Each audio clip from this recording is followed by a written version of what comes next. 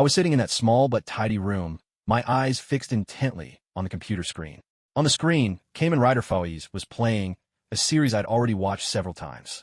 Every time Takumi Inui transformed, I couldn't help but shout, "That's so cool!" Standing by. Complete. On screen, Takumi Inui was locked in a fierce battle with an Orphanok. The scene was so thrilling that my own heart began to race uncontrollably. As the fight neared its climax, Takumi struck down the Orphanok with his deep red drill, and in an instant, the foe crumbled into a pile of sand and vanished. As Takumi released his transformation, and I was about to click on the next episode, a black vortex suddenly appeared beside the screen. Confused, I muttered to myself, "What's going on? Was there ever a scene like this in Foes? I don't remember this happening at all." Before I could react, the black vortex expanded rapidly. A powerful force pulled me toward the monitor, yanking me right off my chair. Panicked, I shouted, "Hey, hey, hey, what the heck is happening?" Suddenly, everything went dark, and I lost consciousness. Ring, ring, ring, ring. The shrill sound of my alarm jolted me awake from the dream.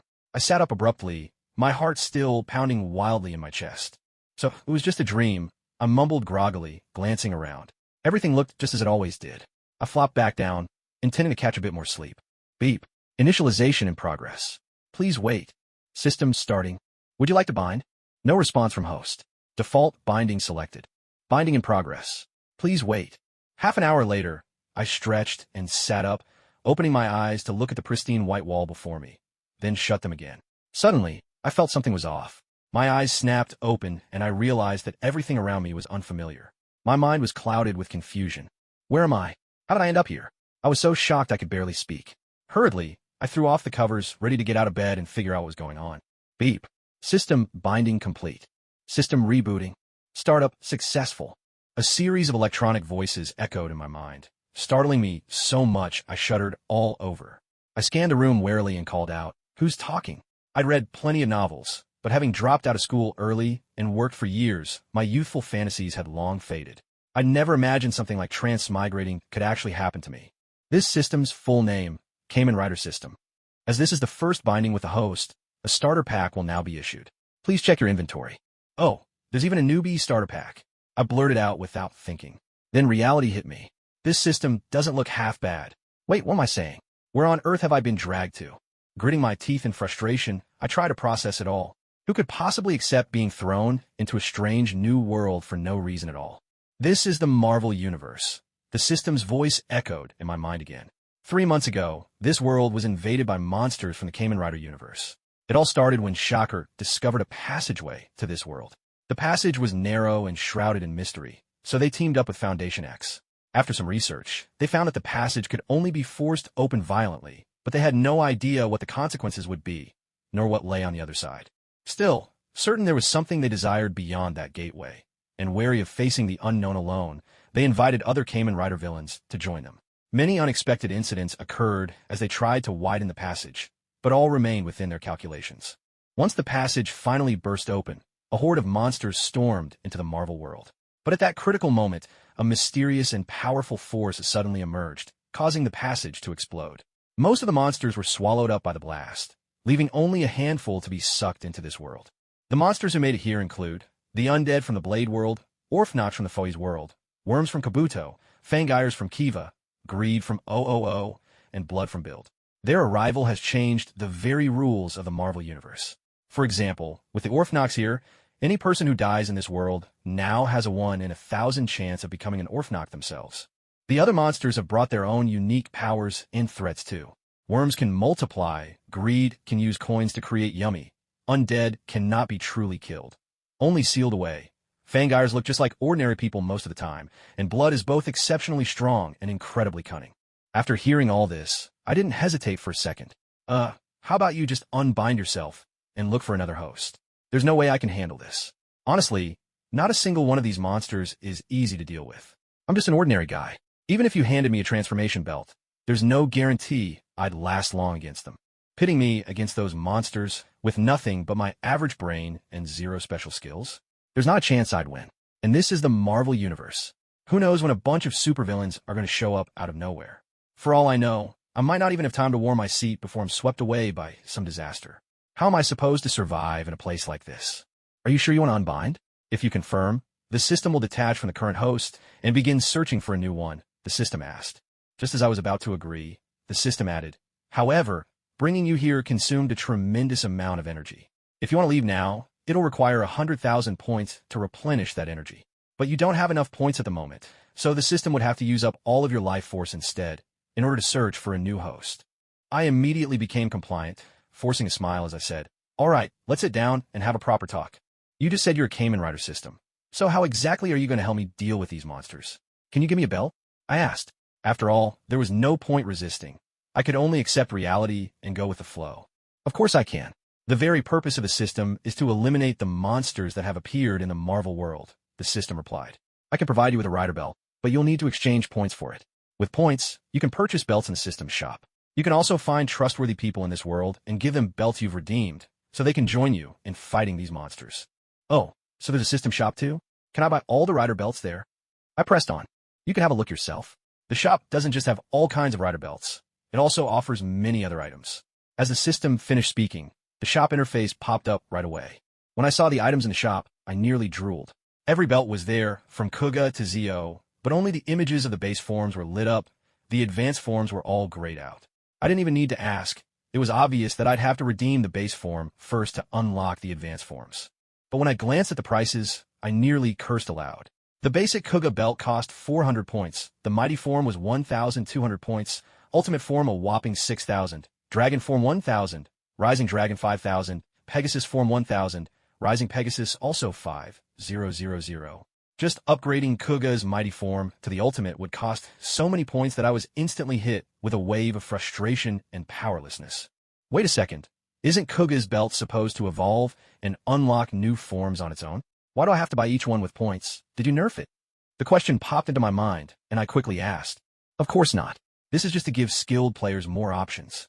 If you have what it takes, you can unlock new forms yourself without spending points at all, the system explained. Oh, I see. So how do I earn points? I kept asking. You get points by defeating monsters. The stronger the monster, the more points you'll get, the system replied. Ugh. What's the use of looking at all this if I don't have any points? I sighed helplessly. All right, system, you mentioned a newbie gift pack earlier. What's in it? I suddenly remembered and hurriedly asked. Please open the gift pack yourself, the system replied. With that, a panel popped up before me. Strength, 7. Average human maximum is 12. Speed, 6. Average human maximum is 12. Endurance, 6. Average human maximum is 12. Items, newbie gift pack 1. Open the newbie gift pack, I said. Gift pack opened. Congratulations, host. You have received the basic Fui's suit and 1 vial of advanced Orphanok gene serum. What's this, a belt? I stared at the basic Fui's suit, a bit confused, so I tapped for a detailed description. The Fui's suit includes Fui's deruer, Fui's belt, bir. Fui's phone, times 1. Fui's pointer, Fui's flashlight, bir. Fui's shot, Fui's camera, per uno. Fui's idge, Fui's handle, bir. Auto Vagin, motorized Pegasus, times 1. Note, some equipment names are hard to translate into English. The names in parentheses are Chinese, for reference only. It's actually the original Fui's belt and the motorized Pegasus. That's amazing, but why only these basic accessories? My initial excitement was quickly tinged with confusion as I asked. Because the contents of a newbie gift pack are randomly generated, so even the system can't predict what you'll get in advance, the system explained. I see. Then what about this advanced Orphanok gene serum? Is it the same as the one the Beach Revenants used? I asked as I opened up its description. Advanced Orphanok gene serum. This is a strengthened version of the Orphanok factor used by Meteor Academy students. Not only does it grant the user the ability to wield the Fui's belt from the Fui's world, but can also resurrect an ordinary person who has been dead for less than 48 hours, and it enhances the user's physical condition to some degree. That's a pretty impressive ability. Yin Chun read the description, excitement bubbling in his voice. Without hesitation, he took the advanced Orphanok gene serum out from the system's inventory. A cylindrical vial appeared in Yun Chun's hand, metal at both ends and clear glass in the middle, holding a pale gray liquid. So, this is the gene serum? But isn't this kind of serum usually injected? Will it really work if I just drink it? Yun Chun stared at the serum in his hand, feeling that it was different from what he had imagined, and asked his question with a note of uncertainty. Then why don't you find it strange when a doctor prescribes you oral medicine when you're sick? The system retorted. How is that the same? Yin Chun replied, sounding a bit embarrassed. Why wouldn't it be? The system pressed. All right, let's just pretend I never asked. Yin Chun muttered as he unscrewed the bottle and gulped down the liquid in one go. To his surprise, the taste was slightly tart and sweet. Yin Chun had braced himself for something unpleasant, but it turned out to be quite palatable, far better than he expected. As he swallowed, he felt the liquid transform into a wave of gentle warmth, sliding down his throat into his stomach. Instantly, a soothing heat spread through his belly, so comforting that he almost let out a sound of pleasure.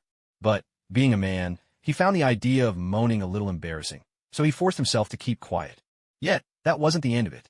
The warmth began to radiate out from his stomach, circulating through his blood vessels and washing over his entire body. What started as a cozy feeling in his gut soon flowed into every limb, until it seemed like every inch of his skin was relaxing, suffused with comfort. Yin Chun could no longer restrain himself. A soft, involuntary sigh escaped his lips. The sensation was simply too wonderful to keep bottled up. He couldn't help but let out a contented, drawn-out sound, unmistakably full of pleasure. Just then, an unpleasant odor wafted up. Yin Chun glanced down at his clothes and noticed they were smeared with black impurities, the waste his body had expelled. He stripped off his shirt to inspect himself, and, sure enough, found small black spots and gritty residue clinging to his skin. But what surprised him even more was the sight of his abs, reappeared after a long absence. Since starting work 2 years ago, Yin Chun's lack of exercise had gradually turned his six-pack into a layer of fat. He never expected that after this enhancement, his abs would return instantly. That wasn't all. The nagging aches and pains that had bothered him for so long had vanished as well. The discomfort in his right shoulder from hours at the computer and the stiffness in his neck from sitting too long. Gone, just like that. What truly amazed him, though, was his eyesight. His nearsightedness, caused by years of eye strain, had completely healed. Now, he could even make out the legs of a fly clinging to the wall of a building 10 meters outside his window. Yin Chun could feel his physique, senses, vision, and hearing all growing stronger by the second. 2 minutes later, the enhancement was complete. Yin Chun called up his personal status panel. Strength, 11. Average human maximum, 12. Speed, 10. Average human maximum, 12. Endurance, 10. Average human maximum, 12. Items, initial foy's suit times 1. My stats have nearly doubled all at once. This is amazing. Yin Chun couldn't help but sigh with genuine admiration as he looked over his attribute data. But first, I really need a shower. At that moment, Yin Chun finally noticed the strange odor clinging to him, which had become unbearable. He stepped out of his room, glanced around, and made his way into the bathroom. Conveniently, a set of clean clothes was waiting for him inside. He took off his dirty clothing, stuffed it into a nearby trash bag, and made a mental note to throw it out later. Turning on the shower, Yin Chun gave himself a thorough scrub. While washing up, he caught a glimpse of himself in the mirror and noticed that his reflection looked noticeably more handsome. Incredible, he murmured to himself in amazement. After finishing his shower, Yin Chun grabbed a broom and dustpan and cleaned up the debris that had come off him during his wash. Then he filled a bucket with water, picked up the mop, and carefully wiped down the floor. With his chores done and nothing else pressing, he flopped onto the couch like a lethargic fish, ready to relax. All of a sudden, a woman's scream pierced the quiet, jolting Yin Chun from his rest. He sprang to his feet and rushed to the balcony, peering down to see what was happening. "What's going on?" Yin Chun muttered under his breath, frowning. That's when he saw a sight that left him stunned. A grayish-white creature, canine in shape but monstrous in form, was rampaging through the street, smashing everything in its path. "Is that an Orfieno?" Yin Chun recognized the monster instantly, his heart tightening with alarm. Oh no! He suddenly realized the situation was even more dire than he thought. Without hesitation, he vaulted over the second-floor balcony and landed below. After steadying himself, he sprinted toward the Orfieno as fast as he could. About 10 meters in front of the creature, a little girl, no more than 10 years old, was frozen in terror, sitting on the ground and sobbing uncontrollably. The Orfieno's attention had already fixed on her, and it was closing the distance step by step. "Get away from there!" Yin Chun shouted just as the Orfieno was about to reach the girl. He leapt forward and, using his momentum, delivered a powerful flying kick straight into the creature's side. With a heavy thud, the Orfieno staggered back a few steps before crashing to the ground. So tough, Yin Chun himself tumbled to the ground, pain radiating through his right foot despite his strengthened body. He was secretly startled by the creature's resilience. But Yin Chun didn't lose focus. He scrambled to his feet, shot a quick glance at the girl's position to make sure she was safe, and hurriedly seized a large chunk of rubble from the ruins left by the Orfieno's rampage.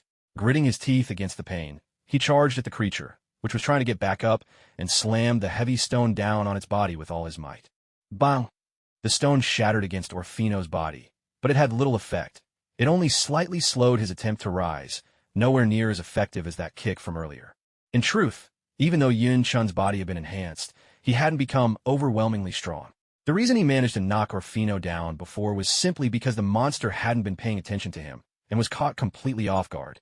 At most, Yun Chun's attack would leave a bruise on Orfino, but for a creature like him, such an injury would heal completely within half an hour. After all, the gene serum's main function was merely to grant Yun Chun the qualification to use the belt. With this in mind, Yun Chun lashed out again, his foot striking Orfino's head and sending the nearly upright monster crashing back to the ground. This time, Yun Chun didn't and couldn't afford to waste even a second or let any chance slip by. He snatched up another steel bar wrapped in a chunk of concrete and brought it crashing down on Orfino, determined to keep him pinned. Again and again, Yun Chun swung the bar with near-maniacal intensity, smashing the concrete to pieces. Fragments clattered to the ground, the steel bar bending and even snapping from the force. His hand split open from the impact, blood streaming, his breath ragged. From start to finish, the whole onslaught lasted barely 5 seconds. Yun Chun struck 7 or 8 times in that brief window. During those precious seconds, Orfino lay sprawled on the ground, unable to find any leverage. Even if he wanted to get up, Yun Chun's relentless attack pinned him down completely. He could do nothing but endure the blows. Who is that little guy? He's amazing. Some onlookers, bystanders unafraid of the danger, watched Yun Chun in astonishment, murmuring among themselves. Hurry up and get this on video. This will definitely make the headlines tomorrow. A young man at the very front hurriedly pulled out his phone, eager to capture the battle between Orfino and Yun Chun. Seeing this, others quickly took out their phones as well, preparing to record the scene. "You brat, I'll kill you." At that moment, just as Yun Chun was drained from his furious assault, Orfino's rage erupted in full. With a furious roar, he rolled over and lunged at Yun Chun like a wild beast. Fortunately, thanks to the gene serum, Yun Chun's reflexes were now razor-sharp. In a flash, he rolled to the side, narrowly dodging Orfino's attack. He tumbled across the ground and quickly regained his balance, shooting Orfino a glance before bolting in the direction away from the little girl. "I'll tear you apart," Orfino bellowed, his eyes bloodshot as he whipped around and charged after Yun Chun, burning with the urge to rip him limb from limb. Damn, why they run off? Those who had just managed to get their phones out groaned in frustration as the two figures disappeared into the distance. By the way, someone called the police about that little girl. At last, someone noticed the young girl and rushed over to help her. "Damn it, Orfnock is way too fast," Yun Chun muttered under his breath as he ran, anxiety coloring his voice. He glanced back to see the Orfnock gaining on him an alarming speed. Not bad, just as required. Observing Yun Chun successfully leading the Orfnock away and giving others a chance to rescue the little girl, the system spoke with satisfaction, immediately preparing to issue a new task. Now issuing rookie mission. Mission: defeat the Orfnock. Reward: 200 points. The system's voice rang clearly in Yun Chun's ears. He paid it no mind. He had no time for distractions. He kept running, searching desperately for a place more suitable for a fight. But even if the system hadn't given him a mission, Yun Chun would never let this Orfnock get away. Damn, why is this thing so fast? Glancing back, Yun Chun was startled to see the Orfnock less than 3 meters behind him. He would be caught any second now, but he still hadn't found the right spot to fight. Gritting his teeth, he pressed on, inwardly anxious. With the Orfnock hot on his heels, Yun Chun's adrenaline surged, amplifying his physical abilities for a brief but critical window. Just as the Orfnock was about to reach him, Yun Chun suddenly skidded to a halt, steadied himself, and spun around. With a deft maneuver, he dodged past the charging creature and darted off in the opposite direction, quickly slipping into a narrow alleyway. A furious roar echoed behind him as the Orfnock realized what had happened. It spun around with equal speed, relentless in pursuit. Yes, as he darted left and right through the cramped alley, Yun Chun suddenly spotted an abandoned steel factory up ahead, its entrance sealed with police tape. Inspiration struck. He shot a quick glance at the Orfnock close behind, then dashed inside without hesitation. The Orfnock, undeterred, chased him straight into the factory.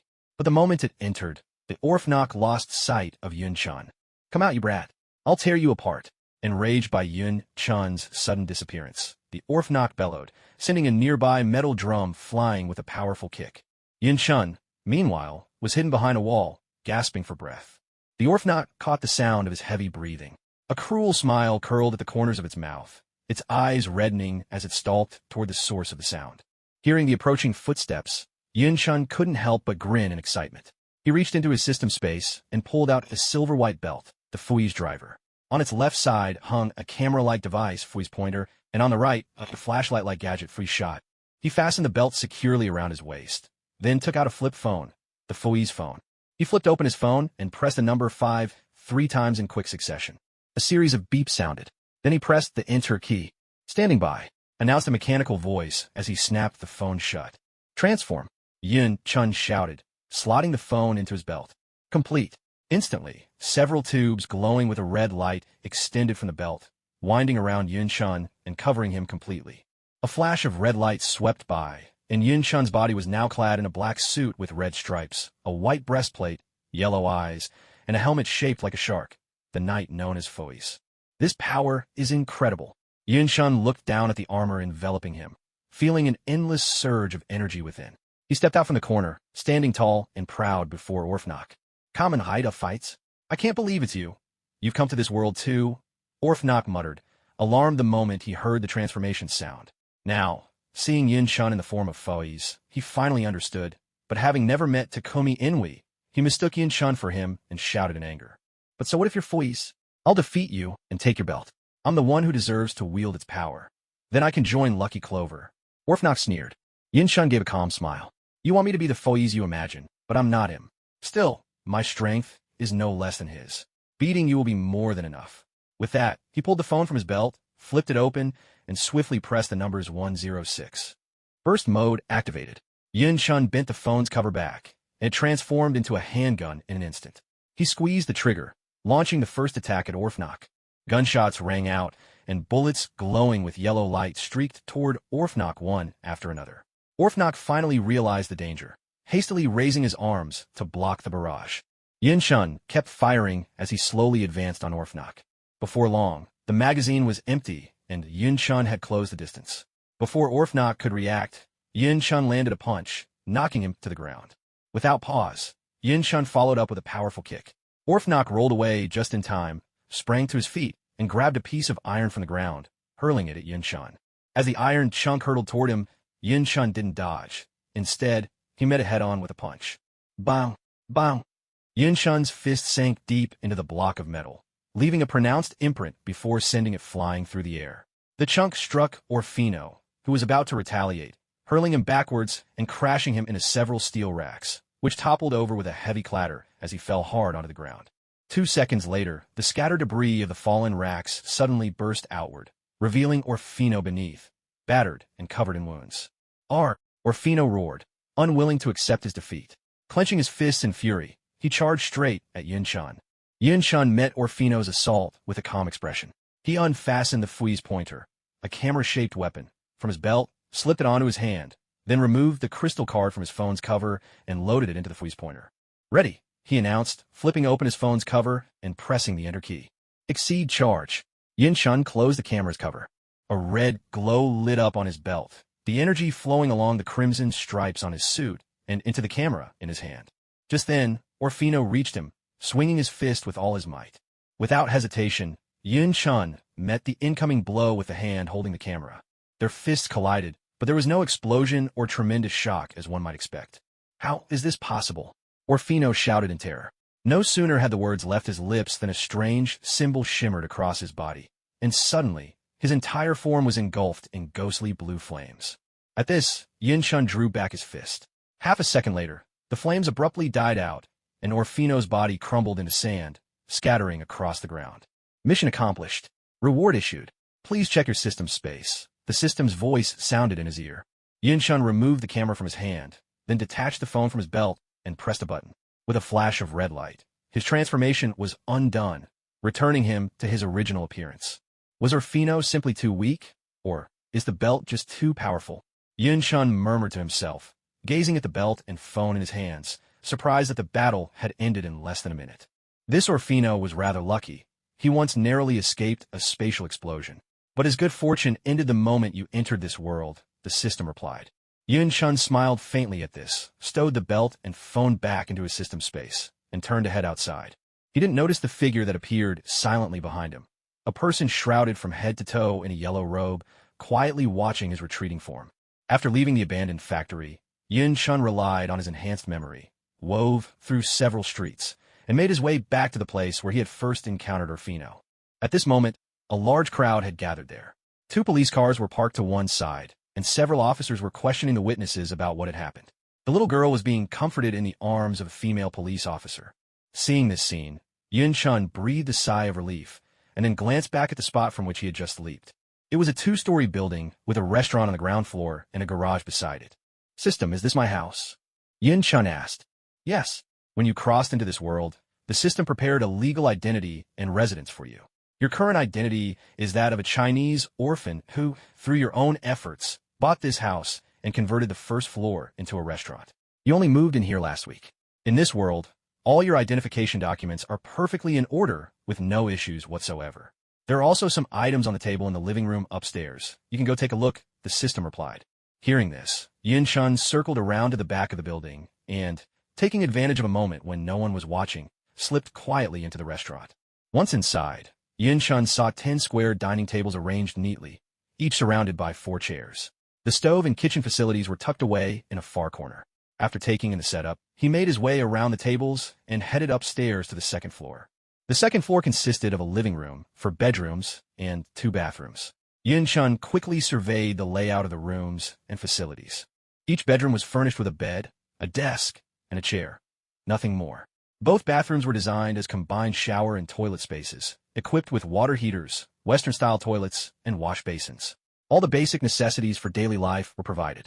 Next, Yin-chun walked into one of the bathrooms to wash off the dust and grime that had clung to him during the earlier fight.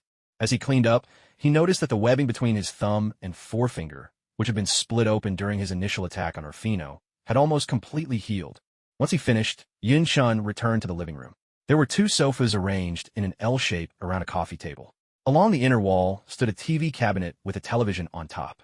Yin-chun sat down on the sofa, his gaze falling on the items the system had mentioned, neatly laid out on the table. On the table were a set of keys, a bank card, a small pile of coins, a mobile phone, a driver's license, a social security card, a property deed, and a dossier containing a detailed account of his fabricated identity from childhood to the present. Yin-chun picked up each item in turn, examining them carefully. "Host, to ensure your life, battles, and missions go smoothly from now on, the system has a few things to explain to you." The system spoke up once Yin-chun had finished looking over everything. "What is it?" Yin-chun asked. "First of all, let me tell you about this world. The people here, as well as everything else, truly exist. They each have their own emotions and lives. Just because you've seen them in movies before, don't make the mistake of treating them like NPCs in a game. Your original world was a special case. That's the only reason you had a chance to learn about the Marvel world through movies," the system continued to explain.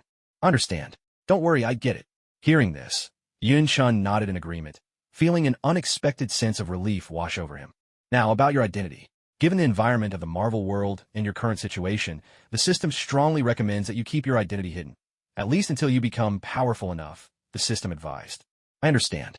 After all, the human heart is the hardest thing to predict. If someone were to discover I possess powerful gear, it would inevitably attract envy. If I'm not careful, my life could be in danger, and I might not even know how it happened," Yin-chun remarked with a sigh. My, I didn't expect you to be so insightful. Is this youthful bravado, or do you speak from experience?" the system teased. "Please, don't expose me like that," Yin-chun replied with a helpless smile. "At the same time, to help you grow smoothly, the system will provide you with a 6-month novice development period. During this time, the system will do its utmost to assist you.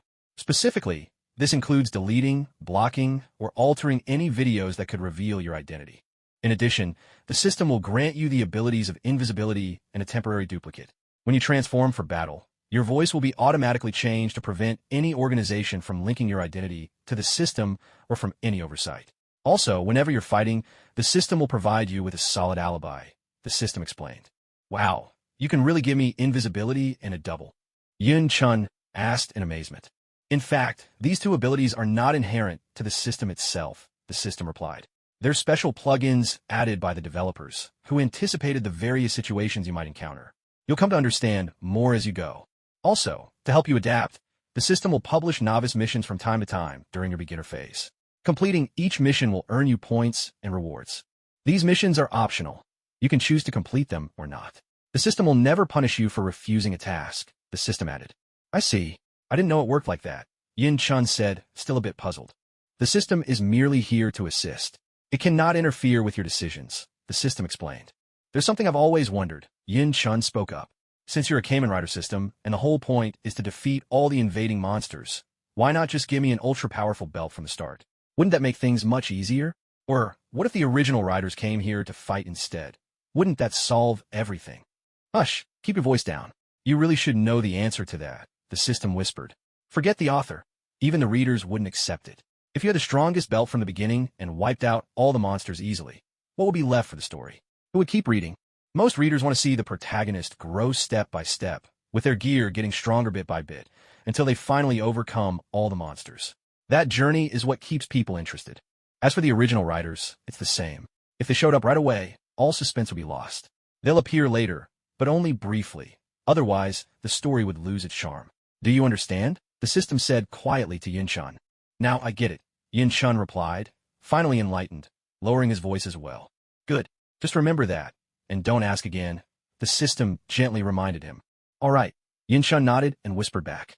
At that moment, Yin-chun's stomach suddenly let out a loud, unmistakable rumble. Well, let's eat first, Yin-chun said, clutching his stomach and looking a bit embarrassed. He hadn't eaten anything since last night, and after that fierce battle with Orfino earlier, he was absolutely starving. He got up, walked down the stairs, and headed to the kitchen. One by one, he opened the refrigerators the system had provided, each time just peeking inside before silently closing the door again. When he reached the fourth fridge, he hesitated for a moment, resting his hand on the door as he quietly contemplated his situation. System, can't you just give me some food? Yin-chun asked helplessly. There's 5,000 yuan on your card. Figure out yourself, the system replied coolly. With that, Yin-chun could only sigh. He went back upstairs to tidy up the items the system had left on the table, handed over the forged documents for the system to destroy, then grabbed his keys, bank card, and some loose change, preparing to head out for a meal. By the time he stepped outside, the police and the crowd had already dispersed, though the excitement from earlier still lingered in the air. People nearby were still discussing what had just happened.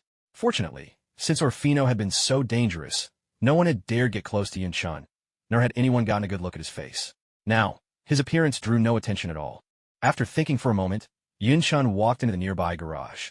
Making sure he was alone, he retrieved a motorcycle, the Pegasus, from his system space, put on his helmet, started the engine, and set off in search of something to eat. After about 10 minutes, Yin-chun arrived at a buffet restaurant. Another 10 minutes passed, and Yin-chun left the restaurant, dabbing his mouth with a napkin, completely satisfied, while the owner watched him in astonishment. He hopped back onto the Pegasus and rode away. I didn't expect my appetite to grow so much after my body was enhanced, Yin-chun remarked in amazement. Of course. How else could your body keep up without a bigger appetite? The system replied matter-of-factly. By the way, I actually can't cook. What's the point of giving me a restaurant? Yin-chun asked. If you can't cook, just hire a chef, the system offered. That's true, Yin-chun nodded, finding the suggestion quite reasonable. Just then, while riding, Yin-chun suddenly heard a news broadcast nearby. He stopped his bike and turned to look at the large screen on the side of a building, which was playing the news. Tony Stark, owner of Stark Industries, disappeared in Afghanistan 3 months ago and remains missing. The general public believes he may have perished. As a result, Stark Industries' stock has plummeted. What are your thoughts on this? At that, Yin-chun's heart skipped a beat. Is this the plot of Iron Man 1? He wondered. Tony's uncle, Obadiah, hired the Ten Rings in an attempt to kill Tony and seize control of Stark Industries. However, the Ten Rings did not follow through with the plan. Instead, they decided to keep Tony alive, hoping he would build the Jericho missile for them. Forced to agree, Tony secretly teamed up with Insun, and under the watchful eyes of the Ten Rings, they covertly constructed a suit of Iron Man armor. In the end, Tony managed to escape and began to devote himself to developing the Iron Man suit, thus becoming Iron Man. Now issuing mission. The system's electronic voice suddenly chimed in. Mission: rescue Tony Stark within 48 hours. Rewards: 500 points, mastery in cooking skills, mastery in combat skills. Host, would you like to accept the mission? The system inquired. Sure, I could use the points, but I'll need to go to Afghanistan, which means buying a plane ticket. The problem is, you haven't given me a passport, have you? And getting one would take a lot of time. Are you sure I can make it in time? Yin-chun replied helplessly. Ah, I see. Let me handle that for you. As a beginner's perk, the system realized the oversight after hearing Yin-chun's question, paused to think, then responded. Your passport and plane ticket have been placed in the system inventory. Please retrieve them. Follow the system's guidance to XX Airport and catch the flight departing in half an hour to Afghanistan to complete your mission. As the system spoke, a translucent screen, visible only to Yun Chun, unfolded before his eyes, displaying the fastest route to the airport. All right, thanks for that. Yun Chun glanced at the screen, turned it off with a smile, and then started his car, ready to head to the airport. Please wait a moment. The system interjected. What is it now? Yun Chun asked. To protect your identity, the system recommends you return home first and create an alibi before heading to the airport, the system explained. You're kidding, right? If I need an alibi, what's the point of the ticket and passport? As soon as I board the plane, my entry and exit records will be logged in the government system. How am I supposed to keep my movements secret then? Yun Chun couldn't help but grumble, feeling the system was messing with him. Do you really think I haven't considered that? Once you complete the mission, the system will erase all your travel records, ensuring no trace is left behind, the system replied. I see, that makes sense now. Realization dawned on Yun Chun. He started up the Pegasus and returned home. Back at his place, Yun Chun parked the Pegasus in the garage and entered the house, heading upstairs. Along the way, he happened to run into a few neighbors chatting by the door, which conveniently provided him with a solid alibi. What do we do next? After reaching the second floor, Yun Chun asked the system. Leave it to me, the system replied. As soon as it finished speaking, a blue magic circle, nearly 2 meters tall, suddenly appeared in front of Yun Chun. The magic circle hovered for a moment, moved back half a meter, then vanished.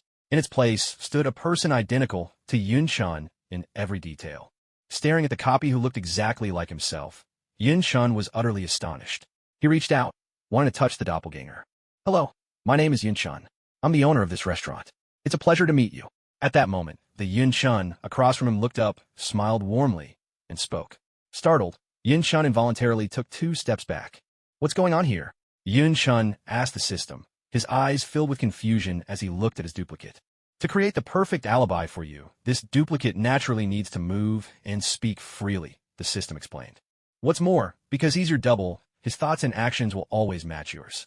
He'll be able to respond naturally in any conversation. Besides that, everything he experiences can be synced directly to your mind, the system added. Amazing. That's incredible. Yun Chun exclaimed, full of surprise. All right, now transform. I'll activate your invisibility, and you can begin your mission. Oh, and there are a few things you should know about the invisibility ability. Once invisible, you'll slip past all surveillance and detection devices, and you won't make a sound, not even the faintest noise. But there's one limitation. You can't be touched by any living being or hit by a strong attack, and you can't attack anyone yourself. If you do, the invisibility will end immediately, the system explained. Understood. I'll leave everything to you, Yun Chun said, nodding. He took out his belt, transformed, and, guided by the system, vanished silently from his home. Once Yun Chun had left, his doppelganger sat on the sofa, head down, fiddling with the phone. Meanwhile, the real Yun Chun, now invisible, descended the stairs, slipped outside unnoticed, and rode his mechanical Pegasus swiftly toward the airport. Within a dozen minutes, Yun Chun arrived at the airport. He found a secluded corner and put away his mechanical Pegasus. Soon after, Yun Chun boarded the plane without a hitch, ordered a glass of juice, and settled in to enjoy his journey. Throughout the trip, everything remained calm and uneventful. After Yun Chun boarded the plane, 2 young men appeared outside his residence. So this is where the person who fought the monster this morning lives? Said one of them, a gentle-looking young man. To be honest, I can't quite figure out why Mr. Carlson assigned us to this task. Does he really think that person could defeat the monster? It just doesn't make sense. Another man replied with a helpless shake of his head. Cross, given our positions, we shouldn't be having thoughts like that. The gentle man immediately reminded him. All right. Cross responded, resigned. Enough complaints. This is part of our evaluation, too. Let's go inside. The gentle man said, bringing the conversation to a close. The 2 of them walked up to the restaurant entrance and pressed the doorbell that led to the second floor. Upstairs, the double heard the bell and, a little puzzled, set down his cup and headed downstairs. Who are you? As he opened the door, he looked at the 2 men standing outside and asked. Hello, my name's Grace, and this is Cross. We're with the Strategic Homeland Intervention, Enforcement, and Logistics Division. We'd like to ask you about your encounter with the unidentified creature this morning. Grace's tone was calm and polite. The double rolled his eyes at this and made to close the door. We're part of the FBI. Our department was just established. Here are our credentials. Seeing this, Grace quickly reached out to block the door and handed over their IDs in a smooth, practiced motion. The double stopped, took the IDs, and examined them carefully. "Come in," he said at last, handing back the credentials and opening the door wider, stepping inside first. Grace and Cross took back their IDs with a sigh of relief, then followed the double into the house. "Please, have a seat," the double said, gesturing toward the table before heading to the kitchen. The two men pulled out chairs and sat down, their eyes taking in their surroundings. A few moments later, the double returned from the kitchen carrying 2 glasses of water, which he handed to them before sitting down at the table himself. "Thank you," the two replied, setting the glasses aside. "So, what exactly do you want to know?" After a brief silence, the double asked. "If possible, we'd like you to start from the beginning," Grace said, pulling out a notebook and a recorder along with Cross, both preparing to take notes. Hearing this, the double was silent for a few seconds before he began. "At 9 o'clock this morning, I was upstairs cleaning and tidying up my room. I was just about to take a break when I suddenly heard someone screaming outside. I immediately ran to the balcony and saw an unknown creature wreaking havoc. There was a little girl standing in front of the monster. It was fixated on her and began moving closer. Worried for the girl, I jumped off the balcony. Here," he paused for a moment. "I work out regularly," he added, as if concerned they might not believe he could pull off such a feat. "Please go on," Grace said, jotting down the double's words in her notebook as she spoke. Hearing this, the double seemed to breathe a sigh of relief and continued his account. "After I jumped down from the second floor, I ran straight over." He recounted everything up to the moment he left with Orfeano and was about to charge into the factory, only then pausing. His narration neither exaggerated nor left out any details. "To save that little girl? Weren't you scared when you fought the monster?" Cross asked, noticing the double's hesitation. "To be honest, I'm not really sure. When I saw that little girl, I didn't think much about anything else at all," the double replied, a bit at a loss. "Understand. Please continue." Grace encouraged him with a gentle smile. "Do you believe what I'm saying?" The double fell silent for a moment, then looked at the two of them, his eyes suddenly alight with determination. Cross and Grace exchanged a puzzled glance. Grace said, "Go on."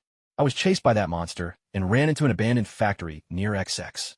I hid inside, hoping to slip away while he wasn't paying attention, but he still found me.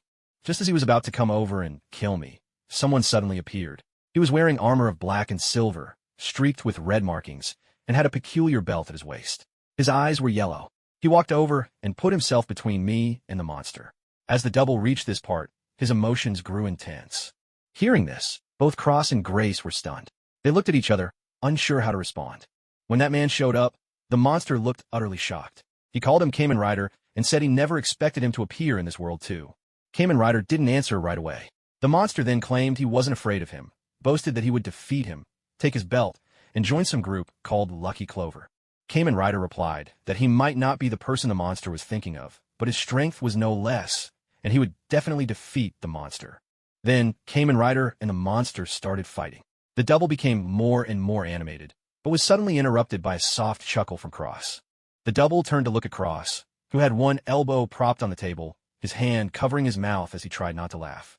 After a moment, he couldn't hold it in and burst out laughing, though he quickly tried to compose himself, the smile still playing on his lips. "What's so funny?" the double couldn't help asking. "I just suddenly thought of something that made me happy," Cross replied. "What made you so happy?" the double pressed. "Once this mission's over, I'm getting a promotion," Cross said. Glaze couldn't help but burst out laughing, but quickly composed herself. Imitating Cross, she propped her elbows on the table, covered her mouth with both hands, and did her best to stifle her laughter. "What's so funny?" the double turned to look at Glaze and asked.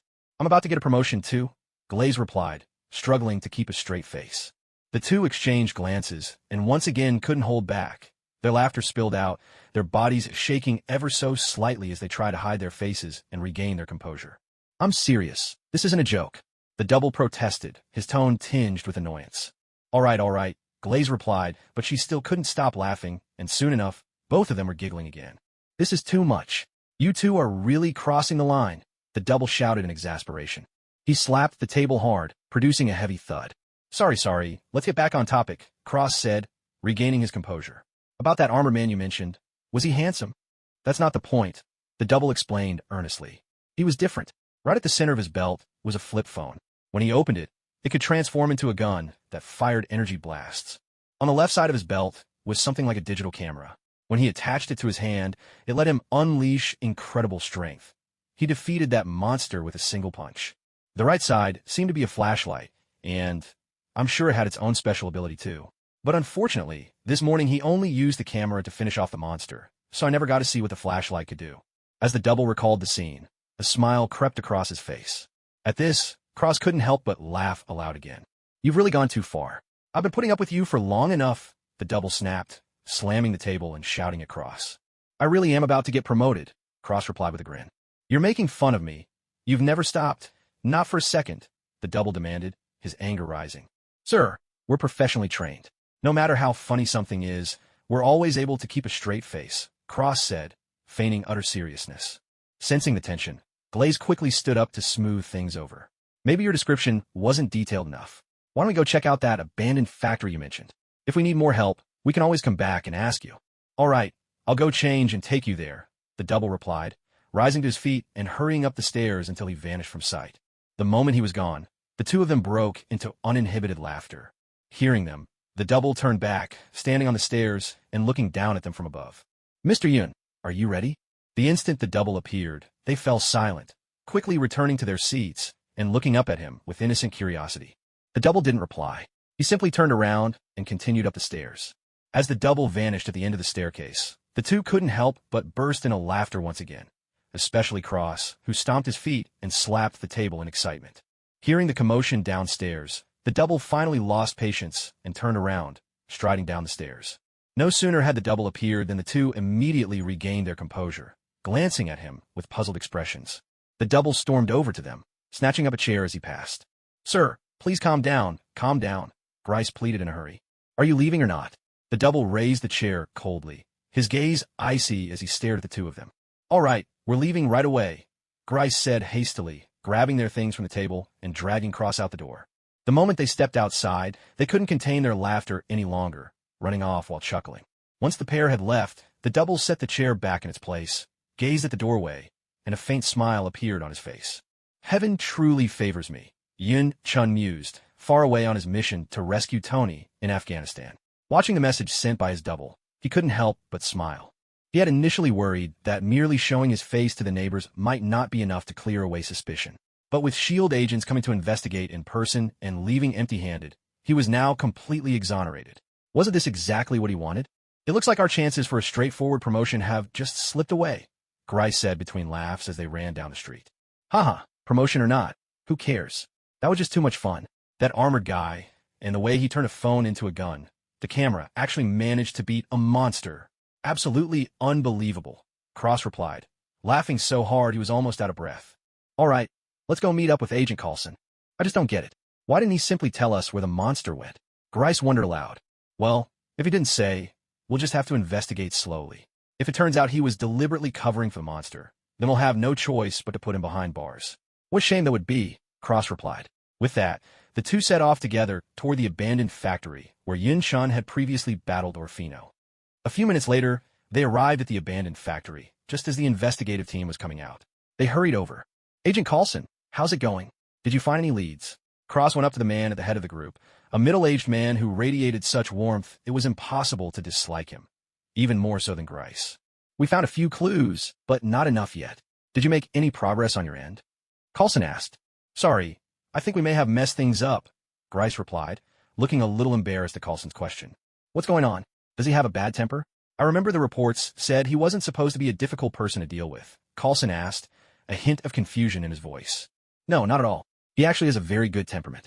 It's just, well, I think you'd better see for yourself. Grace shot an awkward glance at Cross, then handed Coulson her notebook and recorder. Coulson took the items, his brow furrowing slightly as he glanced over the two of them. Let's head back first. I'll listen to this on the way and organize the information, then report to the director, he said, tucking the items away without checking them on the spot. With that, everyone got into the nearby vehicles and left the abandoned factory. 10 hours later, just as Yin Chun was about to run out of patience, the plane finally touched down in Afghanistan. After disembarking, Yin Chun looked around, stretched his limbs to shake off the stiffness, and said, finally here. He asked the system, can you get a fix on the location? Of course, the system replied. Instantly, a luminous screen appeared before Yun Chun's eyes, visible only to him. On the screen, a red dot showed Yun Chun's position, and a blue dot marked where Tony Stark was being held. A recommended shortest route connected the two. So far away. Yun-chun muttered in resignation, studying the map. He found a secluded corner in the airport, took out his Pegasus bike, revved the engine, and sped off toward Tony's location. 5 hours passed, with 4 fuel stops along the way, before Yun-chun finally neared the terrorist base where Tony was imprisoned. About 150 meters from a base, Yun-chun stopped, put away the Pegasus bike, then took out his transformation belt. Keeping his body low, he crept forward with utmost caution. The security is tighter than I expected.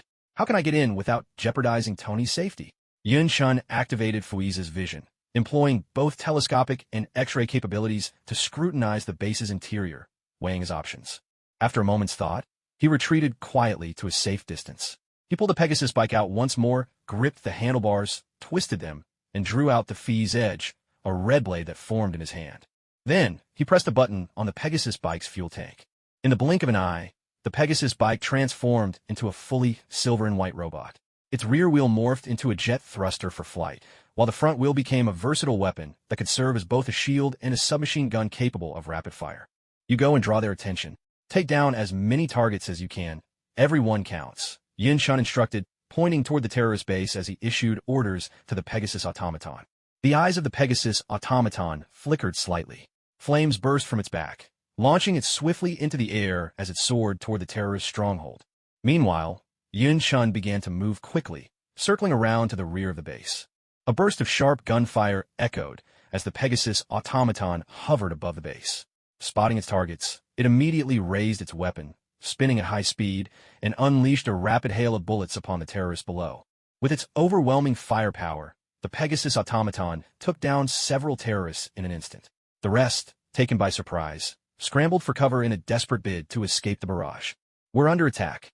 Shouts rang out as terrorists from other sectors rushed over, raising their guns and unleashing a furious volley at the airborne automaton. But the bullets merely grazed the Pegasus automaton's armor, leaving behind pale streaks without inflicting any real damage. In stark contrast, the terrorists, pinned down under the automaton's relentless fire, suffered mounting casualties. Chaos and panic quickly spread through their ranks. "What on earth is that thing? Use the rocket launcher. Bring it down," the terrorist leader shouted furiously, having witnessed the scene unfold on the monitors. At that moment, a terrorist near the Pegasus automaton spotted a rocket launcher beside him. He grabbed it, ducked behind cover, aimed at the automaton, and pulled the trigger. A thunderous blast erupted as the rocket whooshed from its tube, trailing fire and smoke straight toward the Pegasus automaton. It struck with a violent explosion, sending the machine hurtling through the air. Seeing this, the terrorists inside the base cheered and surged with excitement. A few even left their cover, rushing toward the Pegasus automaton in hopes of glimpsing the machine up close. Just as they drew near, the Pegasus automaton suddenly sat upright, leveled its weapon at them, and opened fire once more. Bullets tore through the group and their nearby comrades. Several fell to the ground, motionless, consciousness slipping away.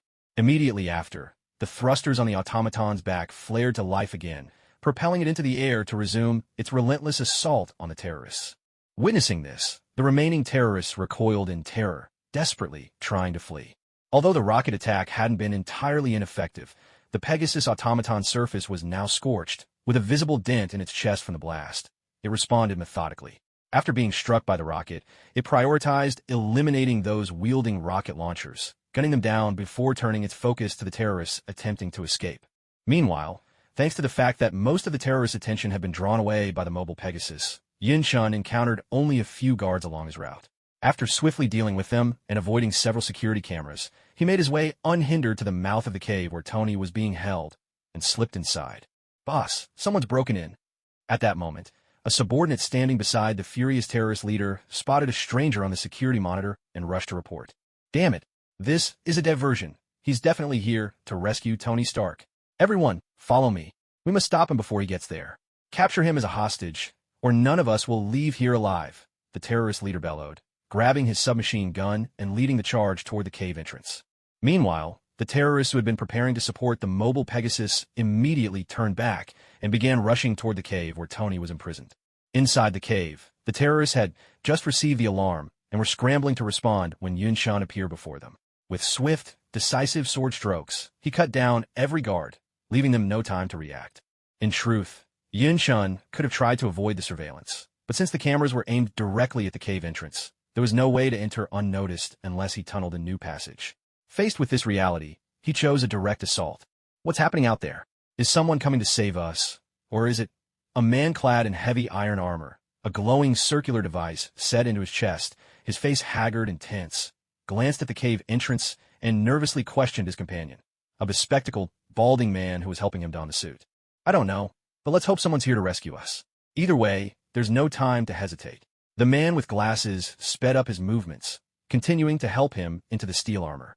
Indeed, these two were none other than the future Iron Man, Tony Stark, and the man who would ultimately sacrifice himself to save Tony, Inson. At this moment, they were hurriedly assembling the very first suit of Iron Man armor, Mark I, designed and built by Tony himself. Just as Inson was about to help Tony fit the final helmet piece, the door outside was suddenly kicked open. The deafening crash startled them both, causing their hands to freeze as they turned in unison to look at the entrance. Standing there in the doorway was Yun Chun, a lightsaber gripped in his right hand, and, in his left, the bloodied neck of a terrorist. He released his grip, letting the terrorist's lifeless body slump to the ground, unmoving, a clear sign he was already dead. "Who are you?" Insun asked, his voice trembling as he stood rooted to the spot, swallowing hard, barely daring to move. "I'm here to save you. Move quickly," Yin Chun said. Halfway through his sentence, he suddenly noticed his voice had taken on the tone of a middle-aged man. He paused for a moment, then remembered this was a power granted by the system. Without missing a beat, he finished his words, turned, and retreated deeper into the corridor to guard against anyone barging in and interrupting them. "Hurry up, keep going." Seeing this, both men let out a sigh of relief. Tony immediately urged Ethan to move faster. All right.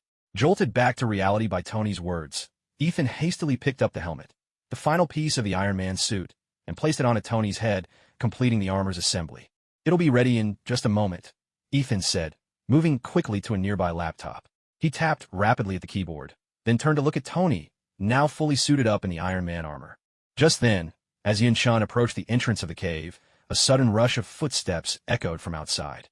He looked up to see the terrorist leader charging toward him, flanked by over a dozen furious henchmen. With a sharp motion, the terrorist leader, spotting Yun Chun, threw aside his rifle without hesitation. He snatched a rocket launcher from one of his men, aimed squarely at Yun Chun, and fired without a second thought. A deafening blast, the rocket shot through the air at breakneck speed toward Yun Chun. With no time to dodge, Yun Chun could only raise his lightsaber before him to block the oncoming projectile. The rocket struck the glowing blade, forcing Yun Chun back several steps before erupting in a tremendous explosion. A fierce shockwave and a roaring wall of fire swept through the area. The force of the blast and the searing flames battered the cave, instantly fracturing and collapsing the stone wall above the entrance. In seconds, the entire cave mouth and part of the passage were buried under a total cave-in. Seeing the entrance now blocked off, the terrorist leader let out a sigh of relief and tossed the empty launcher carelessly to the ground. Inside the cave, in the chamber where Tony had been held, he now lay curled on the ground in the bulky Mark I armor, surrounded by scattered chunks of stone. "Are you all right?" A few seconds later, once Tony was sure the danger had passed, he struggled to his feet and called out. At the same time, Ethan, who had been huddled on the floor, also scrambled up. Just as the terrorist leader fired the rocket, Tony had managed to finish suiting up in the Iron Man armor. The instant the explosion hit, he had thrown himself over Ethan, shielding him as they both hit the ground. "I'm Fina. What happened out there?" Ethan, having checked himself and found he was unharmed, stood up, looked around in confusion, and asked, "I'm not sure. Let's go take a look." "Stay behind me and watch for falling rocks," Tony replied, making his way outside. Ethan followed closely, and together they carefully made their way toward the exit. At the entrance to the passage, they found the corridor plunged into total darkness. Nothing but impenetrable blackness ahead. "I'll go get a flashlight," Ethan said, turning around and heading back inside. He fetched the flashlight, switched it on, and illuminated the path ahead. With the beam of the flashlight cutting through the darkness, the two of them could finally see what lay within the passage. The bodies of several terrorists were strewn across the ground, and rubble was everywhere. Taking in the scene, they quickly pieced together what must have happened. Both took a deep breath and began to move cautiously toward the mouth of the cave. Along the way, Ethan picked up a discarded rifle from the ground and held it tightly to his chest. "Damn it, the exit's blocked," Tony said angrily just seconds later, spotting the entrance sealed off by a pile of stones. "What about that guy?" Ethan looked around, not seeing Yun Chun, and asked a question on his mind. Just then, A sudden crash and clatter echoed from the entrance, making them both jump and whip their heads toward the sound. There, they saw Yun Chun at the cave entrance, half buried in debris from the chest down, struggling fiercely to free himself. The noise they'd heard was him pushing aside the rocks above his head. Relieved but still on guard, the two kept their distance, quietly watching the scene unfold.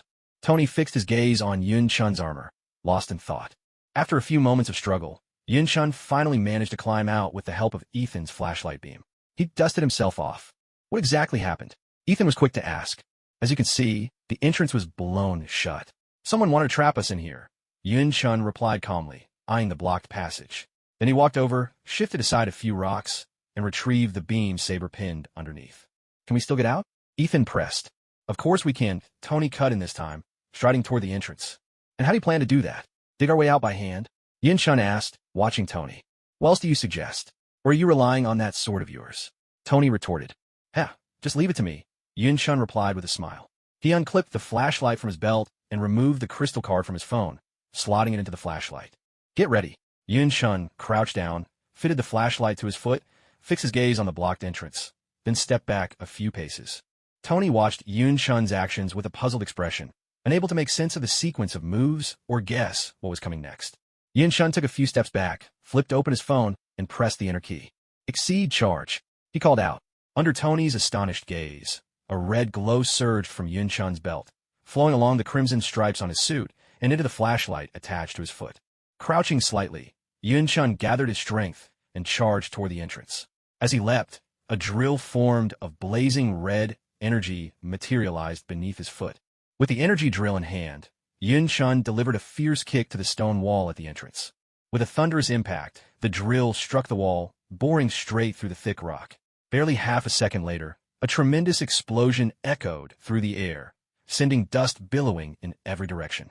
As the smoke gradually cleared, Tony glanced toward the opening and couldn't help but gasp in shock. The barricade, a full 10 meters thick, had been completely pierced, and Yun Chun now stood outside the entrance. What stunned Tony most was just how massive and solid this rock wall had been. No sooner had Yun Chun stepped outside than the people there were startled. In a panic, they swung their guns around, every barrel trained on Yun Chun. At that moment, nearly all the terrorists in the base had gathered here, the ground littered with corpses. These bodies were the victims of a bizarre adversary, currently locked in a fierce battle with the mechanical Pegasus. The strange enemy had the appearance of a lion, with a golden mane and torso, but a black face and lower body. His arms and fists were unnaturally thick and powerful, exuding a terrifying presence. The lion-like creature clearly held the upper hand, and the mechanical Pegasus was in grave danger. Yun Chun paid no mind to the beast's sudden appearance. He unfastened the flashlight from his boot, drew the crystal card, and stowed away his equipment. The moment the terrorists turned their guns, he charged straight at them. With the strength, speed, and defense granted by the Faoi's armor, Yun Chun tore through their ranks as if they were nothing.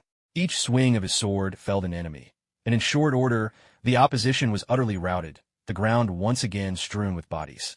Retreat! Fall back now! The terrorist leader screamed in terror at the sight. All the terrorists immediately dropped their weapons and fled in a panic. Ethan, hide now! Seeing the terrorists begin to run, Tony remembered the torment he had suffered at their hands, how he had nearly lost his life. Rage surged through him as he shouted at Ethan, then charged after the fleeing terrorists, launching his own attack. Yun Chun did not give chase, for on the other side, the mechanical Pegasus had already been defeated, sent flying by a single punch from the lion-like monster, crashing to the ground and reverting to its motorcycle form. A Kamen rider, is it? Having vanquished the mechanical Pegasus, the lion-faced monster turned to Yun Chun, sneering as he spoke in a low, mocking voice, then began to approach. At first, Yun Chun couldn't identify what kind of creature the lion-like monster might be, but when he noticed the belt around its waist, he realized who he was facing. It was an undead from the world of Blade, specifically the number 3 undead of the Spade suit. The undead advanced slowly, while Yun Chun gripped his beam saber tightly and stepped forward without hesitation. The battle erupted at once. Just as they were about to clash, Yun Chun swung his sword at the undead. Yet the undead crouched swiftly and tilted his head aside, dodging the blow. In the same instant, he delivered a heavy punch to Yun Chun's abdomen, forcing him to stagger backward several steps. The undead gave Yun Chun no chance to catch his breath, surging forward in an instant and leaping up, swinging a powerful fist straight at him. Yun Shun hurriedly raised his sword in front of himself, trying to ward off the forceful blow, but it did little to help. The undead's fist crashed down on the blade, an immense force that sent Yun Shun flying backwards once again. This time he was knocked even farther away. This guy's strength is unbelievable.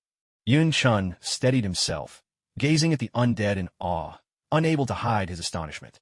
Spade 3's greatest advantage is brute strength. I suggest you look for an opening in speed, the system reminded him in his mind.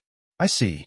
Yun Shun's eyes narrowed thoughtfully as he listened to the advice, watching the undead approach step by step. The undead sneered at Yun Shun and said, "Boy, submit to me now, and maybe I'll let you live." "Submit to you? Let's see if you've got what it takes." Yun Shun replied with a cold laugh, showing no sign of backing down. He raised his sword again and charged forward. "Oomph, you overestimate yourself," the undead muttered under his breath, clenching his fists and stepping up to meet the attack. As Yun Shun closed in, the undead drew back his fist, ready to strike. But just then, Yun Shun suddenly leaped into the air, vaulting right over the undead's head. "What?" The undead was clearly caught off guard, exclaiming in surprise. Yun Shun paid no mind to his opponent's shock. While still midair, he swung his sword down hard at the undead. The blow sent the undead stumbling forward several steps, while Yun Shun landed steadily on the ground. He gave the undead no respite. Spinning around quickly, Yun Shun rushed in again, sword flashing as he pressed the attack. At that moment, the undead had only just turned around. Seeing Yun Shun charging at him, he had no time to dodge. He could only throw up his arms to block. Yun Shun's sword came down again and again, striking heavily at the undead's arms, forcing him to retreat step by step. Finally, Yun Shun knocked aside the undead's defense with a deft flick of his sword, then thrust the blade toward his opponent's body. "Ugh! Ow!" The undead staggered back, clutching at his wounds, and finally collapsed to the ground, crying out in pain. Now, both of the undead's arms were covered in deep, gaping wounds, with streams of green blood pouring down. "You little brat, I'll kill you." The undead glanced at his blood-soaked arms and roared in fury, clambering to his feet and charging madly at Yun Shun. Seeing the undead rush at him, Yun Shun tried the same maneuver as before, darting forward and attempting to leap over the undead to attack from behind. But this time it didn't work. Bang! Just as Yun Shun leapt over the undead's head, poised to strike midair, the undead suddenly spun around with startling speed. A heavy punch crashed into Yun Shun, sending him flying into a nearby pile of metal barrels. His beam saber slipped from his grasp and clattered away. With a cold snort, the undead strode over to the barrels. He reached in, yanked Yun Shun out from the tangled heap, and dragged him upright. Another resounding blow. This time the undead seized Yun Shun by the throat, hurling another fist into his body. Yun Shun was flung again, this time slamming hard against the mountainside before crashing to the ground. Ugh, cough. Yun Shun lay face down, a spatter of crimson blood escaping his lips. The blood trickled down the inside of his Faoi's armor, flowing neatly out through the mouthpiece, carefully directed away from the circuitry within. I was too careless. He survived tens of thousands of years. Even if he's not the strongest, there's no way he isn't cunning. Why did I ever believe he'd lose his mind just because he was injured? Clutching his chest, Yun Shun muttered to himself, eyes fixed warily on the undead. The undead let out a derisive laugh, his gaze locked on Yun Shun. He charged forward in a blur, leapt up, and swung his fist down at Yun Shun, who was still sprawled on the ground.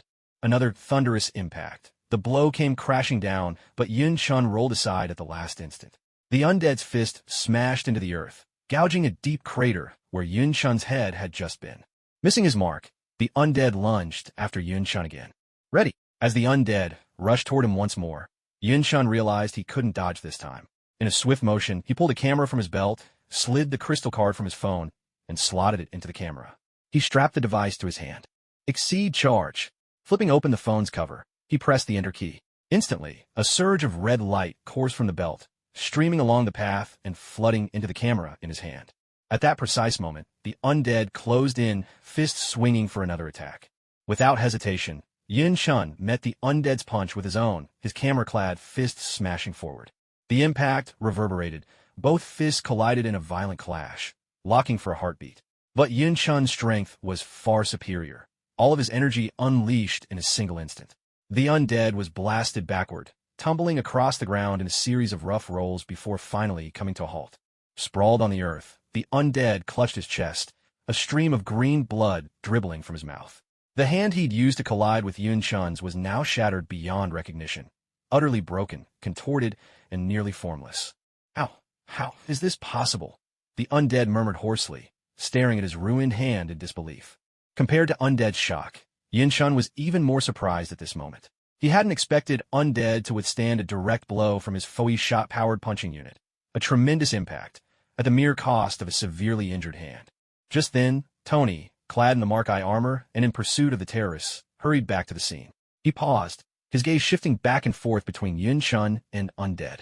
Earlier, when Tony had chased after the terrorist leader, the heavy armor made it impossible to catch up. Left with no other choice, he used his flamethrower to destroy every weapon from Stark Industries that had fallen into terrorist hands. Seeing the situation on the ground, Ethan rushed over and quickly asked Tony about the terrorist whereabouts. Yun Chun noticed Tony's return, but paid him no mind. His focus remained locked on Undead, ready to strike while his foe was weakened and finish the fight. Swiftly, he pulled the crystal card from the camera, stowed it away, replaced it with a flashlight, inserted the card, and attached the flashlight to his leg. Are you sure you want to do this? Using your finishing move multiple times in quick succession will put an enormous strain on your body. You've already used it twice just now, the system suddenly warned. Do I have a choice? Yun Chun muttered under his breath, then flipped open the phone cover and pressed the enter key. Exceed charge. As the prompt sounded, a red beam of energy surged from his belt, flowing along crimson lines into the flashlight. Aiming at Undead, Yun Chun broke into a run and leapt, a drill-shaped spiral of red energy forming at his foot.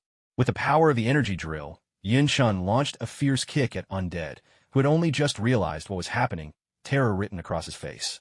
No! Undead shouted, but Yun Chun's kick sent him flying.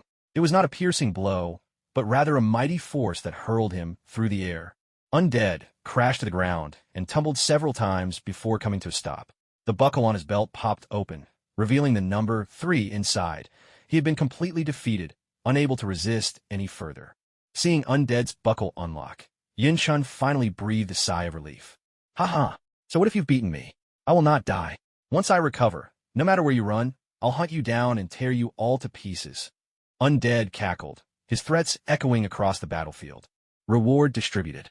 Please check your system space. The system's prompt sounded right afterward. Tony and Ethan, witnessing all this, couldn't help but gasp in disbelief. Just moments ago, they had witnessed Yun Chun effortlessly pierce through 10 meters of solid rock with a deep red drill.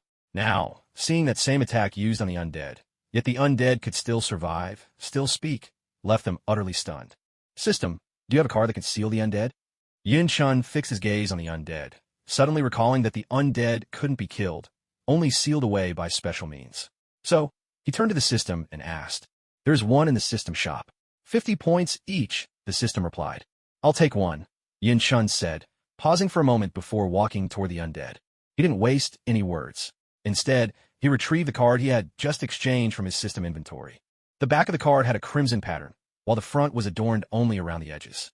In the center was a blank square. No, you can't do this. The instant the Undead saw the card in Yun Chun's hand, real terror finally flickered across his face, and he cried out. Tony and Ethan were completely baffled.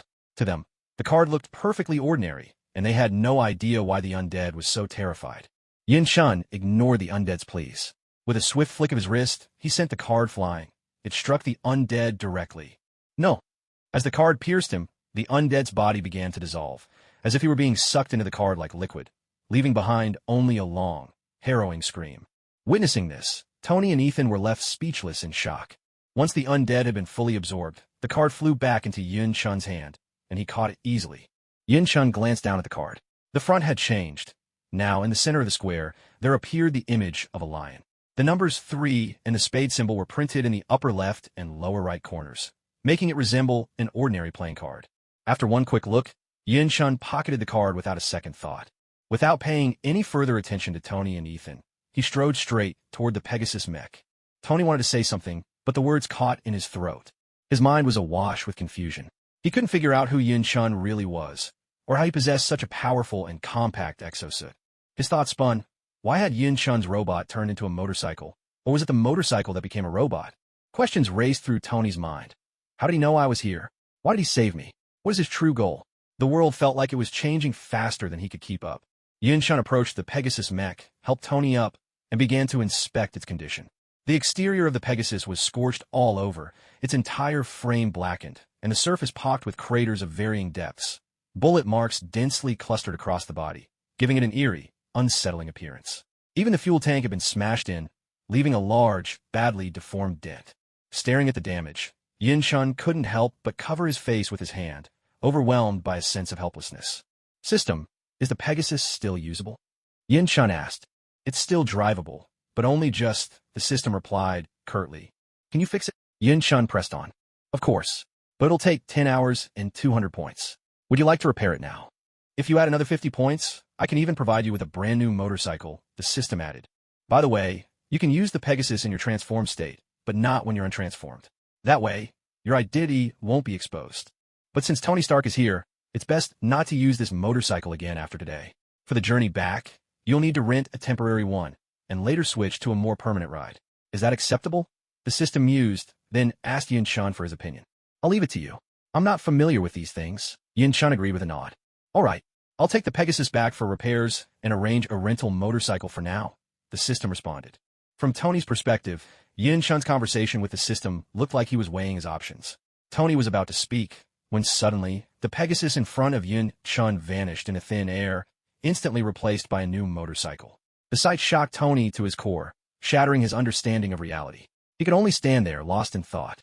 Ethan stood nearby, just as bewildered, uncertain what to do next. He simply stayed quietly by Tony's side.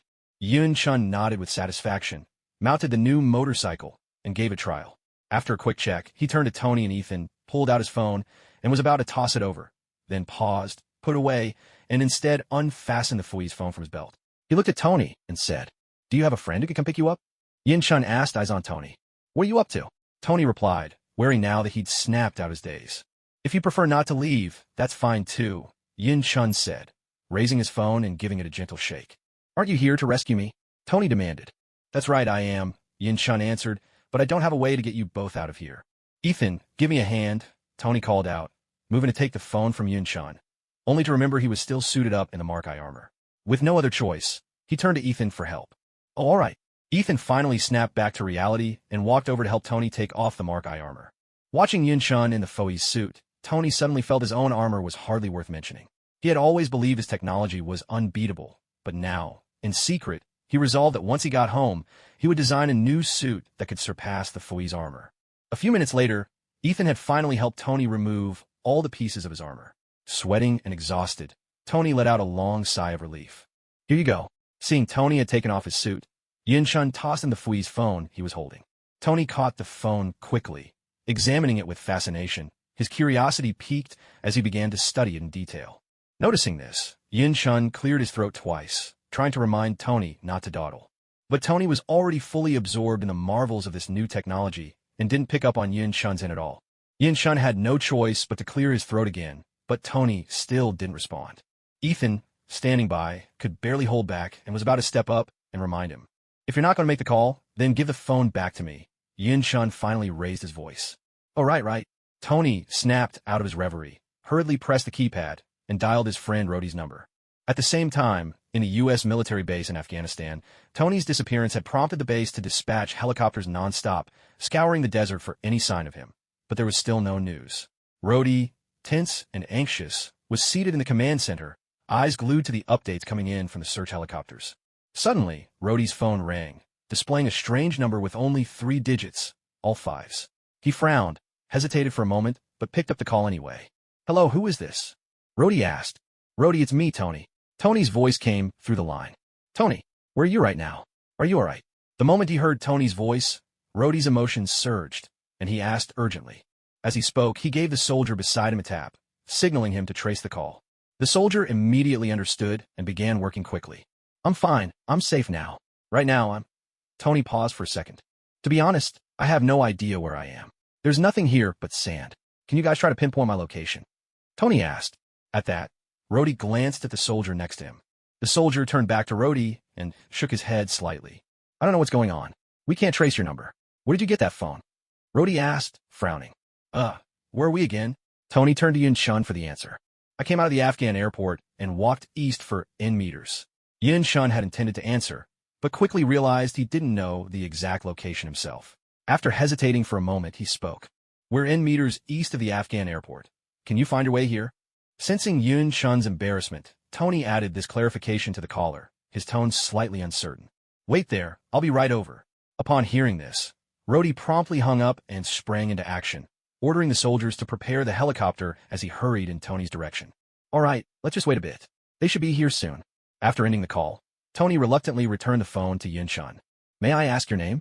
And how did you know where to find me? What's your reason for saving me? Tony fixed his gaze on Yun Chun as he spoke. You can call me Kamen Rider. As for your whereabouts, I found out by chance.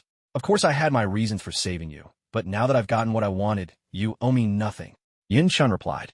$5 billion. Would you consider selling your armor and motorcycle? Instead of pressing further, Tony switched topics and asked earnestly. I'm sorry, they're not for sale.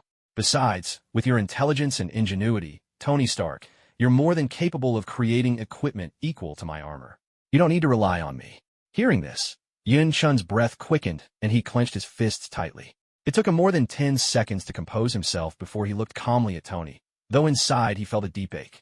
Of course, it just needed a little time. Tony's disappointment faded instantly at Yun Chun's praise, and his spirits lifted as he was reminded of being the smartest man on Earth. What was that monster just now? Why did it get sucked into your card? Tony's curiosity was piqued as he recalled the creature Yun Chun had defeated. That was an undead. As the name suggests, it can't truly die, it can only be sealed. The cards are tools created for that very purpose. And there's more than just one of these monsters. There are many. For the sake of yourself, those you care about, and the world itself, I suggest you develop your own Iron Man armor as soon as possible. Yun Chun's tone grew serious. Hearing this, Tony frowned. But given your position, you should be more concerned about your own company than those monsters. All the weapons these terrorists used were manufactured by your corporation. How did they get their hands on them? Who sold them? You really ought to investigate this thoroughly. You might not even run into monsters before your own people stab you in the back. Yun Chun looked at Tony, reminding him. I will. I promise. I'll get to the bottom of it. Tony replied grimly. The thought of almost being killed by weapons he himself had created was hard for him to accept. Are you hurt? How bad is it?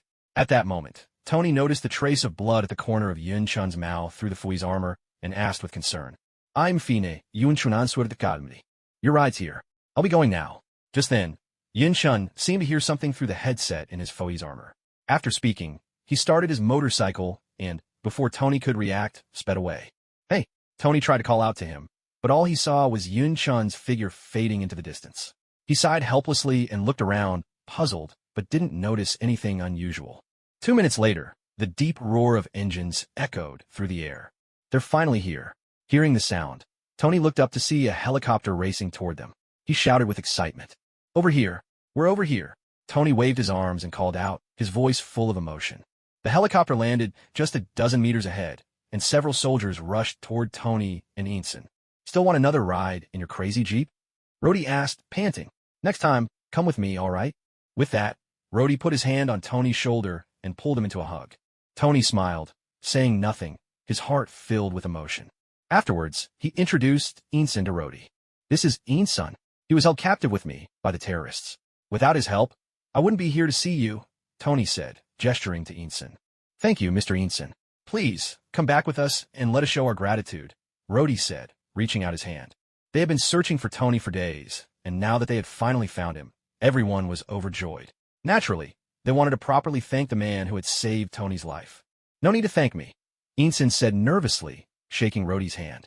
All right, let's go, Rhodey said, leading Tony and Ensign toward the helicopter. Ensign began hesitantly. Your hometown was completely destroyed by them, wasn't it? Tony understood what he was trying to say, turned to him, and said softly. At these words, Ensign clenched his fists, lowered his head, and his body began to tremble ever so slightly. Come with me, Tony whispered, gently embracing him. Meanwhile, after Yun Chun left, he drove for some distance before activating his invisibility and heading toward the airport. Throughout the journey, except for a brief stop to refuel, Yun Chun remained invisible almost the entire time. Before reaching the airport, he pulled over for a meal, and only then did he board his flight. Because of his injuries, Yun Chun quickly drifted into a deep sleep after taking a seat on the plane. Elsewhere, inside the Trident building, Coulson held a folder as he walked to the door of an office and knocked. Come in, called a man's voice from inside. Hearing this, Coulson opened the door and stepped in, closing it quietly behind him. The office was simply furnished, just a desk, a computer, a single chair, 2 sofas, and a small table. At that moment, Nick Fury stood by the window behind the desk, dressed in a black trench coat. His skin was dark, his head clean-shaven, and a black eye patch covered one eye.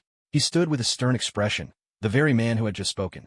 "Director, these are the investigation results," Coulson said, handing over the folder. Nick Fury turned, pulled out the chair, and sat down. Coulson passed him the folder and waited in silence.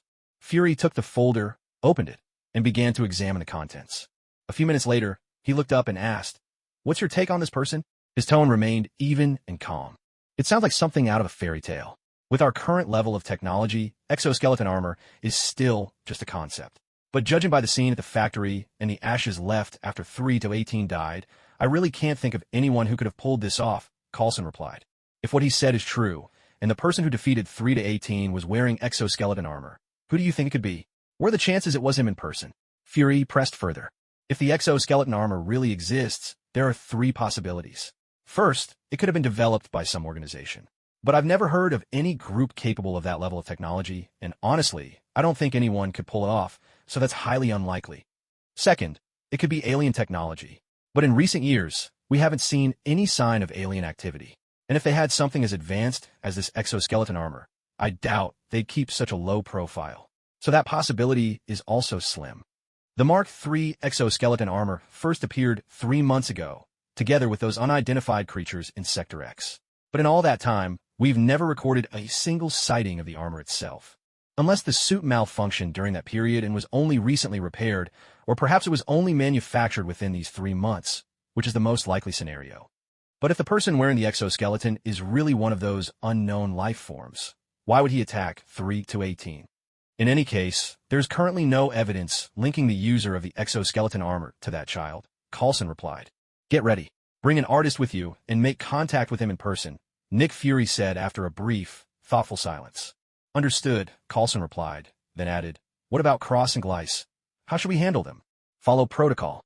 Unless they make a significant contribution, they're barred from taking promotion exams for the next 2 years," Fury answered. "Understood." With that, Coulson turned to go. "How's 1-03 doing now?" Fury suddenly asked. "No change.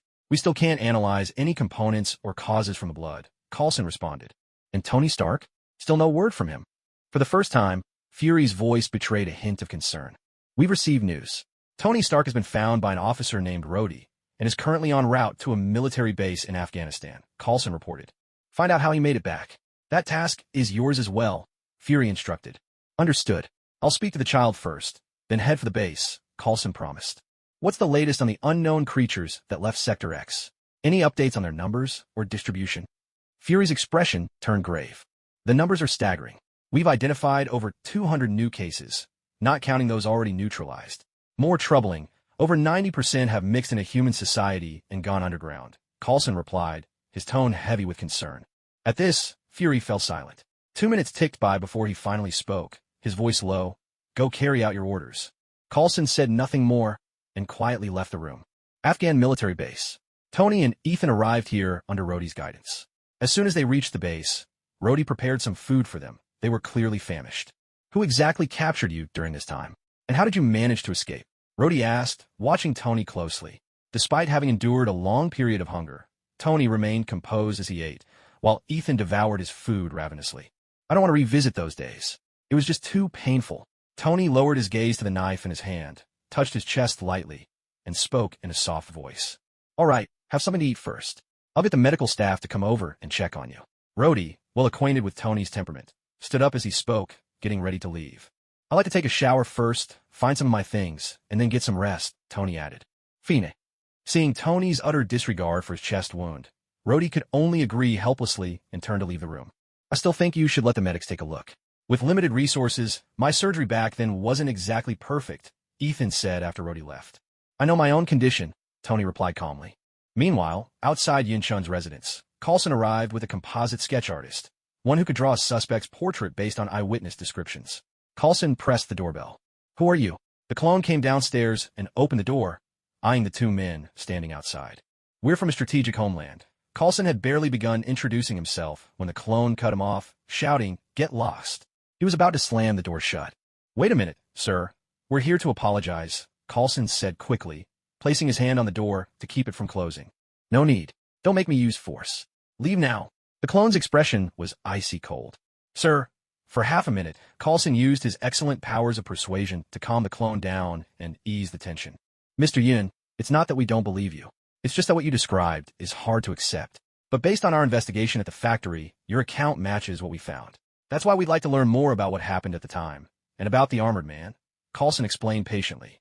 All right, come in. The clone looked at them, hesitated for a moment, and finally agreed. Thank you. Coulson smiled and followed the clone inside. Throughout all this, the sketch artist remained mostly silent, quietly observing how Coulson handled the situation. In his heart, he was deeply impressed. Coulson truly was one of the few top-tier agents. It was the same table, the same 2 glasses of water, the same recorder and notebook. Everything was just as it had been last time. Half an hour slipped by in no time. Mr. Yun, could you describe the appearance of the masked rider you mentioned? Once Yun's double had finished recounting the events, Coulson posed the question. Of course. The double nodded and began to describe Fui's appearance. He kept his account brief, speaking as a bystander and not going into too much detail. As the double spoke, the artist listened intently, sketching out an image based on his words. Sir, is this what the person you saw looked like? When the artist finished, he handed the sketch to Yun-chun for confirmation. Yes, that's exactly it. The double stared at the drawing, visibly excited, though he noticed a few inaccuracies and added, but, although he was tall, he wasn't quite so broad-shouldered. The artist noted this by the side of the drawing, planning to make adjustments back at the studio. All right, thank you, Mr. Yin. We'll take our leave now. The artist tucked the sketch away, and with Coulson, rose to go. Take care. The double politely saw them to the door. On the drive back, Coulson let out a deep sigh. Agent Coulson, do you think you made all of that up? The artist glanced at him, curious. Do you really believe there could be an exoskeleton suit that small, that thin, and still that powerful? Coulson replied with a question of his own. Well, considering we've seen creatures both powerful and terrifying, maybe such armor isn't entirely out of the question, the artist mused after a moment's thought. Coulson looked at him, a little surprised, then caught himself and chuckled. You're right. I almost forgot who I am. As an agent, I've seen so many unbelievable things. Doubting the existence of an exoskeleton suit just doesn't make sense. I was just speaking off the cuff. Whether such a thing really exists still needs further investigation, the artist said, a bit embarrassed. Of course, we have to get to the bottom of this. If that person is real, he won't just show up once, Coulson replied, unconcerned. By the time Yun-chun got off the plane, it was already the morning of his 3rd day in this world. He found a secluded corner, transformed and cloaked himself, then summoned the mechanical Pegasus and rode home. After returning home, Yun-chun entered the garage, put away the mechanical Pegasus, and took out a motorcycle that looked almost identical to the Pegasus, placing it inside the garage. As for the previous one he had used, Yun-chun had already returned it to the system. Afterwards, Yun-chun walked into the shop and headed upstairs, where he let the system recall his duplicate.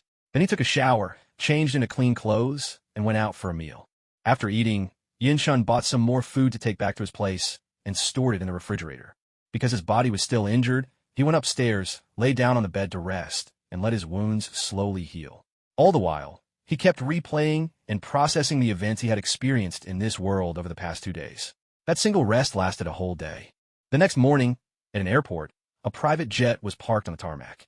When the cabin door opened, Tony, dressed in a suit, slowly stepped off the plane with help from Rhodey and Ethan. Waiting outside the plane were a beautiful woman and a man in a black suit. The woman was one of Tony's closest companions, his secretary, housekeeper, caretaker, and the love of his life, Pepper Potts, whom everyone affectionately called Pepper. The man was his bodyguard and driver, Happy Hogan. You gotta be kidding me. Get that thing out of here. As soon as Tony spotted them, especially Pepper, he pushed Rhodey and Ethan aside, ready to speak, but a team of medics wheeled a gurney toward him. He turned to Rhodey, a note of impatience in his voice. Rhodey let out a sigh and waved the medics away. Tony then walked steadily down the steps, heading straight for Pepper, with Rhodey and Ethan following behind. Your eyes are red. Were you worried your boss had gone missing? Tony teased as he stood before Pepper, noticing the flush in her eyes. I'm just so relieved. Now I don't have to look for a new job, Pepper replied, taking a deep breath and smiling. By the way, your vacation's over. Here, let me introduce you. This is my friend Ethan. If it weren't for him, I might not be standing here right now. Tony gestured toward Ethan as he spoke to Pepper. Then he turned to Ethan and said, This is my assistant, Pepper Potts. Hello, it's nice to meet you. Thank you for saving Tony, Pepper said with a warm smile, extending her hand. Hello, the pleasure's mine. No need to thank me, Ethan replied politely, shaking her hand. All right, let's go home, Tony said, and together with Ethan and Pepper, climbed into Happy's car. Ethan and Happy sat in the front, while Tony and Pepper took the back seat. "Where to, sir?" Happy asked. "Take us to the hospital, Happy." Before Tony could answer, Pepper spoke up first. "I'm not going," Tony interjected at once. "Not going? Tony, you have to go to the hospital." Pepper looked at Tony with genuine concern. "I said I'm not going. Doctors always, don't force me. I've been locked up for 3 months, and now I just want to do 2 things. Eat a cheeseburger, and one more thing."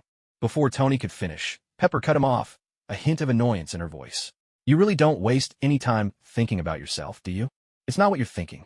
I want you to help me set up a press conference," Tony explained. "A press conference?" Pepper repeated, surprised. "Yes, that's right," Tony nodded. "What exactly are you planning to do?" Pepper asked, baffled. "First, let's drive. We can talk over some food," Tony suggested. Ensign listened quietly to their conversation, unsure of what to say. After all, he and Tony came from completely different worlds. Their backgrounds, lifestyles, and experiences couldn't have been more different. If not for this unexpected ordeal, their paths would likely never have crossed. So Ensign simply pondered quietly, considering what he should do next. "Ensign, is there anything you'd like to eat?" Tony turned to him. Anything is fine," Ensign replied, only then snapping out of his thoughts. "All right, Pepper, could you get something for Ensign and me?" Tony asked. "Yes, sir," Pepper replied. "Happy, let's go," Tony said next. "Sure thing," Happy answered, and started the car. Soon, the car pulled up outside the venue for the press conference. A middle-aged, bald man approached. No telling how long he'd been waiting there. He opened the car door for Tony, and everyone stepped out together. The man who held the door for Tony was none other than Obadiah Stane, the one who had secretly hired the 10 Rings and plotted to kill Tony, hoping to seize control of Stark Industries. Not only was he Tony's uncle, but he was also one of the few people Tony had ever allowed close to him, someone in the same rare circle as Pepper and Happy. Obadiah gave Tony a brief, cordial hug and said, "I was just about to visit you at the hospital." "I'm fine," Tony replied. He had no idea that this relative, who seemed so concerned, was the very person who had nearly cost him his life. At that moment, Happy walked over with several paper bags filled with cheeseburgers and handed them to Tony. Tony took one out for himself and had Happy give the rest to Ensign. Ensign accepted the food and softly thanked Happy. "HM, none for me? And who's this?" Obadiah looked at Ensign, puzzled. He'd rarely seen Tony treat anyone else with such consideration. "Oh, I haven't eaten yet. I forgot to get you something."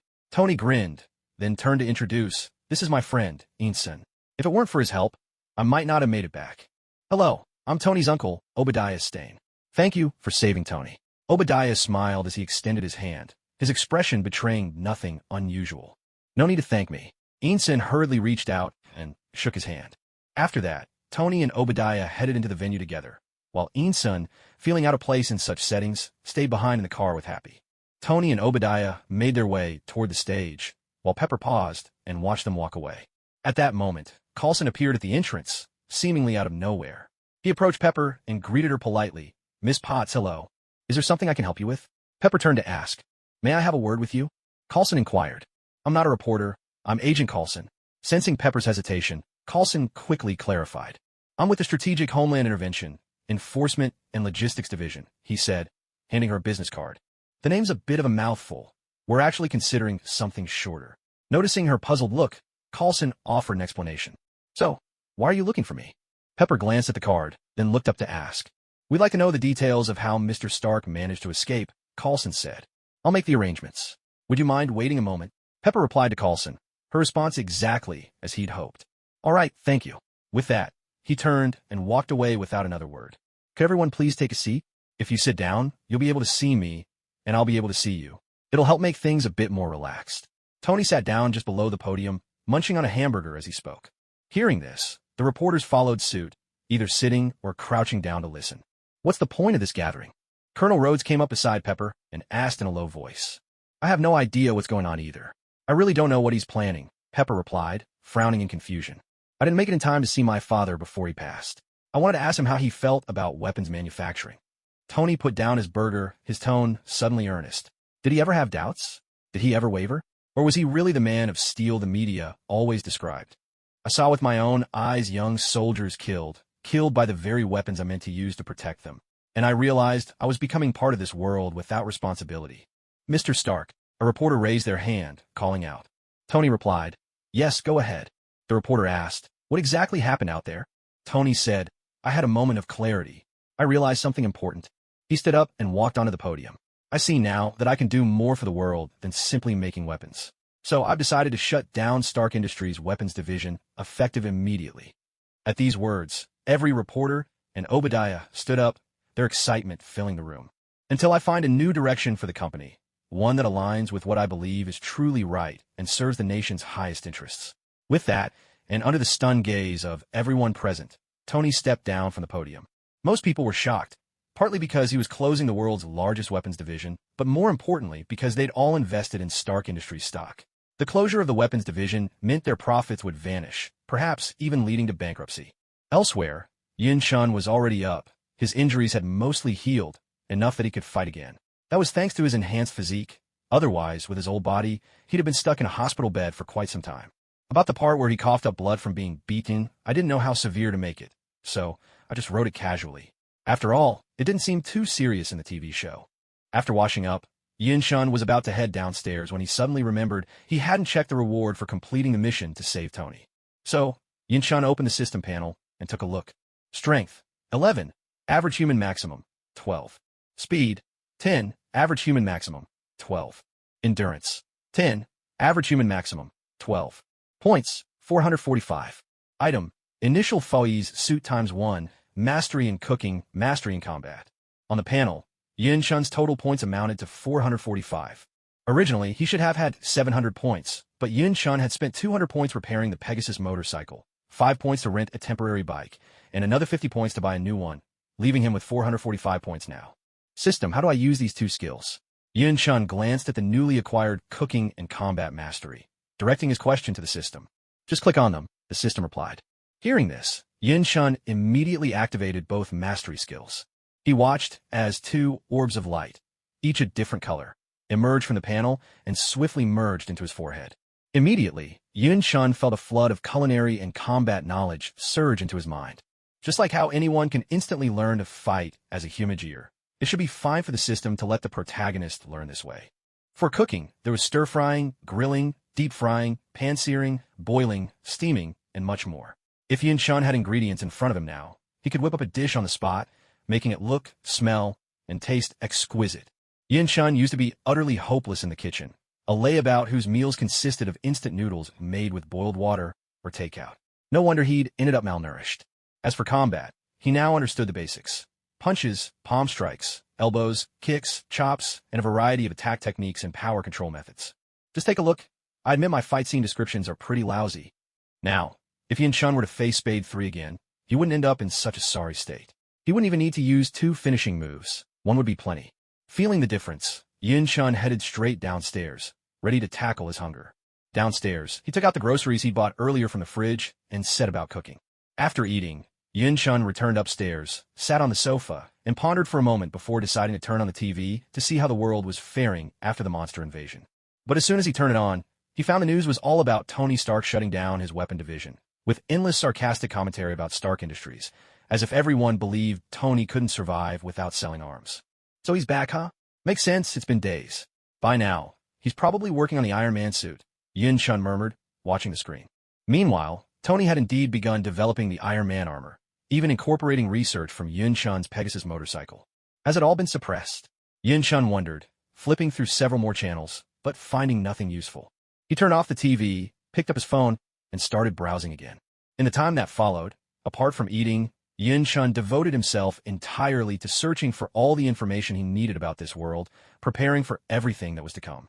It wasn't until 6:30 in the evening that Yin Shun finally stopped, went downstairs to cook, and sat down for dinner. Only when he got downstairs did Yin Shun realize that all the groceries he bought earlier had already been eaten. In fact, he had bought a lot of food, but with his enhanced body, having endured such intense battles and even suffering injuries, his appetite was much larger than usual. Seeing the empty fridge, Yin Shun had no choice but to head to the garage, take out his motorcycle, and ride to the supermarket to buy more groceries. No, please, I was wrong. Spare me. Just then, as Yin Shun passed by a wooded area, he suddenly heard a terrified cry. Hearing this, Yin Shun came to a halt and looked toward the trees. Inside, he saw a creature that looked just like the wolf form Orfnock after Chao Yi transformed, only a bit smaller, and instead of grayish-white fur, its coat was pure and dazzling white.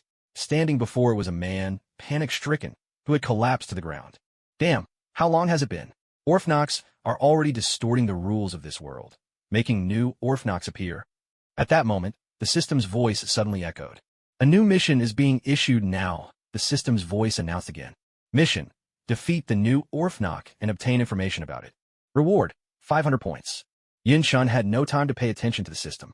He quickly got off his motorcycle, pulled out his belt and phone, fastened the belt around his waist, and tapped the number 5 3 times on his phone as he charged forward. A series of sharp beeps sounded as he pressed the enter key, then snapped the phone shut. Standing by, Henshin, Yin-shun inserted the phone into the belt. Complete.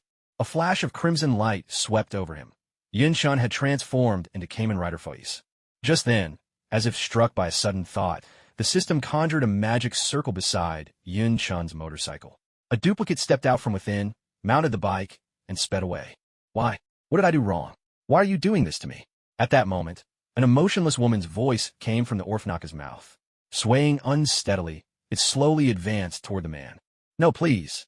The man noticed Yin-shun and scrambled to his feet, shouting as he ran toward him, hoping Yin-shun would save him. Seeing this, the Orphnox's legs morphed, transforming into wolf-like limbs, and its whole body grew taller. Next, its arms stretched out into claws. With a powerful leap, the Orphnox sprang toward the man. Just as the Orphnox was about to grab him, Yin-shun jumped into action, delivering a flying kick that sent the creature hurtling away. Orphino was sent flying, her whole body arching in midair. When she landed, both her feet and claws touched down at once, skidding backwards for several paces before she finally came to a halt. Well done.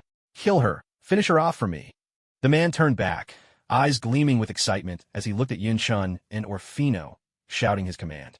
Yin-shun ignored the man entirely, for at that moment Orphino had already come charging at him once more. Seeing this, Yin-shun dashed forward without hesitation. Just as Yin-shun was about to reach Orphino, she leaped high, flipping over his head and springing toward the man behind him.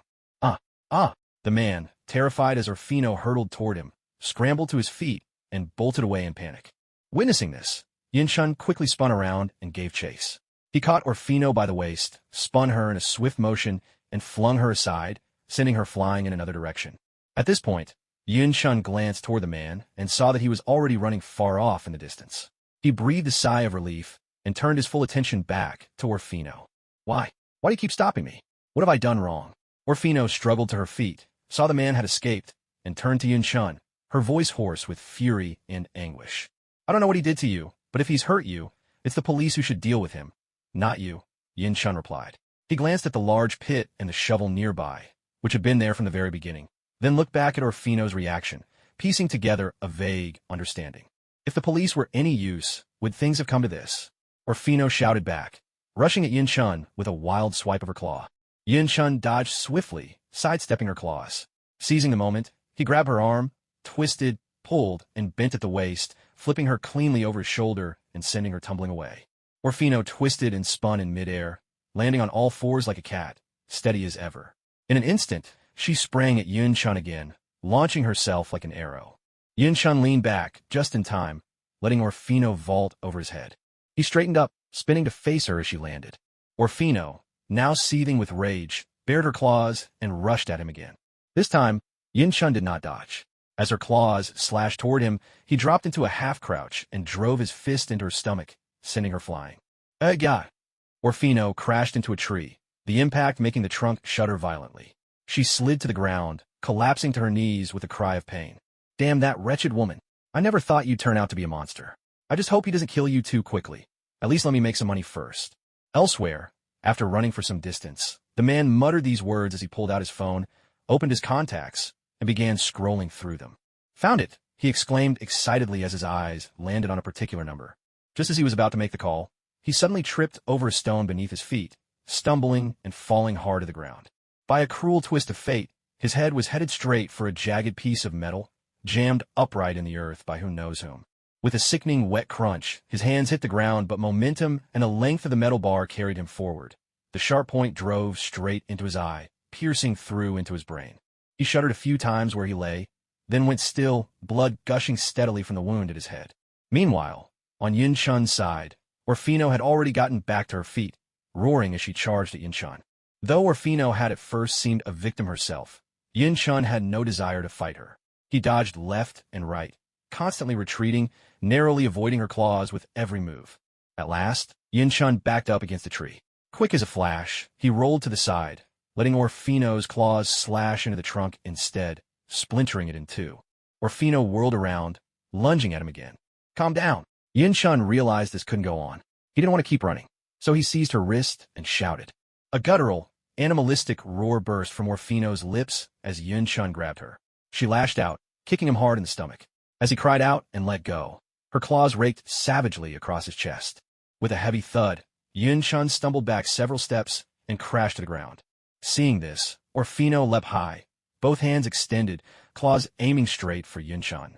Desperate, Yin-chun caught her wrists and, in a burst of strength, flipped and shoved her away. He scrambled to his feet. Spotting Orfino trying to rise, Yin-chun dashed forward, leapt into the air, and landed a flying kick, sending her sprawling. He quickly unclipped the flashlight at his belt. But once the flashlight was in hand, Yin-chun paused, his eyes fixed on Orfino. She was climbing to her feet again, staggering and snarling, lurching unsteadily toward Yin-chun. After a few steps, she collapsed, falling unconscious as her monstrous form faded back into her human shape. Mission complete. Defeat the new type Orfino. Reward, 300 points. With a deep sigh of relief, Yin-chun put away his flashlight and walked over. Yin-chun approached Orfino and only then realized she was a woman with long hair, dressed all in white. As Yin-chun gazed at her, he gently smoothed out her hair, revealing her face. Looking at her, no, she was really just a girl. Yin-chun was taken aback by her beauty. She seemed to be around 18 years old. Her face was pale, drained of color from heartbreak and Yin-chun's rather rough rescue, and her lips were bloodless, but none of that could hide her loveliness. Her face was delicately shaped, her nose just prominent enough, her figure slight, her skin smooth and resilient. She was nearly flawless, if not for a certain shortcoming. I did my best here. Honestly, I'm at a loss for words, so I'll just describe it as I imagine. PQ. As Yin-chun looked at the girl, for reasons he couldn't explain, his heart began to race. What exactly happened between you and him? Yin-chun asked softly, recalling the man from earlier as he looked at her. Just then, the sharp blare of a horn startled Yin-chun. He looked up, only to realize it was his double. His double appeared, riding a motorcycle loaded with vegetables and meat. Seeing this, Yin-chun let out a sigh of relief. He glanced around to make sure no one was nearby, then released his transformation, scooped the girl up in his arms, and walked toward his double.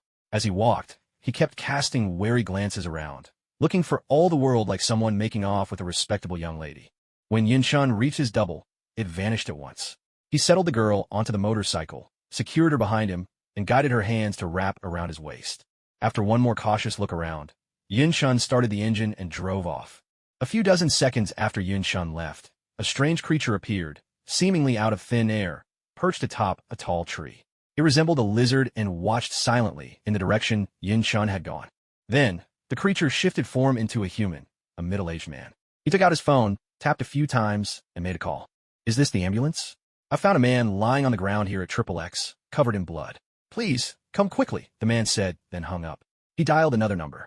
Hello, is this the police station? I found a man lying on the ground at XXX, covered in blood. Please hurry, I've already called an ambulance, he reported, then ended the call.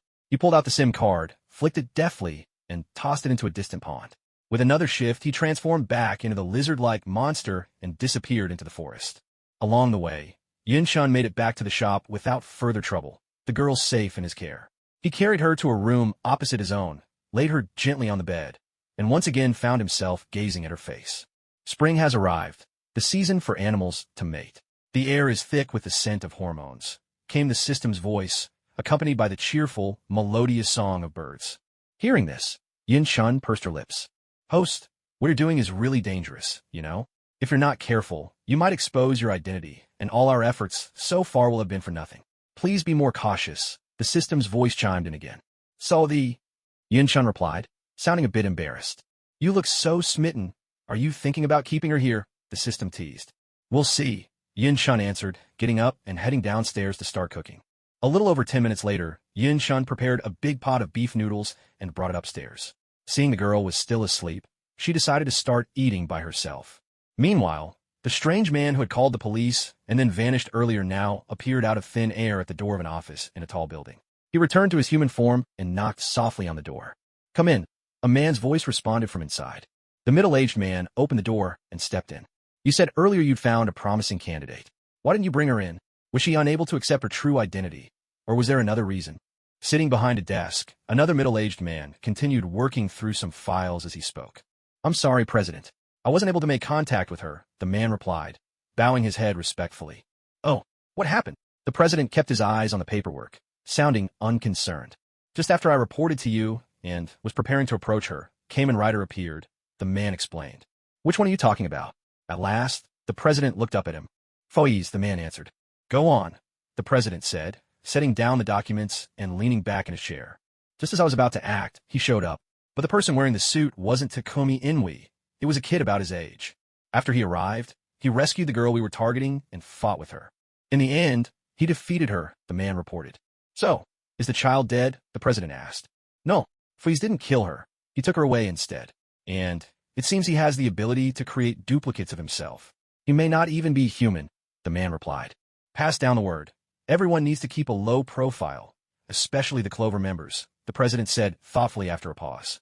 Understood, the man replied. He turned to leave, but as he opened the door, he suddenly stopped. Mr. Solong, is there something you need? He asked. Standing in the doorway was a young man. No, I was just passing by, Solong replied with a smile. He glanced at the president inside, then turned and walked away. Watching Solong leave, the man gave him a long, thoughtful look before finally exiting the office himself. Yin Chun ate his noodles, feeling a bit bored, so he turned on the television. At 6:42, a man died in the woods near the XXX district due to an accident. Let's hear more from our correspondent at the scene. As soon as the TV flickered on, the anchor's voice filled the room. Hearing this, Yin Chun paused, noodles halfway to his mouth, and turned to watch the screen. The moment he saw what was on TV, the noodles he'd been eating shot out in surprise. Some even came out through his nose, dangling embarrassingly. Hurriedly, Yin Chun put down his bowl and chopsticks, pulled the noodles out of his nostrils, and grabbed some tissues to clean up. Only then did he return his attention to the news report. On screen, the body was shown, its face blurred for privacy, but Yin Chun could still recognize from the man's clothes and build that it was the very same person who had been chased by Orpheus Enno and whom he'd just brought back earlier. Watching the report, Yin Chun felt a strange sense of irony. The man hadn't died by Orpheus Enno's hand, yet he'd ended up dying in an accident on the way. As the saying goes, when your time is up, not even the king of hell can save you. Yin Chun mused aloud. Wait, isn't this supposed to be Death's domain instead? He quickly corrected himself, realizing the cultural mismatch. Whatever. I tried to save him. It's not my fault he had such rotten luck. Has nothing to do with me, Yin Chun concluded, brushing off any lingering responsibility. During the fight, from the things the girl had said and the hatred in her eyes, Yin Chun's first impression of the man hadn't been a good one. So, now that he was dead, Yin Chun didn't feel even the slightest bit sorry. With that, Yin Chun lost interest in the television, switched it off, tidied up the table and his bowl, then served himself another helping and began eating again. Where am I? In the other room, the girl finally woke from her faint. Seeing herself lying in a strange bed, she grew a little tense. She got out of bed, slipped on her shoes, and, holding her dizzy head, carefully opened the door. As soon as she stepped out, she saw Yin Chun, slurping up his noodles with enthusiasm. You're awake. Yin Chun noticed her at that moment, bit off his noodles, swallowed, and greeted her. At that instant, the aroma of noodles wafted over, and the sight of Yin Chun eating made the girl's stomach rumble audibly. Embarrassed, a flush crept up her cheeks. Hungry? Come over and eat. That bowl's for you, Yin Chun said, hearing her stomach. He picked up the spare bowl, filled it with noodles, set it down for her, and then went back to his own meal. The girl said nothing, simply walked over in silence, sat at the table, and began to eat. Neither of them spoke, quietly finishing their noodles. A few minutes later, Yin Chun finished his bowl, wiped his mouth with a tissue, picked up his phone, and sat there quietly, waiting for the girl to finish eating. A few more minutes passed before the girl finally finished eating and set her bowl down. What happened earlier? Why were you chasing that man? At this point, Yin Chun finally spoke, directing his question to the girl. He pushed me down the stairs and even tried to bury me, the girl replied quietly. Can you tell me the whole story? Yin Chun asked upon hearing this. He was my boyfriend. We grew up together in the same orphanage, and we were very close back then. Later, we were both adopted by different families and lost touch. It wasn't until last year that I saw him again. He treated me very well, and after 2 months, we started dating. But then I found out he was only with me because he wanted my adoptive parents' fortune. As she spoke, her eyes filled with tears, turning red. Seeing this, Yin Shun picked up a tissue and handed it to her. The girl took the tissue, wiped her eyes, and continued. For my adoptive parents' money, he killed them. He tricked us out of all our money and even sold our house. He gambled away everything. When I confronted him, he pushed me down the stairs. I lost consciousness, and when I woke up, he was about to bury me alive. I don't even know how I turned into that monster. She couldn't finish her sentence before breaking into sobs. System, can you confirm if she's telling the truth? Yin Shun asked. Although he was interested in her, that didn't mean he would believe her without question. Her brainwaves, heartbeat, and emotional responses are all normal. We can reasonably assume she's telling the truth, the system replied. Don't mind the details. Yin Shun picked up another tissue and handed it to her again. Why did you stop me from killing him? Why? The girl didn't take the tissue this time. Through her tears, she demanded an answer from Yin Shun. If I hadn't stopped you and let you kill him, then what? What would you have done next? Yin Shun looked at her and asked. What else could I do? I went to the police, but he destroyed all the evidence. What am I supposed to do? I have nothing left. The girl choked out, her voice trembling. He's dead now. He died in an accident while trying to escape, Yin Shun said, looking at her. At these words, the girl stopped crying and looked at Yin Shun, her eyes still red. Yin Shun took out his phone, searched for a moment, and handed it to her. She hesitated before taking the phone and looking at the screen. A few seconds later, after confirming that the man was indeed dead, the girl bowed her head and began to sob quietly. Yin Shun didn't disturb her, simply sitting there in silence. I'm sorry. A few minutes later, the girl stopped crying and spoke softly to Yin Shun, placing the phone on the table. Then she added, Thank you. What are your plans from now on? Can you cook? There's a new Chinese restaurant just opened downstairs. Since you've lost everything, would you like to stay here and work for me? Yin Shun put away his phone and looked at her as he asked. The girl looked at Yin Shun in surprise, then lowered her head and replied softly, I can. My adoptive parents are Chinese. They run a Chinese restaurant. I learned how to cook, but is that really okay? Then welcome to the team. My name is Yin Shun. I haven't even asked for yours yet, he said with a smile. Thank you. My name is Christine Jones, she replied. It's just me living here, and there are still a few rooms left. You can stay here from now on. Here's the key. As for work, let's start the day after tomorrow. Nothing is ready in the restaurant downstairs yet. Yin Shun handed her a key as he spoke. Thank you, Brother Yin. Christine took the key and thanked him earnestly. I'll leave these dishes to you then. I'll go buy you some daily necessities, Yin Shun said, standing up and heading downstairs. Watching Yin Shun leave, Christine stood up, bowed deeply toward the direction he'd gone, then carried the dishes downstairs and began to wash them. More than 20 minutes later, Yin Shun returned upstairs with his purchases. By then, Christine had already finished cleaning the dishes and was sitting on the sofa, waiting. Brother Yin, she called out, standing up as soon as she saw him. These are for you. Once you put everything away and freshened up, go and get some rest. Tomorrow, I'll take you shopping for anything else you might need. Yin Shun handed her several large bags as he spoke. Thank you, Christine said, accepting the bags. Yin Shun smiled at her, said nothing more, and turned to head back to his room. Christine took her things and went to her room to get settled in. Once inside, she began to unpack and discovered he'd bought a bedsheet, a comforter, a pillow, 2 cups, 2 pairs of slippers, a toothbrush, toothpaste, 2 towels, a mobile phone, a hairbrush, and 2 sets of pajamas. Except for items where the size was uncertain or not suitable to buy, Yin Shun had thought of nearly everything she might need. Looking at everything he'd gotten for her, Christine felt a mix of surprise and helpless gratitude. After a few minutes, as if making up her mind, she continued organizing her things. When she was done, she took a set of pajamas and headed for the bathroom to wash up. After freshening up, she returned to her room to rest. Meanwhile, in his own room, Yin Shun lay on his bed, opened the system panel, and looked over his personal stats. Aside from the points he'd earned, nothing else on the panel had changed. At this moment, Yin Shun's total points stood at 745. System. Yin Shun called out to the system. What is it? The system responded. Do you have any items that can help me increase my combat power?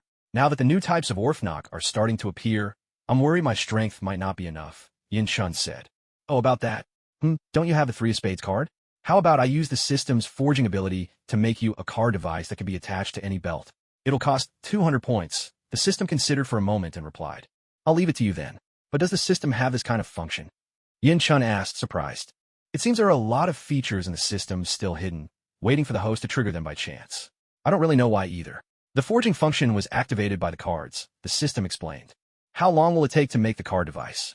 Yin Shun was puzzled by this, but didn't dwell on it. Instead, he asked the system directly. 10 minutes. With that, the system fell silent. Hearing this, Yin Shun said nothing more and quietly waited. The card device has been placed in the system storage. Please collect it. 10 minutes later, the system's voice sounded in Yin-chan's ear. Upon hearing this, Yin-chan opened the system storage and took out the item. What he saw was a rectangular device, measuring 15 by 8 by 3 centimeters. It was entirely silver white, with a transparent front, and at the top, there was a slot designed for inserting cards. How do I use this? Yin-chan asked the system as he examined the card device. Just insert a card into the slot, then attach the device wherever you find convenient to wear it. You can only use one card at a time, the system replied. With this explanation, Yin-chan looked at the device again, but without testing it, he simply put it away. System, do you think I can buy anything useful with the 545 points I have left? Yin-chan continued. At the moment, he only had one card that increased his straight punch power, which barely boosted his strength. He planned to invest all his points from the past few days into enhancing his combat abilities. What do you think? The system countered. With those few points, what do you expect to get? Forget acceleration watches, you can't even. The system suddenly paused. Wait, there actually is something, the system suddenly recalled. What is it? Yin-chan asked. At that moment, the system pulled up a panel displaying several images. Under each picture was the item's name and price. Item, Primal Amazon Gene Optimization Potion. Points, 100. Description, trash. Too lazy to explain. Item, Amazon Alpha Amazon Gene Optimization Potion. Points, 300. Description, a potion optimized with the genes of Amazon Alpha Amazon. It removes the original transformation ability, but retains self-healing, strength, and speed.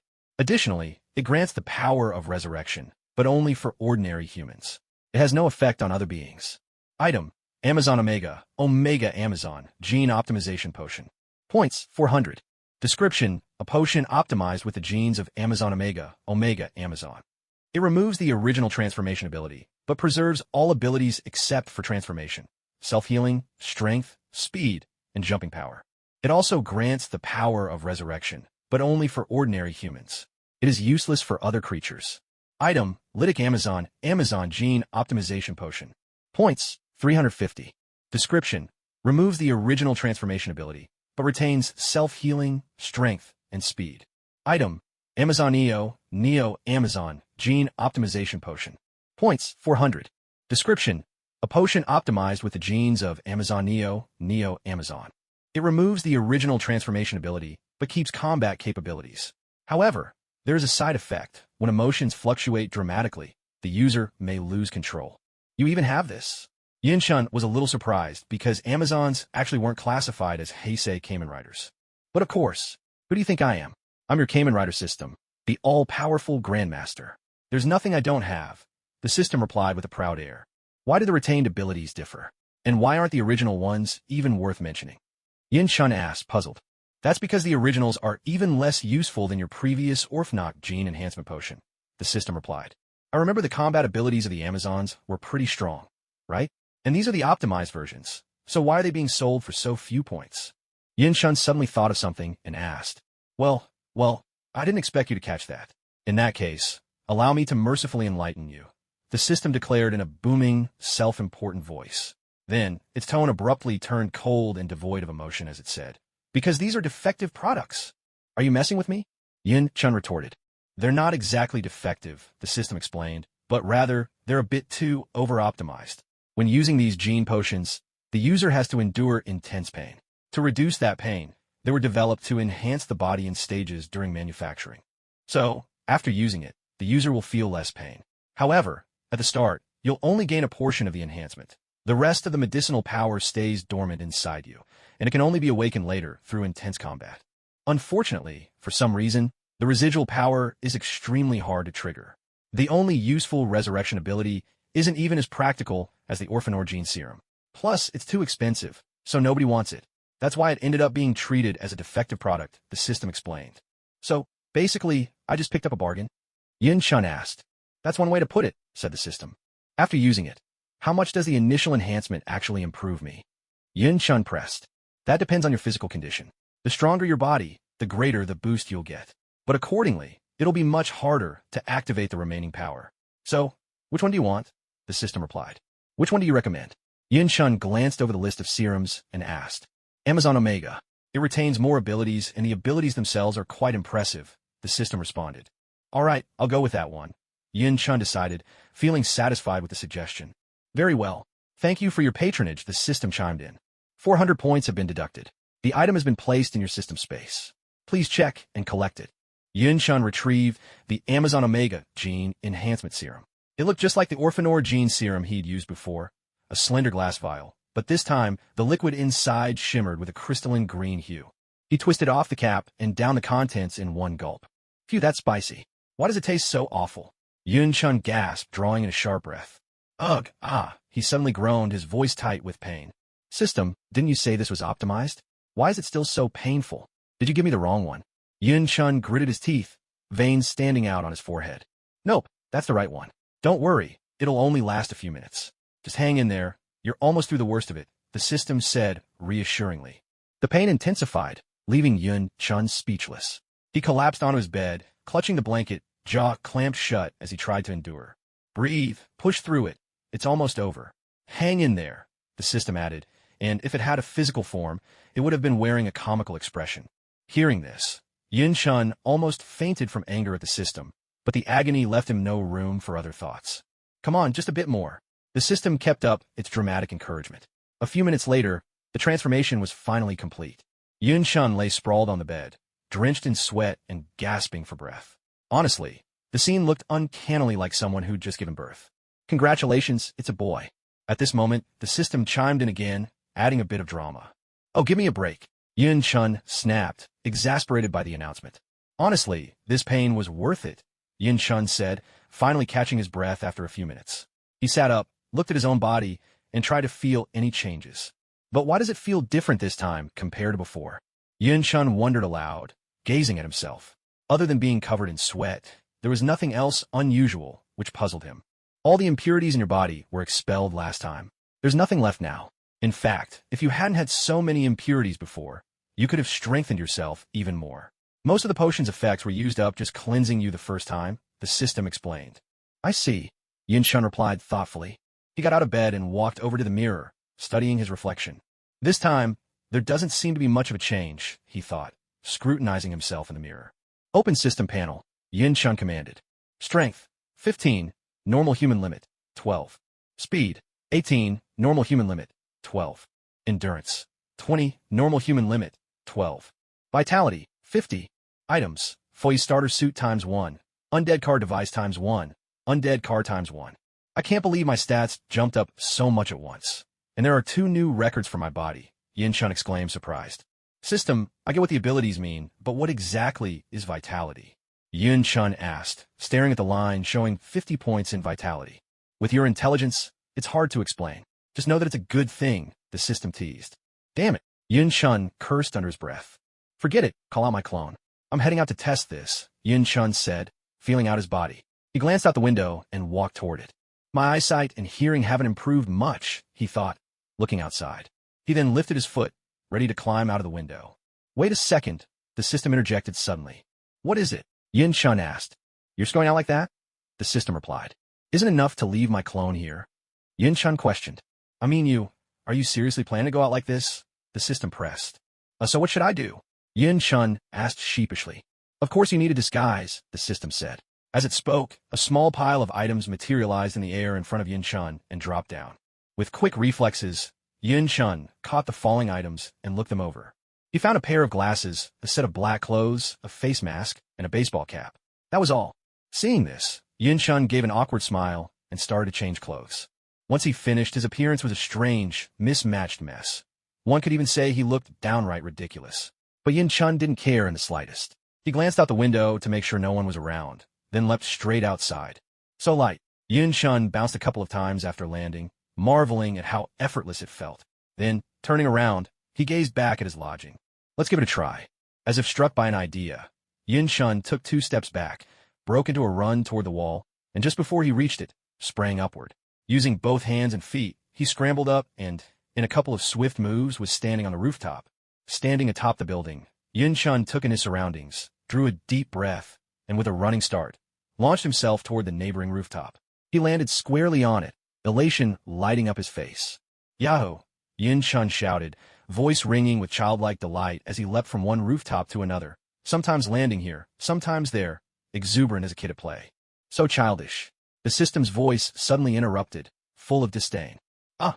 Yin-chun was so startled by the system's abrupt comment that he lost his footing.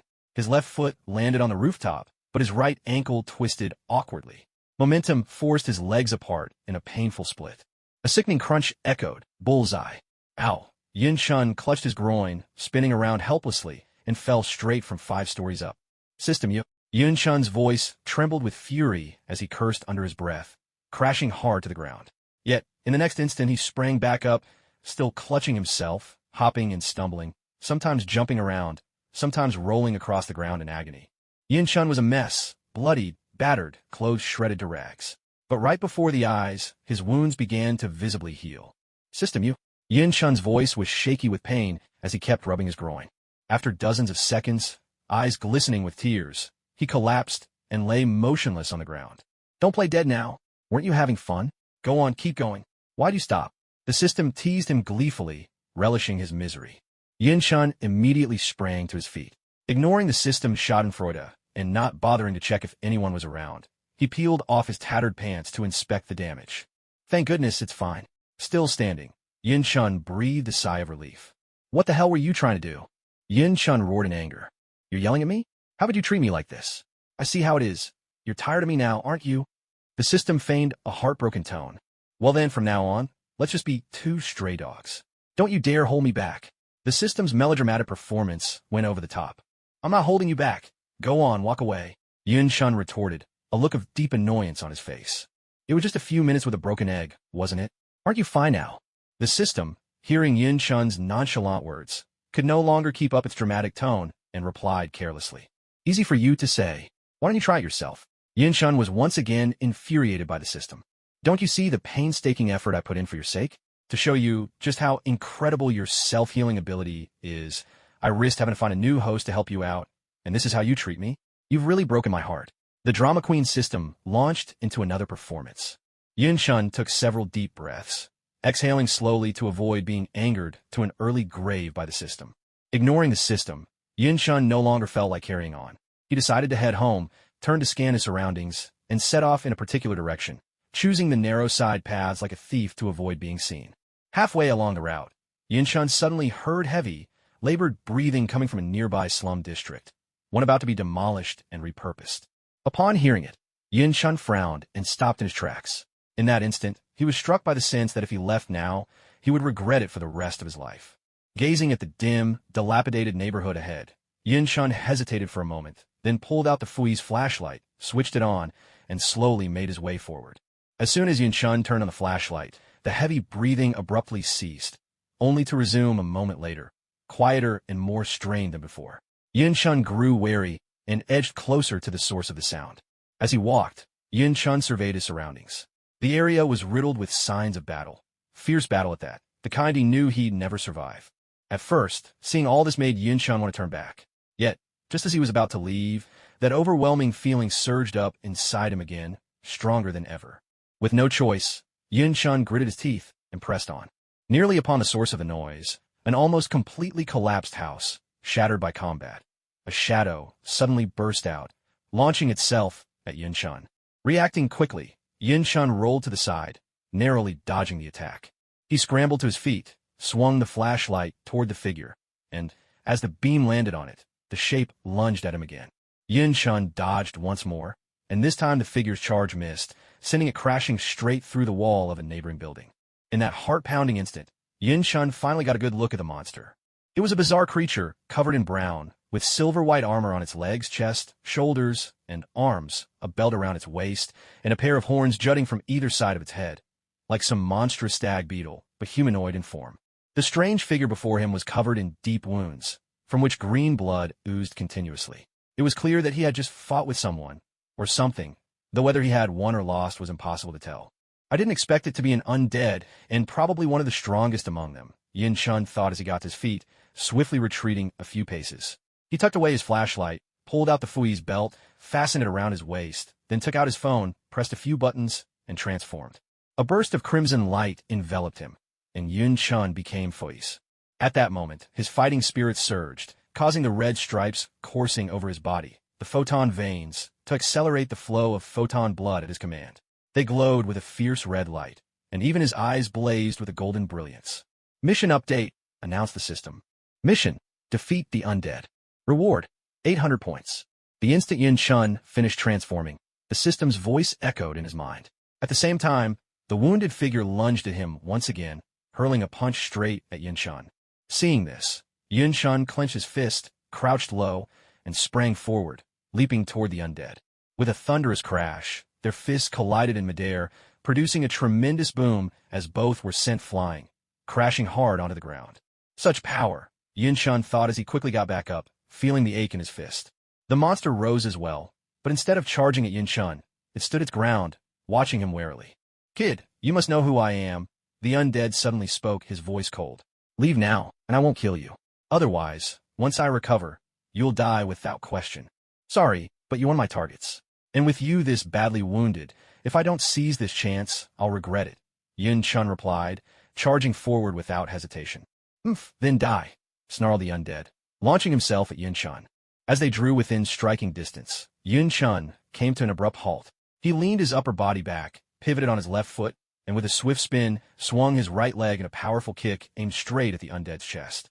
The blow landed with a heavy thud, sending the undead staggering back several steps. Yin Chun pressed the attack, rushing forward again. Seeing Yin Chun charging at him, the undead gritted his teeth against the pain, braced himself, and darted forward as well. He dropped low with a sudden crouch, sweeping his right leg hard at Yin Chun's feet and knocking him down. Just as Yin Chun was about to hit the ground, the undead spun around, grabbed Yin Chun by the throat, and hauled him upright. Then, with every ounce of his remaining strength, he hammered his fists into Yin Chun's chest, blow after punishing blow, leaving Yin Chun utterly defenseless. Next, Undead flung Yin Chun upward with a swift motion. As Yin Chun was about to hit the ground, Undead leaped up and delivered a powerful kick with his right foot straight into Yin Chun's abdomen. With a heavy thud, Undead unleashed all his strength, sending Yin Chun flying through the air. Yin Chun crashed into a house, smashing right through two walls. Both Yin Chun and Undead spat out a mouthful of blood at the same time. In Undead's case, the movement had torn open his wounds, making them worse. Yin Chun, on the other hand, was gravely injured by Undead's attack. He was forced to cancel his transformation and immediately lost consciousness. Fortunately for Yin Chun, he had injected himself with the Amazon Omega gene optimization serum. Without it, this one blow would have forced the system to search for a new host. Undead wasn't in good shape either. He stayed where he was, having lost the ability to fight, and was now slowly trying to recover. Even so, Yin Chun's chances of survival looked better. Thanks to the Amazon Omega gene optimization serum working at full capacity inside his body, his wounds were healing rapidly. Undead may have been immortal, but that didn't mean his recovery rate was impressive. Of course, all this assumed that Yin Chun would wake up within an hour. If he didn't come to in time, then, "Host, please wake up. Host, you can't die. What am I supposed to do if you're gone?" Half an hour later, while Yin Chun was still unconscious, he heard a rather unconvincing wailing voice by his ear. Slowly, he opened his eyes. "Host, you're finally awake. If you died, how could I go on living?" The system cried out as soon as it saw Yin Chun open his eyes. "What happened to me?" Hearing this, Yin Chun felt a sharp pain in his chest and realized he was lying somewhere unfamiliar. He struggled to ask, "Host, did Undead hit you so hard you lost your memory?" The system sounded genuinely surprised. "I remember now." At that, Yin Chun's memory returned, and he spoke. "What about Undead?" Yin Chun asked next. "He's just like you. Completely lost the ability to fight," the system replied. "That's good. There's still time." Yin Chun breathed a sigh of relief, determined to recover and take his revenge on Undead. A few minutes later, Yin Chun felt strong enough to move. He slowly stood up, grabbed the belt from the ground, and walked out of the rubble. He glanced at Undead, who was still crouched in place, clutching his chest, and let out a quiet breath of relief. Unlike Yin Chun, Undead was utterly shocked.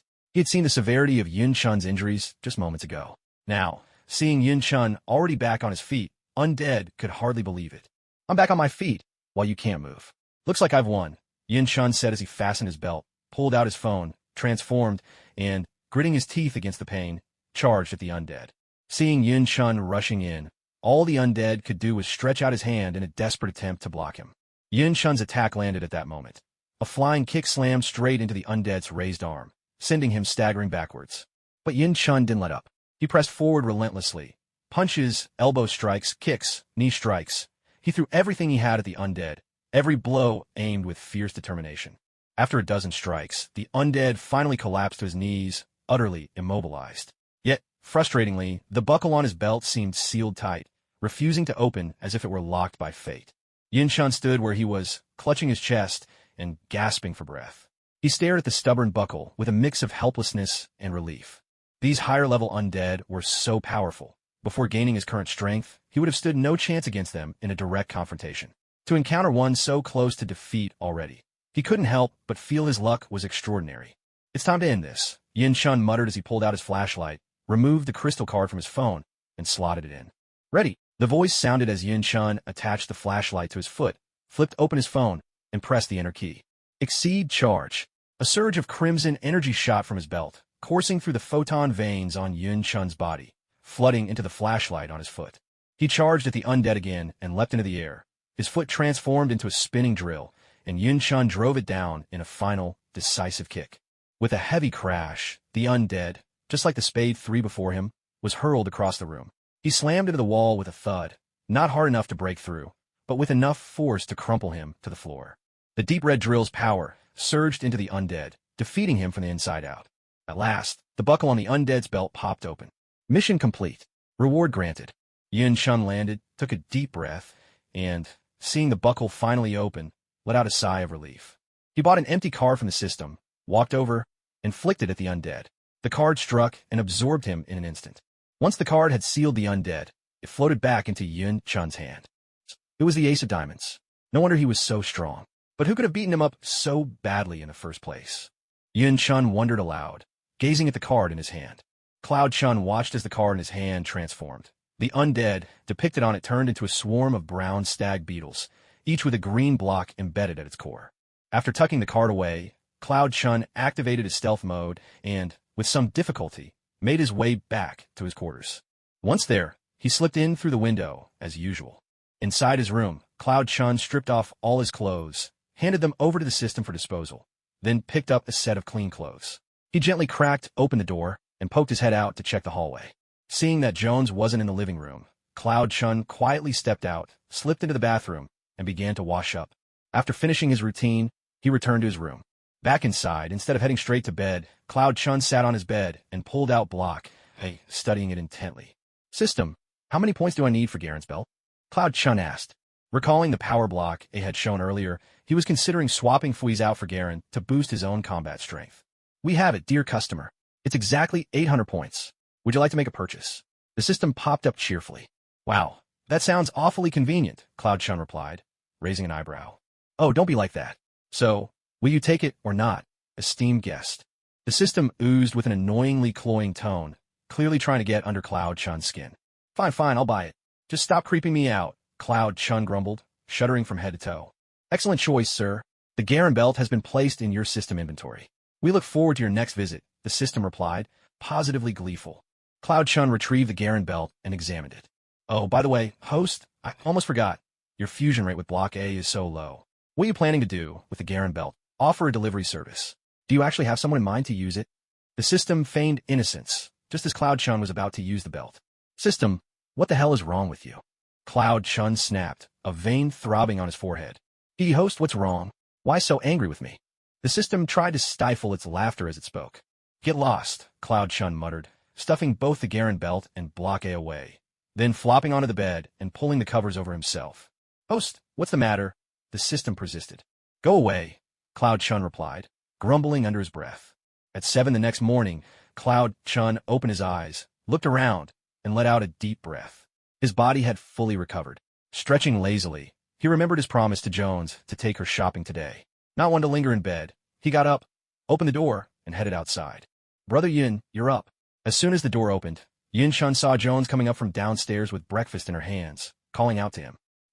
You're up so early." Yin-chun looked at Jones, noticing how much better she looked, and asked, "I've already made breakfast. Brother Yin, why don't you go wash up first? Afterwards, you can see if my cooking suits your taste." Jones smiled as she spoke. "It smells delicious. I'm sure it'll be great." Yin-chun replied with a smile, then headed to the bathroom to freshen up. "Were you waiting for me? You really don't have to. Next time, just eat when you're ready. Don't wait for me," Yin-chun said as he came out, noticing that Jones still hadn't started eating and was waiting for him. He walked over and took a seat. It's no trouble, Jones replied, ladling out a bowl of porridge and handing it to Yin-shun. Thank you, Yin-shun said as he took the bowl and chopsticks. I should be the one thanking you, Jones replied with a gentle smile. You should eat too. After breakfast, let's go shopping together, Yin-shun said, beginning to eat. Okay, Jones replied, and started eating as well. As he ate, Yin-shun noticed that Jones was still wearing the same clothes she'd had on the night before when he brought her home. The stains and dirt, however, had been completely cleaned away. She must have washed and dried them last night, then put them back on this morning. Still, Yin-shun chose not to say anything, not wanting to make things awkward. After about 10 minutes, they finished eating. Jones cleared the dishes and headed downstairs to wash them, while Yin-shun stayed upstairs, killing time on his phone as he waited. It really is nice having a woman at home, Yin-shun thought with a smile, feeling the little changes around him. A while later, Jones finished tidying up and came back upstairs. Are you ready? Yin-shun asked as he looked at her. Yes, Jones replied. All right, let's go then. Yin-shun stood up, led Jones downstairs and out the door, then into the garage. He took out his motorcycle and grabbed the new helmet he'd bought last night, handing it to Jones. All set, Jones said as she took the helmet, put it on, and got onto the motorcycle. Suddenly, she hesitated, her cheeks flushing as she gripped the metal bars on either side of the seat. Hold on tight, Yin-shun said, glancing back to see her hands gripping the bars. He felt a slight pang of disappointment, but said nothing more, then started the engine. I'll wait for you outside, Yin-shun said as he stopped the bike outside a women's clothing shop, handing some money to Jones. Okay. Jones hesitated briefly, then accepted the money and walked into the store. After Jones came out, Yin-shun took her to several other places to buy some daily necessities, as well as tableware and ingredients needed for the restaurants opening the day after tomorrow. They didn't return to the shop until the car was packed full. I'll leave the organizing to you. I need to head out again. If anything comes up, just give me a call, Yin-shun said to Jones after they'd unloaded everything into the shop. All right, take care, Jones replied, waving her hand gently. With that, Yin-shun started the car again and drove off, planning to wander around and see if there were any suspicious figures nearby. At the same time, she instructed the system to monitor all connected surveillance cameras in the area, searching for any sign of unusual activity. Watching Yin-shun leave, Jones closed the door, took a deep breath, and began tidying up. After leaving, Yin-shun paused to think, then found a deserted corner and transformed herself. She had the system summon a duplicate, who would ride her ordinary motorcycle to scout around. Meanwhile, Yin-shun herself summoned her Pegasus bike, set it to stealth mode, and began her own patrol of the area. Host, I've detected a monster, the system suddenly announced in Yin-shun's ear, just a few minutes after her transformation. At the same time, a holographic map appeared before her eyes. At once, Yin-shun pulled over to check the map. Once she confirmed the location, she spun the bike around and sped off toward where the monster had been detected, twisting the throttle to its limit. A few minutes later, as she neared the spot marked by the system, she caught sight of the scene from a distance. There, she saw a creature completely covered in green, its hands transformed into enormous scythe-like blades. Several pairs of insectoid claws protruded from its abdomen, and 2 long antennae jutted from its head. The bug-like monster was clutching a pile of green bills, tossing them into the air and letting them rain down over itself. As soon as the cash touched the monster's body, it was instantly absorbed. Nearby, 2 police officers, who'd arrived slightly ahead of Yin-shun, were firing their guns at the creature, trying desperately to subdue it.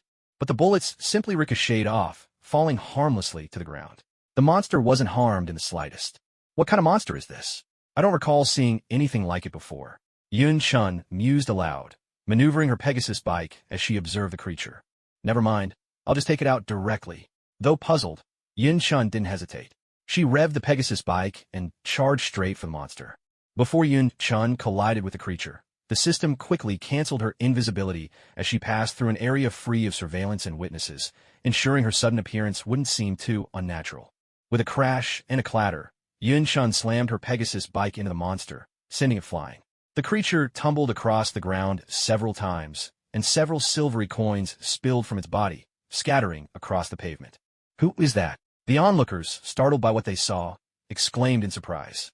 They quickly pulled out their phones to start recording the scene. The 2 police officers, meanwhile, looked bewildered. But after witnessing Yin-shun knock the monster away, they hurriedly holstered their guns, reported the situation over their radios, and began trying to disperse the crowd. Yet, the crowd's relentless curiosity made their efforts nearly futile. So, it's a yummy, one of OOO's shadow envoys. I wonder if a greed is lurking nearby. If so, that could be trouble. I'd better finish this quickly. After sending the monster flying, Yun-chun paid no attention to the ordinary people around him.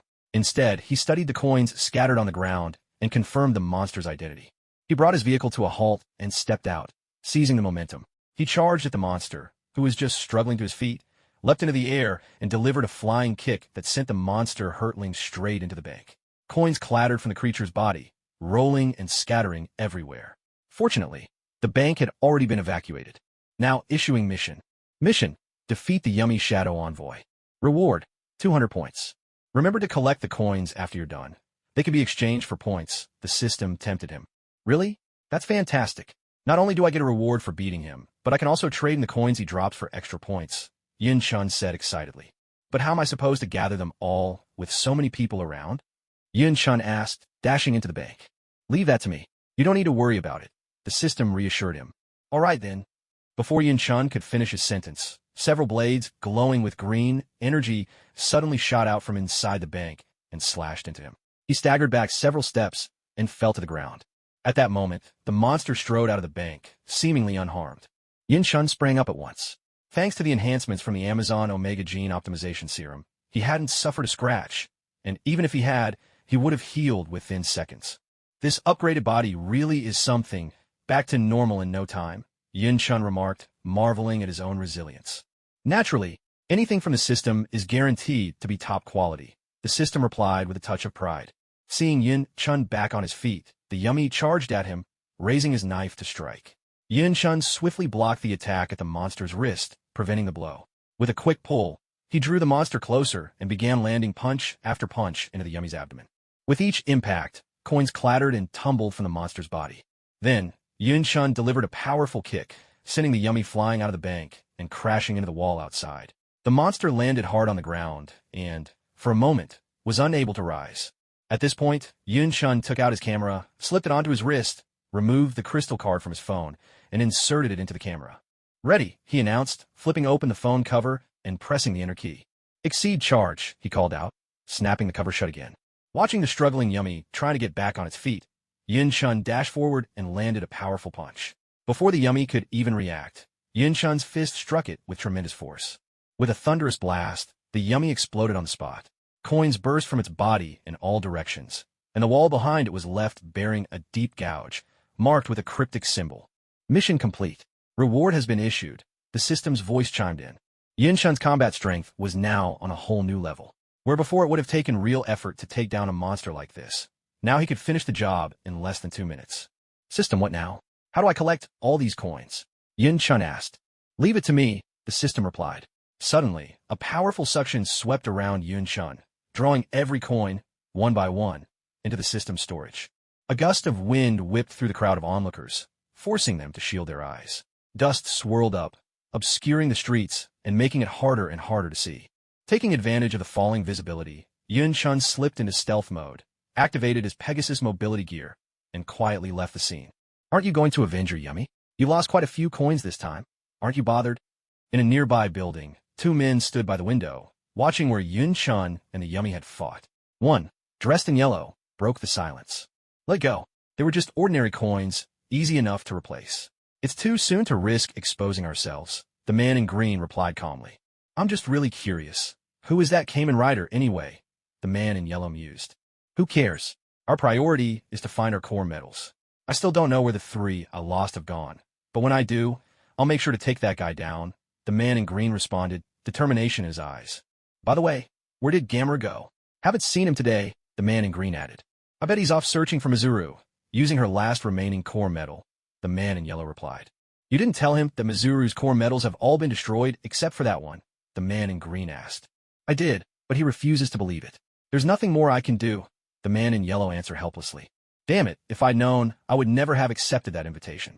2 of my coins were destroyed, and I lost 3 more, the man in green said angrily, though the memory of that explosion still made his heart race. You still got 4 left, that's not bad. I only have 3 now. 3 destroyed, 3 lost, another replied. That idiot Gamera lost 3 coins to destruction and misplaced 4 more. He barely has any regular coins left, and now he can only possess a little kid. Mizuru has only 1 coin left, and who knows if that last one is even conscious. Now it's just the 3 of us hanging on by a thread. Ankh was luckier, he didn't show up this time, added the man in yellow. At this point, as long as he could survive, nothing else mattered. At the spot where Yun Shun had battled the Yummy, the wind gradually died down after a dozen seconds.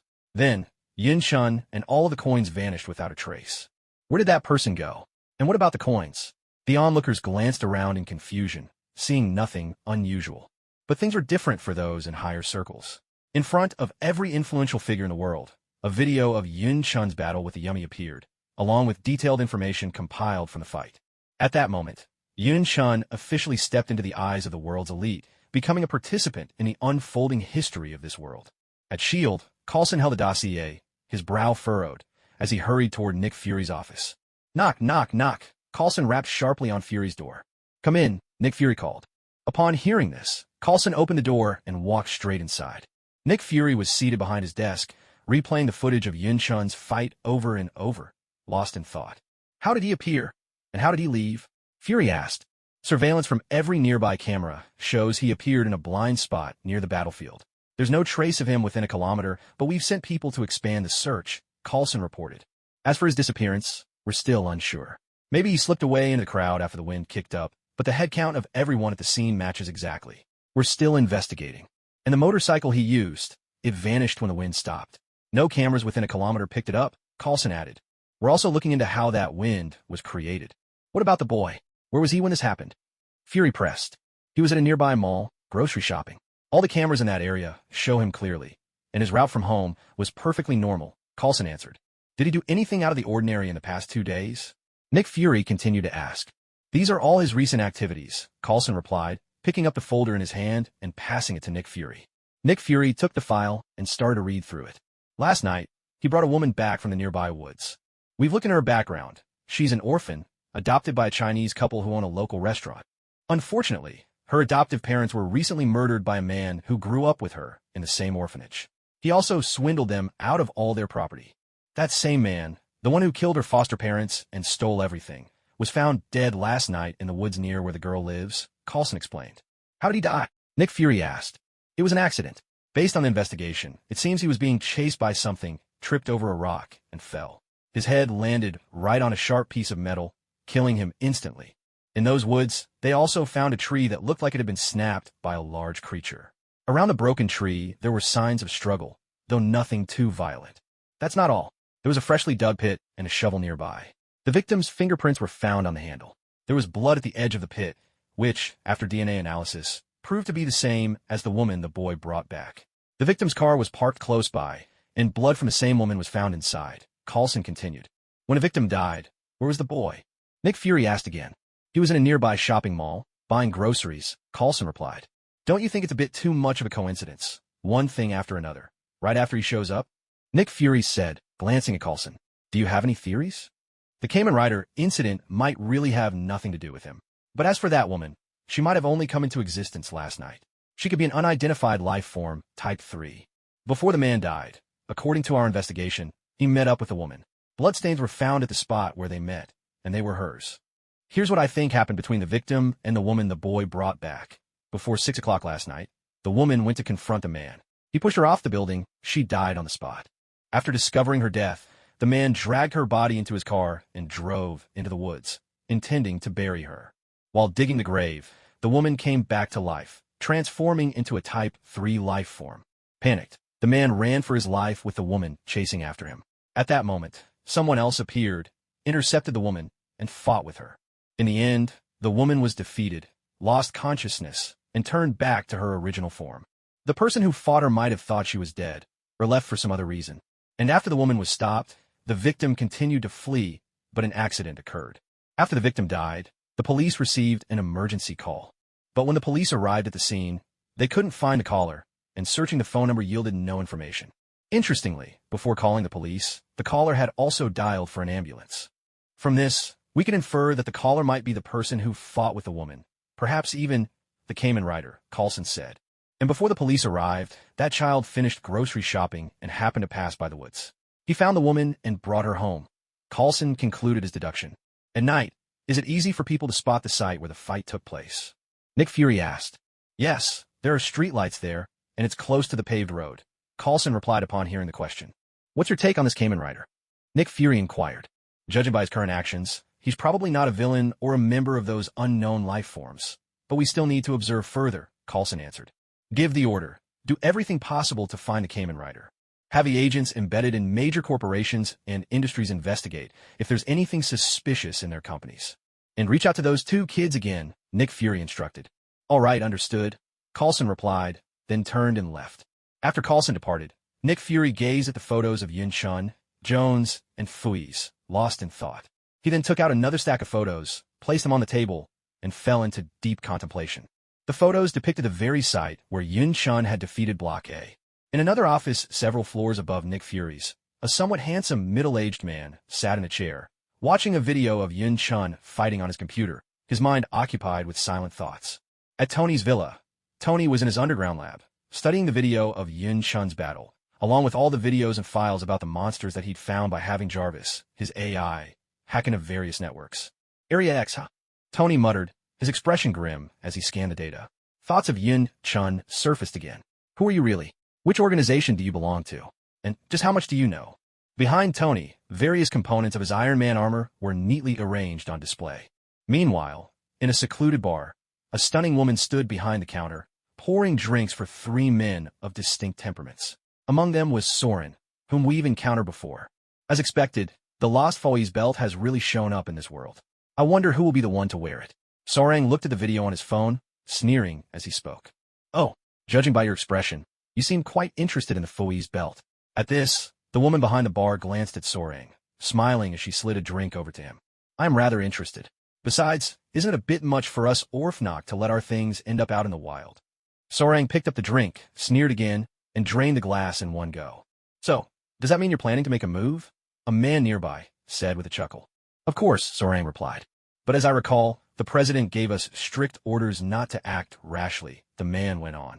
Since when did Lucky Clover ever answer to that old man from Shatsun? Soren shot back. And who gave you, a newcomer, the right to lecture me about what I do? His gaze turned icy as he looked at the man. Don't get me wrong. I have no intention of meddling in your affairs. I was just asking, the man replied with a laugh. It had better be just asking. With that, Soren stood up, turned, and walked away. Watching Soren leave, the woman and the man exchanged amused smiles.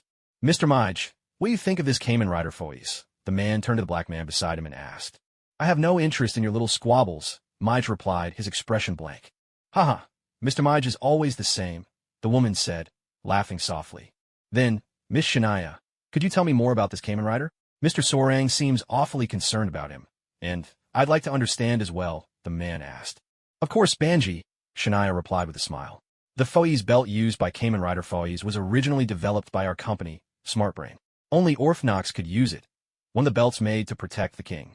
But unfortunately, all the belts in the company were stolen by the former president and handed over to several humans who had been injected with Orphnox genes. They turned the belts against us and the king. Although we managed to recover some of the belts, a few are still out there. Foy's belt is one of them, Shania said, her voice tinged with regret. Are these belts really that powerful? Banji asked.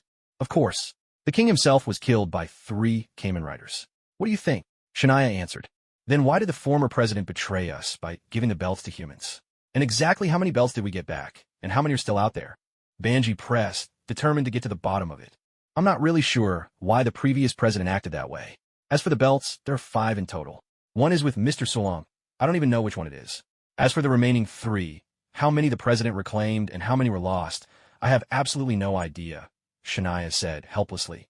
What a pity, Banji remarked upon hearing this. Yes, it really is such a shame, Shania sighed as well. Back at home, Yin-chun unlocked the door to the shop and walked inside. Brother Yin, you're back?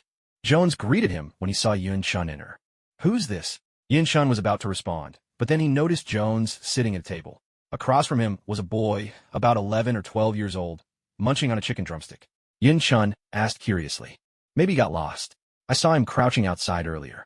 He wouldn't answer any questions, so I brought him in and gave him something to eat, Jones said, glancing at the boy.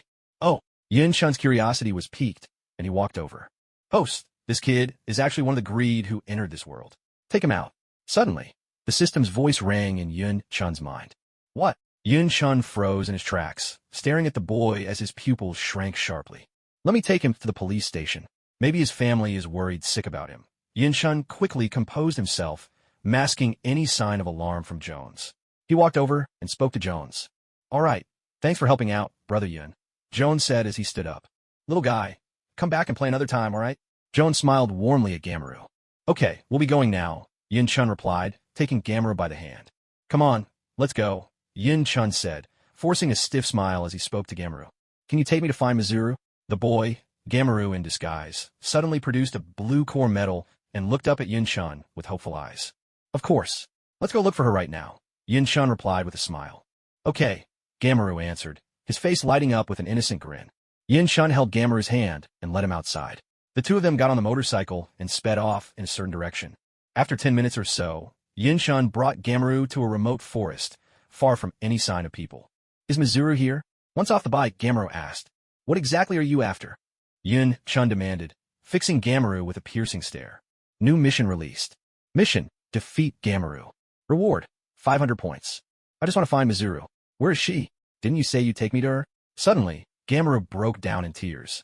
Yin Chun pulled out his belt and transformed, saying, Show me your true form, or you won't get another chance. With a sudden roar, Gameru's right hand morphed into a thick, black, monstrous arm. Raising that monstrous limb, Gameru charged forward, fists swinging toward Yin Chun. What's going on? Yin Chun caught Gameru's hand directly, puzzled. Among the greed, Gameru was supposed to be the strongest in terms of raw power, so why was he so weak now? With a forceful tug, Yin Chun tried to pull him up and punched him in the stomach. But in that instant, Gameru's arm broke off, and the child collapsed against Yin Chun. Mizuru, I'm coming to find you. With the child's body now limp, Gameru's monstrous arm lost all support, transforming into a pile of coins that clattered to the ground. Among them was a blue orca core coin, which landed with a distinct metallic thud.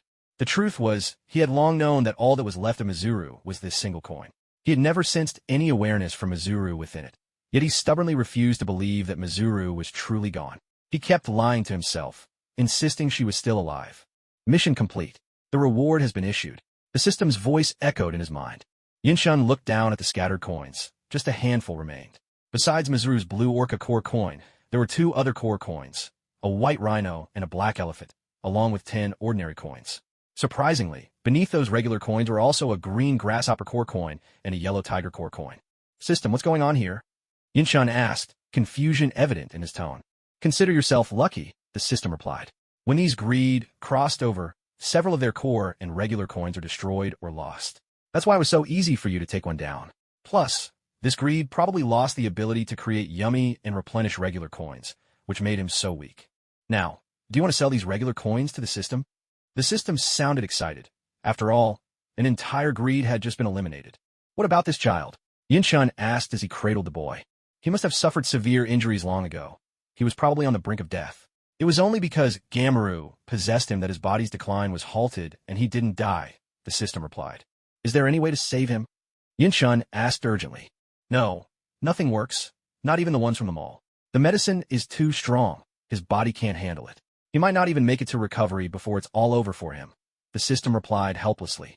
What about the Orphnach gene serum? I remember it could bring someone back from the brink. Does that not work either? Yin Chun sounded frustrated. Even though he had come to this world, become a Kamen rider, killed many, and witnessed countless deaths, those were all people who deserved their fate, and he never hesitated, no matter how many fell. But this child was different. He should have been playing happily at school, not lying here waiting to die, while Yin Chun watched, powerless to help. Yin Chun simply couldn't accept it. No, it won't work. His body probably never replenished its energy while Gameru was possessing him. Even if we used the Orphnach gene serum, without the strength to sustain him, it would be useless. He's just too fragile, the system explained. Yin Chun thought for a moment, then laid the little boy gently on the ground. He put away the 3 other core medals, leaving only Gameru's core medal and a regular coin, which he placed in the boy's hands. He remembered, before he arrived in this world, watching Kamen Rider 000. Gameru, apart from killing a few police officers at the very beginning when he was resurrected, had never really harmed anyone else. Even the yummy monsters he created were born of his own desires. He depended deeply on Mizuru, the water-type greed, hardly ever leaving her side. He was the only greed to have fully awakened twice. The first time, he gave everything he had to Mizuru, letting her absorb it all. The second time was for vengeance. When he was turned into a dinosaur greed, Maki destroyed his core metals. Unlike the other greeds, he wasn't arrogant, cunning, violent, heartless, or hollow. All his desires were tied to Mizuru. Even at the end, when death was certain, he gave his favorite candies to her. To Yin-chun, he was just a child who simply wanted love. What the hell are you doing? The system suddenly shrieked. Just shut up, Yin-chun snapped. Even if Gamoru was just an innocent kid, he would still do this to save the little boy. I can't believe you'd go this far for two outsiders. You heartless jerk. Last time in bed, you said you loved me, and now the moment you get up you start yelling at me. How could you treat me this way? Boo. The system's performance was as theatrical as ever. In Nu Yin-chun's mind couldn't be changed easily, but it just couldn't swallow its pride. With a faint metallic clatter, the coins in the boy's hands began to float, attaching themselves to his palms, though they did nothing more than that. System, give me a few of the ordinary coins you haven't converted into points yet, Yin-chun said to the system. You bastard. When you need me, you beckon and I appear. When you don't, you wave me away like I'm nothing. Now you want me again just like that? I'm not listening. I'm not listening. The system put on a theatrical performance, but at the same time, 10 ordinary coins tumbled out of the system's space and landed at Yin-chun's feet. Mwah. System, you're the best. Yin-chun picked up the coins, consoling the system as he spoke. Then, Yin-chun placed the coins the system gave him into the little boy's hand, the same hand that held the Gamera coin. The coins began to slowly merge, and after a few seconds, they returned to their original form. The little boy, no, it should be said Gamoru, opened his eyes once again. Where's Mizuru? The moment Gamoru woke up, he immediately started looking for Mizuru's last core coin, paying no attention to Yin-chun. Yin-chun took out Mizuru's coin and handed it to him. Mizuru, grabbing Mizuru's coin, Gamoru broke into heart-wrenching sobs. Let's go. Maybe there's still a chance to bring her back. Yin-chun comforted him. Really? At Yin-chun's words, Gamoru looked up, tears still shining in his eyes. He didn't care what Yin-chun had just done to him. All that mattered was hope. You were both created by humans, weren't you? Maybe if we make a few more coins for her, she could be revived. How will we know if we don't try? Yin-chun avoided his gaze. Though he said this, he knew the technology of the two worlds was vastly different. These coins were products of alchemy, and Yin-chun didn't even know anyone who understood alchemy.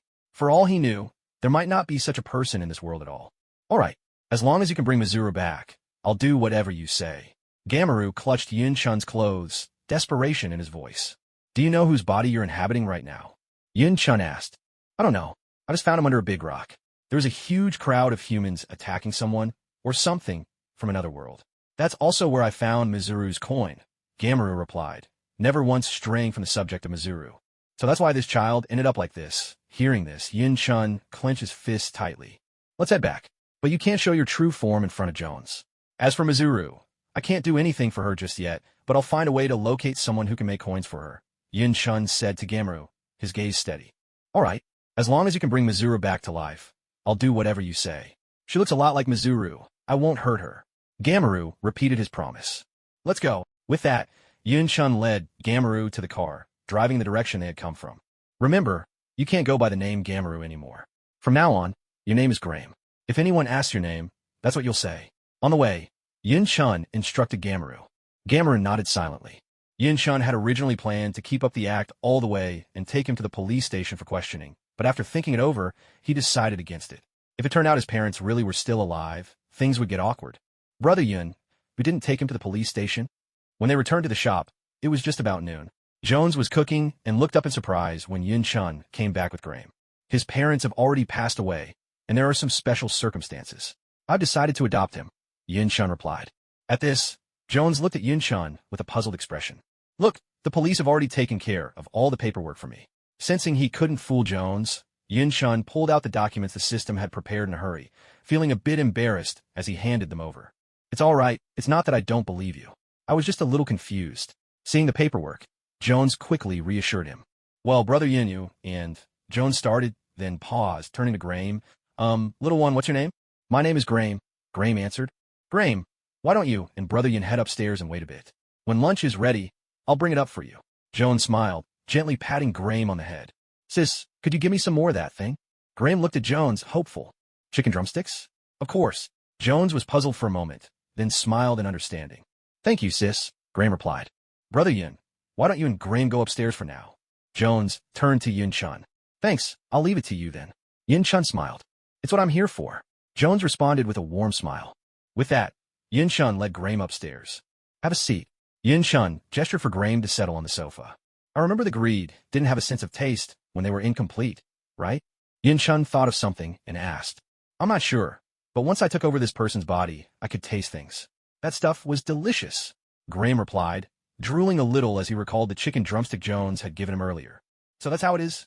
Yin-chun suddenly remembered that Aang seemed to have gained a sense of taste only after possessing Izumi Shingo, Hina's brother. After that, the two of them waited for a while, and soon Jones came upstairs with the food. All right, it's time to eat. Jones set the food on the table as she spoke. Without a second thought, Graham's eyes lit up at the sight of the food. He immediately grabbed a drumstick and began eating enthusiastically. Hey, don't just focus on eating. Jones made this for you. What do you say? Yin-chun reminded Graham, watching him dig in without a word. Huh? Graham looked at Yin-chun in surprise, paused, then caught on and said, "Thank you, sis." "No problem. You're welcome," Jones replied with a warm smile. Watching Graham, Yin-chun and Jones couldn't help but laugh together. "Yin, you should eat too." Jones turned toward Yin-chun, urging him to join in. "Oh sure, you should eat as well." Yin-chun grinned as he replied. Jones nodded, and the two of them started eating together. Jones ladled out a bowl of noodles and placed it on the table in front of Graham. By this time, Graham had finished off one drumstick and instinctively moved to toss the bone aside.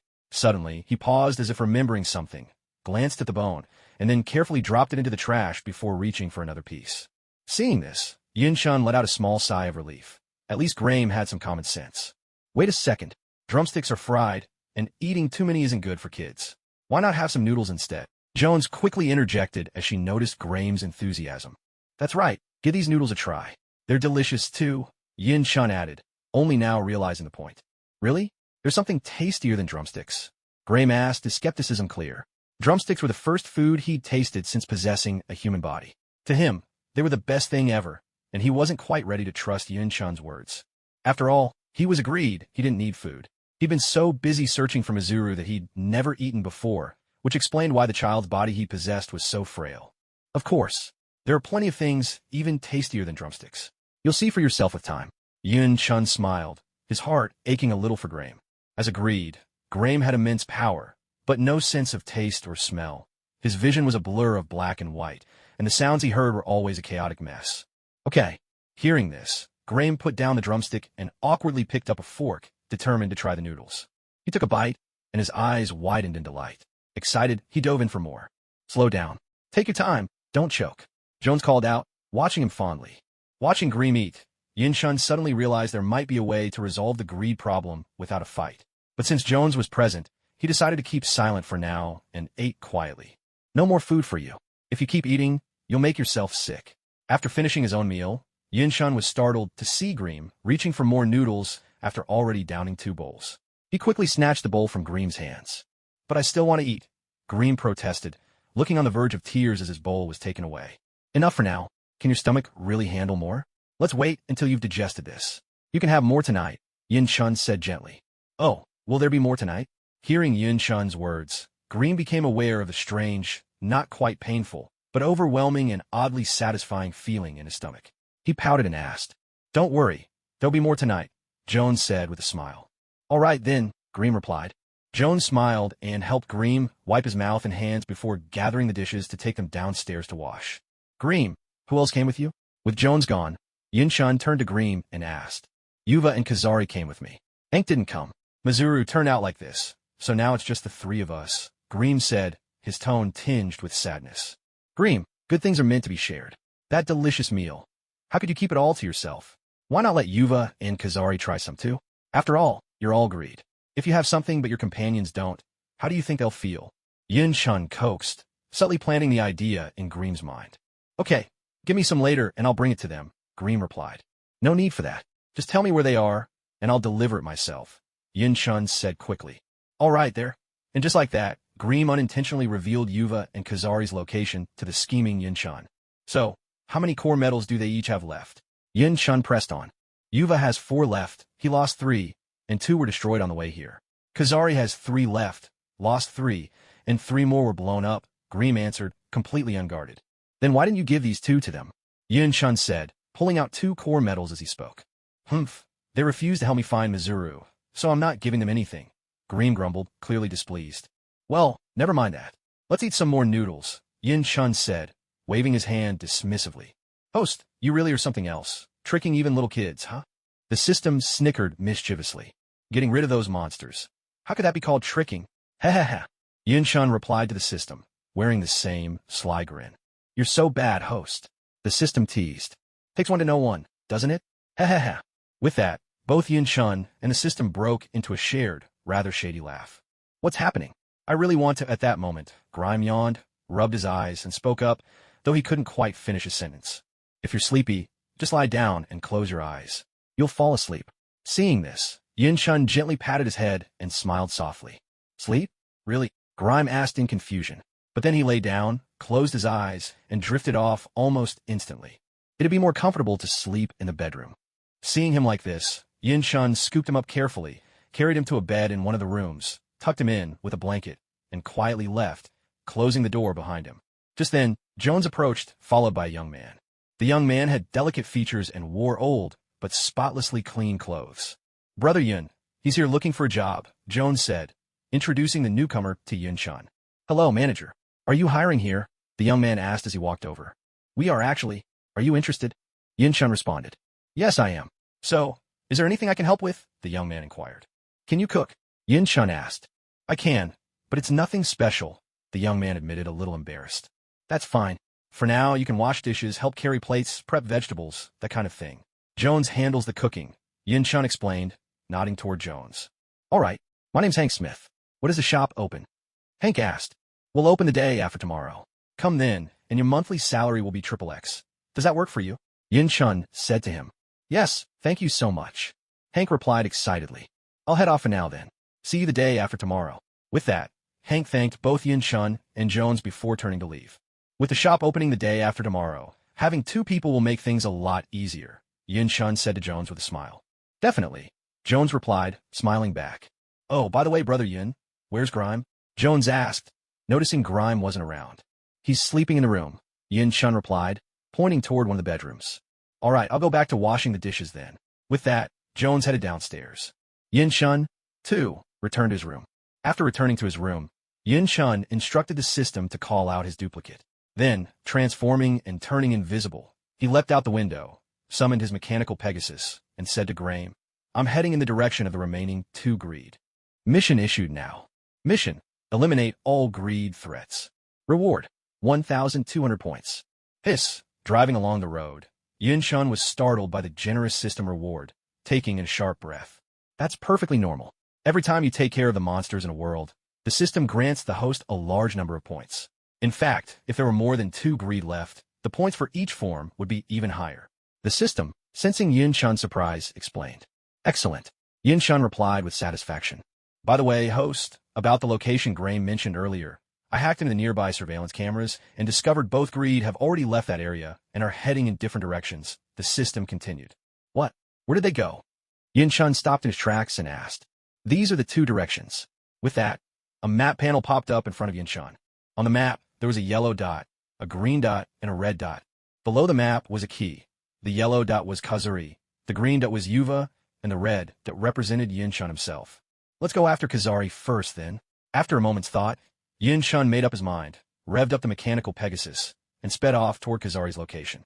A few minutes later, Yun-shun arrived at a bustling square, packed with people. Kazari was lurking there, sizing up new prey. At that moment, Kazari seemed to have locked onto a target, a well-dressed woman with heavy makeup, and began to follow her quietly. Seeing this, Yun-shun trailed after them as inconspicuously as possible, planning to make his move only when they reached a less crowded or deserted place. After all, it would be reckless to start a fight in such a crowded area. What if innocent people got caught in the crossfire? The last time that happened, there was simply no other choice. Besides, Kazari wouldn't dare create a yummy here in broad daylight. If S.H.I.E.L.D. or the military caught wind of it, Kazari's current body wouldn't last long at all. At last, Yun-shun followed Kazari and his chosen prey into a tall building. The woman walked over to the elevator and waited. Kazari glanced around and, seeing no one nearby, took out an ordinary coin. Suddenly, the back of the woman's head opened up like a coin slot in a vending machine, though she didn't notice a thing. Boom! Crash! At that moment, Yun-shun finally made his move. He dashed forward, leaped into the air, and delivered a flying kick right into Kazari, sending him tumbling across the room. Ordinary coins spilled out of Kazari's body, scattering everywhere. Ah! Only then did the woman snap out of her shock and let out a piercing scream.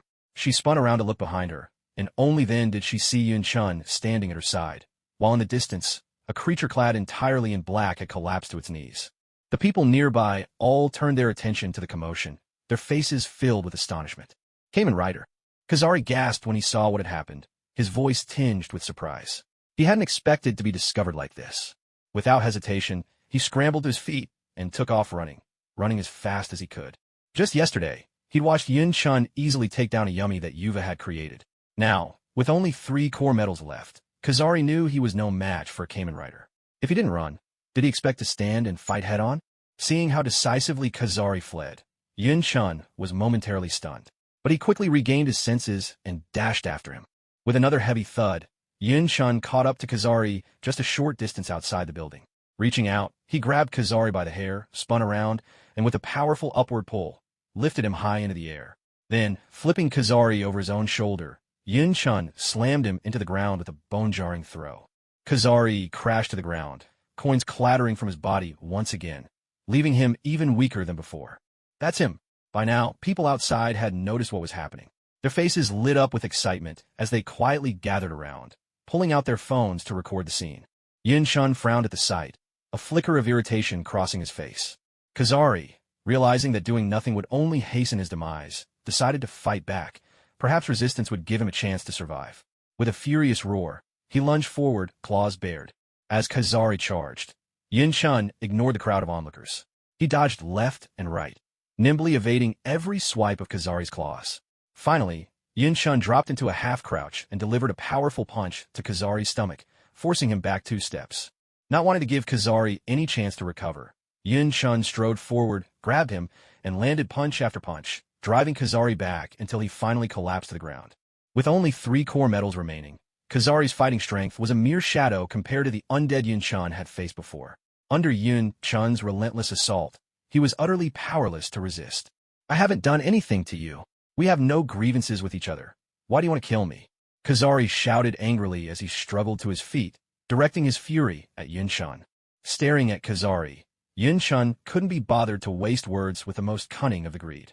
He strode over, simultaneously removing the camera from his belt and slipping it onto his hand. Then he took the crystal card from his phone and inserted it into the camera. Ready. Soon after, Yun-chun flipped open the cover on his phone and pressed the enter key. Exceed charge. A stream of red light shot from the phone on his belt, running along the crimson stripes and into the camera on his hand. By now, Yun-chun had reached Kazari. He swung his fist, now wearing the camera, straight at Kazari. No! Kazari roared, and a symbol flickered into existence on his body. With a deafening bang, Kazari exploded in an instant. Coins burst in every direction, raining down in a metallic shower. Yun-chun ignored the ordinary coins. He glanced at the ground, crouched down, and picked up Kazari's 3 yellow core medals. After a quick inspection, he pocketed them. System, it's your turn. Looking at the cheering crowd, all snapping photos of him with their phones, Yun-chun spoke quietly to the system. Understood, leave it to me. Just like before, a swirling gale whipped up, sending the coins one by one into the space before Yun-chun. The storm kicked up dust, forcing the crowd to squint and shield their eyes. All right, now it's Yuva's turn. With that, Yun-chun activated his stealth mode, glanced at Yuva's location, and slipped away. Where did he go? As the wind died down, Yun-chun and all the coins were gone, as if nothing had ever happened. Host, Yuva's already created a yummy. As he sped down the road, the system's voice suddenly sounded in Yun-chun's ear. What? Yun-chun frowned at this news, twisted the throttle to full, and raced toward Yuva at top speed. As soon as he arrived near Yuva, Yun-chun spotted a yummy causing chaos. After a quick look at the yummy, he decided not to engage directly. The host of this yummy's desire was for money, so it wasn't an urgent threat. Yun-chun parked his bike and quietly crept toward the building where Yuva was hiding. At last, with soft footsteps echoing, Yun-chun reached Yuva's hiding place and moved in. Who's there? Hearing Yun-chun's approaching footsteps, Yuva spun around, shouting warily. Kamen Rider, it's you. When Yun-chun stepped into view, Yuva glared at him with gritted teeth. He had just lost one of his yummy yesterday, and now his nemesis dared to appear before him again. Go to hell. With a sudden transformation, Yuva reverted to his monstrous form. Never the brightest to begin with, he acted purely on impulse, lunging straight at Yun-chun and swiping at him with a clawed hand. He didn't spare a thought for the vast difference in strength between himself and Yun-chun. As Yuva charged, Yun-chun simply shifted his body, nimbly dodging the vicious swipe. Yuva struck again with another claw, But Yin-chun once more evaded with ease and countered by kicking Yuva squarely in the stomach, sending him stumbling back a couple of steps. Without missing a beat, Yin-chun pressed his advantage, striding forward and landing a solid punch right on Yuva's face. The blow sent Yuva crashing into a nearby chair. "You bastard!" Yuva spat, seething with rage, and charged at Yin-chun again, swinging his claws with growing ferocity. Yin-chun continued to dodge with effortless agility, which only fueled Yuva's frustration. Then, spotting another opening, Yin-chun lashed out with a powerful kick to Yuva's chest. With a thunderous crash, Yuva was sent flying through a glass window, shards scattering as he landed hard outside. The fleeing civilians outside, already in a panic, recoiled in terror at the sudden spectacle. "I'll kill you," Yuva roared, struggling to his feet. With a single thought, the distant yummy exploded into a shower of coins, all of which shot toward Yuva and merged seamlessly into his body. After absorbing every last coin from the yummy, green lightning crackled over Yuva's body. He grew stronger, power surging through him. Seeing this, Yin-chun didn't hesitate. He leapt from the upper floor, charging straight at Yuva. "Ah!" Yuva bellowed as Yin-chun rushed toward him, meeting the charge head-on. Yin-chun sprang into the air, driving both feet toward Yuva in a powerful kick. But this time Yuva stood his ground. Though he staggered back several steps, he didn't go flying. Landing lightly, Yin-chun charged once again. "Ah!" Yuva steadied himself and lunged, claws outstretched, aiming for Yin-chun as he closed the distance. Yin-chun's hand shot out, forming a fist. Just as Yuva's claws were about to strike, Yin-chun countered, smashing his fist down on Yuva's arm and knocking it aside. With a swift kick to the chest, he sent Yuva sprawling to the ground. Seizing the moment, Yin-chun leaped high, knees bent, aiming to come crashing down on Yuva. Seeing him descend, Yuva quickly rolled out of the way. Yin-chun landed hard on his knees, slamming into the ground with such force that two shallow craters appeared, cracks splintering outward from the impact. Yuva scrambled to his feet and swung a claw at Yin-chun.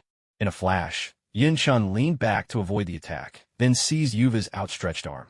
With a sudden surge of strength, Yin-chun pulled himself upright from his kneeling position and hurled Yuva aside. After tossing Yuva aside, Yin-chun stood up, charged toward him, and leaped into the air once more. With a flying knee, he struck Yuva squarely in the face just as he was struggling to get up, sending him crashing away. Coins clattered and scattered across the ground, ringing out before finally coming to rest. Next, Yin-chun took out a flashlight, removed the crystal card from his phone, and inserted it into the flashlight. "Ready," Yin-chun announced, attaching the flashlight to his foot, flipping open his phone, and pressing the enter key. "Exceed charge," he shouted. A red beam of light streamed from the phone, following crimson stripes as it surged into the flashlight strapped to Yin-chun's foot. By now, Yuva had managed to get back on his feet. Realizing the vast difference in strength between himself and Yin-chun, he decided to flee. He turned around, trembling, and began to stumble away, coins trickling from his body with every step. Seeing this, Yin-chun dashed forward, leaped into the air, and a swirling drill of red energy took shape around his foot. He launched a powerful kick, drill first, straight at Yuva. "Aga!" Yuva cried out in pain as Yin-chun's drill kick struck him, the spinning force driving straight through his body. "I won't accept this," Yuva gasped, his eyes locking onto Yin-chun with bitter reluctance. At that moment, an ominous symbol appeared on his body, and he exploded in a burst of coins that scattered across the ground. Mission complete. Congratulations, host, on finishing a major task. The reward has been issued. The system's voice chimed in, cheerful and upbeat. Hearing the system, a smile appeared at the corner of Yin-chun's mouth beneath his armor. He walked over to the spot where Yuva had exploded and picked up 4 of Yuva's core coins. At last, one big problem taken care of, Yin-chun thought, finally allowing himself a sigh of relief as he gazed at the green core coin in his hand. At that moment, the system sprang into action on its own.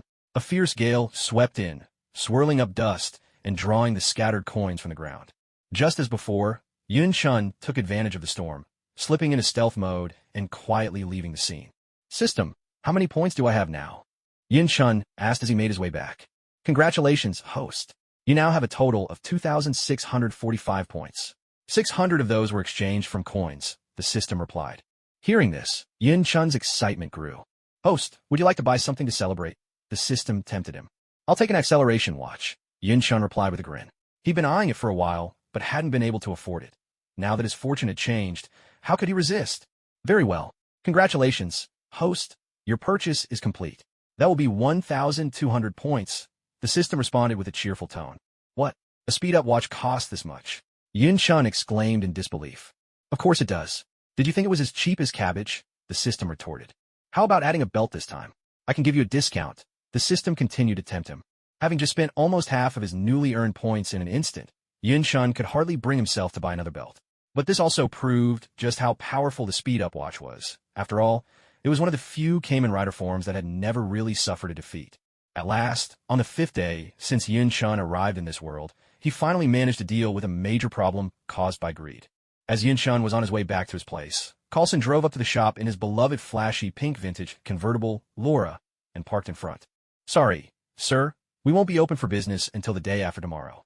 If you're here for a meal, I'm afraid you'll have to try somewhere else, Joan said as she returned from taking out the trash, catching sight of Carlson as he got out of his car. Oh no, I'm not here to eat. I'm looking for Mr. Yun, Carlson replied with a friendly smile. I see, my apologies. Please come in, Joan said quickly, opening the door and ushering Carlson inside. As Carlson stepped in, a man dressed in black stood in a nearby building, a bow slung over his back, a Bluetooth earpiece in his ear, watching Yin-chun's shop intently. Many others in the surrounding buildings also had their eyes fixed on Yin-chun's store. Brother Yun is upstairs. Let me take you to him, Jones said to Carlson as they entered the shop. Miss Jones, if you wouldn't mind, may I trouble you to wait a moment? Carlson said hastily. Is there something you need? Jones asked. This is my card. Before I meet with Mr. Yun, I'd like to ask you a few things, Carlson said, handing his business card to Jones. Mr. Carlson, if you have questions, why don't we sit down and talk? Jones replied, glancing at the card before handing it back.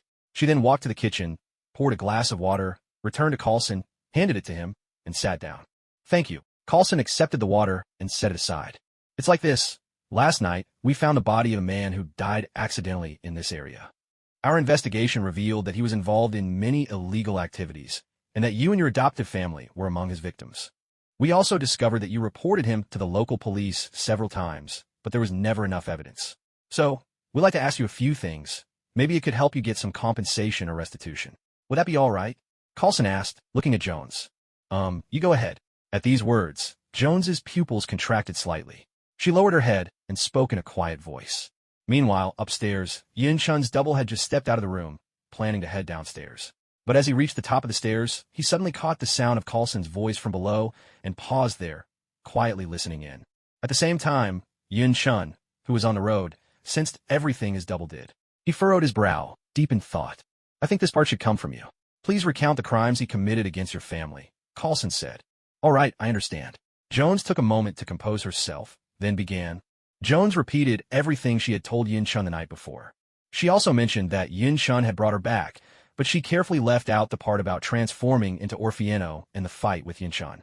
When Jones began describing how Yin-chun had brought her home, both Yin-chun's double and the real Yin-chun, who had just returned and slipped in through the window, were startled. They nearly rushed downstairs. Fortunately, Jones had hidden certain details, which made both of them breathe a sigh of relief. Afterward, Yin-chun swiftly dropped his invisibility in disguise, stepped out of the room, withdrew his double, and stood there listening to the conversation himself. I'm sorry for making you recall such painful memories. When we return, we'll conduct a thorough investigation and make sure justice is served for your family, Carlson said after listening to Jones's account. It's all right, Jones replied, her eyes reddened with emotion. My apologies once again. Would you please introduce me to Mr. Yin? I'd like to ask him about some specific details, Carlson requested. Of course, please follow me. Jones took a moment to compose herself, then led Carlson upstairs. Hearing this, Yin-chun quickly moved to the sofa, sat down, and took out his phone, pretending to play with it. Brother Yin, this gentleman is here to see you, Jones said as she brought Carlson upstairs and looked toward Yin-chun. What's wrong? Yin-chun was about to respond, but when he saw the look in Jones's eyes, he stood up and walked over, ignoring Carlson for the moment. Are you all right? I'm fine, Brother Yin. I just remembered something sad. That's all, Jones replied with a smile. I'm sorry, Mr. Yin. This is on me. I was the one who brought up those painful memories for Miss Jones. Carlson apologized as he walked over. Brother Yin, you two go ahead and talk. I'll go back to my room for now, Jones said at that moment, heading toward her room. What do you want? Watching Jones, her eyes still red, returned to her room, Yin-chun shot Carlson a cold look. Sorry to trouble you, but I'd like to ask about what happened last night when you brought Miss Jones back, Carlson said. Have a seat, Yin-chun replied coolly, turning back to the sofa and sitting down. Thank you, Carlson said as he took a seat. It It was just that last night, when I was passing by that stretch of woods, I saw her lying on the ground, so I brought her back. What exactly do you want to ask? After sitting down, Yin-chun spoke coldly to Coulson. At that moment, Graham suddenly sensed something in the room. He woke up, climbed out of bed, opened the door, and stepped into the hallway. Graham, you're awake. As Coulson and Yin-chun turned to look, they spotted Graham, and Yin-chun addressed him. Who is this child? Coulson looked at Graham, directing his question to Yin-chun. This is a child I've adopted. Is there a problem? Yin-chun replied, all the while cursing the author in his mind. Thank you, Mr. Yin. I'll take my leave now. Please convey my apologies to Miss Jones. After a few minutes of questions, Coulson stood up, spoke to Yin-chun, and turned to head downstairs. During the conversation between Coulson and Yin-chun, Graham had been quietly watching Coulson the entire time. After sending Coulson out of the shop, Yin-chun spoke to the system. System, so the author's advice is for me to keep my identity hidden for now, right? Yes, is there something wrong with that?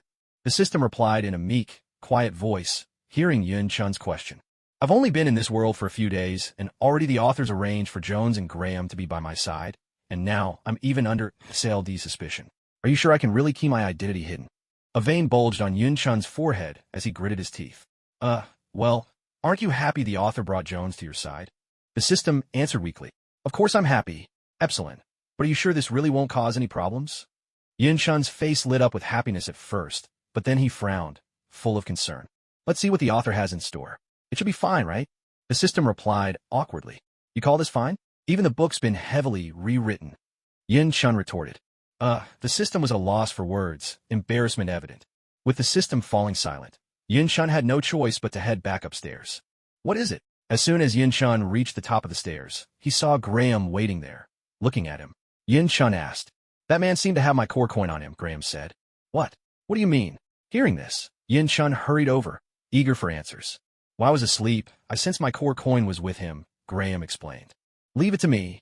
Yin-chun pondered for a moment, then replied, turning to head back to his room. Seeing this, Graham was left with a face full of confusion, but instead of bothering with Yin-chun, he simply sat on the sofa, lost in thought. Once inside his room, Yin-chun transformed, shifted into stealth mode, and leaped out the window. Next, he summoned his mechanical Pegasus and set off in the direction Coulson had gone. 2 minutes later, Yin-chun caught up with Coulson and noticed that 3 other cars were following behind Coulson's vehicle. The people inside were all armed, and from the look of them, they were probably S.H.I.E.L.D. agents. Seeing this, Yin-chun paid them no mind and didn't reveal himself. Instead, he circled around, got ahead of Coulson's convoy, and stopped in front of them. Only then did he deactivate his invisibility. When Yin-chun suddenly appeared just 5 or 6 meters ahead, Coulson, who was in the lead car, immediately stepped on the brakes. As Coulson stopped, the cars behind him also came to a halt one after another. Once they spotted Yin-chun, the agents quickly grabbed their weapons, got out of their cars, and aimed directly at him. Fortunately, there was no one else around in this area. Otherwise, this commotion would have drawn a lot of attention. At that moment, Coulson also got out of the car, but the man with the bow kept himself protectively in front of him. Relax. I just want something from you, Yin-chun said, looking at Coulson. He remained seated on his mechanical Pegasus, making no move to dismount. I wonder what you think I have that you want, Coulson asked, noticing Yin-chun's gaze fixed on him. Just a few coins of different colors, Yin-chun replied. Back at S.H.I.E.L.D., watching the live feed from Coulson's car, Nick Fury frowned in puzzlement. Are you talking about these? Coulson asked, pulling 2 core coins, one white, one blue, from his pocket. The man standing beside Coulson glanced at him in confusion, and Nick Fury's brow furrowed even deeper. That's right. Hand them over, Yin-chun said. Even he was momentarily surprised when he saw the blue core coin, but he quickly composed himself and reached out his hand. Can you tell me what these are? Coulson asked, unwilling to hand them over so easily. Desire, Yin-chun replied calmly. Desire, Coulson repeated, clearly bewildered. There's no need for you to know much more. The ones who left these behind won't be coming back, but their relics can't be allowed to fall into the hands of ordinary people, Yin-chun said as he dismounted, preparing to walk over. Stop right there. The man with the bow suddenly shouted. He knocked an arrow, drew his bow, and aimed it at Yin-chun, while the other agents tensed, ready to strike at a moment's notice. I don't want to fight you, Yin-chun said, observing their stances. He pressed the symbol on the fuel tank beside him. The mechanical Pegasus twisted and transformed, shifting into its robot form. At that sight, the pupil of Nick Fury's only remaining eye contracted sharply, as if some realization had struck him. Don't let them leave before I get what I want, but don't hurt them, either, Yin-chun ordered the mechanical Pegasus. At that, flames burst from the wheels on the back of the mechanical Pegasus, lifting it off the ground and sending it hovering into the air. Hand over the coin. It's for everyone's benefit, Yin Shun said as he walked forward. The tension among Coulson's team spiked instantly. Everyone there knew just how formidable Yin Shun was. Even so, Coulson didn't hand over the coin right away. He waited for Nick Fury's command. If Fury were to order them to protect the coin, they would risk everything and fight Yin Shun to the bitter end. Given the coin, Fury finally instructed as Yin Shun drew nearer. Here you go, Coulson said with a sigh of relief, tossing the coin to Yin Shun. Yin Shun reached out, caught the coin, examined it briefly, and tucked it away. He turned to leave, and the mechanical Pegasus descended back to the ground. Can we ask you something? Coulson called out to Yin Shun at that moment. I know what you want to ask. Let's save it for another time. We'll meet again, Yin Shun replied coolly. Are you human? Coulson pressed. I am human. Yin Shun strode over to the mechanical Pegasus, pressed the symbol on its chest, and transformed it back into a motorcycle. He mounted it, ready to depart. Wait, Coulson called, thinking quickly. He hurried over and handed Yin Shun a business card. Yin Shun reached out, took the card, tucked it away, started up the bike, and rode off. It's over. Come back, Nick Fury said to Coulson and the others as the situation settled. Back at his shop, Yin Shun let his invisibility and disguise fade away. He pondered, which coin should I give? He wanted to give the core medal to Glame. But if he handed over both, he worried Glame might try to revive Mizuru and start creating Yummy again. Yet giving only one didn't seem right either. He sighed, unsure. After thinking it over, Yin Shun walked to the door, opened it, and stepped outside. Beyond the room, Glame was sprawled on the sofa, watching cartoons on the TV, presumably turned on by Jones, though Jones herself was nowhere to be seen. Glame, where's Jones?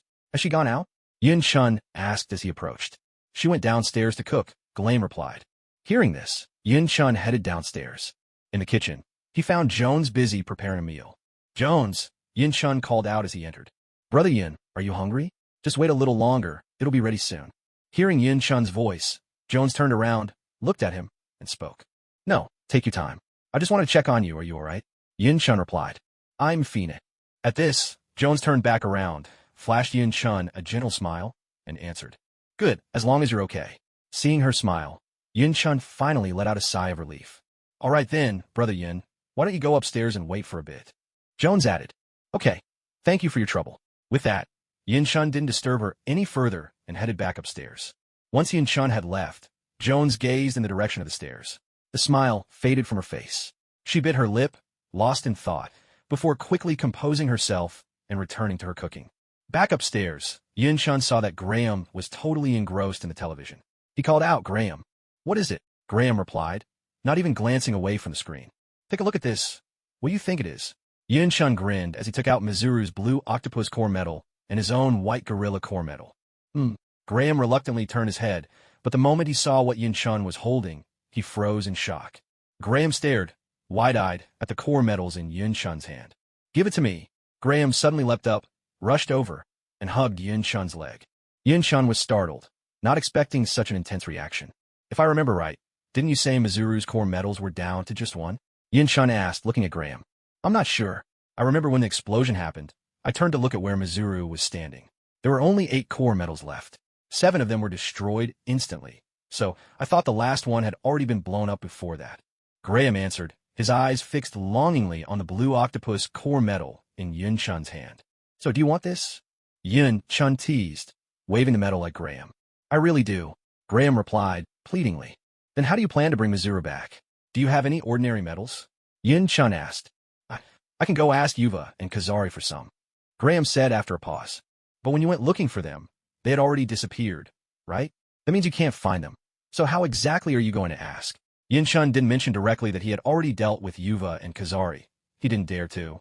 Graham just looked at Yin Shun, his expression full of helplessness and longing, but said nothing. All right, I can give it to you. But you have to listen to me. You can't just leave the house whenever you want, and you absolutely cannot go looking for Yuva and Kazari by yourself to ask for regular core medals. Can you promise me that? Yin Shun looked at Gamel seriously as he spoke. Yin Shun planned to give Gamel Mizuru's core medal to keep him in check, worried Gamel might run off on a whim. Even though there was food and entertainment at home to keep him occupied for now, Yin Shun wasn't willing to take that risk. Then what about the regular core medals needed to revive Mizuru? Gamel asked. I'll figure something out for that, Yin Shun replied. All right, but you have to promise you'll find the regular medals, Gamel said, fixing Yin-chun with an earnest stare. Don't worry, I promise. With that, Yin-chun handed both Mizuru's core medal and Gamel's own core medal to him. After receiving the core medals, Gamel absorbed his own gorilla core medal into his hand without so much as a glance. Then, clutching Mizuru's core medal, he bounced happily back to the sofa, took out the ones he had before, and gazed at them with delight. Mizuru, once I find the regular medals, you'll be able to come back to life. Gamel exclaimed excitedly to the two core medals in his hands. You little rascal, is Mizuru really that much better than me or Jones, that you're so eager to bring her back? Yin-chun said, a bit disgruntled as he watched Gamel's excitement. Deep down, though, he understood. After all, Mizuru had been by Gamel's side for the past 800 years, even if it wasn't out of genuine affection. But did that really matter to Gamel? Sincerity or not, the companionship was what counted. I do want to bring Mizuru back, but I really like you and Big Sister Jones too. Gamel replied in a sing-song voice. That Big Sister Jones was something Yin-chun had taught Gamel to say. Originally, Jones tried to get him to call Yin-chun Big Brother, but Yin-chun flatly refused. After all, Gamel might look like a child, but he was a true 800 years old. Who could stand being called Big Brother by someone that ancient? I think what you really like is the food, isn't it? Yin-chun exposed him without hesitation. I do like food, but I like you and Big Sister Jones even more, Gamel declared, straight-faced and utterly sincere.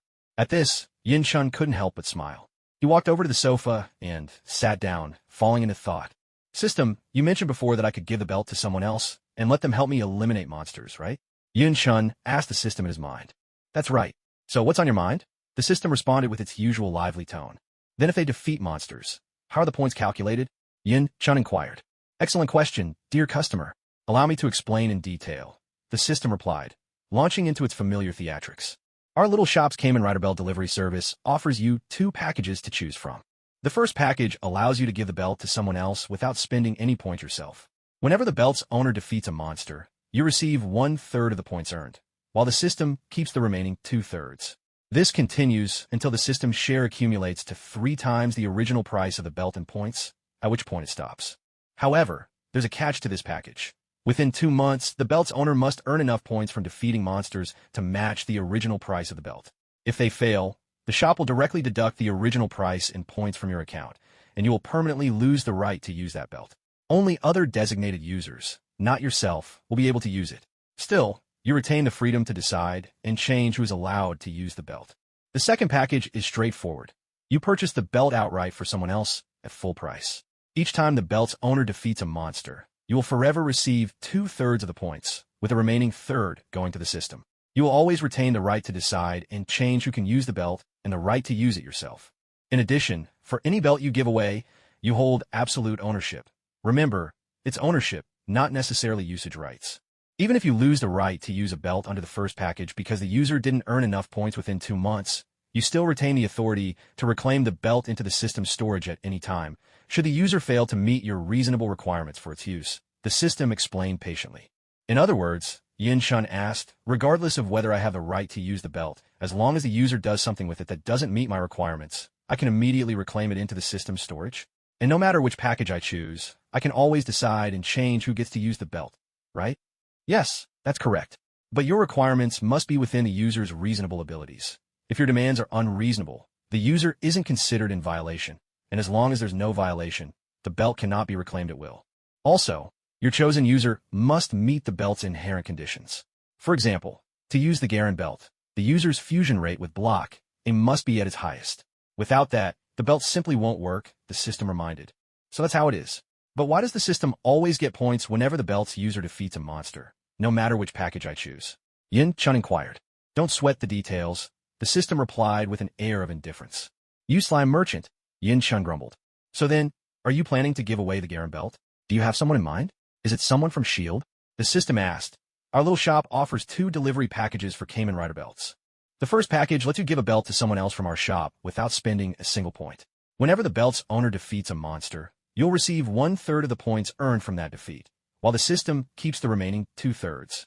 This continues until the system's share adds up to 3 times the original price of the belt, at which point it stops. However, there's a catch with this package. The belt's owner must earn points equivalent to the belt's original price by defeating monsters within 2 months. If they fail, our shop will deduct the original price in points directly from your account, and you will permanently lose the right to use that belt. Only people you designate, other than yourself, can use it, though you're free to decide and change who that is.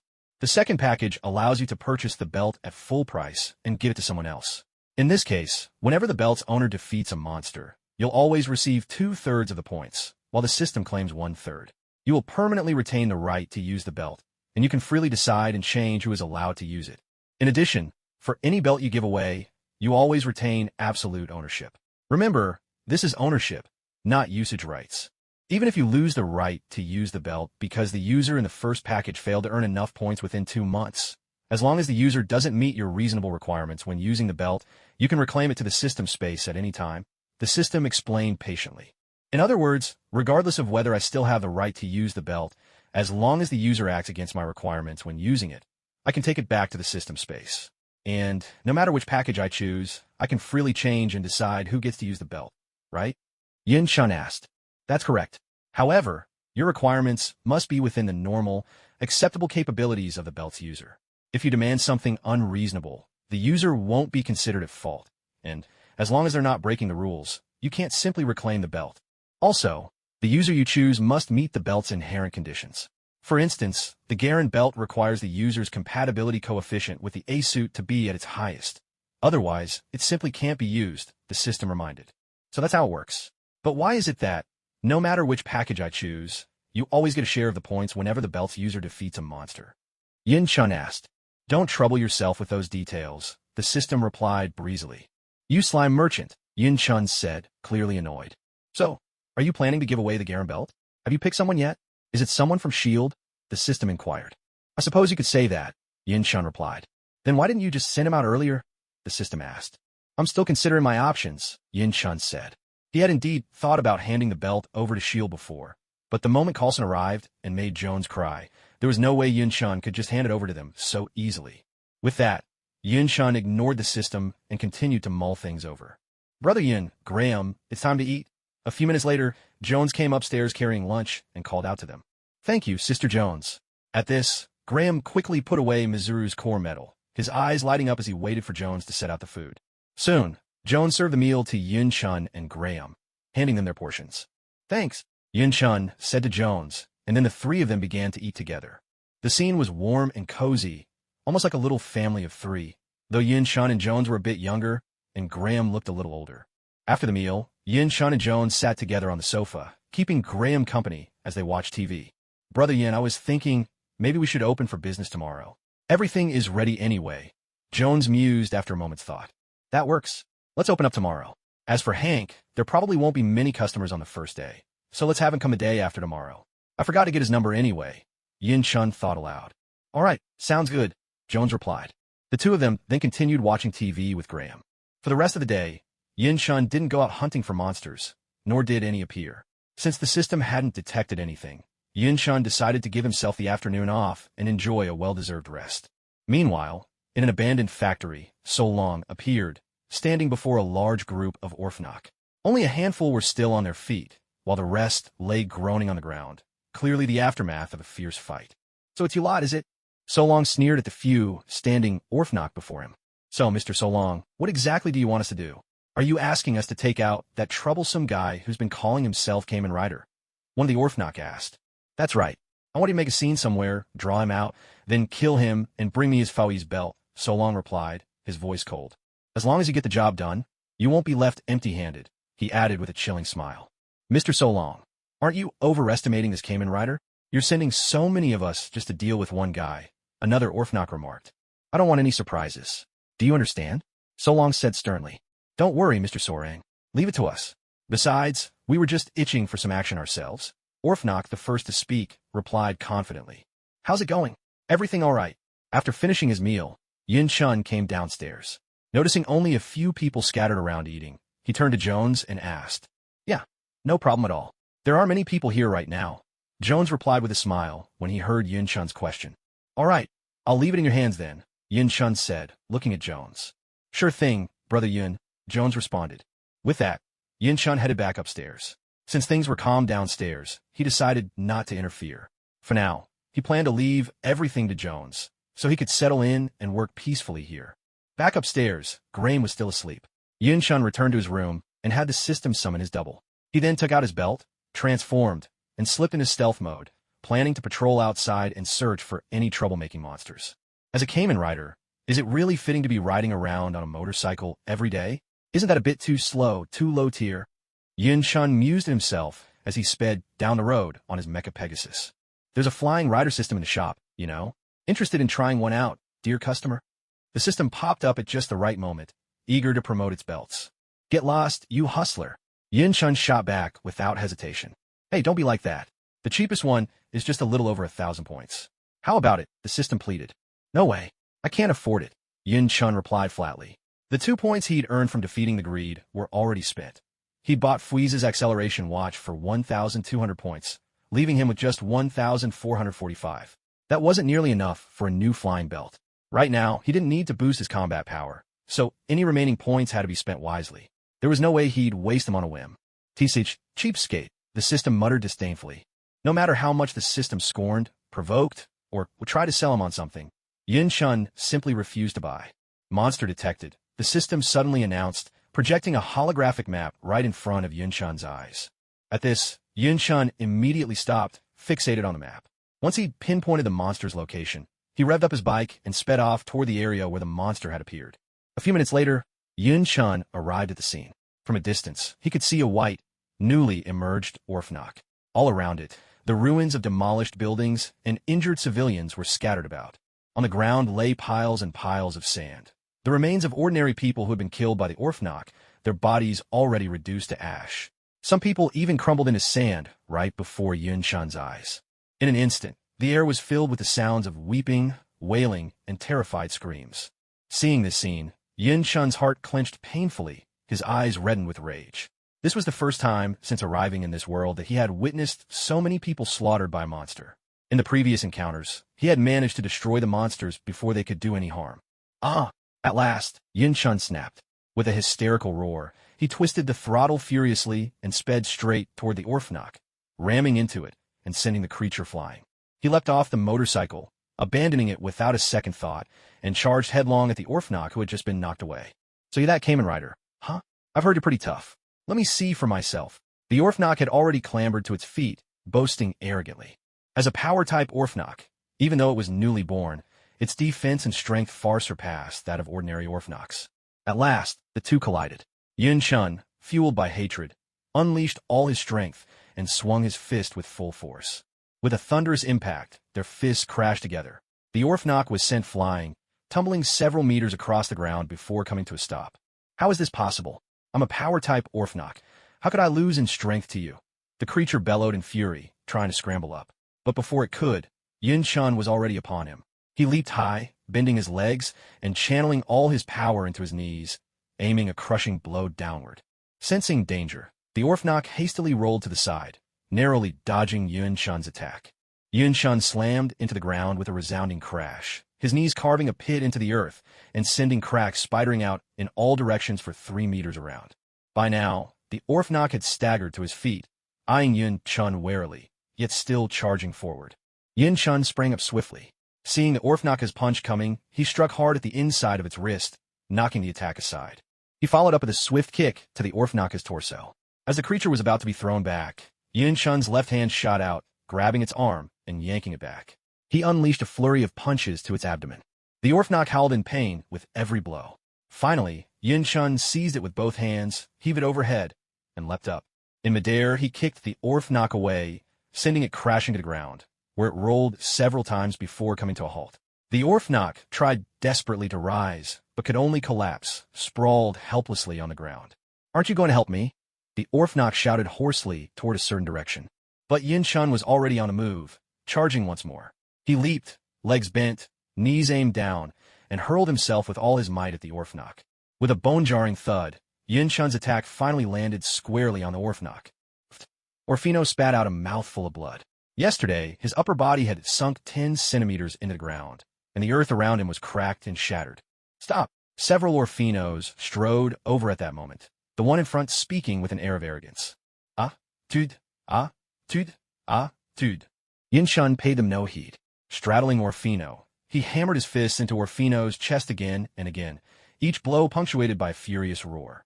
At this moment, Yun-shun finally realized this had all been a trap laid for him. His anger burned hotter, tinged now with a heavy guilt.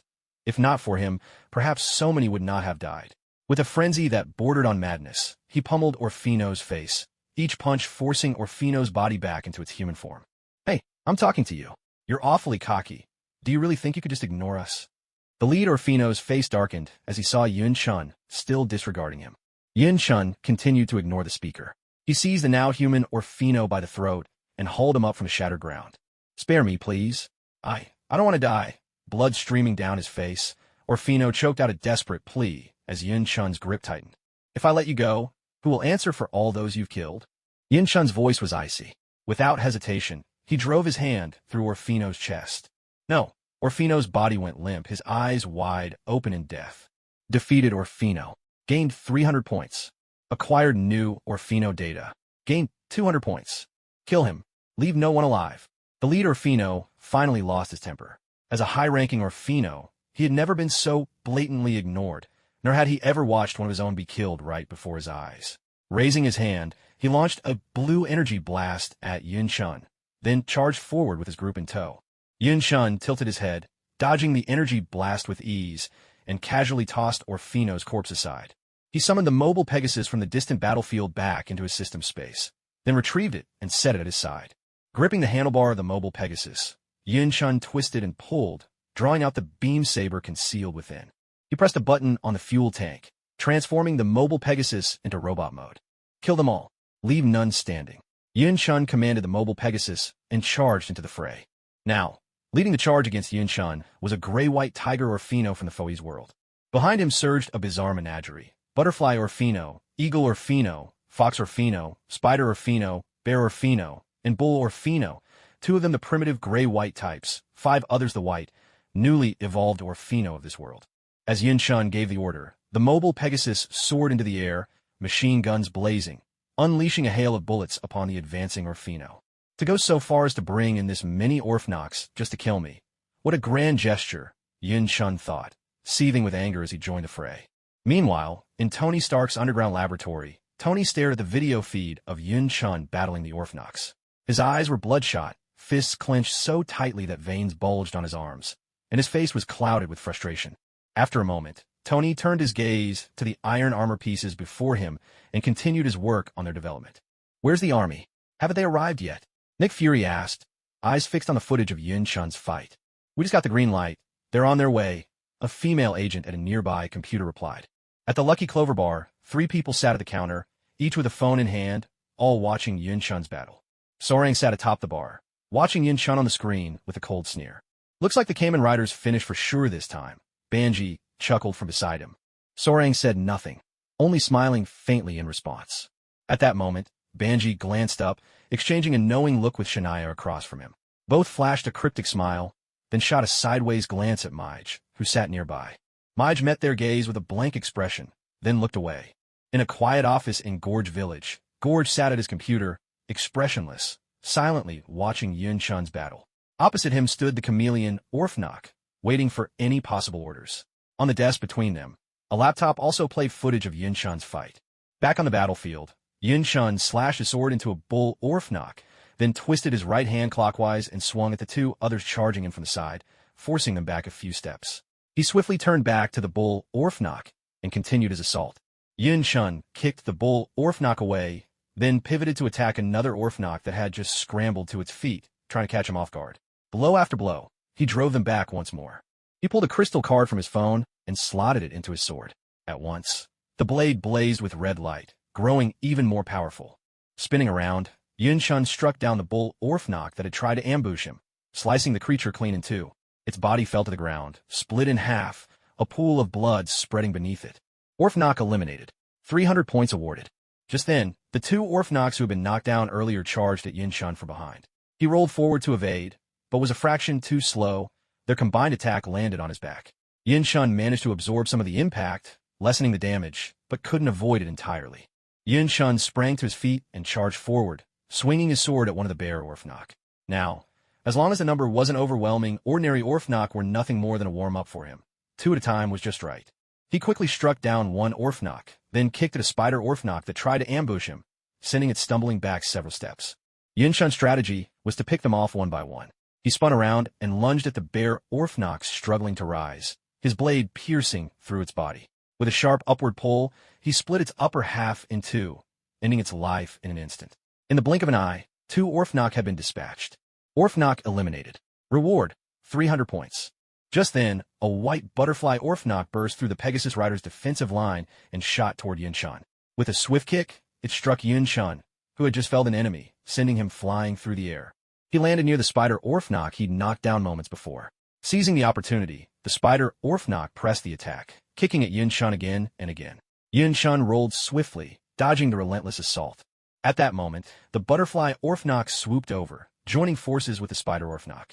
Surrounded and attacked from both sides, Yunshun couldn't evade in time and was launched away once more. Using the force of the blow, he put distance between himself and the 2 Orphnox.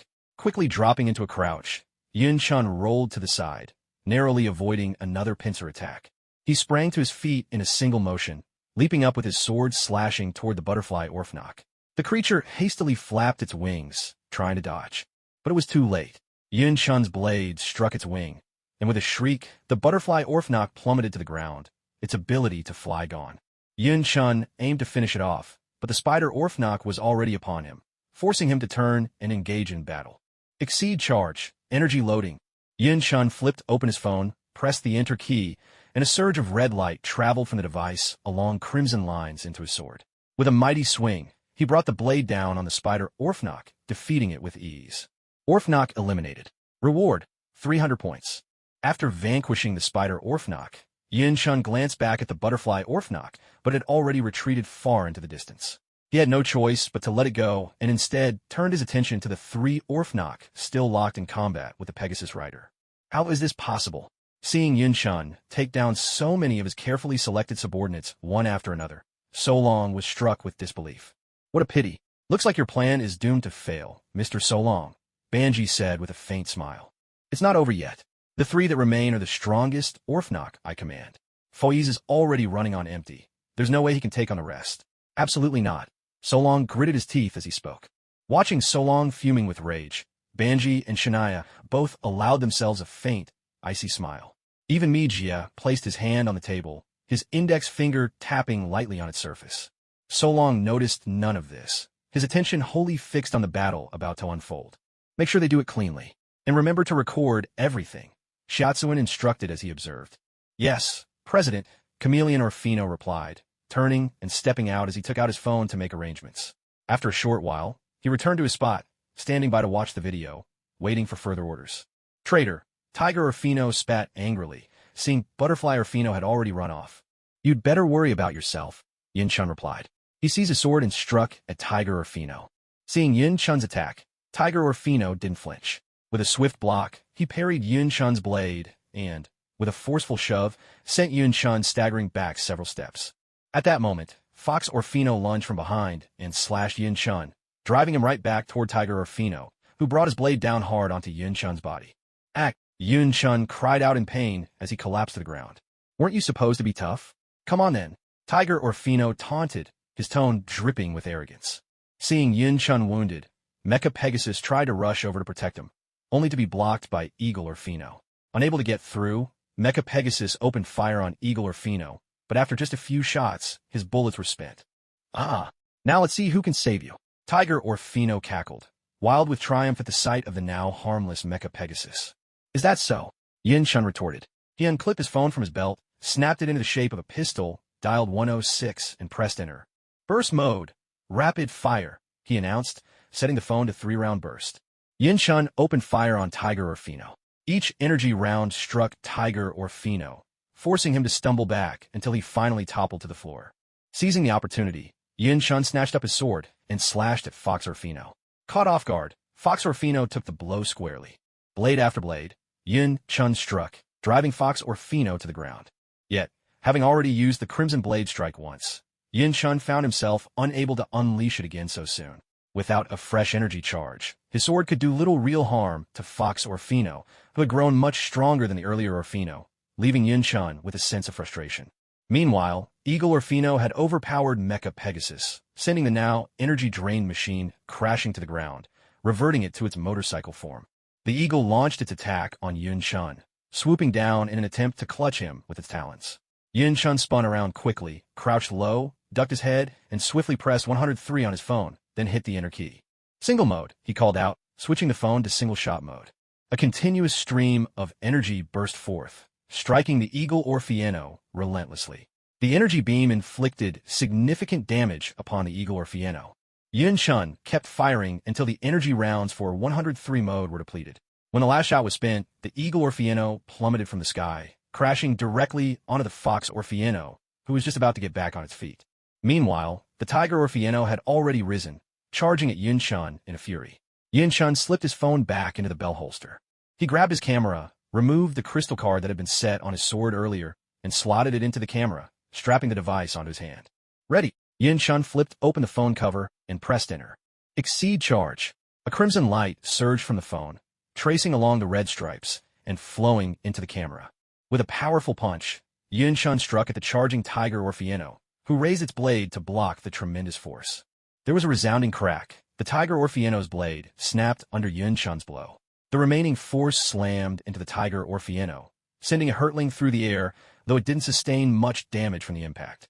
Do you know why we're killing these people? At that moment, the fox Orfieno behind Yun Chun climbed to its feet and spoke. Hearing this, Yun Chun turned his head, fixing his gaze on him. Ha ha, it's all to lure you out, the fox Orfieno boasted, laughing wildly. If not for drawing you in, we wouldn't have needed to kill them at all. Ha ha ha. As he spoke, the fox Orfieno exchanged a meaningful glance with the tiger Orfieno, who was struggling to get up behind Yun Chun. The tiger Orfieno instantly understood they were about to play mind games. He began to slowly close in on Yun Chun from behind. Host, the system, realizing what was happening, grew anxious. It feared Yun Chun might not withstand the psychological attack and break down, so it called out an alarm, though its warning was cut off. Oh, so without me, you'd stop killing? I doubt it. You'd probably kill even more, Yun Chun retorted with a cold smile. He wasn't one to fall for cheap tricks. Though the sight of so many deaths weighed heavily on him, he would not let himself crumble so easily. Hearing this, the system breathed a sigh of relief. They may be gone, but I will hunt down each and every one of you who murdered them. I'll avenge their deaths, Yun Chun declared. With that, he spun around and swung his sword at the tiger Orfieno who was creeping up behind him.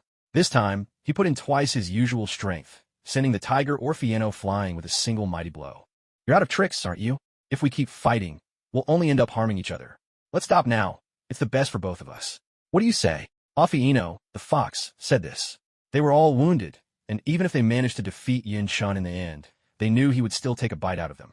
Hearing this, Orfieno the eagle cooperated by soaring into the sky, trying to intimidate Yun Chun from above. System, you mentioned before that you have a belt for flying knights, right? What's it like? Yun Chun asked the system, watching the eagle Orfieno rise into the air. Yes, that's the Emperor of the Sky belt from the world of Fois. It costs 1,600 points, the system replied. I'll buy it right now, Yun Chun said without hesitation. Understood. The system responded, noting Yun Chun's unwavering resolve. How can you be so sure I'm out of moves? Yun Chun retorted. With that, he pulled out the acceleration watch he'd previously purchased and strapped it onto his wrist.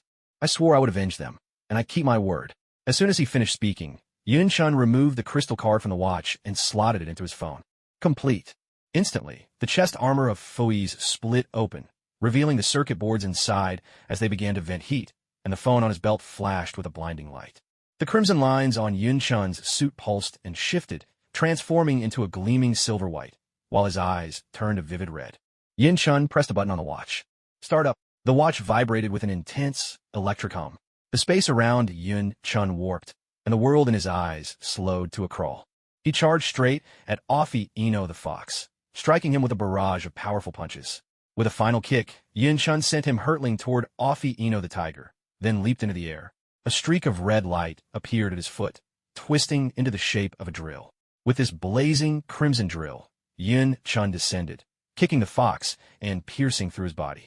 Blue flames ignited across Orfieno's form, along with a mysterious symbol.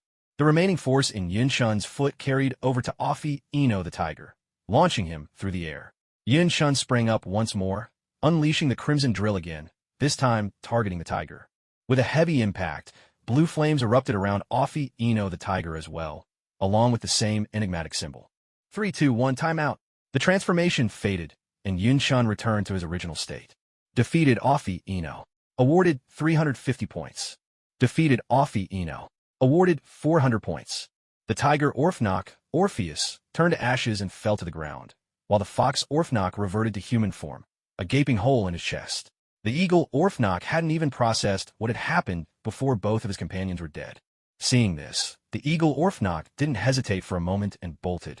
Accelerating, he vanished from sight, moving faster than the naked eye could follow. He had no idea what Yun-chan had done.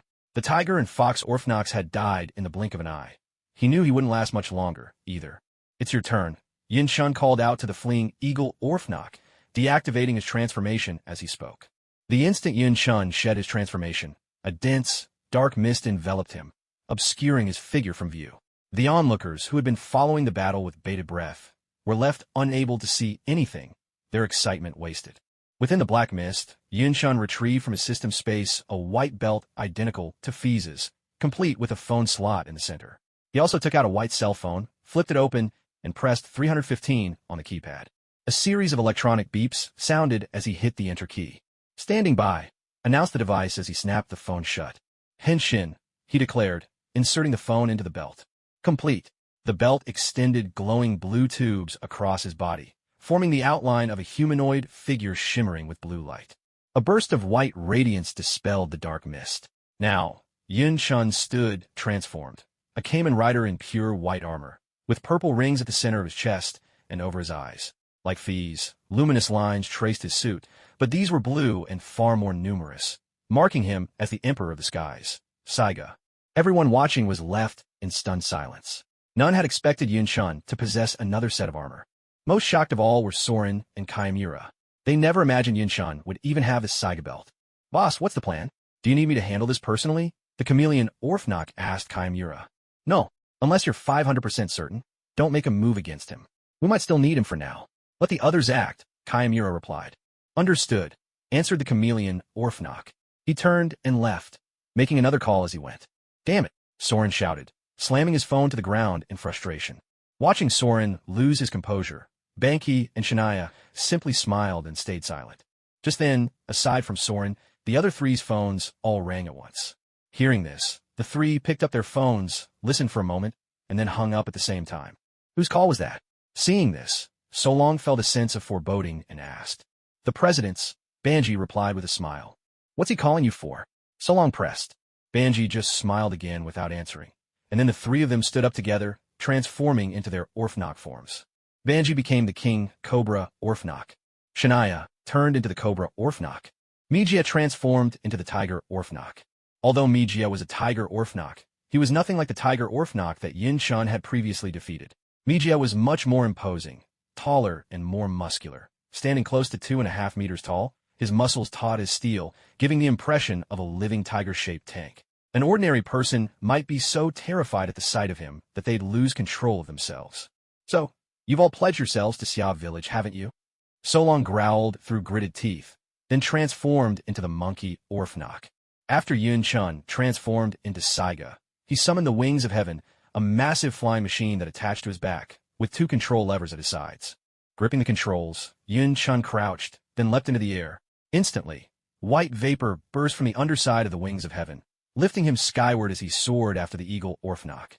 In the air, Yun-chan took aim at the eagle Orphnok and pulled the trigger, unleashing a hail of bullets from beneath the control levers. The eagle Orphnok, seeing the bullets coming, quickly dodged and veered to the side, then spun around and fired back at Yun-chan with a volley of feather projectiles. With a swift roll, Yun-chan evaded the feathery barrage.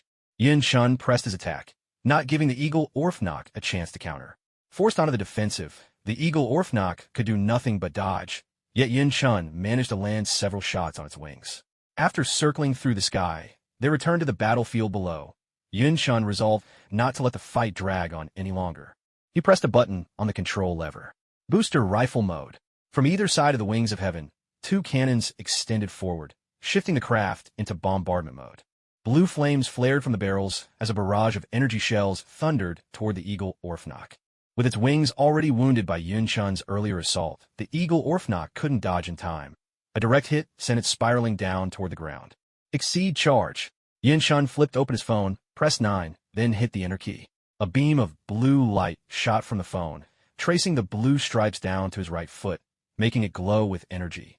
Then, just like Fuize's crimson drill, but blazing blue, a drill-shaped energy formed at his foot. Letting go of the controls, Yin Shun dove, blue drill first, straight at the Orphnock for a finishing kick. With a heavy thud, Yin Shun's kick landed squarely on Orphino. His foot passed straight through the man's body before hitting the ground. Instantly, ghostly blue flames engulfed Orphino. A glowing sigh symbol appeared on his chest, and in a heartbeat, he crumbled into ash and drifted away on the wind. Orphino defeated. Reward, 400 points. Yun Shun touched down gently and looked around at the wounded and the fallen on the ground, a weight settling in his heart. The clatter of metal, the slap of boots on concrete, and the steady rumble of engines echoed from afar. Yin Shun turned his head and saw several attack helicopters hovering in the sky, tanks rolling across the earth, and a swarm of soldiers quickly advancing on their position. It was clear the military had arrived. Without hesitation, Yin Shun cloaked himself in invisibility, summoned the wings of heaven, and soared silently into the sky, departing the scene. By the time the helicopters, tanks, and soldiers reached the site, the battle was already over. Even Yin Shun had vanished, leaving the troops standing awkwardly amidst the aftermath. Quickly regaining their composure, the soldiers shifted their focus to rescuing the injured. "Host, are you all right?" The system's voice spoke to Yun Shun as he flew through the clouds. "I'm fine," Yun Shun replied. "I've said it before, even without me, they would keep killing, maybe even more so. If I let that break me, how could I ever be Kamen Rider? If that's the case, I might as well find a piece of tofu and end it all now." His tone was steady, resolute. "That's good to hear," the system said, a note of relief in its voice. "Find me a temporary place to store some things," Yin Shun said after a moment's thought. "What are you planning?" the system asked, puzzled. "Just find it for me," Yin Shun replied curtly. "All right then," the system responded, beginning its search. "It's done. Please check your map," the system announced, projecting a holographic map in front of him. "Send me a file on all the monsters that have shown up so far. And I need the user manual and ability list for the Garen driver, plus the usage rules. Give me a copy of that, too. Also, buy 10 blank cards. And give me a box. Put the Garen driver, block A card, 10 blank cards, and both files inside." Yin Shun instructed as he glanced at the map and headed for the marked location. "Understood," the system replied, finally realizing what Yin Shun intended to do. A few minutes later, Yin Shun arrived at the location, an old, abandoned villa. He glided down, landing in the garden. Instead of entering the house, he simply took out a box and placed it carefully in a flower bed. Then, Yin Shun took out his phone and Carlson's business card. Finding the number on the card, he dialed. In S.H.I.E.L.D., Carlson was in the middle of reporting to Nick Fury when his phone suddenly rang. Hearing the ringtone, he glanced at Fury and apologized. "It's all right," Nick Fury responded. "Director, there's a strange number calling." Carlson took out his phone, glanced at the incoming number, 315, and hesitated for a moment before turning to Fury. "What?" Fury looked at him, a hint of confusion in his eyes. Carlson handed the phone to Fury. "You answer it," Fury said, merely giving the phone a glance without taking it from him. Hearing this, Carlson accepted the task. He pressed a button for speakerphone. "May I ask who's calling?" Carlson inquired, an inkling of suspicion rising in his mind. "In the flower bed of the XX Villa Garden, I've left something for you. Come and collect it yourself." On the other end, Yin Shun replied before immediately hanging up. Without hesitation, he summoned the wings of heaven and took off. Yin Shun felt no concern about anyone else taking the object. After all, if he wanted it back, he could retrieve it at any time. "Hello, night," Carlson called out, but only silence greeted him. The call had already ended. Carlson glanced at his phone, then looked up at Fury. "Natasha, come to my office," Fury said, without addressing Carlson's unspoken question. He picked up his own phone and made a call. Once connected, he gave the instruction. "Go with Natasha to pick up the item. This operation is strictly confidential. No one else can know, not even a fourth person." Fury's voice was firm. "Yes, I understand," Carlson replied and waited. A few minutes later, there was a knock at the door. "Come in," Fury called out. "Director, is there a mission?" In walked a stunning woman clad in a black bodysuit, her long brown curls framing her striking face. She addressed Fury directly. "You and Carlson are to retrieve an item. No one else can know, not a word to a fourth person," Fury instructed. "Yes, understood," Natasha said, exchanging a glance with Carlson. With that, the two of them left together. Back at the shop, Yin Shun deactivated both his invisibility and disguise. After a moment's thought, he stepped out of his room. Downstairs, Graham was still watching TV. Yin Shun crept down, cast a quick glance over the still empty shop and the ever-composed Jones, then quietly headed back upstairs. Graham, when it's time for lunch, tell Jones not to call me. I'm going to get some rest, Yin Chun said. All right, Graham replied without turning his head, though it was unclear if he'd really heard. With that, Yin Chun returned to his room and settled in for a nap. After all, fighting 8 Orphnoks at the same time, even with the enhanced Amazon Omega genetic serum, is no easy feat. Meanwhile, Coulson and Natasha arrived at the spot where Yin Chun had previously set down the box. With a few swift moves, they unlocked the iron gate outside the villa and stepped inside. The two of them circled around and made their way to the garden in the back. They scanned the area and finally spotted a box nestled in a flower bed. They opened the box, checked its contents, and then packed it up before heading back to S.H.I.E.L.D. Deep beneath the office building where Kaimura was located, so long, battered and missing an arm, was tied to a wall of golden solar metal. Standing next to him were Maij and Banji, while Kaimura stood in front of him. Kaimura, I'm going to kill you. Solong glared at Kaimura, his voice hoarse with fury. President Kaimura, we've brought you Mr. Solong as promised, so we'll take our leave now, Banji said with a smile, glancing between Kaimura and Solong. Thank you. I appreciate your trouble, Kaimura replied, a smile touching his lips as he spoke. It's the least we could do, Banji answered, turning to leave. Maij gave Kaimura a last look before following Banji out. You traitors! I'll never forgive you, not even in death. Solong cried out, his voice weak yet burning with rage. Keep an eye on him, Kaimura ordered one of his men after a moment's thought, then walked away, choosing not to end Solong's life right then. Inside a secret S.H.I.E.L.D. base, Nick Fury, Coulson, and Natasha appear together. Director, we've brought back the item, Coulson and Natasha said, placing the box on the table. Do we need to leave the room? Natasha asked. That won't be necessary, Nick Fury replied as he opened the box and examined its contents. Inside, there was a Garen driver, an Ace of Diamonds card, 10 blank cards, 2 USB drives, and a sheet of paper. Nick Fury picked up the paper and began to read. Line after line of computer-printed text covered the page. The message read, This is the Garen driver. The number of monsters is overwhelming, and I cannot eliminate them all alone, so I am willing to lend the rider system to you. However, the rider system must not be used in any combat situations other than eliminating monsters, unless given express permission. Otherwise, I will reclaim the rider system. Whether I can actually do this, you're welcome to find out. Nick Fury studied the note in his hands, then passed it to the two beside him. They took the paper, glanced over it, set it down on the table, and turned their attention to the remaining items in the box. Nick Fury picked up the Garen driver, the Ace of Diamonds card, and a few blank cards, inspecting them carefully. Is this the armor worn by Kamen Rider? Natasha asked, looking at Coulson with curiosity. I'm not sure, but it seems so. Judging from his previous battles and how he changed armor, all of his gear appears to come from the belt at his waist, Coulson replied. Nick Fury glanced at the Garen driver, then set it down and picked up 2 USB drives. He turned to the computer beside him, plugged the drives in, and accessed their contents. Once the drives were connected, a new interface popped up on the computer screen, displaying 6 folders. The first folder was titled, Origin of the Monsters. The second, Orphnok. The third, Undead. The fourth, Worm. The fifth, Fongire. The sixth, Greed. The seventh, Blood. Seeing so many folders, Nick Fury immediately furrowed his brow, a sense of unease growing within him. Coulson and Natasha, standing behind him, shared the same apprehension. Nick Fury hesitated for a moment before clicking into the first folder, Origin of the Monsters. Inside, there were only 3 brief entries. Each type of monster originates from a parallel version of Earth. For reasons unknown, they have all gathered together and arrived on this world's Earth.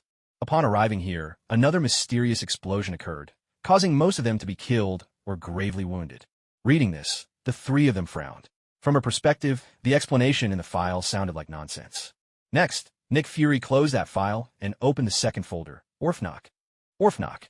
These are an evolved form of humanity from a parallel Earth. They emerge when humans die and are somehow awakened again. On the surface, they look just as they did when they were human, but at will, they can transform into beings with traits of animals or plants, gaining tremendous combat ability, an embodiment of humanity's subconscious battle forms. Every Orphnok's skin is shaded in hues of gray, symbolizing death and ruin. When they transform, their pupils turn gray, and patterns reflecting their new traits appear on their faces as their bodies change. When speaking human language in Orphnok form, a pale blue, nude upper half of a human figure appears in shadow at their feet. A select few, far more powerful Orphnoks can wield considerable strength even in their human guise, defeating ordinary Orphnox is mere child's play for them. Most Orphnox become intoxicated by their own power and lose their humanity.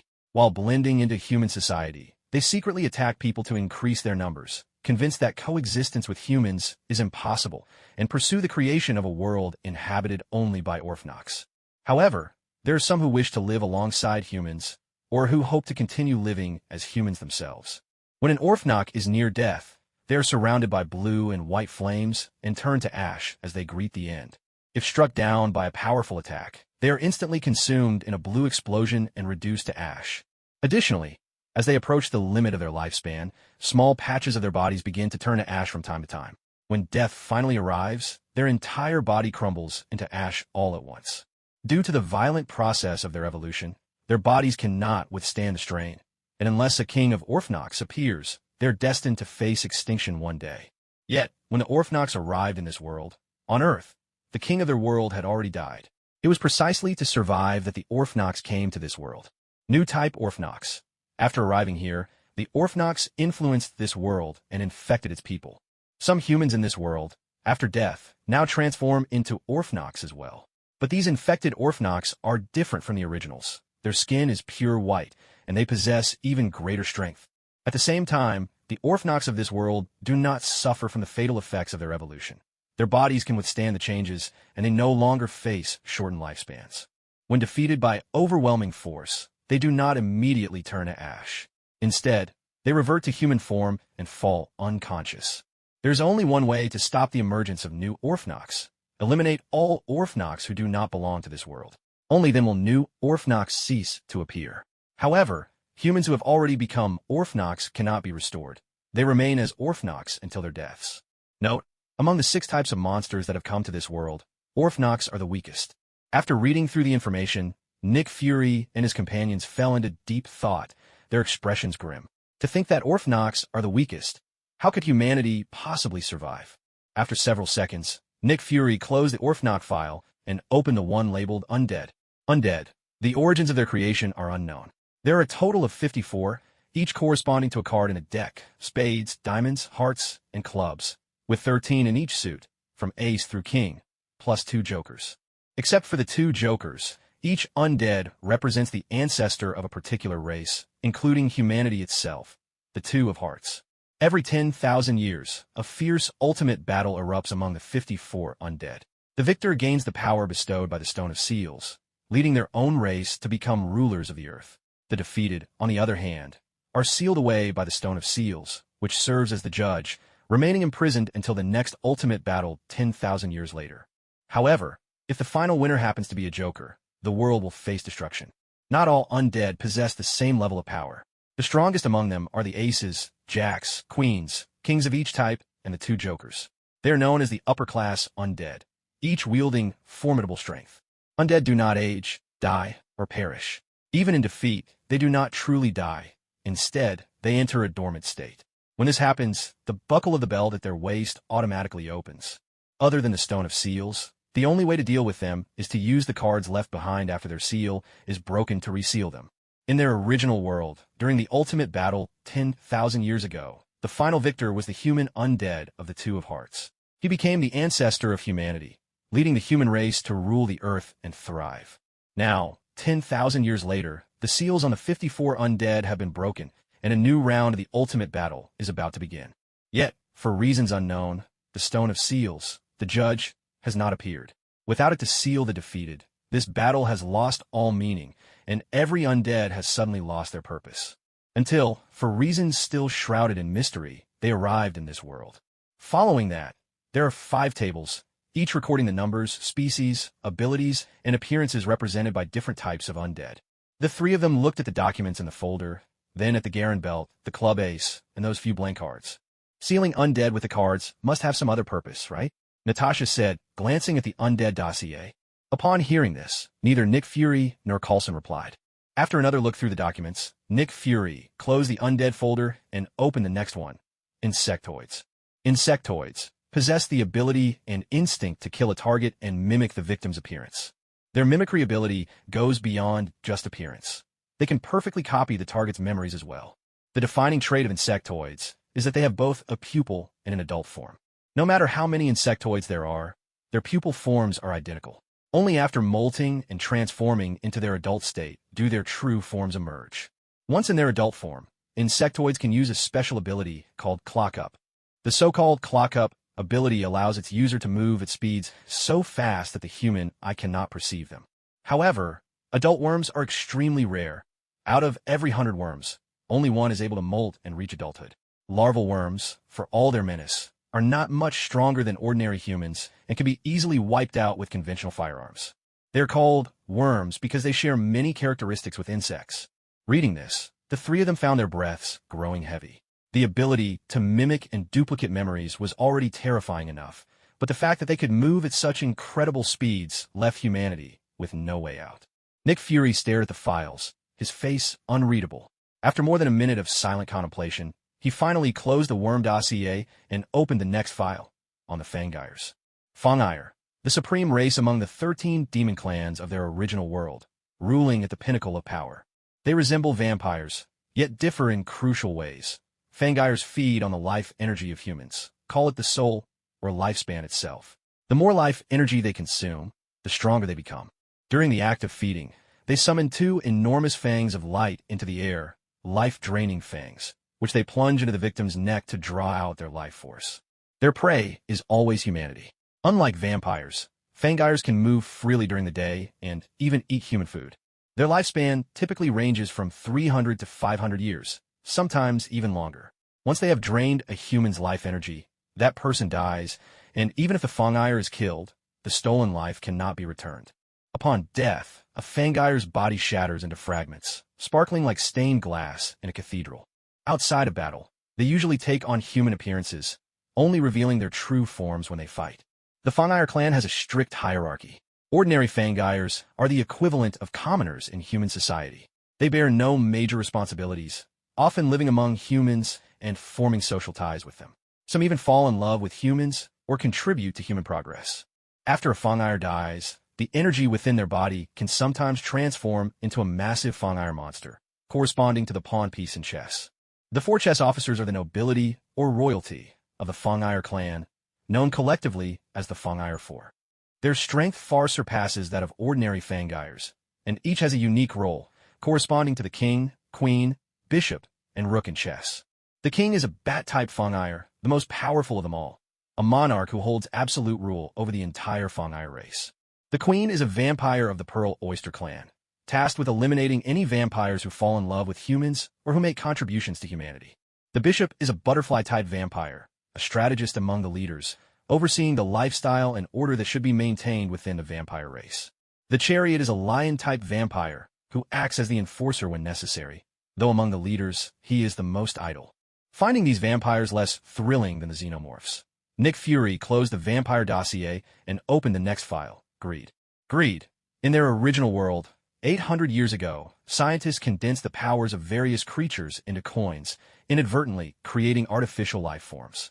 At first, they produced 10 coins, each devoid of any will. Each scientist drew one coin from the set of 10 they had made.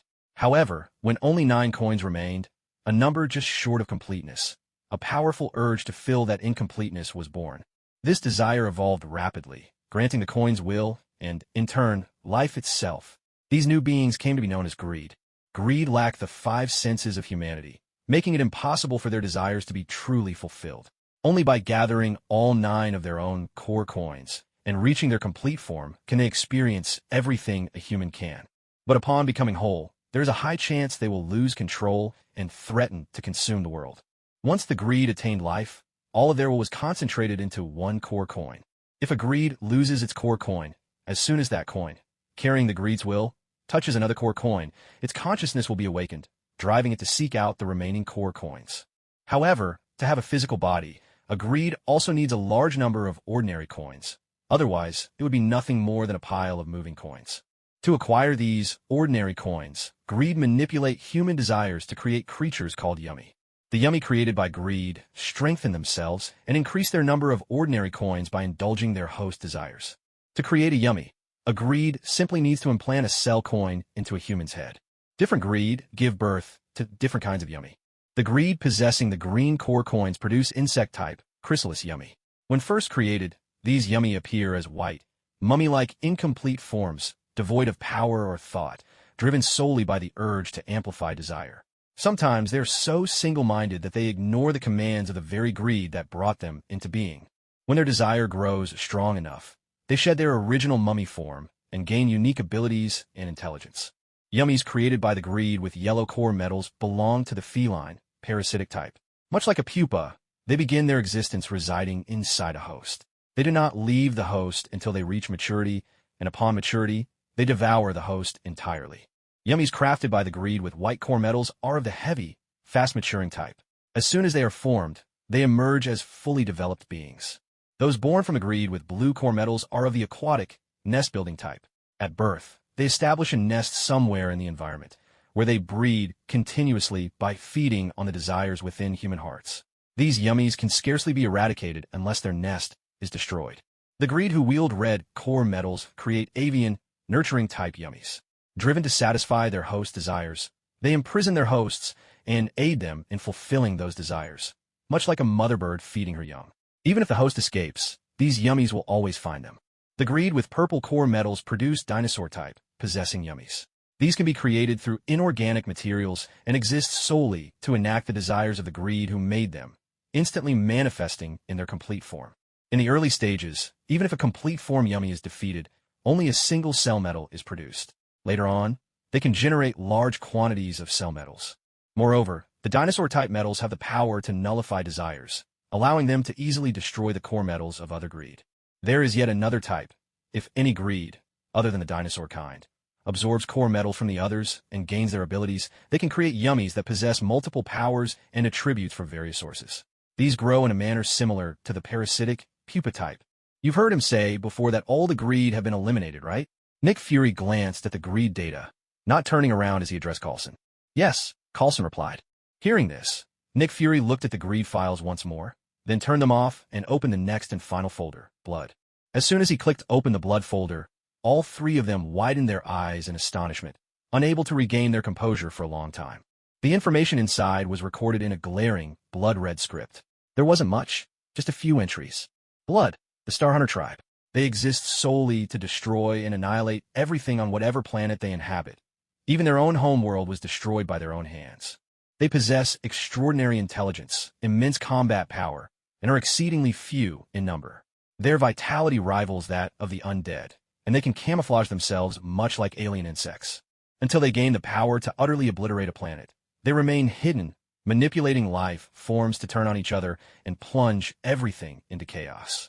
Only when their strength is sufficient will they rise up and wipe out all that exists in a single, devastating blow. It was just a few simple, straightforward lines, yet they left the three of them unsettled for a long time. We still have a rider system. The rider system should be able to handle them, right? Natasha looked at the other two as she spoke. Hearing this, Nick Fury pulled out the USB drive, swapped it for another, and plugged it in. There is only a single folder inside, rider system. Nick Fury opened it right away.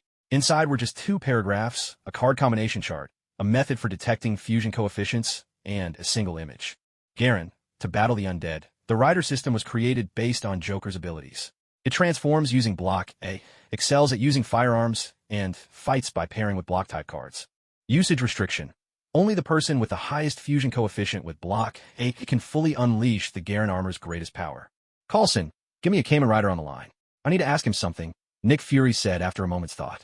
All right. Coulson picked up his phone, dialed 315, and called Yin Chun. At Yin Chun's shop, Yin Chun was napping in his room when the phone suddenly rang, jolting him awake. He opened his eyes, sighed, and picked up the phone to check who was calling. System, help me change my voice, Yin Chun said to the system when he saw Coulson's number. Got it, the system replied, and began the operation. Hello, Yin Chun answered the call. Mr. Ryder, this is the director of S.H.I.E.L.D. I'd like to ask you a few questions, Nick Fury said as soon as the call connected. I've already put all the information in there. What more do you want to know? Yin Chun replied impatiently. I want to ask, for these 6 types of monsters, how many of each have actually come to this world? Nick Fury inquired. I don't know about Orphnok, worms, Fangires, or Bloods. All I know is that all the undead are here. As for the Fangires, the 2 strongest out of the top 4 have arrived. One's the Bishop, the other's the Chariot. There are 4 greeds who came over. One was destroyed right away, and I took care of the remaining 3. All of their core metals carrying their will are in my possession, so there's no way I'll let them be revived. As for the few loose ones out there, they're basically harmless now, Yin-chun explained. Do you have any leads on their whereabouts? Nick Fury asked. No, Jun-chun replied. If there's a rider system to deal with the undead, does that mean there are rider systems for the other monsters as well? Nick Fury pressed. There are, but I only have the 2 sets you've already seen, Yin-chun answered. Instead of asking me all these pointless questions, you'd better hurry up and find the person with the highest compatibility with Cube, Yin-chun said and promptly hung up the phone. After all, he didn't know much more himself.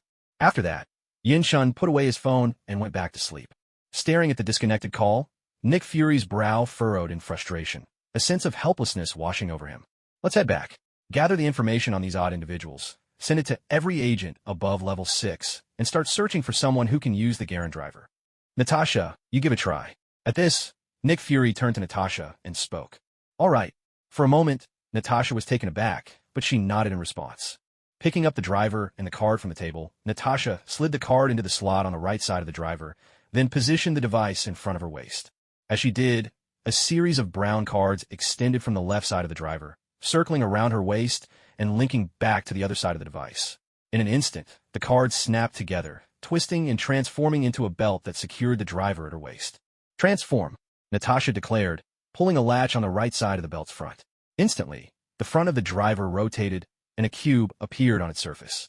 Then, a ghostly blue wall of light, 2 meters tall and emblazoned with a stag beetle at its center, shot out from the belt, flashing to life 2 meters in front of Natasha.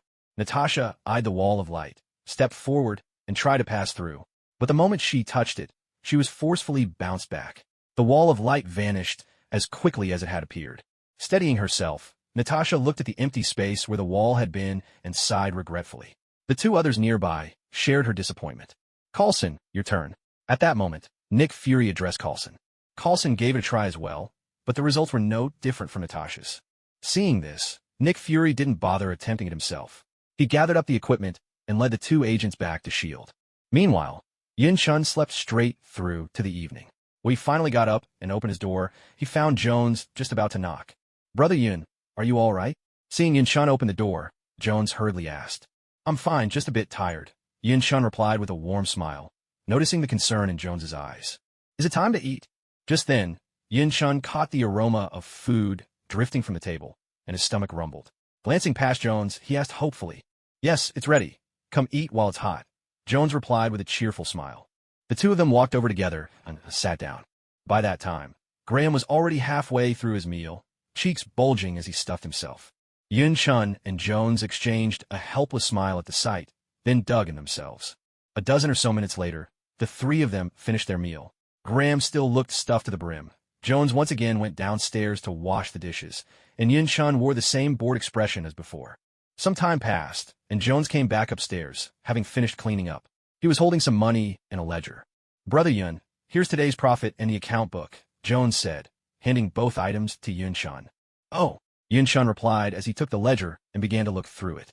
It's only our first day in business today, so we didn't make much, Jones explained.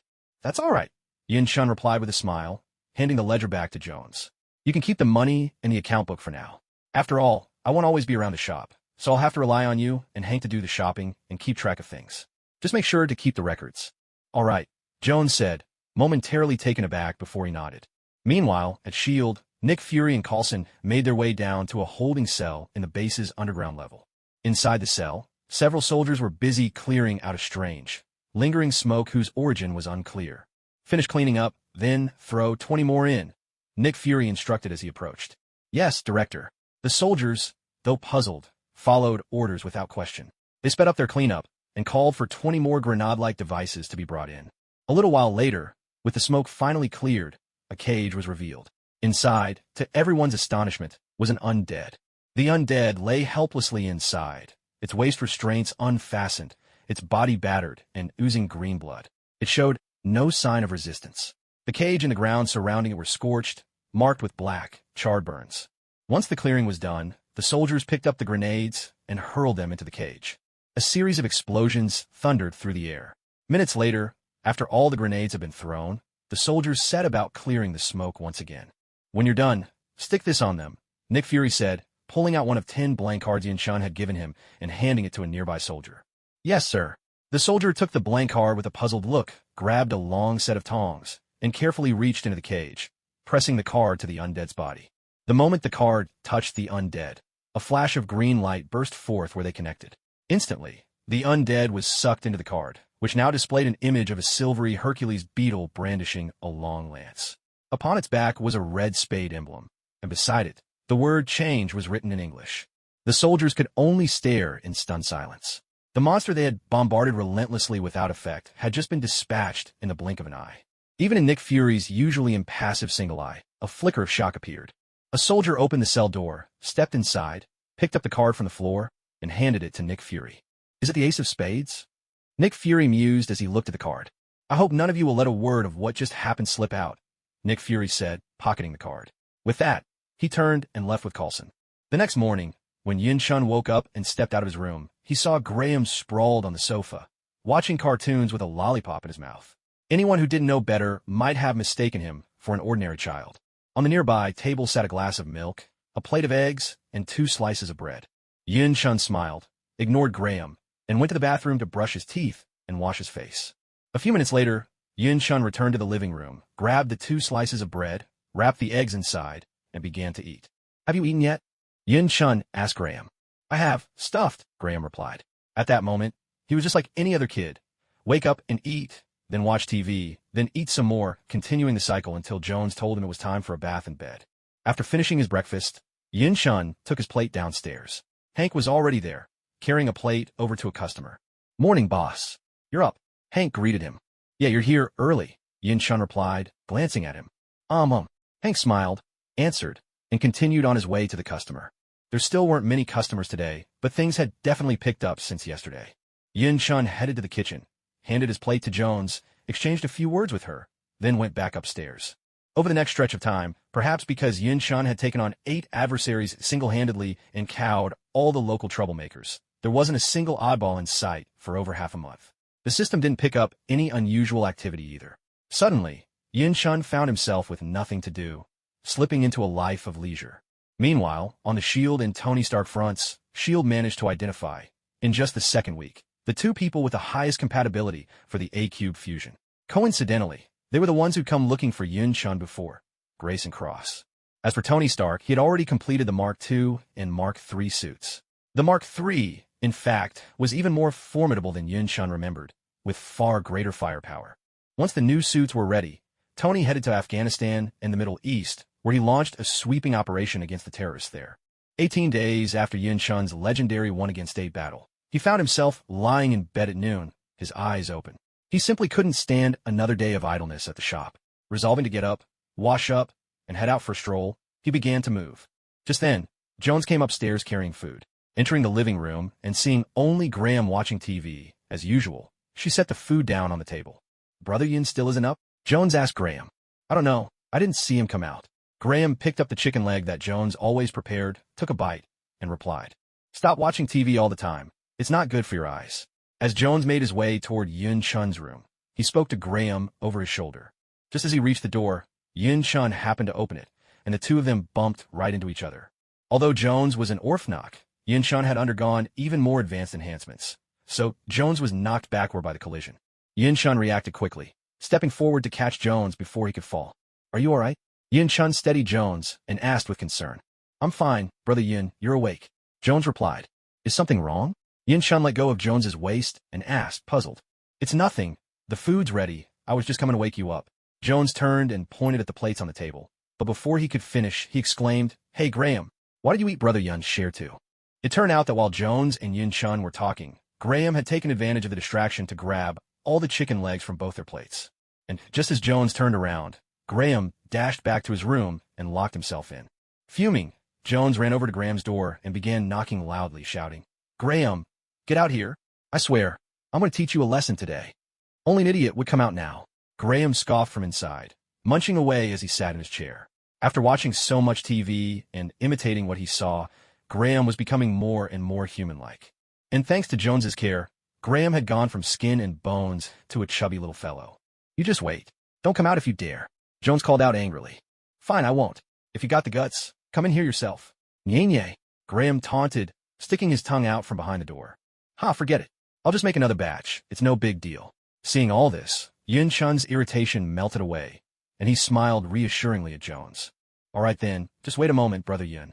With that, Jones headed downstairs to prepare some more food. Yun Chun looked from Graham's room to Jones heading down the stairs, shook his head with a smile, and went to the bathroom to brush his teeth and wash his face. By the time Yun Chun had finished washing up, Jones had already brought up a fresh batch of dishes. Brother Yun, dinner's ready, Jones announced as he saw Yun Chun emerge. All right, let's eat together, Yun Chun replied, and the two sat down to eat. Meanwhile, Graham sat in his room staring at the 2 chicken bones in his hands, lost in thought and already starting to regret his actions. After the meal, Yun Chun transformed into Saiga, turned invisible, and jumped out the window. He put on the wings of paradise and soared into the sky, planning to wander around and see if any troublemakers were out causing a scene. A few minutes later, as Yun Chun was flying along, he failed to notice a red and gold figure suddenly appearing ahead, also soaring through the sky. The other person couldn't see Yun Chun either, since he was still cloaked. With a heavy crash, the two collided head-on, sending them both tumbling backward through the air. Disoriented by the impact, they spun chaotically while their flight systems struggled to stabilize. After a dizzying moment, they finally regained control and steadied themselves, each turning to stare at the other. It's you. At that moment, the collision had knocked Yun Chun out of stealth mode, revealing him at last. The man opposite him looked at him in astonishment. It's you? What are you doing here? So you finished building your suit. Now that Yun Chun could see clearly who it was, he realized his own mistake and spoke up. That's right. The one Yun Chun had crashed into was none other than Tony Stark. Of course. I'm Tony Stark, after all, Tony replied with pride. Then he glanced at Yun Chun and asked, Besides, is there a problem with me flying over my own house? But what about you? Why are you here? Are you investigating me? This is your house. Yun Chun looked down at the seaside villa below and asked. Obviously, Tony answered. I was just passing by. I'll get going now, Yun Chun replied, preparing to leave. Wait a second. Why not spar with me? I want to see how strong your new armor is. Tony blocked his path, grinning with anticipation. Are you sure? Yun Chun looked at him, thought it over and responded. Bring it on, Tony said, barely able to contain his excitement. Then don't blame me for not holding back. Yun Chun tightened his grip on the controls and shot toward Tony, raising his leg to kick at Tony's chest. Tony didn't dodge. He raised his hand in front of him, eager to test the strength of Yun Chun's Saigo armor. With a resounding thud, Yun Chun's kick landed squarely on Tony's palm, sending him flying backward through the air. Without hesitation, Yun Chun swept forward in pursuit, lifted his leg, and brought it crashing down, aiming straight for the top of Tony's head. But by then, Tony had already regained his balance. He grabbed Yun Chun's foot, pivoted on his own axis, and with a swift motion, hurled Yun Chun far into the air. Immediately, the armor on Tony's shoulders shifted and split open, revealing rows of miniature missiles, which launched one after another at the airborne Yun Chun. Yun Chun quickly steadied himself, watching the missiles streak toward him. Gripping his controls, he squeezed the trigger, firing a barrage of blue energy blasts to intercept the incoming projectiles. With a series of thunderous explosions, Yun Chun's energy blasts collided with Tony's missiles, erupting in midair and drawing the attention of a crowd of onlookers in the distance, as well as alerting a military base in the city. What's going on? In the military base, a commanding officer received a report, walked over, and looked up at the large screen, questioning his subordinate who was busy operating the computer. Kamen Rider and the person who previously destroyed several terrorist bases in Afghanistan are fighting at sea, the subordinate replied. Sir, SHIELD is calling. Just as the officer was about to say something, another soldier beside him spoke up. Hello. The officer walked over, picked up the phone, and answered. Understood. Whatever was said on the other end, the officer simply replied before hanging up the phone. As long as they're not causing any destruction in the city, don't get involved, the officer instructed the previous soldier. Yes, sir, the soldier responded. Meanwhile, every missile Tony launched was intercepted mid-air by Yun Chun's energy blasts, exploding and creating a dense cloud of smoke between the two. However, the smoke didn't hinder either of them. They both charged into it, exchanging blows and kicks in the heart of the haze. Is this aircraft operated manually? Tony asked, noticing Yun Chun was only using his feet to steer. Is there a problem with that? Yun Chun replied. Tony didn't answer. Instead, he smiled, suddenly thrusting out his hand to unleash a repulsor blast straight at Yun Chun. Yun Chun deftly maneuvered the wings of heaven, making a sharp dodge to evade Tony's attack. But would Tony only fire one shot? In an instant, both of Tony's hands shot forward, palms aimed at Yun Chun, releasing a barrage of repulsor blasts. Yun Chun twisted and darted through the air, nimbly dodging Tony's attacks while simultaneously squeezing the trigger, firing a stream of blue energy bolts at Tony and intercepting his blasts. Seeing Yun Chun's energy seemed limitless, Tony ceased his assault. After all, his own power reserves couldn't compare. With his repulsors offline, Tony quickly switched to evasive maneuvers, weaving left and right through the sky, barely dodging each of Yun Chun's energy bolts. Then, Tony suddenly accelerated, attempting to circle behind Yun Chun and strike at the wings of heaven directly. Yun Chun watched Tony's speed increase, making him impossible to aim at. Realizing this, Yun Chun stopped firing energy bolts and gave chase instead. Seeing Yun Chun halt his attacks only to pursue him, Tony had no choice but to lead Yun Chun through a twisting aerial chase, dodging left and right as they weaved through the sky. As Yun Chun drew closer and closer, Tony was amazed by his speed. Though he didn't realize that if Yun Chun were more familiar with the belt and could fly at full power, he would have been even more shocked. At the same time, Tony knew that if he didn't think of something soon, he'd be on the losing end. At that moment, it seemed Tony had come up with an idea. He kept flying, stealing glances over his shoulder at Yun Chun. Just as Yun Chun was about to close in, Tony, not quite sure himself how he managed it, spun his body sharply around his head as an axis. As Yun Chun drew alongside, Tony landed a swift kick on the paradise wings on Yun Chun's back. With a heavy thud, Yun Chun was sent hurtling downward by Tony's kick, plunging into a steep dive. Seizing the opportunity, Tony surged after Yun Chun, channeling power into both his palms. Suddenly, a beam of light erupted from his hands, blasting straight toward Yun Chun. Yun Chun, barely managing to steady himself below, saw the beam racing toward him. With no time to lose, he summoned all his strength and unfurled his paradise wings, dodging the beam by a hair's breadth. Seeing Yun Chun escape, Tony clicked his tongue in silent regret. Without a pause, he dove headlong after him. As the gap between them shrank to less than 100 meters, Tony extended his palm toward Yun Chun again. Rapid bursts of energy shot from his palm, while at the same time, he unleashed every last missile, of all types and sizes, from his suit as if there were no need to conserve them. Yun Chun's finger tightened around the trigger at the sight of the incoming missiles. But just then, Tony shifted his aim, blasting one of the missiles with his palm cannon. The missile exploded instantly, setting off a chain reaction. One after another, the missiles detonated in fiery bursts, forcing Yun Chun to abandon his attack and dart swiftly aside, narrowly avoiding the blasts. At last, all the missiles had erupted, shrouding the air in a thick, rolling cloud of smoke. Tony's eyes widened in shock as he stared into the haze, scanning the area in alarm. Suddenly, Tony glanced upward. There was Yun Chun, right above him, his foot encased in a ghostly blue drill, swinging it down toward Tony. Reacting instantly, Tony channeled every bit of power in his suit to his palms, unleashing a palm cannon at maximum output, a thick, golden beam roaring toward Yun Chun and his deep blue drill. The beam slammed into Yun Chun's drill, halting him midair. But Yun Chun gritted his teeth, forced his way through, and in a few seconds, kicked at Tony once more with the spinning drill. Tony opened his mouth to shout, but it was too late. Helpless, he could only watch as Yun Chun's drill foot crashed into his suit. The impact sent Tony hurtling downward, Yun Chun's drill tearing through the armor and biting into Tony's flesh. Despair washed over Tony. Only then did Yun Chun realize what was happening. Shocked, he desperately tried to halt his momentum with his paradise wings, but it was too late. The drill bored mercilessly into Tony's body, stopping only after it had pierced nearly 15 centimeters just below his chest and above his abdomen. At last, Yun Chun managed to pull away, soaring upward into the sky. Bang! At that moment, Tony's life was already slipping away. In a flash, he plummeted toward the ground, crashing onto the sandy beach. His body tumbled over and over, blood spraying wildly, and pieces of his armor, damaged by Yun Chun, scattered with every roll. It took several turns before Tony finally came to a stop, and by then, only a few fragments of his armor clung to his body. Lying motionless on the ground, Tony stared up at the sky, his mouth slightly open. A stillness settled over him as the last traces of life faded away. Yun Chun descended, landing with a look of horror on his face as he gazed at the lifeless Tony. Staring at Tony, who had already gone to meet his maker, Yun Chun was at a complete loss for what to do. System, the Orfino gene potion can revive humans, right? Give me one bottle. At that moment, a thought struck Yun Chun. He took a deep breath and spoke quickly. One bottle costs 2,000 points. Host, you don't have enough points, the system replied, utterly unfazed by Yun Chun's panic. Why is it so expensive? Yun Chun was stunned, his words tumbling out incoherently. Reviving a human with no side effects is bound to be pricey. Besides, even if you use the Orfino gene potion, there's no guarantee it will work.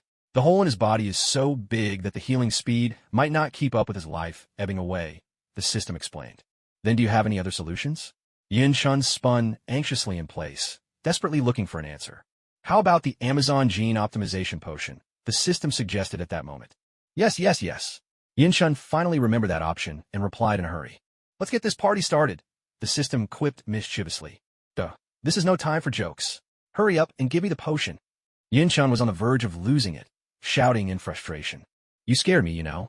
Apologize, or I won't give it to you, the system retorted, completely ignoring Yin-chun's anxiety. Are you giving it to me or not? Yin-chun clenched his fists, veins bulging on his forehead as he spoke in a low, threatening tone. All right, here you go. The system finally relented. The Amazon Alpha Gene Optimization Potion has been placed in your system space. Please retrieve it. Without wasting a second, Yin-chun grabbed the potion.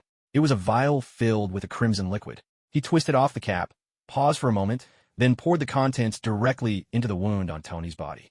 The liquid seeped into the gaping hole, instantly merging with his blood, flesh, and organs.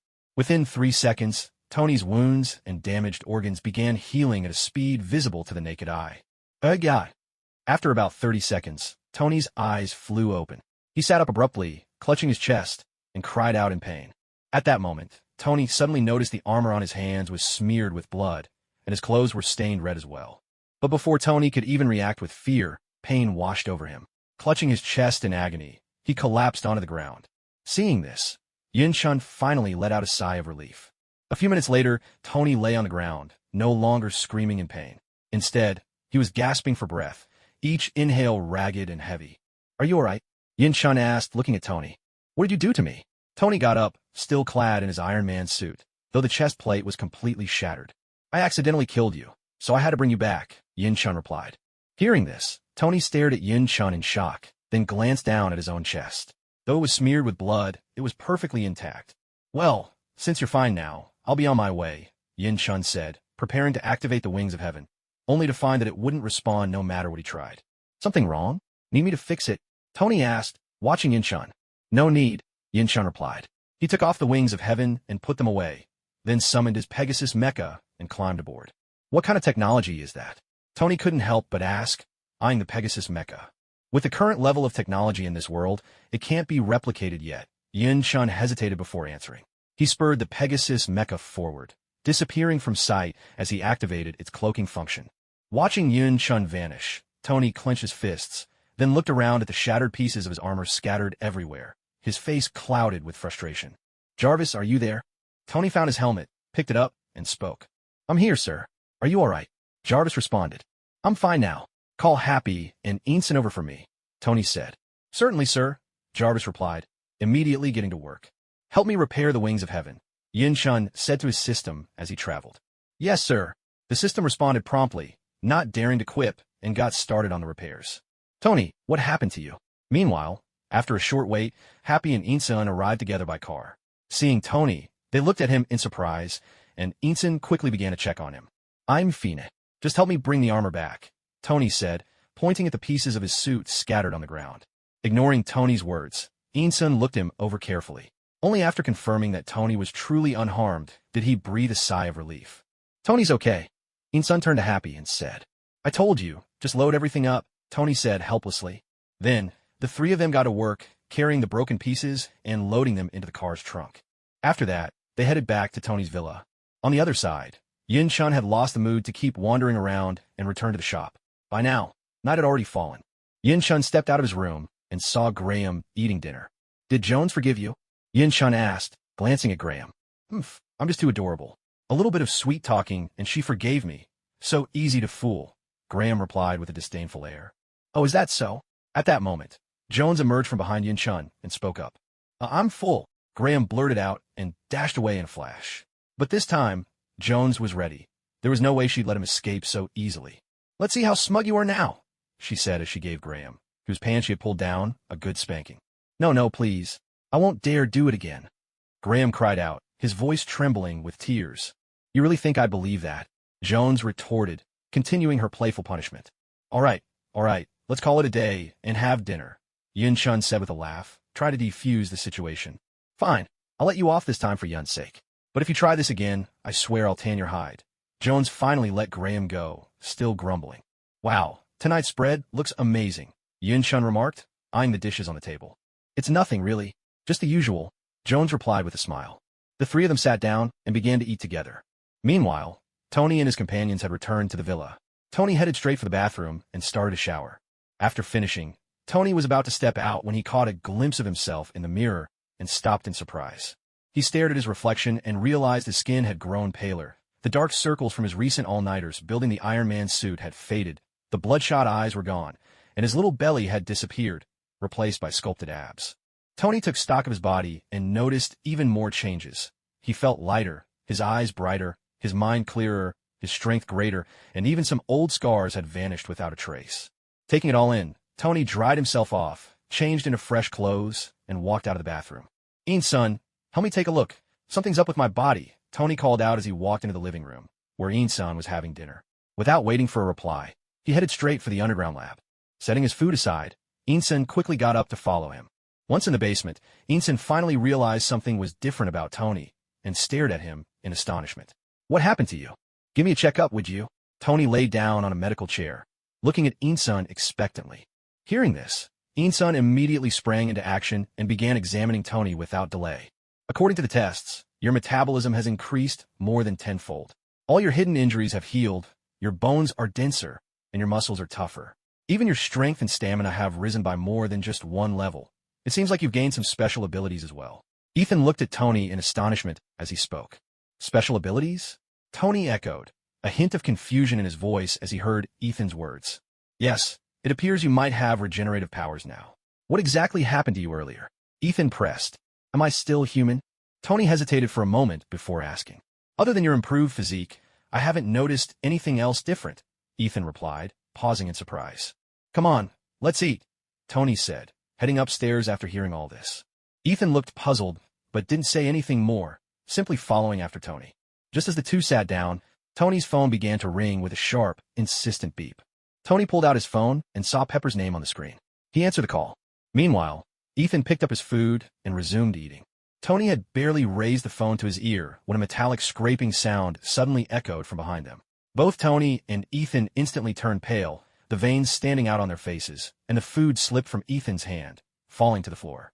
At that moment, a hand reached out and took the phone from Tony. It was Obadiah. "Breathe. Just relax, relax," Obadiah murmured, lifting Tony's head to rest it against the back of the sofa, and produced a small device for Tony to see. "Remember this little gadget? Too bad the government never approved it. Still, temporary paralysis has so many useful applications," Obadiah said as he moved from behind Tony to face him, removing Tony's earbud. "Back when I first thought of killing you, I was actually worried. Worried I might be killing the goose that lays the golden eggs," Obadiah remarked as he picked up a silvery claw-like tool, aimed it at the arc reactor in Tony's chest, and with a twist, pulled the reactor out. "Isn't it beautiful?" Obadiah admired the arc reactor, showing it to Tony. "Tony, this is your 9th symphony. Look at it. This will be your legacy. The core of the next generation of weaponry lies in this device. What shame you had to drag Pepper into this. I would have preferred to let her live," Obadiah added, stowing the arc reactor away and turning his gaze to Ethan. "And Mr. Ethan, thank you so much for saving Tony. Otherwise, I would have missed out on this final golden egg," Obadiah said with a smile, gently pushing Ethan back against the sofa. "Good luck to you both," Obadiah said with a cold smile. Picking up the case containing the arc reactor, he left, the despair in Tony and Ethan's eyes following him as he walked away. On the other side, Pepper noticed that Tony hadn't replied to her and sensed something was wrong. She shared what she had discovered with Colonel Rhodes, urging him to go find Tony. "Wait for me a moment." Meanwhile, thanks to the Amazon genetic enhancement serum Yun-chun had injected him with, Tony's body was recovering faster than Eunsun's. He turned to Eunsun as he spoke. Dragging his numbed body, Tony began crawling toward the basement. He planned to use the old arc reactor he had replaced earlier to power the Mark IV Iron Man suit that Jarvis had just finished assembling in the underground lab, intending to rescue Pepper. Arriving in the basement, Tony lay on the ground and crawled toward the table where the arc reactor was kept. He tried to stand, but his body was still paralyzed. He couldn't move, and for a moment he could only lie there in despair. Just then, a mechanical arm picked up the arc reactor and handed it to Tony. "Good boy." Hope flickered in Tony's eyes again. He snatched the box containing the arc reactor, let it drop to the floor, then grabbed the reactor and inserted it into the hole in his chest.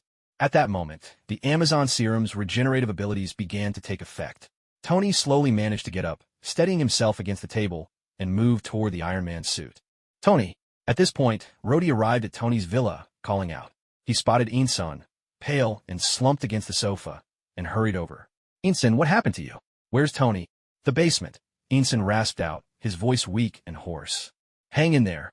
Hearing this, Rhodey reassured Insun and dashed toward the basement. Tony, what's going on?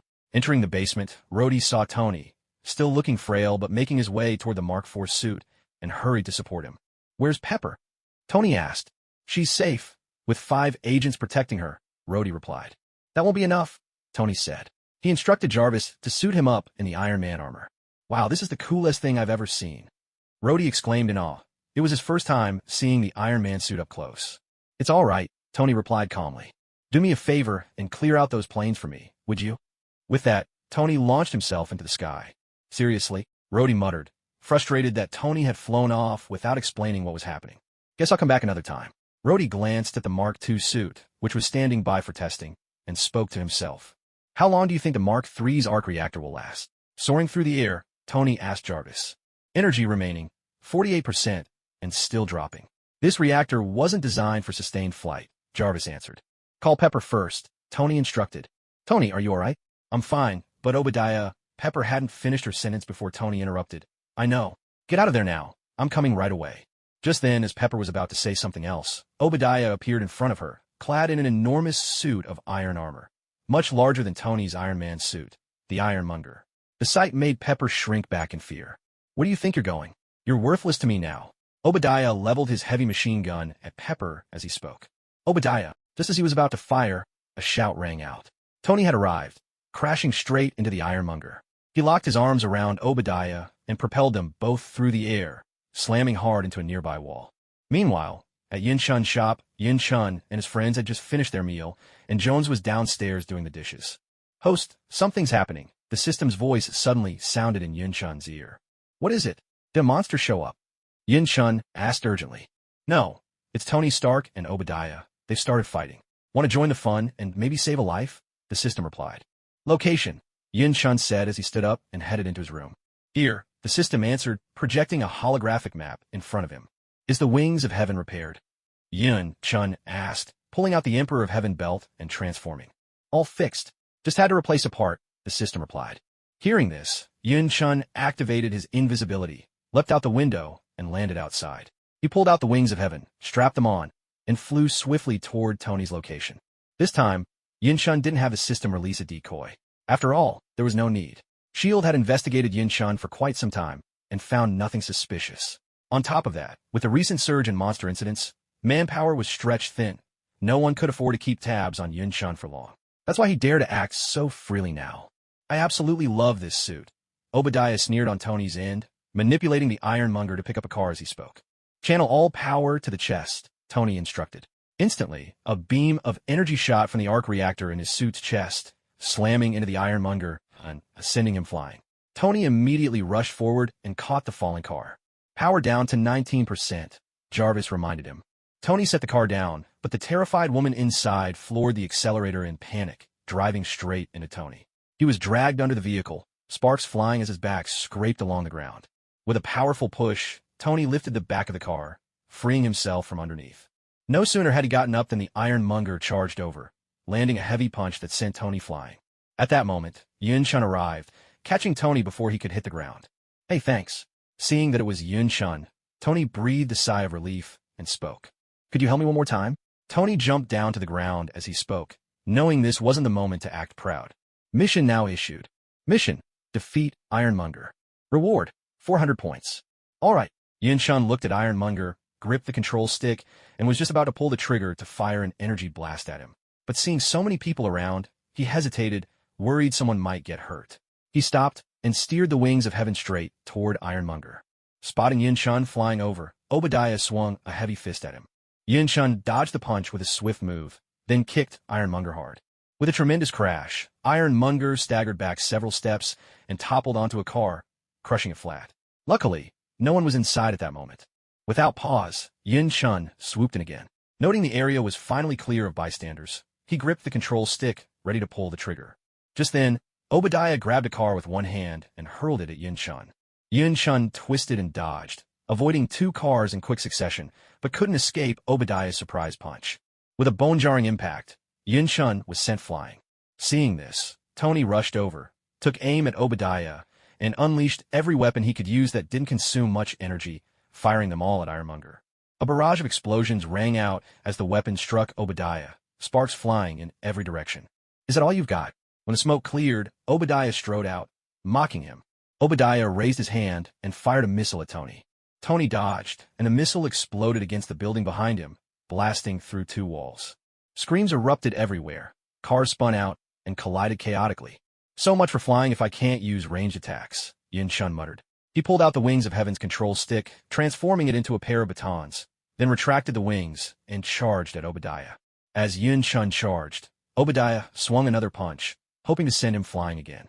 Yin Chun twisted his body, dodged the blow, and brought a baton crashing down on Obadiah's foot, instantly leaving a deep dent in the armor. After all, Obadiah's suit wasn't made of the toughest materials. It couldn't even compare to Tony's, so it was no surprise Yin Chun broke through its defenses with ease. Again and again, Yin Chun's batons pounded Ironmonger's legs, smashing the armor apart. As the damage worsened, Obadiah jerked his battered leg back, then lashed out with a sudden kick, sending Yin Chun flying before he could dodge. Yin Chun adjusted his body midair, slammed his baton into the ground to steady himself, and immediately charged back at Obadiah. "Stop him!" At that moment, Obadiah pointed at Yin Chun, barking an order to someone, though it wasn't clear whom he was addressing. At the same time, another missile hurtled toward Tony. Flames erupted beneath Tony's feet as he shot into the air. "You think you're the only one who can fly?" Obadiah sneered. Flames blasted from his own feet, and he soared skyward as well. Yin Chun dashed toward Obadiah, determined to stop him from taking off. "We can't let you through." Suddenly, two figures sprang out, blocking Yin Chun's path. "Who are you? Get out of my way." Yin Chun stopped short, fixing the two with an intense stare, his eyes darting anxiously to Obadiah, already ascending into the sky. "Sorry, but if we want to survive in this world, we can't let you pass." As they spoke, colorful, shard-like patterns spread across their faces, transforming into the terrifying visages of Blood-Fong vampires. New mission issued. Mission: defeat the Blood-Fong vampires. Reward: 800 points. Blood-Fong vampires? I wasn't looking for you, but since you've come to me, don't blame me for what happens next. Without another word, Yin Chun gripped his cane and swung it at the vampires. He'd already been delayed long enough. Ironmonger was in the sky, and now these two vampires blocked his way. There was no time to lose. Just then, the situation shifted again. A man stepped out from the side and seized Yin Chun's hand in a firm grip. "Who are you?" Yin Chun frowned, warily eyeing the man who had grabbed him. He hadn't expected this Blood-Fong vampire to be so strong enough to block his hand without even transforming. Even though Yin Chun hadn't used his full strength, the man hadn't revealed his true power either. If things went badly today, Yin Chun didn't even want to imagine the consequences. "Give them a chance to apologize. It's my fault. I failed to discipline them." The man spoke calmly. "Host, this vampire's combat power is nearly at officer level. Maybe you should run. Right now, you're no match for him." The system suddenly chimed in. "Sir," the two Blood-Fong vampires exclaimed in shock. With a sharp crack, the man slapped both vampires to the ground. "Apologize," he ordered coldly. "Oh." One of the vampires tried to speak, but the other quickly stopped him. "We're sorry. Please forgive us," they said together, bowing low. "What do you want?" Yin Chun asked warily. "My apologies. This was my mistake. Please let these two go. Here's my card. When this is over, if you need any compensation, we could discuss it." The man produced a card, speaking with quiet dignity. "I wasn't planning to bother with them. They blocked my way of their own accord. Now you're asking me to let them go. Do you think that's possible?" Yin Chun retorted, forcing himself to stand his ground, even as he realized he was outmatched. Pride wouldn't let him back down. Also, if this Blood-Fong really wanted to kill him, he would have been dead long ago. Why would the vampire bother to speak so politely? At this moment, Yin Chun could only be described as pushing his luck. "That may be so, but I'm still taking them with me." The man's tone was firm, though his expression remained calm and composed, showing neither arrogance nor servility. With that, he placed the card into Yin Chun's hand, released his grip, and then walked off with the two Bloodfangs in tow. "You'd better worry about your friends instead." Sensing Yin Chun was about to step in his way again, the man called out. So what exactly happened? Let's rewind to a few minutes earlier. Sir, what do you think John and Mike want us to see? On the road, a burly man asked of his spectacled fellow whose scholarly air set him apart. I'm not sure. They only said they'd found someone who might be able to protect us, someone who could keep us safe from the bishop's hunts, someone who could help us survive in this world, replied the scholarly man. But I can't shake this uneasy feeling. Who in this world could possibly have the power to help us? The bespectacled man added, his doubts clear in his voice. Do you think we really can't go back? If I'd known, I never would have listened to the bishop in the first place. I wonder what happened to the rest of them. The strong man said helplessly. Maybe. I haven't found a way back. The king may be cruel, but he usually keeps his word. There are only a dozen or so of our people left now. For now, don't go looking for trouble outside. Just like before, keep your hunger for human flesh in check. If you can't control it, target those the humans already call scum, the gangs, the lowlifes. And be careful. Don't let the bishop's men catch wind of you. The scholarly man spoke with caution. Ever since arriving in this world, he'd felt the danger lurking everywhere. Back when they and the other strange folk first arrived from another world, they'd been immediately surrounded by a battalion of soldiers. More than an eighth of their number had been wiped out right then, brutally, and with no mercy. Of course, most were already injured from the portal's explosion. Later, when one of their own was caught feeding on humans, an unknown group had descended on them out of nowhere, wielding strange weapons, killing the vampires swiftly and effortlessly. Now, they barely dared to set foot outside. Even the smallest slip, anything that marked them as different from ordinary humans, could draw unwanted attention. Several of their kin had met their end this way, caught in random crossfire, riddled with bullets. They seemed fine at first, but after a few days, in the end, their group had shrunk from over 50 to just a little more than 30. Naturally, only the weaker ones had fallen. Those who remained were the elite of their kind. Finally, unwilling to keep fighting humanity at the bishop's side, he gathered those who felt the same and slipped away in secret, turning their backs on the bishop's cause. As a result, the bishop found out and sent people after them relentlessly, forcing them all to stay hidden indoors. All right, sir, the muscular man replied. By the way, sir, do you see those people running to the back? The muscular man asked. No idea. Maybe it's just humans fighting among themselves again. Don't worry about them. Let's keep moving, the man with glasses answered indifferently. He'd been in this world for so long that scenes like this had become utterly normal to him. When they arrived at the battlefield, they saw two of their own kind courting disaster, trying to provoke Kamen Rider, setting the stage for what was happening before them now. Humph. Yin Chun snorted coldly, turning to look up at Tony above. At that moment, the two of them came tumbling down from above. Yin Chun rushed over to catch Tony, who was out of energy. Thanks. Help me get out of the suit, would you? Tony said to Yin Chun, beginning to shed the suit's components as he spoke. You sure you want to hurry? Yin Chun glanced over Tony's shoulder. Tony barely had time to ask before Yin Chun shoved him to the side, a split second before a fist slammed into the spot where Tony had just been standing. Ironmonger, missing his target, immediately swung a punch at Yin Chun, who had just saved Tony. Yin Chun was not to be outdone and met the blow with a punch of his own. There was a heavy thud as Ironmonger staggered back several steps, the fist of his metal hand shattering in the process. At that moment, Obadiah realized Yin Chun was no easy opponent. He decided to deal with his greatest threat, Tony, first.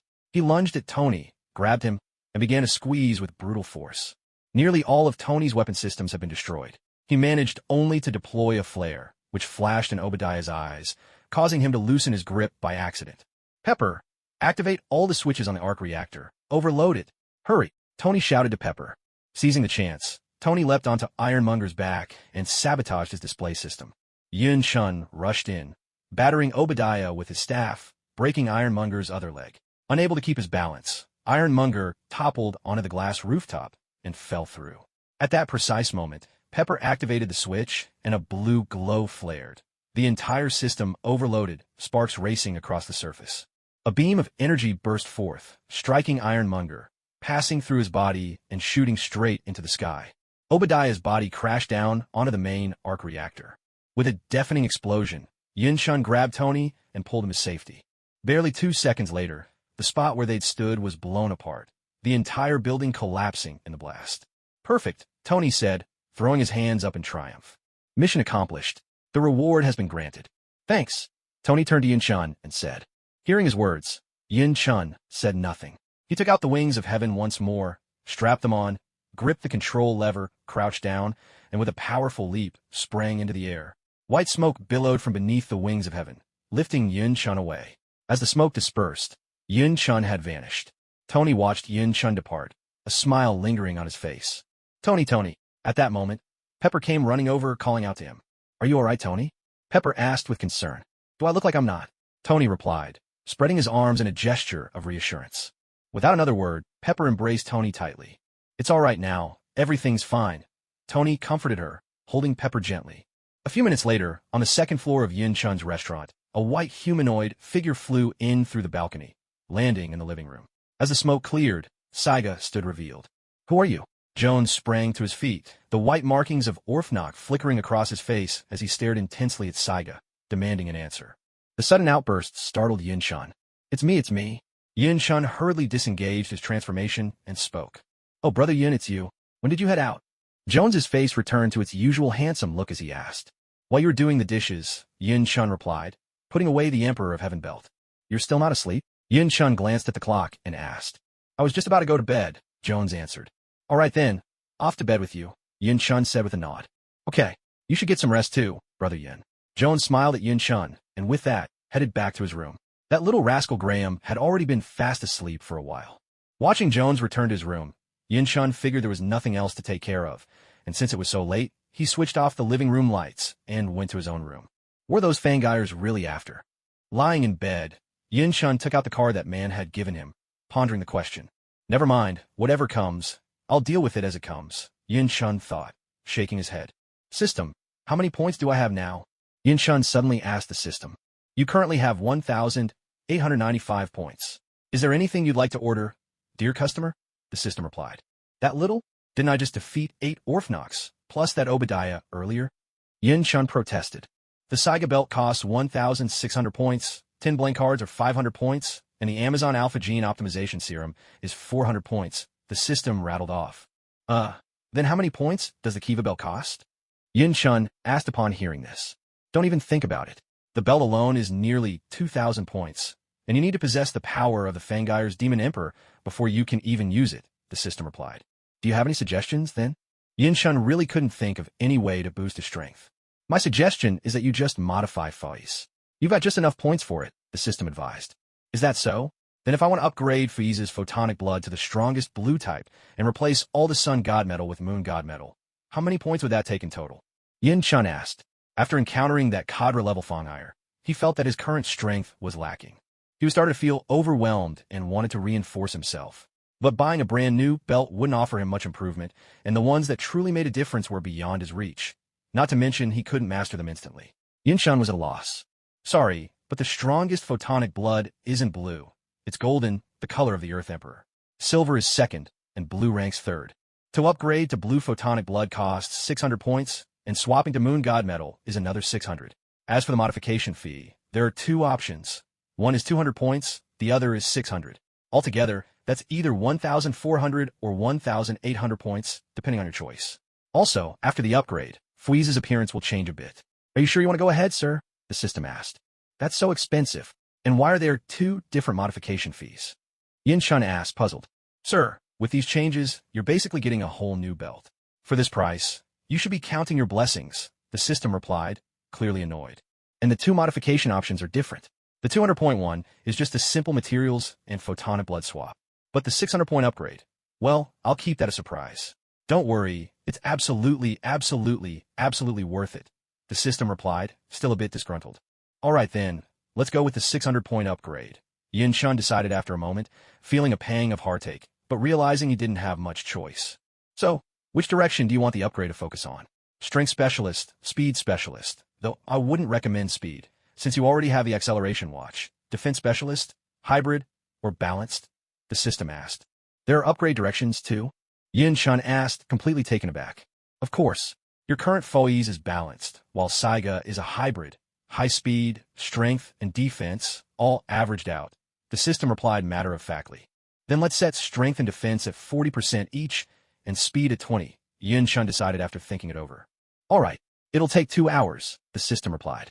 By the way, you mentioned the appearance would change. What will it look like? Yun Chun suddenly asked. Well, first of all, the most obvious change is that the red stripes turn blue, and there are more of them. Then, the whole armor gets thicker, giving a much stronger impression of power. The weapons will also change, You'll just have to see for yourself, the system replied. If I buy the blazing form driver in the future, will I still be able to use it? Yin-chun suddenly sat up, asking anxiously. Of course you can. You'll just need to make some adjustments, and it might be a bit more expensive. Also, if you want to further upgrade Fui's later on and make it even stronger, the blazing form driver will need to be modified again, the system answered. That's good to hear. With that, Yin-chun lay back down. Whether it was from waiting too long or simply being tired, Yin-chun gradually drifted off to sleep. Ding! The modification is complete. Please check and confirm, the system suddenly announced.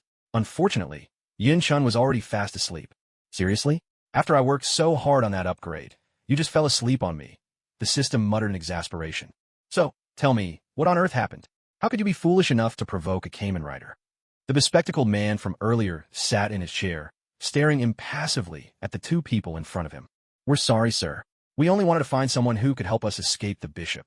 I thought he could help, but I didn't expect things to turn out like this. One of them replied, his voice barely above a whisper. This is the person you said could help us avoid the bishop's pursuit.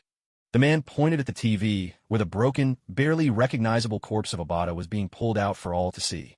And you were foolish enough to provoke a Kamen rider? That's your idea of escaping the bishop? If I hadn't stepped in, not only would you both be dead, you'd have brought an even bigger enemy down on us. Do you even realize that?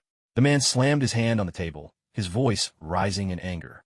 The two stood there, speechless. Even they couldn't explain what possessed them to act so recklessly, knowing full well they were dealing with a Kamen rider. Sir, perhaps we shouldn't blame them entirely. Their intentions were good. After all, the muscular man offered from the side. The bespectacled man said nothing, simply turning his gaze to fix on him in silence. Under the weight of that stare, the muscular man grew nervous and dared not speak again.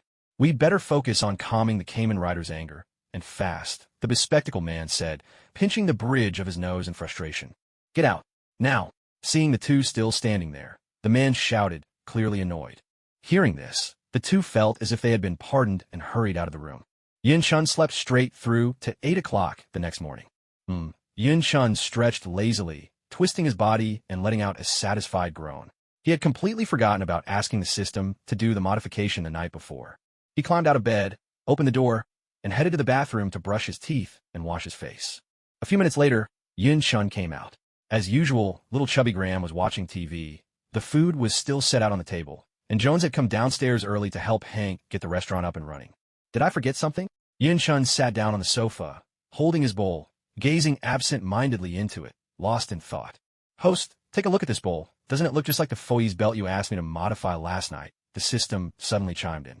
Huh. Yin-chun stopped eating, momentarily stunned. He quickly finished off the food in his bowl, and on his plate, cheeks puffed out as he wiped his mouth with a napkin. Then, he hurried back to his room and locked the door behind him. Graham looked on in confusion, watching Yin-chun disappear into his room. Yin-chun thumped his chest to help swallow down the food that had gotten stuck, letting out a few deep breaths to steady himself. So, you've already finished modifying the Foi's belt? What does it look like? Yin-chun asked eagerly, anticipation clear in his voice. That's right. See for yourself. As the system spoke, it produced the Foi's belt and placed it in Yin-chun's hands. Not bad at all. The color is beautiful now. Yin-chun admired the belt and transformation phone in his hands, now a mix of white and deep blue. Let me give it a try. With that, Yin-chun fastened the belt around his waist, flipped open the phone, and pressed the number 5 3 times. He pressed the enter key. A mechanical voice intoned, standing by, the transformation sound effect now similar to the Kaiksa belt. He snapped the phone shut. Transform. Yin-chun inserted the phone into the belt. Complete. Blue tubes extended from the belt, wrapping around his entire body. A burst of blue light flashed, and Yin-chun transformed into the modified Foi's, looking much like before, but with notable differences. Compared to his previous form, the color of his photon veins had turned blue, while the rest of the suit remained as before. His height had increased to 2 meters, and his build was now even more robust, as if the armor's thickness had been reinforced. There were more photon veins across his body now, all glowing blue. Unlike Saiga's stripes, which were standard blue, the modified Foi's were a deep, almost haunting blue, giving him a more intimidating presence. Large shoulder plates adorned both sides, and a robe-like apron, secured by the belt, hung from his waist. Blue stripes ran along the robe, with edging around the hem. Yet, instead of looking awkwardly bulky, the addition of the robe made the whole ensemble look surprisingly well-proportioned and natural. The general appearance is something like a butcher with a bare, muscular upper body, wearing that thing around his waist. Or, to put it another way, think of Zoro 2 years later, shirtless, but with even more developed muscles. On his arms, there are 2 white bracers, one at the wrist, one at the elbow. Similarly, his legs sport 2 white guards, one at the ankle, one at the shin. His chest armor is white, much like before, but now there's a spherical fuy's core in the center, brimming with blue photon blood. The helmet is much the same as before, but now the eyes glow with a deep blue light, and the horns have grown larger. Hanging on the left side of his belt is a large sword, streaked with shades of haunting blue and red. On the right, a gun of similar colors, its design reminiscent of a shotgun. Handsome, worth every point. Yun-chun gazed at his armor in excitement, unable to contain his praise. Of course it is, the system replied proudly. If you're wondering where that extra 400 points went, it all went into quality. Your entire suit is forged from lunar god metal. The photon blood has been enhanced by the system, making it half again as powerful as ordinary blue photon blood. Even the veins carrying the blood have been rebuilt with an alloy almost as tough as lunar god metal and even more resilient than sun god metal. The cloak is also made of lunar god metal, capable of withstanding the most powerful attacks.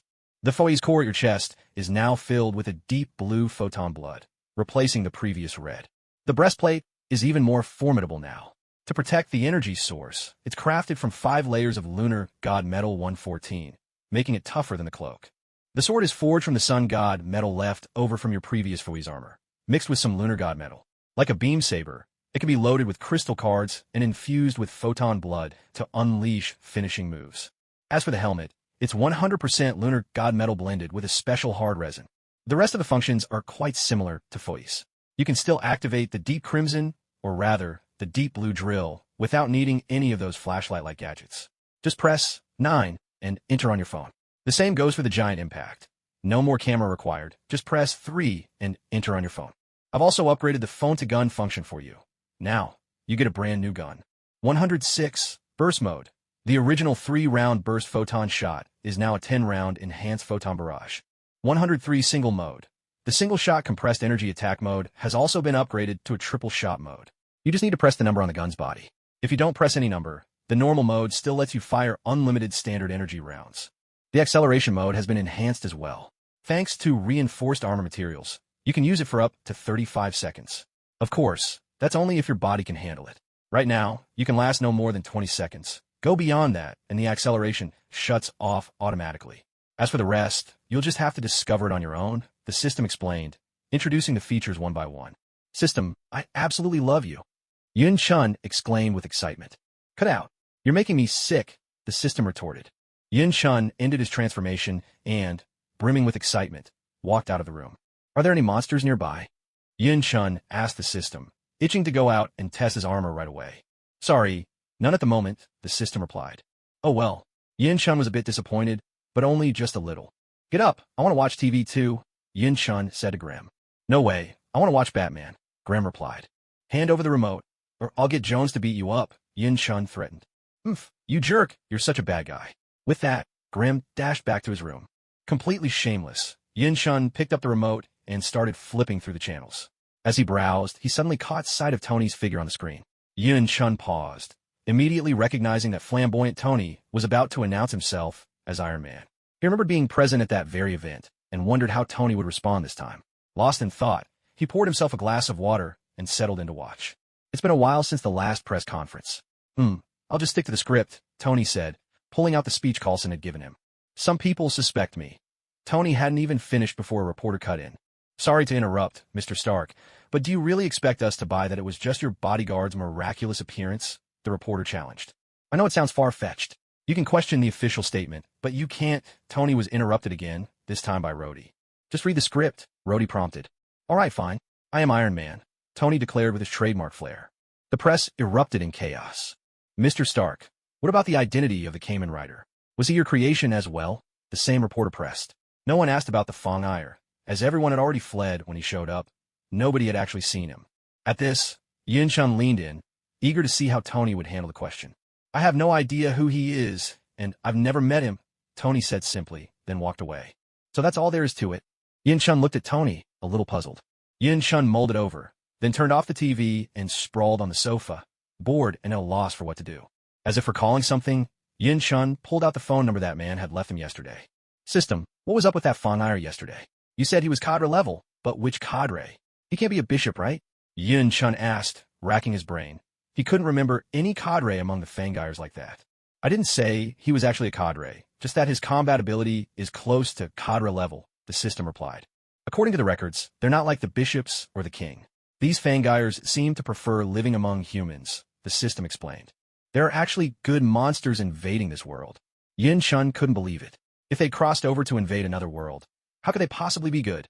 The records show they're probably just cannon fodder.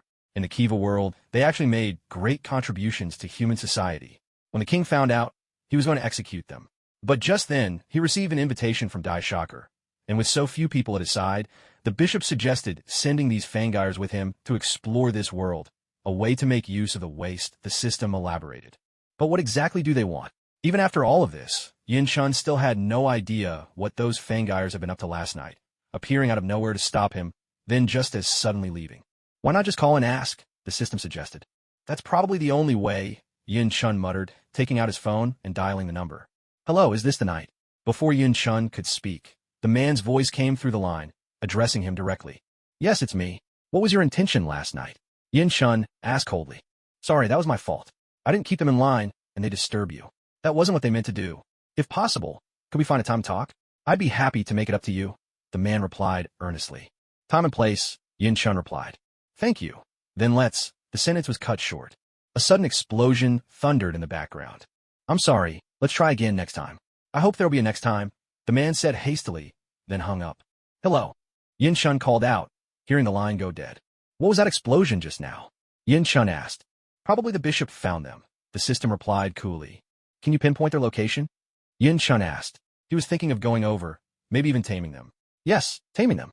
Oh, what a boast. Yin Shun thought that since they were not high-ranking fanged vampires like the bishop, and yet had managed to evade the bishop's grasp for so long, they must possess some real strength. If he could win them over, it certainly wouldn't be a bad thing. Right here, the system replied, projecting a map in front of Yin Shun. Yin Shun took out the Emperor of Heaven belt, transformed into Saiga, activated his invisibility, and leapt from the balcony. Summoning the wings of paradise, he soared toward the location marked on the map. A few minutes later, Yin Shun arrived above a bustling commercial district. Peering down, he saw what should have been a crowded, lively place now laid waste by a group of strange creatures, split into two factions, locked in fierce battle. Surrounding them was a large contingent of soldiers, desperately attacking the two groups of fanged vampires.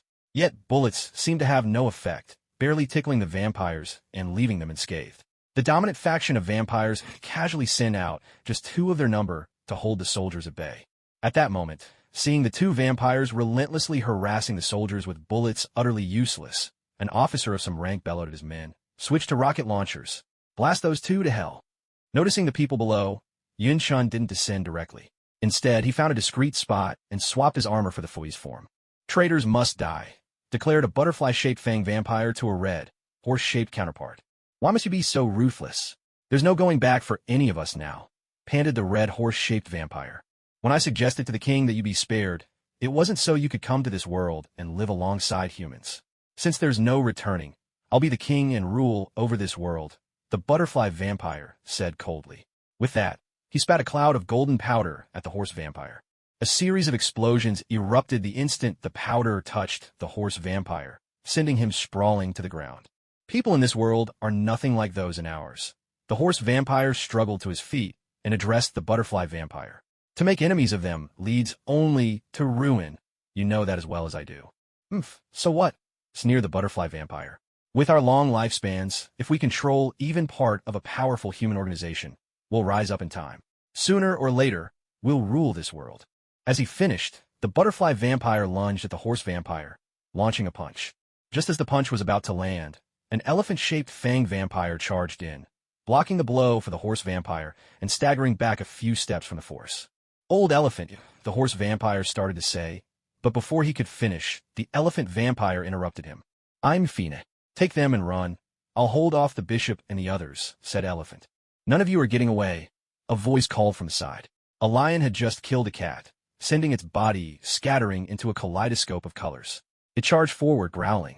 A rapid volley of blue and red energy bullets struck the ground in front of the lion and the butterfly, forcing them to take a few steps back. "Who's there?" The lion and butterfly snarled together, anger flaring in their eyes. "You go on ahead." Yin-chun landed and stepped in front of horse and elephant. "Thank you," the two replied, still stunned, then quickly led their followers away. "You won't escape," roared the lion, attempting to give chase. But Yin-chun fired another energy round, forcing the lion to dodge. By the time it tried to pursue again, it was already too late. "Damn it, what are you all standing around for? Go after them!" The lion bellowed at its subordinates. Hearing this, the lion's followers hurried after the escapees. Even the two that had been harassing the soldiers joined in. Yin-chun made no move to stop them. Holding up 2 officer-level enemies was enough. If horse and elephant couldn't handle the rest, there was nothing more to be done. "To think they'd actually team up with you Kamen riders," the butterfly sneered, her tone icy. Yin-chun said nothing and strode forward. "Kill him," ordered the bishop, addressing the lion. Together, the two charged at Yin-chun. As they rushed toward him, Yin-chun pressed the 106 button on his weapon, switching it to burst mode. He aimed at the butterfly and lion, squeezing the trigger. Bang! Bang! Bang! The bullets struck them with such speed that neither could react in time, making them stagger backward. The butterfly regained her balance and immediately sprayed a stream of golden explosive powder at Yin-chun. Seeing the powder, Yin-chun didn't confront it head-on. Instead, he somersaulted out of its path, dodging nimbly. Before he could land, the lion lunged and kicked Yin-chun, sending him flying straight into the cloud of powder. Boom! Boom! Boom! The powder erupted in a series of explosions, sending up a billowing cloud of smoke. "Cover that man. Aim every weapon at those 2 bastards and blast them," the officer barked, ordering his troops to turn all their firepower on the butterfly and lion. As missiles from the rocket launchers streaked through the air, neither the butterfly nor the lion tried to dodge. Instead, they calmly reached out, caught the missiles, and hurled them back. "Run!" shouted the officer as the missiles reversed course, urging his troops to flee. But it was too late. The missiles were already upon them. Suddenly, 2 energy blasts shot out from the smoke, striking the missiles midair. "Get down!" the officer roared. The missiles exploded with a deafening roar, sending a massive wave of fire rolling through the area. Humph! Seeing that the group remained unharmed, the bishop let out a cold snort and turned his gaze toward the lingering smoke. Yin-chun stepped out from the haze, completely unharmed. Seeing Yin-chun emerge, the bishop drew his sword and swung at him, with the lion close behind, ready to strike at any moment. As the bishop's blade came down, Yin-chun withdrew his spear, drew the greatsword from his left hip, and met the bishop's attack, parrying the blow. At that moment, the lion lunged forward, aiming a punch at Yin-chun. Prepared for this, Yin-chun shoved the bishop's sword aside with force, then kicked the lion hard, retreating several steps to dodge the bishop's next slash. "Damn it! It worked last time. Why not now?" the officer cursed, glaring at the blood-fang vampires locked in combat with Yin-chun. He simply couldn't understand why the missiles had no effect on these creatures. What he didn't know was that these blood fangs were nothing like the ones they'd faced before. These 2 were the strongest lieutenants, second only to the king and queen. A couple of missiles stood no chance. "Keep firing. If you can't kill them, at least keep them busy," the irate officer barked. "Target their eyes. Aim carefully," he ordered again. A barrage of gunfire erupted as the soldiers focused their shots on the vampire's eyes. Damn it! Butterfly and lion were forced to shield their eyes with one hand, attacking Yin-chun with the other. Yin-chun raised his sword and slashed upward at Butterfly, knocking the sword from his grip. He followed with a swift kick, then spun and brought his blade down on Lion. Lion abandoned defending his eyes and seized Yin-chun's sword arm, driving a fierce punch toward Yin-chun's stomach. Yin-chun bent his left leg and blocked the blow, then released his grip on the sword with his right hand. With a quick motion, he caught the falling sword at his left and swung it at Lion, finishing with another kick that sent Lion tumbling beside Butterfly. Damn it! The bishop, harried by the soldiers' gunfire, was growing furious. "Cover me. I'll take care of those humans first," the bishop shouted to Lion. "Got it," Lion replied, and the two split up, one charging at Yin-chun, the other rushing the gun-wielding soldiers. "This isn't good," Yin-chun muttered as he watched. Lion was already upon him, forcing Yin-chun to leap up and land behind Lion. He grabbed his gun and fired several energy rounds at the bishop. The blast struck the bishop, sending him sprawling to the ground. Just then, Lion spun around and landed a punch squarely on Yin-chun's back, hurling him through the air. By now, the soldiers had all fled. Yin-chun picked himself up, flipped open his phone, and pressed the number 9. "Ready," he confirmed, then hit the enter key. "Exceed charge." A blue light surged from his belt, coursing through the cerulean patterns into his right leg, illuminating it with a vivid glow. Yinshun straightened his right leg, turning it backward in a clockwise motion, taking up a kicking stance. Suddenly, he kicked toward the lion, and a deep blue light shot from his foot straight at the beast. The light transformed into a glowing blue drill that struck the lion, pinning it firmly in place. Then, Yinshun pulled his leg back and dashed toward the lion. When he was still a few meters away, he leaped into the air, aiming a kick at the drill embedded in the lion's body. Yeah! Yinshun's foot connected with the lion, who fought back with all its might, straining to resist. Yinshun pressed harder, pouring more strength into his attack. Finally, the lion raised its hand, clenched its fist, and hurled a punch at Yinshun. With a heavy thud, Yinshun was sent flying, while the lion itself collapsed to its knees, gasping for breath. Yinshun's trajectory sent him flying straight toward the bishop. Using the momentum from the lion's blow, he drew his sword in midair, swiftly pulled the deep blue crystal card from his phone, and slotted it into the blade. Ready! Yinshun flipped open his phone and pressed the enter key. Exceed charge. A blue beam of light surged from his belt, traveling along the glowing lines into the greatsword in Yinshun's hands, making the blade shine with an eerie blue glow. Raising his greatsword high, Yinshun charged at the bishop, swinging down with all his might. Seeing this, the bishop spewed a cloud of golden dust from his mouth toward Yinshun. But as soon as the dust touched him, the energy radiating from Yinshun's sword dissolved it instantly. Yeah! Realizing his power was useless, the bishop raised his own sword, clashing it against Yinshun's greatsword in a desperate attempt to block the attack. The two swords collided with a tremendous crash. With a sharp crack, the bishop's sword snapped in two. Yinshun's blade struck the bishop, sending him hurtling backward. Though it wasn't a killing blow, the force tossed the bishop into a building, collapsing it in a rain of rubble. Yinshun turned back, hoping to finish off the lion, but when he looked again, the beast had vanished. With no other choice, he walked toward where the bishop had fallen. At that moment, the bishop stumbled out, bloodied from head to toe. Next time, I won't let you off so easily, the bishop snarled. With that, his body dissolved into blue specks of light, disappearing completely. Seeing this, Yinshun frowned. After spending so many points to upgrade foes, he still couldn't finish off these two high-ranking Fong blood demons. Be content. If they hadn't been injured already, you might not have beaten them at all, the system remarked, as if reading Yinshun's thoughts. What? They were already hurt? Yinshun exclaimed in shock. That's right. Otherwise, with your current combat power, I would have told you to run. The Horse Fong Demon and Elephant Fong Demon are just as strong. Almost on par with Block, the one you fought the other day, the system explained. Hearing this, Yinshun drew a long, steady breath. At that moment, the soldiers returned. When they saw Yinshun, they dared not approach him. Instead, they simply stood quietly, watching him and waiting for their officer to give orders. Just then, the officer's phone started ringing. Yinshun heard the sound and glanced back. The officer picked up the phone. Noticing it was a call from his superior, he answered. General, what are your orders? The officer asked. Capture that man and secure his armor. The superior hadn't finished speaking before the irritable officer cut him off with a furious shout. Eat shit. Get lost. With that, he hung up without hesitation. Move out. The officer led his soldiers away. As it happened, his superior was none other than General Ross, the man notorious for tormenting the Hulk. This hot-tempered officer had long been dissatisfied with General Ross's methods. To him, Ross treated his men's lives as worthless, caring only for the super soldier serum that created the Hulk. He was a true battle maniac, and although the officer had reported him to the higher-ups numerous times, not once did anyone take it seriously. Now, Ross wanted them to arrest Yinshun. Never mind that Yinshun had just saved them. Just considering their odds, their weapons couldn't even scratch the blood fangs. It was like tickling them. Yet, those same blood fangs had barely lasted a few moves against Yinshun. By that calculation, to Yinshun, these soldiers would be nothing more than a snack. What's more, Yinshun was nothing like the blood fangs. He hadn't harmed anyone. The officer wasn't stupid. Why throw his men's lives away for nothing? So after casting a glance at Yinshun, he made the call and led his soldiers out. Thanks to his enhanced hearing, Yinshun had caught every word of the phone call. He'd expected the officer to obey orders, but he hadn't imagined such a blunt response. The officer had cut his superior off mid-sentence, cursed at him, and hung up. Yinshun couldn't help but admire his guts, though he figured that officer was probably in for a dismissal. With that, a thought seemed to occur to Yinshun. He turned and hurried off in the direction where Ma and Xiang had just gone.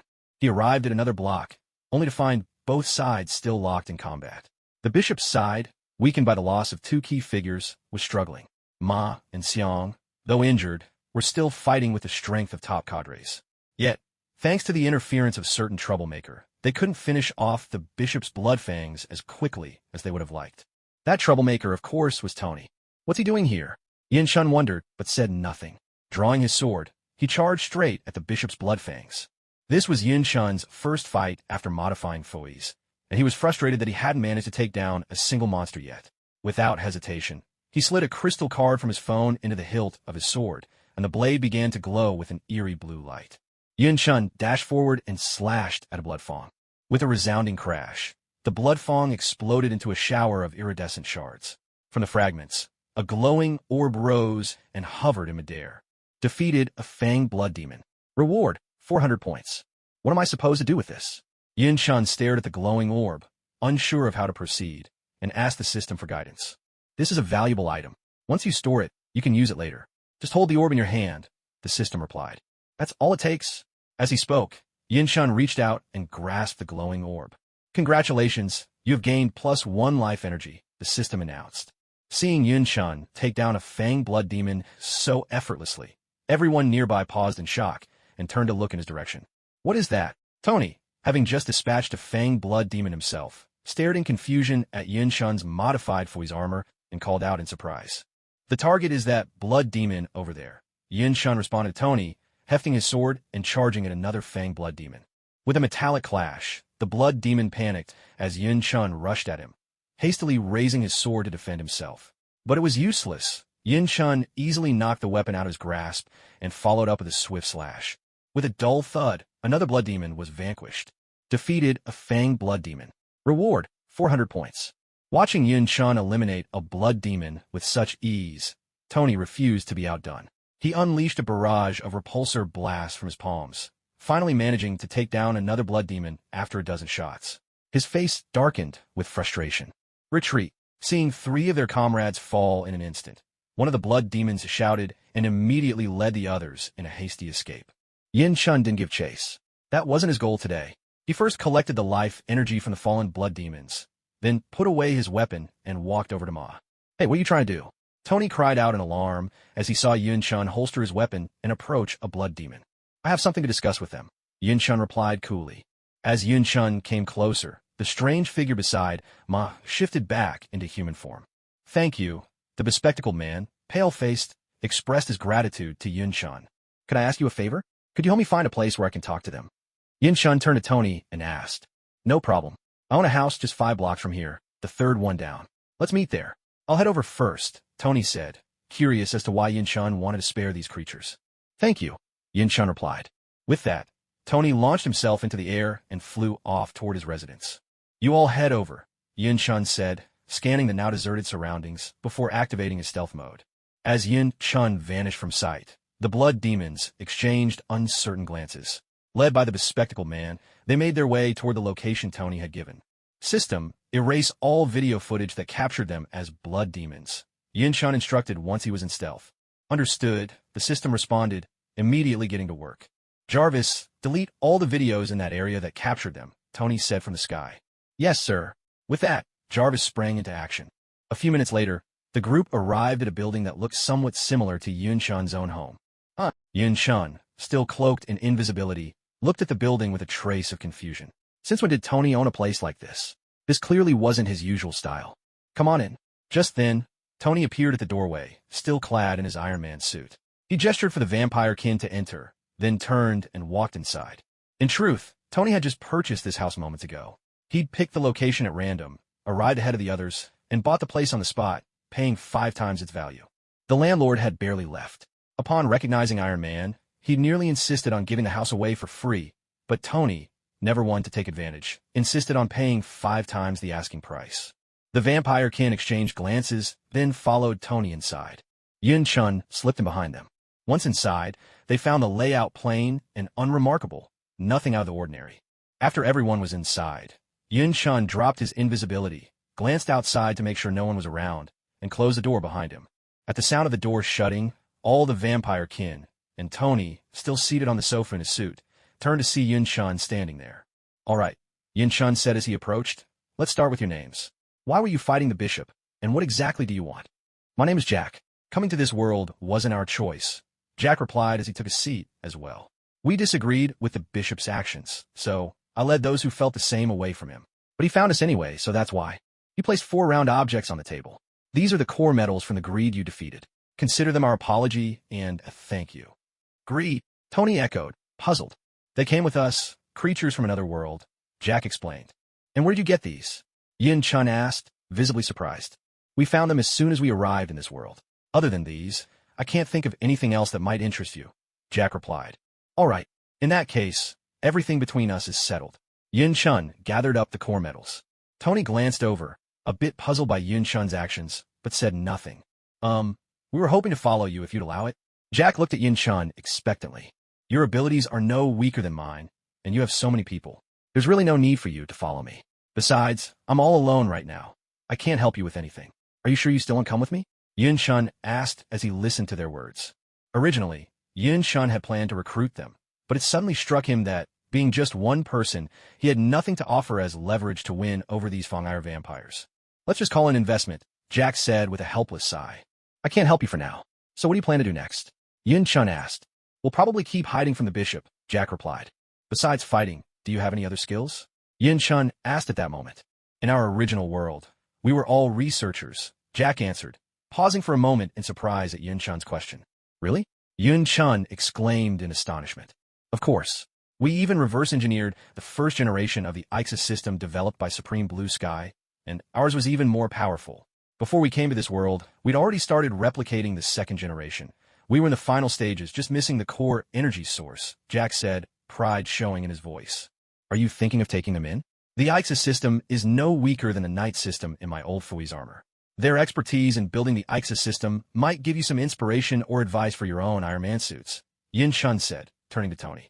I'm open to it, but I don't want them hurting people at will. If they do, I won't be able to shelter them, Tony replied after a brief pause, giving it some thought. Don't worry, we're nothing like the bishop. We're not that kind of Fangire, Jack assured him. All right then, I have a lab in XXXX that you can use. It's fully equipped and remote enough that you won't be disturbed. I can also provide you with some protection. But in exchange, I want all the data on the Ixis system, Tony said. Deal, Jack replied with a smile. Since you've worked things out, you should follow him from now on. Here's my phone number, 555.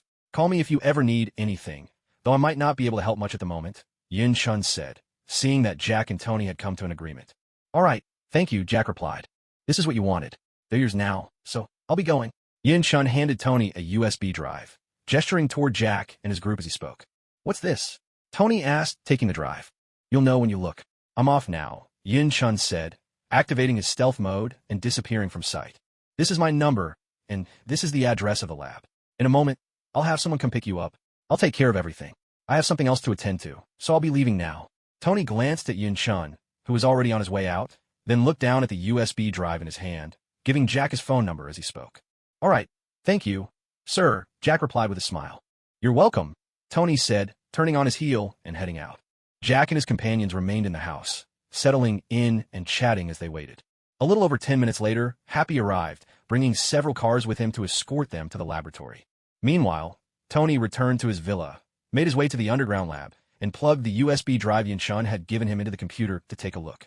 As Tony accessed the USB drive, he found the information was much like what Yin Chun had handed over to S.H.I.E.L.D., records about the mysterious creatures.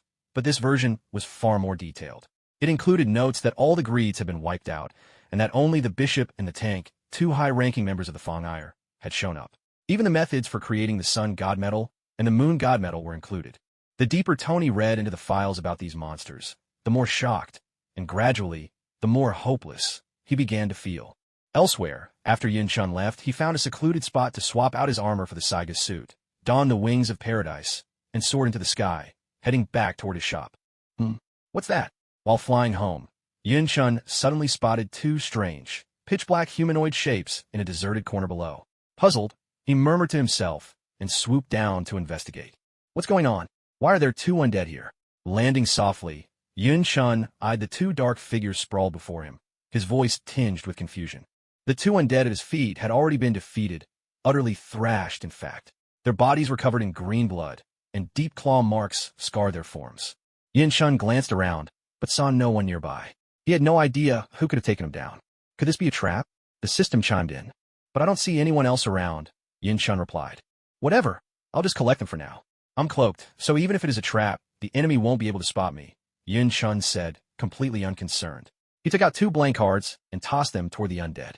The cards embedded themselves into the bodies of the 2 undead, absorbing them instantly before flying back into Yun Chun's hand. Undead sealed. 300 points awarded. Undead sealed. 300 points awarded. Black 8 of spades and 9 of diamonds. Who could be strong enough to take down 2 almost upper-class undead just like that? Yun Chun exclaimed in amazement, staring at the cards in his hand. The 8 of spades possesses magnetic overdrive, able to attract and repel metal, while the 9 of diamonds has the power of duplication. Even Yun Chun himself might not be able to handle both at once. Is this really not a trap? This time, even Yun Chun started to doubt himself. Ever since he rescued Tony last time, he hadn't seen any trace of the undead. I can't believe it. Just stepping out the door, and I stumble across something this good. After checking his surroundings and confirming it really wasn't a trap, Yun Chun grew excited, grinned, and said aloud. Then he controlled the wings of heaven, soaring into the air and leaving the scene. On the other side, unbeknownst to Yun Chun, a strikingly beautiful yet wildly dressed woman with an air of frosty indifference shook off her hands as she stepped out from an alley not far from where Yun Chun had collected the 2 undead. Hey, gorgeous. Out here on your own? A street punk, spotting her approach, called out with a leering tone. Get lost. With a single kick, the woman sent him flying. He crashed against the car and was instantly knocked out. The car's alarm blared in protest, but the woman didn't spare the punk a glance. She simply walked away. At S.H.I.E.L.D., Coulson was once again holding a file as he headed toward Nick Fury's office. Director, all the files are organized, Coulson said, handing the documents to Nick Fury. Nick Fury took the files and began to read. It seems Kamen Rider has a new form. He appeared in a busy district alongside Tony Stark and fought the Fangires. The Fangires split into 2 factions. Kamen Rider and Tony Stark managed to drive one group away, then left together with the other faction. According to our investigation, Tony Stark bought a house in the area on the spot. He and that group of Fangires had some kind of discussion inside. A little over 10 minutes later, Tony Stark left first. Then, after another 10 minutes or so, Stark's driver Happy picked up the rest and took them away. They went to one of Tony Stark's secluded private labs, Coulson reported, laying out the facts. What about Kamen Rider? Nick Fury asked. After fighting off one group of Fangires, he left too. No one's seen him since, Coulson replied. Go ask Tony Stark about this, see what he says. And send someone to keep an eye on that lab, Fury instructed. Understood, Coulson said, turning to leave. Once Coulson was gone, Nick Fury's face darkened in thought. He had no idea what kind of game Yun Chun and Tony were playing.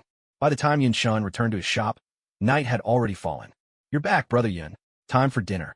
Jones, who was closing up the shop, greeted Yun Chun as he walked in. All right. Thank you for your hard work. Yun Chun replied with a warm smile. Not at all. Then, Yun, could you please go and call Graham down to wash up for dinner? Jones said. Sure. Yun Chun answered, then headed upstairs. Graham, come down and wash your hands. Time for dinner. Yun Chun called out as he reached the living room upstairs, speaking to Graham, who was absorbed in the TV. Yes, on my way. The moment Graham heard it was time to eat, his spirits lifted immediately. Yun Chun glanced at Graham's figure and let out a quiet sigh. What's wrong? Graham asked, noticing Yun Chun's gaze lingering on him. It's nothing. Let's go down and eat first, Yun Chun said, looking at Graham. Downstairs, Jones had already set all the dishes on the table. Wow, my favorite big chicken drumstick. Graham's eyes sparkled with excitement. Go wash your hands first, Jones said sternly, seeing Graham reaching for the drumstick. Okay. Graham dashed off toward the kitchen. One by one, the 3 sat down at the table and began to eat. Starting tomorrow, you're going on a diet, Yun Chun said, watching Graham shovel food into his mouth. And Jones, you need to keep an eye on him too. Look at what he's become, eating, sleeping, and watching TV all day long, Yun Chun added, turning to Jones. From now on, Graham's meals should be 2/3 of what he usually eats. That's enough, Yun Chun decided after a moment's thought. No way, that's way too little. Graham forgot about eating for a moment and protested loudly. That's plenty. You're just a kid. Why do you need to eat so much? Yun Chun responded, unconcerned. And tomorrow, I'll buy you a treadmill. Half an hour a day, that's all I'm asking, Yun Chun said, eating his meal without a care. Jones, help me. Graham, seeing that Yun Chun wouldn't budge, turned to Jones, pleading in a soft, coaxing voice. If Yun says so, there's nothing I can do, Jones answered with a playful smile. If you're all mean, Graham huffed, resigning himself to his food. After dinner, Jones went to wash the dishes. Graham lost interest in watching TV, and Yun Chun sat on the sofa to rest. System, is there any way to improve the transformation process? Yun Chun asked. What do you mean? The system sounded puzzled by Yun Chun's question. I mean, I have 2 belts now. It's such a hassle to switch between them during battle. Is there a way to improve that? Yin-chun explained. Oh, that? Just have them reforged. That'll do the trick, the system replied.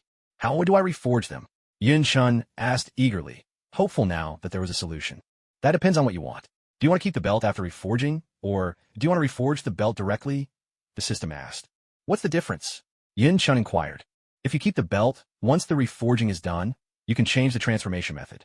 It'll be much simpler and faster, and you'll still have the belt.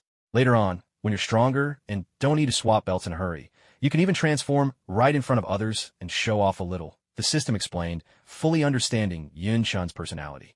The other option is to use a single belt to transform into multiple rider forms.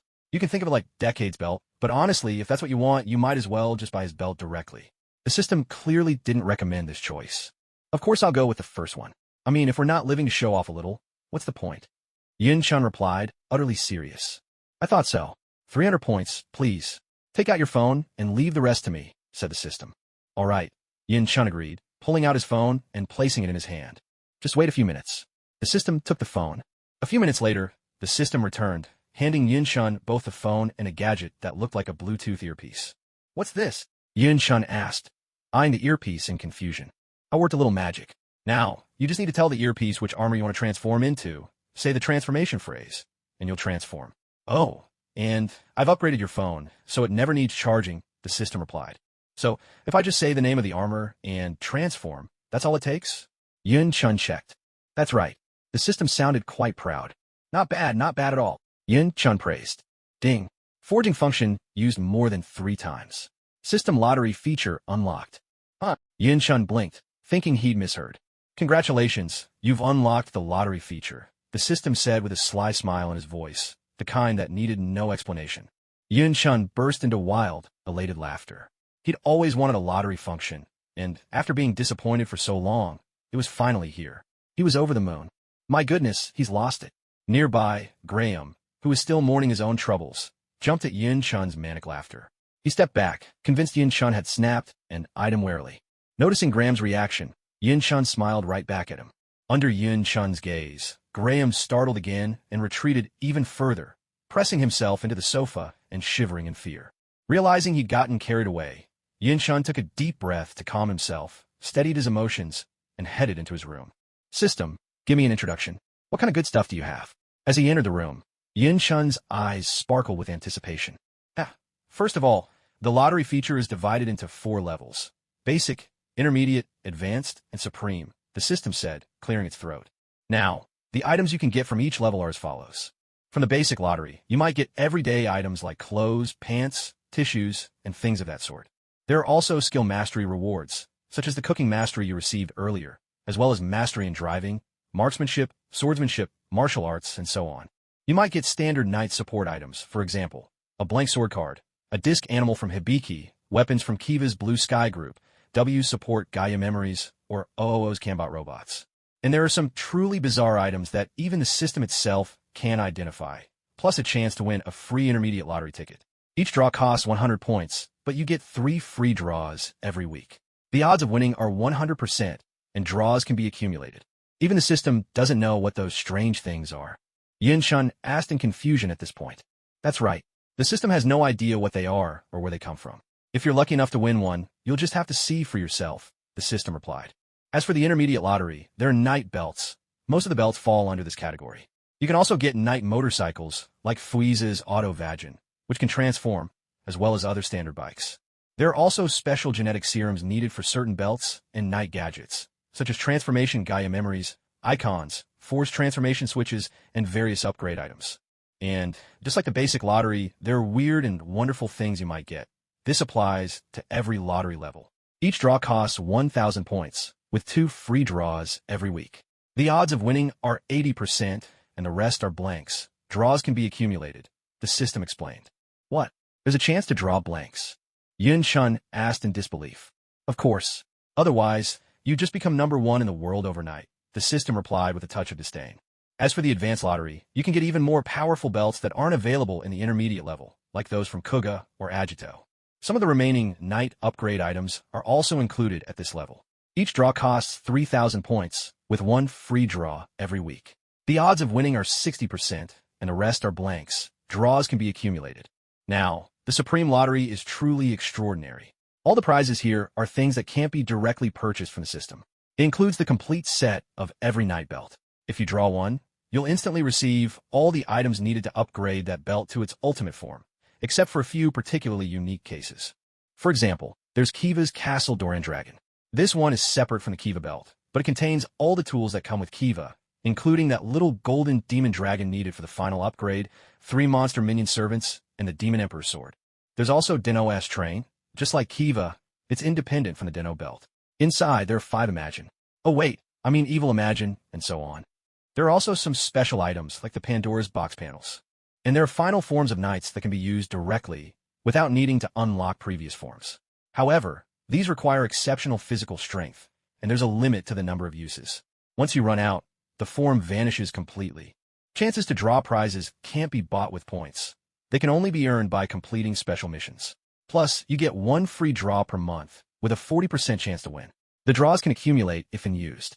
Only now did the system finish its full introduction. Awesome, Yin Chun shouted. System, I want to use my free draw, Yin Chun declared. Understood. As soon as the system spoke, a blue panel popped up, displaying 4 options: Basic, Intermediate, Advanced, and Supreme. Yin Chun tapped the basic draw. The panel shifted, and rows upon rows of cards appeared, each bearing different illustrations. Some showed belts with swords, some had rolls of paper, others depicted discs, and so on. He tapped Start Drawing on the card panel. Instantly, the cards flipped over, their backs turning red as they began to shuffle positions rapidly, so quickly that they blurred into a whirl. After 10 seconds, the cards stopped moving. If I could transmigrate among billions of people, my luck is definitely something special. Just watch me. The luck of the chosen one is on my side. Yin Chun boasted with pride. He casually tapped a card. A beam of light flashed, and the card turned over. Congratulations, you've received a peculiar item. One annoying doggy flower, the system intoned. What the heck is that? Yin Chun was stunned the moment he heard the name. See for yourself in the description. I honestly don't know how to explain it, the system replied, sounding embarrassed. Yin Chun took out the card he'd just drawn and examined it. The card depicted a sunflower planted in a pot, but in the center of the sunflower was a white dog's head. Staring at the dog's face, Yin Chun felt a sudden, inexplicable urge to smack it. Name: Annoying Doggy Flower. Ability: Supremely Annoying, Infuriating. Note: Young man, ever been so irritated you felt your blood pressure spike and your veins nearly burst? Whether you have or not, here's your chance. Give it a try. This creature's record for making someone blow a fuse is 13 hours. Please be advised, for the sake of your own safety and the world's, do not use this on the Hulk. At this point, Yin Chun suddenly found himself intrigued. Someone had actually been angered to death by this card, and it even specifically stated that it couldn't be used on the Hulk.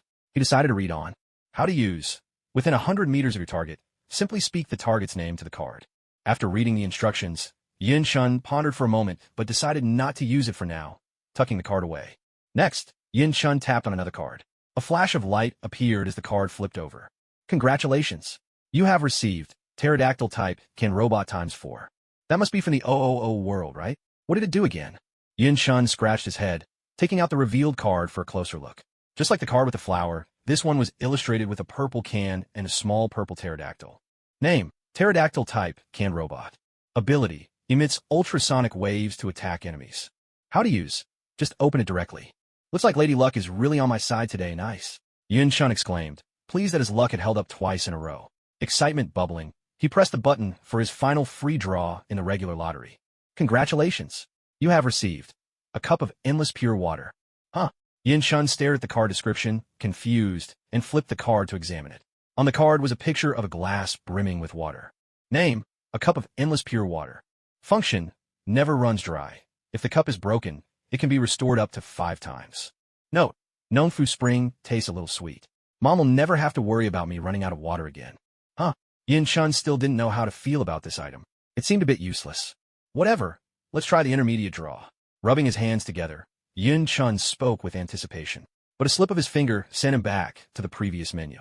He quickly navigated back and selected the intermediate lottery. Just like the regular draw, rows upon rows of cards appeared, but this time, some were blank. Yin Chun knew these were empty draws. It's time to show some real skill, he muttered, and pressed the button to start. The cards began to flip over again, just like before, though this time their backs were yellow as they shuffled. Yin Chun casually tapped on a card. Congratulations. You have received Earth King Order card. Well, look at that. My luck's amazing. I really am favored by fortune. Nice. Yun-chun exclaimed, thrilled as he gazed at the card. Wake up, stop dreaming. Look carefully. It's a card, not a belt, the system interjected, dousing his excitement. Huh? Wait, aren't the cards the same as belts? Yun-chun asked, confused. Of course not, the system replied. Name, Earth King Orga card. Ability, summon Earth King Orga to help you fight. Number of uses, unlimited.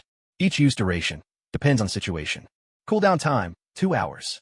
Note, only by using the DN transformation gun can you summon the Emperor of the Earth, Orga, to assist you in battle.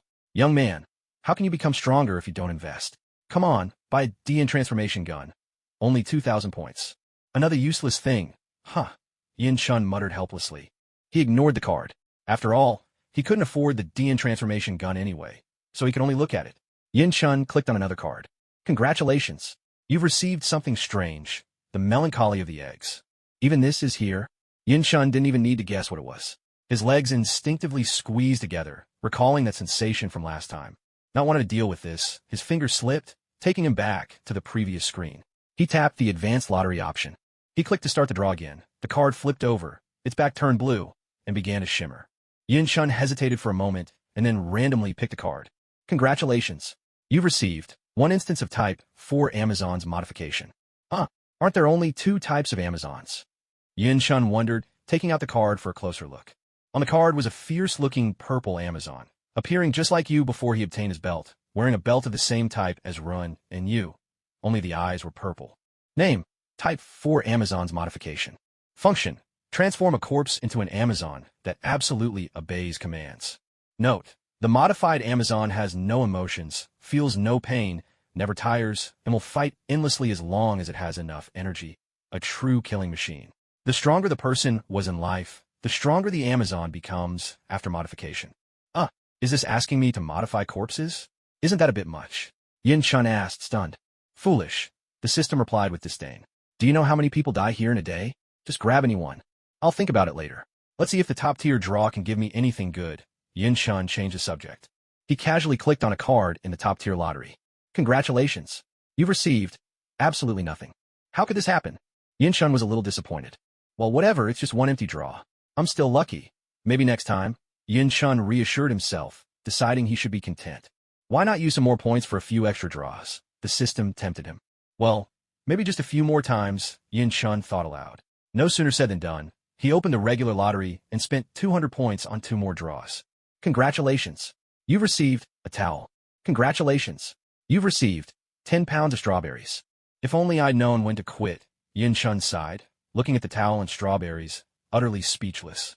Forget it, forget it. Yin-chun thought to himself that he'd already gotten so much for free, and that was already quite good. At that moment, Yin-chun glanced at the strawberries, considered for a moment, then took them out, walked out of the room, and entered the living room. Jones, would you like some strawberries? Yin-chun smiled as he spoke to Jones. Oh. Jones was deep in thought and was startled by Yin-chun's sudden voice. Is something the matter, Brother Yin? Jones came back to himself and looked at Yin-chun, asking, do you want some strawberries? Yin-chun asked, holding up the strawberries. Oh, sure. Jones replied. I'll go wash them then. Just wait a moment. Yin-chun said, picking up the strawberries and heading off to rinse them. All done. A few minutes later, Yin-chun returned with a plate of freshly washed strawberries and set on the table. After that, the two of them began to eat together, neither speaking a word. Jones, is something bothering you?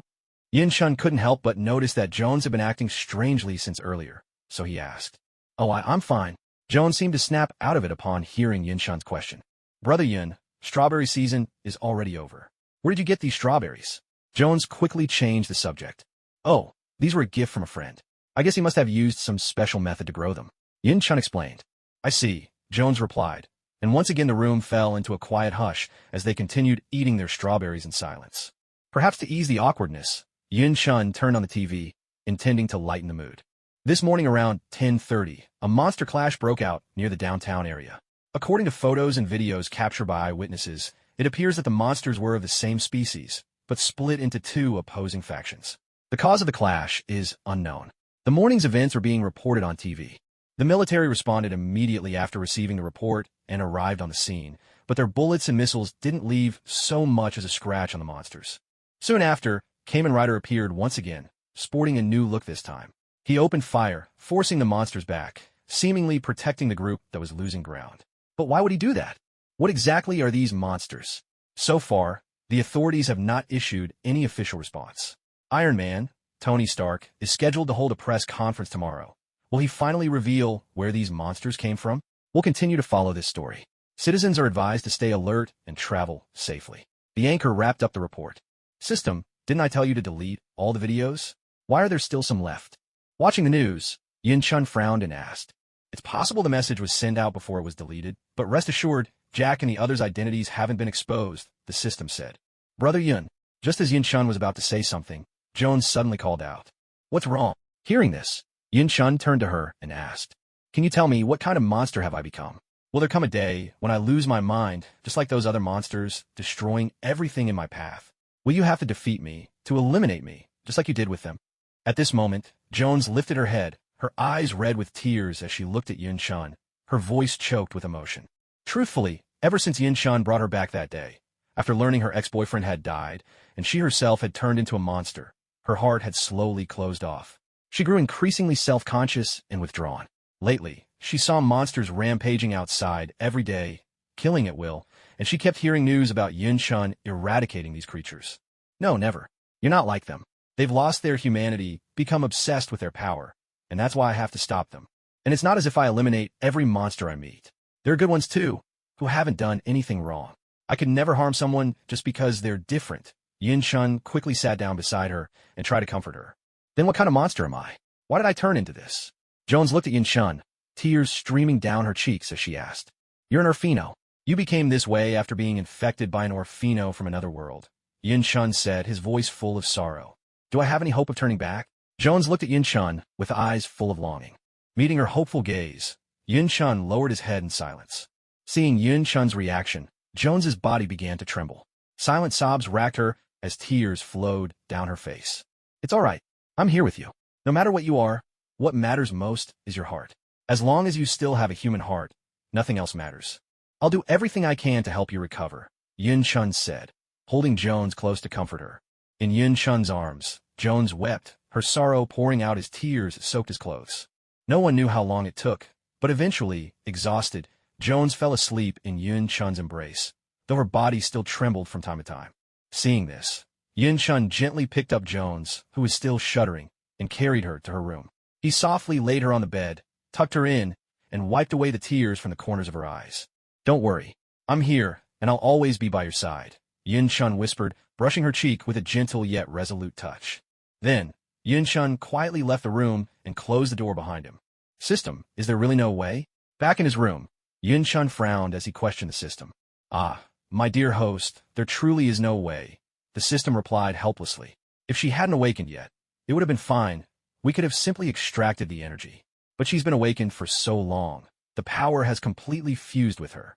It's simply impossible now. You need to let it go. Yin Chun sighed, picked up his phone, and dialed Hank's number. Hello, who is this? Hank answered on the other end. It's me, Yin Chun, he replied. I just wanted to let you know that the shop will be closed for a day tomorrow. You'll still get paid, so you can all have a break. Oh, it's the manager. Thank you so much for calling to tell me, Hank said, his voice brightening with excitement. No need to thank me. That's all. Then, Yin Chun responded. All right, Hank replied, and hung up. Brother, who was that on the phone? In Hank's home, a little girl looked up at him and asked. It was my boss from work, Hank explained, gently patting her head. He said I get a day off tomorrow, so I can spend the whole day with you. Does that make you happy? Yay, I get to play with you tomorrow. I'm so happy. The little girl cheered, her joy infectious. Seeing how delighted she was, Hank couldn't help but smile as well. The next day, at Tony's villa, Coulson arrived at the door and pressed the bell. Mr. Stark, Agent Coulson is here for you, Jarvis announced to Tony, who was busy working on his Iron Man suit. What does he want? Let him in, Tony replied with a frown, heading upstairs. Mr. Stark, good morning, Coulson greeted as he saw Tony coming up from below. Take a seat. What brings you here? Is there something you need? Tony said, settling down himself. Thank you. I wanted to ask about the group of blood-fang vampires you took away yesterday, Coulson said as he sat. So that's what this is about, Tony replied. Yes, I made a deal with Kamen Rider and them. He works for us, and we provide them with shelter. Is there a problem? Mr. Stark, they're vampires, bloodfangs, Coulson said, frowning. I've looked into them a bit. Honestly, they give a better impression than some humans I know.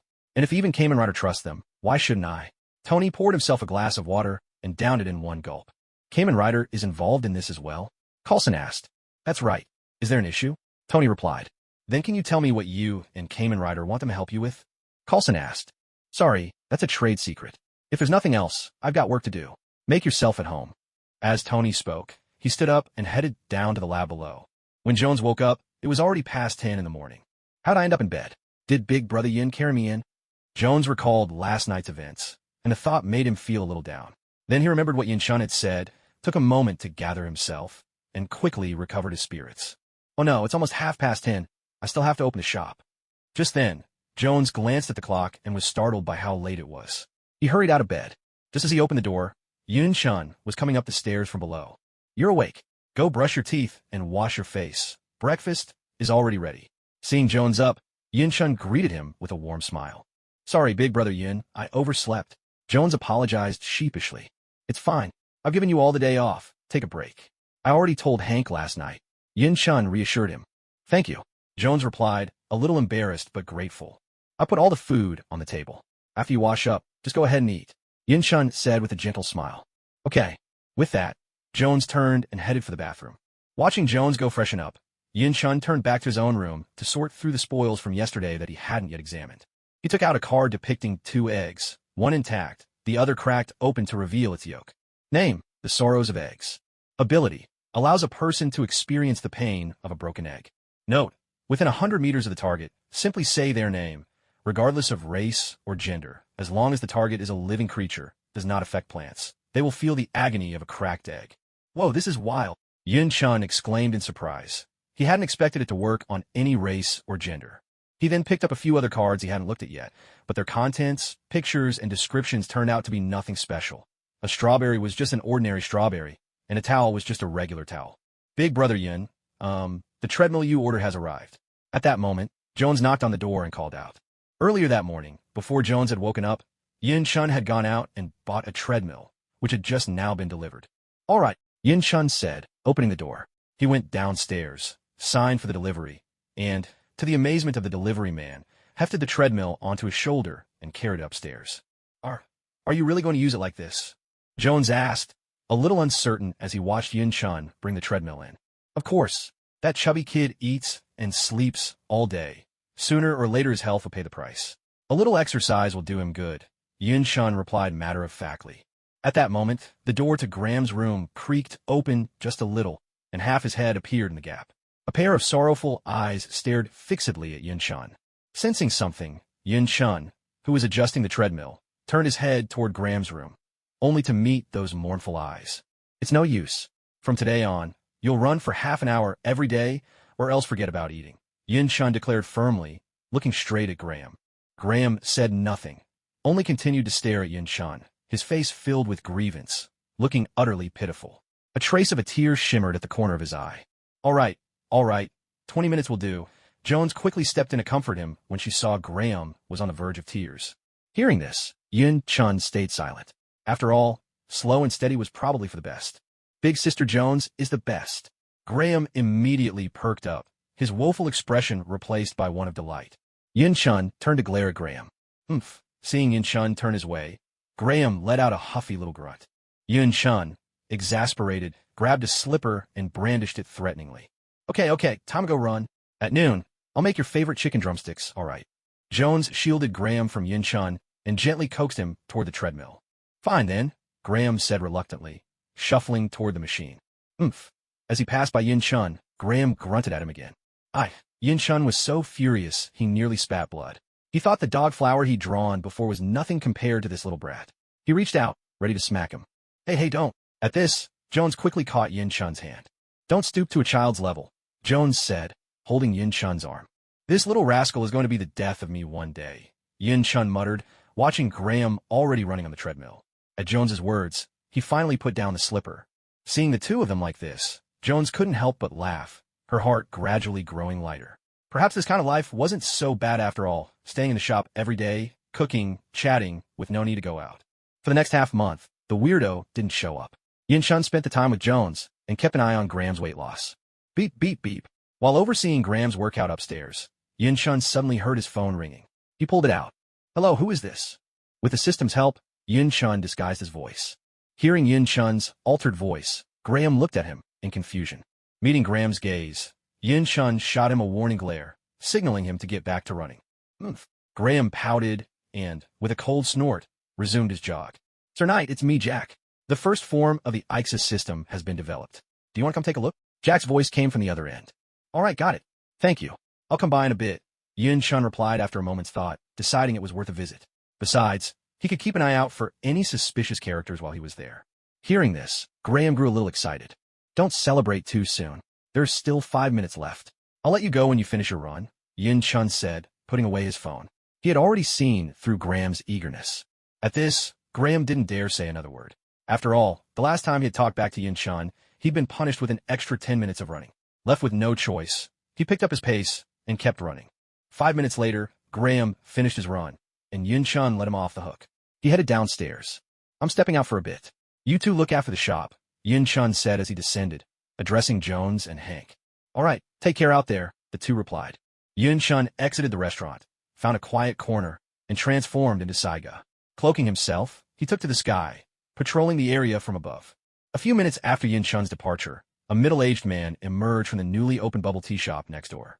Wearing a yellow hat and glasses, with a gentle expression, he carried several cups of bubble tea and made his way toward Yun Chun's restaurant. Hello, is the owner here? The man stepped inside and asked. Hello, the boss just stepped out. Is there something I can help you with? Jones responded, watching the man approach. I'm the owner of the new bubble tea shop next door. I brought a small gift. Hope you'll like it, the man said with a warm smile, offering the bubble tea to Jones. Thank you so much. Come in and have a seat, Jones replied as he accepted the drinks. Oh, no need. There's still work to do at my shop. I'll be heading back. You all take care, the man answered with a smile, seeing Jones accept his gift, and then took his leave. About 10 minutes later, Yun Chun arrived at the lab Tony had set up for Jack. He landed, deactivated his invisibility, and walked inside. From a distance, Hawkeye, who had been assigned to keep watch over the area these past few days, noticed Yun Chun's arrival and quickly reported to Nick Fury. Keep watching, Nick Fury instructed. Understood, Hawkeye replied, his eyes staying sharp on the target. You're here too? Tony was already inside when Yun Chun entered. He glanced over. Yeah, I just got here. How's it going? Yun Chun asked.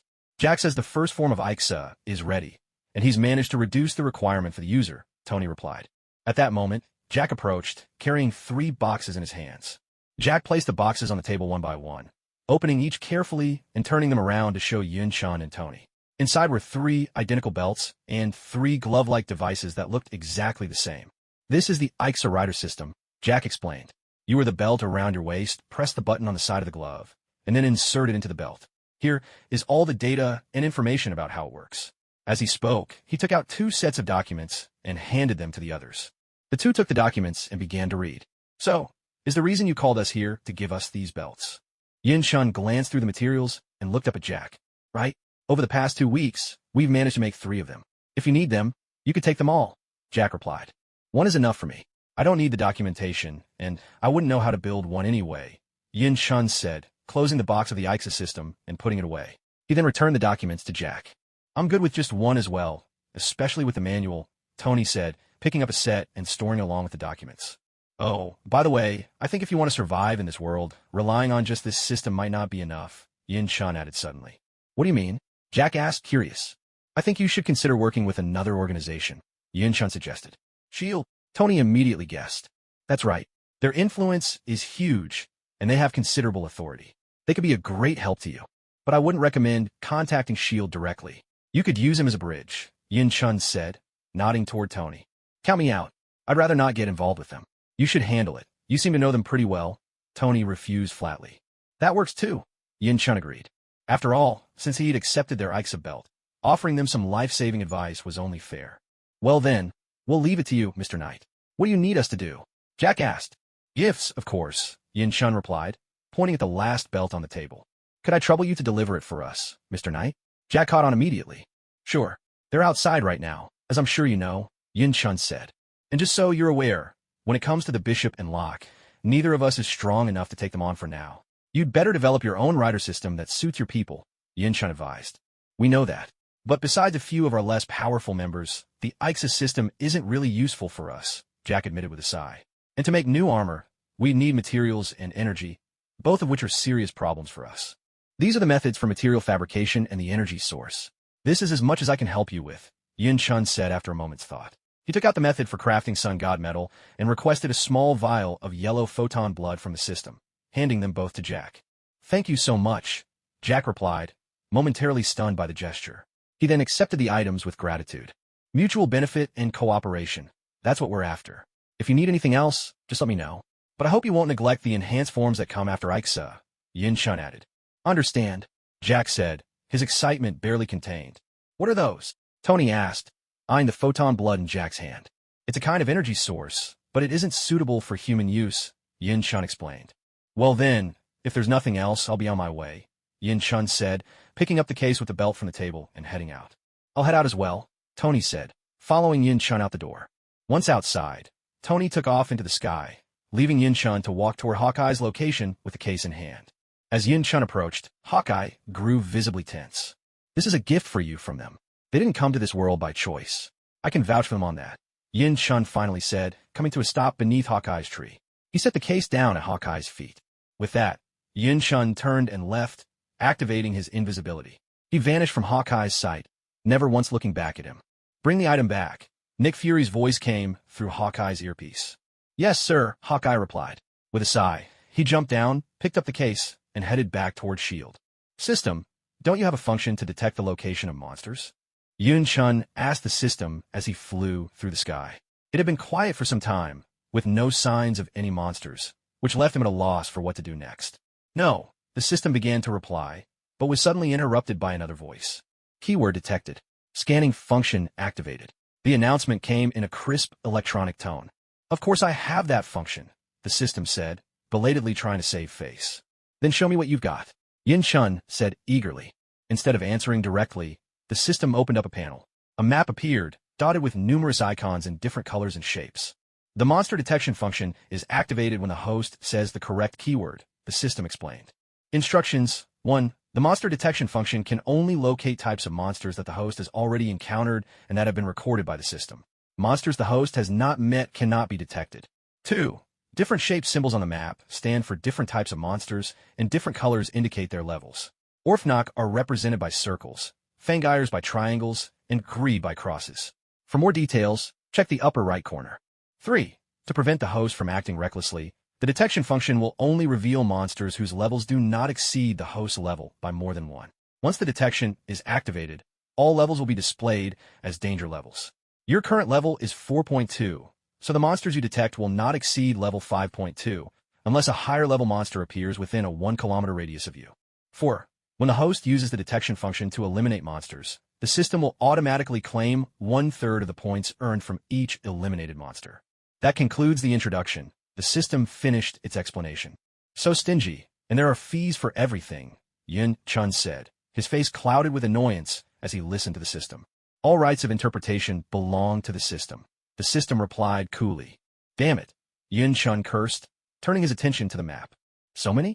Yin Chun was utterly shocked, his voice trembling. The map was densely packed with symbols, almost covering the entire panel. And these were only 3 types of monsters. The circles were the most numerous, making up nearly 70% of the total. System, what's going on here? Yin Chun asked nervously. Take a closer look. 80% of the Orphnok symbols are white or green. There's no need to worry too much. Keep your cool, the system said calmly. White and green, Yin Chun echoed, a bit puzzled by the system's words. See for yourself, the system replied, not bothering to explain further. Yin Chun glanced at the upper right corner, where a small box was displayed. Color codes for levels and statuses. Yellow, danger level 3 to 4. Blue, danger level 4 to 5. Silver, danger level 5 to 6. Purple, danger level 6 to 6.5. Gray, danger level 6.5 to 7. Red, danger level 7 to 7.5. Black, danger level 7.5 to 8. Special colors, currently unique to Orphnok. White, not yet awakened. Green, awakened but has not killed anyone. Phew, that's a relief. Seeing this, Yin Chun breathed out, reassured that most of them were unawakened Orphnok. But what should I do about these white and green ones? Yin Chun asked. For the white ones, you can simply buy an Orphnok gene extraction device to remove the Orphnok genes from their bodies. As for the green ones, I have no idea. It's up to you, the system said indifferently.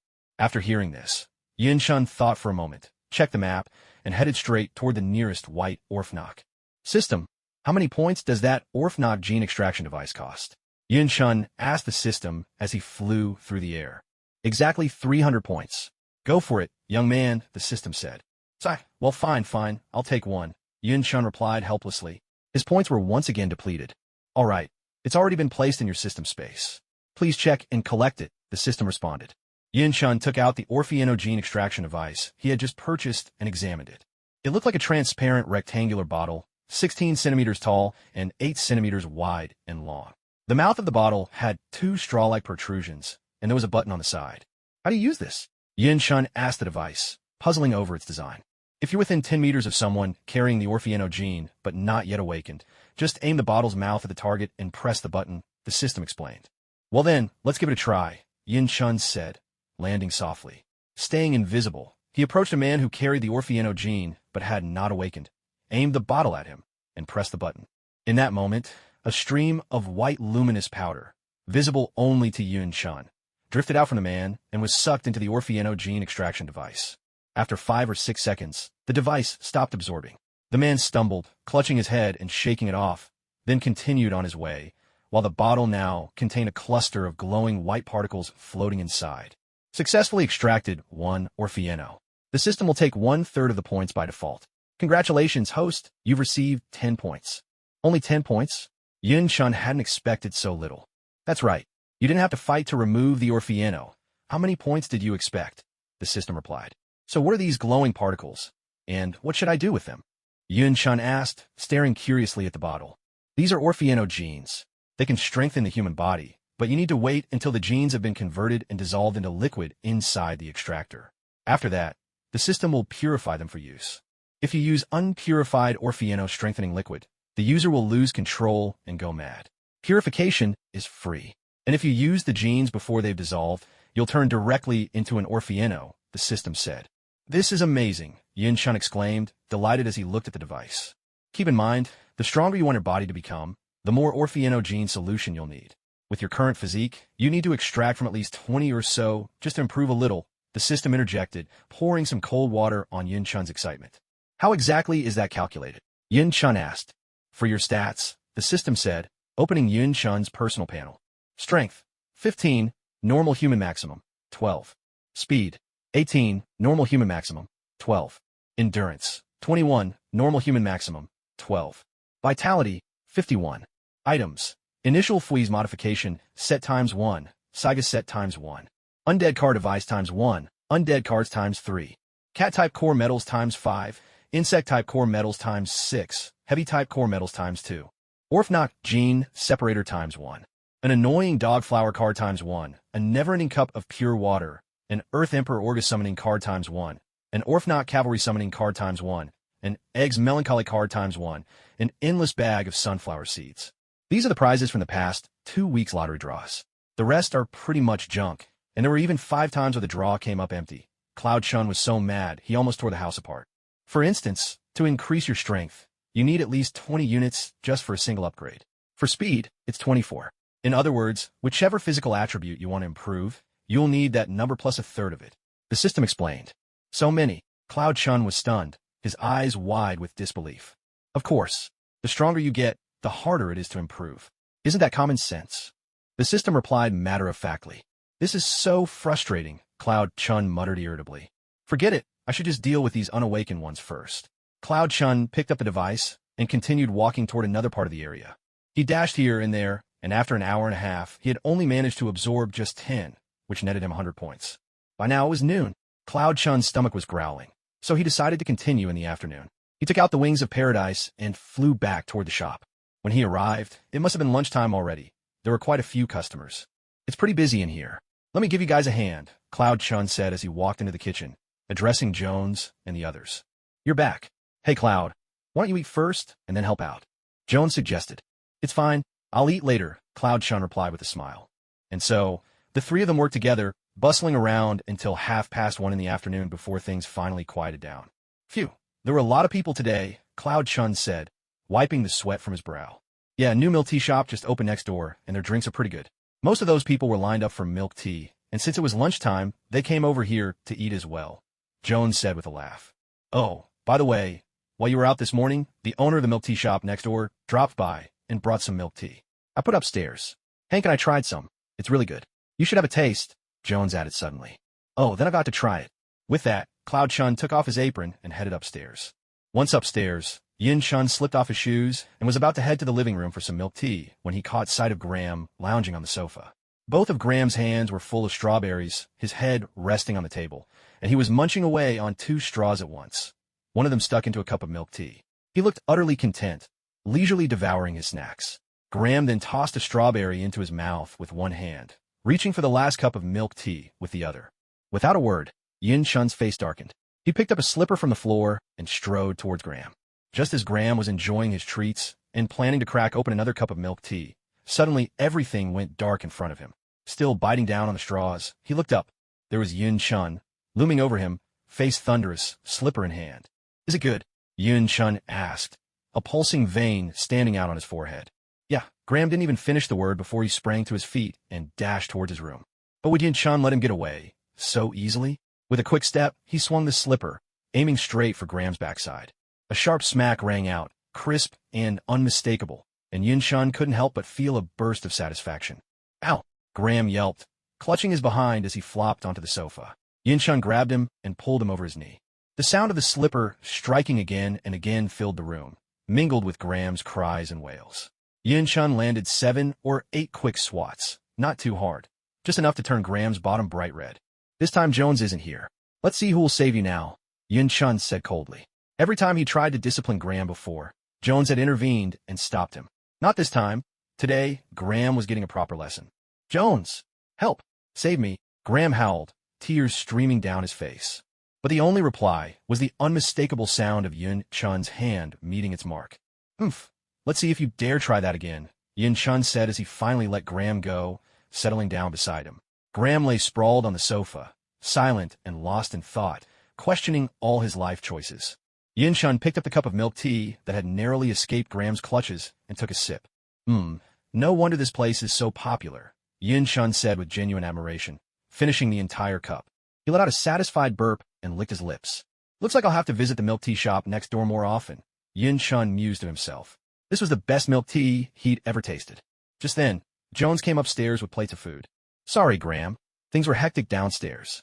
I just managed to come up, Jones said, setting the food on the table. Brother Yin, dinner's ready, Jones added, smiling at Yin Chun. Hey, Graham, what's wrong?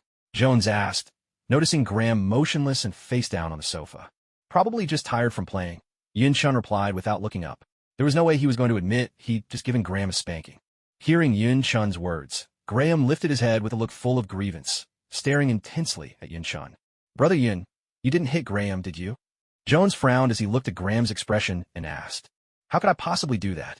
Do I look like that kind of person? Right, Jire? Yin Chun shot Graham a threatening look as he spoke. Oomph.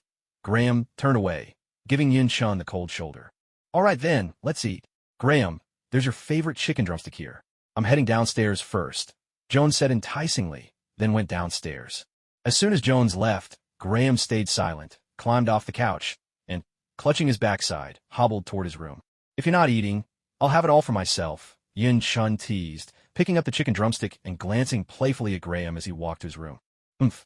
Graham shot Yin Chun a glare and snorted coldly before continuing on his way. Seeing Graham ignore him, Yin Chun stopped teasing and focused on his meal, planning to deal with the remaining unawakened orphanoids once he finished. That jerk. I'll make him pay for this, Graham muttered, pulling out a phone. Jones's, actually, but since Jones was usually busy, Graham used it most of the time. Graham dialed the emergency number, pressed the phone to his ear, and waited for the police to answer. Hello, how can I help you?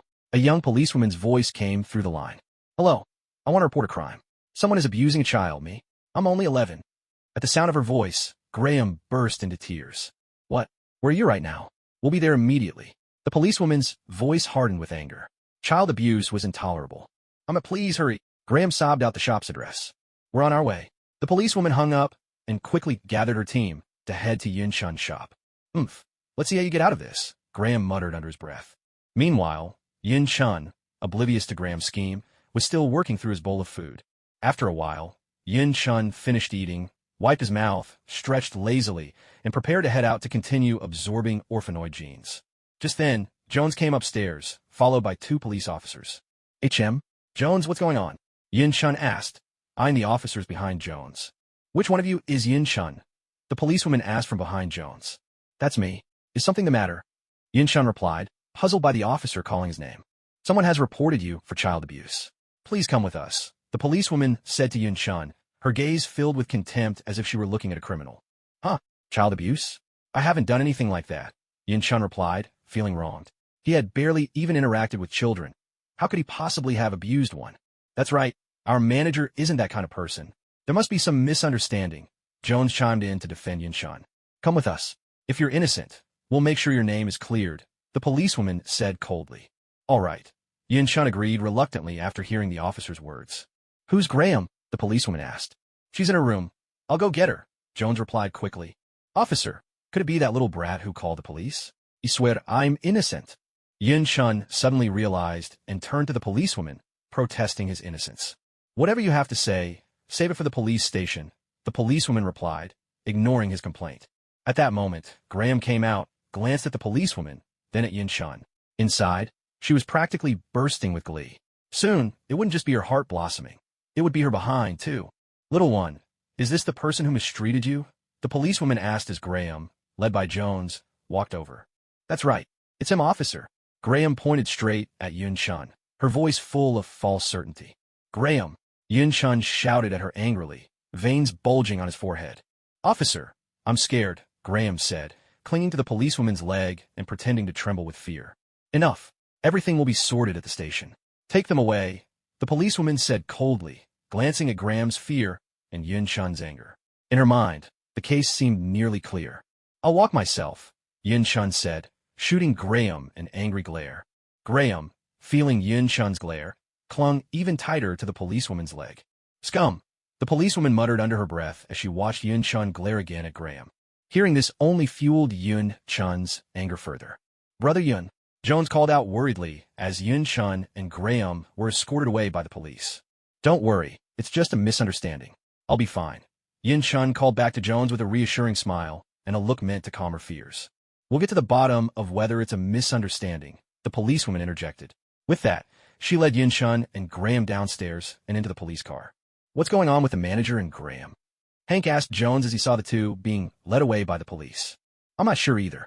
I just hope they're all right, Jones said, her voice full of concern. Don't be afraid, little one. We're here to help you, the policewoman said gently to Graham in the car. Hearing the policewoman's words, Graham replied with a simple sound, but inside, he was bubbling over with joy. Yin Chun, on the other hand, showed no reaction except to glare daggers at Graham. He didn't bother to explain. He knew the police wouldn't believe him anyway. Meanwhile, at S.H.I.E.L.D., Hawkeye had returned with the box Yin Chun had given him and went straight to Nick Fury's office. Director, Hawkeye called out, setting the box on the desk. So you got it, Nick Fury said as he stood up, walked around to the other side of the desk, and opened the box to take a look. Inside lay the Ixa belt and gauntlets, along with a manual. Nick Fury picked up the manual and started reading. This belt isn't heavily restricted. Are you interested in using it? Nick Fury glanced at the manual, then handed it over to Hawkeye. I think Rumlow from the Rapid Response Team would be a better fit for this belt than me, Hawkeye replied. Is he in the building? Nick Fury asked. Yes, I just saw him a moment ago, Hawkeye answered. Then call him in, have him transform using the belt, and run some diagnostics, Nick Fury instructed. Director, according to our investigation, this belt seems to be mass-producible. Could it be that Kamen Rider's intention is for us to cooperate with those Fangires? At this point, as Hawkeye was about to leave, a thought struck him and he spoke up. It's not out of the question. Maybe we should consider approaching them directly. We'll discuss that after this is settled. For now, go fetch Rumlow, Nick Fury said. Yes, sir, Hawkeye acknowledged, turning to leave. At the entrance of the police station, the group got out of the car and went inside. Wait, isn't that Mr. Yin? At that moment, Coulson, who was coming in from behind, spotted Yin Chun and, somewhat puzzled, walked in. The policewoman led Yin Chun and Graham into the police station and took them to the interrogation room. Well, I'm not exactly sure if they would use an interrogation room for this kind of situation. Just imagine it as you will. This child just reported that you abused him. Is there any truth to this? The policewoman asked, approaching with some documents in hand. Yin Chun stammered, not quite sure what to say. He glared at Graham and continued. Go on, tell them. How exactly did I abuse you? What, trying to force him to lie for you now. At this, the policewoman slammed her hand down on the table and spoke sternly. Little one, tell me, how did he mistreat you? Then, turning to Graham, her voice softened. He hit me, really hard, on the backside, and wouldn't let me eat, and even made me. At that, Graham broke down in tears, sobbing uncontrollably. All right, be good, little one. Seeing Graham start to cry, the policewoman hurriedly tried to comfort him. Then she turned to Yin-chun, her tone turning cold. Do you have anything else to say? I was just trying to get him to lose weight. You see how chubby he is. Lately he's been binge eating every single day, stuffing himself until he can't move. If I don't put him on a diet and make him exercise, what do you think will happen, officer? I swear I'm innocent, Yin-chun said helplessly. Is that true? At this point, the policewoman seemed to realize this might be a misunderstanding, and she turned to look at Graham. But he really did hit me. It hurts so much. You have to stand up for me, sister. Realizing things were about to go badly for him, Graham paused for a moment, then burst into fresh tears, wailing as he spoke.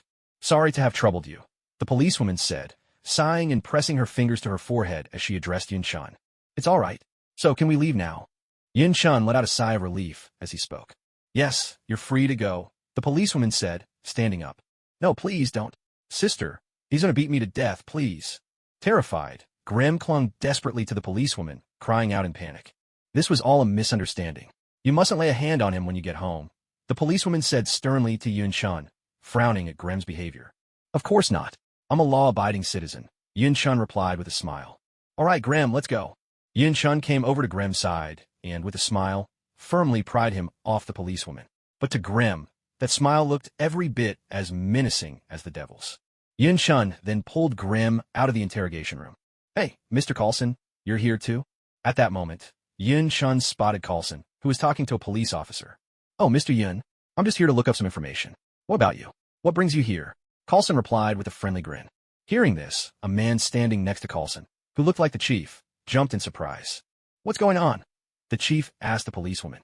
It's nothing, just a misunderstanding. Yin-chun quickly jumped in to explain. Oh, that's a relief, the chief said, letting out a breath. Well then, Mr. Coulson, we'll be heading out now, Yin-chun said with a smile. I'll walk you out. I just finished getting the files I needed, Coulson offered. Thank you, Mr. Coulson, Yin-chun replied. No problem. Let's go, Coulson said. After exchanging a few words with the chief, he led Yin-chun and Graham out. I'll show you what real cruelty looks like soon enough, Yin-chun whispered coldly to Graham right before getting in the car. Graham shuddered at those words. Next, the three of them got into the car together. System, is it possible to copy the locations of Orphanok detected by the monster detection function? Those who haven't awakened yet, as well as those who have awakened but haven't killed anyone, and send that info to S.H.I.E.L.D. Maybe they could help extract the genes from the unawakened Orphanok and take care of those awakened ones who haven't turned violent yet. In the car, Yin-chun looked at Coulson, suddenly realizing that S.H.I.E.L.D. might be able to help deal with the Orphanok problem. He asked the system. Of course, that's possible, the system replied. How many points would it cost to copy all the locations and information of the unawakened Orphanok? Yin-chun asked. If it's just copying, it's free. Do you want it? For once, the system didn't charge him. Perhaps it felt guilty about something. Well, look at that. Free for once. Since when did you get so generous, system? Yin-chun said, genuinely surprised. Take it or leave it. If you don't want it, get lost, the system snapped, annoyed that its kindness was being questioned. All right. Make 2 copies. One for the unawakened, and one for the awakened but not yet murderous, Yin-chun said quickly, worried the system might change its mind. A short while later, Coulson dropped Yin-chun and Graham off at the entrance to the shop, and then drove away. Brother Yin, are you both all right? Jones asked when she saw the 2 of them return. We're fine. It was just a misunderstanding, Yin-chun replied with a smile. That's good. Jones let out a sigh of relief, then turned to Graham and said, Graham, how could you behave like that? Sees Jones, im suri. Graham hugged Jones's leg, eyes brimming with tears, looking utterly pitiful. Jones still has work to do. Let's head upstairs, Graham, Yin-chun said with a smile, taking Graham by the hand. No, I don't want to. Graham protested in alarm as Yin-chun pulled him along. You don't have a choice, Yin-chun said, dragging Graham upstairs. Brother Yin, don't be too hard on him, Jones called out, knowing Graham was in for it but also understanding Yin-chun's anger. It'll be fine, Yin-chun replied. Graham, where do you think you're going? Once upstairs, Yin-chun caught sight of Graham, trying to sneak away, and spoke coldly. I just need to use the bathroom really bad. Graham stammered when he realized he'd been caught, laughing nervously as he tried to dart away. Let's settle our business first, you can go after. Don't you agree, Grim? Yin Chun said, pressing his fingers together as he stared at Grim. For the next 5 minutes, no one but Yin Chun knew exactly what happened to Grim. All anyone could tell was that for the next few days, Grim even needed help just to eat. Reflect on your actions. I'm going out for a while. Noticing the slipper still in his hand as he looked at Graham, who lay motionless on the sofa, Yin Chun spoke. He turned around, headed downstairs, and left the house. A few minutes later, Yin Chun once again arrived at the flower bed in the garden of the villa from earlier. He placed a box there containing 2 Orphnok gene isolation devices and 2 tracking devices for locating Orphnoks, all recently purchased from the system. Taking out his phone, he called Carlson. Hello, Knight. Can I help you? Carlson, who was driving back to S.H.I.E.L.D., heard his phone ring. Seeing Yin Chun's name on the screen, he quickly pulled over to answer the call. The usual place. I have something for you, Yin Chun said, then hung up. Hello. Hearing the abrupt end, Carlson put away his phone, immediately turned the car around, and sped off toward the location Yin Chun had mentioned. As for Yin Chun, after ending the call, he left the area and resumed absorbing Orphnok genes. S.H.I.E.L.D. headquarters, Nick Fury's office. Director, you want to see me? A muscular man stepped inside, speaking up. This is a writer system Hawkeye brought back from Kamen Rider. Hawkeye recommended you as its user, Nick Fury explained. Hearing this, Rumlow was both surprised and excited. Back when Nick Fury was testing the Garen driver, he had initially considered Rumlow, but Rumlow's synchronization rate with Cube, it was too low for him to use it, a missed opportunity he'd long regretted. Now, with a new writer system before him, how could he not be thrilled? Here's the manual. Read it, then run the tests and gather the data. Understood. Rumlow took the manual, glanced through it, then picked up the belt from the box on the desk and fastened it around his waist. He reached out and grabbed the gauntlet with his right hand. With the gauntlet in hand, Rumlow pressed the palm of his left hand against the 2 silvery white ports on the left side of the gauntlet. Ready! A synthesized voice rang out. Enshin! Rumlow shouted the transformation call, then slid the gauntlet down into the belt. The cube between the gauntlet and the belt snapped together, forming a single unit. Fist on! The crimson orb set in the center of the belt lit up, projecting a golden cross that grew larger and larger, then transformed into golden armor. The armor slid back, enveloping Rumlow completely. Once the armor settled onto his body, Rumlow was now clad in a base of jet black, layered with white armored plates. His face was hidden behind a mask emblazoned with a golden cross. He had transformed into Kamen Rider Aixa in his guard form. How do you feel? Watching Rumlow complete the transformation, Nick Fury asked. Incredible, Rumlow replied, marveling at the armor now encasing him. Let's go. Time to run a test, said Nick Fury. Yes, sir. Rumlow reverted to his normal appearance, put the belt and gauntlets back into the case, and left the office with Fury, carrying the case as they headed to the testing area. As they walked down the corridor toward the testing site, Nick Fury's phone started ringing with a sharp series of beeps. Carlson, what's up? Fury answered, his tone direct. All right, I understand. Bring him in, Fury replied, ending the call and slipping the phone away. Unable to translate, truly impossible, completely untranslatable. Meanwhile, Carlson arrived at the villa, stepped out of the car, and entered the house. He made his way around, eventually reaching the garden, where he spotted a flower bed. And just as expected, there was a box waiting. Carlson approached, picked up the box, and left the villa. He returned to his car and sped off towards S.H.I.E.L.D. headquarters. Back at S.H.I.E.L.D., after Carlson's return, Nick Fury left the testing site, leaving Rumlow behind to continue running diagnostics on the armor. Fury returned to his office, where Carlson had already been waiting for some time. Where is it? Fury asked, closing the door behind him as he faced Carlson. Right here, Carlson replied, opening the box on the desk. Inside were 2 Orpheno gene separation devices, 2 cube-shaped detectors, each with a button on top and a projection lamp on the side, 1 white, 1 green, a manual, and a letter addressed to S.H.I.E.L.D. from Yin Chun. Nick Fury picked up the manual and began to read. Item, Orpheno detection device, white. Function, reveals the location of all individuals infected with Orpheno, but who have not yet awakened as Orpheno. Instructions, press the button, and a map will be projected from the lamp. Each dot represents an infected individual. Next was an illustration of the white cube. Below that, the second device was described. Item, Orpheno detection device, green. Function, reveals the location of all individuals infected with Orpheno who have already transformed, but have not yet killed as Orpheno. Instructions, press the button, and a map will be projected from the lamp. Each dot represents an infected individual. Then followed an illustration of the green cube. Lastly, the manual described the Orpheno gene separation device. Item, Orpheno gene separation device. Function, separates the Orfino gene from those infected but not yet awakened, allowing them to return to normal. Additionally, the Orfino gene separation device can dissolve the extracted gene, transforming it into a serum that enhances human physical abilities. Instructions for use. Within a 10-meter radius of an unawakened Orfino, point the mouth of the Orfino gene separation device toward the Orfino and press the button. Precautions. 1. The Orfino gene separation device is effective only on unawakened Orfino. It has no effect on those who have already awakened. 2. Orfino genes that have not been converted into serum cannot be used. Otherwise, the user will immediately transform into an Orfino. 3. After dissolving the Orfino genes into liquid, further purification is required before use. Using unpurified serum will cause the user to lose control. 4. The strengthening effect of the Orfino gene serum on the human body depends on the user's constitution. The weaker the body, the greater the effect. The stronger the body, the lesser the effect. 5. Each Orfino gene separation device can separate the genes from up to 200 Orfino in one use. After reaching that limit, it will automatically stop absorbing.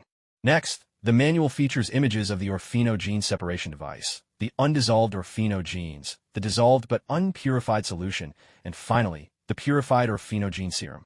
After reading the manual, Nick Fury handed it over to Coulson, picked up the letter, and began to read. The letter read, "I'm not someone who gives without expecting anything in return. Only I know the method to purify the dissolved Orfino gene solution.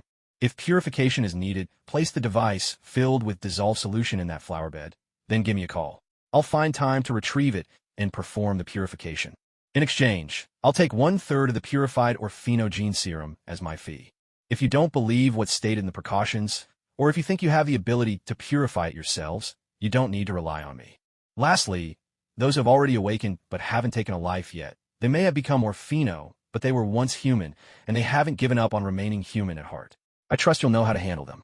I'll leave that decision to you." Having finished reading, Nick Fury said nothing.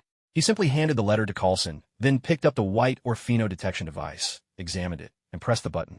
A map was projected from the device, spreading out before both Fury and Coulson. But when they saw the number of Orfino marked on the map, their eyes widened in shock at the same moment. Next, Fury picked up the green Orfino detection device, pressed its button, and studied it carefully. "Tomorrow, send someone with these 2 Orfino gene separation devices to extract the Orfino genes from those unawakened infected individuals immediately. Also, I'm giving you clearance. I want you to put together a team dedicated to guiding those Orphnoks who have turned but still retain their humanity. We need to prevent them from making any irreversible decisions out of fear," Nick Fury said to Coulson after pondering for a moment. "Yes, I understand," Coulson replied. "How are the 2 candidates for the Garen belt? When will they be ready for combat?" Nick Fury inquired. "They're resting now. They'll be ready to fight by tomorrow," Coulson answered. Meanwhile, elsewhere, Rumlow had just finished his test and was taking a break in his room. He pulled out his phone, slipped a SIM card he'd hidden in the corner of his bed into the device, and sent a message to someone unknown. After that, Rumlow took out the SIM card, walked into the bathroom, broke it into pieces, and flushed it down the drain. Back on Yin Shun's side, by the time he returned home, it was already 6:30. In just a few hours, Yin Shun had absorbed 40 Orphnoks, and his points had nearly climbed back up to 600. He had also completely cleared out all the Orphnoks in this area. Controlling the wings of paradise, Yin Shun flew back toward the shop. When he arrived, Jones had already closed up for the day and was upstairs, waiting for Yin Shun while feeding Graham, who lay sprawled on the sofa. "Honestly, why do you always have to go looking for trouble? Now look at you. After that beating from Yin, you're in this state," Jones said, shaking his head in exasperation as he fed Graham. "Oomph." Graham grunted, saying nothing. All right, I'll drop it. Just eat," Jones said gently, scooping another spoonful of food and offering it to Graham. "I'm back," Yin Shun announced as he came upstairs. "Oh, Yin, you're back. Dinner's on the table. Go ahead and eat first," Jones replied, not even turning his head. "Hey, Jones, what are you up to?" Yin Shun asked, his view blocked so he couldn't see Graham. "You want to talk? Look what you did to Graham," Jones said, turning to Yin Shun with an adorably furrowed brow. "He had it coming. Serves him right for acting like that," Yin Shun replied, entirely unfazed. "I'm warning you. Don't you dare lay another finger on Graham," Jones shot back, protective as a mother cow, her beautiful eyes locked on Yin Shun. "Oomph," Graham grumbled again, taking another bite of food. "Grunt one more time, and I'll knock you into next week," Yin Shun threatened, picking up his bowl and glaring at Graham. Graham was about to retort, but the words caught in his throat. He shot Yin Shun a look, then silently resumed eating. "There you go again," Jones scolded, turning back toward them. Fine, I won't hit him anymore. Yin Shun relented, giving in at last. And so, the evening passed quietly. The next morning at 7 o'clock, Yin Shun was jolted awake by a persistent chiming sound. Gene from an orph knock absorbed, 10 points awarded. Gene from an orph knock absorbed, 10 points awarded. What's going on, system? Yin Shun yawned, his voice groggy with sleep. The orph knock gene extraction device you provided yesterday has started collecting orph knock genes, the system replied. Is S.H.I.E.L.D. always this efficient? System, can you change the notifications to once every hour instead? Yin Shun asked. Sure, it's done, the system responded. Hearing this, Yin Shun lay back down and drifted off to sleep again. When he woke up next, it was already 11:30, almost noon. It's already noon, Yin Shun thought to himself as he glanced at the time. He got up and went to the bathroom to wash up. After freshening up, he sat for a while. Soon, Jones brought up his lunch. Once he finished eating, Yin Shun headed out to continue clearing out the unawakened orph knocks.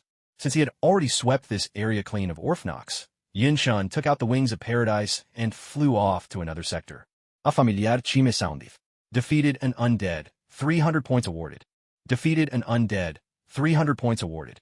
What's going on? Yin Shun paused mid-extraction, puzzled by the system's announcement. These are points awarded for sealing undead with a Garen belt. I didn't expect it. The belt's new owner is quite impressive. On his very first try, he took out 2 undead of danger level 3.5, and it didn't even seem difficult, the system said admiringly. Looks like S.H.I.E.L.D. really found themselves a powerhouse. Yin Shun echoed the system's admiration. He recalled that he hadn't been nearly that capable on his first attempt. With that, Yin Shun put the matter out of his mind and continued extracting orph knock genes. By 3:30, he'd collected more than 30 that day, with less than 10 remaining in this area. Meanwhile, the person who had just earned Yin Shun's and the system's praise stood holding 2 cards. One, the Frog Block 3, which strengthened arm power, and the other, the Rhino Club 4, enhancing charge attacks. He let out a sigh of relief and broke into a smile, the excitement in his heart almost palpable. Recently, in order to master the Garen belt and fight monsters with ease, Grease had undergone grueling, almost inhuman training. The pressure had been immense, but the results were clear. He hadn't let the director down. Well done, shouted a S.H.I.E.L.D. agent who had been watching the battle through surveillance equipment. Cheers erupted among the group. These agents were the very ones who had been training Glees and Cross, and they knew firsthand just how formidable these monsters could be. Now, seeing their trainees defeat and seal away the undead with such ease, they were visibly elated. Even Agent Coulson, standing nearby, had a bigger smile than usual tugging at the corners of his mouth, and Nick Fury's face, typically stern, seemed noticeably more relaxed. Not bad, Glees. I didn't expect you to get this strong after the training, said a young man behind Glees, giving him a light punch on the shoulder. It was all right, Glees replied with a smile. These two were just low-level undead. If they'd been any stronger, it might not have gone so smoothly. Guess it's my turn next, Cross said, raising an eyebrow with anticipation. All right, Glees replied, handing his belt over to Cross with a grin. Now, it's time to deal with those 3, Cross said, gripping the belt tightly, the veins standing out on his hand as his face grew somber.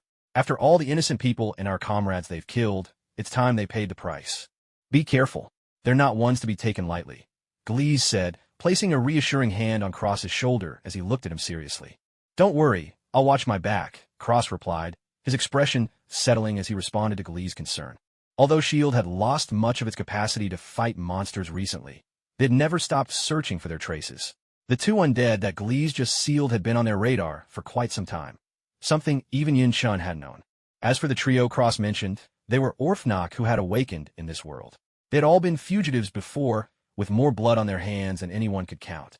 During a botched escape, they were killed by the police and then awakened as orph knock, becoming even more ruthless. Before Yin Shun arrived in this world, S.H.I.E.L.D. had already tried several times to apprehend them, but each attempt ended with the trio slipping away, and at the cost of many agents' lives. Meanwhile, on the other side, Yin Shun was already rushing towards the last orph knock who had not yet awakened. Suddenly, as he walked along in his invisible state, Yin Shun heard a chorus of shrill screams, gunfire, and explosions echoing from a distant school. What's going on? He muttered, frowning at the sight of thick black smoke rising ahead. He hurried in that direction. When he arrived, he found a squad of soldiers attacking a hulking green figure inside the school grounds. Yin Shun stopped in his tracks, momentarily stunned.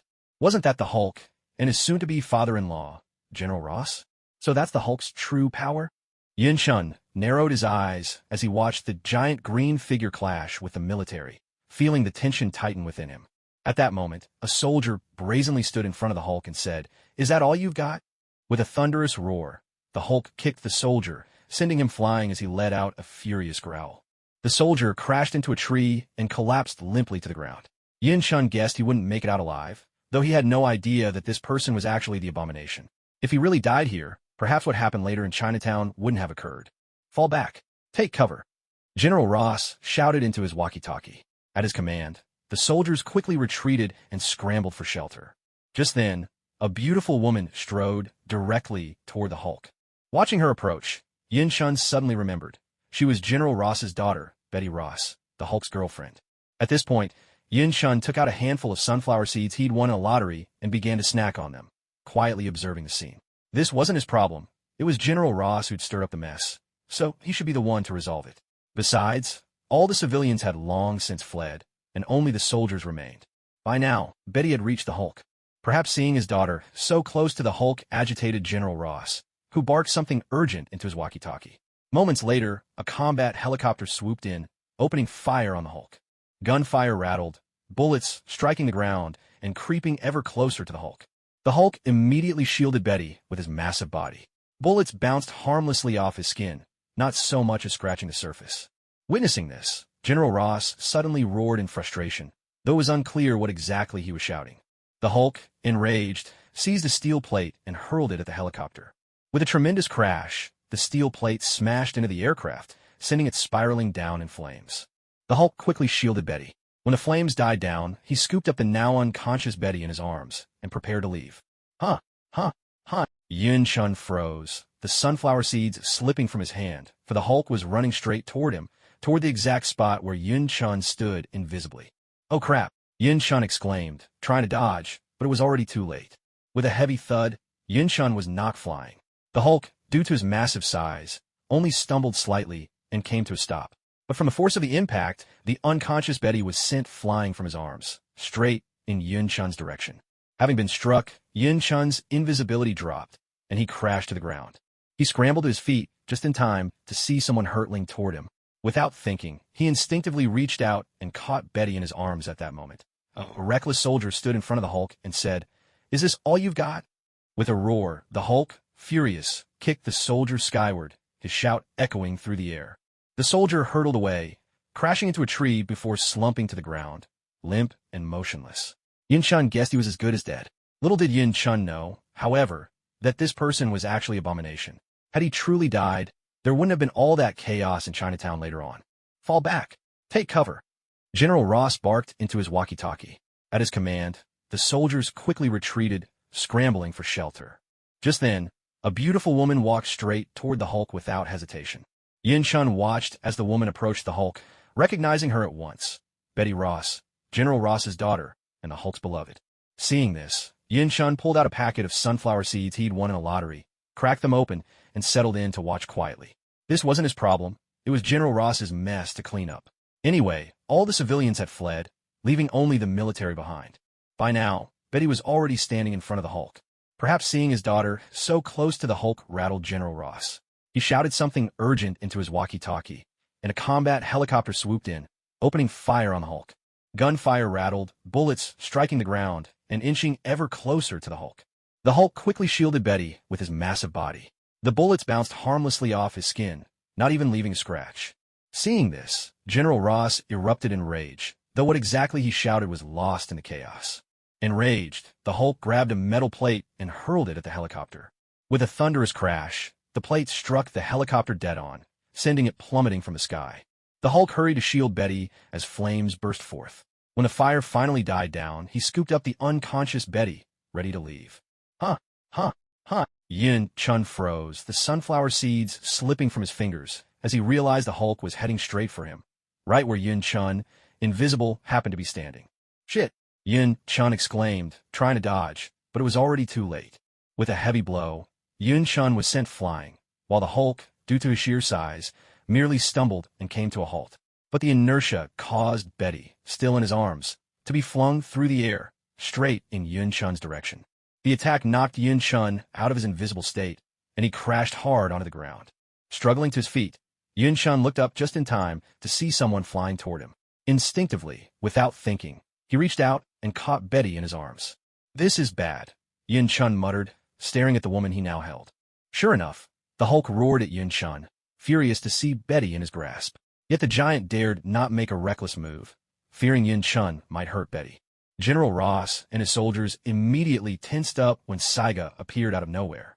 "A Kamen Rider," General Ross said coldly, glaring at Yin Chun, who had transformed into Saiga. It was because of this person that his men had tried to humiliate him before. With everyone's eyes fixed on him, Yin Chun had no choice but to gently set Betty down, raise his hands, and slowly back away. The Hulk, seeing Yin Chun put Betty down, let out a low, warning growl like a cat protecting its food, inching closer to Betty in a clear display of dominance. General Ross didn't dare give the order to fire, afraid his daughter might get caught in the crossfire. He could only watch as the Hulk slowly approached Betty. The Hulk knelt down, carefully scooped up Betty, and gazed at her with surprising tenderness. Then, lifting his head, he looked at Yin Chun, who still had his hands raised, and at General Ross and the others behind him. Without warning, the Hulk bounded away with Betty in his arms, quickly disappearing from sight. "Capture him," General Ross barked, pointing at Yin Chun as soon as the Hulk was gone. Ross figured that Yin Chun's mini belts might be something they could mass-produce, and perhaps it would be even easier than capturing the Hulk. At the sound of Ross's command, all the soldiers leveled their weapons at Yin Chun and began to close in. "Damn," Yin Chun muttered under his breath, leaping up and activating his stealth mode. "Fire," General Ross shouted as Yin Chun vanished from sight. Gunshots erupted as the soldiers fired at the spot where Yin Chun had disappeared. "Bastards," Yin Chun cursed in frustration as the bullets forced him out of stealth. The problem with stealth mode was that it offered no protection. He couldn't attack or be attacked without being revealed. "Seize him." Seeing Yin Chun reappear, General Ross let out a sigh of relief and urged his men on. Knowing it was time to escape, Yin Chun darted off in one direction, heading for the forest beside the school. He planned to slip inside, turn invisible, and make his getaway. "Don't let him get into the woods. Blow those trees up." Apparently guessing Yin Chun's plan, General Ross shouted orders to the armored vehicle. "Fine, if that's how you want to play it. Don't blame me for what happens next." Yin Chun was truly enraged now. He stopped in his tracks, pulled the Eggy Sorrow card from his system inventory, and aimed it at General Ross. "General Ross," Yin Chun called out. The card in his hand glowed with a light only he could see, and a beam shot out toward General Ross, entering his body. The card dimmed, revealing a countdown timer set for 1 hour. Suddenly, General Ross's face twisted in pain. He clutched his groin and fell to his knees, groaning in agony. The soldiers were stunned to see their commander collapse, hands over his crotch. Without an order from Ross, none of them dared to move, and they all froze where they stood. Taking advantage of the soldiers' attention being drawn to General Ross, Yin Chun swiftly dashed into the jungle. Activating his stealth mode, he found a new direction and slipped away once more. Seeing that their target had escaped, the soldiers had no choice but to gather around General Ross, awaiting further orders. Among them, one of the squad leaders slowly approached Ross. "General," the squad leader called softly, reaching out to touch Ross gently. General Ross was in such pain that he couldn't respond. His face flushed bright red, and he stood rooted to the spot, unable to move. "Medic, get a medic here now." The squad leader, seeing how red Ross's face was and how he clutched his abdomen, shouted in alarm. Meanwhile, Yin Chun had already left, making his way toward the last yet-to-awaken Orfino. "Serves him right." As Yin Chun departed, seeing General Ross in such agony brought a wave of satisfaction. He couldn't help but smile to himself. TSK, you really went all out," the system chimed in, gloating. "That trick of yours only causes pain, no real harm. But after this, I bet he'll have a psychological scar. Who knows if he'll ever be able to get it up again." "He brought it on himself," Yin Chun replied, showing no sign of sympathy. By the time Yin Chun had absorbed the last Orfino, night had already fallen. He packed away the Orfino gene extraction device, pulled out the wings of paradise, and put them on, ready to return to his shop for dinner. Isn't that the Garen belt I gave Shield? Could that person be the chosen wearer?" Flying home through the night sky, Yin Chun spotted Cross below, locked in battle with an Orfino. Curiosity piqued. He descended and settled on a nearby rooftop to watch Cross fight. "Not bad at all. Much stronger than I was at the start." Yin Chun nodded in approval as he observed the action below. Cross, wielding his awakening gun, fired at a wild dog Orfino, knocking it to the ground. He spun and delivered a kick that sent a wild boar Orfino, trying to ambush him, flying. On the ground nearby lay a fierce-looking black man, unconscious. Cross then pulled out the strength boost module he'd just received from Grace and swiped it over his awakening gun. The display on the gun dropped from 5,500 to 4,900. Holstering his gun, Cross prepared to punch the wild boar Fino, but behind him, the wild dog Fino had already gotten back up, creeping closer. "Watch out!" Grace shouted from a nearby rooftop, just as the wild dog Fino raised its fist to strike. Bang! Bang! Yun Shun, unable to stand by any longer, squeezed the trigger on his wings of paradise and fired a few shots, hitting the Orfino behind Cross. Who was that? Grace, seeing someone had come to Cross's aid, looked in Yun Shun's direction with a puzzled expression. Thanks to Yun Shun's help, Cross no longer had anything to worry about. He threw a powerful punch at the wild boar. With a heavy thud, Cross sent the wild boar flying. The creature's hide was thick and its flesh tough, so it wasn't killed outright by the blow, but it was close enough. Seeing this, Yin Chun knew victory was his. He took out the zebra block that granted duplication powers, something he'd picked up earlier, and tossed it over to Cross. Then, slipping back into stealth, he quietly departed. Cross realized someone had helped him, though he had no idea who it was. Just then, a card sailed through the air toward him. He reached out and caught it. "What's this?" Cross was surprised, but he knew there was no time to dwell on it. He quickly swiped the newly acquired card on his awakening gun, and the number on the display changed to 3,500. In the next instant, Cross split into two, each dashing toward an Orfnock. In no time at all, both Orfnocks were knocked back into their human forms, and Yun Shun earned an extra 810 points. "Who was that who just helped me?" Cross asked, having reverted to his normal self, as Grace ran over. "I think it was Kamen Rider." Grace replied, her excitement barely contained. "Really? Well, thank goodness for him. Otherwise, taking down those three thugs wouldn't have been nearly so easy," Cross said, gazing at the three unconscious figures on the ground with satisfaction. Just then, agents from S.H.I.E.L.D. arrived. In truth, they had been following Cross and Grace all along, but Cross had told them to keep their distance during the fight to avoid getting caught in the crossfire. Now that the battle was over, the agents moved in to clean up. They bound the three with special iron chains, securing them tightly before hauling them into a vehicle. At that moment, another car pulled up and stopped in front of the two. The door swung open. "You've worked hard tonight. It's late, so go home and get some rest," Carlson said, wearing his trademark gentle smile as he addressed them. "Thank you for coming to pick us up in person," Cross replied with a smile, expressing his gratitude as he climbed into the car. Meanwhile, Yin Chun had returned to the shop. For some reason, it was still open for business. "I'm back," Yin Chun called out as he stepped inside. "Welcome back, dinner's ready," Jones replied, carrying a dish over to a table where a kindly-faced, middle-aged man was seated. The man looked up and greeted Yin Chun with a warm smile. "Thank you," the middle-aged man said, nodding his appreciation to Jones. "It's nothing. I should be thanking you for the milk tea," Jones replied, waving his hand with a cheerful grin. "And who might this be?" Yin Chun asked, curious about the man sitting at the table. "Oh, hello. I'm sure E, the owner of the milk tea shop next door. You must be the proprietor here, right? It's a pleasure to meet you," the milk tea shop owner said, rising and extending his hand before Jones could respond. Hello, I'm the owner here. My name is Yin Chun. I look forward to working with you as well." Yin Chun smiled, reaching out to shake his hand as he spoke. "Brother Yin, the food's here." Jones came over with the dishes and set them on the table, addressing Yin Chun. "Thank you for your trouble." After saying this, Yin Chun sat down and began eating with E. "Oh, and these were brought over by the owner of the milk tea shop." Jones walked over again, this time carrying the milk tea. "All right, stop running around. Come and eat with us first." Yin Chun watched the busy Jones and spoke gently. "It's fine, just a moment. I'll go upstairs and feed Graham first. You two go ahead and eat." Jones replied with a smile, and then made her way upstairs. "Mr. Yin, is she your girlfriend? She's very beautiful and so caring. You should cherish her." Watching Jones leave, E smiled and turned to Yin Chun. No, not at all. She's not my girlfriend. At least, not yet. She's just my employee," Yin Chun quickly explained. "Oh, my mistake," Shuri said. "It's all right," Yin Chun replied, and then continued eating. A little over 10 minutes later, both men had finished their meal. Yin Chun picked up the milk tea beside him and took a sip. "Mr. Shur, the milk tea from your shop is so good. How do you make it?" Yin Chun asked after finishing the drink. "Ah, that's a trade secret, I'm afraid. But if you like it, come by the shop and I'll give you a 10% discount," E replied with a good-natured grin. "Sounds great," Yin Chun answered, smiling as well. "Well, I'll head out now.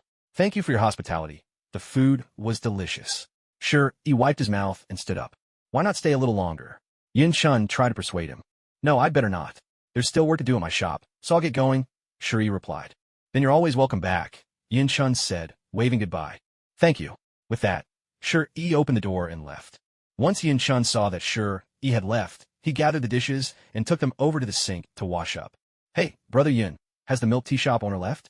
Jones came downstairs with her own dishes after feeding Graham. Yes, he said he had some things to take care of at his shop, so he headed out, Yin Shun replied, not looking up as he washed the dishes. Brother Yin, you've been working hard all day. Go rest. I'll take care of this, Jones said, coming into the kitchen and seeing Yin Shun at the sink. Me? Tired? I hardly did anything today. Just watched a couple of shows. You, on the other hand, go eat. I've got this, Yin Shun said, taking the dishes from Jones' hands and gently ushering her out of the kitchen. All right then. Thank you, Brother Yun, Jones replied. With that, Jones went off to have her meal. You all worked hard today. How did you find fighting those monsters? Back at S.H.I.E.L.D., the three of them entered the director's office, where Nick Fury greeted them with this question. It wasn't too bad. The monsters we faced this time weren't that strong. We could handle them, Glace replied. I'm sorry. I was a bit careless today. If someone hadn't helped, it might not have ended so easily, Cross apologized. Oh, what happened? Nick Fury asked, turning his attention to Cross. I was too eager to win and didn't notice another Orphnok behind me. If someone hadn't stepped in to help, they probably would have gotten away, Cross explained. Someone helped you? Do you know who it was? Nick Fury asked, puzzled. I think it was Kamen Rider. He just fired a shot, drove off one of the Orphnoks, and handed me a card from the Square series. As he spoke, Cross placed a 9 of diamonds card on the table. All right, you two go get some rest. You've had a long day, Nick Fury said, glancing at the card before handing it back to Cross. Understood, they replied, turning to leave the office. Meanwhile, at Tony's villa, Tony stumbled out of the bathroom, clutching his stomach and looking pale. In-sun, when can we start the surgery? Tony asked as he made his way to the living room and slumped onto the sofa, addressing In-sun, who was eating at the table. That'll depend on when you manage to go a whole week without using the Iron Man suit, In-sun replied. A week without the suit? That's impossible. Never going to happen. I need it to look cool, after all, Tony retorted. Then why don't you put that genius brain of yours to work and come up with the new element you've been talking about? In-sun said, exasperated. I will. I definitely will. I can't take it anymore. I need to go again, Tony muttered, clutching his stomach as he hurried back toward the bathroom. Watching Tony, In-sun suddenly lost his appetite for the lobster he was holding and set it down with a sigh. He couldn't help but feel a pang of sympathy, such a potent genetic serum from Yin Shun, and it ended up being used on someone like Tony. The night passed quietly. The next morning, Yin Shun rose early. After breakfast, he headed out once again. This time, he wasn't planning to extract more Orphnok genes. Instead, he would directly track down and eliminate those who had already awakened, those who lurked in hiding and had lost their humanity. The shop next door is just as busy as ever, Yin Shun remarked with a sigh after glancing at the neighboring business. Then he turned and left. In that familiar secluded corner, he took out his Bluetooth earpiece and put it on. Saiga, Yin Shun called out, summoning the transformation belt. Transform. He spoke the keyword, ready to begin his transformation. A beam of light flared from Yin Shun's waist. His belt materialized around him, the phone already slotted in place. Blue, vein-like streams of photons stretched from the belt, weaving across his entire body. Another flash, and Yin Shun transformed into Kamen Rider Saiga. He drew out the wings of paradise and put them on, slipping seamlessly into invisibility. With silent determination, he soared toward a base established by a group of Orphnok who had lost all trace of humanity. Soon, Yin Shun arrived at an abandoned factory on the edge of slum. He landed gently, still cloaked in his invisible state. Is this the place? Yin Shun muttered, glancing at his panel where a cluster of yellow dots and 2 blue ones pulsed. There were at least 20 yellow blips. How should I do this? He wondered aloud. Moving deeper into the factory, charging in headlong was out of the question. Letting even 1 or 2 escape could spell trouble. Inside, the derelict factory wasn't large. Its 3 floors filled with scattered scrap metal and ironwork. On the first floor, at a table in the center, 4 men played cards, surrounded by a crowd. In a corner, several battered, unconscious police officers lay bound. Worse still, beside the wounded officers, several mutilated bodies. Judging by their uniforms, they were police as well, were strewn about. 2 men were busily sorting through the gruesome remains. A bunch of worthless fools, thinking they can mess with our white Orphnok gang. They don't even know their own limits. A burly black man sneered as he slapped down a card, casting a contemptuous glance at the bodies. Enough. Just bury the rest alive. I don't want to look at them anymore, he continued dismissively, as if talking about crushing insects. Yin Shun could bear it no longer. Gripping his cane, he marched forward, ready to strike the man down. Host, calm down, calm down. If you go in swinging now, you'll give yourself away. Afterwards, it'll only be harder to defeat them. Don't let them off so easily. Take them down one by one, the system urged anxiously, sensing Yunshun's impulse. Heeding the system's warning, Yunshun realized now wasn't the time for rash action. He loosened his white-knuckled grip on the cane, veins still throbbing in anger, and slowly backed away. Are there any security cameras nearby? Where are the blind spots? Yunshun asked the system in a low voice. The left corner is a blind spot, the system replied. Yunshun slipped over, then spoke softly into his Bluetooth earpiece. Faoyi's henshin. Light surged around him as he deactivated his transformation. Instantly, another belt appeared at his waist, its blue photon veins spreading even more profusely than before, enveloping his body. With a burst of blue light, Yunshun transformed into Faoyi's, returning to a state of invisibility, all in less than 2 seconds. He drew his sword, waiting in the shadows for the men dealing with the bodies to emerge. In less than a few dozen seconds, the 3 men emerged, each carrying several bags. They headed toward a truck, tossing their bags inside one after another, then made their way to the cab and opened the door, ready to climb in.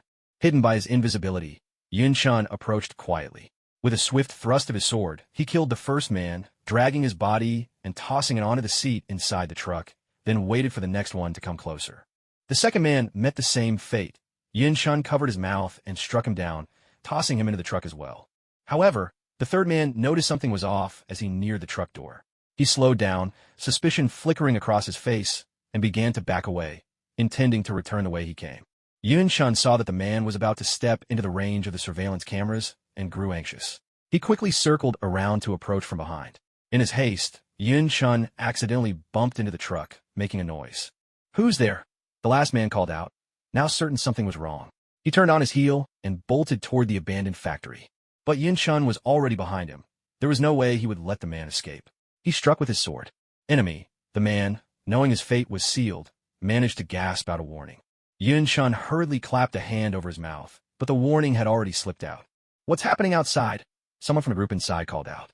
"No idea. Let's go take a look." 2 men said this as they headed out together.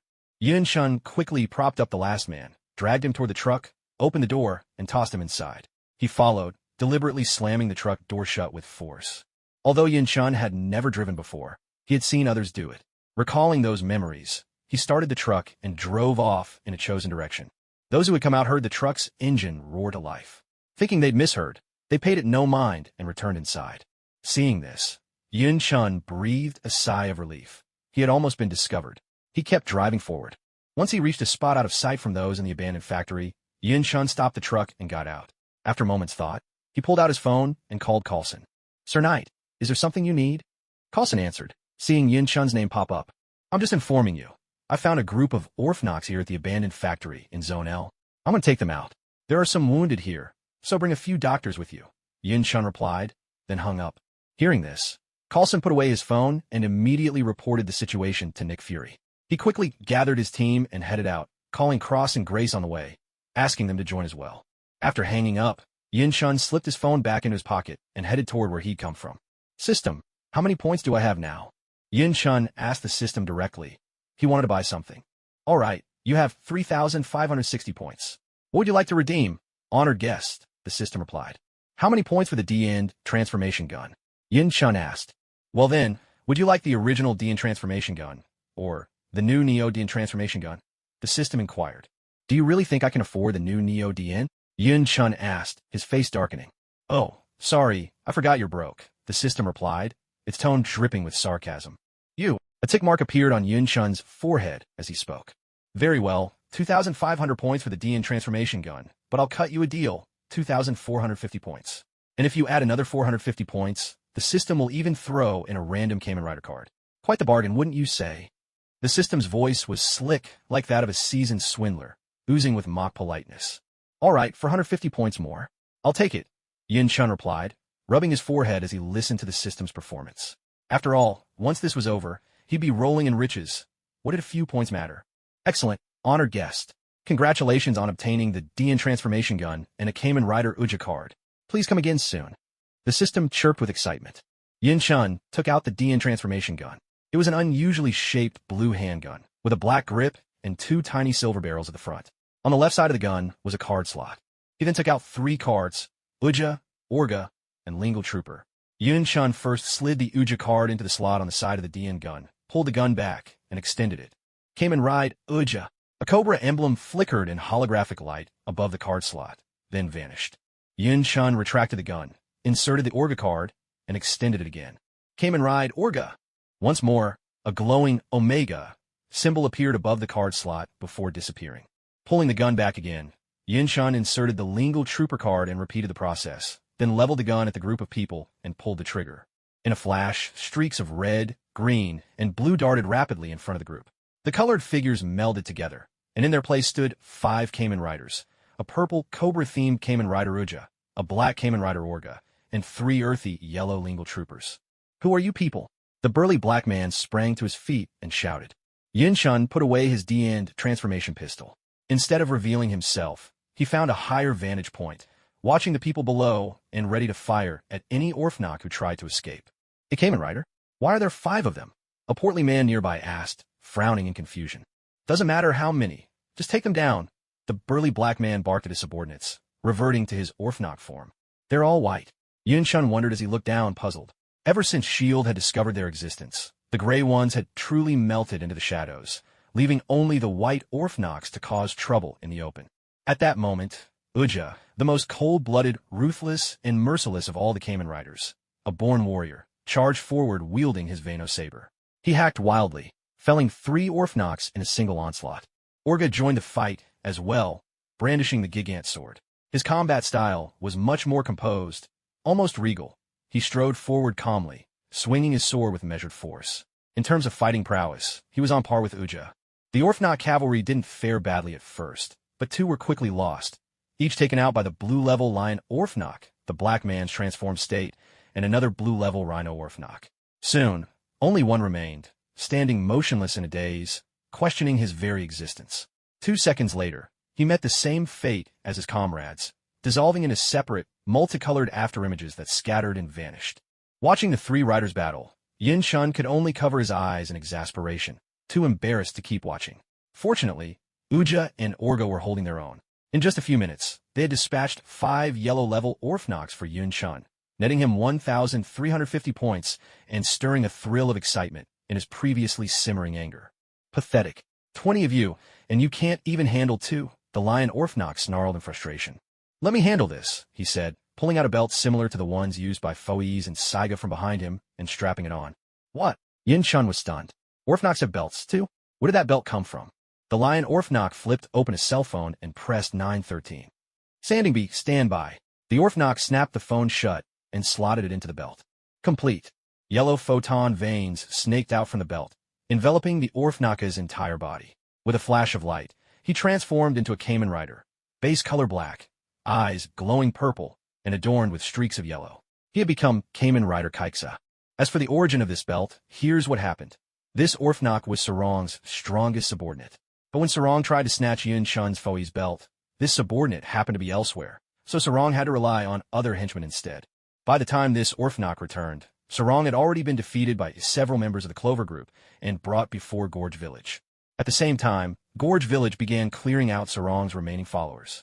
The Orphanok got wind of this in advance, hurried to the place where Sarong kept his treasures, took the Kaiksa belt, gathered up those subordinates who hadn't yet been purged, and escaped to this hideout. "We've got trouble," Yun Shun realized. When he transformed, his danger level rose from 4.1 to 4.3, just edging out Yun Shun's by 0.1. "Let's see what you're really made of in battle." With that, the lion picked up Kaiksa's cross sword and the rhino, then charged toward King Snake and Orga. A chorus of excited roars erupted from the surrounding Orphanoks. Their boss was personally joining the fight. It seemed like victory was all but certain. The sudden appearance of Kaiksa and the rhino drew the attention of the 2 Kamen Riders. Swords were raised, and battle was joined. King Snake swung his sword, blocking Kaiksa's attack, then lashed out with a kick. Kaiksa leapt back, switched to gun mode, and fired several shots that forced King Snake to stagger a few steps back. Returning the weapon to sword form, Kaiksa pressed the attack. Meanwhile, Orga was locked in combat with the rhino. Both tried for a decisive blow, but the rhino struck first, landing a punch on Orga's hand and sending his sword flying. The rhino followed up with a powerful punch aimed at Orga's chest. Orga managed to block with his forearm, shoved his opponent back, and delivered a kick that forced the rhino to retreat a few steps. Orga pressed forward relentlessly, his fists landing blow after blow, finally sending the rhino flying. Seizing the moment, Orga retrieved his discarded sword. The rhino scrambled to his feet as well, grabbed his staff, and swung it at Orga. Orga parried the strike with his sword, forced the staff-wielding hand momentarily numb, then drew his blade and struck the rhino, producing a cascade of sparks and forcing him to back off. Orga pressed on, dominating the fight for now. But was that really the whole story? Though the rhino looked battered, there wasn't any serious injury on him. On the other side, King Snake was gradually being pushed back, barely able to fend off Keixa's relentless assault. The King Snake was enraged. Though this King Snake had been summoned by Yun Chun, it retained Asakura Takashi's personality and combat memories. However, the summoned King Snake was weaker than the original Asakura Takashi, with a danger level of only 4.0. Only when Yun Chun's fighting strength increased would the summoned knights become stronger, perhaps even surpassing the originals. No longer bothering to defend, King Snake let Keixa's sword slash across his body, while at the same time thrusting his own blade at Keixa. A burst of sparks flew from both fighters as their weapons struck, forcing them each to stagger back a few steps. Gritting his teeth against the pain, King Snake seized his Snake Fong sword and swung it fiercely at Keixa. Sparks erupted from Keixa's armor as he was sent flying, crashing to the ground. Furious, King Snake charged forward and aimed a kick at Keixa. In response, Keixa grabbed King Snake's leg, twisted, and with a swift motion, hurled him aside. Quickly regaining his footing, Keixa snatched the crystal card from his phone and slid it into the crossblade. Ready. The phone's cover flipped open, and Keixa pressed the enter button. Exceed charge. With the cover snapped shut, a stream of yellow energy coursed from the phone along the yellow lines on Keixa's suit, surging into the sword in his hand and causing it to blaze with intense golden light. King Snake scrambled to his feet as well, producing a staff shaped like a cobra scepter. He pulled open the slot at the scepter's head, drew a card from the belt case bearing a cobra symbol, and inserted it into the scepter. Final vent. Instantly, a menacing purple cobra materialized out of thin air, writhing as it slithered rapidly toward King Snake from behind. King Snake charged straight at Keixa, with a spectral cobra close at his heels. Keixa raised his sword, preparing for the clash. Let's shift our gaze for a moment to Orga's fight. The rhino, recovering quickly, picked up his staff and swung it at Orga. Orga rushed forward with his own sword drawn. A metallic clang rang out as their weapons collided. Orga was hurled backward by the force of the blow. Unsurprising, given the rhino's reputation as a high-attack, heavily armored tank-type Orphnok.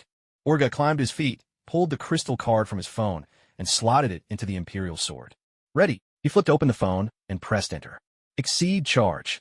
As the phone snapped shut, a golden beam of energy traveled from the device along the gold markings on Orga's armor, flooding into his sword. The Imperial sword erupted with a brilliant glow, growing even larger and more formidable in his hands. Orfino sensed a dangerous aura from the sword in Orga's hand. Gripping his staff tightly, his whole body tensed as he decided to strike first. He lunged forward and swung his staff down at Orga. Orga raised his sword to block, stopping the staff in its tracks. With a downward slash, he sent Orfino flying and left a deep wound across his body. Ah! With a furious cry, the rhino dropped his staff. In a surge of emotion, his form shifted into his passionate state, transforming into a colossal white rhinoceros, his body swelling to several times its original size. Is it time to step in? Yin Chun stood above, watching as the rhino's threat level climbed from 4 to 4.2. He considered his options, ready to jump into action at any moment. Never mind, let's watch a bit longer. Yin Chun relaxed his stance and spoke softly. Orga, brandishing the Earth Emperor's sword, charged at the rhino, bringing his blade down in a fierce attack. Seeing Orga rushing at him, the rhino charged forward to meet him head-on. With a thunderous impact, Orga's sword met the force of the rhino's charge. But the difference in strength was too great. Orga was sent flying, crashing hard against the wall. On the other side, King Snake rushed at Keixa, the cobra close behind him. King Snake leapt, landing right in front of Cobra, his back to the serpent. Cobra opened its jaws and spat venom at King Snake, sending him hurtling towards Keixa, kicking furiously in midair as he closed in. Seeing King Snake's attack, Keixa gripped his sword and swung at the incoming foe. With a heavy clash, King Snake was struck and sent flying by Keixa's blow. Looks like it's really time to act. Taking in the scene, Yun Chun grabbed his sword, leapt down, and launched a sudden attack at Keixa. Sensing the threat, Keixa turned, trying to counterattack, but having just defeated King Snake, he was spent and had no strength left to block Yun Chun's strike. With a powerful blow, Yun Chun sent Keixa flying, his body scraping along the ground for several meters before coming to a halt. You two, handle the rest. Leave no one alive. Yun Shun ordered King Snake and Orga, his eyes fixed on them.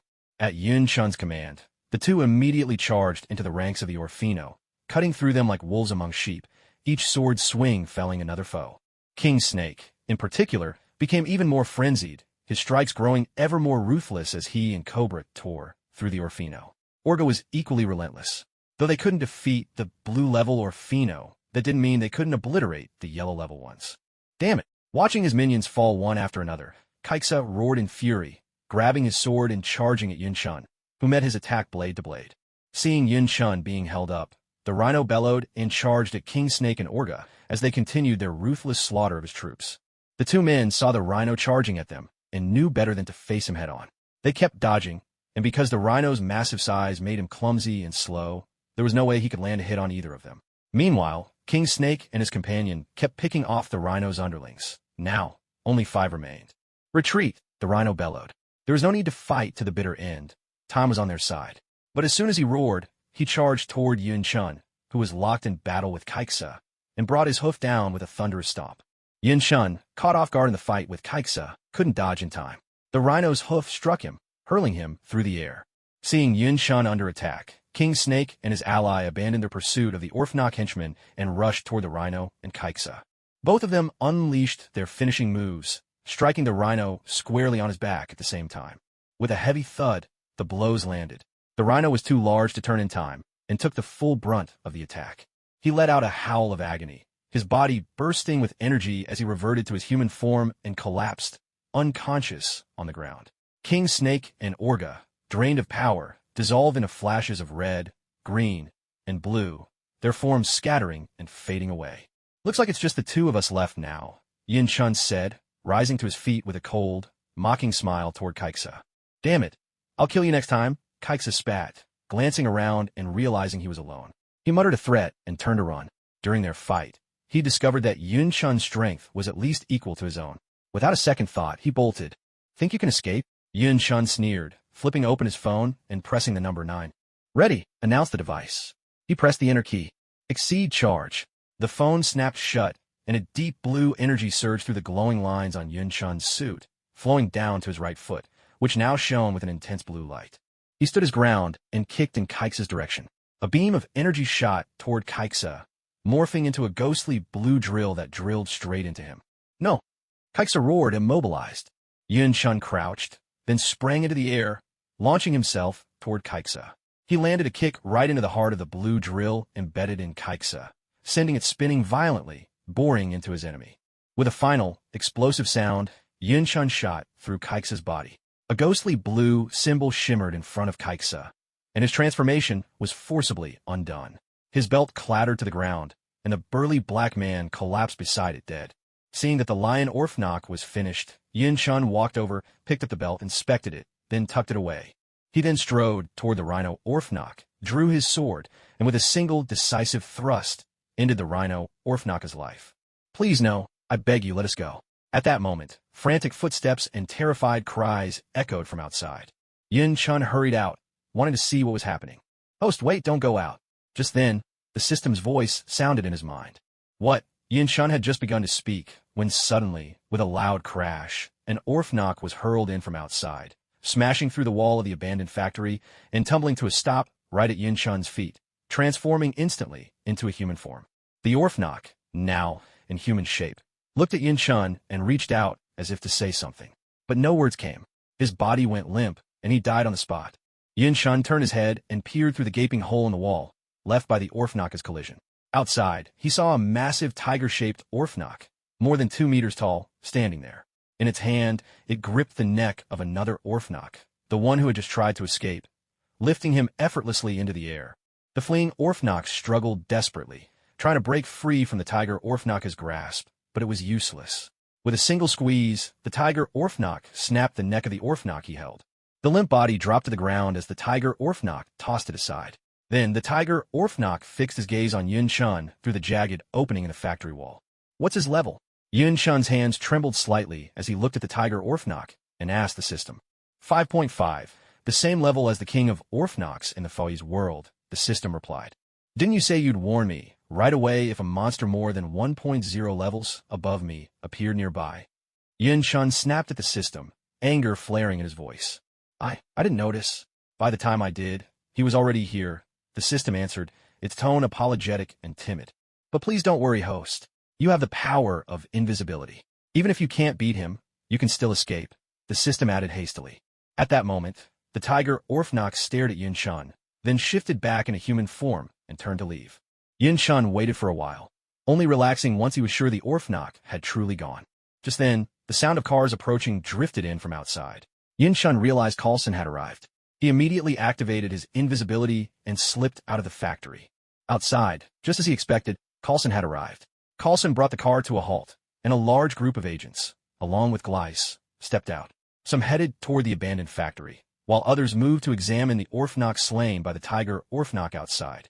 Seeing this, Yun Shun paid them no further mind. He turned, found a secluded corner, and switched his armor to Saiga, then slipped away. When Coulson and his team entered the abandoned factory, they found corpses lying all over the ground. In the distance, several police officers, bound and badly injured, could be seen. Save the injured first, Coulson said hurriedly as soon as he saw the situation. Several agents dashed over to the policemen and administered some basic first aid. Have they left? Coulson glanced inside, pondering the question. Mr. Coulson, all the Orphnock are dead, Cross reported as he walked over. Take the bodies away and secure the area, Coulson ordered. Understood, Cross replied, immediately setting things in motion. Was that Orphnock the king? Floating in the air, Yun Shun asked the system. No, he ranks second among all the Orphnock currently in this world, the system answered. If that's only the second strongest, then is the king number one? Could the current king be even stronger than the Fai's world's king? Yun Shun asked in surprise. No, the top-ranked isn't the king.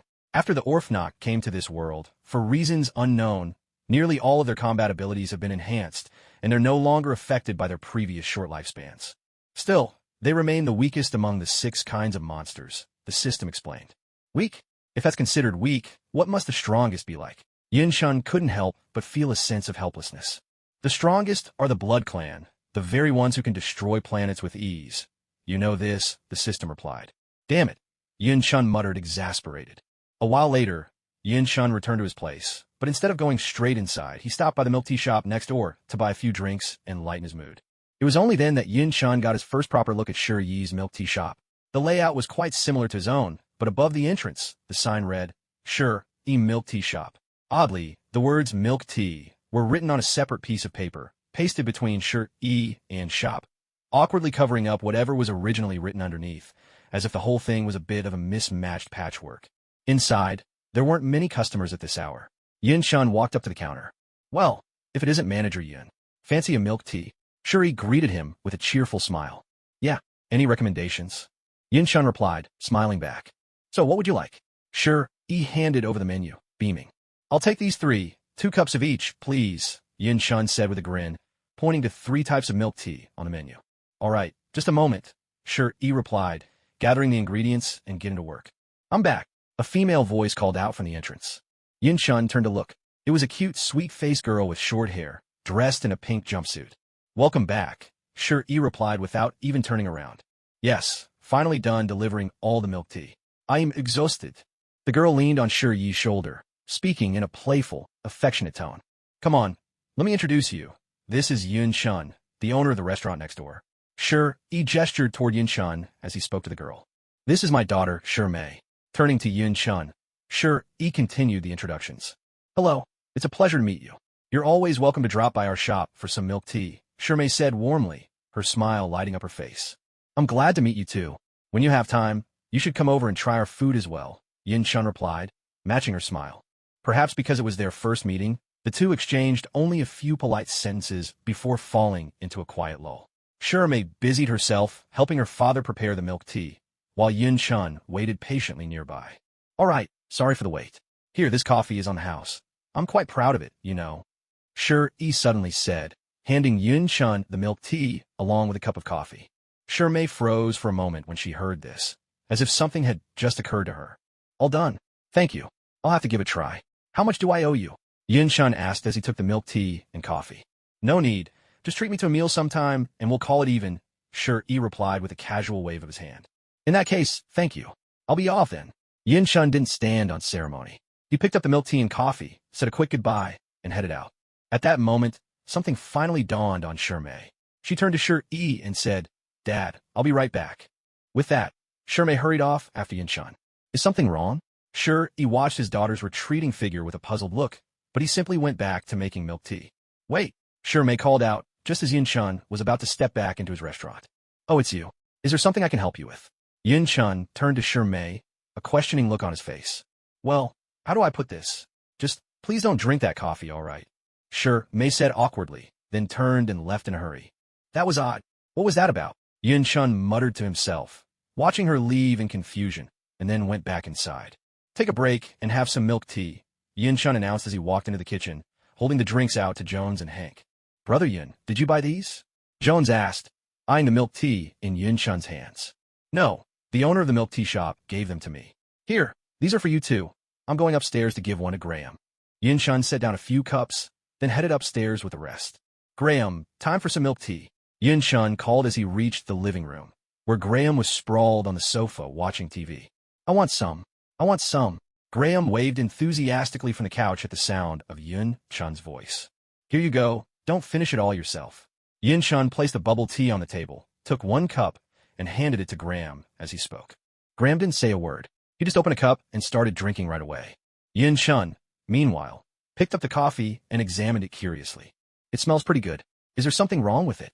Yinshan opened the lid, took a sniff, and asked in confusion. The moment Yinshan took a sip, before he could even swallow, he suddenly spat it out. What is this? It tastes awful, Yinshan complained, sticking out his tongue in disgust. What's with you? Graham, having gotten splashed a little, looked at Yinshan and asked. Sorry about that. Yinshan apologized to Graham and started wiping up with some napkins from the table. No wonder she told me not to drink it. Yinshan finally realized what had been hidden under the bubble tea lid and felt a twinge of regret for not listening to Shermay. The bubble tea's so delicious. Why is the coffee like this? Yinshan wondered out loud. Forget it. I'll just stick with bubble tea. After cleaning up the table, Yinshan dumped the coffee, grabbed another cup of bubble tea, and headed back to his room. System, how many points do I have right now? Yinshan couldn't wait and asked the system eagerly. Congratulations, host. You now have a total of 4,710 points. Why not treat yourself and buy something to celebrate? The system never missed a chance to tempt Yinshan. Not bad. How many points do I need for the upgraded Foi's burst mode equipment? Yinshan wasn't fazed by the system's temptation and asked directly. That'll be 2,600 points in total. Would you like to buy it? The system inquired. I'll take one. I've got points to spare. Yinshan replied grandly. Well, sorry sir, your danger level isn't high enough. You don't have the clearance to buy it. And even if you did, you wouldn't be able to use it, the system replied awkwardly. What? What's going on? Yinshan was baffled. A piece of equipment required a clearance level? Well, the original burst mode equipment could be used at your current level. For the unmodified Foi's, you only need a danger level of 2.8, just a bit stronger than an ordinary person. But since your Foi's is upgraded, you need a level of 3.5. Back then, your danger level was already at 3.8, so you could use it easily. And it's the same with the accelerator watch. At first, you needed a danger level of 3.2, but later it was raised to 3.7. 3.7 is the minimum. You can use it for 10 seconds. With your current level of 4.2, you can use it for 25 seconds, the system explained, a bit embarrassed. Seriously? So how do I increase my danger level? Yinshan asked. There are two ways, either strengthen your body or gain more combat experience, the system said simply. But wait, you're not planning to keep fighting with just this one belt, are you? The system suddenly asked in surprise. Is there something wrong with that? Yinshan, who did have that plan in mind, asked in return. After all, he'd been using the Foi's belt for so long. His body was already familiar with it. Plus, it had been modified, making it even stronger. If he suddenly switched to a new belt, there would probably be an adjustment period, like with Saiga. He still wasn't completely comfortable using that one. Do you realize that Foi's is actually one of the weakest main rider belts of them all? From the very beginning, it only existed to protect the king. Even the king's level in the Foi's world, as I just mentioned, is only 5.5. The belt's power couldn't possibly be enough to defeat the king. At its peak, the upgraded Foi's belt is just 5.4. Even if the system upgrades it, the upper limit is 5.8 at most, and it can't be modified any further. So the blaster form is already as strong as it gets. On top of that, using it puts a heavy strain on the user's body. Any other belt of the same level is either more powerful or easier to handle. Do you still want to stick with this one? Are you out of your mind? The system chided Yinshan. No way. You mean it can't be upgraded anymore? Yin Chun said in disbelief. I give up on you. Just hurry up and switch to a new belt, the system said, exasperated. And besides, almost no belt is perfect. There's always some flaw that keeps it from being used forever. Of course, if you had the fighting prowess of E, who first used the smoke gun, and his brother K, and could wield a silver or gold class belt to straight up challenge a diamond class knight head on, then I'd say nothing more. Otherwise, just play it smart and either switch belts or strengthen your body, the system continued. So, does the system have any potions that can strengthen my body? Yin Chun asked, resigned. No, the Amazon's gene serum is already the most powerful. Besides, the serum in your body hasn't fully fused yet. What kind of enhancement potion could you possibly want? The system replied. Then, what's the highest level the Amazon gene optimization serum can bring my body to? Yin Chun asked. With it, taking down a danger level 5.5 monster barehanded wouldn't be much of a challenge. The system thought for a moment and replied. Holy crap, you mean I could take on the Orphanot King with just my body? That's strong. Yin Chun exclaimed in shock. Of course, if you want to increase your fusion level, I suggest you keep using the Fui system in combat. But not just in ordinary fights. You need to push yourself to the limit. Fui's naturally puts a strain on the body, but for you, it won't matter much. What you should do is fight using the acceleration watch. I won't go into the details here. You'll understand once you try it. This method rapidly boosts your fusion rate, and honestly, that's the only real function this belt excels at, the system said with a cold chuckle. There's also the option of taking on monsters directly with your physical body. Given your current abilities, taking down monsters with a danger level between 2.5 and 3.3 should be a breeze. And then there's the fastest way.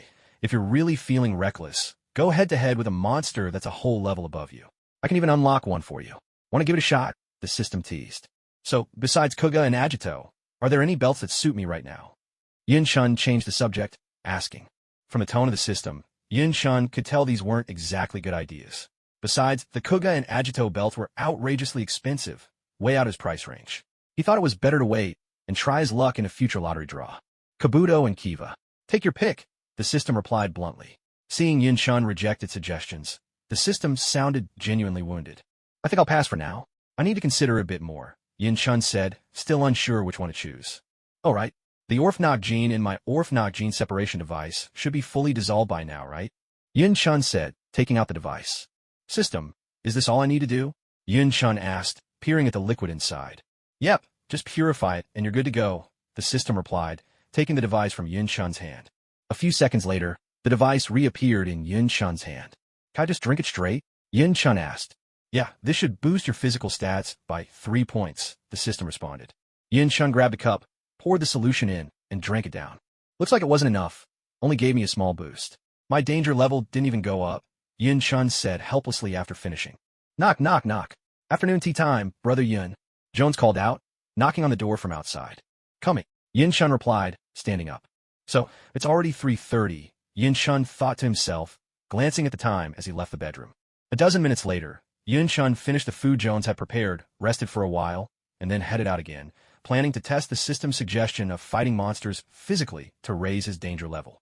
This time, Yin Chun didn't use the Emperor's belt to transform before leaving.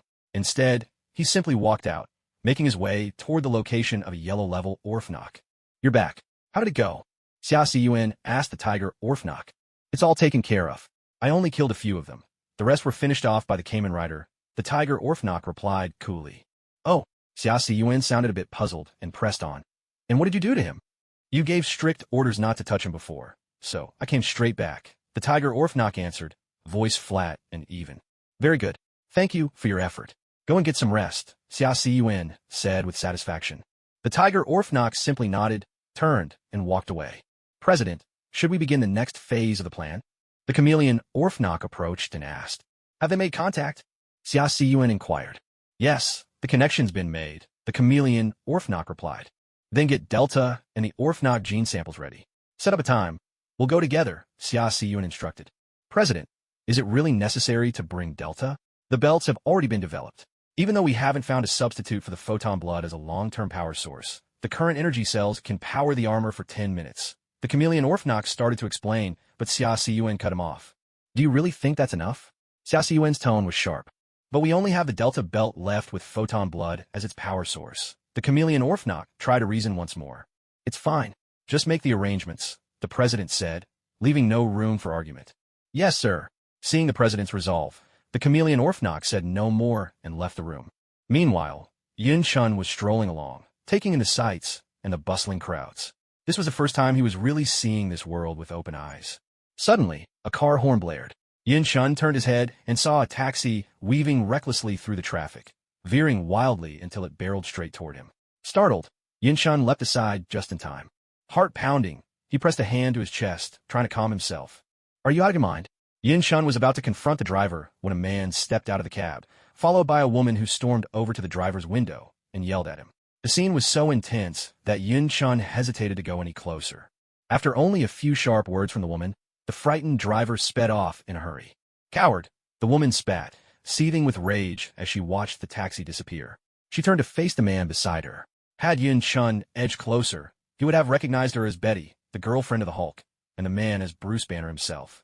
Banner mumbled something uncertainly, but Betty cut him off with a gesture, pointed in a direction, and the two of them walked away together, leaving Yin Chun standing alone in the confusion, trying to gather his thoughts. Seeing that no one was paying him any attention, Yin Chun could only accept his bad luck and continued walking toward his destination. Soon enough, even though Yin Chun hadn't hurried his pace, he arrived at his target location. It was an underground casino. He picked up the Iron Man mask he had casually bought earlier on the way, hoping to avoid revealing his identity. Although it didn't seem particularly useful, Yin Chun still put it on. He found the entrance to the underground casino.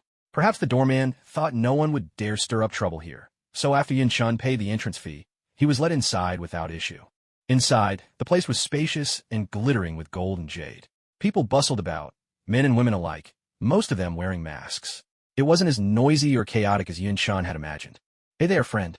What game would you like to try?" A man approached him with a friendly smile. "No thanks. I'm just here to find someone," Yin Chun replied with a wave of his hand.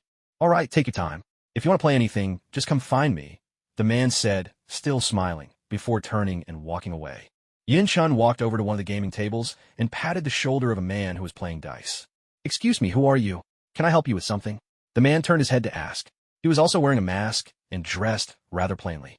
Judging by his voice, he seemed about the same age as Yin Chun. Looking into his eyes, Yin Chun sensed a bit of despondency in him. Yet he didn't have the air of scoundrel like those Yin Chun had encountered before. Instead, he felt more like a salted fish who had lost his dreams. If it weren't for the appraisal function revealing his true identity, Yin Chun would hardly believe this man had killed anyone. Any Orphanok who hadn't killed would show up as green, regardless of their rank, but this man's color was yellow. Every Orphanok Yin Chun had seen before was either a thug or a villain. "I have something to discuss with you. Would you mind stepping outside for a moment?" Yin Chun said calmly. "All right, just give me a second," the man replied. He finished a round and then followed Yin Chun outside. "So, what is it you want to talk about?" The man looked around. Seeing that no one else was around, he frowned and asked. "Show your true form and fight me," Yin Chun said, fixing his gaze on the man. "I don't know what you're talking about. I'll be leaving now. Goodbye." At Yin Chun's words, the man's pupils contracted beneath his mask. He turned quickly, intending to leave. But Yin Chun wouldn't give him the chance. He charged forward and aimed a kick at the man. The man twisted aside, narrowly dodging Yin Chun's kick, and rolled away to one side. "So you're looking for death? I'll oblige you." As he spoke, white markings began to appear on the man's face. His body quickly grew larger, transforming into a white cheetah, Orphanok. "Go to hell." Orphieno charged forward, swiping a claw at Yin Chun. But just as the cheetah was about to reach him, Yin Chun crouched low, leapt up, and flipped right over the cheetah's head, landing deftly behind him and dodging the attack. He spun around and lashed out with a kick, striking the cheetah's back and sending him stumbling a few steps forward. TSK, the human body is still too weak. Yin Chun sighed as he watched the cheetah recover after only a few steps. If he had been using the Foe system, a single kick would have been enough to finish off this cheetah, whose threat level was just 3.2. Bastard! Infuriated by Yin Chun's muttering, the cheetah lunged at him again, claws swiping through the air. The sharp whoosh of those claws cutting through the air spoke volumes of the cheetah's fury. Yin Chun had no choice but to dodge relentlessly. He wasn't wearing his armor now. A single hit could be disastrous. Seeing Yin Chun continuously evade, the cheetah stopped trying to attack while moving. Instead, he suddenly leapt high, aiming to pounce directly onto Yin Chun. As the cheetah hurled toward him, Yin Chun quickly ducked, then sprang upward with all his strength, driving a fist into the cheetah's belly as he soared overhead. Using the momentum, he sent the cheetah flying. The cheetah staggered to his feet, clutching his stomach and howling in pain. Despite being just a human, Yun Shun's strength and speed were overwhelming. No matter how he attacked, he simply couldn't land a hit. Driven to the brink of rage, the cheetah slashed at Yun Shun with his claws once again. As the cheetah charged, Yun Shun dodged yet another swipe. This time, seeing his attack miss, the cheetah grinned slyly, didn't stop, and kept running, farther and farther away. What the? Is that even allowed? Yun Shun stood up and turned around, only to see that the cheetah had vanished without a trace. He was left completely dumbfounded. If I can't win, can't I just run away? That was exactly what the cheetah was thinking. He'd never wanted to fight Yun Shun in the first place, so he simply bolted. Realizing the cheetah had escaped, Yun Shun quickly checked the tracking map and started running in the direction Orfeano had fled. He ran until he reached the edge of the bustling city. At that point, Yun Shun gave up the chase for good. If a fight broke out in the crowded streets, innocent bystanders could get caught in the crossfire. Resigned to his luck, Yun Shun turned and left. System, record his information for me. I'll settle the score with him another time, Yun Shun ordered, removing his mask and tossing it into his system storage. Sure thing, but honestly, how could you be so weak? You actually let a 3.2 level Orfeano get away, the system teased him. How was I supposed to know he'd just make a run for it? That bastard didn't even care about saving face. Yun Shun protested, utterly exasperated. On the other side, the cheetah Orfeano had already shifted back into human form. He ran behind an upscale restaurant and came to a halt. Although the street out front was bustling with people, the back alley was completely deserted. He took a moment to steady his breathing, glanced around, and slipped into a building behind the restaurant. He climbed the stairs, pulled out a key, and unlocked the door to a room before stepping inside. What did I do to deserve this? My good mood is completely ruined, he muttered irritably as he took off his clothes and changed into a fresh, clean set. If I ever run into him again, I swear I'll beat the living daylights out of him, he thought angrily after getting dressed. Forget it, it's time for work, he said after checking the time. He left the room, went downstairs, opened the back door of the restaurant, and walked in. Well, Tom, you're in early today. Out of money to gamble. Or, what did you lose? Everything already. A man dressed as a chef teased as he saw the cheetah walk in. Grayman, if you take that back, we can still be friends, Tom replied with mock resentment, looking at Grayman. Oh, by the way, your ex, Anna, came by looking for you just now. She left when she saw you weren't here. By the way, why did you two break up? Grayman asked while chopping meat. It's nothing. Don't worry about her. It's all in the past, Tom said as he changed into his chef's uniform, his eyes briefly betraying a flash of sadness. Seeing that Tom didn't want to talk, Grayman let it go. After all, he was single himself and had no solutions for matters of the heart. It's gotten so late already, Yun Shun said as he walked, glancing up to see the sky growing dark. He had planned to find another Orfeano to fight, but hadn't realized how late it was. Never mind, I'd better head home now, Yun Shun thought, turning and walking off in another direction. What's going on over there? As Yun Shun walked, he suddenly saw several armored vehicles heading to the side, loaded with armed soldiers, their weapons at the ready. Overhead, military helicopters thundered past. What could be happening this time? Yun Shun wondered, curiosity hardwired into his very genes, compelling him to run toward the direction of the armored vehicles and helicopters. Isn't that General Ross? Yun Shun spotted a group of soldiers carrying a man outside, followed by Ross and his daughter. Then that must be the Hulk, Banner, Yun Shun thought, watching from a corner as people gathered at the entrance of a building. He saw the soldiers loading Banner onto a helicopter, and Betty, wanting to follow, hurried after them. At that moment, General Ross grabbed Betty's arm. No one knew what he said, but from the look of things, the two had a falling out. General Ross seemed helpless, while Betty looked furious. She stormed straight onto the helicopter, with General Ross following behind her. So is this my cue to run? Yun Shun suddenly seemed to remember something, and was just about to make a break for it. You just gonna run like that? Doesn't your conscience bother you? The system suddenly spoke up. But what else can I do? I can't beat the abomination. Sticking around won't help anyone, right? Yun Shun stopped in his tracks when he heard the system's words. That's right. He remembered now. Abomination was about to appear. I wouldn't know about that, the system replied. But based on my calculations, Abomination isn't as strong as the Hulk. His danger level is only about 5.3. If you risk everything, you should stand a fighting chance. And don't you still have the King Cobra and Order cards? If you team up with everyone, taking down Abomination shouldn't be too hard, right? The system tried to reassure Yun Shun. Underscore, you make it sound so easy. Yun Shun retorted. Didn't you want to raise your danger level? What are you waiting for? Go fight him. As long as you survive, your level should go up by at least 0.3. Plus, don't forget you still have a chance to use the Type 4 Amazon's modification. Isn't this the perfect material right in front of you? and the genes inside Abomination's body could bring the modified Amazons up to the same level as that Orphanok, about 5.5. And one more thing. If you manage to beat him, you'll also get 1,500 points. This is an opportunity you really shouldn't miss. The system kept tempting Yin Chun to fight, though it didn't mention that driving the modified Amazons came at a hefty price. Every time Yin Chun used it, he'd end up cursing up a storm. Points, huh? What good are those to me now? Yin Chun rolled his eyes. At this point, points were about all he had left. Fine, I'll go for it. After thinking it over, Yin Chun gritted his teeth and made up his mind. Right, I should probably call Jones before I go, Yin Chun said suddenly, pulling out his phone and dialing Jones's number. Hello, Jones? Something's come up. I probably won't be back until very late tonight. You all go ahead and get some rest. Don't wait up for me, Yin Chun said into the phone. Oh, all right, Brother Yin. Take care of yourself, Jones replied on the other end. Yeah, I'll hang up now. With that, Yin Chun ended the call. That's the spirit. Let's go. The system, seeing Yin Chun finally ready for action, exclaimed in excitement. Don't rush in yet. Abomination hasn't shown up, Yin Chun was saying, when, suddenly, with a loud crash, a chair flew out from a window in the building and smashed onto the ground. Gunfire broke out right after, and then several soldiers were hurled from the windows, landing with a thud on the balcony of the building across the street. A squad of soldiers quickly charged toward the building, speaking urgently into their radios, though Yin Chun couldn't make out what they were saying. With a thunderous bang, an enormous figure burst through the wall on the second floor, landing on the street below. He was as massive as Banner when he transformed into the Hulk. Yin Chun barely managed to catch a glimpse of the creature before it barreled off in a single direction, with the soldiers scrambling to pursue it. At that moment, a car came hurtling back through the air from where the monster had gone. This is going to be a tough one, Yin Chun muttered, taking a deep breath. He leapt onto a nearby rooftop and immediately gave chase after the monster. It was rush hour, and the streets were jammed with cars. The soldiers weaved their armored vehicles through the traffic, swerving and overtaking car after car to keep up. Hulk's on the street. I repeat, Hulk is on the street, a soldier in one of the vehicles shouted into his radio. How is that possible?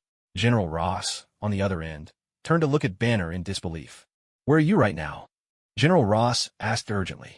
The soldier quickly relayed his location. Turn around, General Ross ordered the pilot.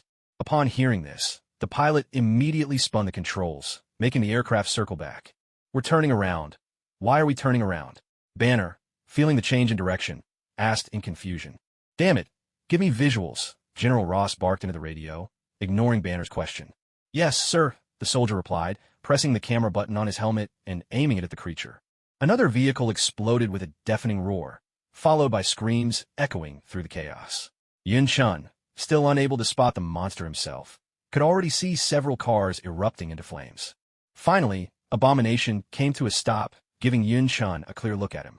His skin was the color of withered leaves, his back lined with bone spikes like a reptile, his chest bones exposed, not a single hair on his body, and standing nearly 3 meters tall, a monstrous figure shaped like a man, looming in the street.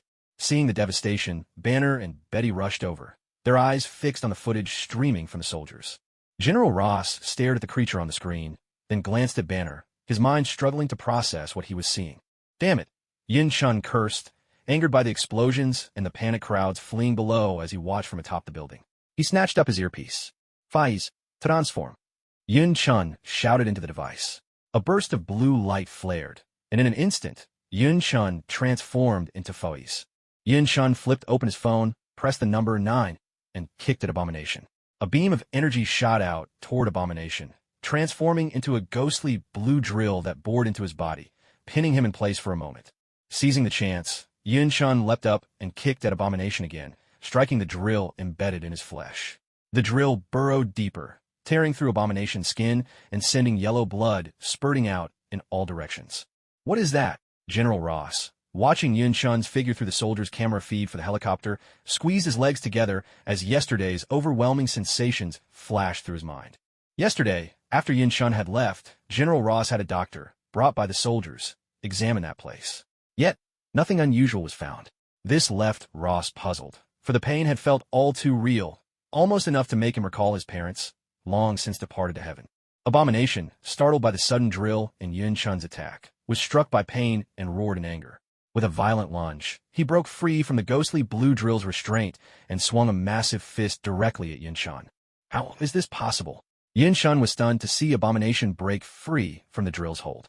In all his previous uses, no one had ever managed to escape its grip, yet Abomination had shrugged it off in an instant. This is bad.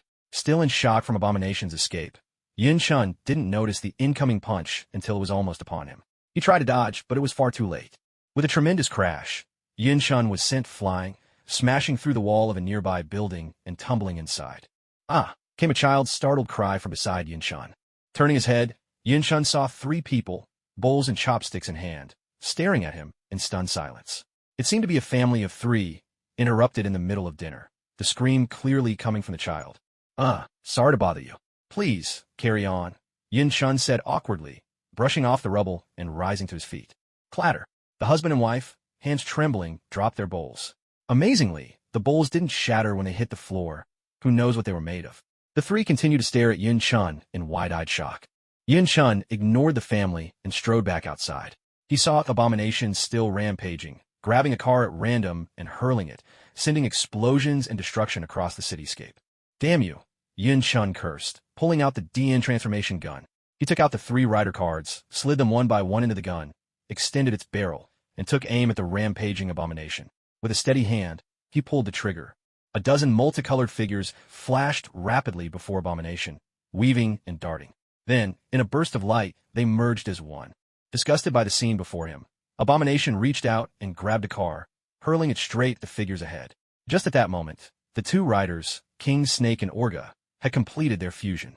Seeing the car hurtling toward them, they quickly leaped to the side. But the Leo cavalry wasn't so lucky. Their fusion was a bit slower than King Snake and Orga's. The moment they finished merging, the car was already upon them. With a heavy crash, the car struck 3 of the Leo cavalry, sending them flying through the air and skidding several meters across the ground. Witnessing this, Yun-chun could only cover his forehead, just as he had before. The 3 riders managed to roll over and struggle to their feet. As one, they turned to face Yun-chun, raised both hands, and, in perfect unison, flipped him off with 2 middle fingers each. Then, their figures split and blurred, vanishing from sight. Yun-chun's hand froze on his forehead, stunned by what he had just seen. After dodging the car, King Snake and Orga drew their weapons and charged at Abomination. King Snake even summoned his cobra, and together, the trio launched their assault while the crowd continued to scatter in panic. All 3, 2 riders and a snake, moved with impressive speed, slipping past each of Abomination's attacks and managing to land glancing blows with their weapons. Shallow cuts and marks appeared on Abomination's body, but within seconds, each wound vanished, as though it had never been there at all. At that moment, Yun-chun noticed that even the 10-centimeter deep wound he had drilled into Abomination earlier with his azure drill had disappeared completely. There wasn't a trace left. "How are we supposed to fight this?" Yun-chun muttered, frowning at the hopeless situation. Now, frustrated by King Snake and Orga's attacks and his own inability to land a hit, Abomination seized another car, spun it around, and hurled it at them. Seeing the car coming, King Snake immediately ducked down. But Orga and the cobra beside him weren't so fortunate. Caught off guard, they were both struck by the car, sent tumbling across the ground before finally coming to a stop. The cobra then rolled over, casting a baleful glare at King Snake. King Snake turned to check on Orga and the cobra, clutching his chest in relief. But as soon as he faced forward again, a massive foot swung toward him. With no time to dodge, King Snake was sent flying, crashing hard into another car. Abomination let out a triumphant roar, celebrating as he watched his foes scattered by his blows. By now, wrecked cars clogged the street thanks to Abomination's rampage, and the panicked crowd was still screaming and fleeing for their lives. Abomination continued his furious destruction, smashing everything in sight. Whenever he picked up a car, he used it as a weapon. With every sweep of his hand, he sent people flying, leaving a trail of casualties and devastation in his wake. "Is that one of your people?" Banner asked, frowning as he watched the footage of Abomination sending Yun-chun flying, and turned to question General Ross. "Oh my God, what did you just do?" Even Betty was stunned, her voice filled with disbelief. General Ross simply stood there, watching the 2 of them in silence. "Fire! Fire!" the approaching police officers and soldiers shouted, unleashing a hail of bullets. But the rounds simply bounced off Abomination as if they were nothing, not even leaving a single mark behind. At this sight, Yun-chun drew his sword, sprang into the air, and, leaping from one vehicle to the next, charged straight at Abomination. Meanwhile, realizing that their bullets were useless, the soldiers climbed onto a truck, flipped open a crate in the back, and pulled out a rocket launcher, aiming squarely at Abomination. With a thunderous roar, a missile streaked toward its target. Yun Chun, sword in hand, had just reached Abomination's back, ready to strike, when the missile arrived at that very moment. He was caught directly in the missile's path, and the impact sent him rocketing skyward. "Eat lemons!" Yun Chun shouted loudly as he soared through the air. A spectacular firework blossomed in the sky with a resounding boom. The soldiers were left dumbfounded, staring blankly at the aftermath. A perfectly good missile gone, and it seemed to have taken one of their own with it. At that moment, the sound of the missile launch drew Abomination's attention. He turned his massive form and charged at the soldier holding the rocket launcher. Cars in his way were sent flying with a flick of his hand. Despite his size, his speed was terrifying. "Run! Get out of there, soldier!"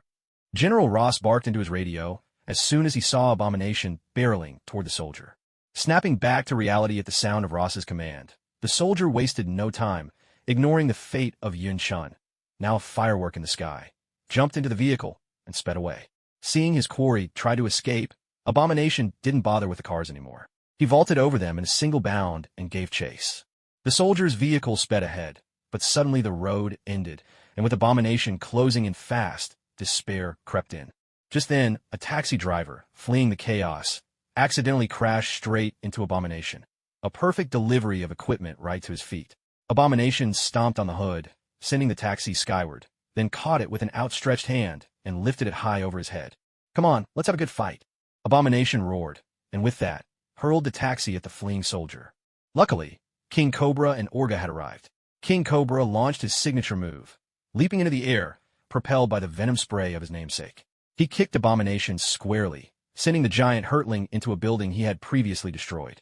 Without missing a beat, Orga dashed to the soldier's side, arms open wide, ready to catch the flying taxi.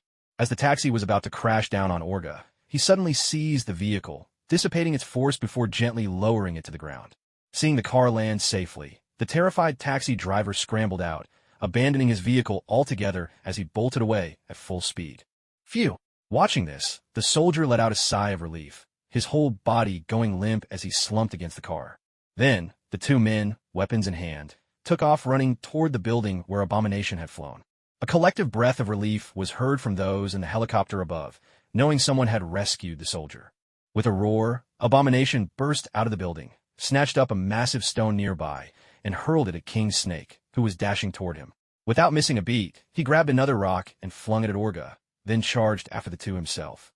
Shots rang out as Yun Chun, racing back, fired at the flying boulders, shattering them midair.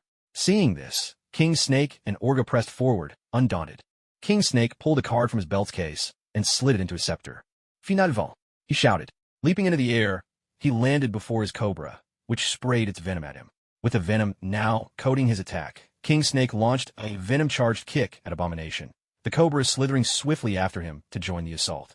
Orga, meanwhile, pulled the crystal card from his phone and inserted it into the Earth Emperor's sword, causing the blade to radiate a powerful energy glow as he swung it toward Abomination. At the same time, Yun Chun, having just clambered to his feet after his fall, realized this was a chance he couldn't miss. He unleashed his signature move, the Azure Drill Kick, aimed straight at Abomination. Seeing the three charging at him, Abomination grabbed a nearby car and raised it as a shield. But would that be enough? Against the combined might of the trio, a mere battered car was no real defense. Their attacks landed in unison. There was a deafening explosion, a burst of flames, and all four combatants were blasted apart, crashing down in different spots. Yun Chun scrambled up quickly, eager to see whether their combined assault had inflicted any real damage on Abomination. "You've made me angry now," Abomination growled as he got to his feet, breathing heavily. Deep wounds, so severe the bone was visible, oozed yellow blood, yet they began to heal before their very eyes. Though not as rapid as the Hulk, it was still a fearsome sight. With a snarl, Abomination grabbed several cars and hurled them at his three opponents. As the vehicles hurtled toward him, Yun Chun leaped aside, dodging the car as it smashed into the ground behind him. Seeing this, King Snake and Orga wanted to dodge as well, but people were still behind them. Worse, their strength was nearly spent, leaving them no chance to escape. The cars struck them head-on. With a crash, the two used their own bodies to shield the people behind them from the cars, before dissolving into streaks of color and vanishing from sight. Damn it! Seeing the two of them disappear, Yun Chun cursed under his breath and, with no other choice, charged forward with his sword in hand. "Sir," the pilot called out to General Ross. "Have them take everything, including their helmets." "And help that night," General Ross said after a moment's thought. "Let me go." Banner said to General Ross. What are you talking about? Do you really think you can handle this? Betty looked at Banner in disbelief. No, not handle it, I don't know. But I have to try, Banner replied to Betty. And what if you fail? General Ross asked. This is the mess we created, all of us. We can't just stand here and watch while someone else fights for their life down there. He can't defeat that thing. Please. Banner, knowing full well how dangerous Abomination was, pleaded with him. Find a place to land, General Ross said to the helicopter pilot, glancing at Banner. No, this height is enough. Open the rear hatch, Banner said firmly. General Ross nodded and signaled for the soldiers to open the rear hatch. Seeing this, Banner headed straight to the back. Bruce, wait, stop. What are you doing? Betty rushed after him, grabbing his hand. Think about it. You might not even be able to change. You don't have to do this. Please, don't be reckless, she pleaded, her voice heavy with worry. Betty, I have to try. I am sorry. Banner kissed her gently, then leaned back and let himself fall out of the helicopter. Betty leaned over the hatch, clutching the edge, her eyes fixed in anxious fear on Banner below. Oh crap, Banner cursed as he plummeted through the air. And then, he crashed to the ground, hard, leaving a crater behind.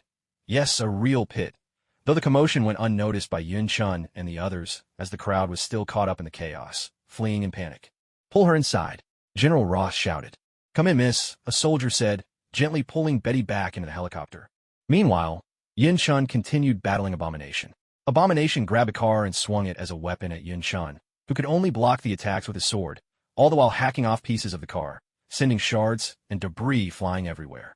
At that moment, watched anxiously by Betty, General Ross, and the others from the helicopter, a green hand suddenly reached up from the crater Banner had made. Then, a giant figure, entirely green, hauled itself up out of the pit. Yes, at last, it was our very own Hulk, making his long-awaited entrance, even as the panicked crowd continued to scatter in every direction. With a roar, little Hulk announced his presence, making sure everyone noticed him. But that single outburst ended up causing quite a bit of trouble for our dear Yun Chun. Yun Chun had almost managed to completely destroy the car in Abomination's hands, when the sudden roar startled him, making him freeze for a moment.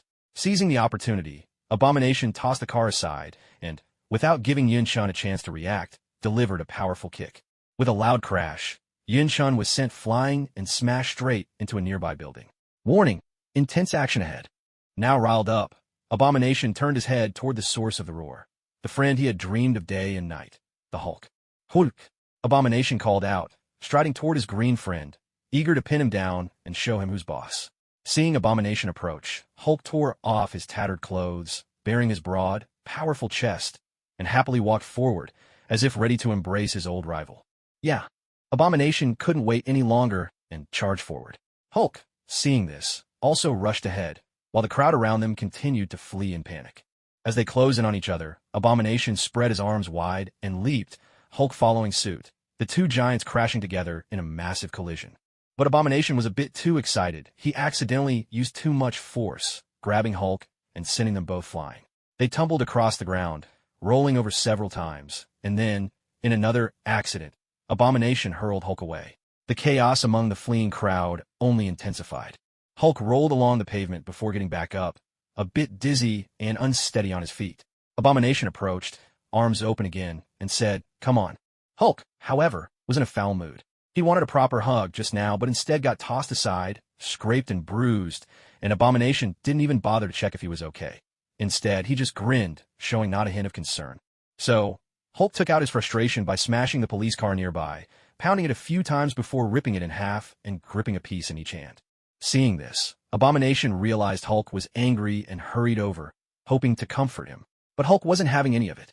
He wielded the halves of the police car as weapons, swinging them at Abomination with devastating force. Caught off guard, Abomination had no chance to resist and was pounded to the ground. Hulk didn't stop there. He climbed on top of Abomination and continued his assault, beating the creature so hard that Abomination, no, the entire monster, was buried deep in the ground, the police car smashed to pieces. Still not satisfied, Hulk grabbed Abomination by the neck and landed a fierce uppercut right to his face. "Is that all you've got?" Abomination, now a little angry himself, grumbled. Was it really necessary to go so hard, just because of a little toss? Seeing that Abomination still refused to apologize and continued to mock him, Hulk, who had just been wondering if he'd gone too far, found himself even more enraged by this attitude. With another powerful hook, he aimed to strike again, But Abomination was not about to let things go his way. He stretched out his leg and gave Hulk a direct kick. Yes, a real kick, sending Hulk crashing into a nearby building. Watching Hulk get booted straight into the building, Abomination suddenly wondered if he might have used too much force. He quickly chased after Hulk, eager to see if he was all right. He jogged over, helping the cleaning staff by clearing some debris from the road along the way, and even tore down an illegal structure as he passed. Finally, he reached the building, leapt up, and grabbed onto a gaping hole on the second floor. Peering inside, he searched for any sign of Hulk. Use that, give him some help, soldier. Even General Ross, watching from the helicopter, could no longer hold back. Witnessing Abomination and Hulk putting on such a dramatic display, he was still reeling from seeing his daughter kiss Hulk just moments ago, and now, Hulk seemed to be getting along with Abomination. But seeing his future son-in-law being beaten was too much. It was one thing if he did the beating himself, but how could he let someone else lay a hand on his son-in-law? Unable to restrain himself, he issued a direct order to the soldiers. Which one should I help? The soldier was at a loss as well. He wanted to shoot both of them, but one of them was his superior's son-in-law, and he didn't dare. So, he asked for clarification. The green one, you idiot. What are you thinking? Take out the other one. General Ross snapped at the soldier for his lack of awareness. Without further hesitation, the soldier pulled out his gun and fired. The bullets thudded into Abomination's body one after another. Ross, feeling the sting of bullets, Abomination turned his head skyward and spotted the father of the woman who had stolen his best friend. Fury surged within him. Wasn't it enough to take his best friend? Did he have to try to kill him as well? Abomination let out a furious roar. With a mighty leap, Abomination sprang upward, dodging the hail of bullets. Another soldier piloted the helicopter in pursuit, and when they reached the rooftop, the gunfire continued as Abomination raced forward, weaving and ducking to avoid being hit. By this time, Hulk had recovered, climbing to his feet. Hearing the gunshots above, he looked up and finally saw his father-in-law chasing after his best friend. He couldn't just stand by and watch, so he hurried after them. Hulk clambered up, and as he reached the rooftop, he caught sight of his girlfriend watching him from the helicopter. He felt a flush of embarrassment. After all, he was here to save people, but now things had gotten completely out of hand. Meanwhile, Abomination, annoyed by the relentless gunfire, charged straight at the helicopter, intent on destroying both the machine and everyone inside. That way, no one would ever be able to take Hulk away from him again. Realizing what Abomination intended, Hulk panicked. After all, both his girlfriend and his father-in-law were in that helicopter. Even if Abomination was his best friend, he couldn't let him attack his girlfriend. In a rush, Hulk sprinted forward, determined to stop Abomination. Abomination leapt up, grabbing hold of the helicopter mid-air. At the same moment, Hulk also jumped and caught Abomination by the leg, so the two of them dangled together, swinging in the sky. To keep Abomination from hurting Betty and the others, Hulk climbed up, relentlessly pounding Abomination with his fists. Abomination grew furious. You ungrateful brute, eating from one bowl while eyeing another. Already got me, and you still want a girlfriend? He kicked at Hulk again and again, trying to shake him off. With the helicopter now in their grasp, its engines started to struggle. It jittered and shuddered in the air, swinging Hulk and Abomination all over, slamming them into everything in their path. I need to bring us down, the pilot called out, his voice tight with anxiety. Hold it together, General Ross bellowed in response. The helicopter, buffeted by the chaos, finally reached its limit. With a lurch, it plummeted from the sky, carrying both combatants down with it. It seems I've been forgotten, Yin Chun muttered, only now climbing out from the wreckage. He looked around. There was no one in sight. After a moment's thought, he broke into a run toward the battlefield. Looks like it's finally time to use the acceleration watch, Yin Chun said to himself as he ran. He hadn't used the watch at first because he wanted to see just how wide the gap was between him and Abomination, and he was also waiting for Hulk to appear and wear down Abomination's defenses. Now he knew. He didn't stand a chance against Abomination otherwise. There was no choice but to use it. Hey, are you really going to use the acceleration watch? Maybe just skip it this time. Save it for next time, the system's voice suddenly chimed in. Next time? There won't be a next time.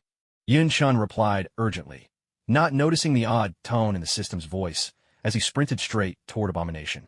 Back at the crash site, after the helicopter fell, a fuel barrel had ruptured, spilling its contents everywhere.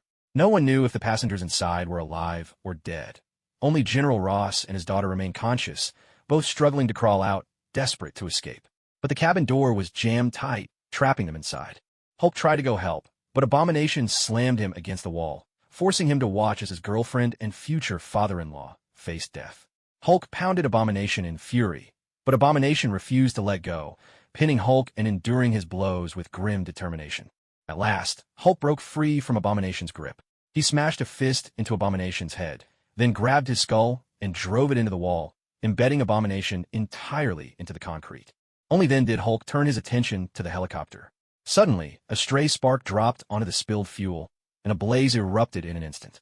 Hulk raced over and, with palms that had been single for more than 20 years, clapped his hands together mightily, sending out a powerful gust of wind that snuffed out the flames.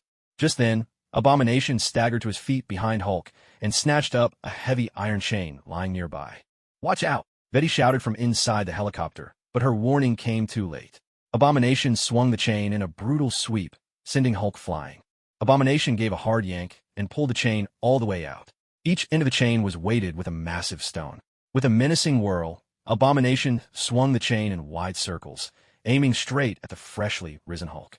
The poor green giant was struck again, sent flying through the air before he could even steady himself.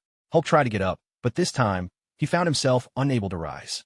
At that moment, a white-armored knight jogged over, leading a squad of men clad in black tactical gear. They rushed to the helicopter, pulling General Ross and Betty out to safety. The White Knight and his black-clad team were none other than Ixa-transformed Rumlow and the Rapid Response Unit. "Who are you people?" General Ross demanded as he stepped forward, eyeing the group warily. "We're with S.H.I.E.L.D. This place is dangerous. Please, let's move. We'll talk later," Rumlow answered, quickly signaling his team to escort Ross and Betty away from the chaos. He then glanced toward Abomination and Hulk, a spark of anticipation flickering in his eyes. "Rumlow, your current mission is to evacuate civilians and tend to the wounded. Leave everything else for now." Nick Fury's voice crackled through Rumlow's earpiece, firm and unmistakable. "Understood, Director," Rumlow replied, turning on his heel and heading off to help the others.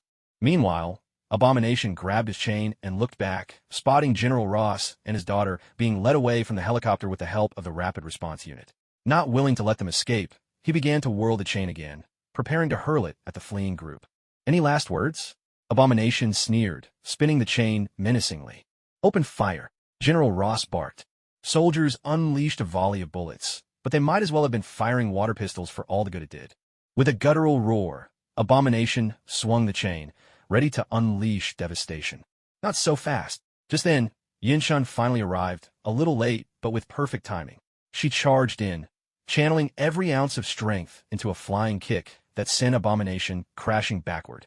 With a thunderous crash, Abomination was hurled into a nearby building.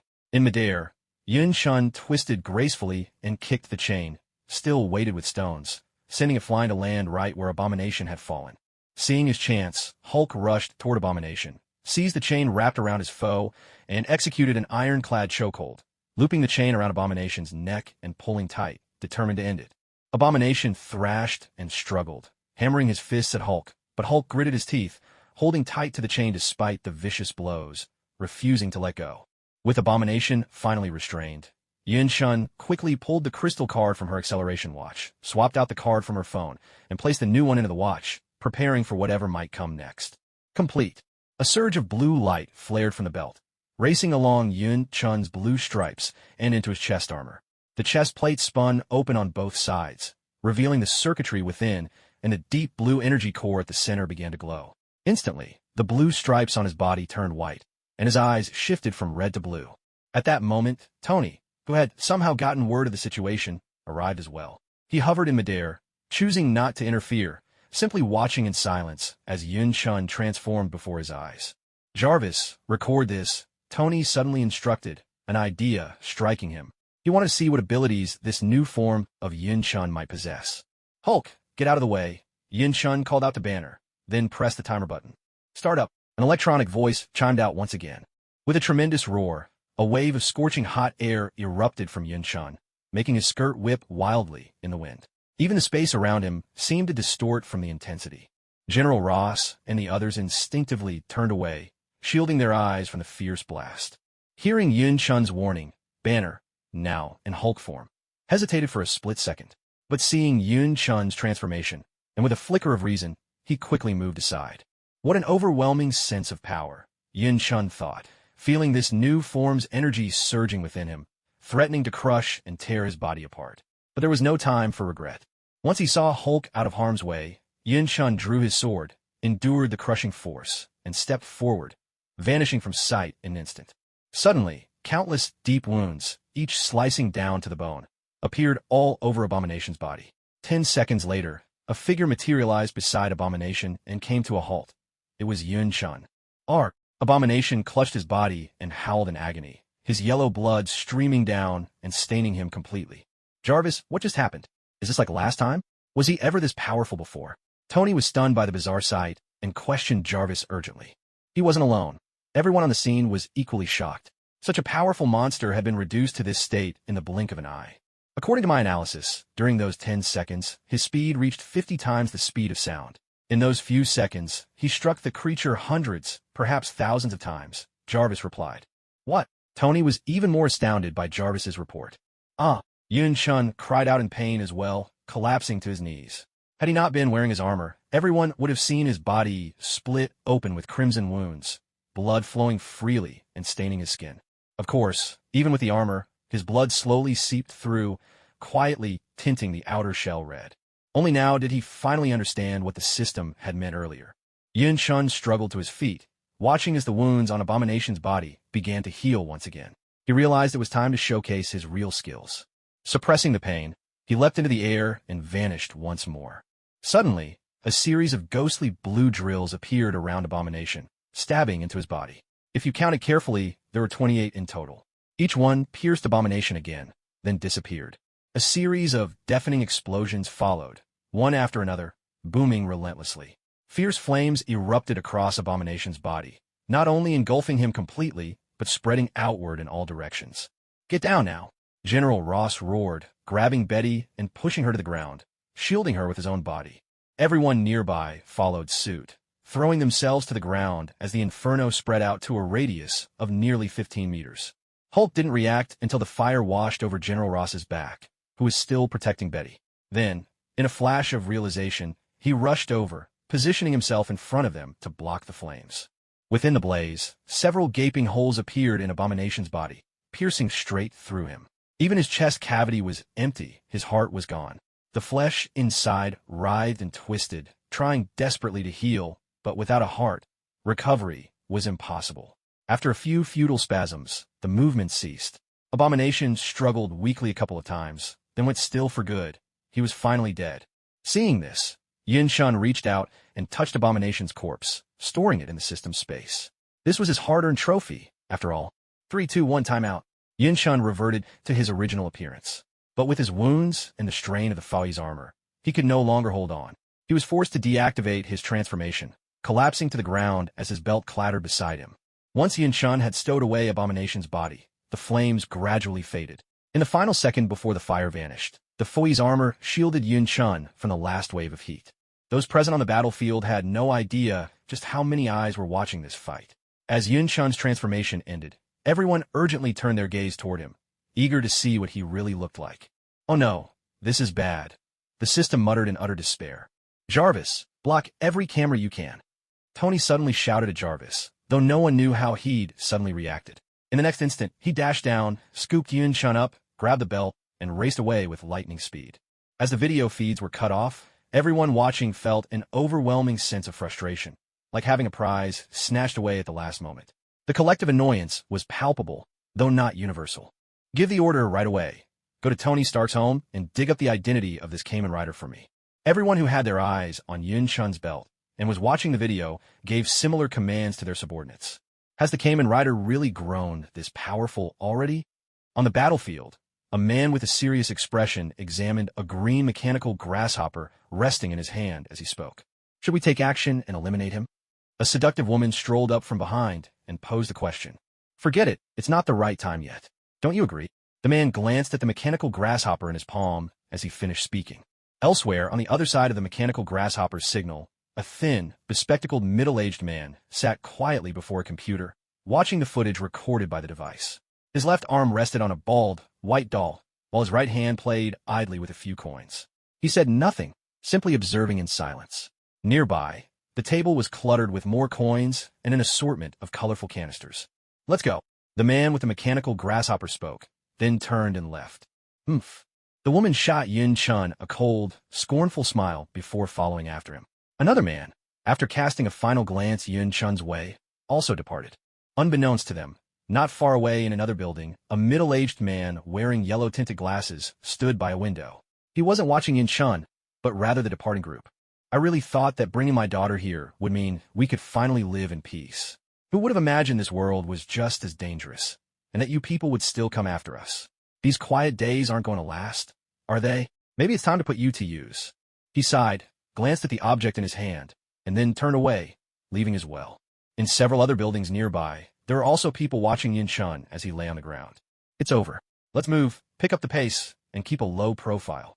A man, bundled tightly from head to toe, gave instructions in a low voice to several women clad entirely in black, all with icy expressions. With that, he led them out, leaving behind only a few corpses in the house, presumably the owners. Strangely, there wasn't a mark of injury on their bodies. Similar scenes played out in other buildings nearby. In that moment, the air grew charged, as though a storm was about to break. Dad. On this side, Betty helped General Ross to his feet, her eyes brimming red as she looked at the bloodied mess of his back and called out to him. I'm Fine. General Ross replied. Back when he was a soldier, he'd suffered wounds far worse than this. How about you? Are you all right? General Ross asked Betty with concern. He could be cold to anyone else in the world, but not to his daughter. I'm Fine. Betty answered, her eyes still shining with tears. It's good that you're all right, General Ross said, his eyes lingering on the direction Tony had gone and the massive crater left behind. There was nothing left in the pit. He assumed the abomination had been completely vaporized. Did I really do the wrong thing? General Ross wondered aloud. To obtain the super soldier serum, he had sacrificed so many lives. Was it truly worth it? Betty didn't know how to answer. She simply supported General Ross by his side. Suddenly, the thunderous whir of helicopter blades filled the air as an armed chopper approached. At the sound, Hulk's body tensed. Memories surged, painful, haunting ones. Instinctively, he let out a guttural roar. Banner, Betty called, turning back to look at him as she walked over. It's all over now, Banner. Betty comforted him through her tears. Banner reached out, wanted to wipe away Betty's tears. But seeing that he was still the Hulk, he hesitated, fearing he might lose control and hurt her. He turned away and made to leave. The soldiers raised their rifles, aiming at the Hulk. Let him go, General Ross rasped, his voice hoarse. Hulk glanced back at Betty one last time, then leapt onto the rooftop of a nearby building and disappeared. General, let us handle the scene. You should leave now. Rumlow approached with his rapid response team after seeing Hulk depart, addressing General Ross. Thank you, General Ross replied in a gravelly voice, allowing himself to be helped by the soldiers and Betty as he boarded the helicopter and left. All right, clean up the site, Rumlow ordered, watching the helicopter lift off. As he lowered his hand, Nick Fury's voice suddenly buzzed in his earpiece. Collect the blood. Collect the blood, Rumlow repeated, momentarily startled. He relayed the order to the rapid response team. He then made a hand gesture to the team behind him. One of them hesitated briefly at the signal, then continued with the task. Rumlow watched Tony and Yin-chun's retreating figures and let out a cold, dismissive laugh. Meanwhile, Tony, carrying Yin-chun, slipped quietly into a house he had previously purchased for Jack and the other vampires. He set Yin-chun down on the living room sofa, not caring if the blood on Yin-chun's body stained the upholstery. Tony pressed a button on his left hand. At once, the Iron Man suit on Tony began to twist, rotate, and disengage, transforming into a gauntlet that fits snugly on his left arm. This was the Mark IV, an upgrade Tony had developed using the Ixis system technology inspired by Jack and the other vampires. He had modified the armor accordingly. This version was just a prototype, designed primarily to test the new compression technology in the suit. Even so, its combat ability was only slightly less than that of the Mark III. Tony glanced over at Yin-chun, who was sprawled on the sofa. But with blood staining Yin-chun's face, Tony couldn't quite make out his features for the moment. Studying Yin-chun, Tony paused for a moment, then began to undress him. Never thought I'd find myself doing something like this, Tony muttered helplessly after stripping Yin-chun down to his underwear. But what do you really look like? You seem pretty young. Tony frowned as he took in Yin-chun's body, then grabbed some tissues from the table and began gently wiping away the blood that was starting to dry on Yin-chun's skin. You're this young? Tony exclaimed in surprise as he finished cleaning the blood from Yin-chun's face and finally saw his true appearance. But his surprise was brief. He quickly went back to cleaning Yin-chun up. By now, with the help of his extraordinary healing ability, Yin-chun had stopped bleeding. Still, his body was covered in a dense network of wounds, though none as deep as before. To a stranger, it might have looked as though someone had deliberately tortured him, carving him up with a knife. Once Tony had cleaned away most of the blood, he gave Yin-chun another look, then began searching the house for a first aid kit. Returning to the living room with the kit, Tony opened it up. He took some cotton and medical alcohol and began carefully disinfecting Yun-chun's wounds, working slowly and gently. 10 minutes later, Tony had finally finished tending to all of Yun-chun's injuries. As he watched, he saw the wounds healing rapidly before his eyes, confirming what he had already suspected. After a moment's thought, Tony picked Yun-chun up and carried him to the guest room. He laid Yun-chun down on the bed, pulled out his phone, and called Happy, asking him to buy a set of clothes for Yun-chun before leaving the room. "Sir, more than 20 calls have come in for you. I've blocked them." Jarvis's voice chimed in Tony's ear as he entered the living room. "Oh." Tony pulled out his phone to take a look. Just as I thought. After scrolling through the list, Tony let out a cold chuckle. All the incoming numbers belonged to politicians, and not low-ranking ones, either. Just then his phone buzzed again. Pepper was calling. "Tony, what did you do?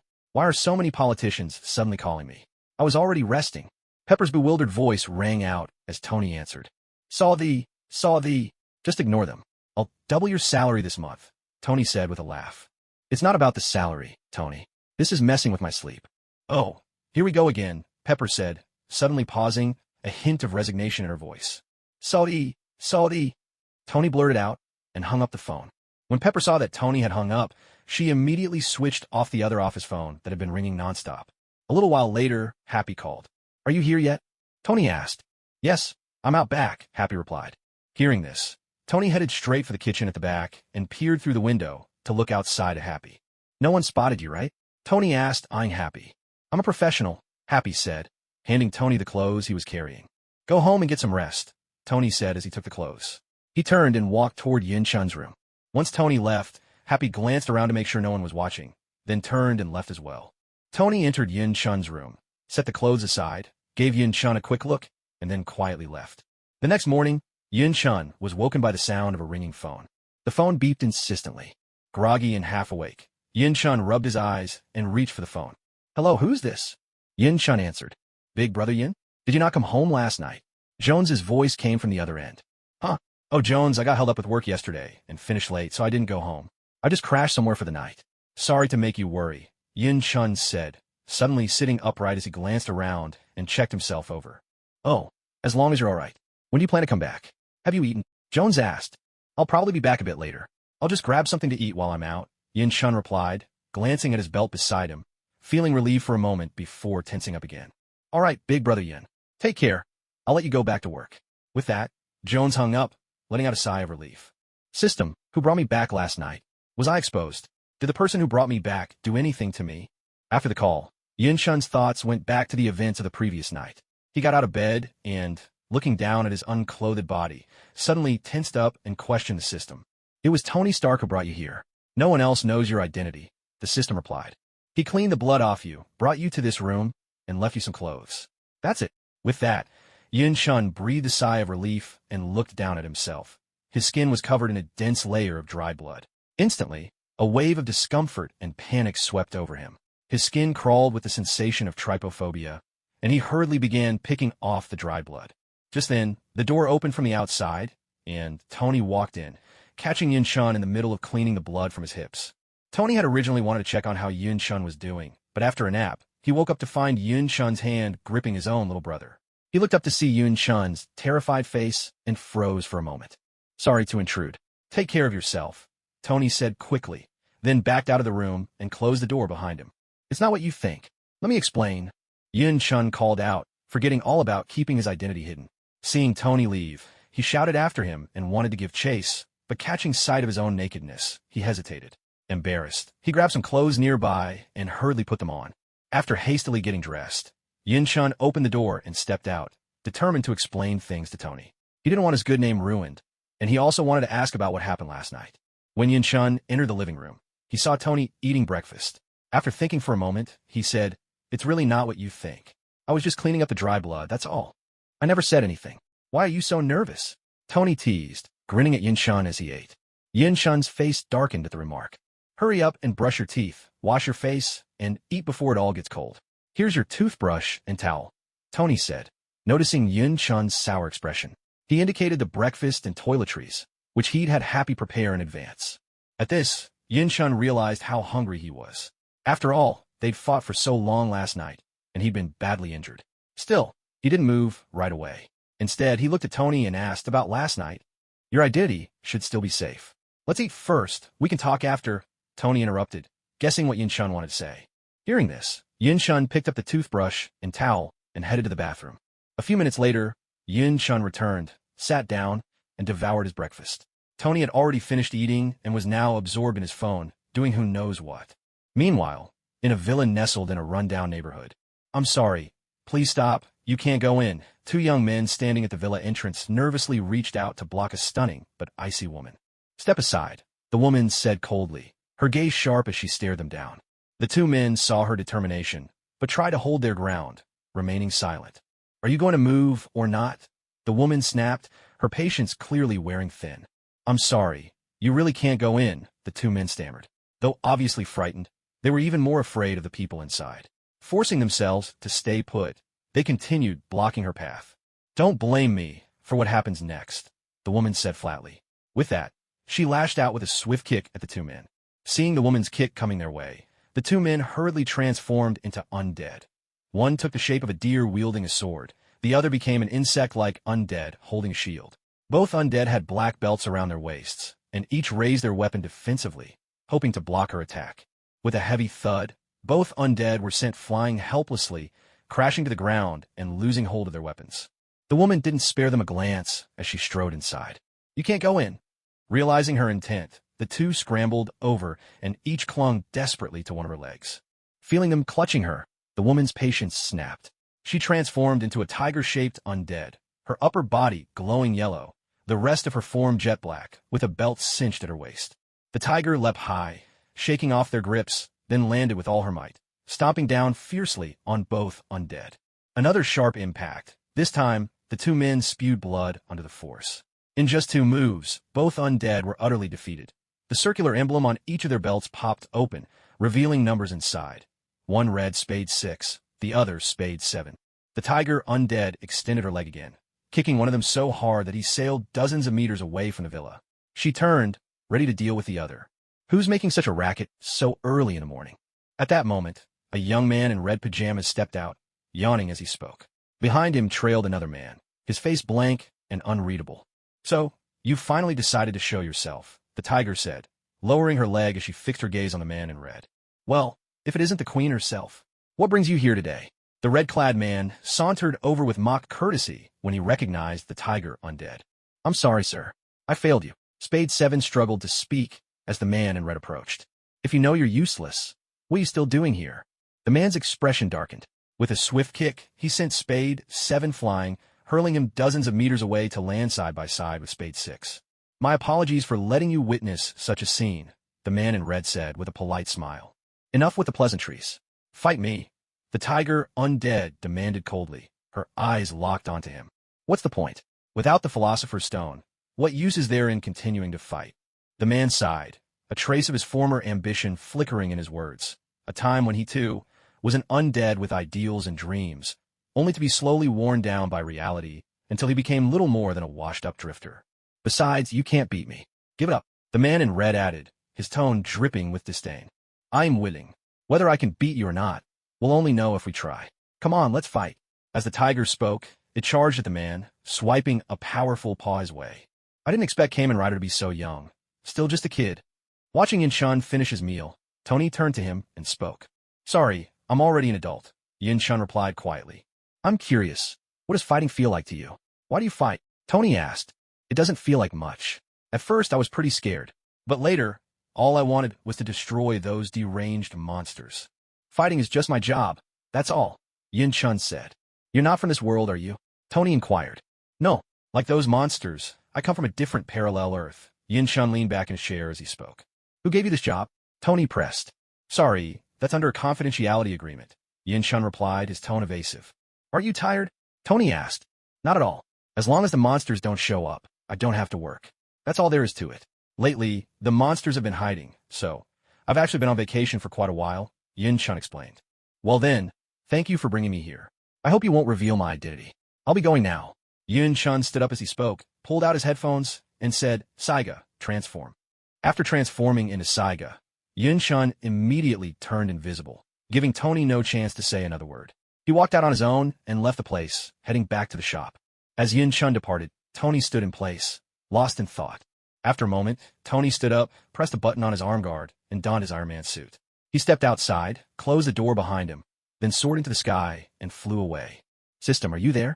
Soaring through the air, Yin Chun spoke to the system. I'm here, the system replied. What's my current danger rating? Yin Chun asked. 4.6, the system answered. So that means I could buy the burst form equipment now, right? All right, give me a Kabuto belt, Yin Chun decided after a moment's thought. Certainly, sir. That will be 2,400 points. The system responded immediately, shifting to a more respectful tone. All right, buy one for me, Yin Chun said. Right away, sir, the system replied, clearly excited.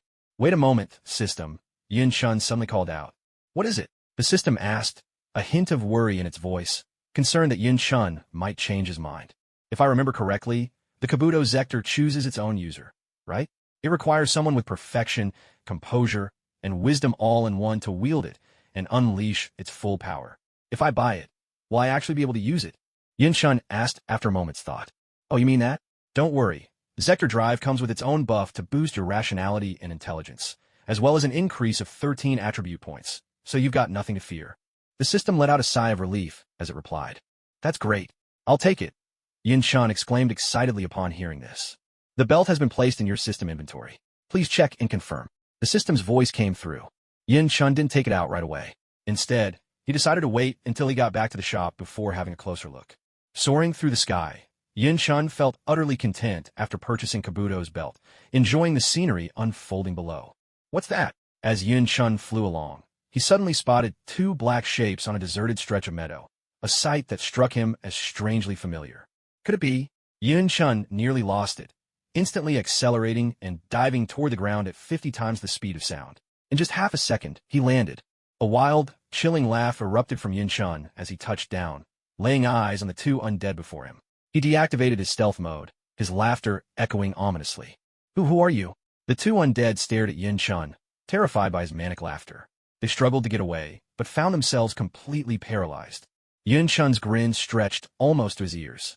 Without a word, worried that hesitation might ruin his chance, he swiftly produced two blank cards and flicked them toward the undead, embedding them into their bodies. The blank cards absorbed both undead, then zipped back into Yin Chun's hand. He burst out laughing again, collapsing to the ground and pounding his fist against it, caught between fits of laughter and coughing. All right, that's enough, the system interrupted, unable to watch any longer. Yin Chun managed to get up, coughing a few more times before steadying himself, still a bit wobbly on his feet. That felt amazing, Yin Chun shouted at the top of his lungs. I wonder if there are any more around? He spun around, scanning the area. Well, would you look at that? There really are. Yin Chun spotted another pair of undead battling in the distance, several hundred meters away. A crazed grin spread across his face as he slipped back into stealth and dashed over, giggling to himself. Hey, host, those look like Queen and King class undead. Are you sure you want to just charge in like that? The system suddenly interjected.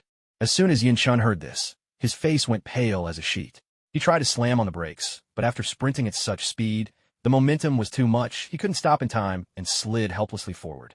In order to stop himself, Yin Chun leaned back as far as he could, his legs frantically scrabbling against the ground.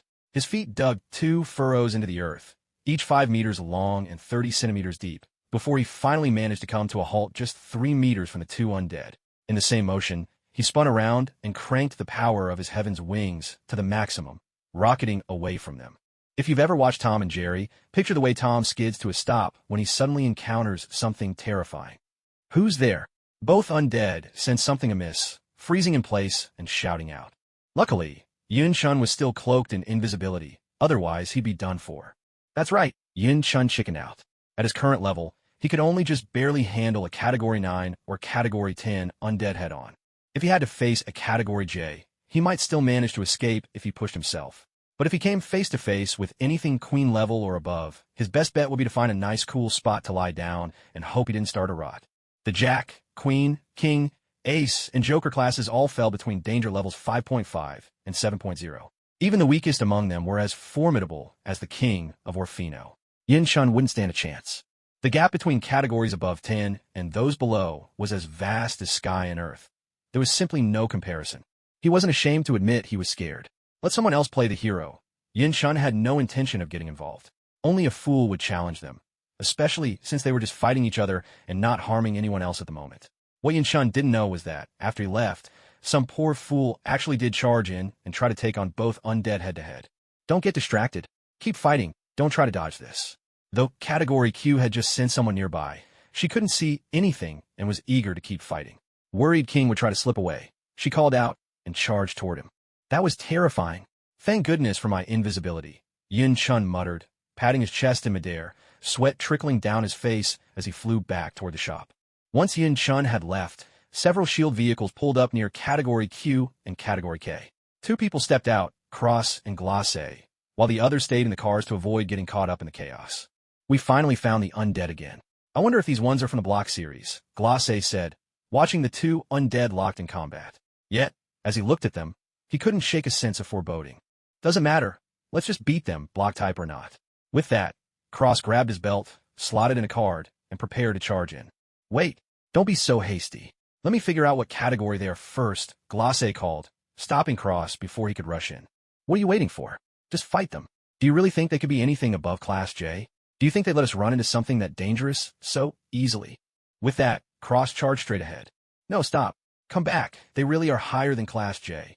Only after Cross rushed in did Grace remember the information Yin-shun had given them, which said these two were Class Q and K. He shouted urgently, but Cross was already too far gone to hear him.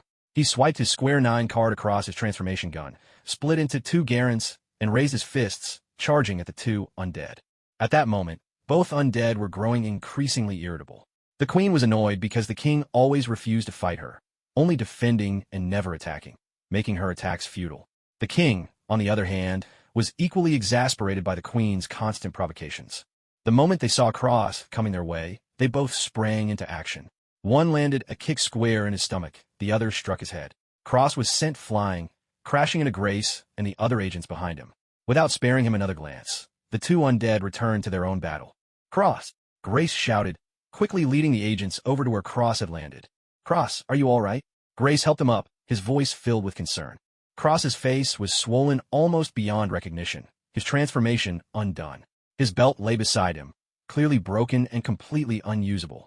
Ambulance, Cross, battered and bruised, gripped Grace's hand and forced out the word before losing consciousness. Quick, get in the car. We need to fall back now. Grace ordered the nearby agents, grabbing the ruined belt and helping Cross into the vehicle. They left immediately. Fortunately, the 2 higher-class undead had no interest in them. Otherwise, things could have gone much worse. They returned to S.H.I.E.L.D. headquarters. On the way, Cross regained consciousness. After all, to Q and K, he was little more than an ant. Dispatching an ant took little effort. Thanks to the protection of his belt, his injuries weren't life-threatening, but the wounds on his face would not heal so easily. Grace found a doctor to tend to him, then accompanied him to the director's office. Director, I'm sorry. Cross, his face puffed and bruised, placed the broken belt on the desk. He stood quietly beside Grace, head bowed. Well, tell me, what have you done? Nick Fury asked, his voice cold as steel and face dark as a thundercloud. I'm sorry, Director. It's my fault. I should have stopped him. If I had acted faster, he wouldn't have rushed in like that. Seeing the director's grim expression, Grace quickly spoke up, worried for Cross. No, Director, this is my fault. I was too reckless and impulsive. That's why this happened. Cross understood the consequences of damaging the belt. Seeing Grace trying to defend him, he quickly spoke up. I just want to know how the belt got destroyed. Is that so difficult? The director's face darkened further, but his tone remained calm. We just received intel about the appearance of a monster.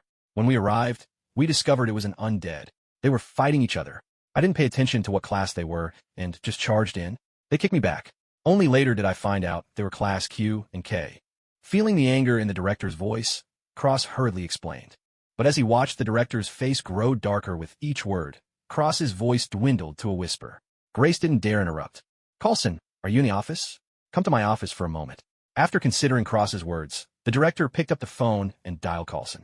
When you arrived, were they hurting anyone? Nick Fury asked calmly. No, they were fighting each other, Cross replied. Was their fight taking place in a busy area? Nick Fury pressed. No, it was an open space. There wasn't anyone nearby. Cross lowered his head even further as he answered. Nick Fury let out a long breath and rubbed his temples, remaining silent. The other 2 dared not speak. The atmosphere in the room grew heavy. Just then, a series of knocks echoed at the door. Come in, Nick Fury said. Director, did you need something? Coulson opened the door and stepped inside. You 2, step outside for now, Nick Fury said to Cross and Grace. Yes, sir.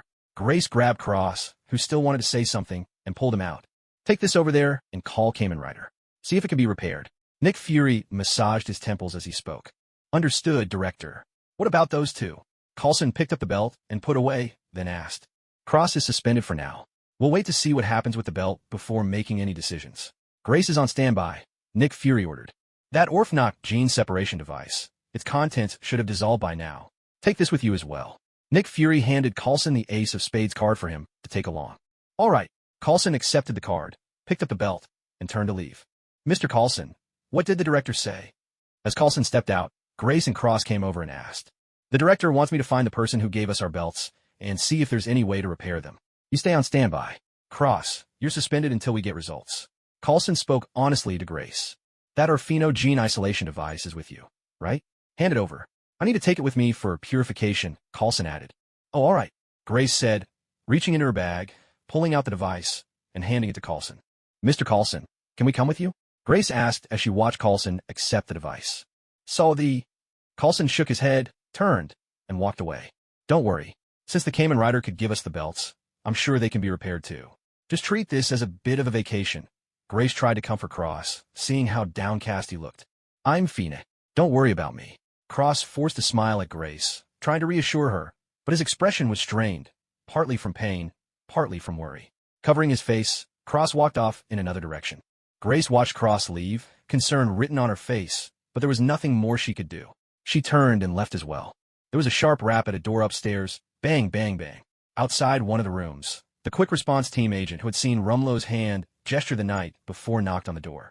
Come in, a man's voice called from inside.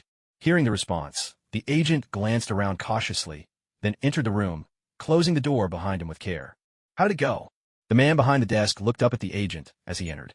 It's here, just as you predicted. His blood is indeed quite special. The research is underway. The agent produced a vial of blood, set it on the desk, and spoke with his head lowered. And his identity? The man straightened, picking up the vial and examining it, a hint of excitement in his eyes. He had already canceled his transformation, but there was a massive explosion and we lost visibility. When the flames died down, Iron Man, Tony Stark, swooped in and took him away. We didn't get a clear look at his real face, the agent reported. No matter. Having his blood is good enough. We can investigate his identity later, the middle-aged man said with a satisfied smile. All right, take this down.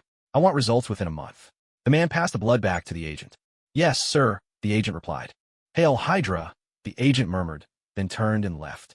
Meanwhile, Yin-Shun had just picked up some milk tea from next door. She set a few cups down on the kitchen table, then went upstairs and placed the rest on the coffee table in the living room. Taking only one cup back to her room, she sat down, wiped the cold sweat from her brow, and took a sip to steady her nerves. Phew! Thank goodness, they didn't notice me. Yin-Shun let out a sigh of relief and continued drinking. After finishing his cup of milk tea, Yin-Shun finally took out the Kabuto belt from his system space and examined it. In his hands appeared a silver-white Zector Drive belt, insect device driver, and a red Kabuto Zector, rhinoceros beetle insect device.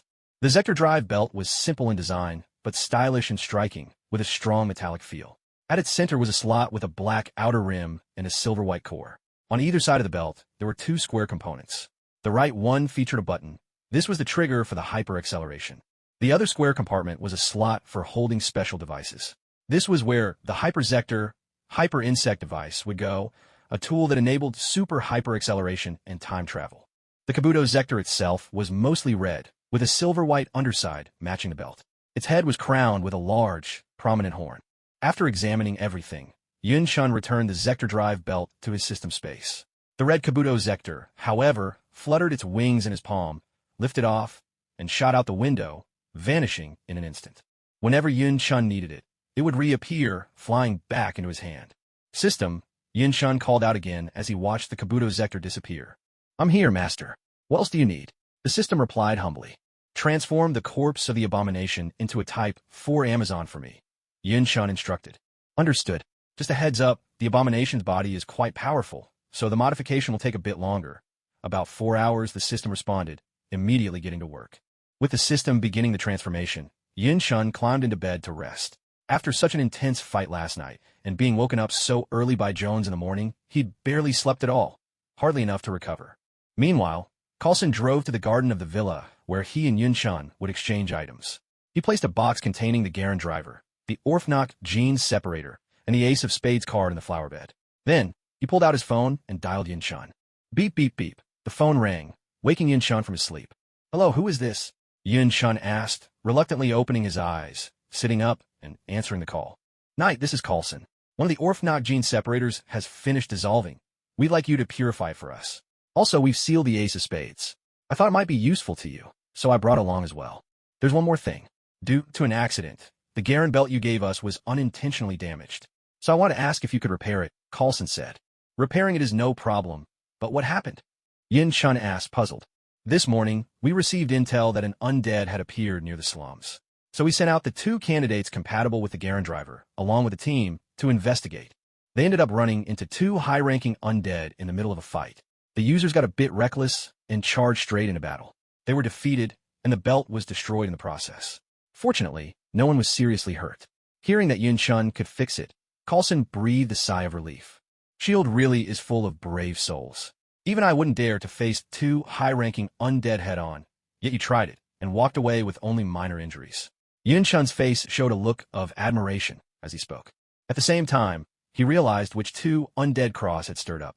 "Mr. Yin, you misunderstand.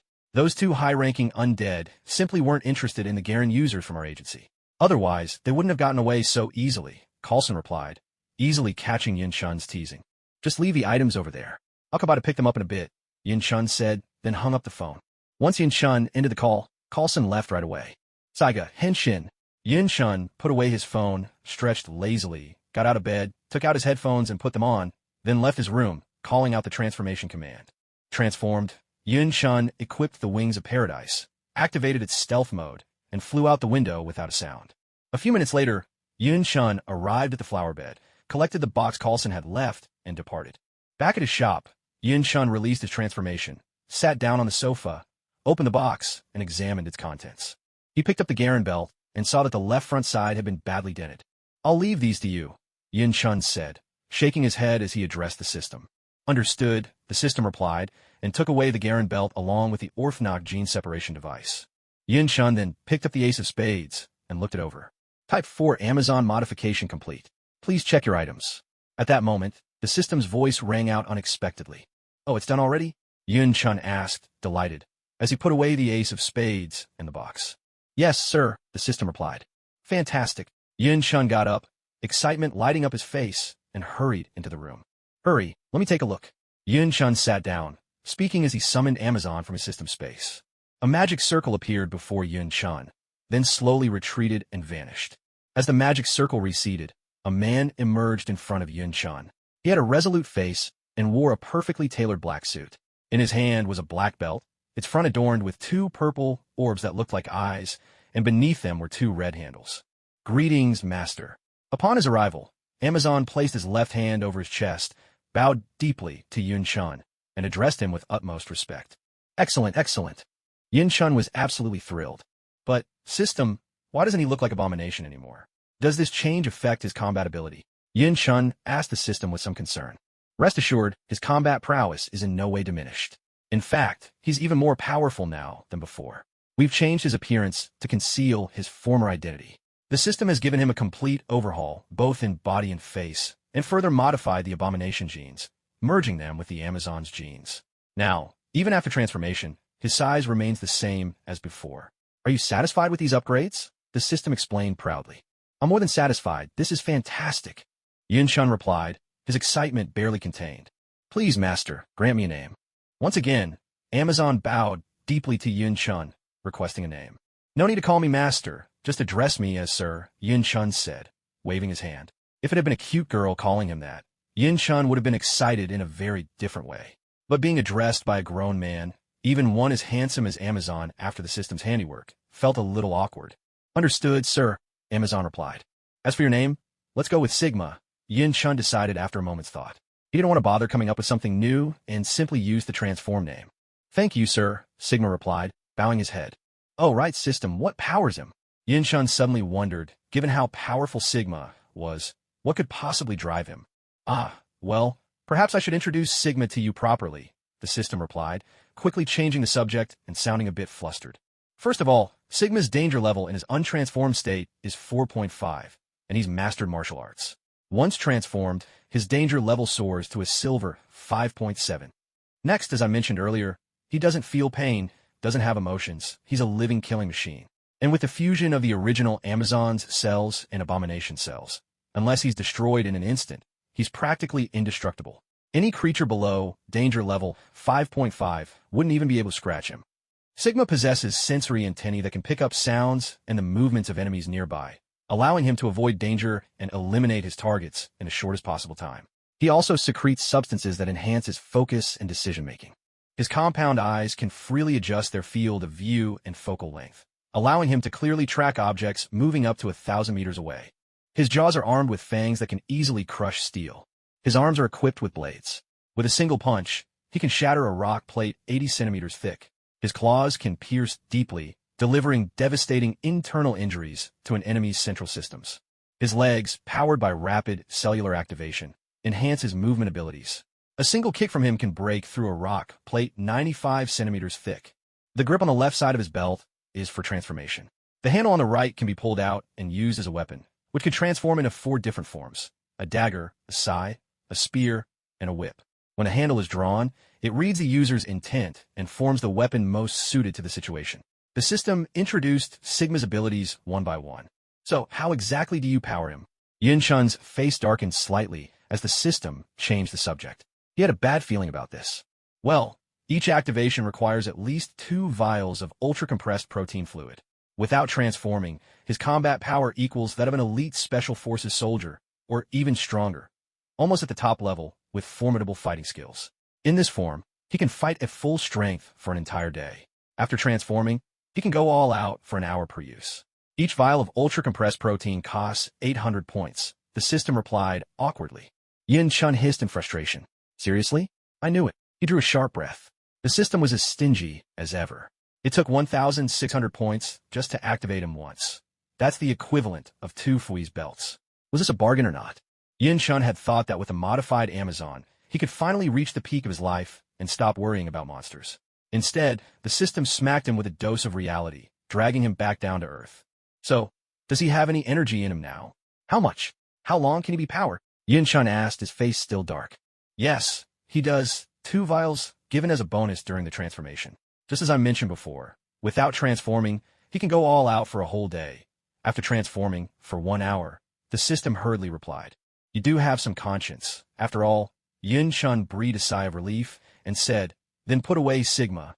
After all, even without fighting, every second was burning through his points, and Yin-chun admitted that this was not something a pauper like him could afford. By the way, host, your week is up, the system suddenly said in a low voice. So what if it is?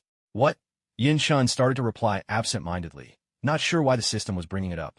He was halfway through his sentence when he abruptly stopped. Wait, does that mean I get to draw a lottery again? Instantly, Yin-chun perked up, his spirits lifted. Hurry, hurry, hurry, I want to draw. Yin-chun eagerly tapped the lottery button on his system panel, starting with the regular draw. It was still the same familiar feel, the same old formula. Yin-chun casually tapped on a card. Congratulations, you have received a strange item. Adorable catworm. What kind of nonsense is this? Yin-chun was exasperated. He pulled out the card to read the description. On the card was an orange cat, but it had no legs. Its whole body was fluffy, incredibly cute, with big, round, innocent eyes. Name, adorable catworm. Ability, cuteness, overwhelming adorableness, counters dogflower. Note, the natural enemy of dogflower feeds on dogflower petals. Though legless, its speed is anything but slow. No female creature can resist its cuteness, none at all. Even males might not be able to withstand it. Usage, since this is not a combat creature, simply say use to activate. TSK, I haven't even used dogflower yet, and now its nemesis shows up right away. Not bad. This would make a great birthday gift for Jones.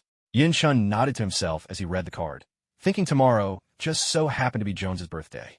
Use, Yin-chun said, holding up the card.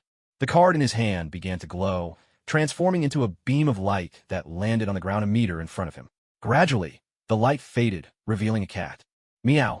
The catworm spotted Yin-chun as soon as it appeared and called out. Mio, the catworm wriggled slowly over, nuzzling Yin-chun's pant leg with its head, purring contentedly. So cute, Yin-chun exclaimed, thrilled, scooping up the catworm and stroking its soft fur, utterly unwilling to let go. A gentle rumbling sound came from inside the catworm. Meow.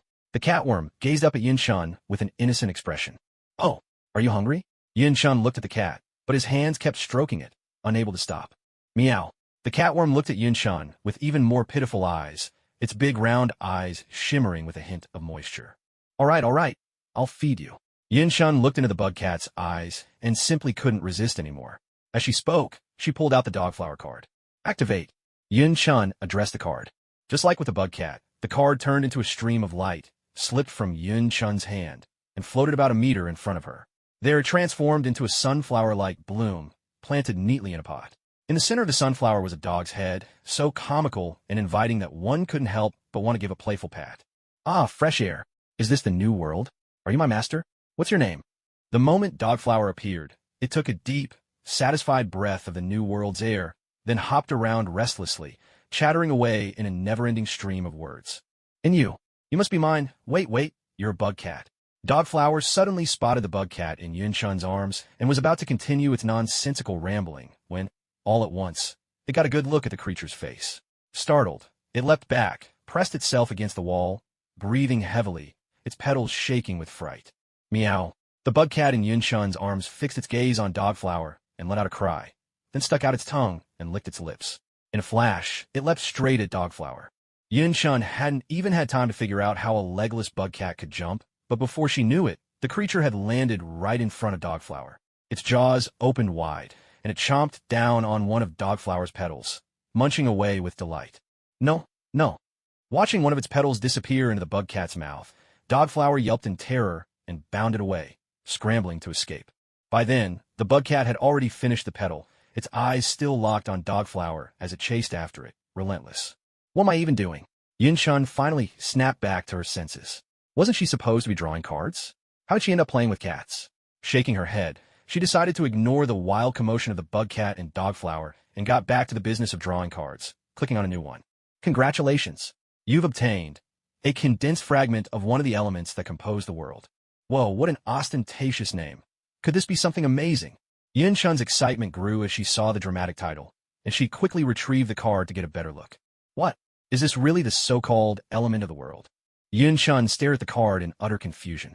On the card was a little stone. That was it. Just a small, plain stone. Nothing more. Did I open this the wrong way?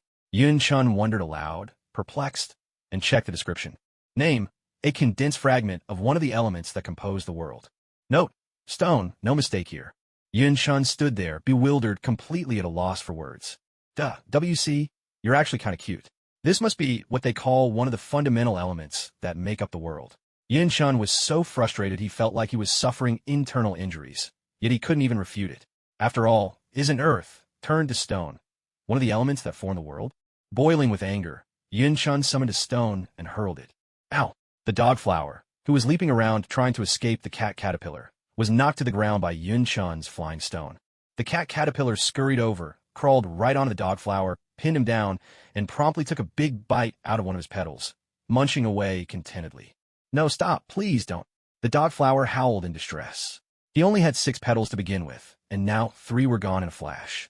Fortunately, the cat caterpillar was finally full. Otherwise, the remaining petals wouldn't have stood a chance. With a satisfied little mule, the cat caterpillar, now well fed, wriggled its way over to Yin-chan, brushing against his pant leg and purring with pleasure. Meanwhile, the Dogflower crept off to a corner, quietly doubting both his life as a dog and his existence as a flower. Good kitty. Yin-chan looked at the cat caterpillar, his mood instantly lifted. Only now did he remember this was just a regular lottery. What great prizes could he even expect? He scooped up the cat caterpillar and began to stroke it, then tapped on the last regular lottery card. Congratulations! You've received 1 blank card. Yin-chan felt a twinge of disappointment, but he didn't dwell on it. With a swipe and a tap, he exited the regular draw and entered the intermediate lottery, selecting a card. Congratulations! You've received a bunch of candied hawthorn skewers. Seriously? Even this shows up? There goes my one shot at a decent intermediate prize. Yin-chan grumbled, though he still pulled out the candied hawthorn card to read its description. Name: a bunch of candied hawthorn skewers. Note: a bunch contains 30 skewers, made with only the most luxurious, top-tier ingredients. The taste is absolutely unrivaled, the best of the best. Everyone who's tried them raves, and once you finish one, you'll be craving another. You deserve to have this experience. It sounds amazing, but is it really that good? Yun-chun wondered aloud, absent-mindedly petting the cat caterpillar as he pulled out a skewer and took a bite. A gasp escaped him as his eyes widened in surprise. He said nothing, just kept eating. In less than 2 minutes, Yun-chun had finished all 6 hawthorn balls on the skewer.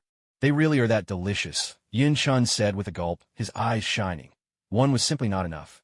Unable to resist temptation, Yun-chun took out another skewer and quickly devoured it, a look of pure satisfaction spreading across his face. All right, time to get back to the lottery. Having finished his candied hawthorn, Yun-chun resumed drawing. Congratulations. You've received absolutely nothing. Yun-chun tapped on a card, only to find it empty. See, he muttered in frustration at his bad luck. Heaven help me. Please, just give me something good this time, Yun-chun said, releasing the cat caterpillar from his arms, pressing his palms together, and chanting a heartfelt prayer. Whoosh! Yun-chun took a deep breath and slowly tapped on the high-level lottery card. Congratulations! You've received 1 Kamen Rider Drake Transformation System device. Huh, what's this supposed to be, scraps? Yun-chun muttered, frustrated. Of all times, it had to show up now. Right after I bought Kabuto? Is this some kind of joke? He was exasperated. This transformation device felt utterly unnecessary. Oh well, I guess I should be grateful it's not a total miss. Yun-chun shrugged, consoling himself with the thought that getting a transformation device at all was already pretty good. There was no need to be greedy. He took out the transformation gear, the Drake Grip and Drake Zector, examining them carefully. The Drake Grip looked like a handle, alternating black and blue. To call it ugly would be harsh for a transformation device, so let's just say it was nothing special. The Drake Zector, on the other hand, was a dragonfly-shaped gadget, also black and blue, with large shimmering silver wings and a long blue tail. It was 2 or 3 times the size of the Kabuto Zector, and honestly, it looked rather cool. Still feels pointless, though. Yun-chun sighed, and, with a resigned chuckle, let the Drake Zector fly away before storing the Drake Grip in his system space. Just then, a sudden knocking echoed at the door. Who is it? Yun-chun called out. Brother Yin, dinner's ready, came Jones's voice from outside. Oh, all right, I'm coming, Yun-chun replied. Only then did he notice how dark the room had grown. Is it this late already? He murmured to himself. Meow. At that moment, the cat worm let out a little cry. Time to head back. I've got things to do tonight. Let's come out again tomorrow. Yun-chun smiled, turning the cat worm back into a card and storing it away in his system space. And you, don't think I've forgotten about you, just because you're hiding. Yun-chun turned his gaze to the flower pup, who was sulking in the corner. Look at me. I'm so adorable. Could you really send me away? Flower pup turned around, eyes shimmering with tears. Truth be told, while Flower Pup wasn't quite as cute as Catworm, he was still pretty charming. Plus, the Petals Catworm had nibbled on had grown back to 4. Only 2 to go. I even put away the Catworm, who's cuter than you. Are you really cuter than Catworm? Yun-chun teased, making a face, and swiftly turned Flower Pup into a card as well. Yun-chun opened the door and stepped outside. Brother Yun, were you talking to someone in there? I thought I heard a cat. Are you keeping a pet now? Jones glanced past him, peering curiously into the room. No, we must have misheard. Yun-chun grinned, stepping aside to let Jones take a look inside his room, keeping up a perfectly innocent facade. That should be ready now, Brother Yun. Time to eat. Manager Sure from next door and his daughter have arrived too. Let's all go down and have dinner together. Jones glanced into Yun-chun's room, saw it was empty, and said this with a smile. Oh, Manager Sure is here as well? Yun-chun asked. Yes, he is. Graham has already gone downstairs. You'd better hurry down too. Jones replied before heading down first. Yun-chun thought for a moment, then took out the candied hawthorn skewers he'd drawn from the system earlier, found a clean bag, packed them up, and brought them along. Hey, Manager Yun, you're coming down pretty late, huh? As Yun-chun came downstairs, he heard Sure greet him. Yeah, I went to bed late last night. I just woke up after a nap, Yun-chun replied with a smile. Hello, Brother Yun. Sure walked over carrying a plate of food, smiled, and greeted Yun-chun before placing the dish on the table. Shimei, you're here too, welcome. Yun-chun smiled back warmly. Yes, I've been here quite a few times, but you're never home. This is the first time I've actually seen you here, Brother Yun, Shimei laughed. Except for meals, I'm usually out on errands. Things have been a bit hectic lately, Yun-chun said, stifling a yawn. All right, let's hurry up and eat before everything gets cold, Jones said as he brought over another dish. Sounds good. Everyone agreed and took their seats. These candied hawthorn skewers were a gift from a friend when I came back at noon. After the meal, feel free to take some home as dessert. They're really delicious, Yun-chun said, placing the bag of treats by his side. Oh, after hearing you say that, I definitely want to try one later, Shuri replied, his interest piqued. I want one. Graham immediately reached toward the bag. Wait until after we eat. If you start now, you won't have any room for dinner, Yin Chun said, catching Graham's hand and giving him a look. With guests present, Yin Chun kept his tone gentle. He's right, Graham. Let's eat first, Jones chimed in. Reluctantly, Graham began to eat his meal. The five of them ate quietly together, not saying much. 20 minutes passed. Graham finished first, eagerly grabbed a candied hawthorn skewer, and took a huge bite. Wow, this is delicious, Graham exclaimed, savoring the treat. He quickly finished one and immediately reached for another. Seeing how much Graham was enjoying himself, the other three, apart from Yin Chun, grew curious. They hurriedly finished their meals, and each took a skewer. As soon as they bit into the first one, their eyes widened in surprise. Without a word, they devoured their skewers and reached for another, wolfing them down as if unable to stop. Seeing the situation, Yin Chun realized that if he didn't hurry up and eat, there might not be a single one left for him. He quickly scooped up his food. Finally, Yin Chun finished his meal and joined the scramble. In just a few minutes, out of 28 candied hawthorns, the five of them devoured 15. Only 8 remained, not because they didn't want more, but because they simply couldn't eat another bite. Clutching their stomachs, they all leaned back comfortably in their chairs. Sorry, Brother Yin, it was just so delicious. I didn't mean to.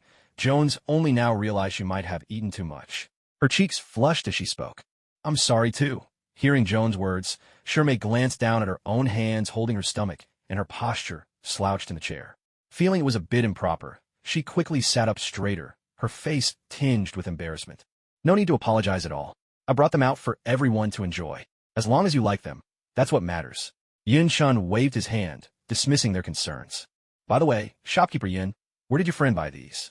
They're so much tastier than any I've had before, Shuri asked, clearly less self-conscious than Jones or his daughter, leaning back in his chair.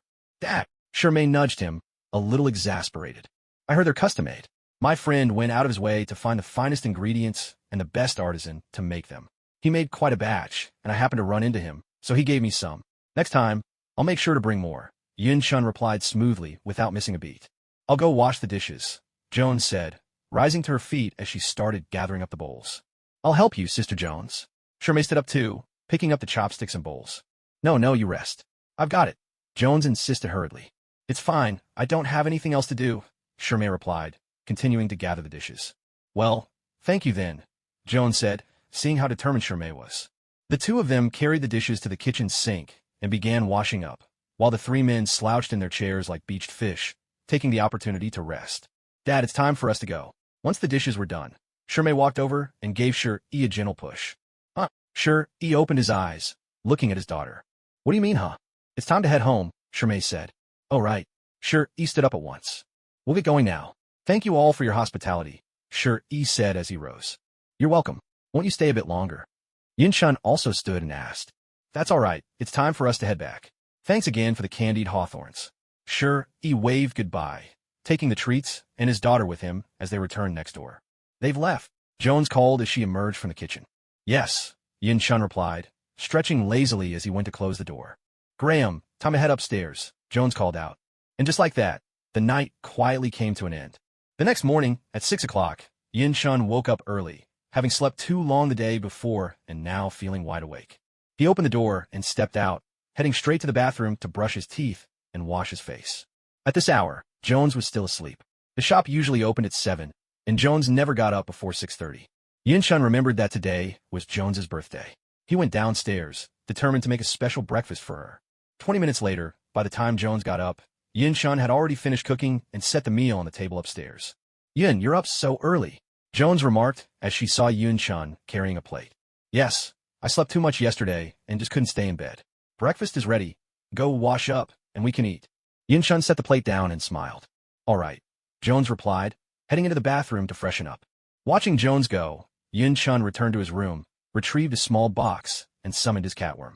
Shh, be good, keep quiet, Yin Chun whispered to the catworm, holding a finger to his lips to signal silence. The catworm seemed to understand, gazing quietly at Yin Chun. Carefully, Yin Chun placed the catworm into the box, closed the lid, and took out his phone to call Hank. Since today was Jones's birthday, Yin Chun planned to let her have the day off, and Hank as well. Why isn't anyone picking up? Yin Chun wondered as he listened to the ringing tone. Never mind, I'll just tell him when he gets here, he thought, assuming Hank had already left home. Setting the matter aside, Yin-chun prepared to wait until Hank arrived. Holding a box, Yin-chun walked out of his room. By then, Jones was already eating breakfast. "Aren't you going to eat, Yin?" Jones asked, glancing at Yin-chun as he came in. "No need. I've already eaten," Yin-chun replied, approaching with the box in his arms. "What's in the box you're holding?" Jones inquired between bites. "Happy birthday. This is my gift for you." Yin-chun placed the box on the table with a warm smile. "Oh, it's my birthday today. I completely forgot." Jones suddenly remembered. "Thank you, Yin. Can I open it now?" Jones accepted the box eagerly. "Finish eating first," Yin-chun said, not letting her open it immediately. "All right then," Jones answered, quickly finishing her meal and wiping her mouth. "I'm opening it now," she announced, lifting the lid. A soft meow came from inside the box. "Oh, how adorable," Jones exclaimed, her eyes lighting up as she saw the catworm. "Do you like it?" Yin-chun asked with a gentle smile. I really like it, thank you." Jones picked up the catworm and started petting it as he spoke. "As long as you like it. It's your birthday today, so take the day off and relax." Yin-chun smiled, watching Jones excitedly stroke the cat. "Thank you so much," Jones replied, beaming with happiness. "But why doesn't it have any legs?" Jones frowned as he studied the catworm. "It's a brand new breed. There's only one in the whole world," Yin-chun replied, coming up with an excuse on the spot. "Oh, really?" Jones sounded skeptical. "Of course. Would I ever lie to you?" Yin-chun answered without missing a beat, his expression perfectly calm. "Well, that's a relief." Jones let out a breath, reassured by Yin-chun's words, and went back to petting the catworm. Suddenly, there was a loud crash downstairs, followed by the clatter of things falling. "What's going on?" Yin-chun heard the commotion and dashed toward the stairs. Seeing this, Jones grew worried too. Holding the catworm tightly, he hurried after Yin-chun. When they reached downstairs, they saw a man staggering toward Yin-chun, carrying a little girl in his arms. "Hank, you!" Yin-chun exclaimed in surprise as he recognized the man approaching. It was indeed Hank. His clothes were torn and ragged, and he was covered in wounds, but the blood seeping from them was an unnatural shade of green. The girl in Hank's arms looked about 10 years old, unconscious and with a few scrapes on her skin, though nothing seemed too serious. Her clothes were a bit dirty, but otherwise intact. "Manager, I'm sorry. Please, I beg you, take care of my sister for me. She shouldn't be dragged into my problems. Please," Hank pleaded, panting with exhaustion. He handed the girl to Yin-chun, then collapsed his knees. "Of course. What happened? Get up, what's going on?" Yin-chun took the girl, frowning with concern. "I'm sorry. I'm counting on you." Without explaining further, Hank turned and fled out the door. "Brother Yin, what happened?" Jones had just reached the bottom of the stairs, only to see a battered stranger rushing out, several chairs overturned and a table pushed aside. Yin-chun was holding someone in his arms. "I'm not sure either. That was Hank. Please help look after this girl. I'm going to check outside." As he spoke, Yin-chun handed the unconscious girl to Jones. "All right, be careful." Jones set down the catworm, gently took the girl from Yin-chun, and called after him. "It'll be fine," Yin-chun replied as he ran out, shutting the door behind him, and hurried off in the direction Hank had gone. When Yin-chun caught up to Hank, 3 people dressed in different outfits were also chasing after him. A construction worker, a chef, and an office employee. Although their clothes were different, their expressions were identical, cold, emotionless, as if they were soulless machines. Who are these people, and what's really going on with Hank? Yin-chun wondered as he pursued them, confusion clouding his thoughts. "Must you really drive me to utter ruin?" Hank led them to a deserted, open space, finally stopping as he turned to face them, his voice seething with anger. "Traitors don't deserve to live." The 3 also came to a halt. The chef, standing in the center, spoke in a chillingly calm tone. By this time, Yin-chun had arrived nearby. He didn't intervene immediately, choosing instead to hide in the shadows and watch Hank and the 3 pursuers. He wanted to see what would happen. "I just want a peaceful life. Is that so much to ask?" Gone was Hank's usual meekness. With gritted teeth, he shouted back at them, his voice trembling with barely controlled fury. "Your very existence has already sealed your fate. Either you survive, evolve, and conquer this world, or you end up as cannon fodder." Or, the chef's body suddenly glowed, growing in size and morphing into something monstrous. When the light faded, he had transformed into a terrifying creature, his entire body now a sickly green, a helmet-like carapace on his head, and long crimson claws extending from his hands. "You get killed by us." In the next moment, the other 2 also transformed, becoming monsters identical to the chef. "What, these are aberrants?" Yin-chun stared in astonishment at the 3 creatures. This was the first time he had actually seen aberrants since arriving in this world. Aberrant data successfully recorded. Monster detection function updated. The system's voice chimed in his mind. With a roar, Hank transformed into an aberrant as well, charging straight at the other three. A traitor who's lost his aberrant heart doesn't deserve to live. Die!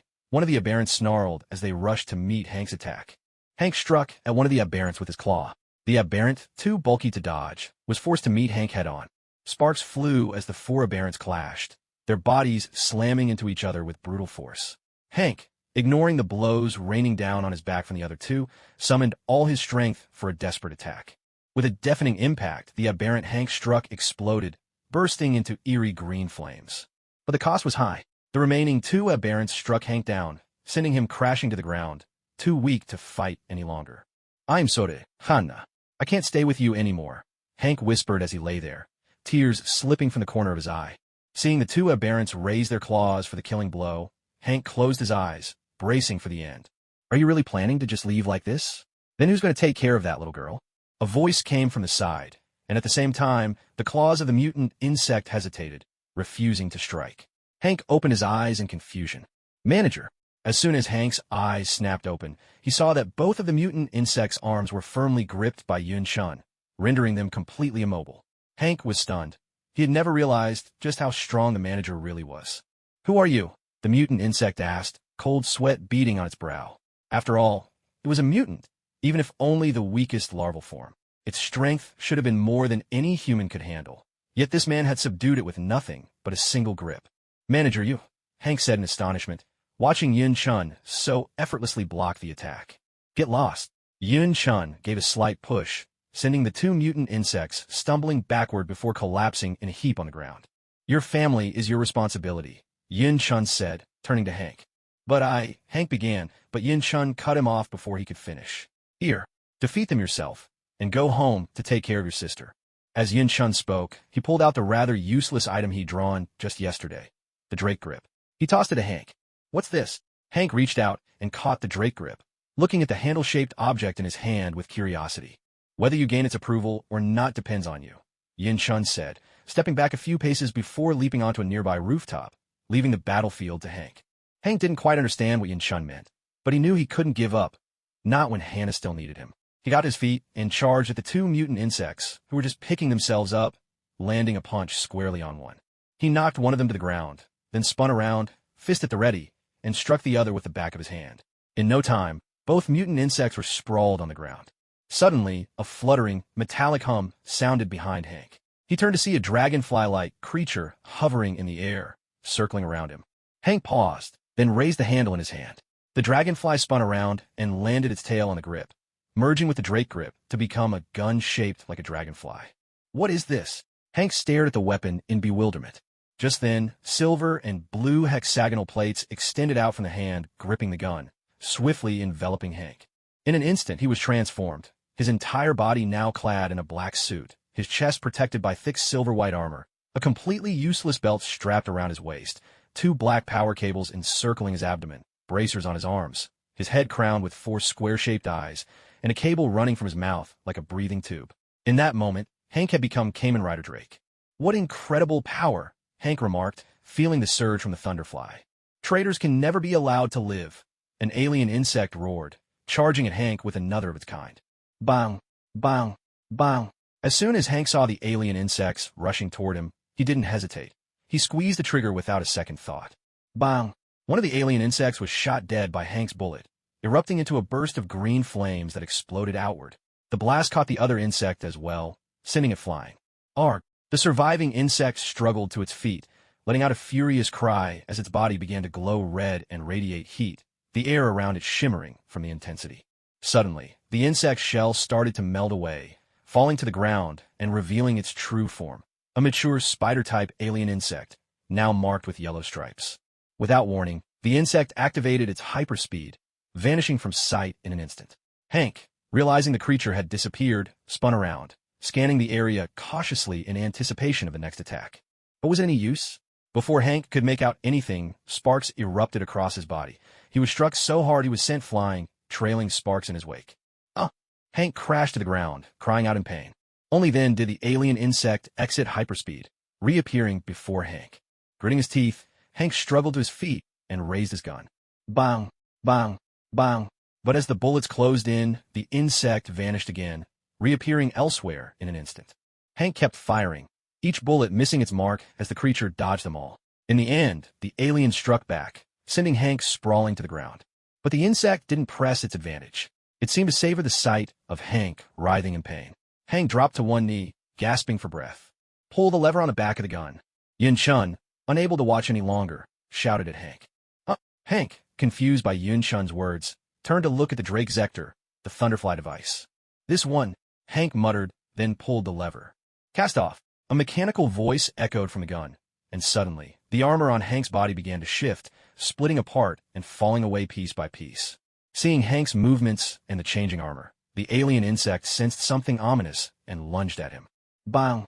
Segments of Hank's armor shot outward, striking the alien insect and blasting it back. Change Dragonfly. With the armor cast off, Hank's silhouette grew sleeker, his suit now more streamlined and light, exuding a new sense of agility. The lower half of his body remained unchanged. All the transformation took place above the waist. First, all the power cables that once ran along his torso were gone. The arm guards on both arms had been greatly reduced, and the armor on his chest had turned blue. Both his chest and back now sported a silver, dragonfly-like wing, each wingtip curving to the right. His head was crowned with two large blue eyes. What a light and nimble feeling, Hank remarked, gazing down at his body and taking in the sensation. Seeing Hank's transformation, the worm grew more and more agitated. It immediately activated its overclock mode and charged straight at Hank. Suddenly, Hank was sent flying again, sparks scattering in every direction.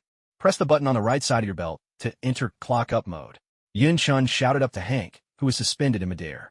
At Yun-chun's command, Hank quickly pressed the button on his belt. Clock up. In an instant, Hank felt as though time around him had slowed to a crawl, and he could clearly see the worm. As the worm lunged to strike him, Hank dodged in the nick of time, narrowly avoiding its fist.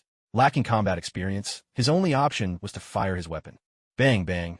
The worm was hit and immediately forced out of its overclock mode, while Hank remained in his accelerated state, continuing to fire relentlessly. A final shot struck true. An explosion erupted from the worm, engulfing it in green flames. Yet to Yun-chun, the entire skirmish had lasted only a few seconds. After the worm was defeated, the Drake Zector detached itself from the Zector grip and turned back into a dragonfly, zipping away. Hank, too, reverted to his human form, turning to watch the dragonfly depart. At this, Yun-chun leapt down from the upper floor and walked over to Hank. Boss, Hank began, wanting to say something, but Yun-chun cut him off. Let's talk back at the shop. Boss, here, I should return this to you. Hearing Yun-chun's words, Hank offered the Zector grip to him. You've already been acknowledged by it, so for now, you should keep it, Yun-chun replied, declining to take the Zector grip. With that, he turned and headed toward the shop. Thank you, boss. Hank didn't protest or hesitate. He accepted it and followed closely behind Yun-chun. Back at the shop, Jones had already tidied up downstairs. Everything was back in its place, and the floor gleamed spotlessly clean. Yun-chun didn't head upstairs right away. He found a chair and sat down. Seat. Now, tell me, what's your story? Yun-chun said, looking at Hank, who was standing there frozen in place. Hank tried to speak, but he didn't know where to begin. Boss, do you believe in parallel worlds and parallel universes? Hank suddenly recalled something and asked. Speak. Yun-chun was not surprised by the question and gave his permission. Hearing this, Hank continued, You might not believe it, but the three you saw earlier and I are actually from a parallel universe, a different world entirely. Our species is called the Xeno insect. A few months ago, someone invited us to this world. I had just been born at the time, so I came along. But something went wrong that day, and only the king, a few leaders, and a handful of us managed to make it here. Hank's voice grew faint as he spoke. We Xeno insects can mimic any human, even copying their memories.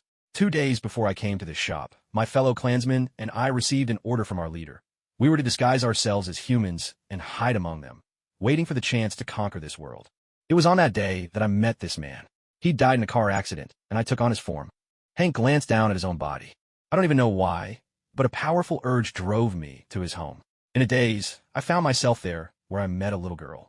From his memories, I knew she was his younger sister. Somehow, I just started living with her. But we quickly ran out of money, so I had to look for work. It was then that I saw your shop and decided to come in. Everything else, well, you know the rest. Hank lowered his head as he spoke. But ever since I took on this form, I've never once thought about hurting anyone. Suddenly, Hank looked up, his voice filled with anxiety, afraid Yun-chun would see him as a monster who only knew how to kill. Don't you recognize the thing I gave you? Yin Chun asked, staring at Hank. I don't remember it. What? Hank replied. Have you ever heard of the night system? Yin Chun pressed further. Oh no, I haven't. Hank scratched his head awkwardly. But didn't you say you're from another world? How could you not know about Sir?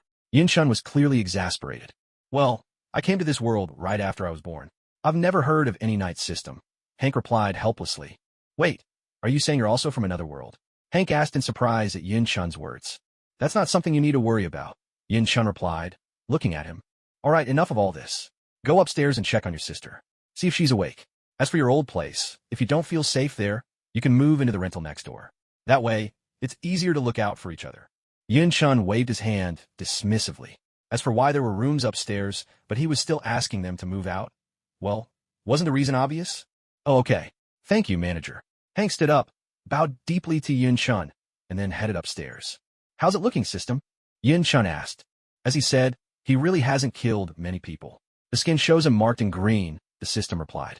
Also, once you're mentally prepared, take a look at the map in the scan function. The system added suddenly, a hint of pity in its voice.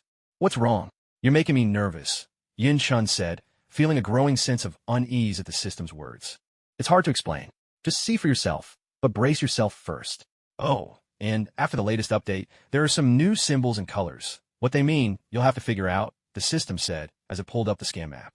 See? Yin Chun stared at the map, stunned, and cursed out loud. He saw several new symbols, in different colors scattered across the map. In the upper right corner, a legend explained what these symbols represented. Strange creatures known as aberrant insects, clustered in 3 main locations. There were 5 colors marking the aberrant insects on the map. A new earthy yellow signified a danger level of 2 to 3, marking larvae. They were weak, but there were nearly 600 of them. One of the main reasons Yin Chun cursed. Yellow indicated a danger level of 3 to 4, representing newly evolved adult aberrant insects. There were fewer of these, just over 40. Blue signified a danger level of 4 to 5, marking the high-level adult aberrant insects. Their numbers were scarcer still, barely reaching 10. Silver showed a danger level of 5 to 6, reserved for queen aberrant insects capable of laying eggs. Only 6 of these appeared on the map. As for anything more advanced, Yin Chun's own level wasn't high enough to detect them. If stronger aberrant insects existed, the map didn't reveal them. Finally, there was white, a color different from the unawakened or pheno. White symbols had no danger rating. They represented eggs. There were about 1,000 of them, the main reason for Yin Chun's outburst. If these hatched, it would spell disaster. In the upper right corner, beneath the aberrant insect legend, a line of text read, "Only queen aberrant insect from other worlds can lay eggs and hatch larvae. Queens that originated in this world do not possess this ability." At this, Yin Chun let out a sigh of relief. There are 3 aberrant insect clusters. Should I wipe one out? Yin Chun mused, squinting at the dense gathering spots on the map. So many aberrant insects. How many humans had already fallen victim to them? Though there were 3 clusters, the vast majority were concentrated in one, likely the main nest. Yet, despite its size, there were few high-level aberrant insects there. The other 2 clusters were smaller, probably satellite nests, set up as backup like a clever rabbit with 3 burrows. System, aside from what's shown here, are there even stronger aberrant insects in this cluster? Yin Chun asked, pointing to the area with the largest concentration. No, only the ones shown on the map. The stronger ones are in other clusters. But if they find out, with their abilities, it might only take them 10 minutes to get here, the system reminded him. So, if we want to take out this cluster, we absolutely can't let any information leak. If it does, we'll have to defeat all the enemy insects within 10 minutes, Yin Chun said, his face expressionless. That's right, but I don't recommend you rush in to wipe them out just yet. While there aren't any stronger insects inside, they're not ones you can handle with your current strength, the system replied. Who says I'm going alone to take down this cluster? Yin Chun responded calmly. Oh, and who are you planning to drag into this? The system asked. You'll see soon enough. Do you have any devices that can temporarily grant someone super speed abilities? Yin Chun didn't answer directly. Instead, he posed another question to the system. They could be forged, but the devices can only be used with armor. Ordinary people can't equip them. The pressure from super speed would be too much for them to handle. Also, the devices are single-use only. Once activated, they last for just 1 hour, and even then, whether you can use the full hour depends on the strength of the armor. You can't stay in super speed mode the whole time, the system explained. How many points for one? Yin Chun asked. 300, the system replied. Are there any weaker, cheaper ones? Yin Chun pressed. The Fui's type, which only boosts speed, costs 150 points. But even with armor, humans might not be able to use it smoothly. Kabuto's speed boost synchronizes the brain and body. Foi's only accelerates the body, so if your reflexes aren't up to par and your mind can't keep up, it's practically useless. You probably noticed that yourself, the system said. I have, Yin Shun admitted, recalling how every time he used it, he felt as though he was struggling to keep up. Go ahead and forge 3 Kabuto-type units and 5 Foi's-type units, Yin Shun instructed. All right, there's nothing else, only what's on the map. The really powerful ones are at other gathering points. But if they find out, with their abilities, they could get here in just 10 minutes, the system reminded him. So, if we want to take out this gathering point, we must ensure there are no leaks. If there is a leak, we have to defeat all the worms within 10 minutes, Yin Shun said, his face expressionless. That's right, but I don't recommend you rush and wipe them out. While there aren't any stronger worms inside, they're still beyond what you can handle with your current strength, the system replied. Who said I'm going alone to deal with this gathering point? Yin Shun replied calmly. Oh, who are you planning to drag into this? The system asked. You'll find out soon. Do you have any devices that can temporarily grant someone super speed abilities? Yin Shun didn't answer directly, but instead asked the system. They can be forged, but the devices can only be used with armor. Ordinary people can't handle the stress that comes with super speed, the system explained. Also, these devices are single-use. Once activated, they last for only 1 hour, and even then, it depends on the strength of the armor. You can't maintain super speed for the full hour continuously, the system added. How many points for one? Yin Shun asked. 300, the system replied. Are there any weaker, cheaper versions? Yin Shun inquired. The Foi's type, which only boosts speed, costs 150 points. But even if a human wears armor, they might not be able to use it effectively. The Kabuto model accelerates both brain and body in sync, the system explained. The Foi's model, on the other hand, only accelerates the body. It requires extremely fast reflexes. If the brain can't keep up, it's pointless. You've probably felt that yourself, the system continued. I have, Yin Shun admitted, recalling how every use left him feeling like he was barely keeping up. Go ahead and forge them. 3 Kabuto types, 5 Foi's types, Yin Shun ordered. All right, that's 1,350 points, the system replied. Do it, Yin Shun said. Understood, boss. Give me 30 minutes, the system replied with a cheerful laugh. By the way, can I let others see the monster detection panel? Or is it just for me? Yin Shun asked, suddenly thinking of something. Yes, as long as you want them to, the system answered. At this, Yin Shun started to ponder another issue. Should he bring Hank along? Even though Hank was a traitor among the worms, at the end of the day, he was still one of them. Brother Yin, why aren't you coming up? Just then, Jones came down and asked. Oh, just waiting a bit. How are Hank and his sister doing? Yin Shun replied. He's awake now, he's fine. He's playing with Graham. I came down to fix them something to eat. They haven't had a meal yet, Jones said as she walked into the kitchen. Yin Shun thought for a moment, then stood up and headed upstairs. On the upper floor, Hank was sitting on the sofa, keeping an eye on his sister. She, meanwhile, was sharing snacks with Graham while watching TV. Yin Shun couldn't help but notice, perhaps it was just his imagination, that Hannah seemed a bit shy. Hannah, this is the manager. Call him brother, Hank said to Hannah as he saw Yin Shun approaching. Hello, brother, Hannah greeted Yin Shun softly, her voice timid. Hello there, little one. What's your name? Yin Shun sat down, smiling as he addressed Hannah, who had just greeted him. My name is Hannah, she answered, her voice barely above a whisper. What a sweet girl, Yin Shun said with a gentle smile. Hank, come here for a moment, Yin Shun called out, then walked toward the balcony. Manager, is something the matter? Hank followed Yin Shun outside and asked him on the balcony. What do you think of your people, your kind? Yin Shun asked directly. I don't like what they do, but there's nothing I can change. I don't want anything to do with them anymore, Hank replied, shaking his head. Do you think, aside from yourself, there's any hope that the others, your kind, could ever coexist with humans? Yin Shun pressed further. I don't think it's possible. Some of our leaders have big ambitions. They want to rule Earth, to wipe out all humans. Coexistence isn't even on their minds. If it was, they wouldn't have sent people to kill me, Hank said, shaking his head again. Besides, humans wouldn't accept us either. After all, those who aren't of your own kind are always regarded with suspicion. Humans will never trust us. There's probably no way for both sides to survive together, Hank said, his tone troubled. Take good care of your sister. I have to step out for a bit. From now on, I'm counting on you to keep the shop safe, Yin Shun said, patting Hank's shoulder with a smile. After a moment's thought, he decided not to bring Hank along and turned to leave. I won't let you down. I promise I'll protect this place, Hank said earnestly as Yin Shun walked away. Hey, brother Yin, where are you going? Yin Shun had just come downstairs when he bumped into Jones, who was carrying plates of food. I have some things to take care of outside, Yin Shun replied with a smile. Be careful out there, Jones said, stepping aside to let him pass. She knew Yin Shun was heading out to fight again. Will do, Yin Shun said, walking past her as Jones continued upstairs. At the doorway, Yin Shun paused and glanced back, watching as Jones disappeared up the stairs. He stood still for a moment. Has the Garen belt been repaired?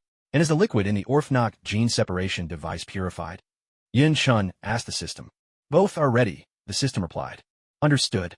Hearing this, Yin Shun immediately projected the panel in front of him, selected the worm option, took out his phone, snapped a few photos of the panel, then closed it and dialed Coulson's number. At that moment, Coulson was reviewing some documents when his phone chimed with a message notification. As he picked it up to check, another call came through.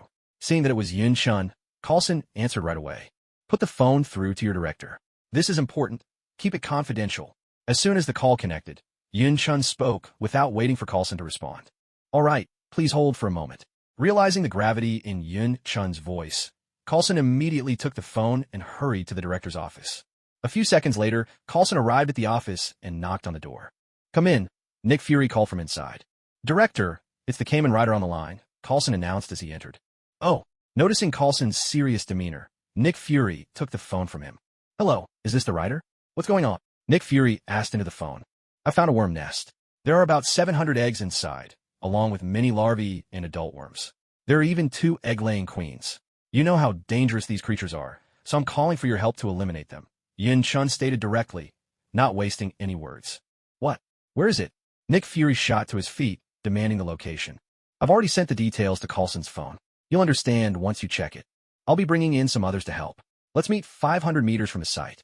The worms have super speed abilities, so numbers alone won't help. Firepower and defense are what matter. Also, I'll be bringing you a special Kamen Rider system designed to fight the worms. The Garen driver and the Orphnok gene separation device are both ready. I'll bring them with me. With that, Yin Shun hung up without waiting for a reply. Transfer the files to my computer, Nick Fury instructed, handing the phone back to Coulson with a grave expression. Yes, sir. Coulson took the phone and got to work. System, purchase the Kamen Rider the B. No, the Emperor B, and Kickhopper Rider systems for me, Yin Shun said to the system after hanging up. All right for 1,200 points. Your balance is now empty. Please remember to top up soon, the system replied. No problem. Go ahead and buy it, Yin Shun said casually. Purchase successful. The item has been placed in your system inventory. Please check and collect it, the system responded. System, can you find Tony Stark's number for me? Yin Shun asked, deciding to send the image to Tony, only to realize awkwardly that he didn't even have Tony's number. Yes, the number is, the system replied. Upon hearing this, Yin Shun entered the number, sent the image, and then called Tony. In Tony's villa, deep in the underground lab, Tony was still working on a new Iron Man suit. Sir, you've received an unknown image file, Jarvis announced at that moment. There's also an incoming call from the same mysterious number, Jarvis added before Tony could respond. What's the number? Tony asked. 555, Jarvis replied. Pick it up and open the file, Tony instructed. Do you need something? Tony asked as he answered the call. Did you get the package? Yin Shun asked. You mean the map? Yes, I got it. But what are those colored symbols on it? Tony asked, looking at the map Jarvis displayed before him. Those represent the strange creatures called mimics that were documented on the USB drive I gave you before. The colors indicate their ranks. There's a key in the upper right corner, Yin Shun explained. You mean the monsters that can mimic and copy anyone's memories and move at extreme speeds? Tony asked, his voice tinged with alarm as he studied the map. That's right. I'm sure you noticed how many there are. That's why I've come to you for help. I've already recruited a few others as well. Working together, our odds of defeating them are much higher. I also have some devices that allow armored users to temporarily move at super speed. You can borrow them. They'll boost your combat power and odds of success, Yin Shun added. No problem. I'll head over right away, Tony replied, preparing to hang up. Wait, bring every weapon you can carry. The more firepower, the better, Yin Shun quickly added, hearing Tony about to end the call. Understood, Tony replied, then hung up. He loaded up all his most powerful weapons, pressed his gauntlet, suited up in the Iron Man armor, and was about to head out when he suddenly paused. Jarvis, deploy the rest of the armors to come with me, Tony said, glancing at the assembled suits nearby. Yes, sir, Jarvis replied. At his command, the arc reactors in the chests of every Iron Man suit lit up at once, and the suit strode forward, ready to follow Tony into battle. Seeing that the armor had already been mobilized, Tony turned and soared into the air, with the suit following close behind him. Flames burst from his feet and palms as he took off. Don't mind how Tony managed to develop this technology, so quickly. Coulson, assemble Rumlow and his rapid response team immediately. Find another similar squad, and make sure they bring every heavy weapon they've got. Nick Fury ordered without hesitation. And call in Cross and Grace as well. Have them stand by at the location the Masked Rider mentioned. Also, tell Cross that if he does well this time, he'll be reinstated. After glancing at the map, Fury hurriedly gave out more instructions. Yes, sir. But this is in the city. Without official orders, is this really okay? Coulson asked, a trace of concern in his voice. These worms have already disguised themselves as humans. There's no evidence proving they're monsters. No one would believe us. Besides, the area is completely overrun by worms now, and there's no one else there. We'll report everything after it's done, Fury replied after a moment's thought. Understood. I'll get right on it. Seeing Fury's determination, Coulson turned and left to rally the agents. Meanwhile, after hanging up, Yun-Chun transformed straight into Saiga, engaged his stealth mode, and slipped outside, accelerating to 50 times the speed of sound as he shot toward the worm's gathering point. A few minutes later, Yun-Chun landed atop a tall building, scanning the surroundings. No one else had arrived yet. After a moment's thought, Yun-Chun reluctantly summoned Sigma. Here, use this in the upcoming fight, Yun-Chun said, handing Sigma the Zek buckle belt and the green, grasshopper-shaped hopper Zector. Yes, sir, Sigma replied respectfully, accepting both items. Once Sigma had secured the belt, Yun-Chun drew his Dian blaster, loaded the cards for Uja and Orga, and was just about to pull the trigger. After a brief pause, he took out the card for the riot trooper as well and slid it in. He squeezed the trigger. In an instant, several beams shot out from the barrel, each trailing a different colored figure as they darted around before merging together. Kamen Ride, Uja. Kamen Ride, Orga. Kamen Ride, Riot Trooper. With that, Uja, Orga, and the riot troopers materialized before Yun-Chun. Uja and Orga immediately raised their weapons, scanning the area with heightened vigilance. The three riot troopers, on the other hand, raised both hands and dropped to their knees the moment they appeared, adopting a posture of surrender. Yun-Chun's face darkened instantly. He strode over and kicked them to the ground without hesitation. What do you think you're doing? He bellowed at them, his voice brimming with frustration. Deep down, he deeply regretted ever summoning them. The Leo cavalry scrambled back to their feet, glancing nervously around. When they saw no enemy in sight, they let out a sigh of relief. But then, catching Yun-Chun's thunderous glare, they hastily imitated Wang, Shi, and Orga, drawing their weapons and pretending to stand guard. Seeing this, a vein throbbed on Yun-Chun's forehead. Rage surged within him. He was on the verge of losing control. But there was no time to deal with him now. He took out the Zector Drive belt and fastened it around his waist, then reached his hand up toward the sky.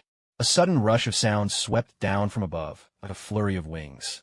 Looking up, Yun-Chun saw a glowing portal open in the sky. Out from it flew a crimson rhinoceros beetle, its wings humming as it descended toward him. With a swift motion, Yun-Chun caught the red beetle in his hand. Now, the future is in my grasp, he declared, his voice tinged with a dramatic flair as he gazed at the beetle. Transform. Gripping the Kabuto Zector, Yun-Chun slid it from right to left into the Zector Drive, calling out the transformation command. Henshin. As the word rang out, a golden light burst from the Kabuto Zector's core, and hexagonal plates extended from the belt, swiftly encasing Yun-Chun from head to toe.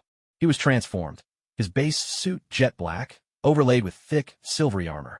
Red accents gleamed on his chest and forearms, blue lenses covered his eyes, and two sharp horns crowned his masked forehead. He had become Kamen Rider Kabuto. In this new form, Yun-Chun felt his mind sharpen, his reflexes heighten, and a cool composure settle over him. An unshakable calm, as if nothing in the world could disturb him now. He reached for the Kabuto Zector's horn and flicked it up. Purple arcs of electricity danced across his armor, which began to shift and split apart.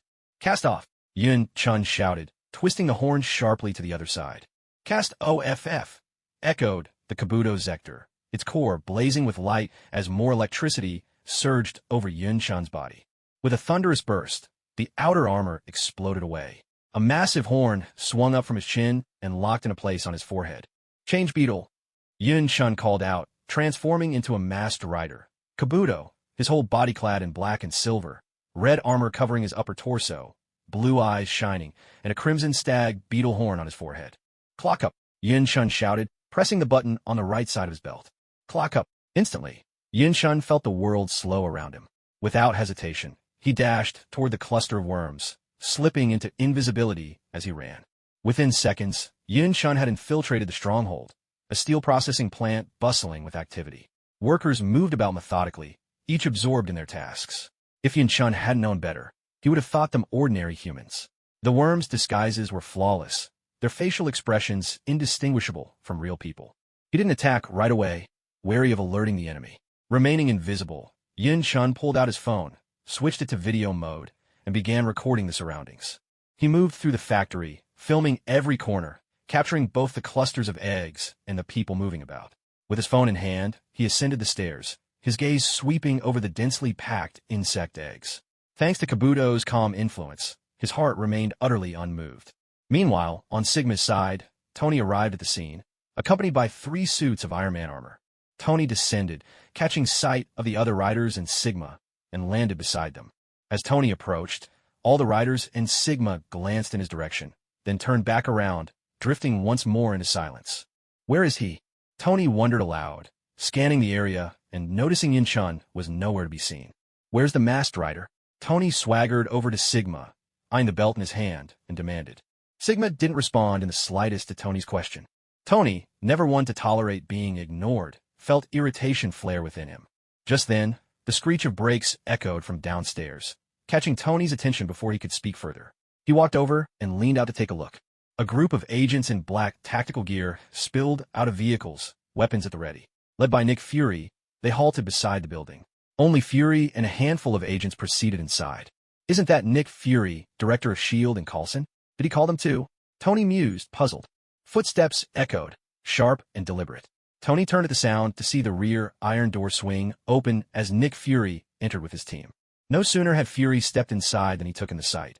Rows of armored suits, and a man in a black suit standing at the center of it all, face utterly expressionless. Tony Stark. At this moment, Nick Fury noticed Tony clad in his Iron Man suit and turned to ask him. Yes, it's me. Was he looking for you too? Tony replied coolly. Yeah. Nick Fury answered, then glanced over at Sigma, paused for a moment, and walked toward him. Sir Knight. Nick Fury and Coulson stopped in front of Sigma, calling out to him with a note of uncertainty. Behind them, Rumlow, Cross, and Glass also turned their attention to Sigma, each with their own thoughts. Sigma gave no reaction at all to their words. Sir Knight. Seeing this, Nick Fury called out again. Don't bother. He's not the one you're looking for. He was summoned here just like us. Tony said, feeling a bit relieved as he spoke. Then where is he? At this, Nick Fury tactfully left Sigma's side and walked over to Tony, asking further. No idea. I haven't seen him around since I got here. Tony answered, quite displeased at having been left out of the loop. Hearing this, Nick Fury frowned. He went inside to check things out. Suddenly, Sigma spoke up. What? He went in that quickly? Isn't he worried about alerting the enemy? Everyone turned to look at him, and Nick Fury asked with a furrowed brow. But Sigma fell silent again, saying nothing more, leaving Nick Fury and the others at a loss. At the same time, the way Sigma referred to Yin Chun made Nick Fury and the others wonder about the relationship between the two. Meanwhile, Yin Chun had already reached the top floor, where he saw 4 advanced mutant insects standing guard over 2 queen bugs that had just finished laying eggs and were now resting. Yin Chun quietly retreated, turned off the video recording, and switched to taking snapshots, capturing every corner of the factory one photo at a time. A few minutes later, Yin Chun slipped back out, reactivated his acceleration mode, and headed back towards Sigma. You've all arrived, I see. In just a few seconds, Yin Chun was back on the rooftop. He disengaged his stealth mode, looking at Nick Fury, Tony, and the others on the rooftop as he spoke. The sudden appearance and voice of Yin Chun startled Nick Fury and the others. They turned to look at him, but because Yin Chun's armor had transformed into Kabuto form, it took them a moment to recognize him. Sir Knight. Nick Fury finally realized who it was and asked. It's me, Yin Chun replied, walking over and surveying everyone present. To his surprise, this was the first time since arriving in this world that he had encountered 2 members of S.H.I.E.L.D. together. The only unfamiliar face was Rumlow, who was holding the Ikesa belt. Yin Chun gazed at him, feeling a strange sense of familiarity. What's the situation inside? Tony asked at that moment. This is what I just recorded inside. Take a look, Yin Chun said as he took out his phone and started playing the videos and photos he'd captured. Several images and video clips appeared projected from Yin Chun's phone, each showing what he had managed to document.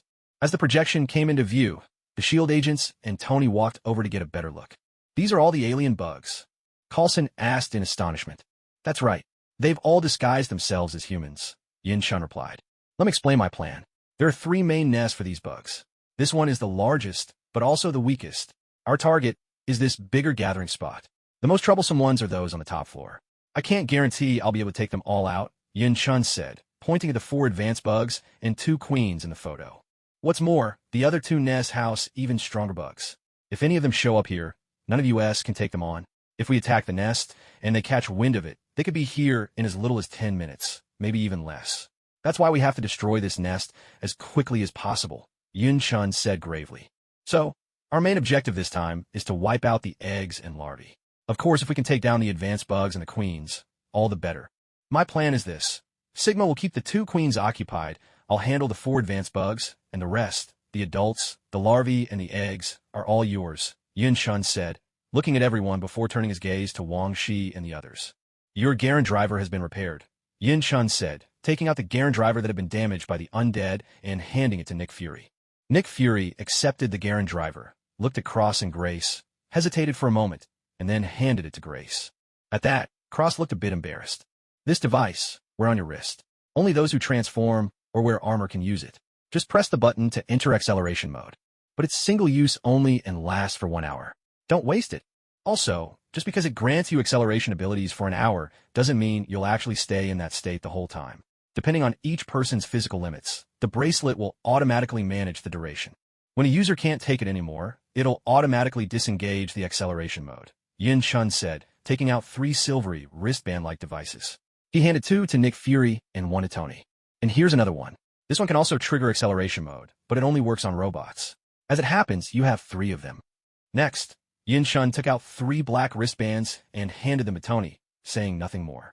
As he finished speaking, a sudden thought crossed Yin Chun's mind. He turned to look at Wang Shi and the other knights, paused in surprise, then turned back again. Tony and Nick Fury examined the wristbands in their hands. Then, Nick Fury handed 2 of them to Grace and Rumlow, 1 each. Tony put 1 on himself, and handed the remaining 3 to the 3 Iron Man suits behind him, instructing Jarvis to distribute them. Finally, this is what I mentioned earlier. A special night system I prepared for you to deal with the alien insects, Yin Chun said, taking out another wristband and a mechanical wasp, which he handed to Nick Fury. How does this work? Is there any requirement for the user? Nick Fury asked, studying the items in his hands. This is the Kamen Rider the Bee system, which grants super speed transformation. Anyone with leadership qualities can use it, Yin Chun explained. Director, let me use it, Rumlow offered, stepping forward and addressing Nick Fury. All right, it's yours, Nick Fury replied after a moment's thought, handing the bee over to Rumlow.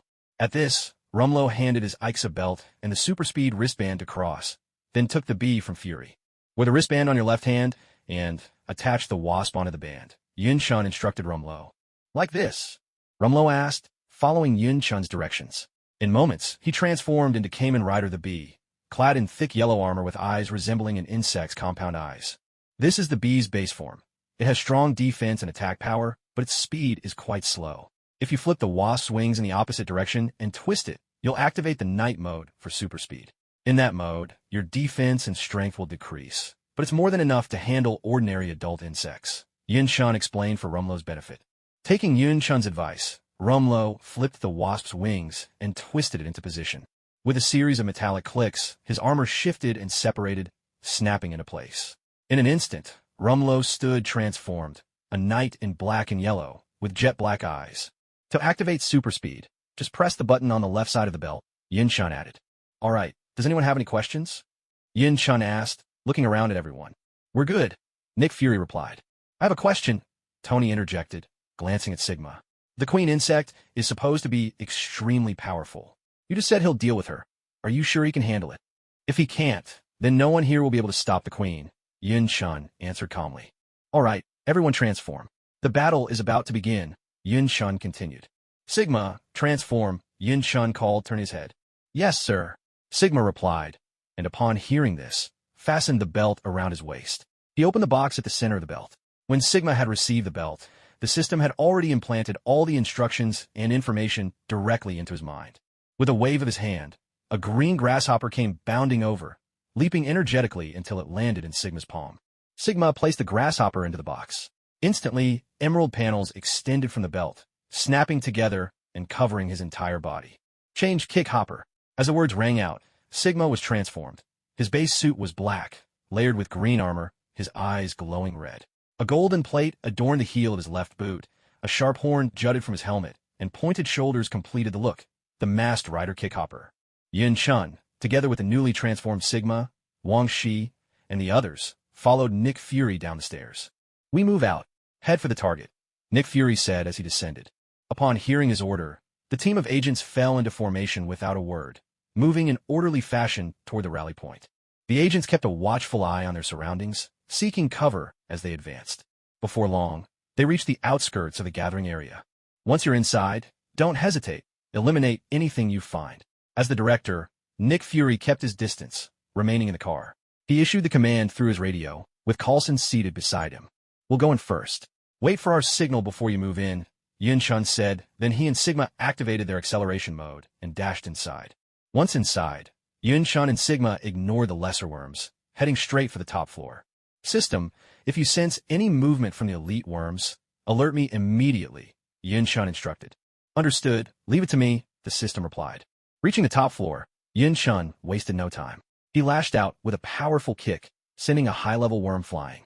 Drawing Kabuto's dagger, he gripped it in a reverse hold and charged forward, determined to eliminate one of the foes before the others could react, and thus ease the pressure on himself. Thud! Thud! Thud! Yin Chun relentlessly slashed at the worm with his dagger. Since the worms hadn't entered acceleration mode, they were oblivious. In less than a second, sparks burst from its body. Sigma was not to be outdone. He lunged directly at the mother worm, aiming a fierce kicker way. But unlike Yin Chun, Sigma didn't send her flying. Instead, he seized her by both hands, yanked her towards himself, and drove his knee upward in a crushing blow. With a resounding crash, Sigma slammed straight into the front carapace of the brood mother, shattering it on impact.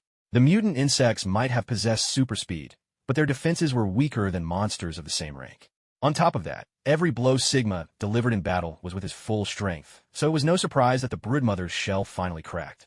Yin Chun kept slashing relentlessly at the mutant insect, left, right above, below, from the front, and from behind, until the creature was covered head to toe in wounds. Feeling that it was enough, and unwilling to drag things out any longer, Yin Chun came to a halt behind the mutant insect and pressed the 3 buttons on the side of his Kabuto Zector. 1, 2, 3. Yin Chun sharply twisted the horn of Kabuto's Zector to the side. "Rider kick," he shouted, snapping the horn back into place. Rider kick. A surge of purple electricity shot from the belt, surged up through Yin Chun's torso, gathered at the horn on his helmet, and then traveled down to his right foot. He extended his leg, spun around, and kicked at the mutant insect. Meanwhile, Sigma's own battle was nearing its end. "Rider jump," Sigma shouted as he slammed down the protruding hind leg of the Hopper Zector. "Rider jump." The other side of the Hopper Zector popped up, and Sigma leaped high into the air. "Who are you?" At last, seeing its comrade suddenly soar into the sky, one of the mutant insects snapped out of its daze and immediately entered super speed mode as well. "Kamen Riders? Why are they here? How did they find this place?" The insect activated its super speed, only to see Yin Chun in his Kabuto form spin around and deliver a devastating kick to one of its allies. Shocked, it started to rush to the rescue. But then it saw the brood mother being beaten down by another Kamen Rider. Instantly, all the mutant insects abandoned Yin Chun, charging straight at Sigma in a desperate attempt to save their queen. The insects were practically sobbing in despair. With another explosive blow, Yin Chun's kick obliterated the mutant insect, while Sigma, just after his leap, triggered the Hopper Zector mechanism once more. Rider kick. Sigma launched a powerful kick straight at the broodmother. At that very moment, another broodmother had rushed to the wounded queen's side, trying to push her out of harm's way. Unfortunately, she was a second too late. The injured queen managed only to twist enough to avoid a fatal hit, but Sigma's kick still landed square on her shoulder, sending her crashing into the other mutant insects rushing over. They were scattered like bowling pins. Sigma calculated his moves in an instant and performed a double jump in mid-air. Before the broodmother could react, he launched a powerful kick at one of the flying alien creatures.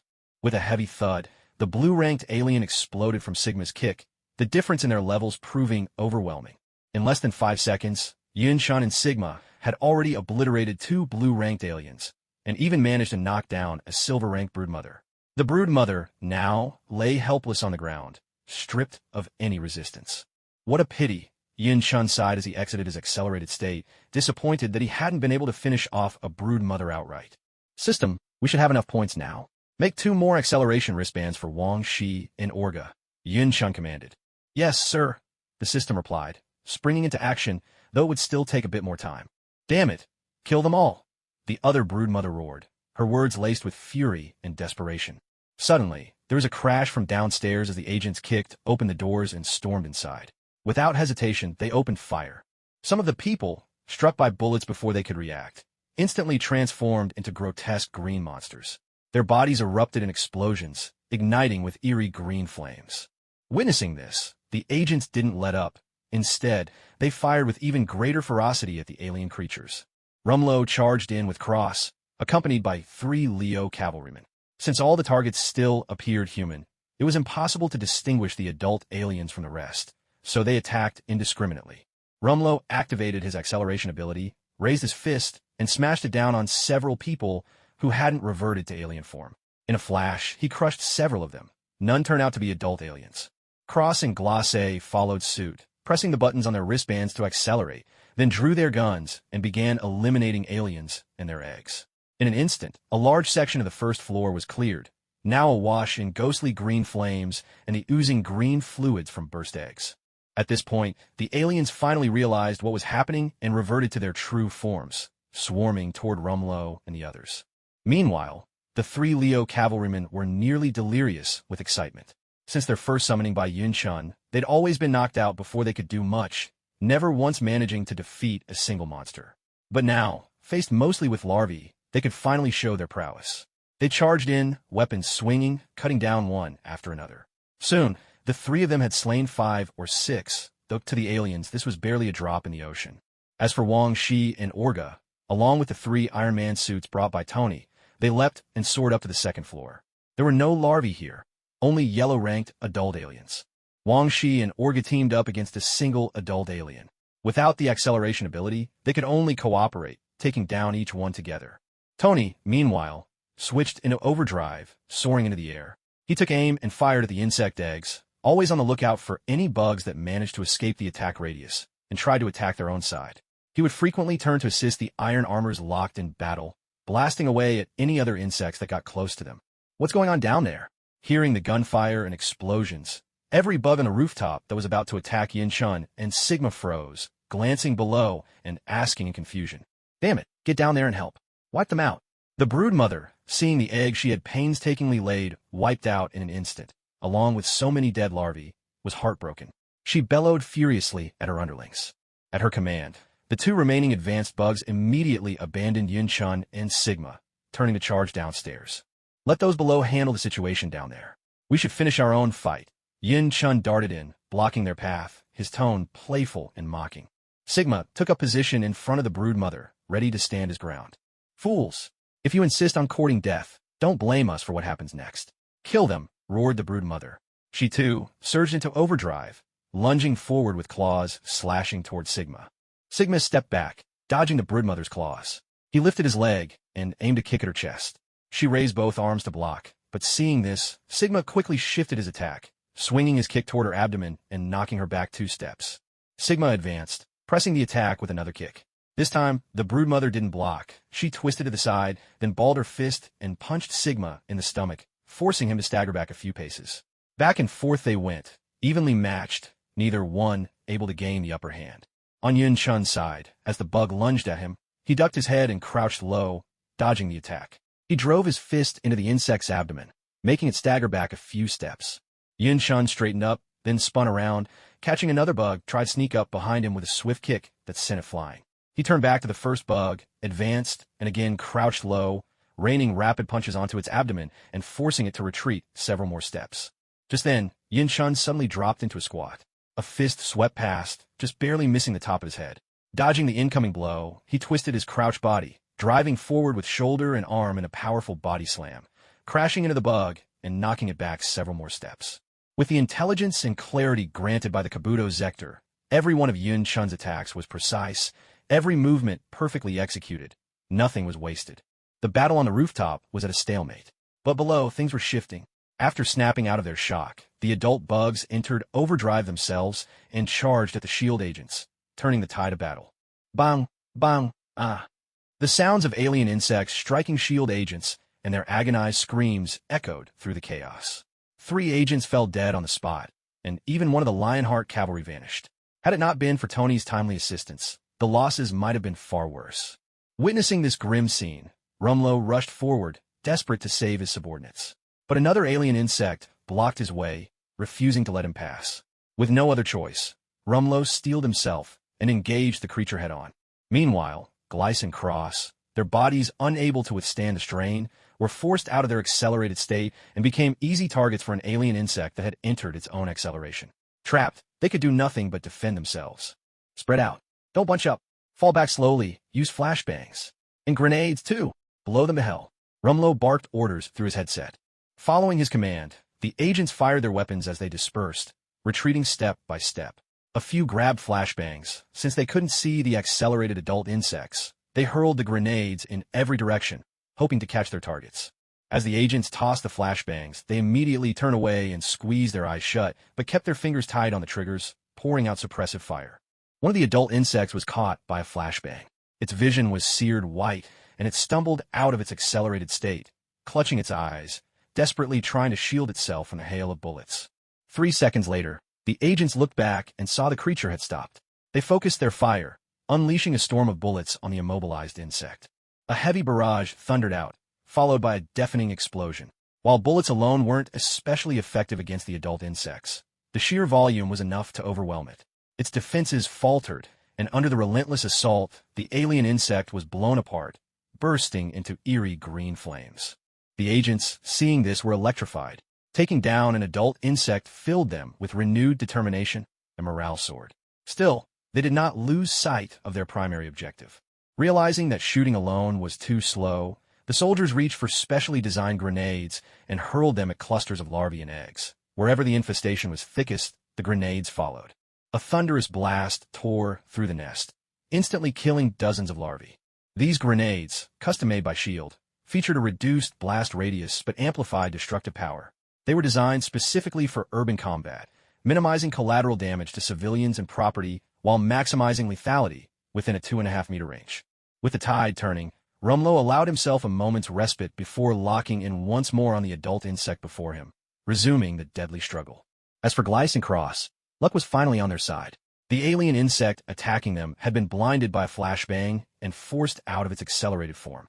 Seizing the opportunity, both men scrambled to their feet, charged at the disoriented creature, and smashed it to pieces.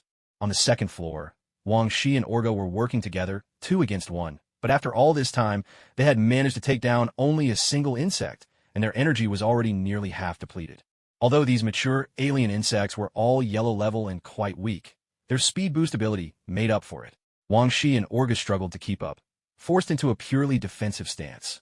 Only when the insects dropped out of their speed boost state did they have a chance to strike. The one they managed to defeat had exited its speed boost because it was weaker than the rest. If the insects couldn't accelerate, either Wang Shi or Orga could have easily handled 2 at once, but that was just wishful thinking. Meanwhile, Tony's 3 robots were performing much better. Each had taken down an insect, but their energy consumption was even higher than Wang Shi and Orga's. After all, they relied on Fuiza's acceleration mode, which required immense computational power to support. Wang Shi glanced at Tony's armor. Although Yinshun had stressed that the mission's main targets were the larvae and eggs, Wang Shi was far from satisfied. He drew a card from his deck and slotted it into his scepter. "Final vent," he shouted. A purple cobra materialized behind him. The moment it appeared, the cobra sprayed venom in all directions. Unfortunately, it didn't seem to have much effect, taking out only a single insect. Seeing this, Wang Shi gripped his sword and charged forward, unleashing his full strength in a vicious slash against the alien insect. Orga had wanted to join in, but was intercepted by another insect and sent flying. If one of Tony's armored units hadn't intervened just in time, Orga might have been wiped out then and there. Thuds and heavy blows echoed as Wang Shi, seething with rage, hacked mercilessly at the insect. He didn't give it a chance to accelerate, battering it relentlessly until it exploded. Meanwhile, deep in the back of the first floor, behind the alien insects, 2 earth-toned figures slipped into sight. They were the last 2 Leo riders. The 2 exchanged a quick glance. If either of them had been in human form, you would have seen the sly grins spreading across their faces. They crept up behind a larva, raised their weapons, and struck. As soon as they finished, they ducked behind nearby cover. With a muffled explosion, the larva they struck detonated instantly. The sound of the blast caught the attention of several other larvae, who turned to look behind them.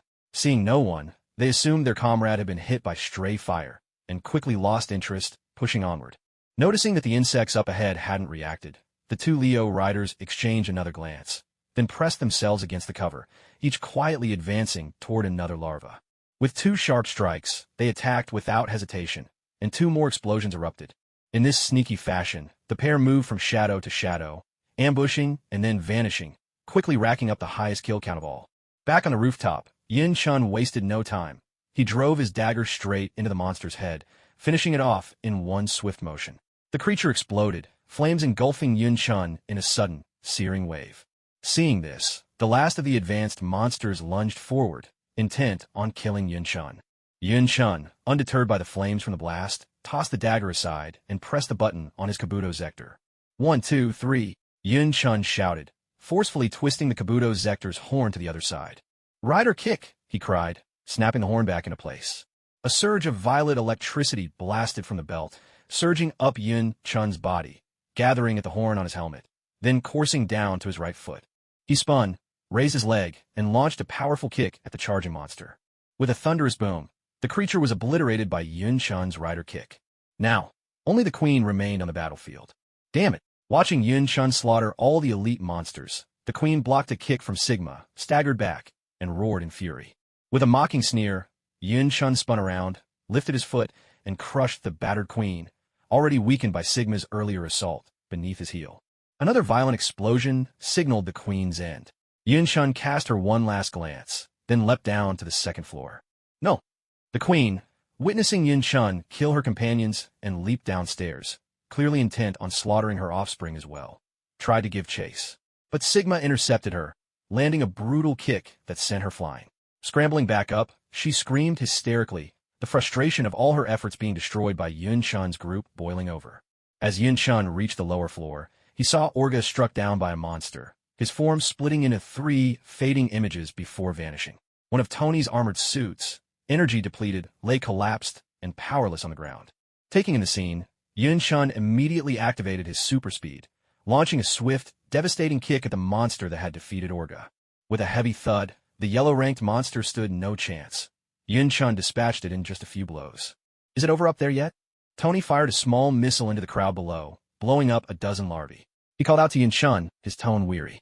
In this fight, Tony had barely managed to take down any adult monsters, spending most of his energy clearing out eggs and hatchlings.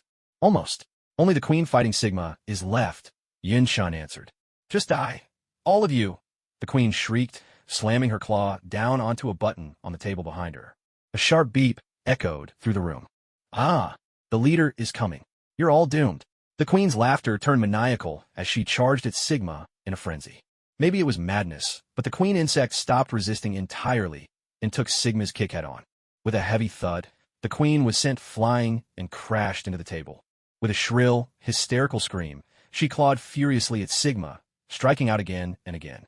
Sigma moved with agile speed, dodging her swipes and steadily retreating. By now, the queen's attacks had lost all form and discipline. Her fighting was chaotic. Seizing another opening, Sigma delivered another kick, sending her hurtling away once more. Meanwhile, in another factory just like this one, a man stood atop the roof. His face was expressionless as he looked down at the crowd below, lost in thought. Suddenly, a sharp, repetitive beep echoed from the table behind him. At the sound, the man spun around, his expression darkening. That alarm only sounded when something serious happened at Base 1. You two come with me. His voice was cold and grim as he addressed the 2 people at his side. Without another word, he activated his acceleration ability and shot off in the direction of Yin Chun. Similar scenes unfolded at another base. 3 people, led by a man with a stony, grim face, rushing toward the same location. Host, this is bad. We've been spotted by top-tier Zerg, the system suddenly shouted. Oh, Yin Chun, still fighting, responded with practiced calm. Though panic churned inside him, perhaps it was the Kabuto Zector's influence. He just couldn't bring himself to worry much. Host, this time there are 6 of them. 2 silver-level Zerg, danger rating 5.8, and 4 blue-level, danger rating 4.6. They'll be here in 8 minutes. Get out of there now, the system urged anxiously. Oh, but there's still so many larvae and eggs left, Yin Chun replied, glancing down to see over 100 larvae and more than 200 eggs still to be destroyed. A bit of a dilemma. It had only been a little over 10 minutes since the battle started. Of the 400 larvae, less than 300 had been eliminated, hampered by the adult Zerg's interference. The eggs are much the same. Let's wait a bit longer, Yin Chun said calmly. Mr. Fury, how many grenades do you have left? Throw them all, Top-tier Zerg are on their way. As soon as you're done, pull back immediately. Yin Chun spoke into his headset, addressing Nick Fury. What? We've already used all the grenades. Fury's voice rose with urgency at Yin Chun's words. What about you? Yin Chun kicked over another Zerg, glancing at Tony. I've got 2 left, but that's not enough, Tony replied helplessly, tossing the last 2 explosives down and taking out a few more larvae. Forget it. Let's evacuate quickly. There's not enough time. Leave the rest to me, Yin Chun said to Nick Fury and Tony. All right, it's in your hands, Nick Fury replied. Everyone, listen up. Evacuate immediately. I repeat, evacuate immediately. Nick Fury grabbed another radio and shouted the order to all his subordinates. Understood, an agent responded. Without delay, he opened fire, covering the others as they made their way out. Rumlow, if possible, bring back a few insect eggs. Nick Fury thought for a moment and then instructed Rumlow. Yes, Director, Rumlow answered without asking any questions. Drive. Let's go pick them up, Nick Fury said, setting the radio down and turning to Coulson. On it, Director, Coulson replied, starting the car and heading toward the rendezvous point. Mr. Rumlow, there's still so many larvae and insect eggs. What should we do? Cross, having overheard Nick Fury, asked Rumlow anxiously. There's nothing we can do. The knight told the director that even stronger alien bugs are coming. We'd better retreat now, Rumlow answered, grabbing 2 eggs as he spoke and covering the other agents as they withdrew. Glance and Cross exchanged confused glances, not sure why the director wanted the eggs, but they followed, starting their own retreat. Cover their exit, Yin Chun called out to King Snake, who was still fighting.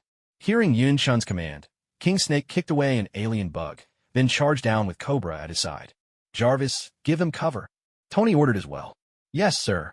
With that, Jarvis sent the remaining 2 suits of armor, diving forward to assist the agents escape. After killing so many of our kind, you think you could just walk away? No chance. As Coulson and the others tried to leave, several alien bugs, eyes burning with rage, charged over and blocked their path. We'll handle this, go now. Yin Chun activated his super speed, rushing in without paying any mind to the eggs in Rumlow's hands. Taking Yin Chun's cue, Rumlow led his team out of the factory with the eggs. Now, only Yin Chun, King Snake, Tony, the 2 armors, Sigma, and the enormous mother bug at the top remained. Sigma, finish this now, Yin Chun ordered. Understood, Sigma replied. Rider jump. With a sudden motion, Sigma pressed the raised back leg on the hopper sector. Rider jump. On the other side, the hopper sector's mechanism clicked up and Sigma sprang into the air. The moment Sigma leaped, the side of the hopper sector he'd pressed snapped back into place, ready for what came next. Rider kick. Electricity surged through Sigma as he launched a powerful kick directly at the queen insect. Ha ha ha. Today you're all going to die. The queen insect burst into wild laughter, her voice echoing as Sigma's kick struck her square in the chest. With that, she exploded in a fiery blast. After defeating the queen insect, Sigma leapt down from the building, dispatching several more monsters in an instant. 1 swift kick for each, leaving them lifeless at his feet. He quickly made his way to Yin Chun's side. System, is there any powerful modern weapon that would be effective right now? Yin Chun asked the system while fighting, unwilling to simply retreat. Let me think, the system replied anxiously. I've got it. Here, but there are only 3 minutes left. The system's voice was fraught with urgency as a panel appeared before Yin Chun. But Yin Chun merely glanced at the item and closed the panel right away. Just give me a quick rundown of its abilities and how to use it. I'm a bit busy here, Yin Chun said, parrying another attack as he spoke. All right, this is a fracture grenade from the Amazon's world. It's incredibly destructive. Just 2 shots could wipe out this whole group. Each costs 800 points. Let's take 2, host. Only 2 minutes left, the system exclaimed, panic rising in its voice. Sure, make it 3, Yin Chun replied indifferently, not bothered by the cost. The item has been placed in your system storage. Please retrieve it. You need to get out of here. Only 2 minutes left. I'm about to use something that could cause collateral damage. Hurry and leave, Yin Chun said, taking a few steps back. He retrieved a gun-shaped device and 2 grenade-like objects from his system storage. He loaded the fracture grenade into the gun, aiming carefully in one direction, waiting for Tony to clear out. Then I'll go first. Be careful, Tony said, a chill running down his spine as he glanced at the weapon in Yin Chun's hands. After a moment's hesitation, Tony dashed to grab 2 insect eggs nearby, then turned and soared away with the remaining 2 iron armors. As soon as Tony was gone, Yin Chun pulled the trigger. A bullet radiating intense heat shot toward one of the larvae. Yin Chun didn't bother to check the result. He immediately entered hyperspeed, loaded another grenade, and took aim again. Another shot, Another blazing round hurtled toward the enemy. Seeing his shots had landed, Yin-chun quickly retrieved Sigma and Uja, then dashed for the exit at hyperspeed. Meanwhile, two Leo riders were still lurking in the rear, sneak attacking the larvae, completely oblivious to the chaos up front. They congratulated themselves in secret, thinking their luck was holding. Earlier, Yin-chun hadn't noticed the Leo riders. He'd assumed, as before, that they'd already vanished into the swarm of insects and paid them no mind. In the very last second before Yin-chun left, the two alien insects struck by the fracking grenades had their chests pierced through. The grenades dropped to the ground, still radiating intense heat, and in the next instant, the two insects simply melted away. A second after Yin-chun departed, the fracking grenades erupted in a silent burst of flames, the fire rapidly sweeping toward the other alien insects. "No!" roared one of the adult insects from inside. The two Leo cavalrymen, who were in the midst of ambushing the larvae, suddenly caught sight of the firelight flaring up ahead, racing toward them. They froze in surprise. A deafening explosion engulfed the entire factory in raging flames, swallowing the building whole and sending a mushroom cloud billowing into the sky. That's practically a miniature nuke. But do you think it's really enough to wipe them all out? Tony, clutching an insect egg, gazed at the rising mushroom cloud and called out to Yin-chun, who was dashing toward him. Whether it measures up to a nuke, I can't say, but it will utterly destroy everything inside. And one more thing, the top-tier alien is about to arrive.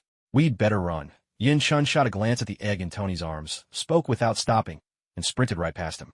Hearing Yin-chun's warning, Tony handed the insect egg to a nearby armored suit, set down a small surveillance device aimed at the burning factory, then turned and left with the last two armored suits. Barely 20 seconds after Yin-chun and Tony had left, 6 men dressed in black appeared out of nowhere. Arg, staring at the flames devouring the base. One of the men clenched his fists until his veins bulged, his breath coming in ragged gasps. He gritted his teeth and growled in a low voice. He suddenly lashed out, kicking a rock the size of a rice bowl with savage force, sending it flying as he bellowed in fury. The rock crashed into the factory ruins with a thunderous impact, gouging a crater nearly 2 meters wide. "Calm down." Another man stepped over, placing a hand on the furious man's shoulder, speaking in a low, steady voice. Though his tone was measured, the veins on his own hand stood out, proof that he, too, was seething with anger. "Let's go. What's done is done. There's no use raging about it now." With that, the Kamen gathered his people and began walking back the way they'd come. "You mean we're just going to let this go?" The furious man turned, glaring at the Kamen, teeth clenched in frustration. "What else can we do? Do you even know who did this?"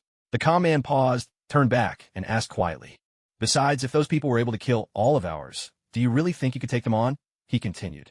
He had no idea who their opponent was, or how many there were.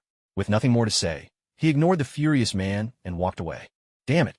Let's go." The furious man cast one last look at the ruins, barked at his subordinates, and turned to leave as well.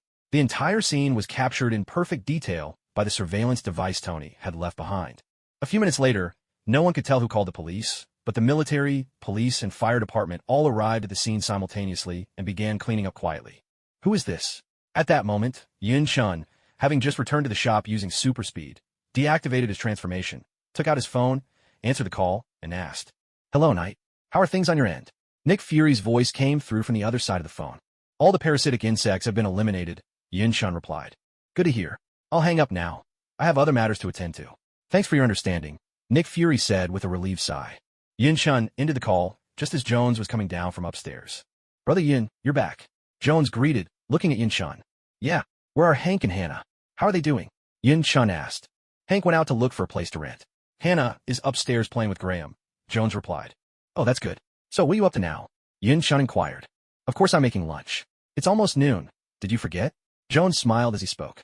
"It's noon already?" Yin-chun checked his phone in surprise, only to see it was already 11:30. I was so busy I completely lost track of time," Yin-chun admitted sheepishly. "Brother Yin, why don't you go upstairs and wait for a bit?" Jones chuckled, heading toward the kitchen. "All right, I'll leave it to you," Yin-chun said, making his way upstairs. "Director, your phone." Meanwhile, Nick Fury had just hung up when Coulson approached, holding out another phone. "Who is it?" Nick Fury asked, taking the phone. "The Secretary General," Coulson replied helplessly. "Hello, Nick Fury.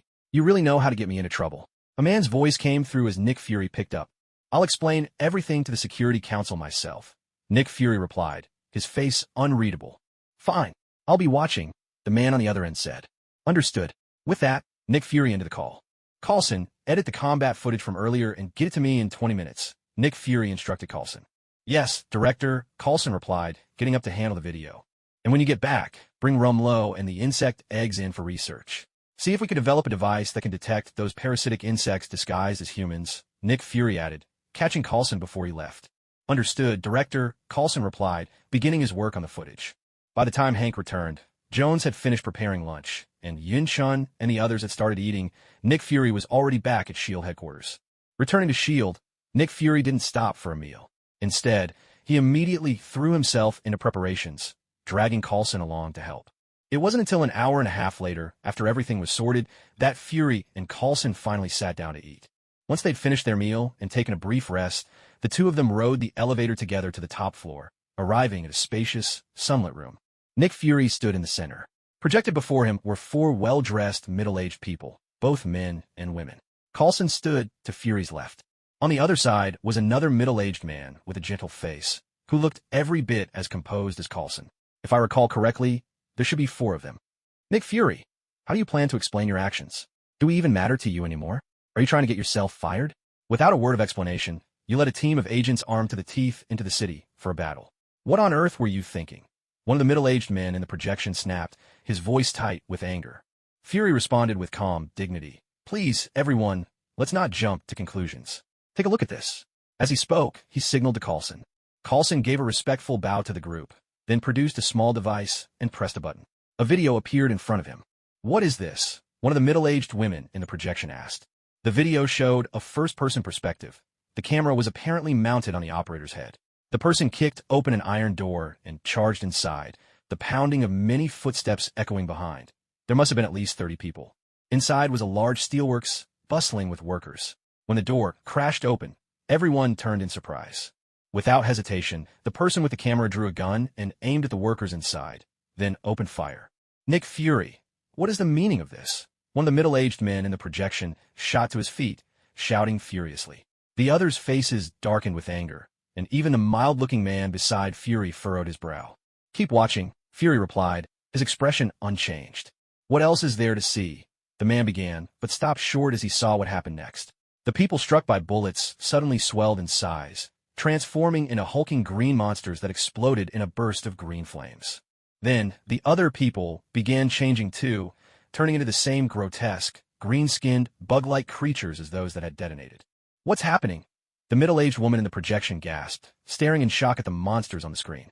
This is one of the creatures previously reported from other worlds, a species known as the mimic bug. They possess the ability to perfectly imitate any human, even replicating most of their memories. And that's not all. Once they shed their skin and mature, they gain the power of hyperacceleration, allowing them to move and strike at speeds invisible to the human eye. I took it upon myself to lead a team into combat without filing a report because none of you believed what I had previously submitted, Nick Fury stated, his expression unreadable. So you're telling us these monsters are truly as formidable as described in the data the Kamen writer provided? One of the Security Council members interjected, frowning. As you can see for yourselves, and what you're witnessing now are merely the larvae. They're not especially powerful, just a dozen bullets are enough to bring one down. But the mature ones are a different story. Once they enter hyperacceleration, it's virtually impossible to land shot on them, Fury continued, and the footage on the screen showed several different types of mimic bugs. In the blink of an eye, they vanished from sight. Suddenly, the video began to shake violently. The final frame revealed a battered, headless corpse sprawled on the ground. At this sight, those watching the projection were stunned into silence. This is what hyperacceleration looks like. Now, watch the next one, Fury said, as Coulson quickly queued up another recording. In this video, all the agents and the green larvae seemed to move in slow motion. Even the bullets in flight were visible. Only another camera operator and a few mimic bugs of different colors and forms were fighting at the original speed. This time, no one spoke. Everyone watched the footage in silence. Why can they record video at hyperacceleration? I just made this up. Just go with it and don't get hung up on the details, okay? Who are they? A middle-aged man in the projection whispered in surprise as he spotted several people clad in armor. Several minutes later, when all the videos had played, Coulson pressed a device in his hand and shut off the screen. I know you have a lot of questions for me, Fury said, glancing at the people eager to speak. For instance, how did we discover this mimic bug nest? How many such nests are there? Where did the armor capable of fighting hyper-accelerated mimic bugs come from? And why did we suddenly retreat just as we were about to secure victory. I'll answer each of your questions in turn, so please be patient. First, there are 3 mimic bug nests in total. This one is the largest and contains the most mimic bugs, but the ones here aren't the strongest. That's why we were able to destroy this nest at relatively little cost. The other 2 gathering points, although they don't have many monsters, are much more formidable, so powerful that we currently stand no chance against them, even with our armor, Nick Fury explained. And the reason we know about this gathering point, as well as the strength of the monsters there, is because Kamen Rider told us, he continued. These armors were also given to us by him. Our contact with him has always been strictly one way. He reaches out to us. We've never seen what he truly looks like, nor do we know who he is. With this, Nick Fury cut off any attempt to probe for Yin Shun's identity, since he himself had no answers. As for why we suddenly withdrew, it was because that individual warned us. The powerful monsters from the other 2 gathering points were on their way and would reach the battlefield in 8 minutes. If we failed to retreat in time, we'd face total annihilation. Nick Fury relayed every detail Yin Shun had told him, leaving nothing out for those watching the projection. That concludes my report. Do any of the council members have further questions? Nick Fury asked calmly, his tone neutral. I believe SLD's armors should be placed under the Security Council's supervision. One of the middle-aged men in the projection, his face stern, yet eyes gleaming with greed, finally spoke up after the others remained silent, making his desire for the rider's armor clear. Sorry, that's not up to me. These armors were lent to S.H.I.E.L.D. by Kamen Rider, and he specifically stated they're only to be used for eliminating monsters, not for any other purpose or to be handed over to others, Nick Fury replied, anticipating their reaction and firmly stating Yin Shun's conditions. Are you telling me that with all of SLD's resources, you still can't uncover his identity? The same middle-aged man, dissatisfied, pressed further. Apologies. He moves like a ghost, his abilities are unpredictable, and we haven't even been able to track him, Nick Fury answered. Hearing this, the man's frustration was evident. I recall that Tony Stark once took Kamen Rider away from Chinatown after he'd already reverted to his normal form. Are they working together? Haven't you managed to get Kamen Rider's identity out of Stark? A woman suddenly interjected. With someone like Tony Stark, if he doesn't want to talk, there's nothing we can do. Besides, I believe you've all had people try questioning him yourselves, haven't you? Nick Fury responded. All right, leave the footage here and you can go. The Security Council will handle the matter from here, a man said coolly. Understood. With that, Nick Fury, together with Coulson, who had already packed up the device, turned and left. The gentle-looking man who had stood beside Nick Fury glanced back at the 2 as they exited. Pierce, you haven't managed to uncover Kamen Rider's identity either? Once Fury and Coulson had departed, a middle-aged man turned to ask. No, the situation is still the same, Pierce replied. Keep investigating. Such a powerful weapon absolutely cannot fall into the hands of an individual. It's far too dangerous. The man spoke with an expression that suggested he was acting for the good of the world. That's right. And the same goes for Tony Stark's Iron Man suit. It's just as dangerous. Hearing this, the others immediately chimed in, making it clear they had no intention of sparing even Tony's technology. Understood. Don't worry, leave it to me. I promise I'll get to the bottom of it. Pierce replied with a reassuring smile. Hearing Pierce's words, the figures in the projection nodded in agreement before their images faded away. From beginning to end, neither Nick Fury nor Pierce mentioned the group of bloodthirsty vampires working with Yin Shun. Meanwhile, Tony returned to his villa and watched the feed coming in from the surveillance cameras at the Chimeran Insect Factory. As he reviewed the footage, Tony thought about Yin Shun's belt and its abilities, and a deep sense of frustration and helplessness settled over him. Jarvis, did you record all the data from the overdrive mode? Tony asked, turning to his AI assistant. Yes, sir, Jarvis replied. Open a new file and add it to the research and development list, Tony instructed. Right away, sir, Jarvis responded. Elsewhere, Yin Shun had just finished dinner and was helping Hank move house, carrying belongings from his previous residence to a rental apartment next to the store. After unloading the last of the boxes, Yin Shun and Hank settled into the new place, sipping milk tea and taking a well-earned break. Just then, the phone rang. Yin Shun glanced at the screen and saw it was Jack calling. He answered immediately. As soon as the call connected, Yin Shun heard the unmistakable sounds of things being smashed in the background, sending a surge of dread through him. Sir, the lab's under attack. We can't hold them off much longer. Please, we need your help. Jack's voice came through, urgent and desperate. I'm on my way. Hang in there, Yin Shun replied, ending the call at once. Manager, is something wrong? Hank asked, noticing Yin Shun's visible anxiety. It's nothing. Just let Jones know I might be home late tonight, Yin Shun said hurriedly, already pulling out his earpiece and slipping it on. Saiga, transform. Yin Shun spoke into the earpiece. Complete. A flash of blue light enveloped him as Yun-shun transformed into Saiga, then retrieved the wings of paradise from his system space and put them on. He immediately activated his stealth mode and flew out the window, rocketing toward the lab at 50 times the speed of sound. Warning! Warning! The research facility is under attack. The research facility is under attack. Suddenly, Jarvis's voice echoed in Tony's ears. What? Pull up the security feeds, now. Tony barked, instantly alert. All right, sir, Jarvis replied, as he pulled up the security feed from Jack's Institute. On the screens, several people clad in Ixa armor and a handful of Fangires were locked in battle with another, far more imposing, lion-like Fangire. Though the lion-type Fangire stood alone, his combat prowess was extraordinary.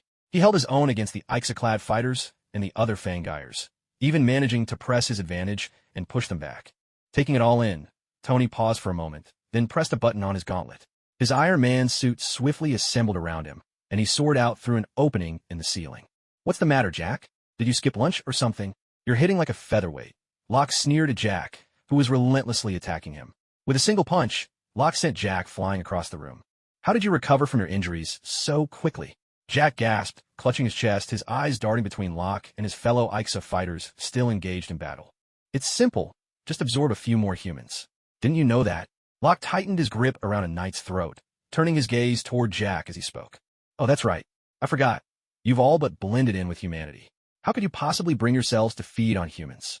Locke feigned sudden realization, then casually tossed the knight in his grasp, sending him crashing into a cluster of knights and Fangires who were charging forward. He then strode purposefully toward Jack. At that moment, Yin-shun finally arrived above the Institute. He took in the chaos below, then dove sharply, aiming a powerful kick at Locke. With a heavy thud, Locke, caught off guard, staggered back several steps. Sir, Jack called out as he saw Yun-shun arrive. What on earth is happening here? Yun-shun hurried over, helping Jack to his feet as he spoke. One of our members went out on an errand, but was spotted. He led them straight back to us. Jack answered with guilt weighing down his voice. So you've finally shown up, Kamen Rider. This time, I swear I'll see you dead. Before Yun-shun could respond, Locke had already hauled himself up, fixing Yun-shun with a murderous glare. Yun-shun turned, finally recognizing Locke. So it's you. Looks like the last lesson wasn't enough for you. Here you are, courting death again, and you dare to come alone. This time, I won't let you walk away, Yun-shun replied coldly, his face unreadable. Oh, is that so? Then come on, let's see if I can take you down myself. Locke advanced on Yun-shun, eyes blazing with challenge. Faiz, Henshin. Yun-shun shouted into his earpiece. A wave of blue light surged over him as the Saiga armor and belt vanished. In their place, another belt materialized around his waist. A second surge of blue light erupted, and glowing azure tubes wrapped around Yun-shun, transforming him into Kamen Rider Faiz. Sir, his injuries have healed a lot. Be careful. Jack hurriedly warned as he saw what was happening. Hearing this, Yun-shun didn't say a word. He rushed straight toward Locke, who was walking over. Yun-shun threw a punch at Locke, and Locke, seeing this, swung a punch of his own. With a thunderous clash, their fists collided. Yun-shun staggered back a few steps, while Locke stood his ground, barely moving at all. How is this possible? Last time, Yun-shun thought in shock as he stared at Locke, who hadn't budged an inch. He hadn't expected Jack's words. Locke has recovered a lot to mean this much. Is that all you've got, Kamen Rider? Locke taunted Yun-shun with arrogant laughter. Yun-shun clenched his fists and charged again, this time putting all his strength into the attack. Blow after blow resounded as Yun-shun and Locke exchanged heavy punches. If that's really the best you can do, then you can die here. With that, Locke caught Yun-shun's hands in his own. What? Yun-shun stared down in disbelief, realizing his hands were pinned and he couldn't move. Locke paid no mind to Yun-shun's confusion. With both hands gripping Yun-shun's fists, he yanked him closer, then slammed his knee hard into Yun-shun. The repeated strikes sent sparks flying from Yun-shun, and then Locke delivered a powerful kick to Yun-shun's stomach, launching him through the air. As Yun-shun crashed to the ground, Locke shrugged his shoulders, his joints cracking audibly. Gritting his teeth, Yun-shun forced himself to his feet and charged at Locke once more, swinging his fists relentlessly. Locke responded with a punch of his own, knocking Yun-shun's attack aside. Then he landed punch after punch on Yun-shun, finishing with a hammer blow to his shoulder. Yun-shun dropped to one knee from the force, and finally, Locke kicked him again, sending him flying. Yun-shun landed hard on the grass, clutching his stomach as he struggled to get up. At that moment, Tony arrived with 2 armored suits. Seeing Yun-shun knocked away, he prepared to intervene. Take them and get out of here. I want to handle this myself, Yun Chun said, forcing himself upright and walking back toward Locke. He couldn't accept that someone he used to defeat so easily was now overpowering him. Record every second of his fight, Tony said, clenching his fist as he spoke to Jarvis. Yes, sir, Jarvis replied. With that, Tony walked over to Jack and led them away from the scene. Oh, and hack into every camera and surveillance device aimed at this place. Any electronic equipment that could have recorded this fight. Erase all traces of this battle. Just before leaving, Tony remembered something and gave Jarvis another order. All right, sir. With that, Jarvis began infiltrating all the nearby electronic devices, erasing every piece of information related to the battle. Haha, come on, keep going. I'm not done yet, Locke shouted excitedly as he saw Yun Chun approaching. He paid no attention to Jack and the others. His target this time was Yun Chun alone. Ready. Yun Chun flipped open his phone, pressed the number 3, and then hit the enter key. Exceed charge. A streak of blue light shot from the phone, flowing along the blue stripes and gathering into Yun Chun's fist. Try this on for size. With those words, Yun Chun rushed forward, leapt up, and brought his fist crashing down toward Locke. Locke let out a cold snort as Yun Chun approached. He swung his fist at Yun Chun's stomach, cutting off the powerful attack and sending him sprawling to the ground. Without pause, Locke kicked Yun Chun again and again, sending him flying with brutal force. Yun Chun clutched his chest, gasping in pain. System, what's going on here? Are they really that much stronger? Yun Chun struggled to get the words out, questioning the system. He was nothing like his former self. His own strength had increased so much. Even if his opponents had been injured before and couldn't fight at their full capacity, how could there still be such a huge gap? He could barely fight back. Yun Chun simply couldn't accept it.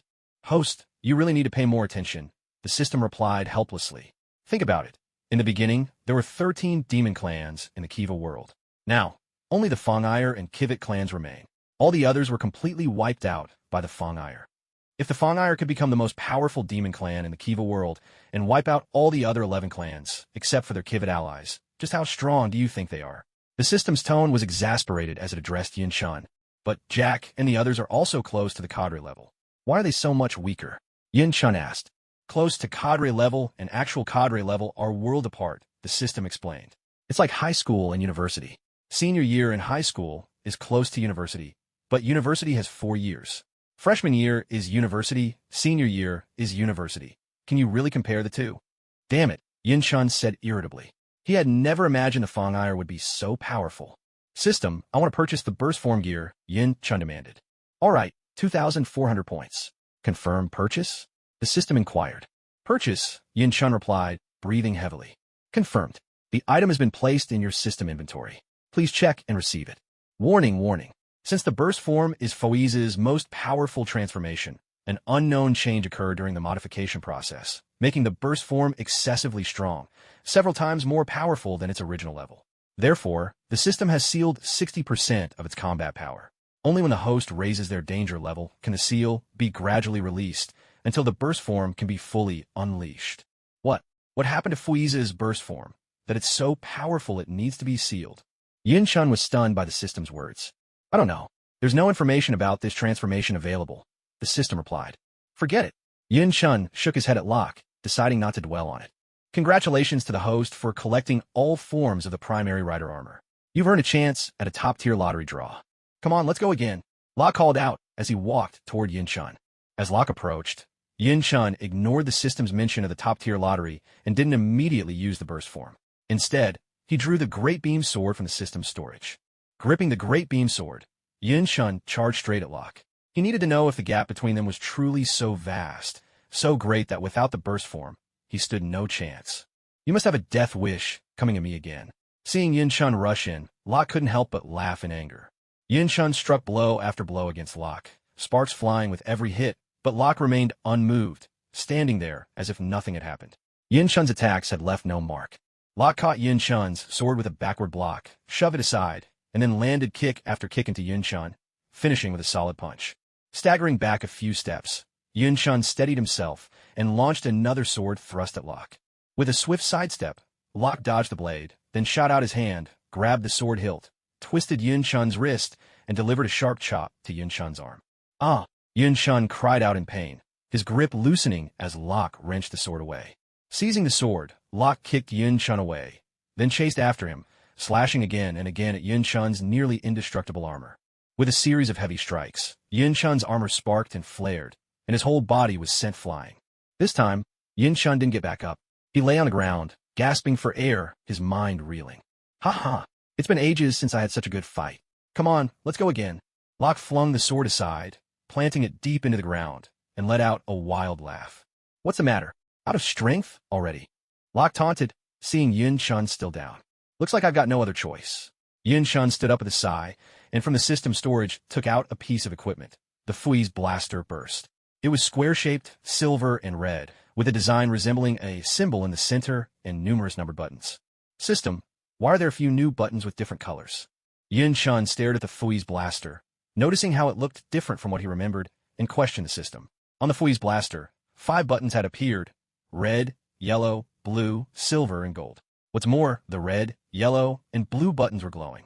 This is an unknown change, the system replied. Each button corresponds to a different form you can use depending on your level. Right now, you're able to use the red, yellow, and blue forms. All you need to do is press the button before using it. As for the others, you'll have to wait until you become stronger. If you don't believe me, just try pressing one and see for yourself, the system added. Hearing the system's explanation, Yun Chun pressed the blue button. Blue, a mechanical voice announced. Yun Chun then pulled the phone from his belt and inserted it into the Fui's blaster. Awakening rang out as he pressed the number 5 3 times on the device, then hit the enter key. Standing by, the Fui's blaster glowed with a beam of blue light, moving steadily up and down.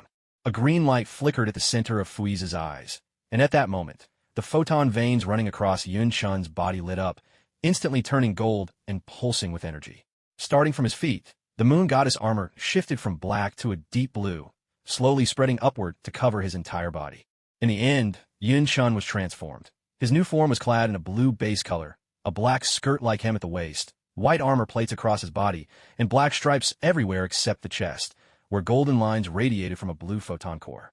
His eyes shifted back to gold, and a white flight pack was strapped to his back. Golden streams of photon blood pulsed through tubes on both the flight pack and his arms.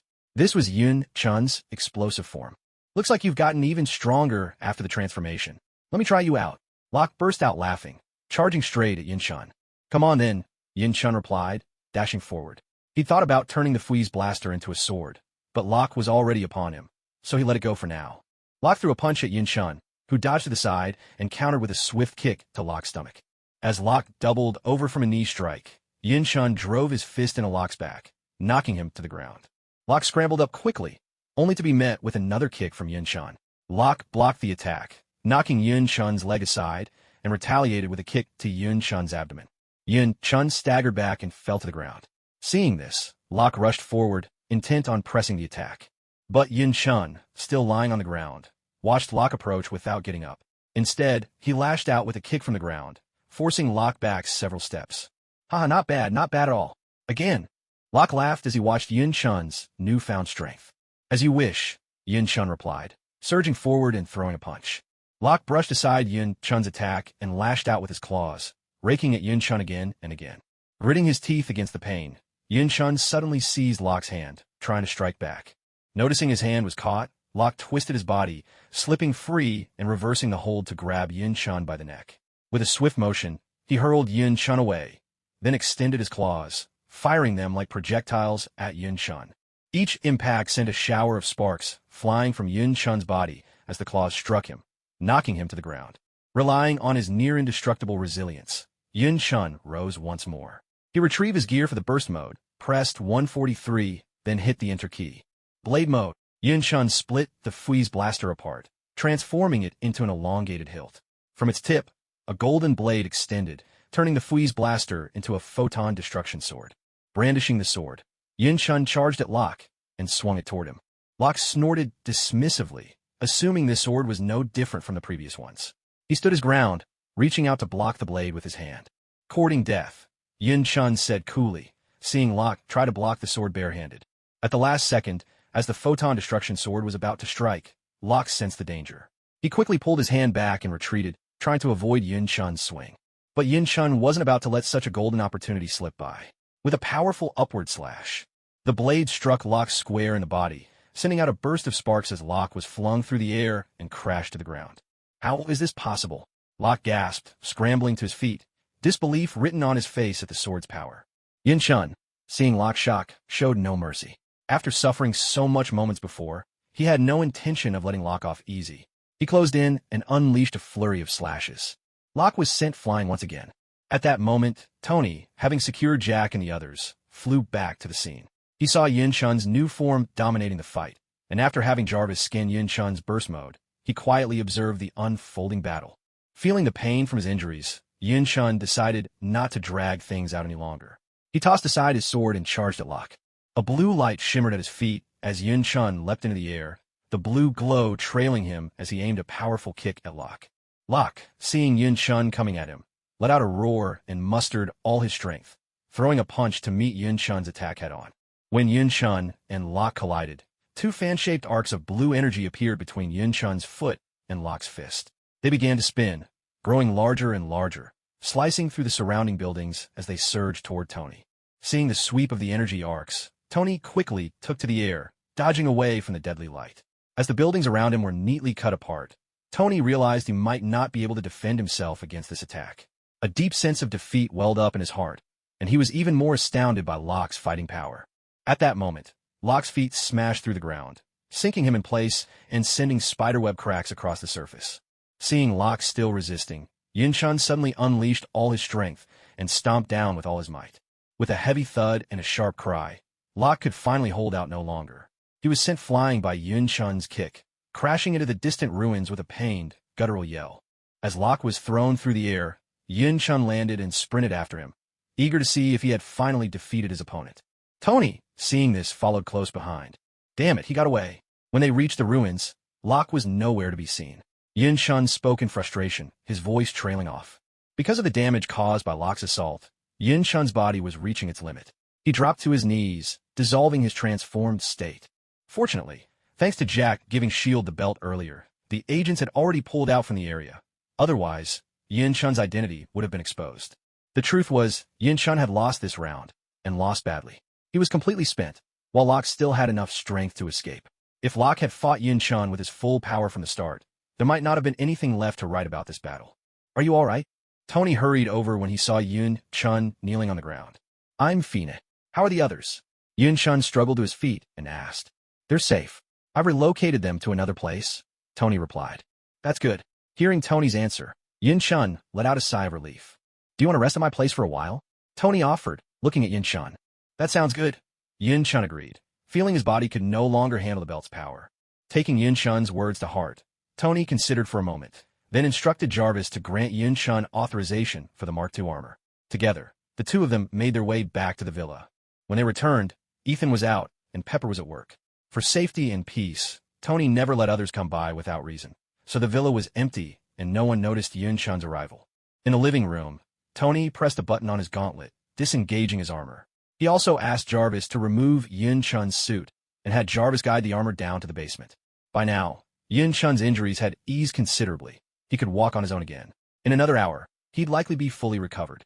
After all, unlike the time he fought the abomination, he was much stronger now, and his self-healing ability had grown even more formidable. How are you feeling? You look almost back to normal, Tony said, helping Yin Chun settle onto the couch. He glanced at Yin Chun's slowly healing wounds, a hint of curiosity in his voice. I'd say in about half an hour, I'll be as good as new, Yin Chun replied after taking stock of his condition. I remember that guy from earlier. He showed up before, didn't he? You beat him then. How did he become so much more powerful? Tony's brows knit in confusion as he recalled Locke's previous performance. It was just that last time, he was injured and couldn't go all out. He also didn't want to get entangled with me. Otherwise, with the strength he and the bishop had back then, they could have easily killed me, Yin Chun admitted, a trace of helplessness in his tone. They're that strong? Tony was visibly shocked by Yin Chun's words. Absolutely. Among the monsters who've arrived in this world, they're at the very top, Yin Chun replied. Tony frowned at this revelation. When you fought Yin Chun before, the armors you used, those and the others, were all from different worlds just like those monsters, am I right? SHLD's belt too. It comes from another world, doesn't it? Tony looked at Yin Chun, seeking confirmation. That's right. Every monster's world has its own armor designed to counter them. But originally, not all of these armors were made to fight monsters. For example, the first two belts I used, the ones I rely on most, came from the world of the Orphanok. But their original purpose wasn't to fight them.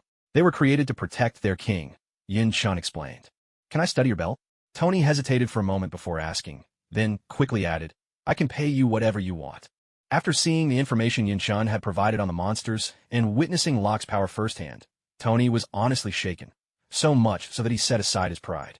Sure, but I'm not interested in money. What I want is this, let's say 5 of them. Yin Chun pointed at the arc reactor embedded in Tony's chest. Deal. Give me a minute. At that, excitement sparkled in Tony's eyes. He hurried off toward his underground lab. To Tony, considering Yin Chun had once saved his life and even given him the Amazon's gene optimization serum, 5 arc reactors, heck, even 10, would be a small price to pay. A few minutes later, Tony returned, carrying 3 arc reactors in his hands. There are only 3 for now. I'll give these to you first. The rest I'll make as soon as I can, Tony said as he handed the 3 arc reactors to Yin Chun. These were ones he had removed directly from his armor. All right, what do you want to know? Yin Chun asked as he took the arc reactors. Everything, Tony replied. Then let's start with the Orphanok world, Yin Chun said, reaching for his belt. Let's talk downstairs, Tony interjected, quickly leading Yin Chun away. Seeing this, Yin Chun had no choice but to follow. Downstairs, Yin Chun laid out the Foi's, Kaiksa, and Saiga belts on the table. Jarvis, scan and record these belts and their details. Encrypt the files, Tony said, eyeing the belts. Yes, sir, Jarvis responded, as several mechanical arms extended, casting a red light back and forth over the belts as they scanned them. These belts were originally created by the Orphanok organization to protect their king and wipe out humanity. There are 5 in total. They are Foi's 555, Kaiksa, Delta, Saiga, and Orga. Right now, I have 4. Everything except Delta is in my possession, Yin Chun explained. These belts can only be used by Orphnoks or by humans who have been injected with the Orphanok factor, Yin Chun continued. What about you? Tony asked upon hearing this. I've only injected myself with the Orphanok gene serum and the Amazon's gene optimization serum. I'm still human, Yin Chun replied. So what did you give me to use? Tony pressed. The Amazon's gene optimization serum. Don't worry, you're still human. As for its effects, you've experienced them for yourself, Yin Chun assured him. Could you transform using the belt so I can see? And do you have any more information on it? Tony asked, visibly relieved. Of course, Yin Chun said, picking up the Foi's belt and strapping it on. Standing by. Complete. From the belt, glowing blue photonic veins extended, wrapping around Yin Chun and forming a luminous framework. Then, in a flash of blue light, Yin Chun transformed into Foi's. This framework is made of photonic veins, filled with photonic blood, Yin Chun explained, pointing to the blue stripes on his suit. The photonic blood powers the armor. There are 5 types: red, yellow, blue, silver, and gold. Red is the weakest, but also the most stable. The 5 types of armor each use different colors of photon blood.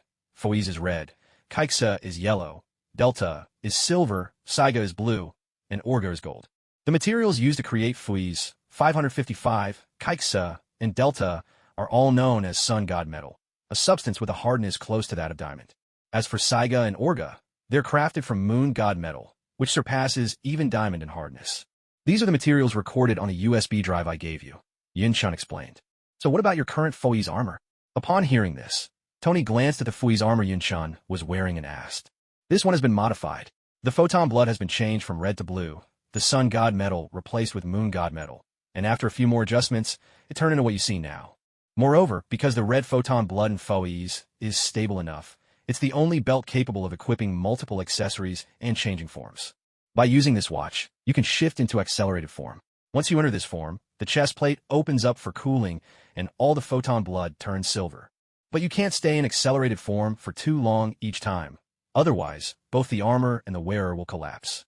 As for the form I just used, that was the blaster form, which is activated by this device, the Foi's blaster.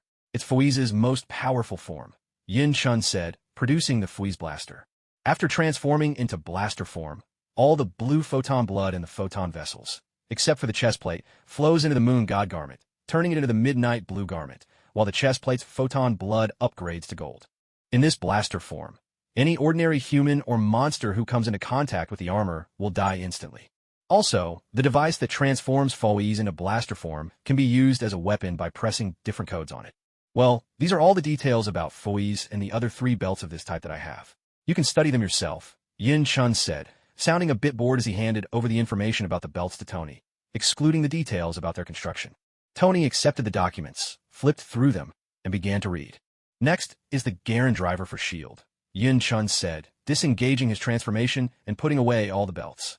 Hearing this, Tony set down the documents and continued listening. Next is Garen. This belt was specially created to combat the undead, imitating the powers of Joker. By using the card sealed in Diamond Day, it allows the wearer to transform into Kamen Rider Garen and fight.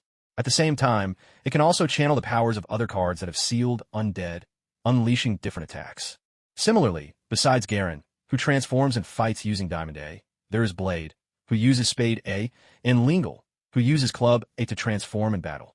Also, not just anyone can obtain a belt and become a Kamen Rider.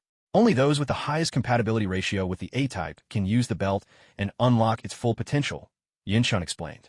In that case, if there's Diamond, Spade, and Club, what about Hard A? Tony suddenly asked in confusion. These three belts could be created because their respective A-types were in the hands of the creators.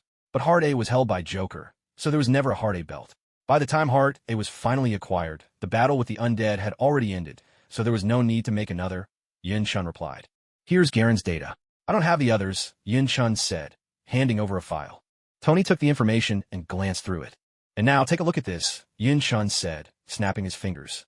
A few seconds later, with Tony watching in confusion, several insects emerged from a small portal that had suddenly appeared in the basement, fluttering and leaping around Yin Chun. These are insect-like machines called Zectors. They possess a simple intelligence. One could call them half-living beings or basic artificial intelligences, with minds of their own. They choose their own suitable users, granting them the power to transform into Kamen Riders. Whenever you need them, no matter where you are, they can find you within 3 seconds and appear at your side. When you don't need them anymore, they will simply fly away on their own. This is the Kabuto Zector. This is the Bee Zector. This is the Hopper Zector. And this is the Drake Zector. Yin Chun pointed to the 4 Zectors, a stag beetle, a bee, a grasshopper, and a dragonfly, as he introduced each one. Jarvis, scan them, Tony ordered. Yes, sir, Jarvis responded, scanning the Zectors one by one. Next, if you want to transform, you'll also need to use the Zector drive, Yin Chun explained, taking out Kabuto's Zector driver. Seeing this, Tony had Jarvis scan the belt in Yin Chun's hand. There are several kinds of Zector drives, Yin Chun continued. For example, Sigma and I use belts. That guy named Rumlow uses a wristband. This dragonfly-shaped one is operated with a handle, and there's also a sword type. In total, there are 4 types. As he spoke, Yin Chun suddenly paused, and a thought struck him. Wait a second, isn't Rumlow one of Hydra's people? Relax, so what if he's with Hydra? The system chimed in. You control the belt, so there's nothing to worry about. True enough, Yin Chun replied after hearing that. What's wrong? Tony asked, noticing Yin Chun had fallen silent. It's nothing, just something I remembered, Yin Chun said. Except for Sigma, all the other riders have 2 forms after transforming, as you saw the other day when Rumlow transformed, Yin Chun went on. These 2 forms are the masked form, which is heavily armored with strong defense and power, like the bulky version you saw when Rumlow first transformed, although it's quite slow, and the rider form, which allows for high-speed movement. Only in rider form can they use this super speed ability. But while the rider form grants super speed, its defense and attack power are lower, Yin Chun explained. So why does Sigma only have 1 form after transforming? Tony asked, gently picking up the mechanical grasshopper. That's because Sigma was created as part of the first generation of this rider system, while the ones with 2 forms are the second generation. So, Sigma only has 1 form. There's no distinction between masked and rider forms. Still, he's not much weaker than the second generation and can also use the super speed ability, Yin Chun replied. In the same way, there are limits to who can use them. They'll only transform someone they recognize into a Kamen Rider. This is the information on Kabuto, Drake, the Bee, and Kickhopper, Yin Chun said, handing Tony several files he'd just taken out. Tony accepted the documents and began to look through them. As for the Zectors, seeing that they weren't needed for the moment, they left on their own. Next up is the Dian gun. This is a gun that lets you summon riders using rider cards. I don't know exactly how it works, and there isn't much information on it, Yin Chun finished. I've got 3 cards in my hand. One is Leo Rider, one is Orga, and the last is King Snake. Both Leo Rider and Orga come from the Foe's world. Leo Rider isn't even as strong as Foe's, so there's not much to say about him. As for Orga, I've already given you the information, so I won't go over it again. King Snake, on the other hand, wields a night card deck and forms a contract with a creature from the mirror world, the Venom King. That's how he transforms into a Kamen Rider. It gives him the power to freely move in and out of the mirror world. In battle, he can also use other cards from his deck to summon different attacks. That's all the info I have, nothing more. Anything else you want to know? Yin-chun asked. No, that's plenty. Thanks. I must owe you a ton of favors by now. How am I ever going to repay you? Tony said with a laugh. It's nothing, really, Yin-chun replied with a smile. By the way, what are you doing with that worm egg? At that moment, Yin-chun noticed the egg nearby and asked. I want to study it, see if I can come up with a device to detect worms, Tony said. I thought your background was in physics. Since when do you know biology? Yin-chun asked, a little surprised. I don't, but I can learn, Tony declared, full of conviction. For a moment, Yin-chun was at a loss for words. Do you really have that much free time? What about your company? Yin-chun leaned against the table and asked. My secretary can take care of the company. Time's the least of my worries, Tony replied. Then why not just bring in a professional biologist to help with the research? Yin-chun pressed. You're kidding, right? I wouldn't trust those guys for a second. They're all mad scientists. Who knows what kind of mess they'd make studying a monster like this? They might create something even worse. Besides, I've got Ethan to help. That's enough for me, Tony added. Is he really that capable? Yin-chun asked, puzzled. He's still learning, but give him some time and he'll be up to speed, Tony replied. I actually know a biologist you can trust. Want me to introduce you? Yin-chun considered, then suggested. You just got here from another world. Do you really know any top-notch biologists? Tony frowned, eyeing Yin-chun skeptically. Absolutely. And this guy is totally trustworthy. He won't go off the rails and start experimenting with something else. He wouldn't even dare. Yin-chun vouched confidently. Oh, who is it? Tony's curiosity was piqued. Bruce Banner, Yin-chun answered. That name rings a bell. Who is he again? Tony said, searching his memory. The Hulk, Yin-chun replied. Are you bored by how quiet this city is? Is that why you want to drag him into the mix? Tony lost interest the moment he heard the name. He looked at Yin-chun with a helpless expression. Besides, are you sure you actually know him? Tony eyed Yin-chun skeptically. It was obvious he didn't believe him. Banner had been the Hulk for ages now, hiding deep in the wilderness. Apart from that one battle, Yin-chun had never interacted with him. How could they possibly know each other? I do know him. It's just that he doesn't know me, Yin-chun replied shamelessly, not the least bit embarrassed. And anyway, I have a way to deal with the Hulk. I guarantee he won't show up here and cause any trouble, Yin-chun added proudly. Oh, and what's your solution? Tony asked, eyeing Yin-chun's confident demeanor. That's not something you need to worry about. Just tell me if you want it or not. Yin-chun dodged the question. Sure, but do you even know where he is? Tony teased, a smirk playing at his lips. Well, no, not exactly. But S.H.I.E.L.D. does, Yin-chun replied, sounding completely justified. Is that so? Well, why don't you arrange it then?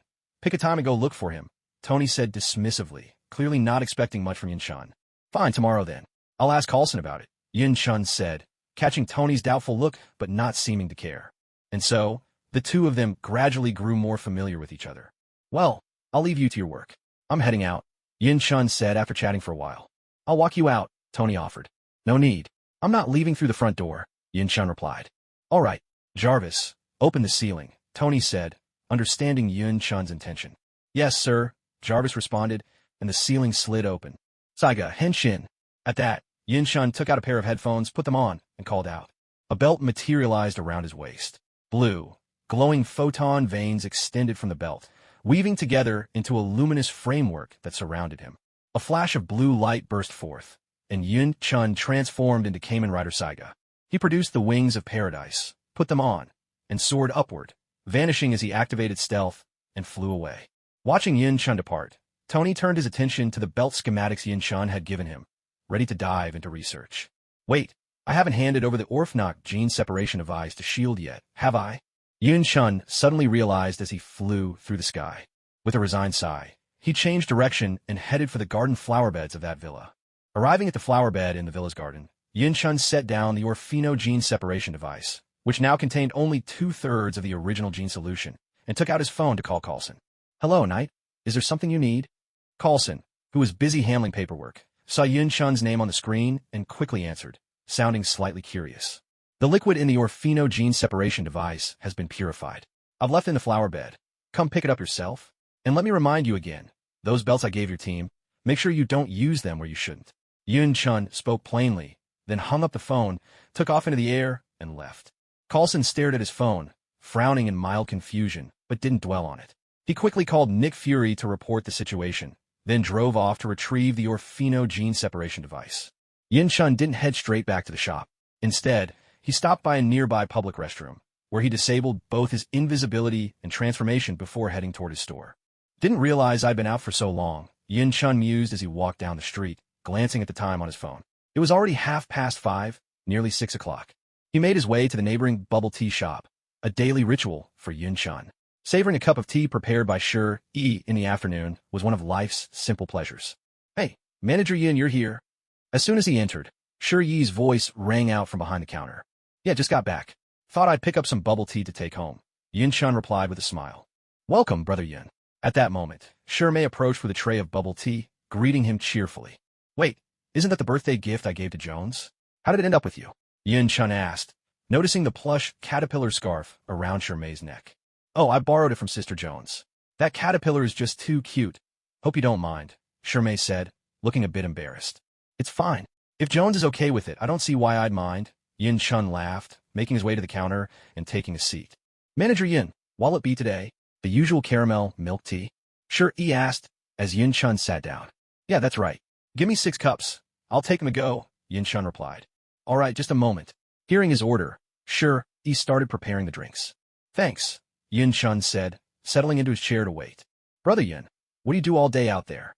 How come you're always home so late?" Shi asked as she finished serving another customer. She stroked the plush caterpillar as she spoke. "If I told you I was out saving the world, would you believe me?" Yin Chun replied with a playful smile.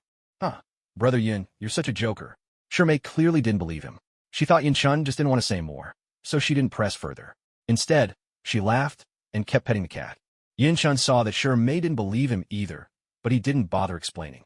He simply chuckled in response. "Xiaomei, that table's drinks are ready too. Hurry and take them over. Don't keep the guests waiting," Shi said as he handed several cups of milk tea to Shi, who was still completely absorbed in petting the cat. "All right, got it," Shi replied, but her hands never left the cat, clearly unable to tear her attention away from the little creature. "Xiao Mei, Xiao Mei." Shi grew exasperated seeing her like this. He nudged Shi several times and called her name. "Huh?" Shi finally snapped out of her reverie, looking a little confused. "I asked you to take these milk teas to the guests," Shi said with a helpless sigh. "Oh, sorry about that, Dad," Shi replied sheepishly, letting go of the cat and picking up the milk teas to deliver. "Manager Yin, when you leave later, could you please take the cat back with you?" After Shi walked away, Shi leaned in and spoke to Yin Chun in a low voice. "Ever since you brought that cat from your shop earlier, Xiaomei's been completely focused on it. I'd really appreciate your help." "Oh, I see. I'm so sorry about that. I'll take the cat back with me in a bit." "Sorry for the trouble," Yin Chun apologized, feeling a bit embarrassed. "Thank you so much." Just then, Shi noticed Shi returning and quickly went back to making milk tea. Xiaomei, has the cat eaten today?" As Shi came back, eager to pet the cat again, Yin Chun paused and asked her the question. "Huh, I don't know," Shi replied, her hand hovering over the cat as she froze in surprise. At that moment, the cat's stomach let out a low, rumbling growl. "I'll go find something for him to eat," Shi said, hearing the sound, and immediately got up to look for food. Wait. I'm the one who usually feeds him. He might not be used to other food," Yin Chun quickly interjected as he saw her about to leave. "Besides, look at how many customers are still waiting for their drinks. Why don't I take him back first and feed him there?" Yin Chun added. "Yes, Xiaomei, look how pitiful he is. Let Manager Yin take him to eat," Shi chimed in quickly. "Well, all right then." Shi looked reluctant to part with the cat, but finally agreed. "Don't worry, I'll take care of it," Yin Chun said, relieved. "Manager Yin, here's your milk tea. It's ready," Shi said, handing Yin Chun his drink ahead of time. "Thank you. I'll be off now," Yin Chun said, paying for his milk tea as he prepared to leave. "All right then, take care." Shi let out a sigh of relief and replied with a cheerful smile. With milk tea and the catworm in hand, Yin Chun turned around and left, while Shi watched them go with lingering reluctance. "All right, that's enough staring. Come help out. We've still got plenty of customers," Shi said, noticing Shi still gazing at the door. "System, how do I resolve the catworm's ability to attract female creatures so much?" After Hank left and Yin Chun stepped out of the milk tea shop, he asked the system. In fact, that's an instinctive ability the catworm uses to protect itself when it feels afraid. If someone spends enough time with the catworm, they'll no longer be affected by its charm. Or, you could simply tell the catworm not to use this ability at random. That would work as well, the system replied. Is it really that simple? Yin Chun found it hard to believe. Yes, it's just that simple, the system answered. Catworm, remember this. From now on, you mustn't use your ability on others unless I say so, Yin Chun said, echoing the system's advice. Meow. The catworm let out a soft cry, as if to promise it understood. Hank, are you heading back already? Don't you want to stay for dinner? Just as Yin-chun reached the shop entrance, he spotted Hank carrying a sleeping Hannah in his arms. No, that's all right, Hank responded. Well, here, take these with you. Safe travels, Yin-chun said, handing Hank a bag with 2 cups of milk tea. Thank you, boss. Hank extended a finger so Yin-chun could hang the bag from it. No problem, Yin-chun replied with a smile. The two parted ways, Yin-chun returning to the shop, Hank heading back to his rented room. When Yin-chun arrived upstairs, he found the living room empty of Grimm, while Jones was sitting on the sofa, playing on his phone. You're back, brother Yin, Jones said, looking up at him. Yeah, I just got back. This is for you. Yin-chun grinned, handing Jones a cup of milk tea. He set the catworm down on the couch and asked, Where's Grimm? Grimm's napping in his room. He's been unusually sleepy lately, Jones replied, taking the milk tea from Yin-chun. Oh, let's just let him rest for now. Yin-chun sat down, picked up a cup of milk tea, and took a sip. Jones cuddled the catworm, sipping his drink as he gently stroked the creature's soft fur. All right, time to feed you. After another sip of milk tea, Yin-chun took the catworm from Jones. He pulled out a dog flower from the system space, a flower that looked utterly defeated, and placed it in front of the catworm. At the sight of the dog flower, the catworm opened its mouth wide and began munching happily on the flower petals. What is that? Jones was startled by Yin-chun's offering. He'd never seen a flower that had actually grown a dog's head. Oh, this is a doggy flower. Actually, I lied to you earlier. Both the doggy flower and the catbug are extraterrestrial beings. The catbug is the natural enemy of the doggy flower. It survives by eating the petals of the doggy flower. I came across both of them by chance. They're actually quite gentle, so I decided to take them in, Yin-chun explained. Is that so? But the doggy flower looks so pitiful. Will it be eaten completely? Jones asked, looking at the doggy flower with concern. Don't worry, the doggy flower is immortal. Even if the catbug eats all its petals today, it'll be fully recovered before a day's passed, Yin-chun assured her. Really? Jones sounded doubtful. Oh, kind and beautiful lady, he's lying to you. Please save me. I'm about to be eaten. At that moment, the doggy flower, hearing Jones's words, cried out, wriggling desperately and looking to Jones as its only hope for freedom and rescue. Jones yelped in surprise. Quiet, Yin-chun scolded, giving the doggy flower's head a firm tap. It could talk. Jones stared in amazement at the chattering doggy flower. Yes, it's a natural ability of theirs, Yin-chun said with a resigned sigh. So what he said just now? Jones started to ask. I'm telling the truth. Don't worry, he won't die. From now on, they're your responsibility. Doggy flowers are just like ordinary plants. They need photosynthesis, water, and soil. But make sure never to let strangers see them. We don't want any unnecessary trouble, Yin-chun said, handing the doggy flower and the catbug to Jones. Oh, Jones took the well-fed catbug and the battered doggy flower from Yin-chun. I'll go get some rest now. Don't bother calling me for dinner. Just eat without me, Yin-chun said, standing up and stretching.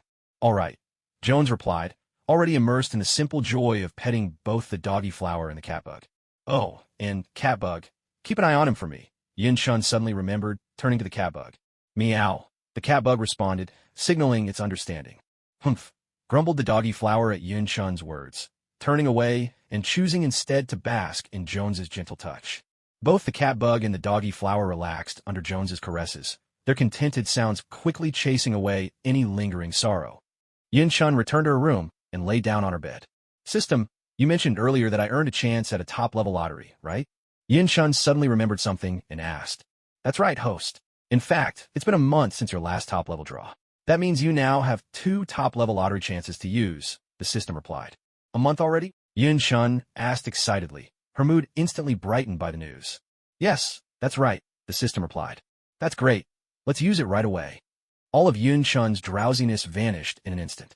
He sat up, his voice brimming with delight. All right then. As the system spoke, it pulled up the top-tier lottery panel.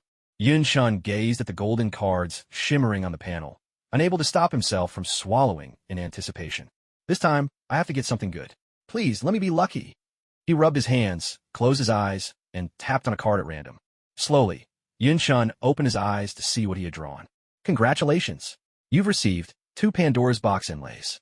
Oh wow, Lady Luck is really on my side today. Yin-chun let out an excited, low growl. After all, Pandora's box was rumored to be powerful enough to bring about the end of the world. But what use is this to me? Once he calmed down, Yin-chun realized that, strictly speaking, the Pandora's box was only useful for the Blood Clan to destroy the world. Only they could truly harness its power, and it required the complete box to function. What could he do with just a couple of inlays? He didn't need to build anything right now, either. So what's the point of this for me, system? Yun-chun asked, turning to the system for an answer. How could it be useless? Just because you only have the inlays doesn't mean you're out of options. You have the system, after all. There are plenty of ways to make this work, the system replied with a touch of pride. Oh, and what ways might those be? Yun-chun asked, hope flickering in his eyes. Why not transform it into a weapon? The system suggested. Oh, and what kind of power would it have after the transformation? Yun-chun pressed. Ever heard of world-level annihilation? There was a sly edge to the system's laughter. Oh, really? So how do we go about it? Yun-chun's excitement was palpable. Ahem. First, to perform the transformation, you'll need a powerful vessel to contain the energy of the Pandora's box inlays. Once that's settled, leave the rest to me, the system said, pretending to clear its throat. Oh, what kind of vessel would I need? Yun-chun asked, puzzled. You can purchase one directly from the system, or provide one yourself, the system replied coolly. Do I own anything that could possibly contain the energy of the inlays? I don't recall having such a thing, Yun-chun said, racking his brain. Of course you do. Didn't you just get one? The Foi's blaster, the system answered. Wait, didn't you say the Foi's blaster couldn't be modified any further? What changed? Yun-chun asked, surprised. That was before you got the inlays, the system explained. So, after the transformation, can it still use its burst mode? Yun-chun inquired. Of course it can. The system's tone carried a subtle air of mischief. Then, Yun-chun had just begun to relax, but the system continued. However, hearing the system's heavy breathing, Yun-chun drew in a sharp breath. After the modification, the explosive form's level will be fixed. As for which level it will be fixed at, I'm not sure, the system explained. How many points would it take to purchase this from the system? Yun-chun asked without hesitation. Such a powerful explosive form. How could it possibly be modified? That was unthinkable. He wasn't foolish. The lowest level only cost 2,000 points. After modification, you can use it once, unleashing 40% of its power. However, after using it, there's a risk of self-destruction due to energy overload. So, the system doesn't really recommend it. As for the top-level version, it's 500,000 points. Unlimited uses. As long as you stay single long enough, you can fire 30 energy blasts in 10 seconds. Each one at full power, with no side effects at all, the system replied coolly. Damn it. Yun-chun couldn't help but curse. The top-tier option was outrageously expensive. That's why, host, you'd be better off just modifying the Foi's blaster. Think about it. At your current level, you can't unleash the full power of the explosive form. But once it's transformed into a weapon, you'll be able to wield its full strength, with unlimited uses and zero side effects. Such a good deal. Where else are you going to find one? Don't you agree? The system tempted Yun-chun. So, if I use the Foi's blaster, what level of power can I expect after the modification? Yun-chun was swayed by the system's words and asked. Well, that depends on whether you modify both cores or just one. If you modify both, at minimum power, the blast radius will be 250 kilometers. You could wipe out half the city beneath your feet. Within that range, unless the danger level hits 6.5, nothing could possibly survive, the system answered. Then what are we waiting for? Let's modify both at once. Hearing this, Yun-chun took out the two fully charged cores, one blue, one green, along with the Foi's blaster, ready to proceed. He made up his mind. It was simply irresistible. Very well, 2,000 points. Proceed with the modification? The system asked. No problem. Go ahead, Yun-chun replied nonchalantly. At this point, he no longer cared about points. So what if it was expensive or cheap? All right, please wait. 15 minutes, the system said, taking away the Foi's blaster. What Yun-chun didn't know was that, at the moment he took out the cores, Shi, who was chatting happily with his daughter in the next room, suddenly sensed something. His expression turned serious as he looked in Yun-chun's direction. Dad, what's wrong? Shirmei noticed her father's sudden change in demeanor and asked nervously. Oh, it's nothing. Maybe it was just my imagination. I thought I heard something. He finally responded with a smile after the panel and Yun-chun's hand was taken away by the system. Ah, you must have misheard, Shirmei replied, laughing, genuinely believing that was the case. Seeing that Shirmei was convinced, He turned his head again, glancing in Yun-chun's direction. Is it them who found us? Or has someone else arrived here? He wondered himself, puzzled. Meanwhile, in an office elsewhere, a middle-aged man sat quietly. Suddenly, as if sensing something, he narrowed his eyes and looked in a particular direction. He closed his eyes, trying to grasp whatever it was he felt, but the sensation vanished, leaving him with nothing. Frowning, the man reached out and pressed a button on the computer in front of him. The monitor split in two, revealing two other people seated in chairs, a younger man and a strikingly beautiful, alluring woman. You felt it too, didn't you? The middle-aged man asked directly, addressing the two people who appeared on the screen. I did, but it disappeared almost immediately. Was it Kill Bus or EVOL? The younger man replied, frowning as well. It's probably EVOL.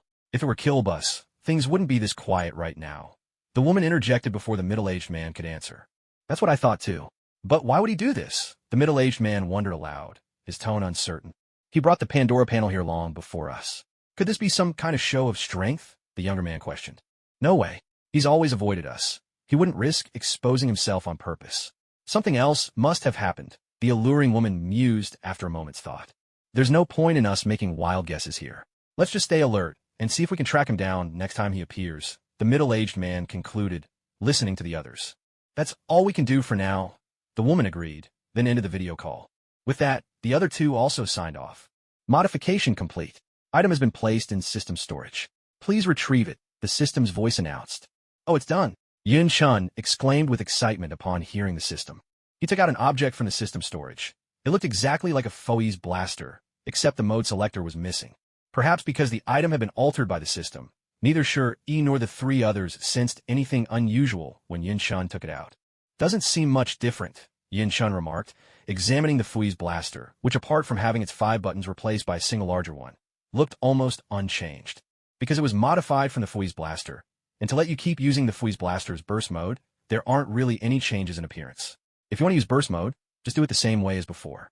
But if you want to use the Pandora cannon, just press that big button, then like when you use the Photon Buster mode, unfold the Foe's blaster, the system explained. Hey, not bad, Yin Shun said as he pressed the big button. Then, he straightened out the Foe's blaster. In a flash of light, the Foe's blaster transformed into something resembling cannon. Forget it. I'm exhausted. Time to sleep. After taking a look at the Pandora cannon, Yin Shun put it away, collapsed onto his bed, and said weakly. The 2 battles today had worn him out completely. He was so tired, he couldn't even muster the energy for a second round of the ultimate lottery. Kind reminder, due to the Pandora cannon's immense power and wide range, unless absolutely necessary, please refrain from using it in the city, the system's voice sounded. What? Yin Shun shouted. Only now did he recall what the system had said earlier. The weapon's area of effect was huge. He'd been too tired then to pay attention. Now, hearing it again, he remembered he transformed his already powerful burst mode gear into the Pandora cannon, and now he couldn't use it in the city. If monsters didn't gather in cities, where would they gather? I'll deal with you tomorrow, Yin Shun mumbled, unable to hold on any longer. With that, he fell asleep. It's not like I didn't warn you.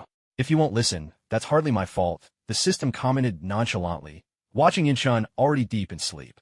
That night, Yin Shun slept straight through until 8 the next morning. That felt great, Yin Shun said, stretching lazily as he got out of bed, washed up, and had breakfast. After he finished eating, Yin Shun remembered the promise he'd made to Tony the day before. He took out his phone and called Carlson. Hello, is this Sir Knight? Carlson asked as the call connected. Beep. Warning, someone is eavesdropping. Locating. Privacy mode activated. The system's voice suddenly chimed in from the phone, just as Yin Shun was about to speak. Yin Shun froze, startled by the system's interruption. Dear user, the system has detected someone forcibly listening in on your call and trying to trace your location. Privacy mode is now enabled to protect your personal information, the system replied. What on earth is going on? Could it be Hydra? Yin Shun wondered. He didn't suspect Carlson, since he was speaking directly with him, and Carlson always reported to Nick Fury. Yin Shun just couldn't come up with any reason why Carlson would do such a thing. Hello. Hearing no response from Yin Shun, Carlson called out again. What's your director's number? Yin Shun thought for a moment and asked. Asterisk, asterisk, asterisk, asterisk, asterisk, asterisk, asterisk. Carlson was momentarily taken aback when he heard this, but he answered, asked no further questions, and then the call ended on both sides. How is it? Were you able to trace the call? In another S.H.I.E.L.D. office, Pierce asked the agent who was busy at the computer. No, we could only hear Carlson's side. The Kamen Rider's signal seems to be blocked, the agent replied, turning his head. Could it be that Nick Fury noticed us? What did Carlson say? Pierce asked, frowning. Hello, is this Mr. Knight? Asterisk, asterisk, asterisk, asterisk, asterisk, asterisk, asterisk, asterisk. That's all. The agent reported one by one. Let me try tapping Nick Fury's calls. Also, see if you can lift the block, Pierce ordered. Yes, sir, the agent replied and immediately got to work. In the S.H.I.E.L.D. director's office, Nick Fury watched as his phone suddenly lit up. He was about to answer, but paused, pulled out a mysterious device, and pressed a button.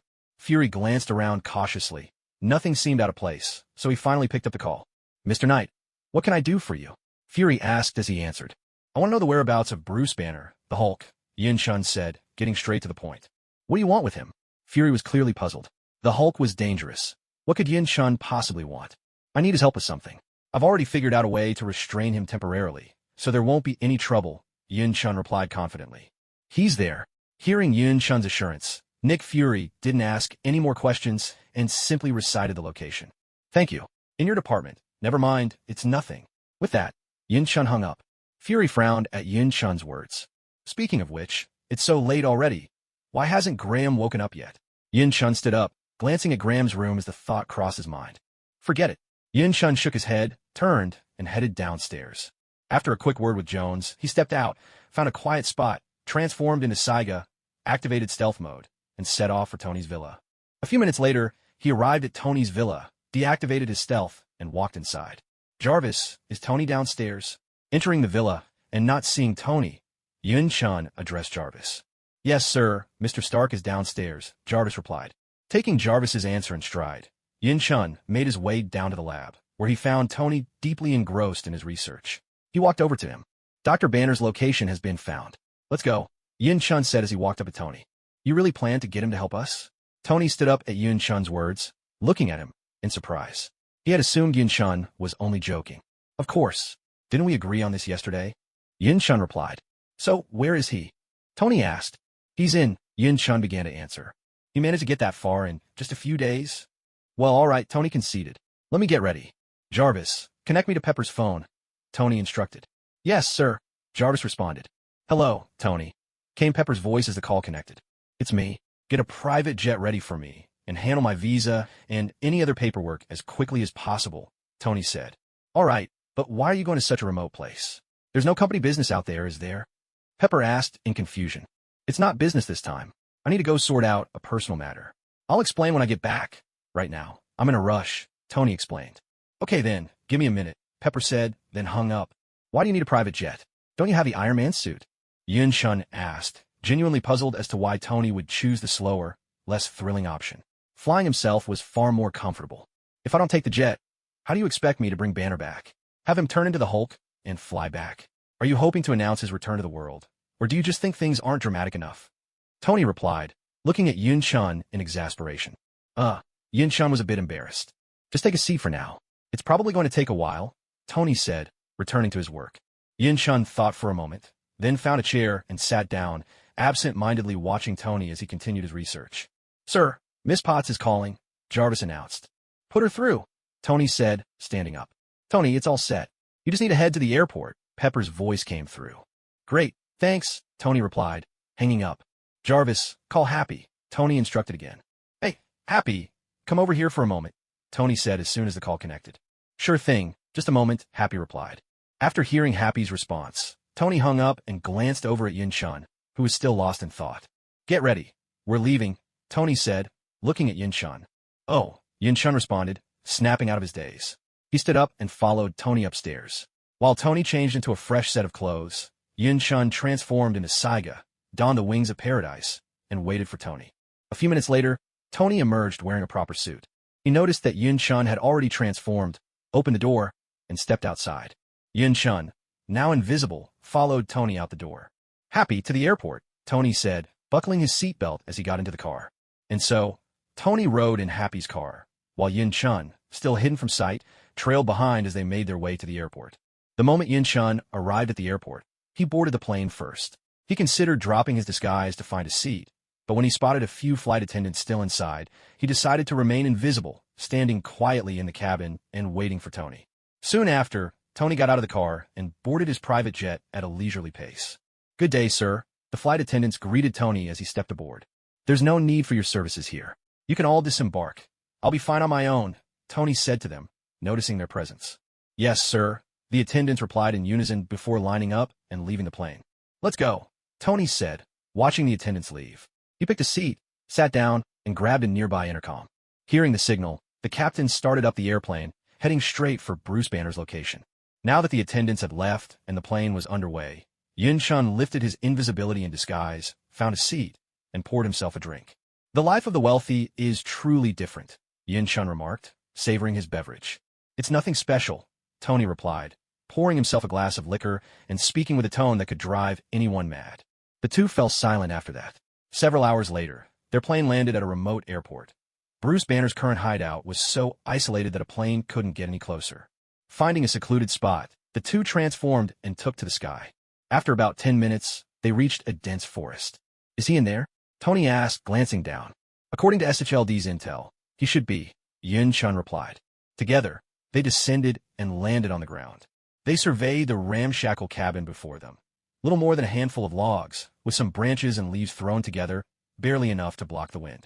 If it rained, it would be uninhabitable. Nearby, there were a few more logs, and, a little further off, the frame of another half-built cabin. Excuse me, is anyone here? Yin-chun called out, knocking on the rickety door. Seems like no one's around. Maybe we should wait for him inside, Yin-chun suggested, turning to Tony. All right, Tony agreed after a moment's thought. Seeing that Tony had agreed, Yin-chun gently pushed open the door, and the two of them walked in together. Inside the wooden cabin, there was only a hammock and a tree stump about half a meter in diameter and height. On top of the stump sat some wooden bowls and chopsticks, and beside it was a slightly smaller stump. It seems he's not living an easy life, Yin-chun remarked as he looked around the cabin. That's only to be expected. Given his situation, he can't just show up wherever there are crowds. Honestly, this is already pretty good, Tony commented as he glanced around. At that moment, a sound came from behind Yin-chun and Tony, making them both turn their heads. They saw a tall, thin man standing at the doorway. Upon seeing them, Banner immediately took 2 steps back and said, Kamen Rider? Tony Stark. That's us. Tony disengaged the armor, covering his face, as he replied. What do you want? Banner eyed them warily, his guard up. Relax. We're not here to cause you trouble. We need your help, Tony explained. I have nothing to offer you. Please, just leave, Banner said, not even bothering to listen to what they wanted as he tried to usher them out. I know what you're worried about. I can temporarily resolve the whole problem, and you don't have to worry about your safety. He can help keep you safe, Yin-chun said, understanding Banner's concerns. Hulk's power is beyond anything you can imagine. There's no way you could fix this, Banner replied to Yin-chun, his face expressionless. How can you be so sure it's impossible? You'll never know unless you try. Yin-chun took a step forward as he spoke. Stop bragging. Who do you think you are? Banner clearly didn't believe a word Yin-chun said. I'm the one who defeated Abomination. You know that, don't you? Yin-chun replied. Banner fell silent at that. Even so, there's no way you could solve the Hulk problem, Banner said helplessly. We'll know soon enough. Let's go outside and try, Yin-chun said, heading out with Tony. No, I really don't want to do this, Banner protested as Yin-chun stepped out. Stop stalling. Let's get this over with, Yin-chun insisted. This is on you then, Banner said, realizing he couldn't avoid it. Suddenly, Banner's entire body swelled up, growing larger and turning green. His clothes ripped apart, leaving only a pair of underwear that somehow managed to hold on. The Hulk had arrived, and with a thunderous roar, he bellowed at Yin-chun and Tony. Tony, do you want to spar with him? See how his combat skills stack up. Yin-chun drew out a card and turned to ask Tony. I'll pass, Tony said after a moment's thought. Then I'll take care of this, Yin-chun said, aiming the card at the Hulk as Tony declined. Hulk, Yin-chun said to the card. With a sharp crack, the sound of an eggshell breaking rang out. Suddenly, Hulk clutched his groin, collapsed to his knees, and even his roar changed in tone. Hearing the eggshell break and seeing Hulk's reaction, Tony tensed up, instinctively shielding himself with both hands. If Hulk's previous roar had been like that of a battle-hardened tiger, now his voice was more like the mewling of a newborn kitten. Then, still clutching himself, Hulk began to shrink, growing smaller and smaller, until finally he reverted to Banner, clad in nothing but his underwear. Banner could only sit there, face flushed, one hand covering himself, the other pounding the ground in mute frustration. So what do you think? Can Hulk still come out? Yin-chun ended his transformation and walked over, bracing his hands on his knees as he bent down to address the embarrassed Banner. Banner, face burning and still clutching his groin, was utterly unable to respond. What is that thing? You didn't even have to lift a finger to take him down, Tony said, recovering from his own awkwardness. He checked that Yin-chun hadn't noticed his reaction, then composed himself and walked over to ask. This, Yin-chun replied, handing the card to Tony. What does it do? Tony had a sneaking suspicion, but he asked anyway. As you saw for yourself. Yin-chun took the card back from Tony's hand. It can make any intelligent being, regardless of gender, experience that sensation. But it's just a sensation, no physical harm at all. Still, it's more than enough for dealing with Hulk, Yin-chun explained, pointing at Banner. How does that even work? That's not scientific, Tony muttered, completely dumbfounded. His worldview had been upended by Yun Chun yet again. No idea, Yun Chun replied, tucking the card away. By then, Banner had managed to get shakily to his feet, though he was still unsteady. How are you feeling? Yun Chun asked as he watched Banner stand. I'm okay. It's incredible, Banner replied, his legs and voice still trembling. He hadn't expected Yun Chun to really have a way to deal with the Hulk. Believe me now? Yun Chun asked, supporting him. Ido. But what exactly do you guys need my help with? Banner asked. Let's talk inside, Yun Chun said, helping Banner move indoors.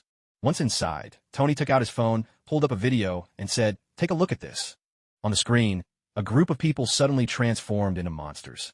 What are those creatures? Banner asked, watching the video. They're called xenomorphs, beings from another world. They want to invade here. They can mimic any human and even copy their memories, Yun Chun explained. And what we want is for you to develop a device that can identify those monsters hiding among humans, Tony said to Banner. But why me? Don't you have plenty of experts in biological research on your side? Why did you come to me, of all people? Banner asked, puzzled. I don't trust them. They're all mad scientists. I can't believe that if they discovered such creatures, they'd just develop the device I need and not try to experiment on them in other ways. The reason I came to you is because you've experienced the kind of harm this can cause. I trust you won't go off and create something else, Tony explained. All right, but you'll need to help me deal with the whole problem at any time. Also, I don't like being disturbed, so I prefer my workplace to be somewhere remote, with as few people as possible, Banner stated his conditions. No problem. Pack up, let's go, Tony agreed. Okay, Banner replied. With trembling steps, he walked into the cabin. A few minutes later, he emerged again, just in different clothes. All set. Let's go, Banner said as he walked over. Hold on, a place this far from the airport, and he can't fly. How are we getting there? Yun Chun suddenly asked after both she and Tony changed forms. I'm using the wings of heaven, so I can't carry him. Why don't you give him a ride? After all, there's never anything on your back, Yun Chun suggested, taking out the wings of heaven and pointing at Banner as she addressed Tony. Do I look like someone who just lets people climb on my back? Besides, are you sure that once we get airborne, he won't freak out and turn into Hulk? Tony shot back. So what now? Yun Chun asked helplessly. We'll just have to walk to the nearest town and hitch a ride to the airport, Tony said, deactivating his Iron Man suit. I guess that's our only option, Yun Chun agreed, undoing her transformation as well. But even the nearest town is a long way from here, Banner remarked. Well, you chose such a remote place. You two go ahead. I'll follow behind, Yun Chun said, then slipped into stealth mode. Banner was left momentarily dumbfounded by what he saw. Let's go, Tony said, removing the last traces of his armor and heading off in a particular direction, not waiting for Banner. 20 minutes later, the group finally reached the nearest small town. Of course, since none of them were ordinary people, they weren't even out of breath. That was really quite a hike, Tony commented. Not much we can do. The Hulk's destructive power is too great. This is the only way, Banner replied with a resigned sigh. They waited at a bus stop for a few minutes, and then got on a bus. To avoid unnecessary trouble, both Banner and Tony put on the masks they had bought earlier while looking for a car. After nearly another hour, they finally arrived at the airport. Let's go. Time to board the plane, Tony said to Banner, while Yun Chun, already invisible, had slipped ahead of them onto the aircraft. Time passed without notice, and, at last, the three of them returned. However, Yun Chun didn't accompany them back to Tony's villa. Instead, he made his way back to his own shop. Never mind, let's eat first, Tony said once he reached the villa. He glanced at the clock. It was already close to evening. Banner's stomach gave a loud growl. He hadn't eaten since morning, as Tony and Yun Chun had arrived just as he was about to have breakfast, so he'd missed his meal entirely. Seeing Banner's agreement, Tony made a call to Happy and asked him to pick up something for lunch. While waiting for Happy to return, Tony led Banner down to the underground laboratory to take a look at the insect eggs. These are the eggs of the alien insects I want you to study, Tony said, guiding Banner into the lab and gesturing toward the two eggs. For the time being, you'll stay here and work on the research. I'll have a new lab built next door for you. If you need anything, just tell me or Jarvis, Tony continued. All right, Banner replied, eyes fixed on the eggs. After a while, Happy arrived with food, and the two of them sat down to eat together. As for Ethan, he was busy furthering his studies at the medical school these days. Meanwhile, Yun Chun bought some bubble tea and returned to his store. Jones, Hank, these are for you, Yun Chun said as he walked into the kitchen, set down the bubble teas for them, and then headed upstairs. Graham, what's wrong? Don't cry. Yun Chun heard Hannah's voice as soon as he reached the top of the stairs. Hannah, what happened? Yun Chun walked over and saw Graham with his head buried in his arms, sobbing. He turned to Hannah for an explanation. I don't know. Graham was fine, and then suddenly just started crying, Hannah replied, flustered and unsure what to do. Host, that's not actually Graham right now. It's the child whom Graham possesses. He's woken up. The system spoke up suddenly. What? Yin-chun was startled by the system's words. Hannah, here's a bubble tea for you. Why don't you go play somewhere else for a bit? I'll stay here and comfort Graham, all right? Yin-chun thought for a moment, then handed Hannah a cup of bubble tea. Okay, Hannah said, taking the drink, casting a quick glance at Graham, and heading downstairs. Graham, Yin-chun called out softly. At that moment, a faint clinking of metal and the sound of something flowing filled the air. Coins began to emerge from Graham's arm, rising up and drifting away from his hand. As the coins gathered, they formed the outline of a person, slowly taking shape until, sitting on the other sofa, appeared another Graham. Humph. As soon as Graham appeared, he puffed out his cheeks and let out a disgruntled sound at Yin-chun, looking annoyed and clearly unhappy. Brother Yin, is my mom really gone? The crying Graham looked up, tears streaming down his face as he asked. When possessed by the greed, he could sense certain things. Don't worry, you still have us. Everything will be all right. Yin-chun didn't pay any mind to the coin-formed Graham, quickly sitting down and pulling the crying Graham into an embrace, gently comforting him. In truth, Yin-chun was panicking inside. He had saved this child on a whim, simply because he couldn't bear to let him go like that, so he brought him home. At the time, he hadn't even been sure the boy would survive, and he certainly hadn't expected him to recover so quickly. Yin-chun hadn't been prepared for any of this. Hearing Yin-chun's words, the sobbing Graham didn't respond. He just kept crying, unable to stop. At this moment, Jones walked in. She looked at the two Grahams on the sofa, one curled up in Yin-chun's arms, crying, and the other sitting on the couch, cheeks puffed, radiating displeasure. Oomph. When Graham noticed Jones, he stood up, huffed again, and turned to walk back to his room. Seeing this, Jones glanced at Yin-chun, about to speak, but Yin-chun waved his hand, signaling her to wait and that he'd explain later. Understanding, Jones nodded and went back downstairs, leaving the upstairs to the three of them. It's all right. From now on, this is your home, and we're your family. Yin-chun continued to comfort Graham, speaking gently. Okay. Graham choked out a response, nodding through his tears. After more than 10 minutes, Graham finally calmed down and stopped crying. What's your name? Yin-chun asked, looking at Graham. My name is Graham, he replied. Besides your mother, do you have any other family? Yin-chun asked. No, my father gambled and was beaten to death, Graham answered, his eyes still red. Then you're home. Yin-chun started to ask. Those people who killed my father took it. That's why Mom was looking for a new place for us to live. And that's why, as Graham spoke, his voice began to tremble, and he looked like he might burst into tears again. Seeing this, Yin-chun quickly interrupted him. That's enough. Don't think about it anymore. You have us now. Yin-chun hugged Graham, comforting him in a soft voice. You must be hungry. Let me go get you something to eat. A few minutes later, seeing that Graham had composed himself again, Yin-chun spoke gently. Okay, thank you, Brother Yin. Graham was still not quite used to it, lowering his head and whispering softly. Just wait here for me. With that, Yin-chun stood up and headed downstairs. Brother Yin, why are there two Grahams? As Yin-chun came downstairs, Jones asked him. Hank and Hannah were both puzzled as well. Hank was confused about where the second Graham had come from, while Hannah wondered why she'd only seen one earlier, but now heard them talking about two. It's a bit complicated. I'll explain later.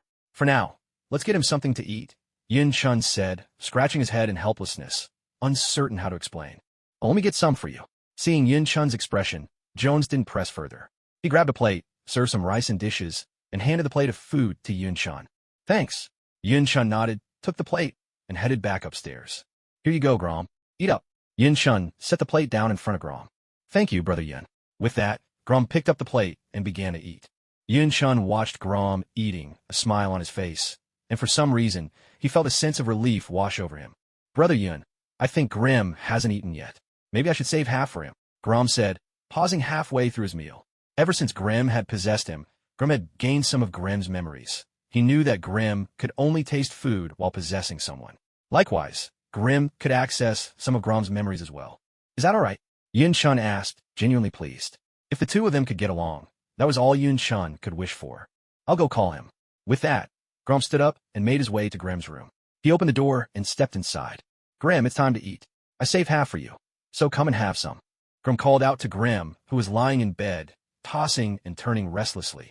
Graham stilled, but didn't respond to Graham. There's chicken drumsticks today. I saved one just for you, don't you want it? Graham looked at Graham, puzzled. Graham still didn't respond, but out of Graham's sight, he secretly swallowed a mouthful of saliva. Well, if you don't want it, I'll just eat it myself. I'm still hungry anyway. Seeing Grim ignore him, Grom turned and started to leave. Wait, I want it. As soon as he spoke, Grim transformed into a pile of coins and merged with Grom's hand. Grom's eyes instantly turned a pale gray, flickering for a moment. The next instant, his body was taken over by Grim. Grim adjusted to being in control, a faint, prideful smile playing at the corner of his mouth before his face settled back into calm. He walked out. Grim, hurry up and eat. And from now on, try to get along with Grom, all right? Yin Chun said to Grim as he came out, watching him closely. Since you all want me to eat, I suppose I'll have a little then. Grim said with his usual haughty tone. He sat down, swallowed nervously, and began to eat. Yin Chun watched the proud Grim with an amused smile. MMPH. Suddenly, as Grim was eating, he choked and started pounding his chest. Slow down. No one's fighting you for food. Here, have some milk tea. Seeing Grim like that, Yin Chun opened a cup of milk tea and handed it over.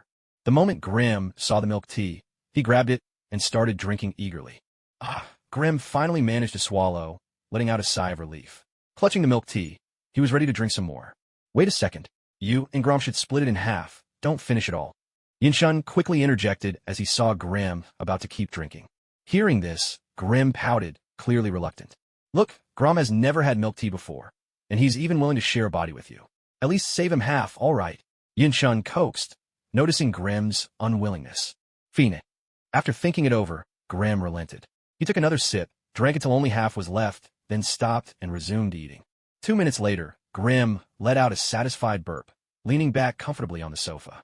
Enjoy for a bit, but then give the body back to Grom, understood?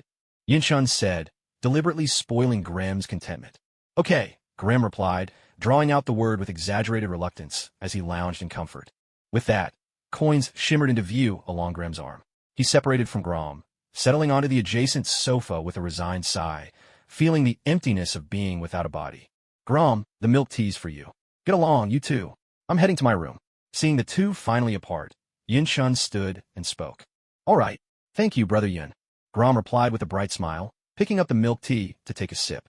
Hearing Grom's response, Yin Chun returned to his room, leaving them to spend some time together.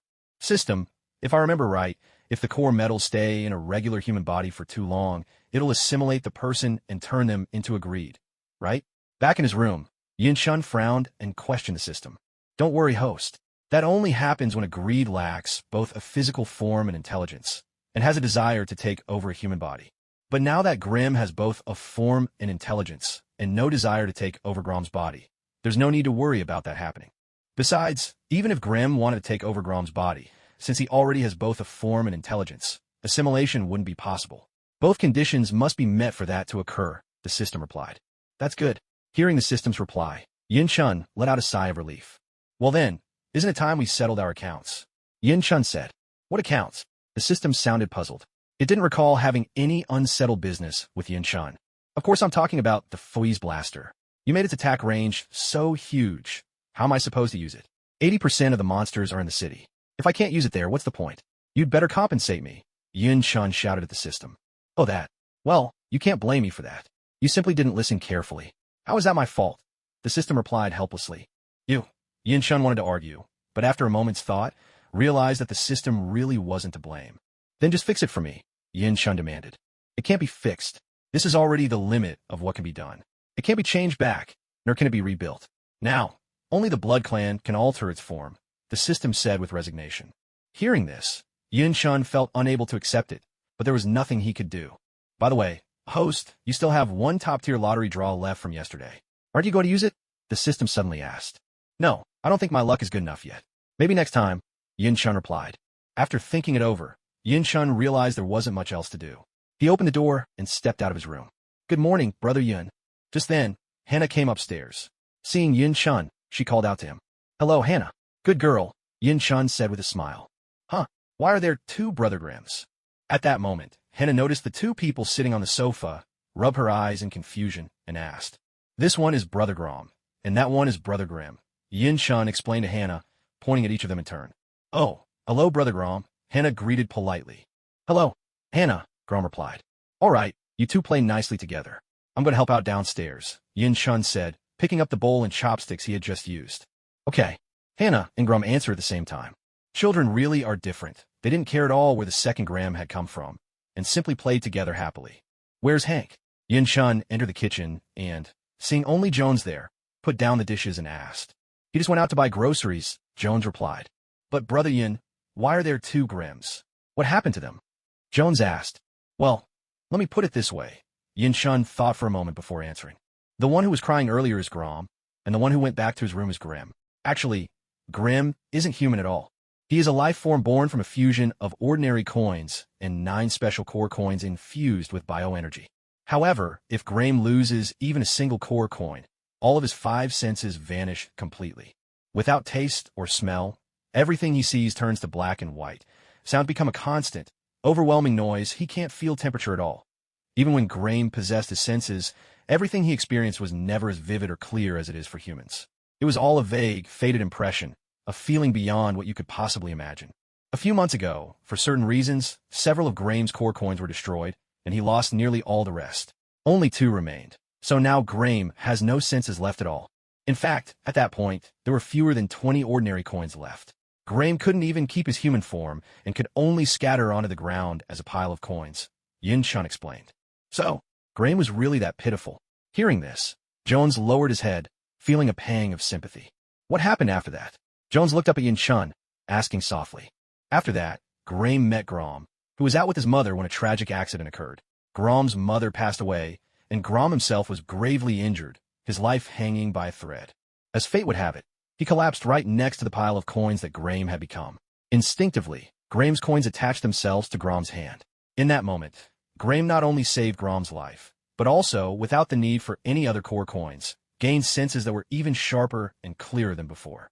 Later, Grim kept wandering in search of his lost core coins, and eventually ended up at the shop entrance. That's when you brought him in, fed him, and well, you know the rest, Yin Shun said, glancing at Jones. And then, just this afternoon, Grom's body fully recovered.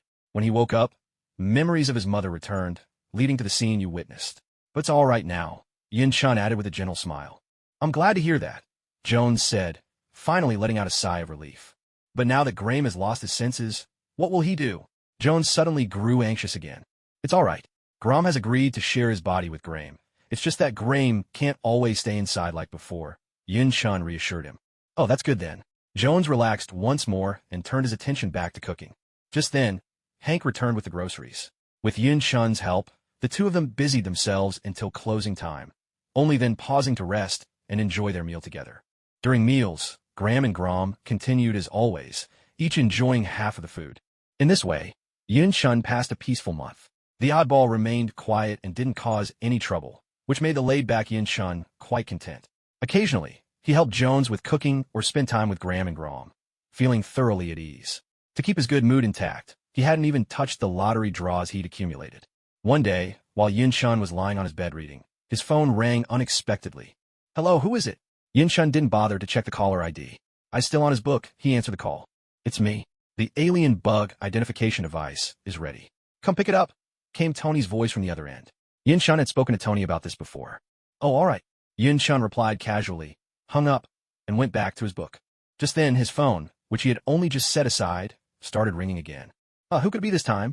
Yin Shun wondered as he heard the phone go off once more. Hello, who's this? He asked. Sir, it's me, Jack. The second form of the IXA system has been developed. Would you like to come get it? Jack's voice came through the phone. That was fast, Yin Shun said, surprised by Jack's words. Why don't you just drop it off at Tony's place? I'll be heading over soon, so I can pick it up then, Yin Shun thought for a moment and suggested. All right. Jack agreed, then hung up. Yin Shun sat up, stretched lazily, got out of bed, and prepared to head out. After going downstairs and informing Jones he would be out, Yin Shun left the house. He found a secluded spot, transformed and cloaked himself, then flew toward Tony's villa. As he neared Tony's villa, he saw a car parked not far from the house. Jack stepped out, carrying 3 boxes, and headed towards the villa. Jack! Yin Shun landed, deactivated his cloaking and transformation, and called out to Jack. Sir, Jack replied, turning and recognizing Yin Shun. This is the second form of IXA, Jack said, handing the 3 boxes to Yin Shun as he approached. All right, thank you, Yin Shun responded, taking the boxes and briefly inspecting the items inside, which didn't appear much different from the first form. How's the photon IXA coming along? Yin Shun asked next. It's finished. It has some self-defense capabilities now. I'm thinking of making photon blood the next development focus for IXA. Interested? Jack replied with a smile. I'll pass. You handle it as you see fit. Let me know if you need anything, Yin-chun said. All right then. Please help me deliver these 2 boxes to Mr. Stark and S.H.I.E.L.D., Jack said, pointing to 2 of the boxes. All right, take care, Yin-chun said. Jack responded softly, then turned and walked away. Watching Jack leave, Yin-chun also turned and headed toward Tony's villa. When he arrived, Yin-chun noticed a new 2-story building nearly finished beside the villa. It was probably the laboratory Tony had mentioned earlier, the one he was building for Banner. Yin-chun only glanced at it and didn't pay it any more attention, instead entering the villa, whose door was already open. Welcome, Sir Knight. Mr. Stark is downstairs. You can go find him. Jarvis's voice greeted Yin-chun as soon as he stepped inside. Thanks, Yin-chun replied briefly, heading downstairs. Upon reaching the lower level, Yin-chun saw Tony engrossed in some research. Nearby, Ethan was gazing at Banner with admiration, peppering him with questions, leaving Banner looking a bit helpless. Hey, what was your name again? At that moment, Tony, caught up in his work, noticed Yin-chun. He started to greet him, then realized he didn't know Yin-chun's name and asked. Banner and Ethan both turned to look at Yin-chun as well. Yin-chun, he replied. So that's your name? Tony exclaimed. I'd appreciate it if you could keep my name to yourselves, Yin-chun said to the 2 of them, still clad in his armor. Don't worry, you're one of us. Our lips are sealed. Tony turned to the others, smiling as he reassured him. Banner and Ethan both smiled in response. Jack asked me to bring this to you. It's Ike's second form, Yin-chun said, taking one of the boxes Jack had given him and handing it to Tony. Oh, Tony took the box, opened it, and examined its contents. So, about that device you mentioned, the one for detecting the worms. What does it look like? Yin-chun asked, looking at Tony. This is it. Tony set the box aside and picked up a device that looked much like a smartphone, handing it to Yin-chun. How does it work? Yin-chun took the device and asked. If any worms appear within 100 meters of you, the device will vibrate. You can also press these 3 buttons on the left to change the alert mode. There's a ringtone, vibration, and even a voice notification. There's also a feature to pinpoint the worm's exact location. Just press the button on the right, and the front screen turns into a camera, just like a smartphone. Point the lens at a crowd and pan around. If it detects a worm, their image will appear right here. Tony explained. That's practically a demon-revealing mirror, Yin-chun said in astonishment. A demon-revealing mirror? Tony echoed, puzzled by the term. Oh, nothing, just saying you're amazing, Yin-chun replied, leaving the explanation at that. It's not that I'm amazing, it's Banner who's the real genius. Without him, we might not have been able to pull this off, Tony said, uncharacteristically modest. No, I only did a small part, Banner replied, a little embarrassed. By the way, do you have any extras? Yin-chun asked Tony. Of course. For the company and for home, Banner and I made several. How many do you need? Tony asked. Then give me 4 more. I'll put 2 in my own shop and 2 in Jack's lab. Yin-chun thought for a moment and said. No problem. But as for Jack's lab, I can deliver them myself. In exchange, I'll just ask for a bit of their blood samples, Tony said as he handed Yin-chun 2 more devices. Are you planning to make identification devices for all 6 types of mutants invading this world? Yin-chun asked in surprise. Exactly. Since they can all disguise themselves as human, who knows when one might slip into our midst? Better safe than sorry, Tony replied coolly. Then you'll have to ask them yourself if they're willing to cooperate, Yin-chun said. Of course, Tony agreed. If there's nothing else, I'll get going, Yin-chun said, after thinking it over and realizing there was nothing more to discuss. That should be it. Take care, Tony replied, putting away the blood samples. He couldn't think of anything else Yin-chun could help with. After all, Yin-chun was formidable in combat, but when it came to physics and biology, he was out of his depth. All right, I'm off then, Yin-chun said, turning to leave. Hey, wait a second. Almost forgot this. Tony suddenly remembered something, hurried over to the table, and grabbed several cards adorned with patterns and writing, handing them to Yin-chun. What's this? Yin-chun took the cards and looked them over, puzzled. Next week, I'm hosting a technology expo. These are tickets, well, invitations. If you're interested, come check it out, and feel free to bring some people along, Tony explained. Asterisk a quick note from the author. I think a tech expo would require tickets, right? I'm not entirely sure, but let's just go with it. The important thing is, Iron Man 2 is about to begin, asterisk. All right, thanks. If I'm free, I'll come take a look, Yin-chun said, pocketing the tickets and heading out. Once Yin-chun left, Tony tidied up a bit, handed the house over to Banner and Ethan, grabbed a few cases, and headed toward Jack's lab. A few minutes later, Tony arrived outside Jack's lab, just as Jack was returning. Mr. Stark, is there something I can help you with? Jack asked when he saw Tony. This is for you, a device to identify the mimic bugs that disguise themselves as humans, Tony said, taking out a box containing 2 of the detection devices and handing it to Jack. Thank you. By the way, did you receive the second form of Ixa that I asked the knight to bring you? Jack asked as he accepted the device. Yes, I received it, Tony replied. That's good to hear, Jack said with a nod. Besides delivering these 2 devices, I have another request. I'd like to draw a bit of your blood to develop a detector for the fawn blood vampires. Would that be all right? Tony continued. Of course, that's not a problem at all. Let's head inside, Jack answered without hesitation, smiling as he led the way. Tony and Jack walked in together. Inside, after Jack explained the situation to the others, they lined up and let Tony draw a small sample of blood from each of them. A few minutes later, Tony left the villa with a case containing more than a dozen vials of crimson vampire blood. After leaving Tony's villa, Yin-chun didn't return to the shop right away. Instead, he drifted aimlessly through the sky. Hey, host, isn't that your family's mascot down there? The system's voice suddenly chimed in. Mascot? What are you talking about? Yin-chun asked, puzzled by the system's cryptic comment. Graham, the system replied. Where? Yin-chun asked, his curiosity piqued. He didn't bother questioning why Graham had suddenly become a mascot. Right below you, on your left. Behind that man in black sitting in the chair, the system said.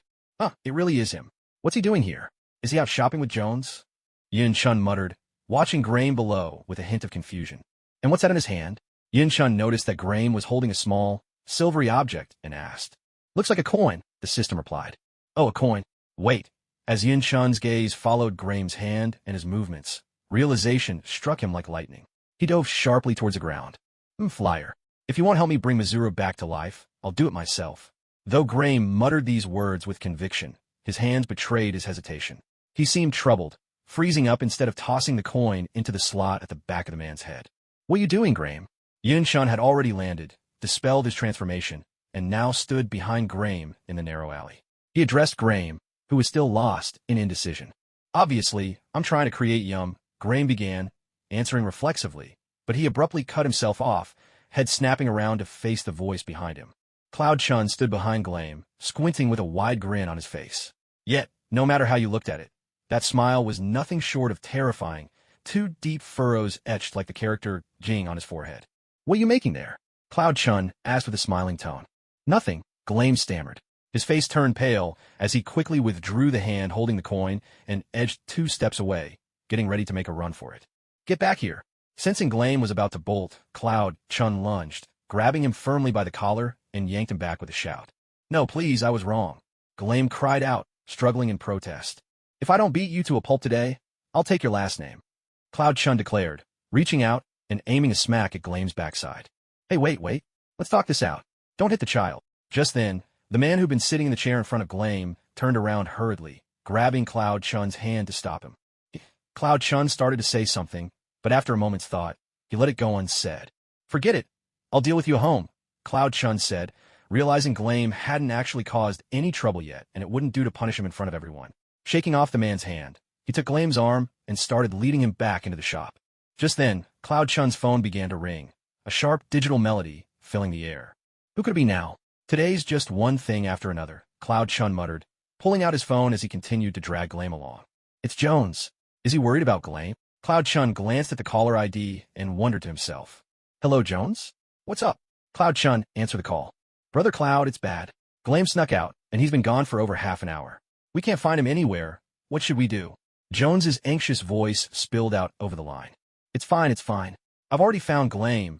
He's with me now, so don't worry, Cloud Chun replied quickly, trying to reassure him. Really? That's a relief, Jones said, finally letting out a long breath. Yeah, I've got him with me, and we're on our way back now. We'll be there soon, Cloud Chun said, hanging up the phone. See? Even Jones was worried about you. You didn't say a word and just slipped out on your own, Cloud Chun said, glancing at Graham, who was pouting in response. So, tell me, why did you sneak out to make yummy? Cloud Chun asked, fixing his gaze on Graham. You promised you'd help me find a regular coin to bring Mizuru back, but it's been ages and you still haven't found one. I had no choice but to go look for myself. Graham replied, unhappily. Well, Cloud Chun stopped in his tracks, momentarily at a loss for words. After that first time, Graham hadn't brought up reviving Mizuru again, so Cloud Chun thought he'd forgotten. He hadn't expected Graham to still remember. You didn't even try to look, did you? You don't want to look, do you? Graham lifted his head and looked at Yin-chun with clear annoyance. It's not that I didn't try. Kazari and Yuva have been missing lately, and I haven't even seen a single yummy around. How am I supposed to look for them? Isn't that right? Yin-chun replied awkwardly. Uh-huh. Host, are you really lying to a kid now? Have you no shame? Do you even feel embarrassed? The system's voice chimed in at that moment. Shut up, snapped Yin-chun at the system. All right, shutting up. With a hint of mockery, the system fell silent. In fact, you defeated both of them long ago, didn't you? You don't want to revive Mizuru, do you? You're just using me as a tool to save Graham, right? And now you don't need me anymore, isn't that it? With reddened eyes, Greem stared at Yin-chun, firing off 4 questions in a row. How could that be? If I didn't care about you, if you were nothing but a tool to save Graham, why would I let you and Graham share the same body? Yin-chun quickly tried to comfort Greem. Back then, it was true Yin-chun wanted to save Graham, but it was never about treating Greem as a mere tool. After all the days they'd spent living together, Yin-chun had long since come to see Greem as family. System, do you have any regular coins? Now thoroughly flustered by Greem's distress, Yin-chun hurriedly turned to the system for help. System? System? Getting no reply, Yin-chun called out anxiously. You told me to shut up, didn't you? The system finally responded, a hint of mischief in its tone.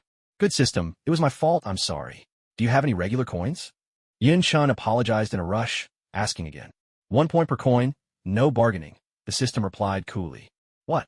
Last time I got so many for just a few points, and now it's this expensive? Are you taking advantage of me? You little profiteer.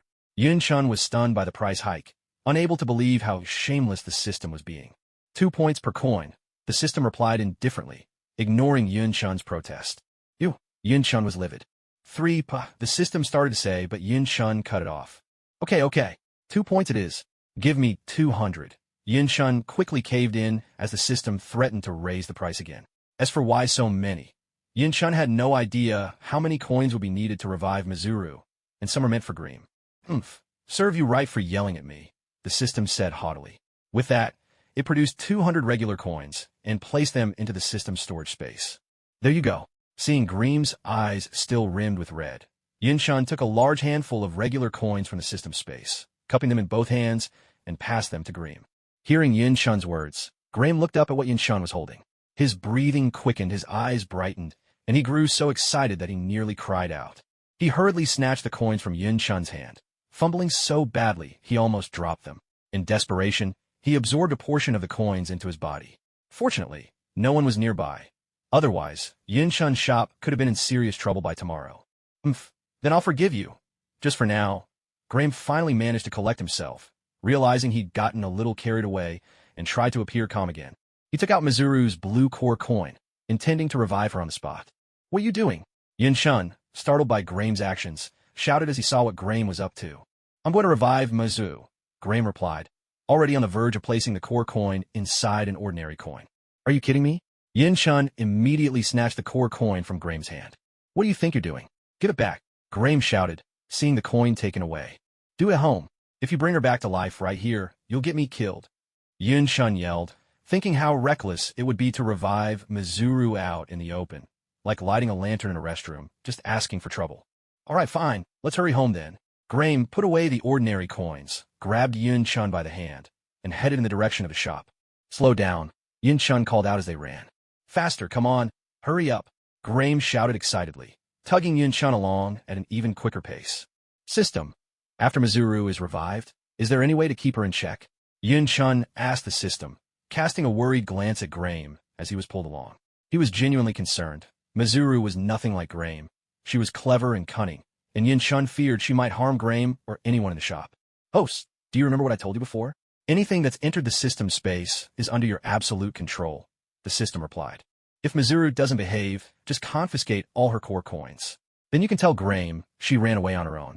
Isn't that your specialty? The system added with a sly tone. My specialty? What's that supposed to mean? Yin-chun replied, annoyed by the system. Isn't it true? Aren't you best at tricking children? The system said teasingly. Never mind. I'm not going to argue with you. Yin-chun was thoroughly exasperated, choosing to ignore the system. Back at the shop, Greem hurriedly dragged Yin-chun upstairs. Brother Yin, you're finally back. I was so worried, Jones said as soon as he saw the two return. It's fine, see? We're both back safe and sound. Yin-chun replied, still being pulled upstairs by Greem. What's going on? Jones wondered as he looked at the two of them. Noticing there were hardly any customers around, he followed them upstairs as well. All right, we're home now. Hurry up and give me back Mizuru's coins, Grimes said to Yin-chun, reaching out his hand without paying any attention to Grom's puzzled look from the nearby sofa. Hold on, don't be in such a rush. If we want to bring Mizuru back to life, we have to lay down some ground rules first, Yin-chun replied, looking straight at Grime. Grime didn't respond to Yin-chun's words. He simply stared at him intently. Don't look at me like that.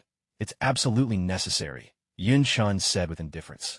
First, after Mizuru is revived, she's not allowed to leave the house without my permission. She can't go around making yummy, and she's not to harm anyone at will. If she can't do that, I'll take her coins back at any time, Yin-chun said firmly, meeting Grime's resentful gaze head-on. Can she possess someone else, then? Grime asked. She can, but only if that person agrees to it, Yin-chun replied after a moment's thought. All right, I agree, Grime promised confidently. Your agreement isn't enough. She has to agree herself, Yin-chun said as he took out Mizuru's 2 core coins. Phoenix. The moment Grime saw the coins in Yin-chun's hand, he quickly produced dozens of coins from within himself, crouched down, and placed them on the floor. Forget it, you can keep these ordinary coins. I'll use some new ones to revive Mizu, Yin-chun said, then took out all the remaining coins he'd bought from the system and put them on the floor as well. Seeing this, Grime finally felt at ease and collected his ordinary coins. At that moment, Jones came over, crouched down too, and quietly watched Yin-chun and Grime in the pile of coins on the ground, a vague suspicion forming in his mind.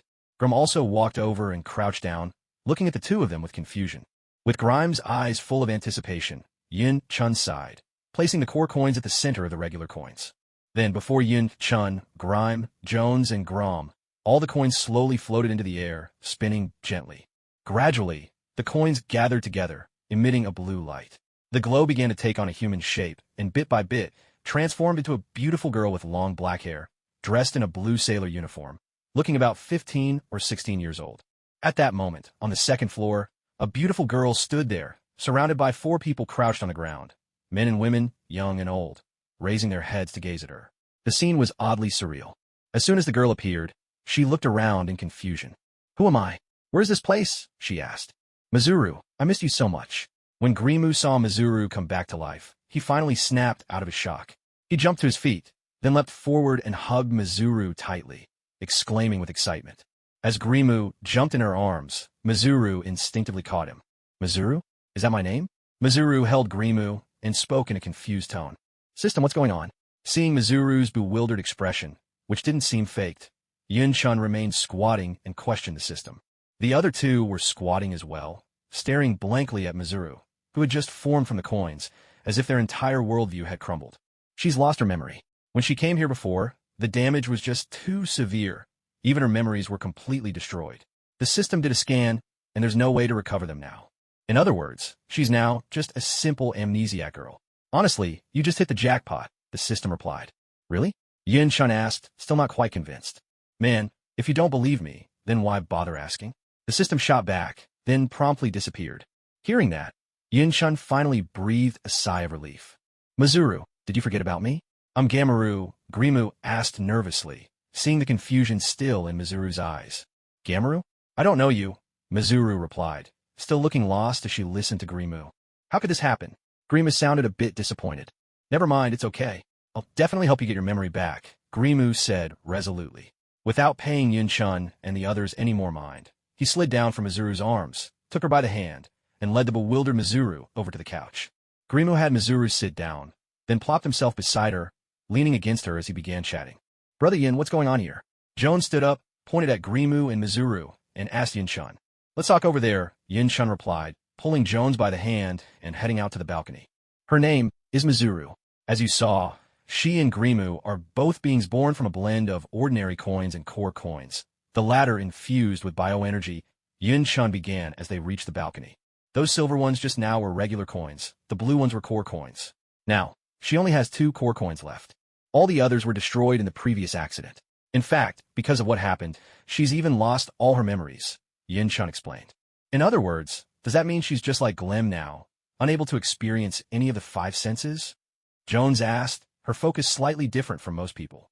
That's right, Yin-chun replied, feeling a bit odd at Jones's line of questioning. Her attention always seemed to wander in unexpected directions. How pitiful, Jones said, with her usual gentle kindness. Don't be fooled by her appearance, Yin-chun warned, his expression turning grave. Before she lost her memory, she was nothing like Glem, nowhere near as innocent or easy to deceive. Mizuru was cunning and treacherous, through and through. It's all right, Jones replied with a bright smile. Since she's lost her memories, we can help her start over, teach her to be a good person. Faced with Jones's blithe optimism, Yun-chun could only sigh, rubbing his forehead in helpless exasperation. In any case, just keep your guard up, he advised after a moment's thought. Don't worry about it, Jones laughed, glancing over at Mizuru on the sofa before heading downstairs. As Jones descended, Yun-chun also glanced at Mizuru, then retreated to his room, leaving only Glem and the other two in the living room. Having just been born, Mizuru was still getting used to her surroundings. She sat quietly on the sofa, listening to Glem talk, while Grum watched cartoons on the TV. Back in his room, Yun-chun decided to use up the lottery draws he'd accumulated over the past few weeks. He opened the lottery panel. Chuckling with anticipation, Yun-chun gazed at the number of draws available, unable to contain his excitement as a mischievous grin spread across his face. After a month's worth of saving, Yun-chun now had 15 regular draws, 10 intermediate draws, 5 advanced draws, and, counting the leftovers from before, 2 top-tier draws. System, is there a way to draw multiple times at once? Yun-chun wiped away his drool, addressing the system. Drawing one by one was just too much hassle. Yes, it's been updated. Just tap on the cards directly, the system replied. Hearing this, Yun-chun opened up the regular lottery. Let's see the magic of the Kato Hawk finger, he declared, jabbing furiously at the draw panel with exaggerated enthusiasm. He blew on his index finger theatrically, then turned to check his prizes. Congratulations. You've received 6 blank cards. Congratulations. You've received 3 bottles of top-tier wine. Congratulations. You've received driving mastery. Congratulations. You've received $10,000. Congratulations. You've received 2 decks of playing cards. Congratulations. You've received 2 cans of locust-type robot food. As expected, regular draws are always like this, Yun-chun muttered with a resigned shrug, exiting the regular lottery and moving on to the intermediate level. Once again, Yun-chun unleashed his Kato Hawk finger, tapping away at the cards on the lottery panel. Congratulations. You've received nothing at all times 6. Congratulations, you have received 1 box of substitute dolls. Congratulations, you have received Zector Miser, Insect Device Bomber from Kamen Rider Kabuto. Congratulations, you have received a Kamen Rider Blade card. Congratulations, you have received a set of cosplay outfits designed for women to wear on special occasions. Insert playful grin. These, never mind, I'll wait until I've finished drawing them all before checking, Yun-chun muttered, ignoring the items for now. He exited the intermediate draw and moved on to the advanced tier.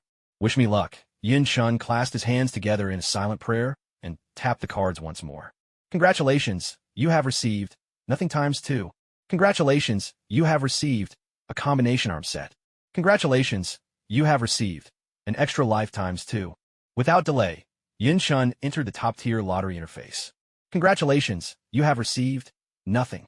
Oh, come on. Yun-chun cursed under his breath as his precious top-tier draw yielded nothing. He decided to use only one of his top-tier draws for now, choosing to save the other for later. All right, time to sort out what I've got this time. Let's see what kind of oddities I've drawn, Yun-chun said, turning his attention to his haul. First up were 6 blank cards meant to seal undead. Nothing particularly special. Next, Yun-chun's gaze landed on the bottles of wine. Name, Supreme Wine. Description, these 3 bottles are crafted from only the most exceptional ingredients, using the most exquisite winemaking techniques. Each bottle has been aged for over 20 years. Just making things up, I've never had wine and don't know much about it. No idea if wine can be aged that long. Just take it at face value, don't overthink it. I don't even drink. What am I supposed to do with this? Yun-chun pouted, took the wine out, and set it aside as a gift for someone else. He moved on to the next item. Name, Mastery of Driving. Description, upon use, you'll instantly master the operation of any vehicle. Any mode of transportation. Now, this one's not bad. Yun-chun nodded to himself and activated the skill. A soft glow emanated from the panel, floating gently toward Yun-chun's forehead before sinking in. He felt a torrent of information flood his mind, causing a slight ache. After a few minutes, the pain faded, leaving behind a wealth of new knowledge. Not bad at all, Yun-chun remarked with satisfaction, then continued to examine the rest. As for the miscellaneous items from the basic draws, none really caught Yun-chun's eye. Money, to him, was nothing more than a string of numbers. Since arriving in this world, Yun-chun had barely spent any money. In fact, thanks to Jones and Hank running the restaurant, their earnings had only grown, yet there was little need for it. Yun-chun never needed much, Jones, unlike other girls, had never splurged on makeup or handbags, only occasionally picking up some snack for Graham and Grom. The playing cards were of no use either. Yin Chun decided to toss them to Graham and the others later and play on his own. Lastly, there were 2 boxes of locust-type surveillance robots from the 000 world, 12 in total. Their purpose was to monitor, which wasn't too bad. Yin Chun figured he might need them in the future and decided to keep them. Next came the intermediate draws, 10 in all. 6 of them yielded nothing, nearly driving Yin Chun mad with frustration. Damn it, CEO, you said the draw rate was 80%, and now it's only half. Yin Chun cursed. Still, what came next managed to bring him a bit of comfort. What's a substitute doll? Yin Chun muttered, eyeing the box labeled as such and turning to the description with some curiosity. Name, substitute doll. Function, passively triggered. It only activates at the very moment the user truly dies, taking the user's place in death and fully restoring the user to the state they were in when the contract with the doll was signed. Otherwise, no matter how severe the injuries, even if limbs are lost, it won't be triggered. How to use? Sign a contract with a substitute doll. To do so, align the doll's eyes with the user's and press the button on top of the doll's head. After activation, the doll will transform into the appearance of the contract holder, then turn into a beam of light and enter the user's body, disappearing from sight. It will only reappear when triggered. Note, the better the user's physical condition when signing the contract, the better the restored state after the doll is triggered. Each user can only use 1 substitute doll at a time. In a lifetime, no one can use more than 3. Any extra will not form a contract with the user. This is a real treasure, Yin Chun exclaimed in excitement after reading the description. Without hesitation, Yin Chun grabbed the box of substitute dolls and opened it. Inside, there were 6 dolls, each no bigger than a palm, covered in injuries from head to toe, looking battered and frighteningly grotesque. He glanced over them, then picked one at random, aligning its eyes with his own and pressing the button atop its head. The doll's eyes blinked once, and in an instant, it transformed to look just like Yin Chun. Then, it turned into a beam of light, entered Yin Chun's body, and vanished. Is that all? Yin Chun wondered aloud, feeling nothing as the light from the substitute doll entered him, a hint of doubt in his mind. Forget it. Yin Chun put away the remaining dolls and continued to look through the rest. What on earth is this? He wondered as he picked up the Zector Miser from Kamen Rider Kabuto, curiosity piqued, and started reading its description. Introduction. This is the support weapon of Kamen Rider Kabuto. By pressing the central button, it can be launched from 4 pipes. It's a small beetle-shaped bomber that can fly autonomously and fire fragmentation grenades. These grenades can be resupplied through spatial teleportation, meaning they can be fired infinitely for continuous attacks. Hey, that's a good one. Lucky find, Yin Chun praised. Then Yin Chun turned his attention to the Kamen Rider blade card behind it. On the card, there was a knight clad head to toe in black, his upper body protected by heavy bronze armor, and his left arm equipped with a claw that looked just like a crab's pincer. Behind Blade, a mirror monster followed closely, a crab-shaped creature with a bronze body gleaming from top to bottom. Introduction. This is Kamen Rider Blade from the Ryuki universe, contracted to the colossal blade crab.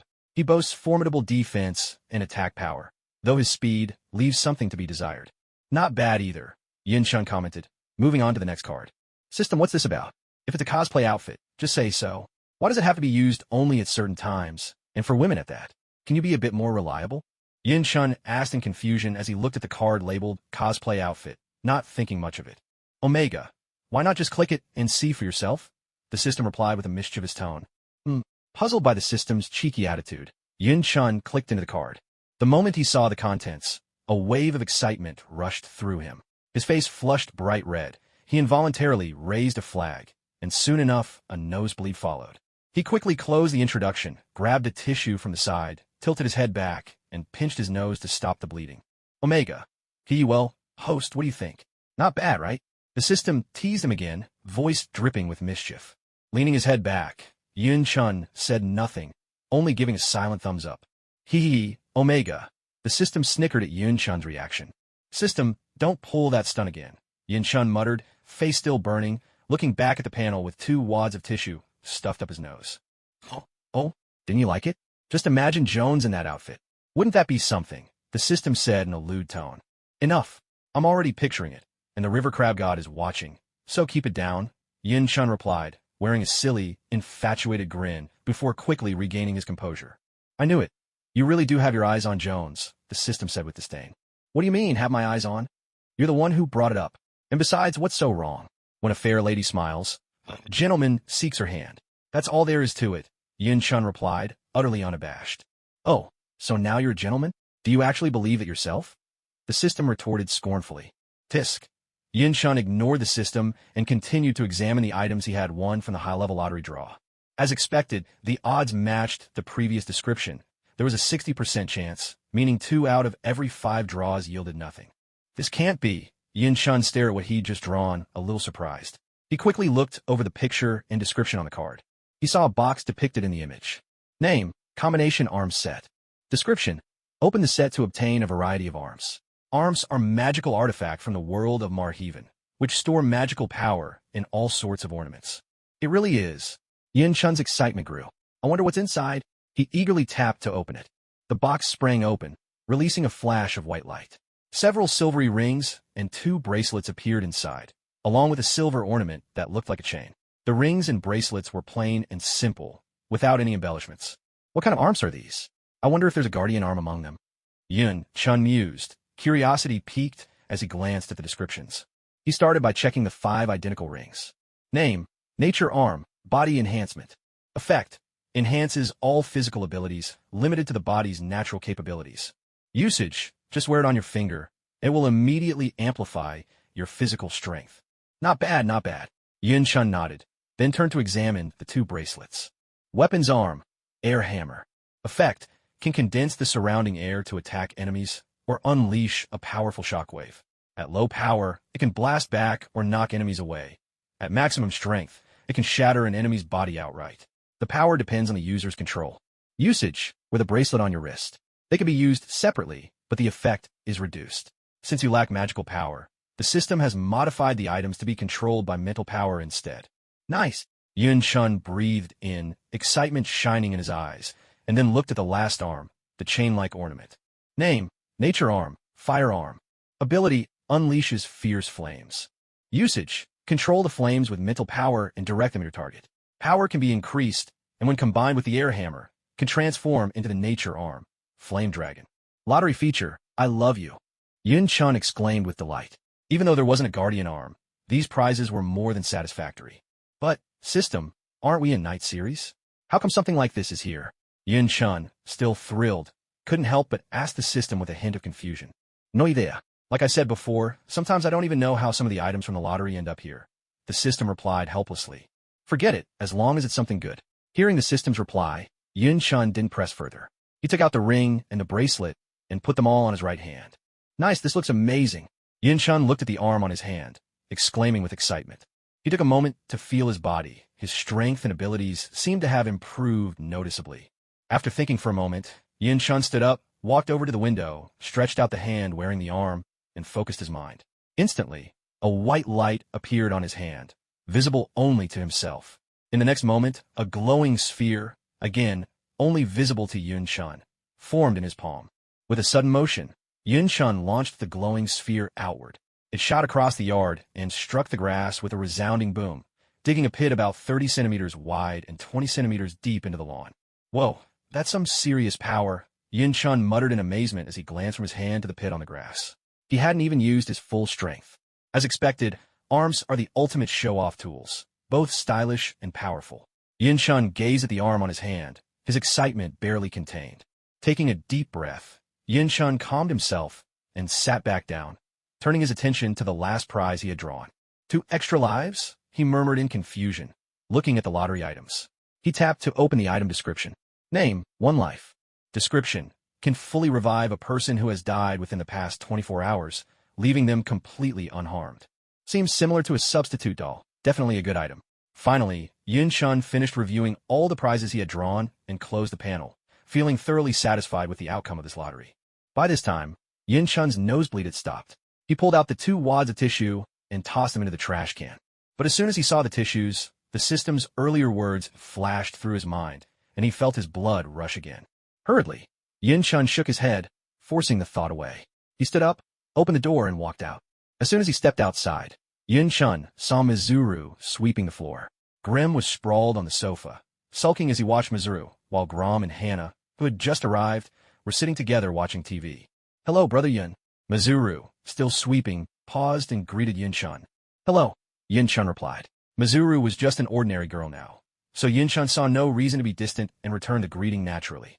Just as the system and Jones had said, since she was no longer the Mizuru of the past, there was nothing wrong with giving her a chance to live as a normal person. Yin-chun did wonder for a moment why Mizuru was sweeping, but didn't ask. He turned and headed downstairs, while Mizuru resumed her cleaning.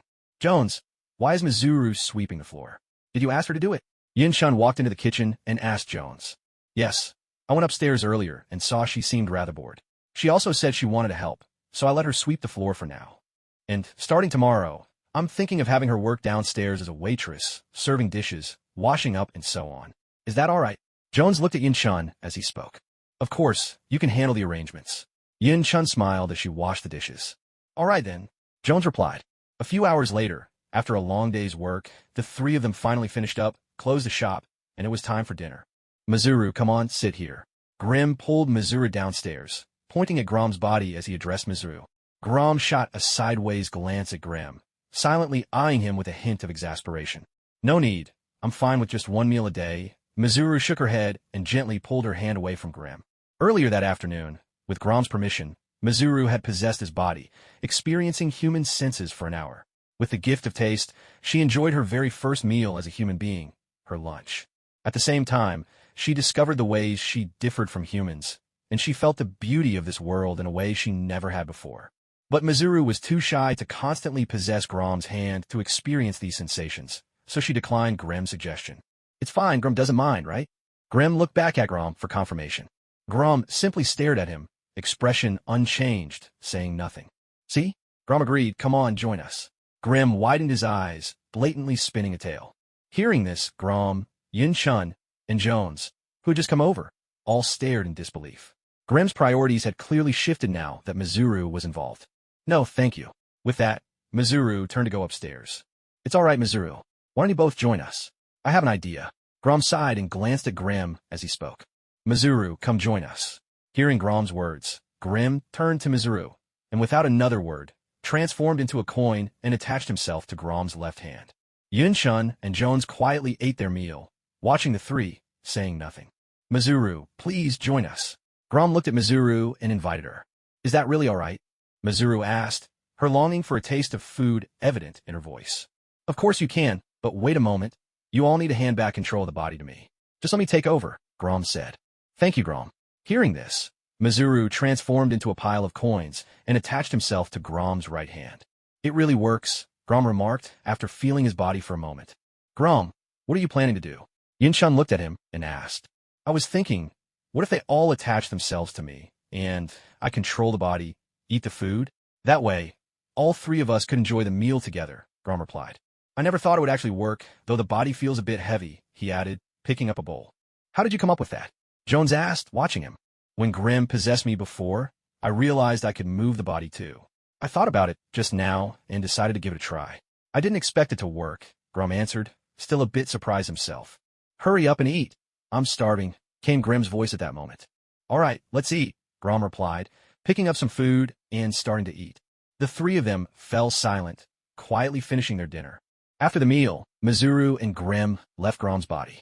Grim and Grom went upstairs together, while Mizuru stayed behind to help Jones clear the table and wash the dishes. Jones, I'm stepping out for a bit, Yin-chun said, letting Jones know before heading out the door. Outside, Yin-chun took out a bottle of wine he'd won in a raffle earlier, along with 2 tickets to the Stark Expo that Tony had given him, and made his way to the milk tea shop. He walked in to find the place still busy. Sure-E and Sure-Mei were bustling about behind the counter. Carrying the items, Yin-chun approached the counter. Boss Yin, you're here. Want something to drink? Why don't you take a seat for a bit? Sure-E greeted him as he came over. No, I just came to drop something off, Yin-chun said, raising what he was holding. Oh, what is it? Sure-E asked, still preparing milk tea. Just a bottle of wine and a couple of tickets to the Stark Expo, Yin-chun replied, setting the items on the table. I'll just leave these here. You keep busy. I'll be heading out, Yin-chun said, noticing how occupied Sure-E was. Thanks a lot, Boss Yin. Have a seat if you want, Sure-E replied, not catching what Yin-chun had said. No need, I'll be off. You've got your hands full, Yin-chun said after a moment's thought, then turned and left. Take care. Sure-E called out as Yin-chun walked away. Dad, was that Brother Yin just now? Sure-Mei came over and asked. Yes, he said these things were for us, and then he left. Let's put them away. Sure-E said to Sure-Mei. All right, Sure-Mei replied, gathering up the items and carrying them into the back room. Back at the shop, Jones and Mizuru were still tidying up. Yin-chun went upstairs, collapsed onto the sofa, and looked every bit like a lazy, beached fish. After a while, Jones and Mizuru finished cleaning and came upstairs as well. "Mizuru, come here a moment," Yin-chun said after thinking for a bit, calling Mizuru over. "What is it, Brother Yin?" Mizuru asked, taking a seat. "Since you'll be living here from tomorrow on, I need to lay out a few rules," Yin-chun said, looking at Mizuru. "All right, go ahead," Mizuru replied. "Here they are. Without permission from me or Jones, don't go out on your own. Don't reveal your true form or possess Grom in front of anyone besides us. That's all I can think of for now. Do you agree?" Yin-chun asked. "Sure, no problem." Mizuru thought for a moment. These rules weren't unreasonable, so he nodded in agreement. "And from today on, you'll be staying in that room. If you need anything, just ask Jones," Yin-chun said, pointing toward a room at the back. "Also, you'll need a new name." "How about Maris?" Yin-chun suggested to Mizuru. "That's fine with me," Maris nodded in response. "All right then, you all get some rest. I'm heading back to my room," Yin-chun said, seeing that there was nothing else to take care of. He stood up and went to his room. And so, just like any other evening, Yin-chun and the others spent a peaceful night. Starting the next day, Maris began working downstairs as a waiter, quickly finding her days busy and fulfilling. At last, the time arrived for the opening ceremony of the Stark Industries Technology Expo. "Are you ready?" After dinner, Yin-chun turned to Jones and Grom, planning to take them to tour the expo together. "Yes, we're ready," Jones and Grom replied. Hearing their answer, Yin-chun and Jones each took one of Grom's hands and headed out. They called a cab and made their way to the expo. Maris and Graham had already merged with Grom before they left.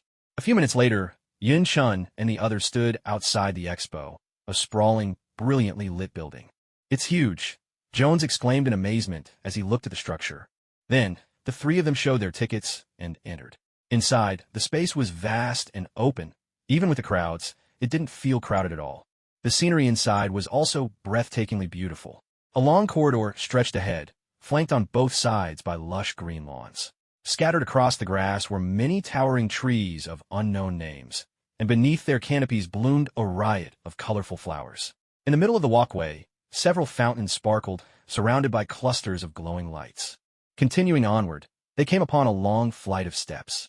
Climbing up, they entered an expansive exhibition hall, the main hall and the largest one of all. There were several other exhibition areas nearby, though none as grand as this central one. Yin-chun and his companions walked straight into the main hall. Despite its spaciousness, the atmosphere inside felt quite different from the outside. Here, the crowd made it feel almost cramped. "What's everyone here for? It's so lively. Is there some kind of display happening?" Jones asked, surprised by the sheer number of people. "Of course not," Yin-chun replied with a smile. "Everyone's gathered here to see who's about to make an appearance." "Oh, who is it?" Jones asked, a puzzled look on his face. "Don't you remember? This expo is hosted by Stark Enterprises. As the owner, how could Tony Stark himself not show up?" Yin-chun explained. "I see," Jones exclaimed, suddenly understanding. "Come on, let's move up a little closer for a better view." As he spoke, Yin-chun, making use of his impressive physique, gently parted the crowd, leading Jones and Grom toward the very front. "What are you pushing for?" "Huh." A burly man grumbled as Yin-chun nudged past him. But when he saw how effortlessly Yin-chun moved a hefty fellow aside with just a light touch, he was struck speechless. "Is there a problem?" Yin-chun asked calmly, having just made more space by moving another person. "No, no problem at all," the big man replied, eyeing Yin-chun, such a slight figure, yet so unexpectedly strong. He dared not show his annoyance. Seeing the man had no objections, Yin-chun continued to forge a path through the crowd, heading deeper inside. "Sorry about that." Jones apologized to the man as he followed behind. "It's fine," the man replied quickly. He had no intention of crossing Yin-chun. At last, after a short while, Yin-chun managed to bring Jones and Grom right to the front. At that moment, a helicopter appeared overhead. Suddenly, bursts of fireworks shot up from the stage, exploding in dazzling displays across the sky. The helicopter's rear hatch swung open, and a figure clad in red and gold armor leapt out, followed by several others in similar suits. It was none other than Iron Man, Tony Stark, along with his Mark II, III, and IV armors. "Wow!" The crowd erupted in cheers and ecstatic shouts, their excitement surging as Iron Man and his armored companions soared across the sky. Finally, Iron Man and the robot landed on the stage. Music swelled from behind as a group of women in sizzling outfits appeared, each with glowing lights on their hands and chests. Lights that looked just like the arc reactor on Iron Man's suit. They began to dance, though the performance felt utterly uninspired and left the crowd unmoved. With arms spread wide, Iron Man basked in the cheers from the audience. Then he pressed a button on his arm guard.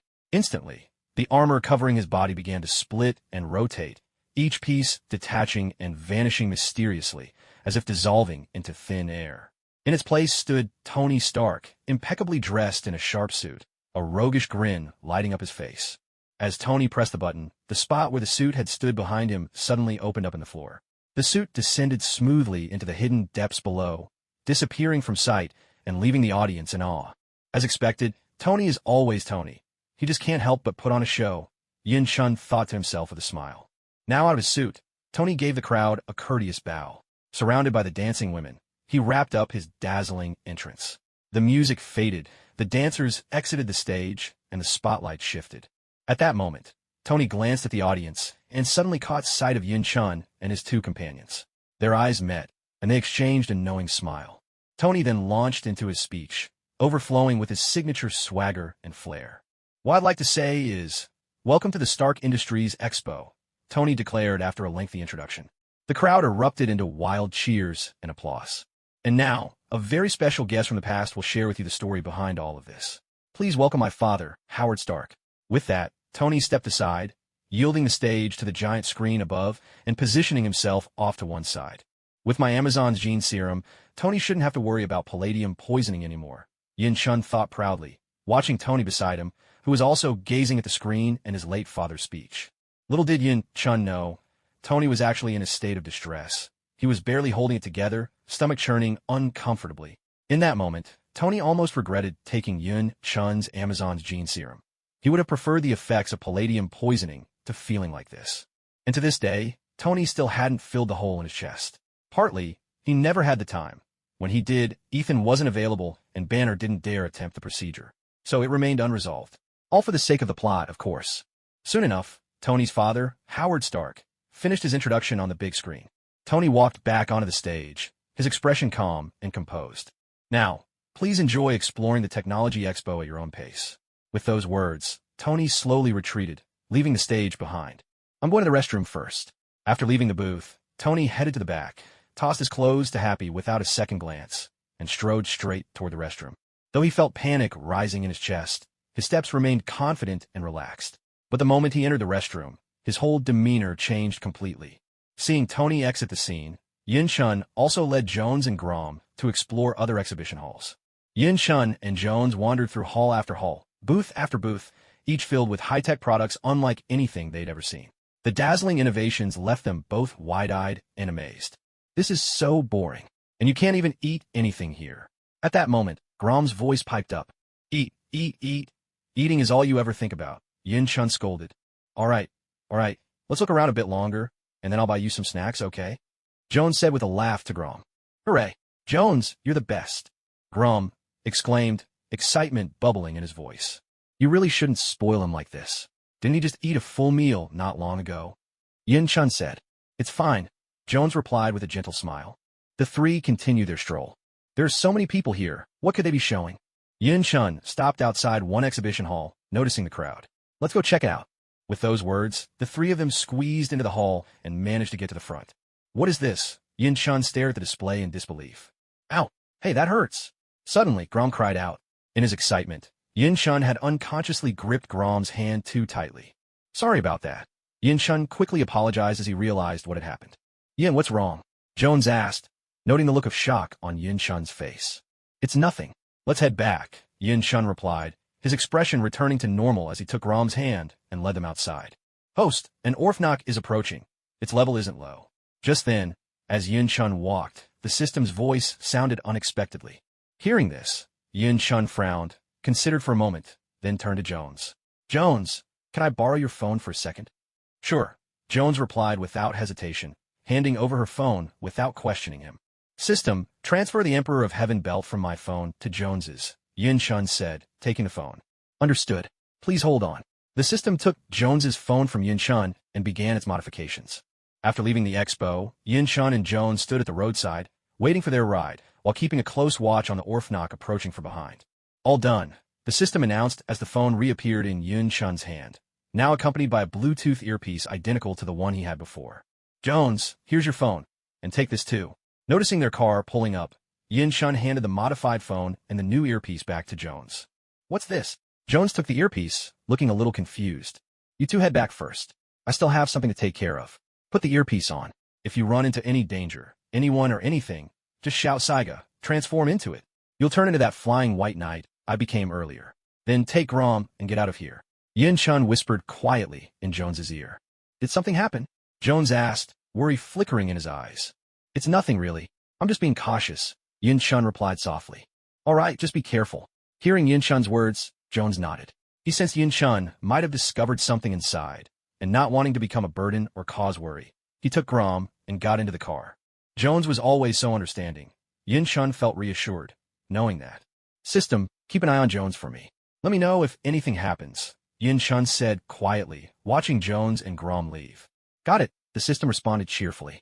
Hearing the system's reply, Yin Shun turned back, his face emotionless as he fixed his gaze on the man approaching him from behind. His hand, equipped with the arm, clenched tightly, ready to act at a moment's notice. Hello, sir. Our president would like to meet you. Have a little chat. Would you happen to have the time? The man stopped in front of Yin Shun, his tone calm and even. Lead the way. Yin Shun glanced around discreetly. The place was crowded. This wasn't the right spot for a confrontation. He nodded in agreement. This way, please. With Yin Shun's consent, the man gestured behind himself, then turned and walked ahead, leading the way. Yin Shun followed. As they passed the exhibition platform, he couldn't resist glancing at the display. There stood a suit of jet black armor, striped all over with silver lines, far more than what Foi's or Saiga had. It was clear this suit belonged to the same series as Foi's. There was no mistaking it. This was Delta. Yin Shun had never expected to see this armor here, nor did he anticipate that the Orphnok would appear so openly, right out in the open. Before long, the man led Yin Shun to the parking lot. Sir, please. The man stopped beside a car and opened the rear door for Yin Shun. Yin Shun looked it over, said nothing, and stepped inside. After Yin Shun got in, the man closed the door, circled to the driver's seat, started the engine, and pulled away in a particular direction. The ride was silent. Yin Shun gazed out the window, watching the world go by, saying nothing. The man drove in silence as well.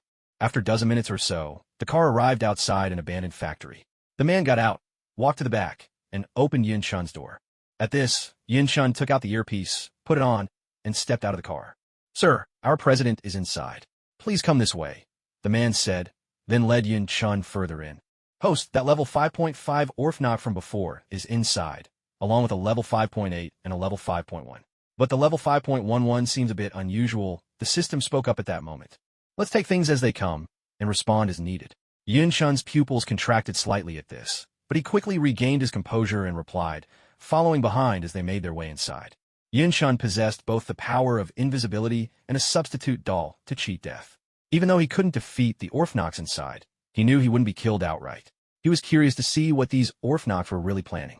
Upon entering, Yin Shun found that the interior was rather unremarkable. In the center stood two men.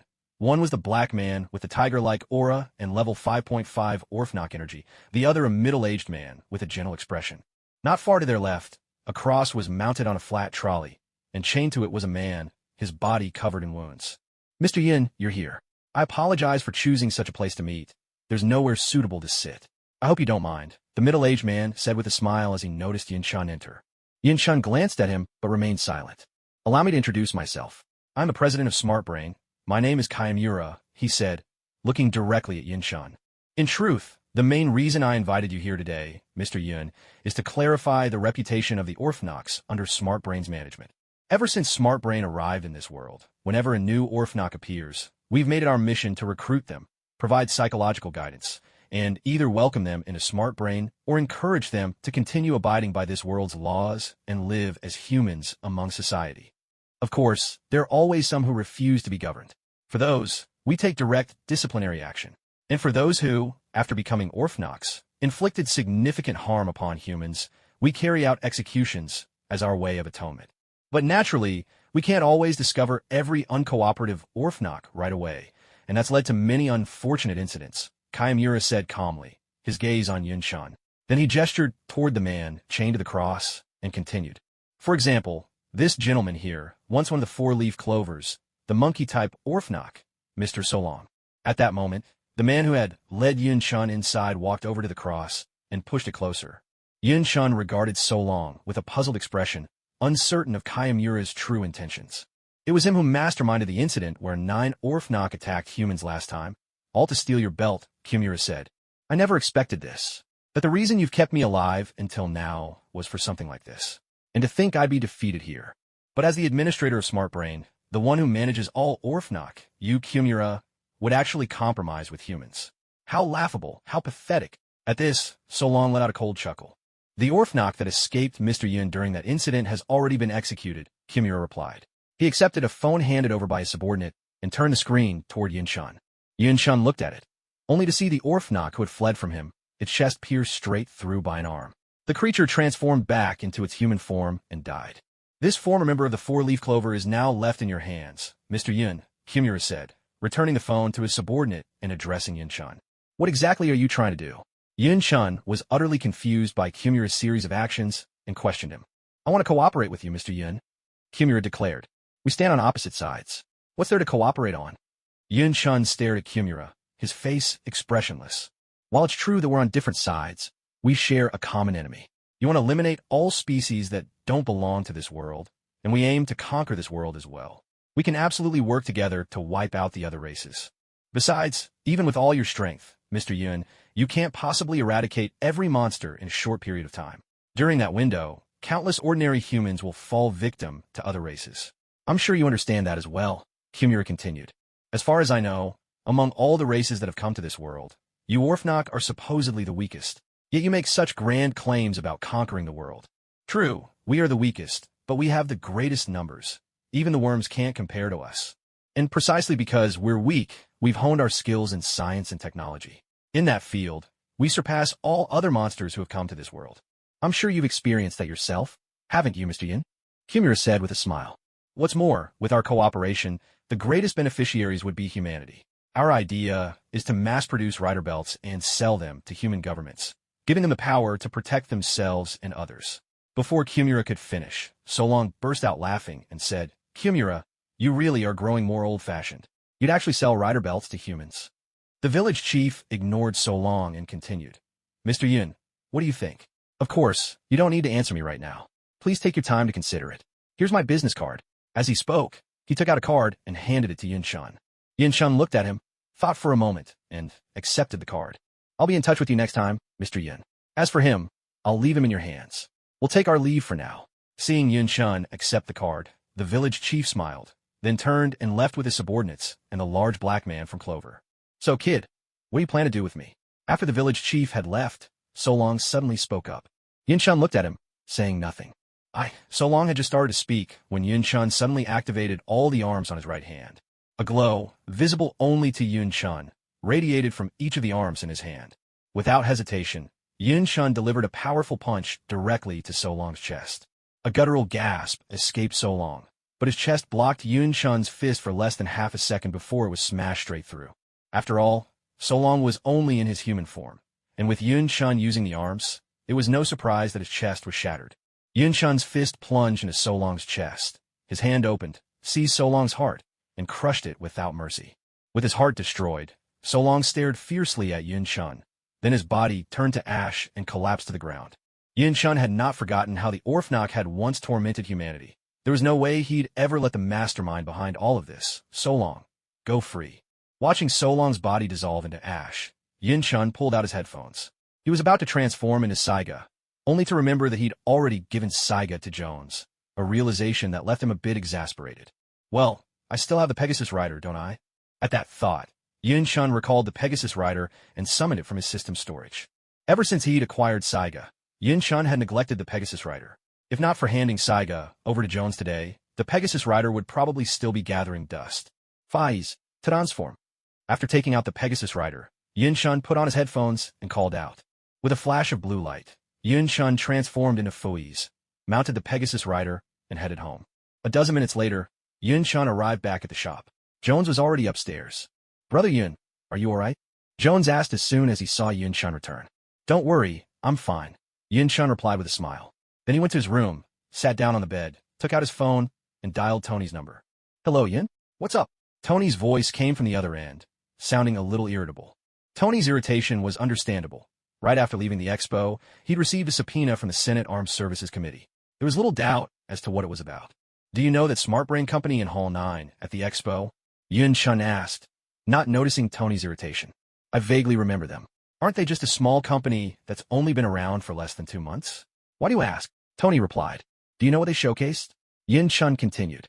I heard it was some kind of weapon. I was busy at the time, so I didn't look into it. Why? Are their weapons really that impressive? Tony asked, a hint of confusion in his voice. Jarvis, pull up information on Smart Brain and what they're presenting tonight, Tony said after a moment's thought. Certainly. Please wait a moment. Jarvis responded, and soon began projecting various pieces of information. The boss of Smart Brain is an Orphnok. Actually, not just any Orphnok, but the most powerful one to arrive in this world. Who knows how many of their employees are Orphnoks as well, but if I had to guess, at least 80%, Yin Chun explained. What's more, the fees, Kaiksa, Saiga, and Orga armors all came from this company's workshop.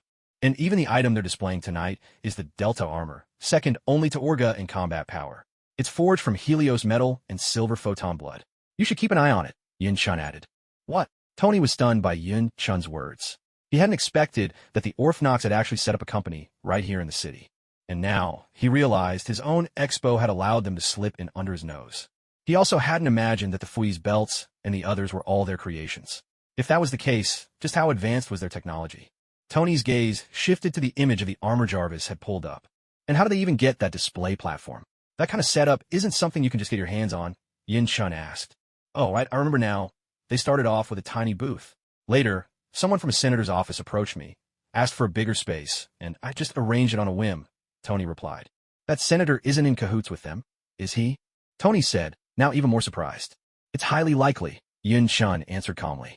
So what are you planning to do? Handle them the same way as the worms? Tony asked. No, even though the Orphnoks are the weakest monsters to come to this world, their numbers have grown too great. In fact, most of them have been recruited by Smart Brain, and the majority of these Orphnoks haven't hurt anyone. They're not guilty of any crime.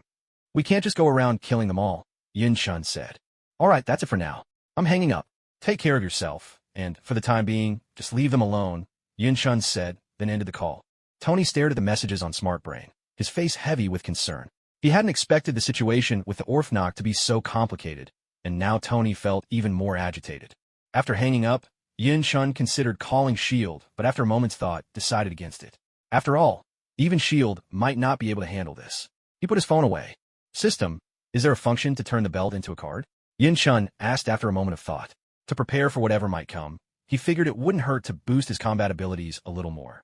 Of course there is, the system replied. Activate the card belt conversion function. Function, you can convert a belt into a card, or a card into a belt. Belt to card costs 500 points. Card to belt costs 600 points. Can I keep both the belt and the card at the same time, or vice versa? Yin Chun asked. Certainly underscore, for 900 points. But there's one limitation. You can't use the belt and the card at the same time, the system informed him. Alright then, convert the Kaiksa and Aiksa belts into cards, and don't keep the belts, Yin Chun decided after some thought. After all, those two belts were of little use to him. Understood. That'll be 1,000 points, and will take 2 minutes. Proceed with the conversion? The system asked. Proceed, Yin Chun confirmed. Very well, please wait a moment, the system responded. Conversion complete. Congratulations, host, you have obtained the Kamen Rider Kaiksa and Kamen Rider Aiksa cards. So, host, what do you think about Orphnoka's proposal to work together? The system asked. Well, what do you think? What should I do? Yin Chun replied. The system believes cooperation is possible. There are indeed a lot of monsters out there, and giving humans the ability to protect themselves has its benefits. Of course, that's just the system's opinion. The final decision is yours, the system said. At this, Yin Chun slumped helplessly into his chair, deep in thought. The next morning, Yin Chun was already seated on the sofa, watching TV.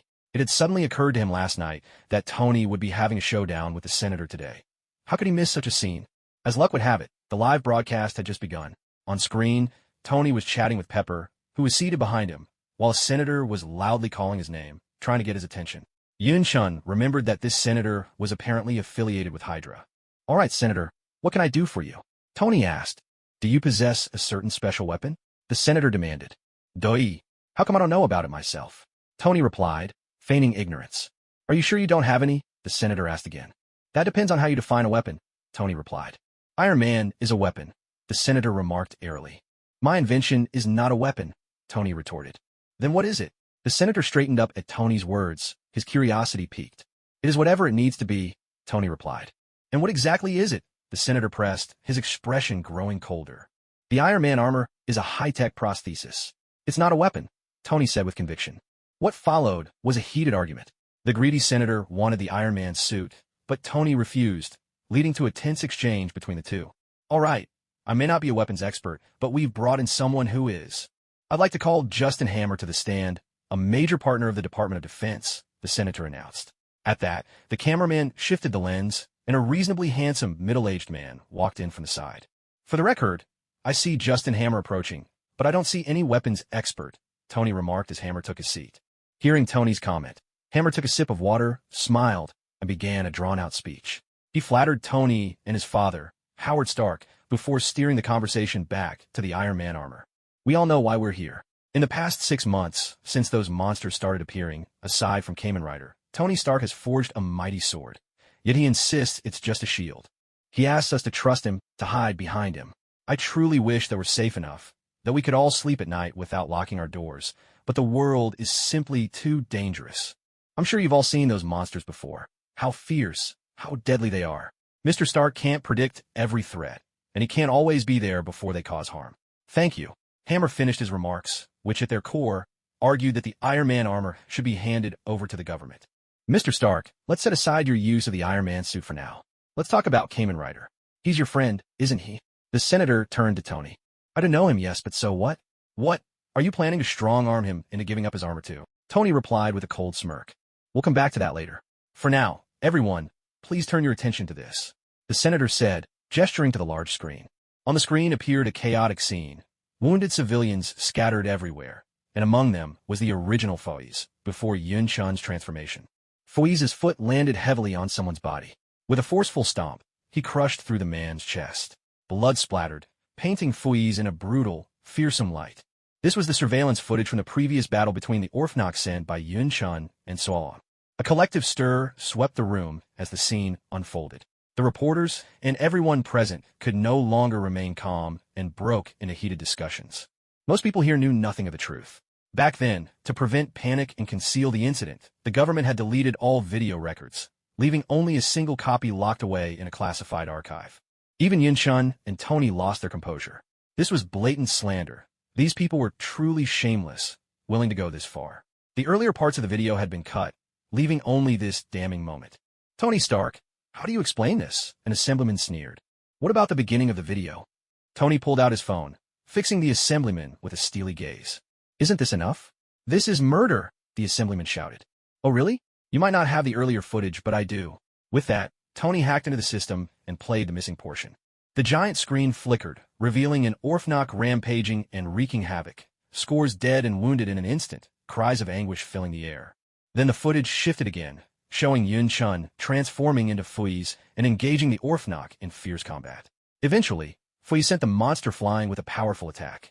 The scene changed once more. Yun Chun, as Foiz, appeared before the Orphnox, landing punch after punch.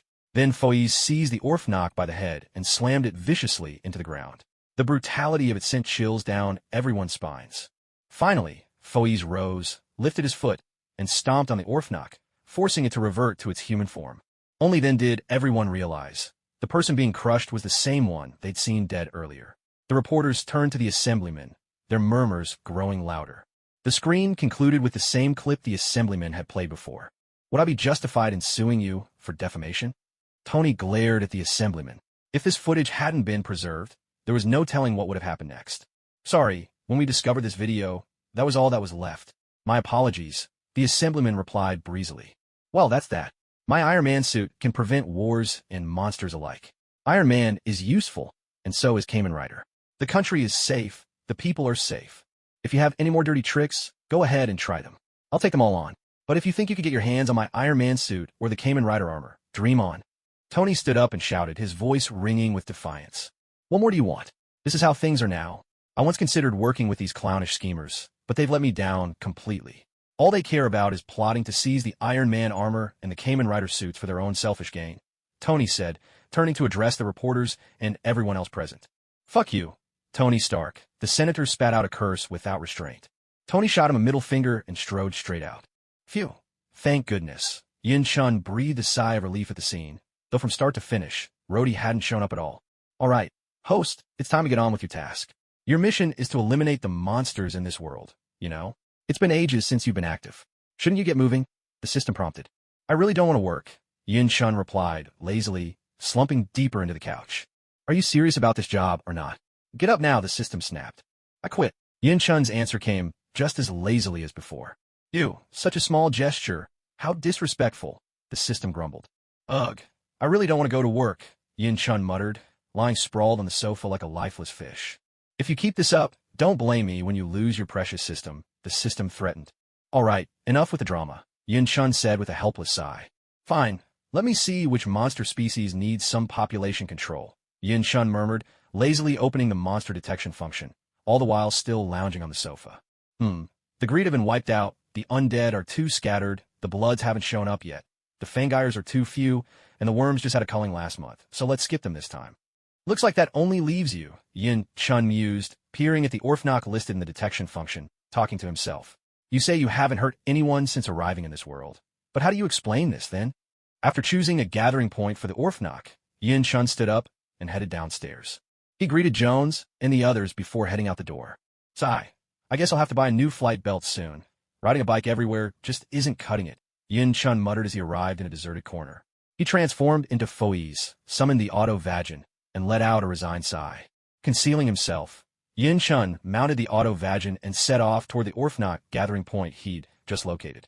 Host, I think you don't need to go anymore, the system said, just as Yin Chun was about to arrive at the location, a dozen minutes later. What's going on? Yin Chun asked, sensing something was off. Never mind. Since you're already here, see for yourself, the system replied. At that moment, Yin Chun arrived at the Orphnok gathering point. As he looked inside, he saw bodies lying all over the ground. Nearby, 3 or 4 other Orphnok were locked in battle with a serpentine Orphnok. Strangely, these Orphnok seemed almost intoxicated. Their steps were unsteady, and their bodies swayed as if they could barely keep upright. Sorry about this. The president clearly said you should either live quietly as ordinary humans, or, if you must hurt others, don't do it in your Orphnok form. But you just wouldn't listen. Now I barely have time for my girlfriend. If I'd known, I would never have joined Clover in the first place. In the span of just a minute or two, the serpentine Orphnok had defeated the others, shifting back into human form with a sigh of resignation before turning to walk away. After he left, Yin Chun noticed the bodies on the ground were slowly dissolving. Taking this in, Yin Chun frowned and glanced at the Orphnok, then checked its level. The monster detection interface showed that the man's level was 5.2. With a helpless sigh, Yin Chun realized he had no choice but to open the monster detection panel again and search for another Orphnok gathering spot. System, are there fewer Orphnoks than before? Yin Chun remembered what Shiatsuin had said last night and recalled the earlier encounter with Ban Ki and those Orphnok. He took a closer look at the Orphnok markers and noticed they seemed to have decreased significantly. Yes, since the monster detection function was activated last month, excluding the ones you've eliminated, there are 220 fewer Orphnok than last month. This month, there are 160 fewer, the system replied. So, Shiatsuin really isn't one to be underestimated, Yin Chun thought, then set out toward another Orphnok gathering point. He told himself that he couldn't let this trip be for nothing. Host, let's try another spot, the system suggested again, just as Yin Chun was nearing his next target. Damn, someone beat me to it again, Yin Chun muttered. Yes, the Orphnok with a level of 5.5 got there first. The fight's almost over, the system confirmed. Find another one. If someone gets there before me again, I'll just call it a day, Yin Chun said with a roll of his eyes, resigned, and changed direction, activating the Pegasus drive. This time, surely no one will beat me to it, Yin Chun asked the system as he neared his destination. Rest assured, this time you'll get there first.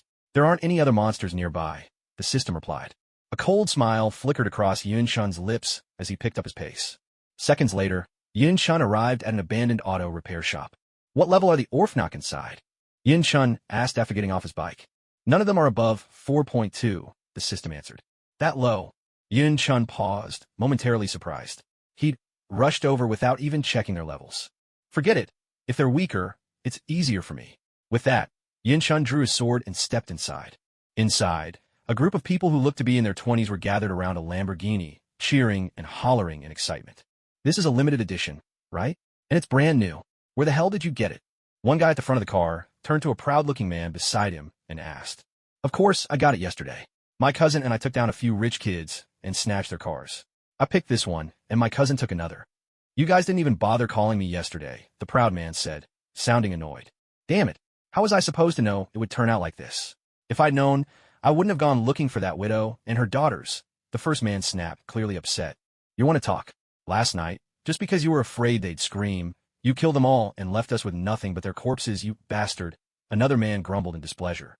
Don't act like you weren't into it. That 8-year-old girl, you were the one who killed her, and the first to enjoy yourself, the first man retorted, his tone growing cold.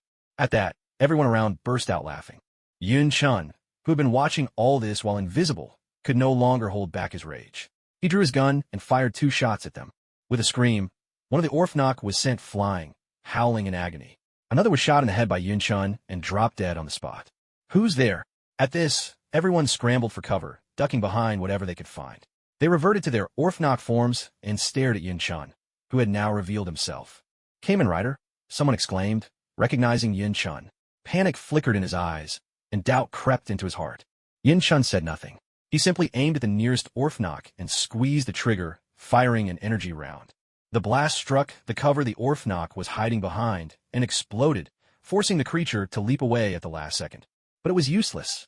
Yun Chun swung his aim and fired again at the Orphanok midair. The energy round struck him squarely, blasting him across the room. Without hesitation, Yun Chun drew his sword and charged forward, closing the distance in a flash. With a single stroke, he sliced an Orphanok in half before the creature could even react. Another Orphanok, seeing his companion cut down, tried to bolt. In the blink of an eye, Yun Chun appeared in front of him. His sword fell like a blade through tofu, cutting the creature down instantly. At this point, out of the more than 20 Orphanoks remaining, only 2 still had the sense to run for their lives. Attack together. Kill him. One of the remaining Orphanoks shouted in fury, rallying the others to charge forward. A bunch of fools courting death. Watching this unfold from a distance, one of the 2 fleeing Orphanoks frowned and thought to himself. He paid them no further attention and continued his escape. Seeing a few Orphanoks running away, Yun Chun wanted to summon the knights, but the rest of the Orphanoks had already rushed at him. System, keep an eye on them, Yun Chun said to the system, then swung his sword down from above, striking one of the Orphanoks and sending him flying. Without pause, he swept his blade sideways, knocking several Orphanoks around him off their feet as well.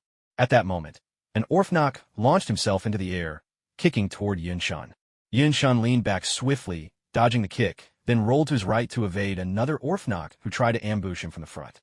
Having evaded their blows, Yun Chun steadied himself and charged at a lone Orphanok, slashing horizontally at its abdomen. The Orphanok didn't even have time to react before Yun Chun's blade split him clean in 2. These Orphanoks were all below level 4, while Yun Chun was already at 4.7. Defeating them was effortless.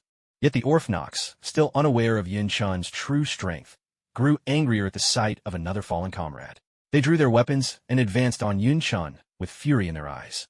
As they closed in, Yun Chun blocked the sword of an Orphanok in front of him, gave a firm shove that sent his foe stumbling back, and then delivered a powerful kick to the Orphanok's stomach, launching him away. Sword in hand, Yun Chun sliced sideways, knocking the weapon from another Orphanok nearby. He lunged forward, thrusting his blade. Ducking an attack from the other side, Yun Chun's sword pierced straight through the heart of the Orphanok before him. Without stopping, he sprinted forward, dragging the impaled Orphanok with him, then stopped abruptly, letting inertia hurl the body off his blade. It crashed heavily into another Orphanok, knocking him down as well. With a rapid series of thuds, Yun Chun spun around, targeting the next wave of charging Orphanoks. He activated arm, focusing his strength into his sword, and with a powerful swing, unleashed a blade of energy like a sword wave that slashed through the Orphanoks, sending 4 of them flying. It really works, Yun Chun thought excitedly as he watched the Orphanoks hurled away. Just then, Yun Chun instinctively rolled aside, narrowly dodging an attack from the flying Bat Orphanok. He activated arm again, unleashing another blade of energy, this time aimed at the Orphanok's wings. A shrill cry rang out as the Bat Orphanok's wings were severed, crashing to the ground. Seeing this, Yun Chun seized the opportunity without hesitation. With a flurry of sword strikes, he sent several charging Orphanoks flying. Then, pointing his sword downward, he channeled his arm to its full power and swung fiercely at the Bat Orphanok. A sharp burst of sword energy shot toward the Bat Orphanok, slicing him cleanly in 2. Excellent, though it really drains my mental strength, Yun Chun thought as he looked at the fallen Bat Orphanok. He wasn't entirely sure what mental strength meant, but every time he used arm, he felt utterly exhausted. Ready, the mechanical voice echoed. This time, Yin Shun decided not to overuse the arm. Gazing at the group of Orphnox clustered ahead, he charged forward. In one swift motion, he pulled the crystal card from his phone, inserted it into his sword, flipped open his phone, and pressed the enter key. Charge exceed. A beam of blue light surged along the photon veins into Yin Shun's sword. The blade radiated a fierce blue glow, making it appear massive and formidable. By the time all this happened, Yin Shun was already standing before the Orphnox, sword in hand. The Orphnox, seeing Yin Shun rushing at them, raised their weapons and swung at him. Yin Shun neither dodged nor flinched. He brought his sword down upon them. With a swift, effortless motion, Yin Shun's blade cut straight through their weapons, then struck their bodies. The glowing energy from the sword pierced through them with ease. One by one, a blue symbol appeared on each Orphnox's body. In the next instant, they reverted to human form and collapsed to the ground, bodies cleaved in two, blood pooling beneath them. From the moment Yin Shun had started his assault, he had already taken down 12 Orphnox. At this point, the remaining 11 Orphnox were finally gripped by fear. They stumbled back a few steps, ready to flee. Yin Shun had no intention of letting them escape. He quickly pulled the crystal card from his acceleration watch and inserted it into the phone on his belt. Complete. A burst of blue light flashed from the belt, coursing through the blue stripes on Yin Shun's suit and into his chest armor. The chest armor spun open to both sides, revealing the circuitry beneath. The energy core at its center flared to life, turning the blue stripes on his suit to white and shifting the color of his eyes from red to blue. Yin Shun pressed a button on his watch. Start up. The watch vibrated violently, emitting an intense hum. Suddenly, the space around Yin Shun began to warp and distort. At that moment, the world, and the Orphnox, seemed to slow down in Yin Shun's eyes. He dashed toward the frozen Orphnox, swinging his sword again and again, each strike landing unopposed. Then, Yin Shun leapt in the air, his right foot blazing with brilliant blue light, seen by the Orphnox at normal speed. Blue, ghostly drills began to appear next to each fleeing Orphnox, spinning relentlessly. One by one, these drills bored into each Orphnox's body. With a burst of blue flames and the sudden appearance of a strange symbol, all the Orphnox exploded instantly. 3, 2, 1, timeout. At that moment, Yin Shun's time was up. He stopped, and his armor reverted to its original form. Just like that, except for the first two who managed to escape, Yin Shun wiped out every last Orphnox. Suddenly, Yin Shun sensed something. He turned and looked outside, only to see Mijia, the tiger-shaped Orphnox from Lucky Clover, standing there, staring at him. The two locked eyes for a few seconds. Then Mijia looked away and left without a word. Those two who ran away are dead. The system spoke up as soon as Mijia was gone. Yin Shun wasn't surprised by this news. He glanced around, and, seeing no survivors, took out his phone. He sent his location to Carlson, then dialed his number. Hey Carlson, time to clean up. As soon as Yin Shun picked up, he delivered the message and hung up, pocketing his phone before heading back to the Pegasus motorcycle and climbing on. On the other side, Carlson, who'd been busy with paperwork, stared blankly at his phone after being abruptly hung up on, trying to make sense of Yin Shun's cryptic order to clean up. Much better, Yin Shun said, taking a deep breath as he sat astride the bike. It's still early, should I just go after another one? But which target next? He pulled out his phone again, saw the time was still early, and opened the monster detection map, hesitating. Forget the undead, but between the worms and the fangires, which should I go for? Yin Shun found himself torn. What's there to agonize over? The Fangire bishops and Locke, not to mention those advanced worms. Think you could take them on right now? The system scoffed. So you're telling me to go after the undead? Yin Shun asked. What else? Replied the system deadpan. Undead. Huh. Yin Shun mused for a moment. Come to think of it, the only one I actually took out was back when I saved Tony. The rest were traded with S.H.I.E.L.D. or just picked up by chance, he recalled. All right, time to hunt some undead, Yin Shun decided, turning his attention to the map. This one's closest. He located the nearest undead, revved the engine, and set off toward his new target. A little over 10 minutes later, Yin Shun arrived at his destination. Why do these guys all like to hang around places like this? Yin Shun said helplessly as he looked around at the dirty, chaotic slum, where the air was thick with a foul stench. He stowed away his mechanical Pegasus and stepped inside. As he walked deeper, Yin Shun suddenly heard the crack of gunfire and the screams of agony. What's going on? The moment he caught the sound, Yin Shun dashed in the direction it had come from. After a short while, he arrived outside a rundown breeding farm. This isn't, Yin Shun muttered as he stared at the dilapidated facility before him. Suddenly, another round of gunfire rang out from inside. Yin Shun stepped in. only to witness two men locked in a deadly firefight. Dozens of bodies lay strewn across the floor, their deaths still fresh. With a final, thunderous shot, one of the men collapsed, a bullet piercing his chest, dead in an instant. Damn it. Now I'll have to find more lackeys. The survivor kicked the fresh corpse at his feet, his voice laced with annoyance as he surveyed the carnage around him. Boss, help me. I'm still alive. Maybe you can save me. At that moment, a wounded subordinate on the ground suddenly cried out. Oh, is that so? The man walked over, looking down at him. Boss, the injured man reached up, hoping for mercy. But I have no use for dead weight, the man said coldly, raising his gun and pulling the trigger. The bullet punched straight through his subordinate's chest. The man's body jerked, eyes wide with disbelief, as life left him. Just then, Yin-shun deactivated his camouflage and strode forward. Kamen Rider. The man turned, eyeing Yin-shun warily. Yin-shun didn't bother to answer. He lunged straight at his opponent. Looking for trouble? The man sneered, his body morphing in an instant into a moth-like undead. Jet black from head to toe, hands glowing green, shoulders and back bristling with thick white fur, and a long proboscis jutting from his face. With a flick, the undead fired a feathery projectile from his proboscis, aiming straight at the charging Yin-shun. Yin-shun dodged nimbly, sidestepping the feather and landing a solid blow to the undead's chest. Staggered by the force, the undead stumbled backward. Yin-shun pressed the attack, raising his fist and charging in once more. Seeing him approach, the undead spewed a cloud of powdery dust, forming a barrier before him. The moment Yin-shun's fist touched the powder, it bounced back with force, striking Yin-shun himself and knocking him to the ground. What the? Yin-shun scrambled to his feet, bewildered by the rebounding attack. The undead let out a peal of manic laughter. Ah, my ability is to reflect any attack. Your blows are useless against me, he taunted, unleashing another cloud of powder. Hearing this, Yin-shun pondered for a moment, drew his sword, and charged forward once again. Taste your own attack, Undead sneered as he watched, making no attempt to move. Just as he was about to reach Undead, Yin-shun leapt, somersaulting through the air and landing behind his opponent. What? Undead was startled by the sudden move and tried to turn around. But Yin-shun would never give him such a chance. Spinning swiftly with sword in hand, he slashed in one fluid motion. At that moment, the powder in front of Undead seemed to have a mind of its own. It stirred, swirled around his body, and instantly appeared at his back. Yin-shun's blade struck the powder with a burst of sparks, sending him flying backwards before he crashed to the ground. How is this possible? Yin-shun was stunned. He hadn't expected the powder to react with such speed. Ha! I told you, you can't beat me. Undead turned his head and mocked coldly, having briefly wondered what Yin-shun was trying to do. Climbing to his feet, Yin-shun gritted his teeth, pulled the crystal card from his phone, and inserted it into his sword. Ready. As he spoke, Yin-shun flipped open his phone and pressed the enter key. Exceed change.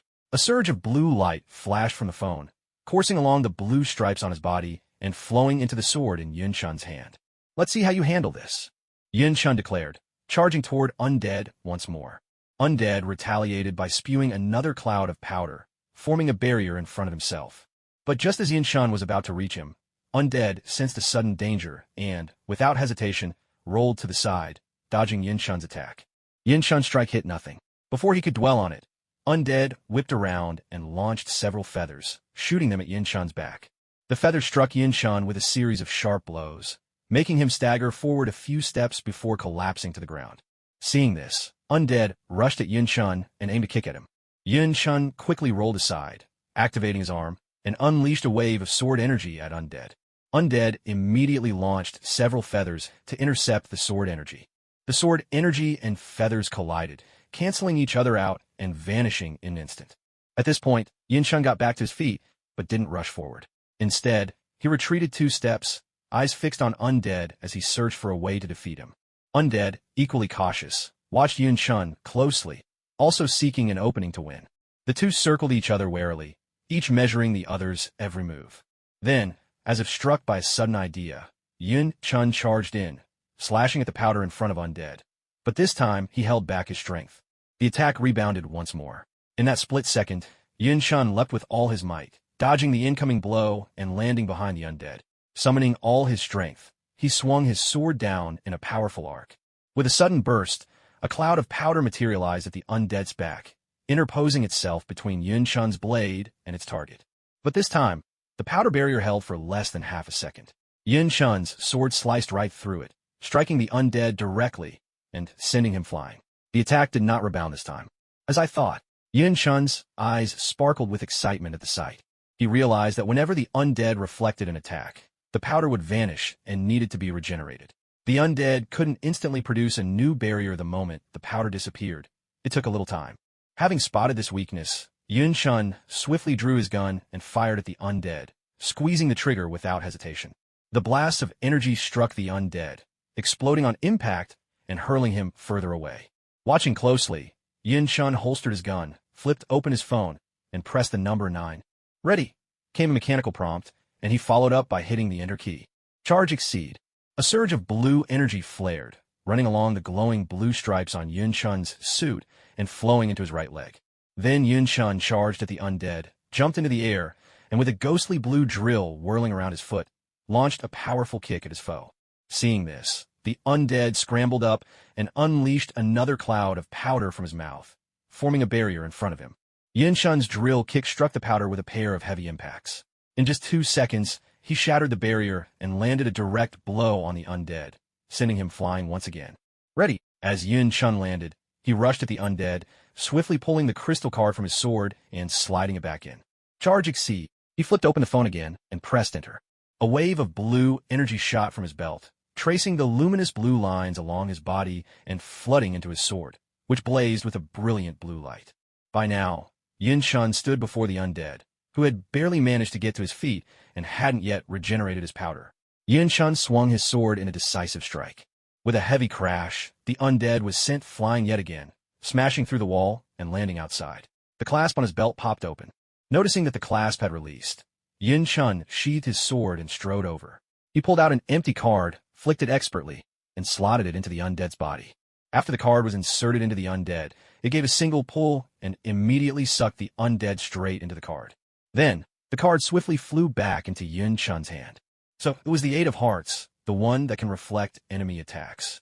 No wonder. Yin Chun caught the card, glanced at it, nodded and said, "System, is there anyone alive in the factory?" Yin Chun asked the system. "No. Everyone already died in the earlier shootout," the system replied. Hearing this, Yin Chun took out his phone and called the police. After the call connected, Yin Chun gave the police their location and a brief account of the shootout, then summoned his mechanical Pegasus, mounted it, activated stealth mode, and left the scene. "That's enough for today. I'll come back for the rest another time," Yin Chun said as he drove away. The system simply responded with a silent glance, saying nothing. By the time Yin Chun returned to the shop with bubble tea from a neighboring store, it was already 2:30 in the afternoon. He greeted Jones and the other 2, set the drinks down, then went upstairs, back to his room, and settled into a chair with his bubble tea in hand. Come to think of it, I should be able to spin the lottery again, right? Yin Chun mused aloud as he sipped his drink. I wonder if I'll get a rider belt that lets me fly this time? He licked his lips in anticipation, rubbed his hands together, and opened the lottery panel. Originally, Yin Chun intended to go for the ordinary draw, but after a moment's thought, since there didn't seem to be anything worthwhile there, he skipped straight to the intermediate draw. He took a steadying breath and tapped to reveal 2 cards. "Congratulations. You've received absolutely nothing times 2. Damn it." Yin Chun cursed at the result, then moved on to the advanced lottery panel. Staring at the cards available in the advanced draw, Yin Chun hesitated for a moment. Oh well, it's free anyway. With that, he tapped a card at random. "Congratulations. You've received Bat Full Bottle." "Huh, what's this?" Yin Chun asked, eyeing the lottery panel. He clicked on the card for details. On the card was an illustration of a translucent bottle filled with some sort of purple substance. Outside the bottle was a white bat-shaped insignia. Name, Bat Full Bottle. Description, a bottle made from substances extracted from the Pandora box in the world of Kamen Rider build. Function, when used with the smoke gun, transforms the user into Kamen Rider, Night Rogue. Whoa, that's amazing. Just what I needed, a piece of flying equipment. Yin Chun exclaimed, taking out the Bat Full Bottle and turning it over in his hands, delighted. Wait a second, the smoke gun? Yin Chun suddenly realized, pausing mid-thought. Damn it, system. You're actually doing bundle sales now. Yin Chun was utterly stunned. Turns out, even with a full bat bottle, he still had to buy a smoke system to use it. That's not my fault, don't blame me. I've told you so many times already, whatever you win in a draw has nothing to do with me. The system made it clear it wasn't taking the blame for this one. For fuck's sake, just tell me, how many points for the smoke system? Yin Chun cursed and questioned the system. Well, that depends on which type you want. Do you just want a fixed danger level model for flying purposes only? Or do you want one that grows stronger as your danger level increases, capable of being used in battle? The system replied. There's such a thing? How many points for each, then? Yin Chun asked. The fixed level transforming smoke gun is 2,500 points. The nebulous smoke gun, which grows with your danger level, is 3,500 points. And both types of smoke guns can use any full bottle, no matter which kind, the system added. Damn, you really are a first-class swindler, Yin Chun muttered in resignation. I'll take the nebulous smoke gun then. After a moment's thought, Yin Chun made his choice. After all, he'd just taken out a bunch of monsters and had points to spare. All right, boss, one moment, the system replied. Purchase successful. The system is also gifting you an extra smoke sword, now placed in your system inventory. Please check and accept. A few seconds later, the system reported back.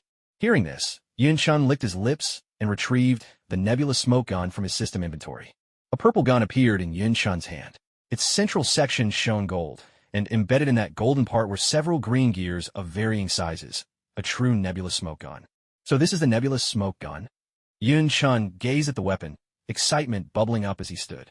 He shook the bat bottle in his hand, ready to slot it into the nebulous smoke gun. Hold on, boss. I forgot to mention, you need to inject nebula mist into your body before using the nebulous smoke gun, otherwise it won't work. Suddenly, the system interrupted him. Clatter, the nebulous smoke gun and the bat bottle slipped from Yin Chun's hands and hit the floor. System, get out here.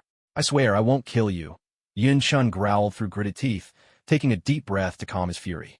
I just forgot. Okay, the system replied sheepishly. How much is the nebula mist, then? Yin Chun's forehead veins bulged. He didn't dare say more, afraid the system would make him explode with rage. Not expensive, not expensive. Only 800 points, the system hurriedly answered. Then hurry up already, Yin Chun roared, nearly driven mad with frustration. Okay, got it, the system replied in a panic. Purchase successful. It's now in your system inventory. Please check and accept. Hearing the system's words, Yin Chun took out a transparent bottle from his storage space, roughly the same size as the bat full bottle, filled with some black objects. How do I use this? Yin Chun asked. Just open the lid and pour it over yourself, the system replied. Following the system's instructions, Yin Chun twisted off the cap, raised the bottle above his head, and tipped it over. Immediately, a swirl of black smoke billowed out, completely enveloping Yin Chun. After several dozen seconds, the smoke dissipated, and Yin Chun reappeared. Is that it? Yin Chun asked, feeling nothing unusual. Yes, now you can use the nebulous smoke gun directly, the system replied. At the system's reassurance, Yin Chun picked up the nebulous smoke gun and the bat full bottle again. He gave the bat full bottle a shake, then suddenly paused. Are you sure it's safe to use now? Yin Chun asked the system, wary of any unexpected surprises. Yes, it's fine, the system replied awkwardly, sensing Yin Chun's distrust. With the system's firm assurance, Yin Chun twisted the bottle cap and slotted the bat full bottle into the nebulous smoke gun. Bah! Yin Chun gripped the nebulous smoke gun in his left hand and rested it on his right shoulder. Steam blood. Yin Chun shouted the transformation command and pulled the trigger. From the gun's muzzle burst a flash of purple light, followed by a surge of black smoke. With a sweep of the gun to his left, a thick cloud of black smoke surged out, shrouding Yin Chun completely. Mismatch. In that instant, a brilliant purple light flared within the smoke. Bathed in its glow, the silhouette of a black figure appeared for a split second, then vanished. Bah! Next, a bat-shaped emblem glowing yellow emerged from the smoke. Bah! Then, above that emblem, a slightly smaller bat symbol, also glowing yellow, appeared. Fire! At that moment, as the smoke began to disperse, another wave of white smoke rolled out, followed by a burst of fireworks. With all the smoke finally cleared, a mysterious figure stood revealed. A masked rider, Night Rogue, clad in a black suit with white armor, a yellow bat emblem on his chest, and another smaller one over his eyes. White tubes ran across the armor to both shoulders, and a black and white horn adorned his forehead. This feels pretty good, Yin Chun remarked contentedly, sensing the power coursing through the armor. Let's give it a try outside, Yin Chun said, slipping into invisibility. He slipped out through the window and landed lightly on the grass outside. With a mere thought, the bat emblem on his chest suddenly lit up. From his back, a pair of enormous, jet-black bat wings unfurled. Each wingtip was capped with a silvery white spike, and the lower edges of the wings gleamed the same silver. Streaks of various colors ran across the wings, giving them a strikingly stylish appearance. Crouching low, Yin Chun sprang upward. With a focused thought, he beat his wings powerfully in the air. The wings whipped up a strong gust, and Yin Chun soared into the sky, lifted effortlessly by his own momentum. Yahoo! He cried out, exhilarated by the rush of wind and the freedom of flight. Although Nitro's speed in the air couldn't quite match Saiga's, in every other aspect, he was its equal, if not superior. For instance, in control, agility, sensory perception, and even in-flight combat, Nightrogue excelled. Saiga's incredible speed could make sharp turns difficult to manage, but that wasn't an issue for Nightrogue. He could maneuver with perfect precision. In terms of agility, Nightrogue could weave through tight spaces and battle in narrow alleys, a feat Saiga couldn't accomplish. Otherwise, Master Chow wouldn't have defeated him so easily. Sensory-wise, Nitrogue's ability to sense and feel objects was even sharper than Saiga's. And when it came to attacking while airborne, Saiga was mostly limited to the firearms built into his heavenly wings. While those guns packed a punch, they were less effective in close quarters. Nightrogue, however, had no such limitations. He could attack freely while flying, using his smoke gun for distant targets, and switching to his smoke sword or even hand-to-hand combat when up close. There was no need to worry about being handicapped in aerial combat. Nice! Yun Shun exclaimed with excitement, circling through the sky a few more times. Time to head back, he said, changing course and setting off for home. We landed again on the grassy patch outside the shop. Yun Shun didn't go in through the door. Instead, he retracted his wings, leapt back through the window, and returned to his room. After deactivating his transformation, he lay down on his bed and drifted into a restful sleep, not stirring until it was time for dinner. System, can the stealth function be used by Jones? Yun Shun asked, sitting on the sofa after his meal. Yes, as long as you give permission, anyone with a belt can use this function, the system replied. Jones, come with me for a bit, Yun Shun said, standing up and turning to Jones, who was sitting beside him. Ah, is there something you need? Jones asked, puzzled, after hearing Yun Shun's words. I'm going to teach you how to use Saiga. Otherwise, what will you do if you run into danger in the future? Yun Shun replied. Oh, all right, Jones said, standing up. You three, keep an eye on the place. Jones and I are heading out for a bit. Yun Shun turned to the two who were watching TV, as well as Melis, who was reading, and gave them instructions. Okay, the three replied in unison. With that, Yun Shun led Jones downstairs. You transform first. I'll teach you how to fly, Yun Shun said to Jones. All right, Jones responded, taking out a pair of headphones and placing them in his ears. Saiga, transform, Jones called out. Immediately, the Empyrean belt appeared around Jones's waist. From it, radiant blue photon veins extended, wrapping around his entire body. With a flash of blue light, Jones transformed into Kamen Rider Saiga. All my senses have become so much sharper, Jones exclaimed in surprise, looking at the armor on his body and glancing around to take in his surroundings. Of course, Yun Shun replied with a smile. He then pulled out the nebula smoke gun he had obtained earlier in the afternoon, along with the bat-full bottle. Bah! Yun Shun shook the bat-full bottle and inserted it into the nebula smoke gun. Bloodsteam, Yun Shun announced as he pulled the trigger. A thick cloud of black smoke surged out from the gun, enveloping him completely. Mismatch. Bah! Bah! Fire! As the mechanical voices rang out, the smoke dispersed, revealing Yun Shun transformed into Kamen Rider Nightrogue. Just silently think about turning invisible, Yun Shun instructed Jones, and then promptly vanished from sight. Seeing Yun Shun disappear so suddenly, Jones followed suit, silently repeating the word invisible in his mind. In an instant, the dining room downstairs appeared completely empty. Let's go, Yun Shun said, seeing that Jones had turned invisible as well.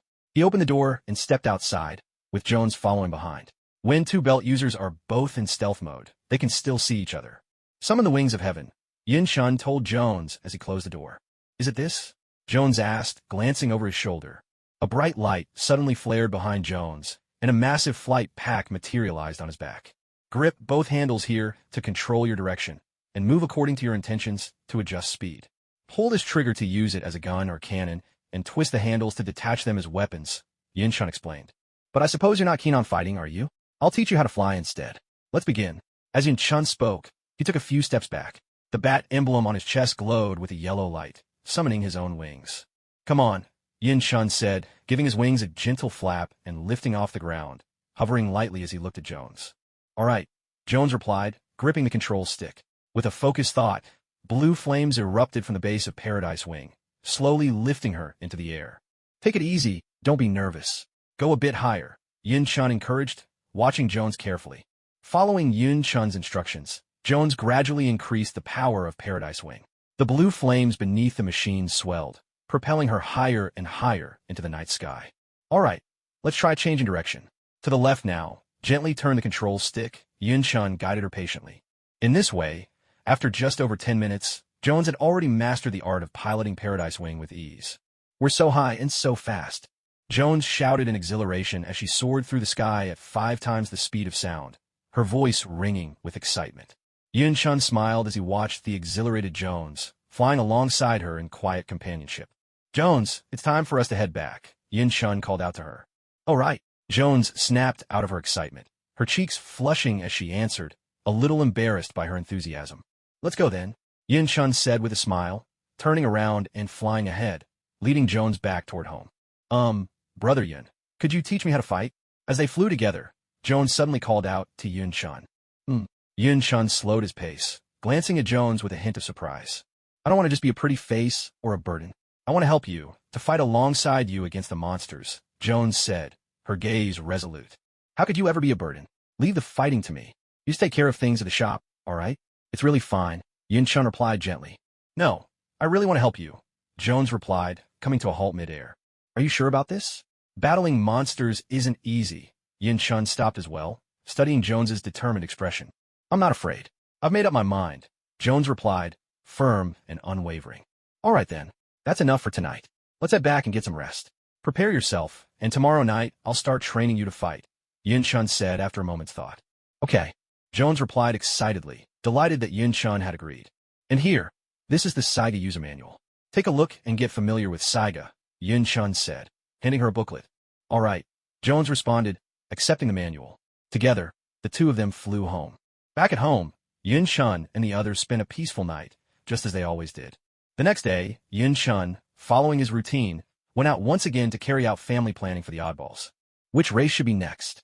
Yun-chun mused as he soared through the sky, having just taken down another Orphanok hideout. The remaining oddballs were either too powerful or too scattered, so he pondered his next target. Earlier this morning, Tony Stark, the owner of Stark Industries, was attacked while watching a car race in Monaco. Let's take a look at the video footage captured by reporters at the scene. As Yun-chun was flying, a sudden voice reached his ears. He turned his head and spotted a massive screen mounted on the wall of the building, the source of the broadcast. Yun-chun fixed his gaze on the screen, which was playing video of Tony Stark being attacked. In the footage, Tony was being interviewed by reporters when a middle-aged man approached from behind. The man wore a yellow uniform, had dark skin, and his body was covered with tattoos. The man pulled open his shirt, revealing a strange device strapped across his chest, with a miniature arc reactor embedded in its center, just like Tony's. Suddenly, the man produced 2 whips from out of nowhere, each one crackling with electricity. As he brandished the electric whips, his clothes caught fire, quickly burning away and falling to the ground, exposing the full extent of the device on his body. At this moment, the reporter interviewing Tony couldn't help but stare at the approaching man, his attention drawn away. Noticing the shift in the reporter's gaze, Tony glanced over his shoulder to see what was happening. Seeing Tony turn around, the man immediately lashed out with his whip, aiming straight at him. Run, Tony shouted, shoving the reporter and cameraman aside, and leaping out of harm's way himself. The whip struck a nearby row of seats, splintering them to pieces. The chaos erupted as screams filled the air. The attacker, seeing that Tony had dodged his strike, swung his whip again toward Tony. Tony rolled to the side, quickly scrambling to his feet and dashing away. He glanced back at the assailant and pressed a button on his gauntlet. In an instant, metallic panels unfolded from his arm, snapping into place and encasing his body. In less than 2 seconds, Tony was fully suited up as Iron Man. Who are you? Tony demanded. The man gave no reply, simply lashing his whip at Tony once more. Tony twisted aside to dodge, and, as the whip missed, the man immediately swung the other whip at him. This time, Tony didn't dodge. He raised his hand and unleashed a repulsor blast from his palm. Seeing the blast shooting toward him, the man swung his whip once more, striking the energy beam.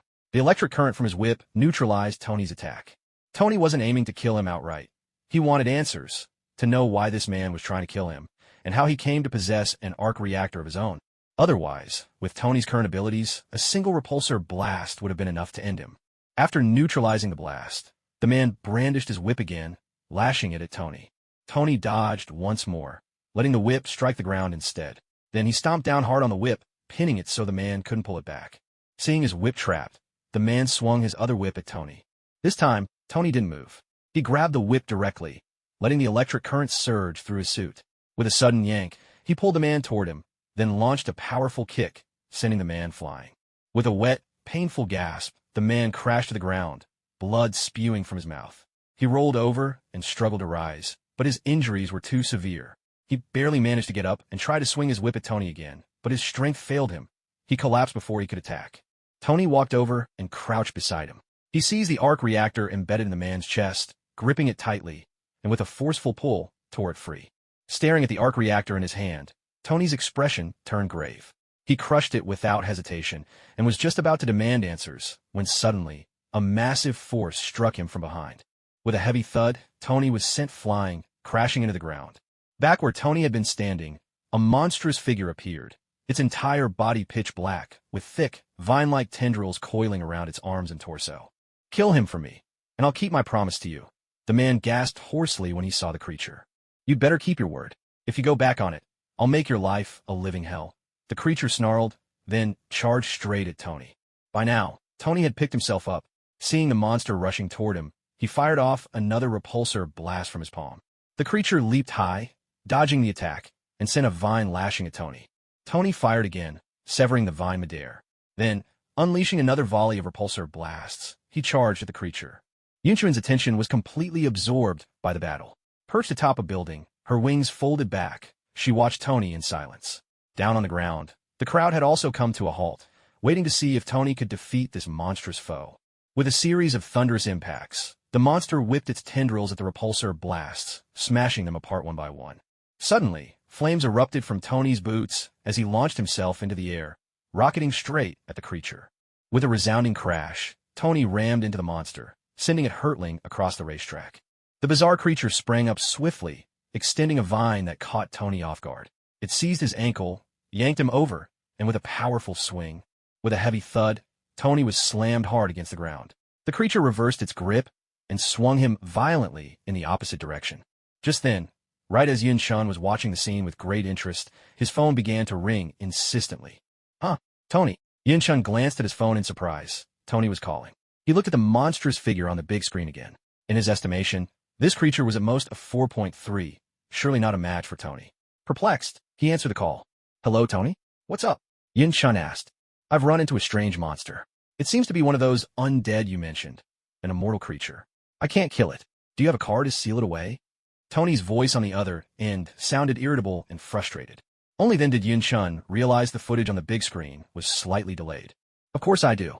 Are you back already? Or should I come to you?" Yunchuan replied. "Not yet.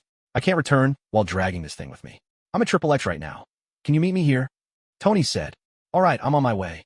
With that, Yunchuan hung up, unfurled his wings, leapt into the air, and with a powerful flap, soared off in the direction Tony had given him. A few minutes later, Yunchuan arrived at a mountain densely covered in trees. "Where's Tony?" Yunchuan looked down at the thick canopy below, unable to see through to the ground, and sighed in frustration. Suddenly, a series of loud crashes echoed from ahead. "That must be it," Yunchuan said, heading toward the sound. Arriving at the source of the commotion, Yunchuan saw Tony relentlessly firing repulsor blasts at the undead. Yunchuan landed, released his invisibility, and started walking toward Tony.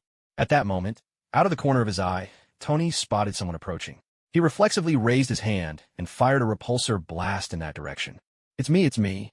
Yunchuan quickly dodged the attack and shouted, seeing Tony shooting at him. "Yun." Tony paused, recognizing Yunchuan's voice. "It's me," Yunchuan confirmed. "You've changed your armor again?" Tony eyed Yunchuan curiously. "It's for special reasons. Let's leave it at that," Yunchuan replied, not offering much explanation. "Never mind. Just seal him up," Tony said, turning his attention back to the undead on the ground. "Got it." Yunchuan pulled out a blank card, flicked it at the undead, and as it embedded itself in the creature, the card sucked the monster inside and flew neatly back into Yunchuan's hand. "So, it's a Heart Suit 7, Yunchuan remarked, looking at the card in his hand. "Here, this is for you." Yunchuan passed the card to Tony, adding, since Tony was the one who had won it. "Thanks," Tony replied, taking the card. He planned to take it back and study how to use it like the Garen armor cards. "I've got some business to attend to in Monaco, so I'll head out first." With a visibly troubled expression, Tony turned and left without another word. Watching Tony go, Yunchuan unfurled his wings and flew straight home.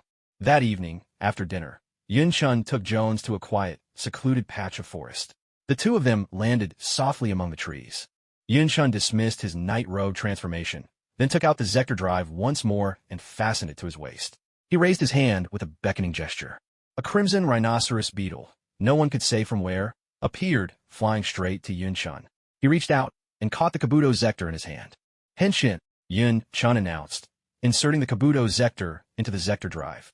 In an instant, silvery blocks emerged from the belt, snapping into place and covering Yun-shun's body, transforming him into Kamen Rider Kabuto's masked form. Cast off. Yun-shun twisted the Kabuto Zector's horn on his belt. A surge of electricity coursed through him as the armor segments shifted, split apart, and then blasted off with a metallic burst, revealing Yun-shun in Kamen Rider Kabuto's rider form. You finished reading the Saiga user manual, right? Let's skip ahead to real combat practice, Yun-shun said, turning to Jones. Jones was caught off guard by his words. Just attack me directly. I want to see what you've got, Yun-shun said, dropping into a ready fighting stance. All right, Jones didn't hesitate. She charged straight at Yun-shun, throwing a punch. Yun-shun didn't dodge. He caught her hand, spun, and flung her aside. When you attack, close the distance before you throw your punch. Plant your feet firmly, or you'll end up like this, Yun-shun said, watching as Jones scrambled back to her feet. Again, Yun-shun instructed. Encouraged by his words, Jones charged at him once more, fist raised. This time, she learned from her mistake, closing the gap before swinging her punch. Yun-shun twisted his body, easily dodging her strike. As the first punch missed, Jones launched another with her other fist, but Yun-shun spun again, evading her attack with fluid precision.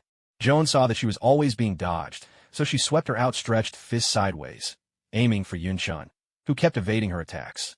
Yun-shun blocked with his right hand, then his left hand turned into a palm and struck Jones on the shoulder, sending her flying. In battle, don't just attack. Defense is just as important, Yun-shun said. Yes, understood. Jones picked herself up and replied, then charged at Yun-shun once more. Try to punch a little faster, Yun-shun said as he blocked her fist with both hands, then sent her flying again. And so, Yun-shun kept defending, pointing out Jones's weaknesses and patiently teaching her the finer points of combat. That's enough for today. Take a break, and then let's head back. After an hour, Yun-shun finally stopped, released his transformation, and sat down to rest at the roots of a tree. All right, Jones answered, panting for breath as she undid her own transformation and sat down next to Yun-shun to rest. The two of them sat beneath the tree, eyes closed, simply enjoying the gentle, refreshing breeze as it brushed over them. As they rested, they accidentally drifted off to sleep, not waking until the next morning. When they finally woke up, it was already 7 o'clock. Yun-shun was the first to awaken. He slowly opened his eyes and stretched, only to realize that Jones had fallen asleep, leaning against his shoulder. Looking around, Yun-shun remembered how they'd nodded off while resting the night before. Luckily, it was nearly summer, and neither of them were ordinary people.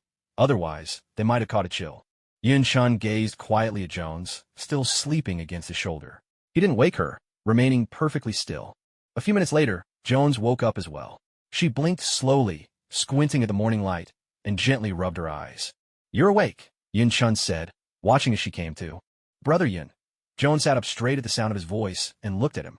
Only then did she realize that she must have dozed off on his shoulder from exhaustion the night before. Let's go. Time to head back. Yun-shun stood up, dusted himself off, and spoke. Oh, it's already morning. Jones looked up at the sky, pulled out her phone to check the time, and exclaimed in surprise. Saiga, transform. Jones put on her headset and called out. A flash of light swept over her. Jones transformed into Saiga, donned the wings of paradise, and was ready to head home. Don't worry. It's already this late. What's a little more time? Yun-shun said, noticing her nervousness as he took out the nebula smoke gun and the bat-full bottle. How can I not worry? Grom and the others haven't eaten yet. With that, Jones activated her wings of paradise and prepared to fly off. Wait, you haven't turned invisible yet. Seeing Jones activate the wings of heaven, Yun-shun quickly called out. All right. Hearing Yun-shun's reminder, Jones slipped into invisibility, then soared away. Sigh. Watching as Jones vanished and flew off, Yun-shun let out a resigned sigh and slotted a full vial of bat serum into the nebula smoke gun. Steam blood. Yun-shun pulled the trigger, transforming into Kamen Rider Night Rogue. Spreading his wings, Yun-shun also became invisible. With a leap and a powerful beat of his wings, he took off in pursuit of Jones. When he returned home, Yun-shun went straight in through the window and into his room. He released his transformation and stepped out. At this time, Grom and the others were still asleep, and Jones was nowhere to be seen upstairs. These ungrateful little troublemakers, making Jones and me worry for nothing. Seeing the others still asleep, Yun-chun muttered helplessly. He headed downstairs. The front door was still shut, but Jones and Melis were already busy in the kitchen. Watching Jones and Melis bustling about, Yun-chun walked over. "Brother Yun, you're back already," Melis greeted, busy washing vegetables. "Yes, Melis. You're up so early," Yun-chun said, coming over to wash his hands. I am," Melis replied, her hands never stopping. Because she lacked the five senses, cooking was out of the question for her. Usually, she just helped carry plates, wipe tables, or wash dishes. "Jones, let Melis and me handle things here. Go freshen up, you'll need to open the shop soon," Yun-chun said as he joined Jones. After last night in the woods, they were both bound to have picked up some dirt. "All right, if you insist." "Thanks, Brother Yun." Jones thought it over and agreed, setting down what he was doing and heading upstairs. Yun-chun watched Jones leave, then picked up the spatula and started stir-frying. "Melis, could you open the door for us?" Yun-chun called out. "Sure." With the vegetables washed, Melis replied and headed to the entrance, opening the door. A few minutes later, Hank arrived, and the shop began to fill with activity. "Boss, you're up early today. Where's Jones?" Hank came into the kitchen, washed his hands, and asked. "He's upstairs." Yun-chun finished the dish and plated it as he spoke. He scooped up some porridge, set the dishes on a tray, and arranged everything neatly. "I'll leave the downstairs to you," Yun-chun said, picking up the tray and heading upstairs. Back upstairs, Jones was still taking a shower, and Grom and the others were still asleep. Yun-chun set the food on the table and walked over to Grom's room. He knocked on Grom's door, rapping firmly. Grom, you two can get up and eat now," Yun-chun called, knocking on their door. "All right," came a lazy voice from inside, though Yun-chun couldn't tell if it was Graham or Grom. Hearing a response, Yun-chun stopped knocking and headed to the living room. He sat down, but since he hadn't brushed his teeth or washed his face yet, he hadn't started eating. A little while later, Jones finished her shower. She came out of the bathroom with freshly laundered clothes, stepped into her room, and hung them up on the balcony inside. After all, a girl's intimate clothing should never be seen by the men of the house. "Jones, breakfast is ready. Eat before you go downstairs," Yun-chun said as he saw her emerge from her room. He stood up and headed toward the bathroom, speaking as he walked. "Oh, okay," Jones replied, closing her door behind her. She made her way to the living room, sat on the sofa, and began her meal. Just then, Grom emerged yawning widely. A moment later, a white light flared in Grom's left hand, transforming into a pile of coins. The coin spun out of his grasp and reformed into Graham. "Hurry up and wash up. Breakfast is waiting," Graham urged, giving Grom a gentle push toward the bathroom. After a while, Yun-chun and Grom finished washing up and returned to the living room. "I'm done eating. You guys go ahead. I'll go call Melis up for breakfast," Jones announced as she finished her meal. She wiped her mouth, stood up, and headed downstairs. Yun-chun watched her go, then picked up his bowl and started to eat. Grom, meanwhile, just sat and waited for Melis to come up so they could eat together. Soon, Melis came upstairs as well. She transformed into a pile of coins and attached herself to Grom's hand, joining them for breakfast. Before Melis arrived, Graham had already reattached himself to Grom's hand. And so, a new day began, though Tony wasn't having nearly as pleasant a morning as Yun-chun. At that moment, Tony was in his underground lab, staring at the screen, reviewing information on the person who had attacked him in Monaco the day before. "Tony, you'd better get upstairs and handle the situation," Rhodey said, coming down the stairs in his uniform. He opened the door and entered. "I've spent all day on the phone, trying to convince them not to drive tanks up to your door, break in, and steal your Iron Man suits. They're done playing games with you," Rhodey said as he walked over. "Are you even listening?" Rhodey asked, giving Tony a nudge when he saw he was completely unresponsive. "Are you all right?" Rhodey looked at Tony with concern. "I'm fine," Tony said as he pulled out the arc reactor from his chest. He removed the palladium energy plate inside, picked up a new one from nearby, fitted it in, and then reattached the arc reactor to his chest. "I'm going to the restroom," he added after swapping out the energy plate. Feeling another wave of discomfort in his stomach, Tony stood up and headed toward the bathroom. What Tony didn't know was that, at that very moment, the man who attacked him, locked away in prison, had just been rescued by Justin Hammer, whom Tony had once seen at the council. Meanwhile, Yun-chun finished his meal. After a moment's thought, he returned to his room, transformed into Nitruga, and soared off in a certain direction. "You don't have to play savior all by yourself. You don't have to carry this burden alone," Rhodey said earnestly when Tony came back. "All right, enough talk. Take the suit," Tony replied, gesturing to the Mark II armor beside him. "What? What did you say?" Rhodey was stunned, thinking he must have misheard. With Tony's personality, he could hardly believe Tony would let him walk away with one of his Iron Man suits. "You can take the Iron Man suit, but on one condition," I want you to put it on and fight me. If you beat me, it's yours. If you can't, Tony trailed off, but his meaning was unmistakable. In fact, before attending the council meeting, Tony had already made up his mind. After all, this world was far from safe, with too many strange threats, making ordinary people far too vulnerable. Tony had decided to cooperate with them. But Tony was a businessman, proud and stubborn. He couldn't just agree to their demands outright. He wanted to negotiate, to maximize his own interests before joining forces. But when Tony was about to agree, that councilman tried to play it smart, pulling out an old video in an effort to get the Iron Man suit, framing Yun-chan in the process. That infuriated Tony, and he immediately stormed out. Are you sure? Rhodey asked in shock, his eyes wide with disbelief. Stop talking and come on. With that, Tony pressed a button on his arm, transforming into Iron Man. All right then, don't mind if I do, Rhodey said excitedly, walking over to the suit Tony had pointed out. He turned around, standing with his back to the armor. He'd been eager to try for ages. The suit disassembled itself, piece by piece, attaching itself to Rhodey until he too was clad in Iron Man armor. Let's go, Tony said, launching himself into the air, blasting straight through the roof and out into the sky. Rhodey watched for a split second, then followed suit, soaring out through the hole Tony had just made. What's going on? Pepper, who was upstairs, was startled. She stood up and looked toward the direction of the basement. Beside Pepper was a stunningly beautiful woman, who was also watching this unfold. Whoa, what's happening? At that moment, Yun-chan, who was flying in the sky, suddenly saw something hurtling toward him. He quickly dodged to the side. After narrowly avoiding the object, Yun-chan looked back to see what it was. Is that Tony? Yun-chan stared at the red and gold figure in the distance and realized it was Iron Man. What is he doing? Yun-chan didn't even finish his sentence. Suddenly, something slammed into Yun-chan's back with a heavy thud, sending him tumbling through the air and knocking him out of his invisible state. What the heck? What is it this time? Regaining his balance, Yun-chan turned around and saw, to his surprise, someone wearing armor just like Tony's Iron Man suit, except this one was silver and white, spinning through the air, trying to steady himself. At last, Rhodey managed to stabilize himself and glanced over to where he thought he'd collided with something moments before. Seeing the person in the silver Iron Man suit regain his composure, Yun-chan hurriedly slipped back into invisibility. I could have sworn I saw something just now. Where did it go? Rhodey, turning his head to look at the empty sky, frowned in confusion. Whatever, it doesn't matter. I just need to beat Tony and take the suit back to report in. Shaking his head, Rhodey muttered to himself and shot off in pursuit of Tony. Wait, is Rhodey actually trying to take Tony's suit? But Tony's already cured of palladium poisoning, and the suit needs Tony's authorization to operate. How did Rhodey get his hands on one?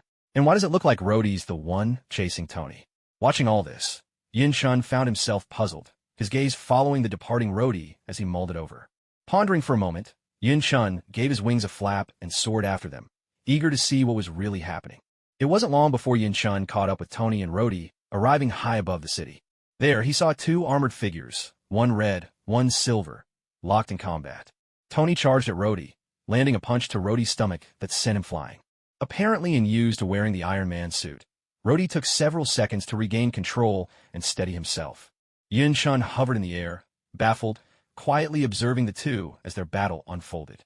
Once Rhodey had stabilized, Tony pressed his advantage and attacked again. Thud, thud, thud. Tony's blows landed relentlessly on Rhodey, forcing him to retreat step by step. Then, spotting an opening, Rhodey seized Tony's arm and spun him around, flinging him away. With a resounding blast, Rhodey fired a repulsor beam from his palm at Tony, striking him squarely as Tony flew through the air. Tony plummeted down, crashing into a park and snapping several trees on impact. As soon as people in the park saw Tony fall, the place erupted in screams. Those resting there scattered in panic, fleeing in all directions. Rhodey immediately chased after Tony, rushing into the park. But when he arrived, all he found was a crater. Tony was nowhere to be seen. Oh no! Rhodey seemed to realize something and shouted out. He activated his Iron Man suit, preparing to launch himself skyward. Just as Rhodey was about to take off, Tony appeared from behind, clutching a tree. With a sudden blow, he sent Rhodey flying. Rhodey crashed into another tree, snapping it in half. He tumbled across the ground, rolling a few times before flipping upright in one smooth motion. He crouched low and charged at Tony once again. Though Rhodey wasn't as intimately familiar with the suit as Tony, his experience as a high-ranking officer made him a formidable fighter. His combat skills surpassed Tony's by far. Seeing Rhodey charging, Tony hefted the tree in his hands and swung it toward Rhodey, intent on sending him flying. Rhodey leapt aside, dodging the attack, and countered with a punch straight to Tony's abdomen. He followed up with a swift knee, striking Tony's chin. With a heavy thud, Tony was knocked back, the tree slipping from his grasp. He reacted quickly, stabilizing himself with jets of flame from his palms, then fired a repulsor blast straight at Rhodey. Rhodey dodged the blast, dashing to the side. He jumped, kicked off a large tree for leverage, and vaulted higher into the air, aiming a powerful kick at Tony. But Tony didn't flinch or dodge. Instead, he unleashed another repulsor blast right at Rhodey. The shot landed squarely, sending Rhodey flying and slamming him into the ground. Rhodey managed to get back to his feet, but Tony didn't let the opportunity slip by. Flames roared from his boots as he rocketed toward Rhodey at full speed. The moment Rhodey stood up, Tony slammed into him, grabbing hold and driving forward relentlessly. After a few seconds, Tony released his grip and soared upwards, while Rhodey, carried by the momentum, continued flying backward until he crashed into a massive boulder in the park's decorative pond. TSK. Looks like you're not taking the suit with you after all, Tony said, landing beside Rhodey and crouching down to look at him sprawled out on the ground. Don't be so sure. The fight's not over yet, Rhodey replied. In a flash, he rolled over, grabbed Tony's ankle, yanked him off balance, and pulled him down. With a burst of strength, Rhodey hauled Tony up and slammed him to the ground. Then, spinning around, he yanked and hurled Tony in the opposite direction. After clashing back and forth 3 times, in the end, Rhodey flung Tony aside, then raised his left hand and fired a repulsor blast straight at him. With a heavy thud, the blast struck Tony, exploding on impact. Tony crashed into a tree, snapping it in two before tumbling to the ground. How about it? I think it's fair to say I've won this round. I'll be taking that Iron Man suit now, Rhodey called out, standing his ground and not daring to come closer. He was wary that Tony might turn the tables and use the same tricks on him. Tony got back to his feet in silence. Instead of responding, he raised his arm and unleashed an energy blast at Rhodey. The sheer force of the energy blast was on a completely different level from the previous repulsors. Rhodey saw the wave barreling toward him. There was no time to dodge. Instinctively, he threw up his own arm and fired an energy blast right back at Tony. The two blasts collided with a thunderous detonation, erupting into a torrent of flames and thick smoke, nearly leveling the entire park. Seeing the ferocity of the blasts, Yin-chun hastily beat his wings and retreated, careful to avoid getting caught up in the chaos. A few seconds later, as the flames and smoke began to clear, both Tony and Rhodey were sprawled on the ground, momentarily unable to move. Yin-chun hovered overhead, quietly observing them from above. After several more seconds, Rhodey was the first to struggle to his feet. He made his way over to Tony. "Can we call this one my win?" Rhodey asked, panting for breath as he extended a hand to help Tony up. "All right, fine," Tony grunted, grabbing Rhodey's hand and pulling himself up with difficulty. "But honestly, I still can't let this go," Tony muttered. Suddenly, he lashed out and fired a repulsor blast at an unsuspecting Rhodey. "Damn it, Tony, you bastard!" Rhodey shouted as he was blasted away. That feels much better," Tony said with a grin as he watched Rhodey go flying. "Damn!" Rhodey, now airborne, jetted flames from his hands and feet to regain his balance. He raised his hand, ready to return fire. "Wait!" Tony raised his own hand, aiming at Rhodey and calling out. "Shit!" Rhodey muttered, lowering his hand as he saw Tony's weapon trained on him. He had no desire to experience another blast like that last one. "Well then, I'll be off," Tony said, seeing Rhodey lower his hand. Flames burst from his boots as he lifted off into the air. "Thanks, man," Rhodey said quietly, watching Tony disappear into the sky. "Nice. Finally I can head back and report in. At last, I'll be able to shut those people up and get them off my back," Rhodey said with excitement, before flying off in another direction. With both men gone, Yin-chun considered for a moment, then took off in Tony's direction, eager to find out what had just happened. A few dozen seconds later, Yin-chun caught up with Tony. Tony was soaring through the sky, idly watching the world below. "Hey, Tony." Yin-chun flew up beside him, about to speak, but was abruptly interrupted by Tony's reaction. Tony, startled by the sudden voice, gave a frantic kick with his legs, shot forward in the air, and suddenly rocketed upward, completely losing control. "Who's there?" It took him a few seconds to steady himself, glancing around as he called out. It's me, Yin-chun." Yin-chun slowly approached Tony, his voice timid. "Oh shit. Yin, what you doing?" Tony blurted out in alarm. After all, anyone would be startled if a voice suddenly appeared beside them while they were lost in thought. Sorry about that." Yin-chun apologized, a little embarrassed. He'd forgotten he was still invisible. "What you doing here?" Frustrated face. Tony hovered in place, questioning him. "I just wanted to ask, how did you end up giving the Iron Man suit to Rhodey?" Yin-chun asked. "That wasn't me giving it to him. He took it. Tony replied, nonchalant. Do you think I'm blind or deaf? Underscore. Yin-chun shot Tony a look as he asked. When exactly did you get over here, next to me? Tony looked toward the direction of Yin-chun's voice, curiosity in his tone. Back when you two hadn't started fighting yet, when you were chasing each other through the sky. At one point, you almost crashed into me, dodged you, but then I didn't notice Rhodey behind you, and he slammed right into me, Yin-chun explained. So, seriously, why did you give the Iron Man suit to Rhodey? That's really not like you. Yin-chun pressed again. Let's find somewhere to talk this over with some food, Tony replied, dodging the question as he addressed Yin-chun. Sure, where to? Yin-chun asked, unconcerned. Let's have a look, see what looks good. With that, Tony changed direction and sped off. Yin-chun shrugged, gave his wings a flap, and followed Tony through the sky. A few minutes later, Tony led Yin-chun to a dessert shop. Tony stepped out of his Iron Man suit and headed inside. Yin-chun noticed how crowded it was and, after a moment's thought, decided to stay invisible and slipped in behind Tony. Whoa, isn't that Iron Man? As soon as Tony walked in, a man's voice rang out in surprise. Wow, it really is. With that, everyone turned around to look at Tony. How's everyone doing? Tony struck a pose and flashed a grin. Yes, the crowd responded enthusiastically. Impressive, really impressive, Yin-chun said, watching the excited Iron Man fans. Tony smiled, gave them a wave, and made his way over to the counter. Boss, bring me a few of your signature dishes. And I'd like a quieter environment. Could you clear out the place for me? I'll cover everyone's bill, Tony said to the owner. Of course, sir, just a moment. Please have a seat. The owner replied, his voice full of excitement. Everyone, Mr. Stark would like a bit of peace and quiet, so I'm afraid I must ask you all to leave for now. But don't worry, Mr. Stark is covering the entire bill. The owner called out to the crowd. Oh, come on, really? The guests grumbled, but despite their reluctance, they had no choice but to leave. Within seconds, the place was empty. The owner locked the door and headed to the kitchen to prepare some desserts. With just the owner remaining, Yin-chun stayed silent, sitting in his chair and waiting patiently. Mr. Stark, your desserts are ready. A few minutes later, the owner approached with a tray, placing several desserts on the table. Thank you. I'll pay by card, Tony said, pulling a bank card from his pocket and handing it over. Certainly. The owner took the card, swiped it, and handed it back to Tony. Would you mind stepping out for a bit as well? I'll make sure you're compensated for any losses, Tony said, pulling out his checkbook and scribbling out a check for the owner. Well, all right then. Please enjoy your meal. The owner, though puzzled by Tony's request, decided not to question the whims of the wealthy. As long as he didn't lose out, he didn't care. He grabbed a few things from behind the counter and left. Why not just go to your villa instead? Wasn't a hassle to buy out the whole place and clear everyone out. Yin-chun, seeing the owner had left, dropped his invisibility but kept his disguise as he spoke to Tony. Because I can. That's what being rich is for, Tony replied, picking up a donut and taking a bite. The truth was, Tony hadn't planned it this way.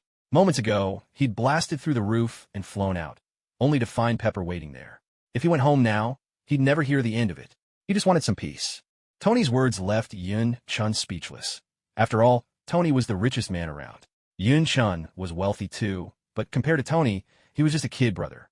So, why did you give Rhodey the Iron Man suit? Yin-chun asked. This world is just too dangerous. So many weirdos, so powerful.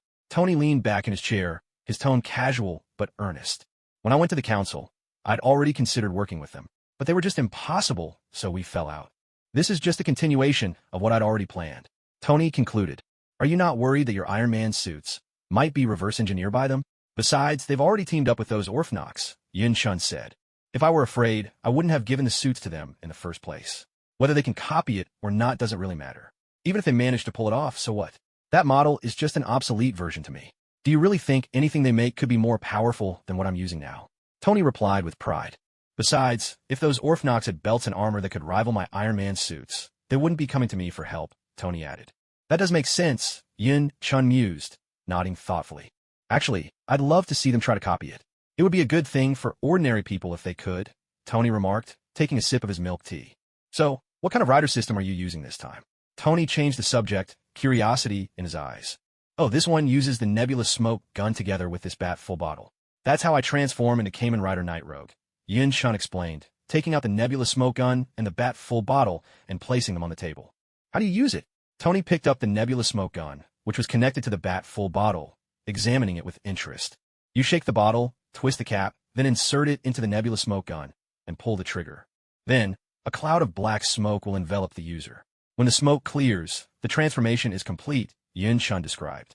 After transforming, I can cling to ceilings and wooden surfaces like a bat, or extend my wings and fly freely through the air, using hit-and-run tactics to confuse and battle my enemies. Yun-chun continued. The gadgets you use for transforming are getting more and more. Let's call it diverse, Tony remarked, placing the nebula smoke gun and bat-full bottle back on the table with a wry smile. Not bad, right? Yun-chun replied, unfazed by Tony's teasing. Hey, mind if I borrow it later to study how it works? Tony asked, taking a bite of dessert. Not right now. I still need it. Besides, even if I lent it to you, it wouldn't help. The key to Nitro's transformation is the substance inside the bat-full bottle. It's extracted from something on Earth, but what exactly it is, or how it's extracted, I honestly have no idea, Yun-chun answered half-jokingly, putting away the nebulous smoke gun. Fair enough. Realizing Yun-chun wasn't going to budge, Tony didn't press the matter. By the way, that thing on your arm, does it come with the suit? Tony's eyes landed on the arm device Yun-chun wore. This. No, it doesn't, Yun-chun replied, raising his hand. Oh, so, you're into this kind of accessory now? Tony asked with a playful grin. You don't understand, this is really something special. Yun-chun looked at his own hand and spoke with a touch of pride. Oh, is this another one of those night systems? Tony's interest was piqued, and he asked. Not quite, but to me, it's almost as good as a night system. Yun-chun smiled as he looked down at the arm in his hand. So what exactly is it? And what does it do? Tony came to a halt, curiosity written all over his face. This is an arm, a magical tool that you physicists love to scoff at. The rings I have here are for enhancing the body, things like increasing strength and speed. Yun-chun explained, holding up the rings. And these two bracelets are called air hammers. They can serve as weapons in combat. Like this. As Yun-chun spoke, he extended his hand toward a nearby chair. With a sudden crack, the chair exploded into shards, splinters flying everywhere. What did you just do? Tony gasped in astonishment. He had seen Yun-chun merely stretch out his hand toward the chair, not making any visible move, and yet the chair had burst apart. That's the power of this arm. And finally, there's this. This is the flame arm. It can unleash fire and attack an enemy. Yun-chun produced a chain as he spoke. Like this. Aiming the chain at another chair, he demonstrated. With a roar, a jet of flame erupted from the chain, engulfing the chair and reducing it instantly to ashes. Is magic truly real? Tony stared at the arm in Yun-chun's hand, his disbelief plain to see. As a staunch materialist, he only trusted what he could see with his own eyes. Until now, his worldview had remained intact. He could manage the concept of traversing dimensions or night systems. But this, you saw it for yourself, didn't you? It's not just that magical world. Even in your world, magic exists. It's just that you've never encountered it, never known about it. Yun-chun put away the arm as he spoke. Besides, why can't magic exist?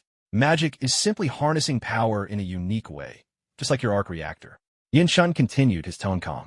Tony fell silent, lost in doubt, and questioning everything he thought he knew. Seeing Tony so quiet, Yun-chun paused as well, giving Tony a moment to process. The two of them just sat there in silence. At that moment, footsteps sounded from the kitchen behind the counter. Hearing this, Yun-chun and Tony both turned their heads. From behind the counter emerged a man clad in a black coat, with one eye covered by a black eye patch, his bald head gleaming, and skin dark as polished ebony. In his hand was a black cup filled with chocolate milk tea. It was none other than Nick Fury. Mind if I join you? Nick Fury walked over and asked. Have a seat, Tony replied. Thank you. As he spoke, Nick Fury glanced at the ashes and the shattered chair on the ground. He pulled up a chair and sat down. So, you're here too, Sir Knight?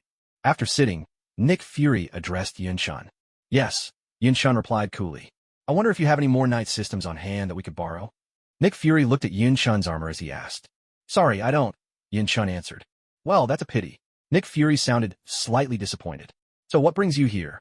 Tony asked, looking at Nick Fury. If you're here to invite me to join your team of superboys, you can forget it, Tony added before Nick Fury could say anything. I'm just here to check up on you, Nick Fury replied with a smile. There's nothing to see, Tony said, giving him a calm look. I've already cleared everyone out from outside, but I'd appreciate it if you could hurry things up. At that moment, the door opened and in walked a striking woman in a sleek black combat suit, bristling with weapons, her figure both strong and graceful. She strode over and spoke. You're fired, Tony said after glancing at the woman, his tone flat. That's not for you to decide. The woman shot back, giving Yun-chun a brief look before pulling out a chair and sitting down next to Nick Fury. Yun-chun simply watched the three of them, sitting there with one leg crossed over the other, saying nothing, quietly observing. Allow me to make a formal introduction. This is Agent Natasha Romanoff. Nick Fury gestured to the Black Widow, introducing her to Tony and Yun-chan. "Hello," Natasha said to Yun-chan, extending her hand. Yun-chan studied Black Widow's hand for a moment, then reached out and shook it. "I'm an undercover agent for S.H.I.E.L.D. When we heard you were sick, Director Fury sent me to keep an eye on you," Black Widow explained to Tony after withdrawing her hand. "You'd better apologize to me." "And since when have I been sick?" Tony looked at Black Widow and Nick Fury, clearly unimpressed. "Still trying to deny it? You got an arc reactor powered by palladium in your chest. What do you think is going to happen?" Nick Fury replied, watching Tony's confusion. "You're talking about palladium poisoning? Not a chance. Why would I be poisoned?" Tony shot a look at Yun-chan, then turned to Nick Fury with a mocking smile. Nick Fury frowned, sensing Tony wasn't faking, and stood up abruptly. He grabbed Tony's collar and tore it open. "How is that even possible?" Nick Fury stared at Tony's perfectly unblemished chest, then glanced at Black Widow. His composure instantly shattered. Tony had placed an arc reactor powered by palladium inside his body. How could he possibly not be suffering from palladium poisoning? Black Widow, too, was staring at Tony's chest, her face etched with shock and confusion. "What are you doing? I'm not into guys, you know." Tony shot Nick Fury a look of utter disdain as he spoke. "Did you build what your father left for you?" Nick Fury collected himself, sat down, and asked calmly. "My father left something for me?" Tony straightened up at Fury's words, a look of bewilderment on his face. He had never imagined his father would leave anything behind for him. "You didn't know?" Nick Fury was momentarily taken aback. "Then how have you avoided palladium poisoning?" Unless a sudden realization dawned on Fury's face. He turned to look at Yun-chan, who was standing nearby. Yun-chan was caught off guard by Fury's gaze. Weren't they talking about Tony? Why was Fury looking at him? "Don't change the subject. What exactly did my father leave for me?" Tony demanded, raising his voice at Fury. "Forget it. Let's talk at your place." Fury shot Yun-chan a long, searching look before turning his attention back to Tony. Fury nodded at Yun-chan, stood up, and made his way to the exit. Tony, still puzzled, glanced at Yun-chan, then stood and hurried after Fury. Watching the two leave, Yun-chan sat there, unsure whether to follow. "Sir Knight, may I have a word with you?" At that moment, Black Widow turned to Yun-chan. "Sorry, I have other things to do," Yun-chan replied curtly. He stood, turned, and walked away. When it came to dealing with these agents, Yun-chan preferred to keep his distance. After all, with just one careless move, they might discover his true identity. Seeing Yun-chan heading out, Black Widow quickly followed, hoping to stop him. Outside, Nick Fury was standing beside a car, holding the door open for Tony. "Aren't you coming with us?" Tony called to Yun-chan as he stepped outside. "No, I have things to take care of," Yun-chan replied. Right in front of Black Widow, Tony, and Nick Fury, his chest emblem, a bat symbol, began to glow, and a pair of wings emerged from his back. With a powerful sweep of his wings, Yun-chan took to the sky, vanished from sight, and left the scene. Black Widow sighed in disappointment at the missed opportunity. Then, the three of them got into the car, Black Widow in the driver's seat, Nick Fury riding shotgun, and Tony in the back. Once everyone was settled, Black Widow started the engine and drove them toward Tony's villa. After a while, Tony and the others arrived at his villa and stepped inside. The underground lab was in ruins, and standing amidst the rubble were 3 agents in suits, Coulson among them. Right then, Coulson and his men were tensely facing off against Banner and Ethan. "Tony, what's going on here?" Banner asked anxiously as he saw Tony enter. He had only come to the lab to fetch something, but was startled to find these strangers here, guns holstered at their waists, which made his nerves fray. "Don't worry, Banner. They're here for me. It has nothing to do with you," Tony said quickly, noticing that Banner was on the verge of losing control. But with so many people in the room, Banner still struggled to calm down. He was breathing heavily, teetering on the edge of transforming into the Hulk. "Really, we're not here for you," Nick Fury interjected, his posture wary, hoping to defuse the tension. "You don't want to go through that ordeal again, do you?" Tony added, his tone earnest. At this, it was as if something clicked for Banner. He stiffened, and his emotions settled almost instantly. "Phew, let's all sit down," Tony said with a sigh of relief, wiping the sweat from his brow as he took a seat. "Banner, Ethan, take a seat too," Tony offered, noticing the two were still standing. "No need. We just came to pick something up. You go ahead and talk," Ethan replied. With that, he and Banner turned and headed deeper into the lab. After a short while, they returned with what they needed and left. "That thing in your chest, it's based on unfinished technology, you know that," Nick Fury said, cracking open a sunflower seed as he watched Banner leave. "No, it's already a finished product," Tony replied. "Your father once said the arc reactor was just a stepping stone to something far greater," Fury continued. "He stumbled upon clues to a new form of super energy. Compared to that, the arc reactor is little more than a toy," Fury added. "So he didn't work on alone, did he?" Anton Vanko was involved too, Tony said, pouring himself a drink from the table. Of course. But Anton Vanko was more of a profiteer. He saw it as a way to make a fortune, Fury explained. And the one who attacked you in Monaco, that was his son, Fury stated. So, what exactly did my father leave me? Tony pressed, eager for an answer. Your father believed only your intellect and resources could finish what he started, Fury said, signaling with a wave of his hand. At that, 2 agents came forward, carrying a large box. They sat down on the floor. Are you sure that's really what he said? Tony asked, frowning, a note of skepticism in his voice. And what's this? Tony gestured to the box, his curiosity piqued. I have other things to attend to. Take your time. Everything your father left for you is inside. Nick Fury glanced at his watch, stood up, and spoke. He turned, motioning for Coulson, Black Widow, and the rest of the agents to follow as they prepared to leave. Watching them go, Tony opened the box. Inside, he found some blueprints and a few videotapes. He picked up one of the tapes, examined it, and set up a projector to play it. The video began to play. Its content was similar to what Tony had shown at the expo before, though this seemed more like behind-the-scenes footage. Tony watched only briefly before losing interest and turning his attention to the blueprints in the box. Damn, I really trusted those S.H.I.E.L.D. people.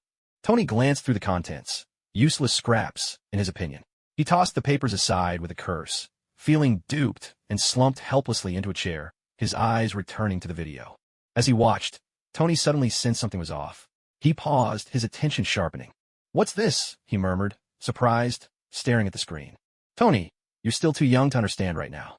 That's why I'm recording this for you in advance, Howard Stark said in the video. All of this I built for you. Someday you'll understand. My greatest creation will always be you. With those words, the video ended. At that moment, Tony leapt to his feet, pressed a button on his gauntlet, and transformed into Iron Man. Without hesitation, he blasted through the roof and soared into the sky. He pushed his suit to full throttle, racing at top speed towards Stark Tower. With a crash, Tony burst through Pepper Potts' office window, landing inside. Startled by the shower of shattered glass and the sudden noise, Pepper screamed in fright. Tony, what are you doing? Pepper shrieked, her nerves frayed as she recognized him. It was clear she'd been badly frightened. Sorry, it's urgent. I'll explain later. Okay, Tony said apologetically, hurrying to the corner of the room. Just then, the sound of shattering glass and Pepper's scream drew a large group who kicked the door open, guns raised as they charged in. What's going on? Happy called out, leading the way with his weapon drawn. What are you? Happy stopped short, taking in the scene. Realizing what was happening, he lowered his gun. It's fine. You can all go, Tony called over to Happy. Okay, Happy replied, turning to lead the others out. Tony strode over, pulling away a white sheet draped over something in the corner. Underneath was the very same model he'd just seen in the video. Looking at the model, Tony's excitement was palpable. He quickly folded it up, slung it over his back, and turned to leave without hesitation. What on earth are you trying to do? Pepper shouted furiously. Tony had just burst in, said nothing, grabbed the model, and was about to leave. Pepper couldn't take it anymore. Come on, I'll explain everything. Just give me a little time, all right? Tony set the model down, placing his hands gently on her shoulders as he spoke. But as soon as he finished, Tony ignored whatever Pepper might have said, snatched up the model, and dashed out without another word. Pepper watched Tony disappear, her voice rising in a shrill, hysterical cry as she stomped her foot hard on the floor. A few minutes later, Tony returned to the villa and placed the model on the table, spreading out its pieces. Jarvis, scan this for me. I want a touchable, controllable 3D projection, Tony said, clapping his hands as he spoke to Jarvis. Of course, sir. Jarvis quickly scanned the model, projecting a perfect replica made up of glowing blue lines. Tony lifted the projected model and set it on the open floor. The model hovered in the air, and with a flick of his wrist, Tony rotated it upright. Jarvis, treat this as the atomic nucleus, Tony said, tapping on one of the buildings. Then, crouching down, he manipulated the controls, separating the building from the rest and enlarging it. Remove all the corridors and get rid of the landscaping, the shrubs, trees, parking lot, exits, and entrances, Tony instructed, his hands in constant motion as he erased various parts of the model. Use the pavilion structures as the framework. Build them up as protons and neutrons, Tony murmured, rubbing his eyes. At Tony's words, Jarvis sprang into action, reshaping and combining elements at lightning speed. In the end, a spherical structure floated in front of Tony and Yunshan. Tony reached out, touched the sphere, and pulled. Instantly, it expanded dozens of times in size. Now, he could see that the sphere was made up of countless glowing orbs of unknown function. Tony circled the projection, inspecting every detail inside the luminous sphere. Who would have thought? Even after all these years, you'd still be giving me lessons, Tony said softly, steadying his emotions as he gazed at the orbs that surrounded him. Thanks, Dad. With a wave of his hand, Tony shrank the projection back down, eyes lingering on the glowing sphere. Congratulations, you have discovered a new element that can replace palladium. Unfortunately, it isn't any element currently known, and it can't be synthesized yet, Jarvis announced. That's all right. Time for some serious remodeling. Guess it's time to break a sweat, Tony replied, turning to walk away. Over the next stretch of time, Tony began an extensive renovation of the villa. Night fell, and over at Yin-chan's side. After dinner, Yin-chan brought Jones back to the same stretch of woods as before to continue training him in combat. This time, though, Jones was on defense while Yin-chan was on the attack. Perhaps it was because Jones was related to Orpheus Inno, but her ability to learn was extraordinary. The combat techniques Yin-chan taught her were mastered in just 2 nights, less than 4 hours, in fact. She had already grasped nearly 90% of them, which left Yin-chan genuinely surprised. But mastering something is one thing. Whether you can actually put it into practice is another matter entirely. All right, that's enough for today, Yin-chan said, coming to a stop. Okay, got it, Jones replied. I didn't expect you to be so amazing. In such a short time, you've learned everything I taught you, Yin-chan praised her. Oh, it's nothing. It's just that you're a great teacher, Brother Yun, Jones responded with a smile. Aha, tomorrow you'll get a chance to put into action. For now, let's go home, Yin-chan said with a laugh, spreading his wings. Okay, Jones answered, strapping on her wings of paradise. The two of them cloaked themselves in invisibility and headed home together. Meanwhile, at the Smart Brain Corporation in Shikumura's office. What? You're saying they plan to cooperate with Hammer Industries? Shikumura sat in his chair, frowning as he questioned his subordinate standing in front of the desk. Yes, sir, the subordinate replied. Why? Is it still an energy issue? Shikumura asked, his brow furrowed. Yes, but that's only part of it. They believe that our newly developed alpha armor still hasn't solved the problem of extended energy supply, and they've lost confidence in us. Besides, for some reason, Hammer Industries has suddenly managed to produce armor just like Iron Man's. Not only is it powerful in combat, but can also be mass-produced. So, the subordinate shrugged helplessly. Those bastards, Shikumura muttered under his breath. President, what should we do now? Should we take care of Justin Hammer? The subordinate said, making a throat-slashing gesture. It's pointless. Even if we kill him, unless we destroy all the technology behind the iron armor, the moment someone else takes over Hammer Industries, they'll keep making those suits, Shikumura replied, his face expressionless. So what should we do now? The subordinate asked. At this, Shikumura fell silent, lost in thought. The next morning, at 9 o'clock, Yin-chan had just finished breakfast. Just then, his phone began to ring. Yin-chan took out his phone and glanced at the number. It was unfamiliar. Hello, who is this? Yin-chan answered. Mr. Yin, it's me, Shikumura, came the voice on the other end. What do you want? Yin-chan asked, frowning. I'm at the XX Hotel, 3rd floor, room XX. I'd like to invite you to a meal, and perhaps discuss a possible partnership, Shikumura said. Understand. Upon hearing this, Yin-chan hesitated for a moment, spoke softly, and then hung up the phone. He put away his phone, took out his smoke gun and a full vial of bat serum, transformed, and slipped into stealth mode. With a leap from the balcony, he unfurled his wings and soared toward the direction of Xia Village. A few minutes later, Yin-chan landed outside a hotel and walked inside. As he entered, he noticed the place was completely deserted, not a soul in sight. Thinking for a moment, Yin-chan made his way up to the 3rd floor. Arriving on the 3rd floor, Yin-chan glanced down the corridor and saw the same middle-aged man who had driven him to meet Xia Village before, now standing at the door of a room. System, there aren't any surveillance cameras here, are there? Yin-chan asked quietly. There aren't. All the cameras throughout the building are switched off, the system replied. Besides, there are only 2 orphnocks in the entire building, the system added. With that, Yin-chan dropped his stealth and transformation, then strode toward the middle-aged man. As Yin-chan approached, the man noticed him, turned around, and bowed slightly in greeting. When Yin-chan reached his side, the man straightened up, opened the door beside him, and gestured politely for Yin-chan to enter. Seeing this, Yin-chan walked inside. The room was spacious. Xia Village was seated behind a revolving dining table, which was laden with an array of dishes. Mr. Yin, you're here. Please, have a seat, Xia Village said with a warm smile. I've already eaten. Let's get straight to the point, Yin-chan replied, fixing his gaze on Xia Village. As you wish. Please, follow me, Xia Village responded, rising from his seat and walking toward another door to the side. He opened the door and led Yin-chan into another room. Inside was another spacious area, a sofa, 2 chairs, and a coffee table set with a complete tea set. Have a seat, Xiao Village said, settling down on the sofa. Yin Shun took a seat on a chair beside the sofa, silently watching Xiao Village. Once Yin Shun was seated, Xiao Village began preparing tea. As he did so, he explained, "We've developed a mass-producible set of armor that's no less powerful than the original Foi's form. Armor that even ordinary humans can use directly. But we've hit a snag. This world lacks the materials to manufacture photon blood, and we can't find anything like Tony Stark's arc reactor to power the armor. That's why we hope you'll provide some of your photon blood, Mr. Yun, to complete the armor," Xiao Village said, placing a cup of tea in front of Yin Shun on the table, then picking up his own cup and taking a sip. "Why are you so sure I'd cooperate with you? As far as I'm concerned, you're no different from the other monsters. I'm here to eliminate you too." Yin Shun picked up his cup of tea, blew on it gently, took a sip, and continued drinking as he spoke. Xiao Yun finished his own tea, set the empty cup back on the tray, and said, "Let me be frank with you, Mr. Yun. We came to this world because the king of our world was killed by a Kamen rider. Without the king, our Orphanok have been left incomplete in our evolution.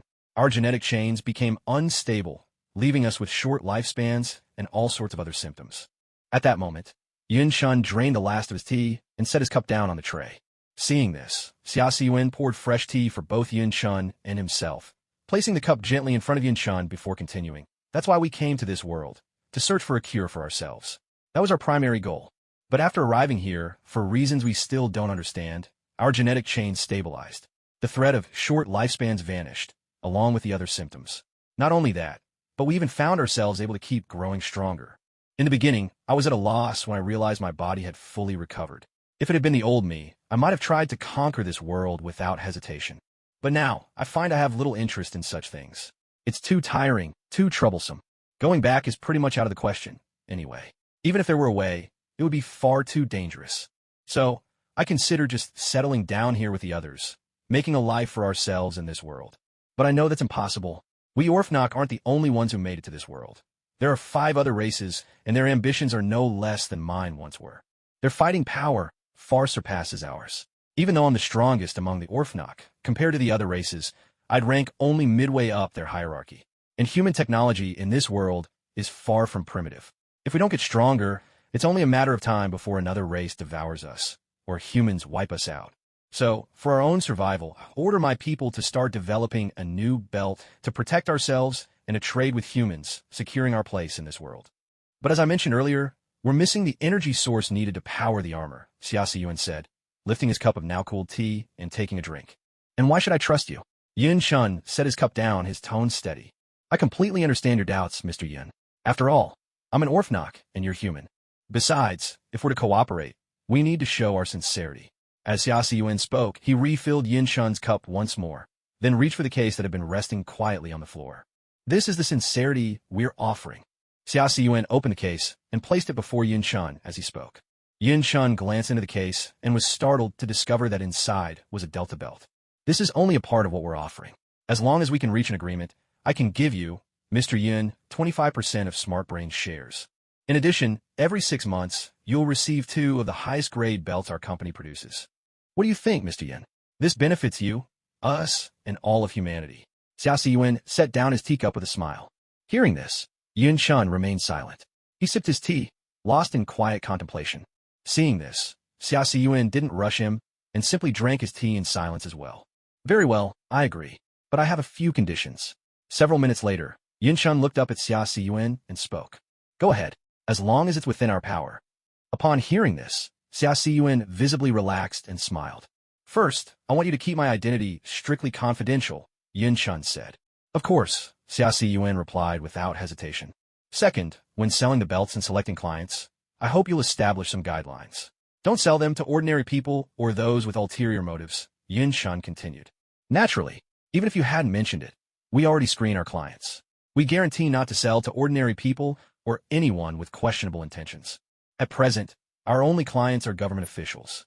Others will be carefully screened, and will sell belts in tiers according to their classification.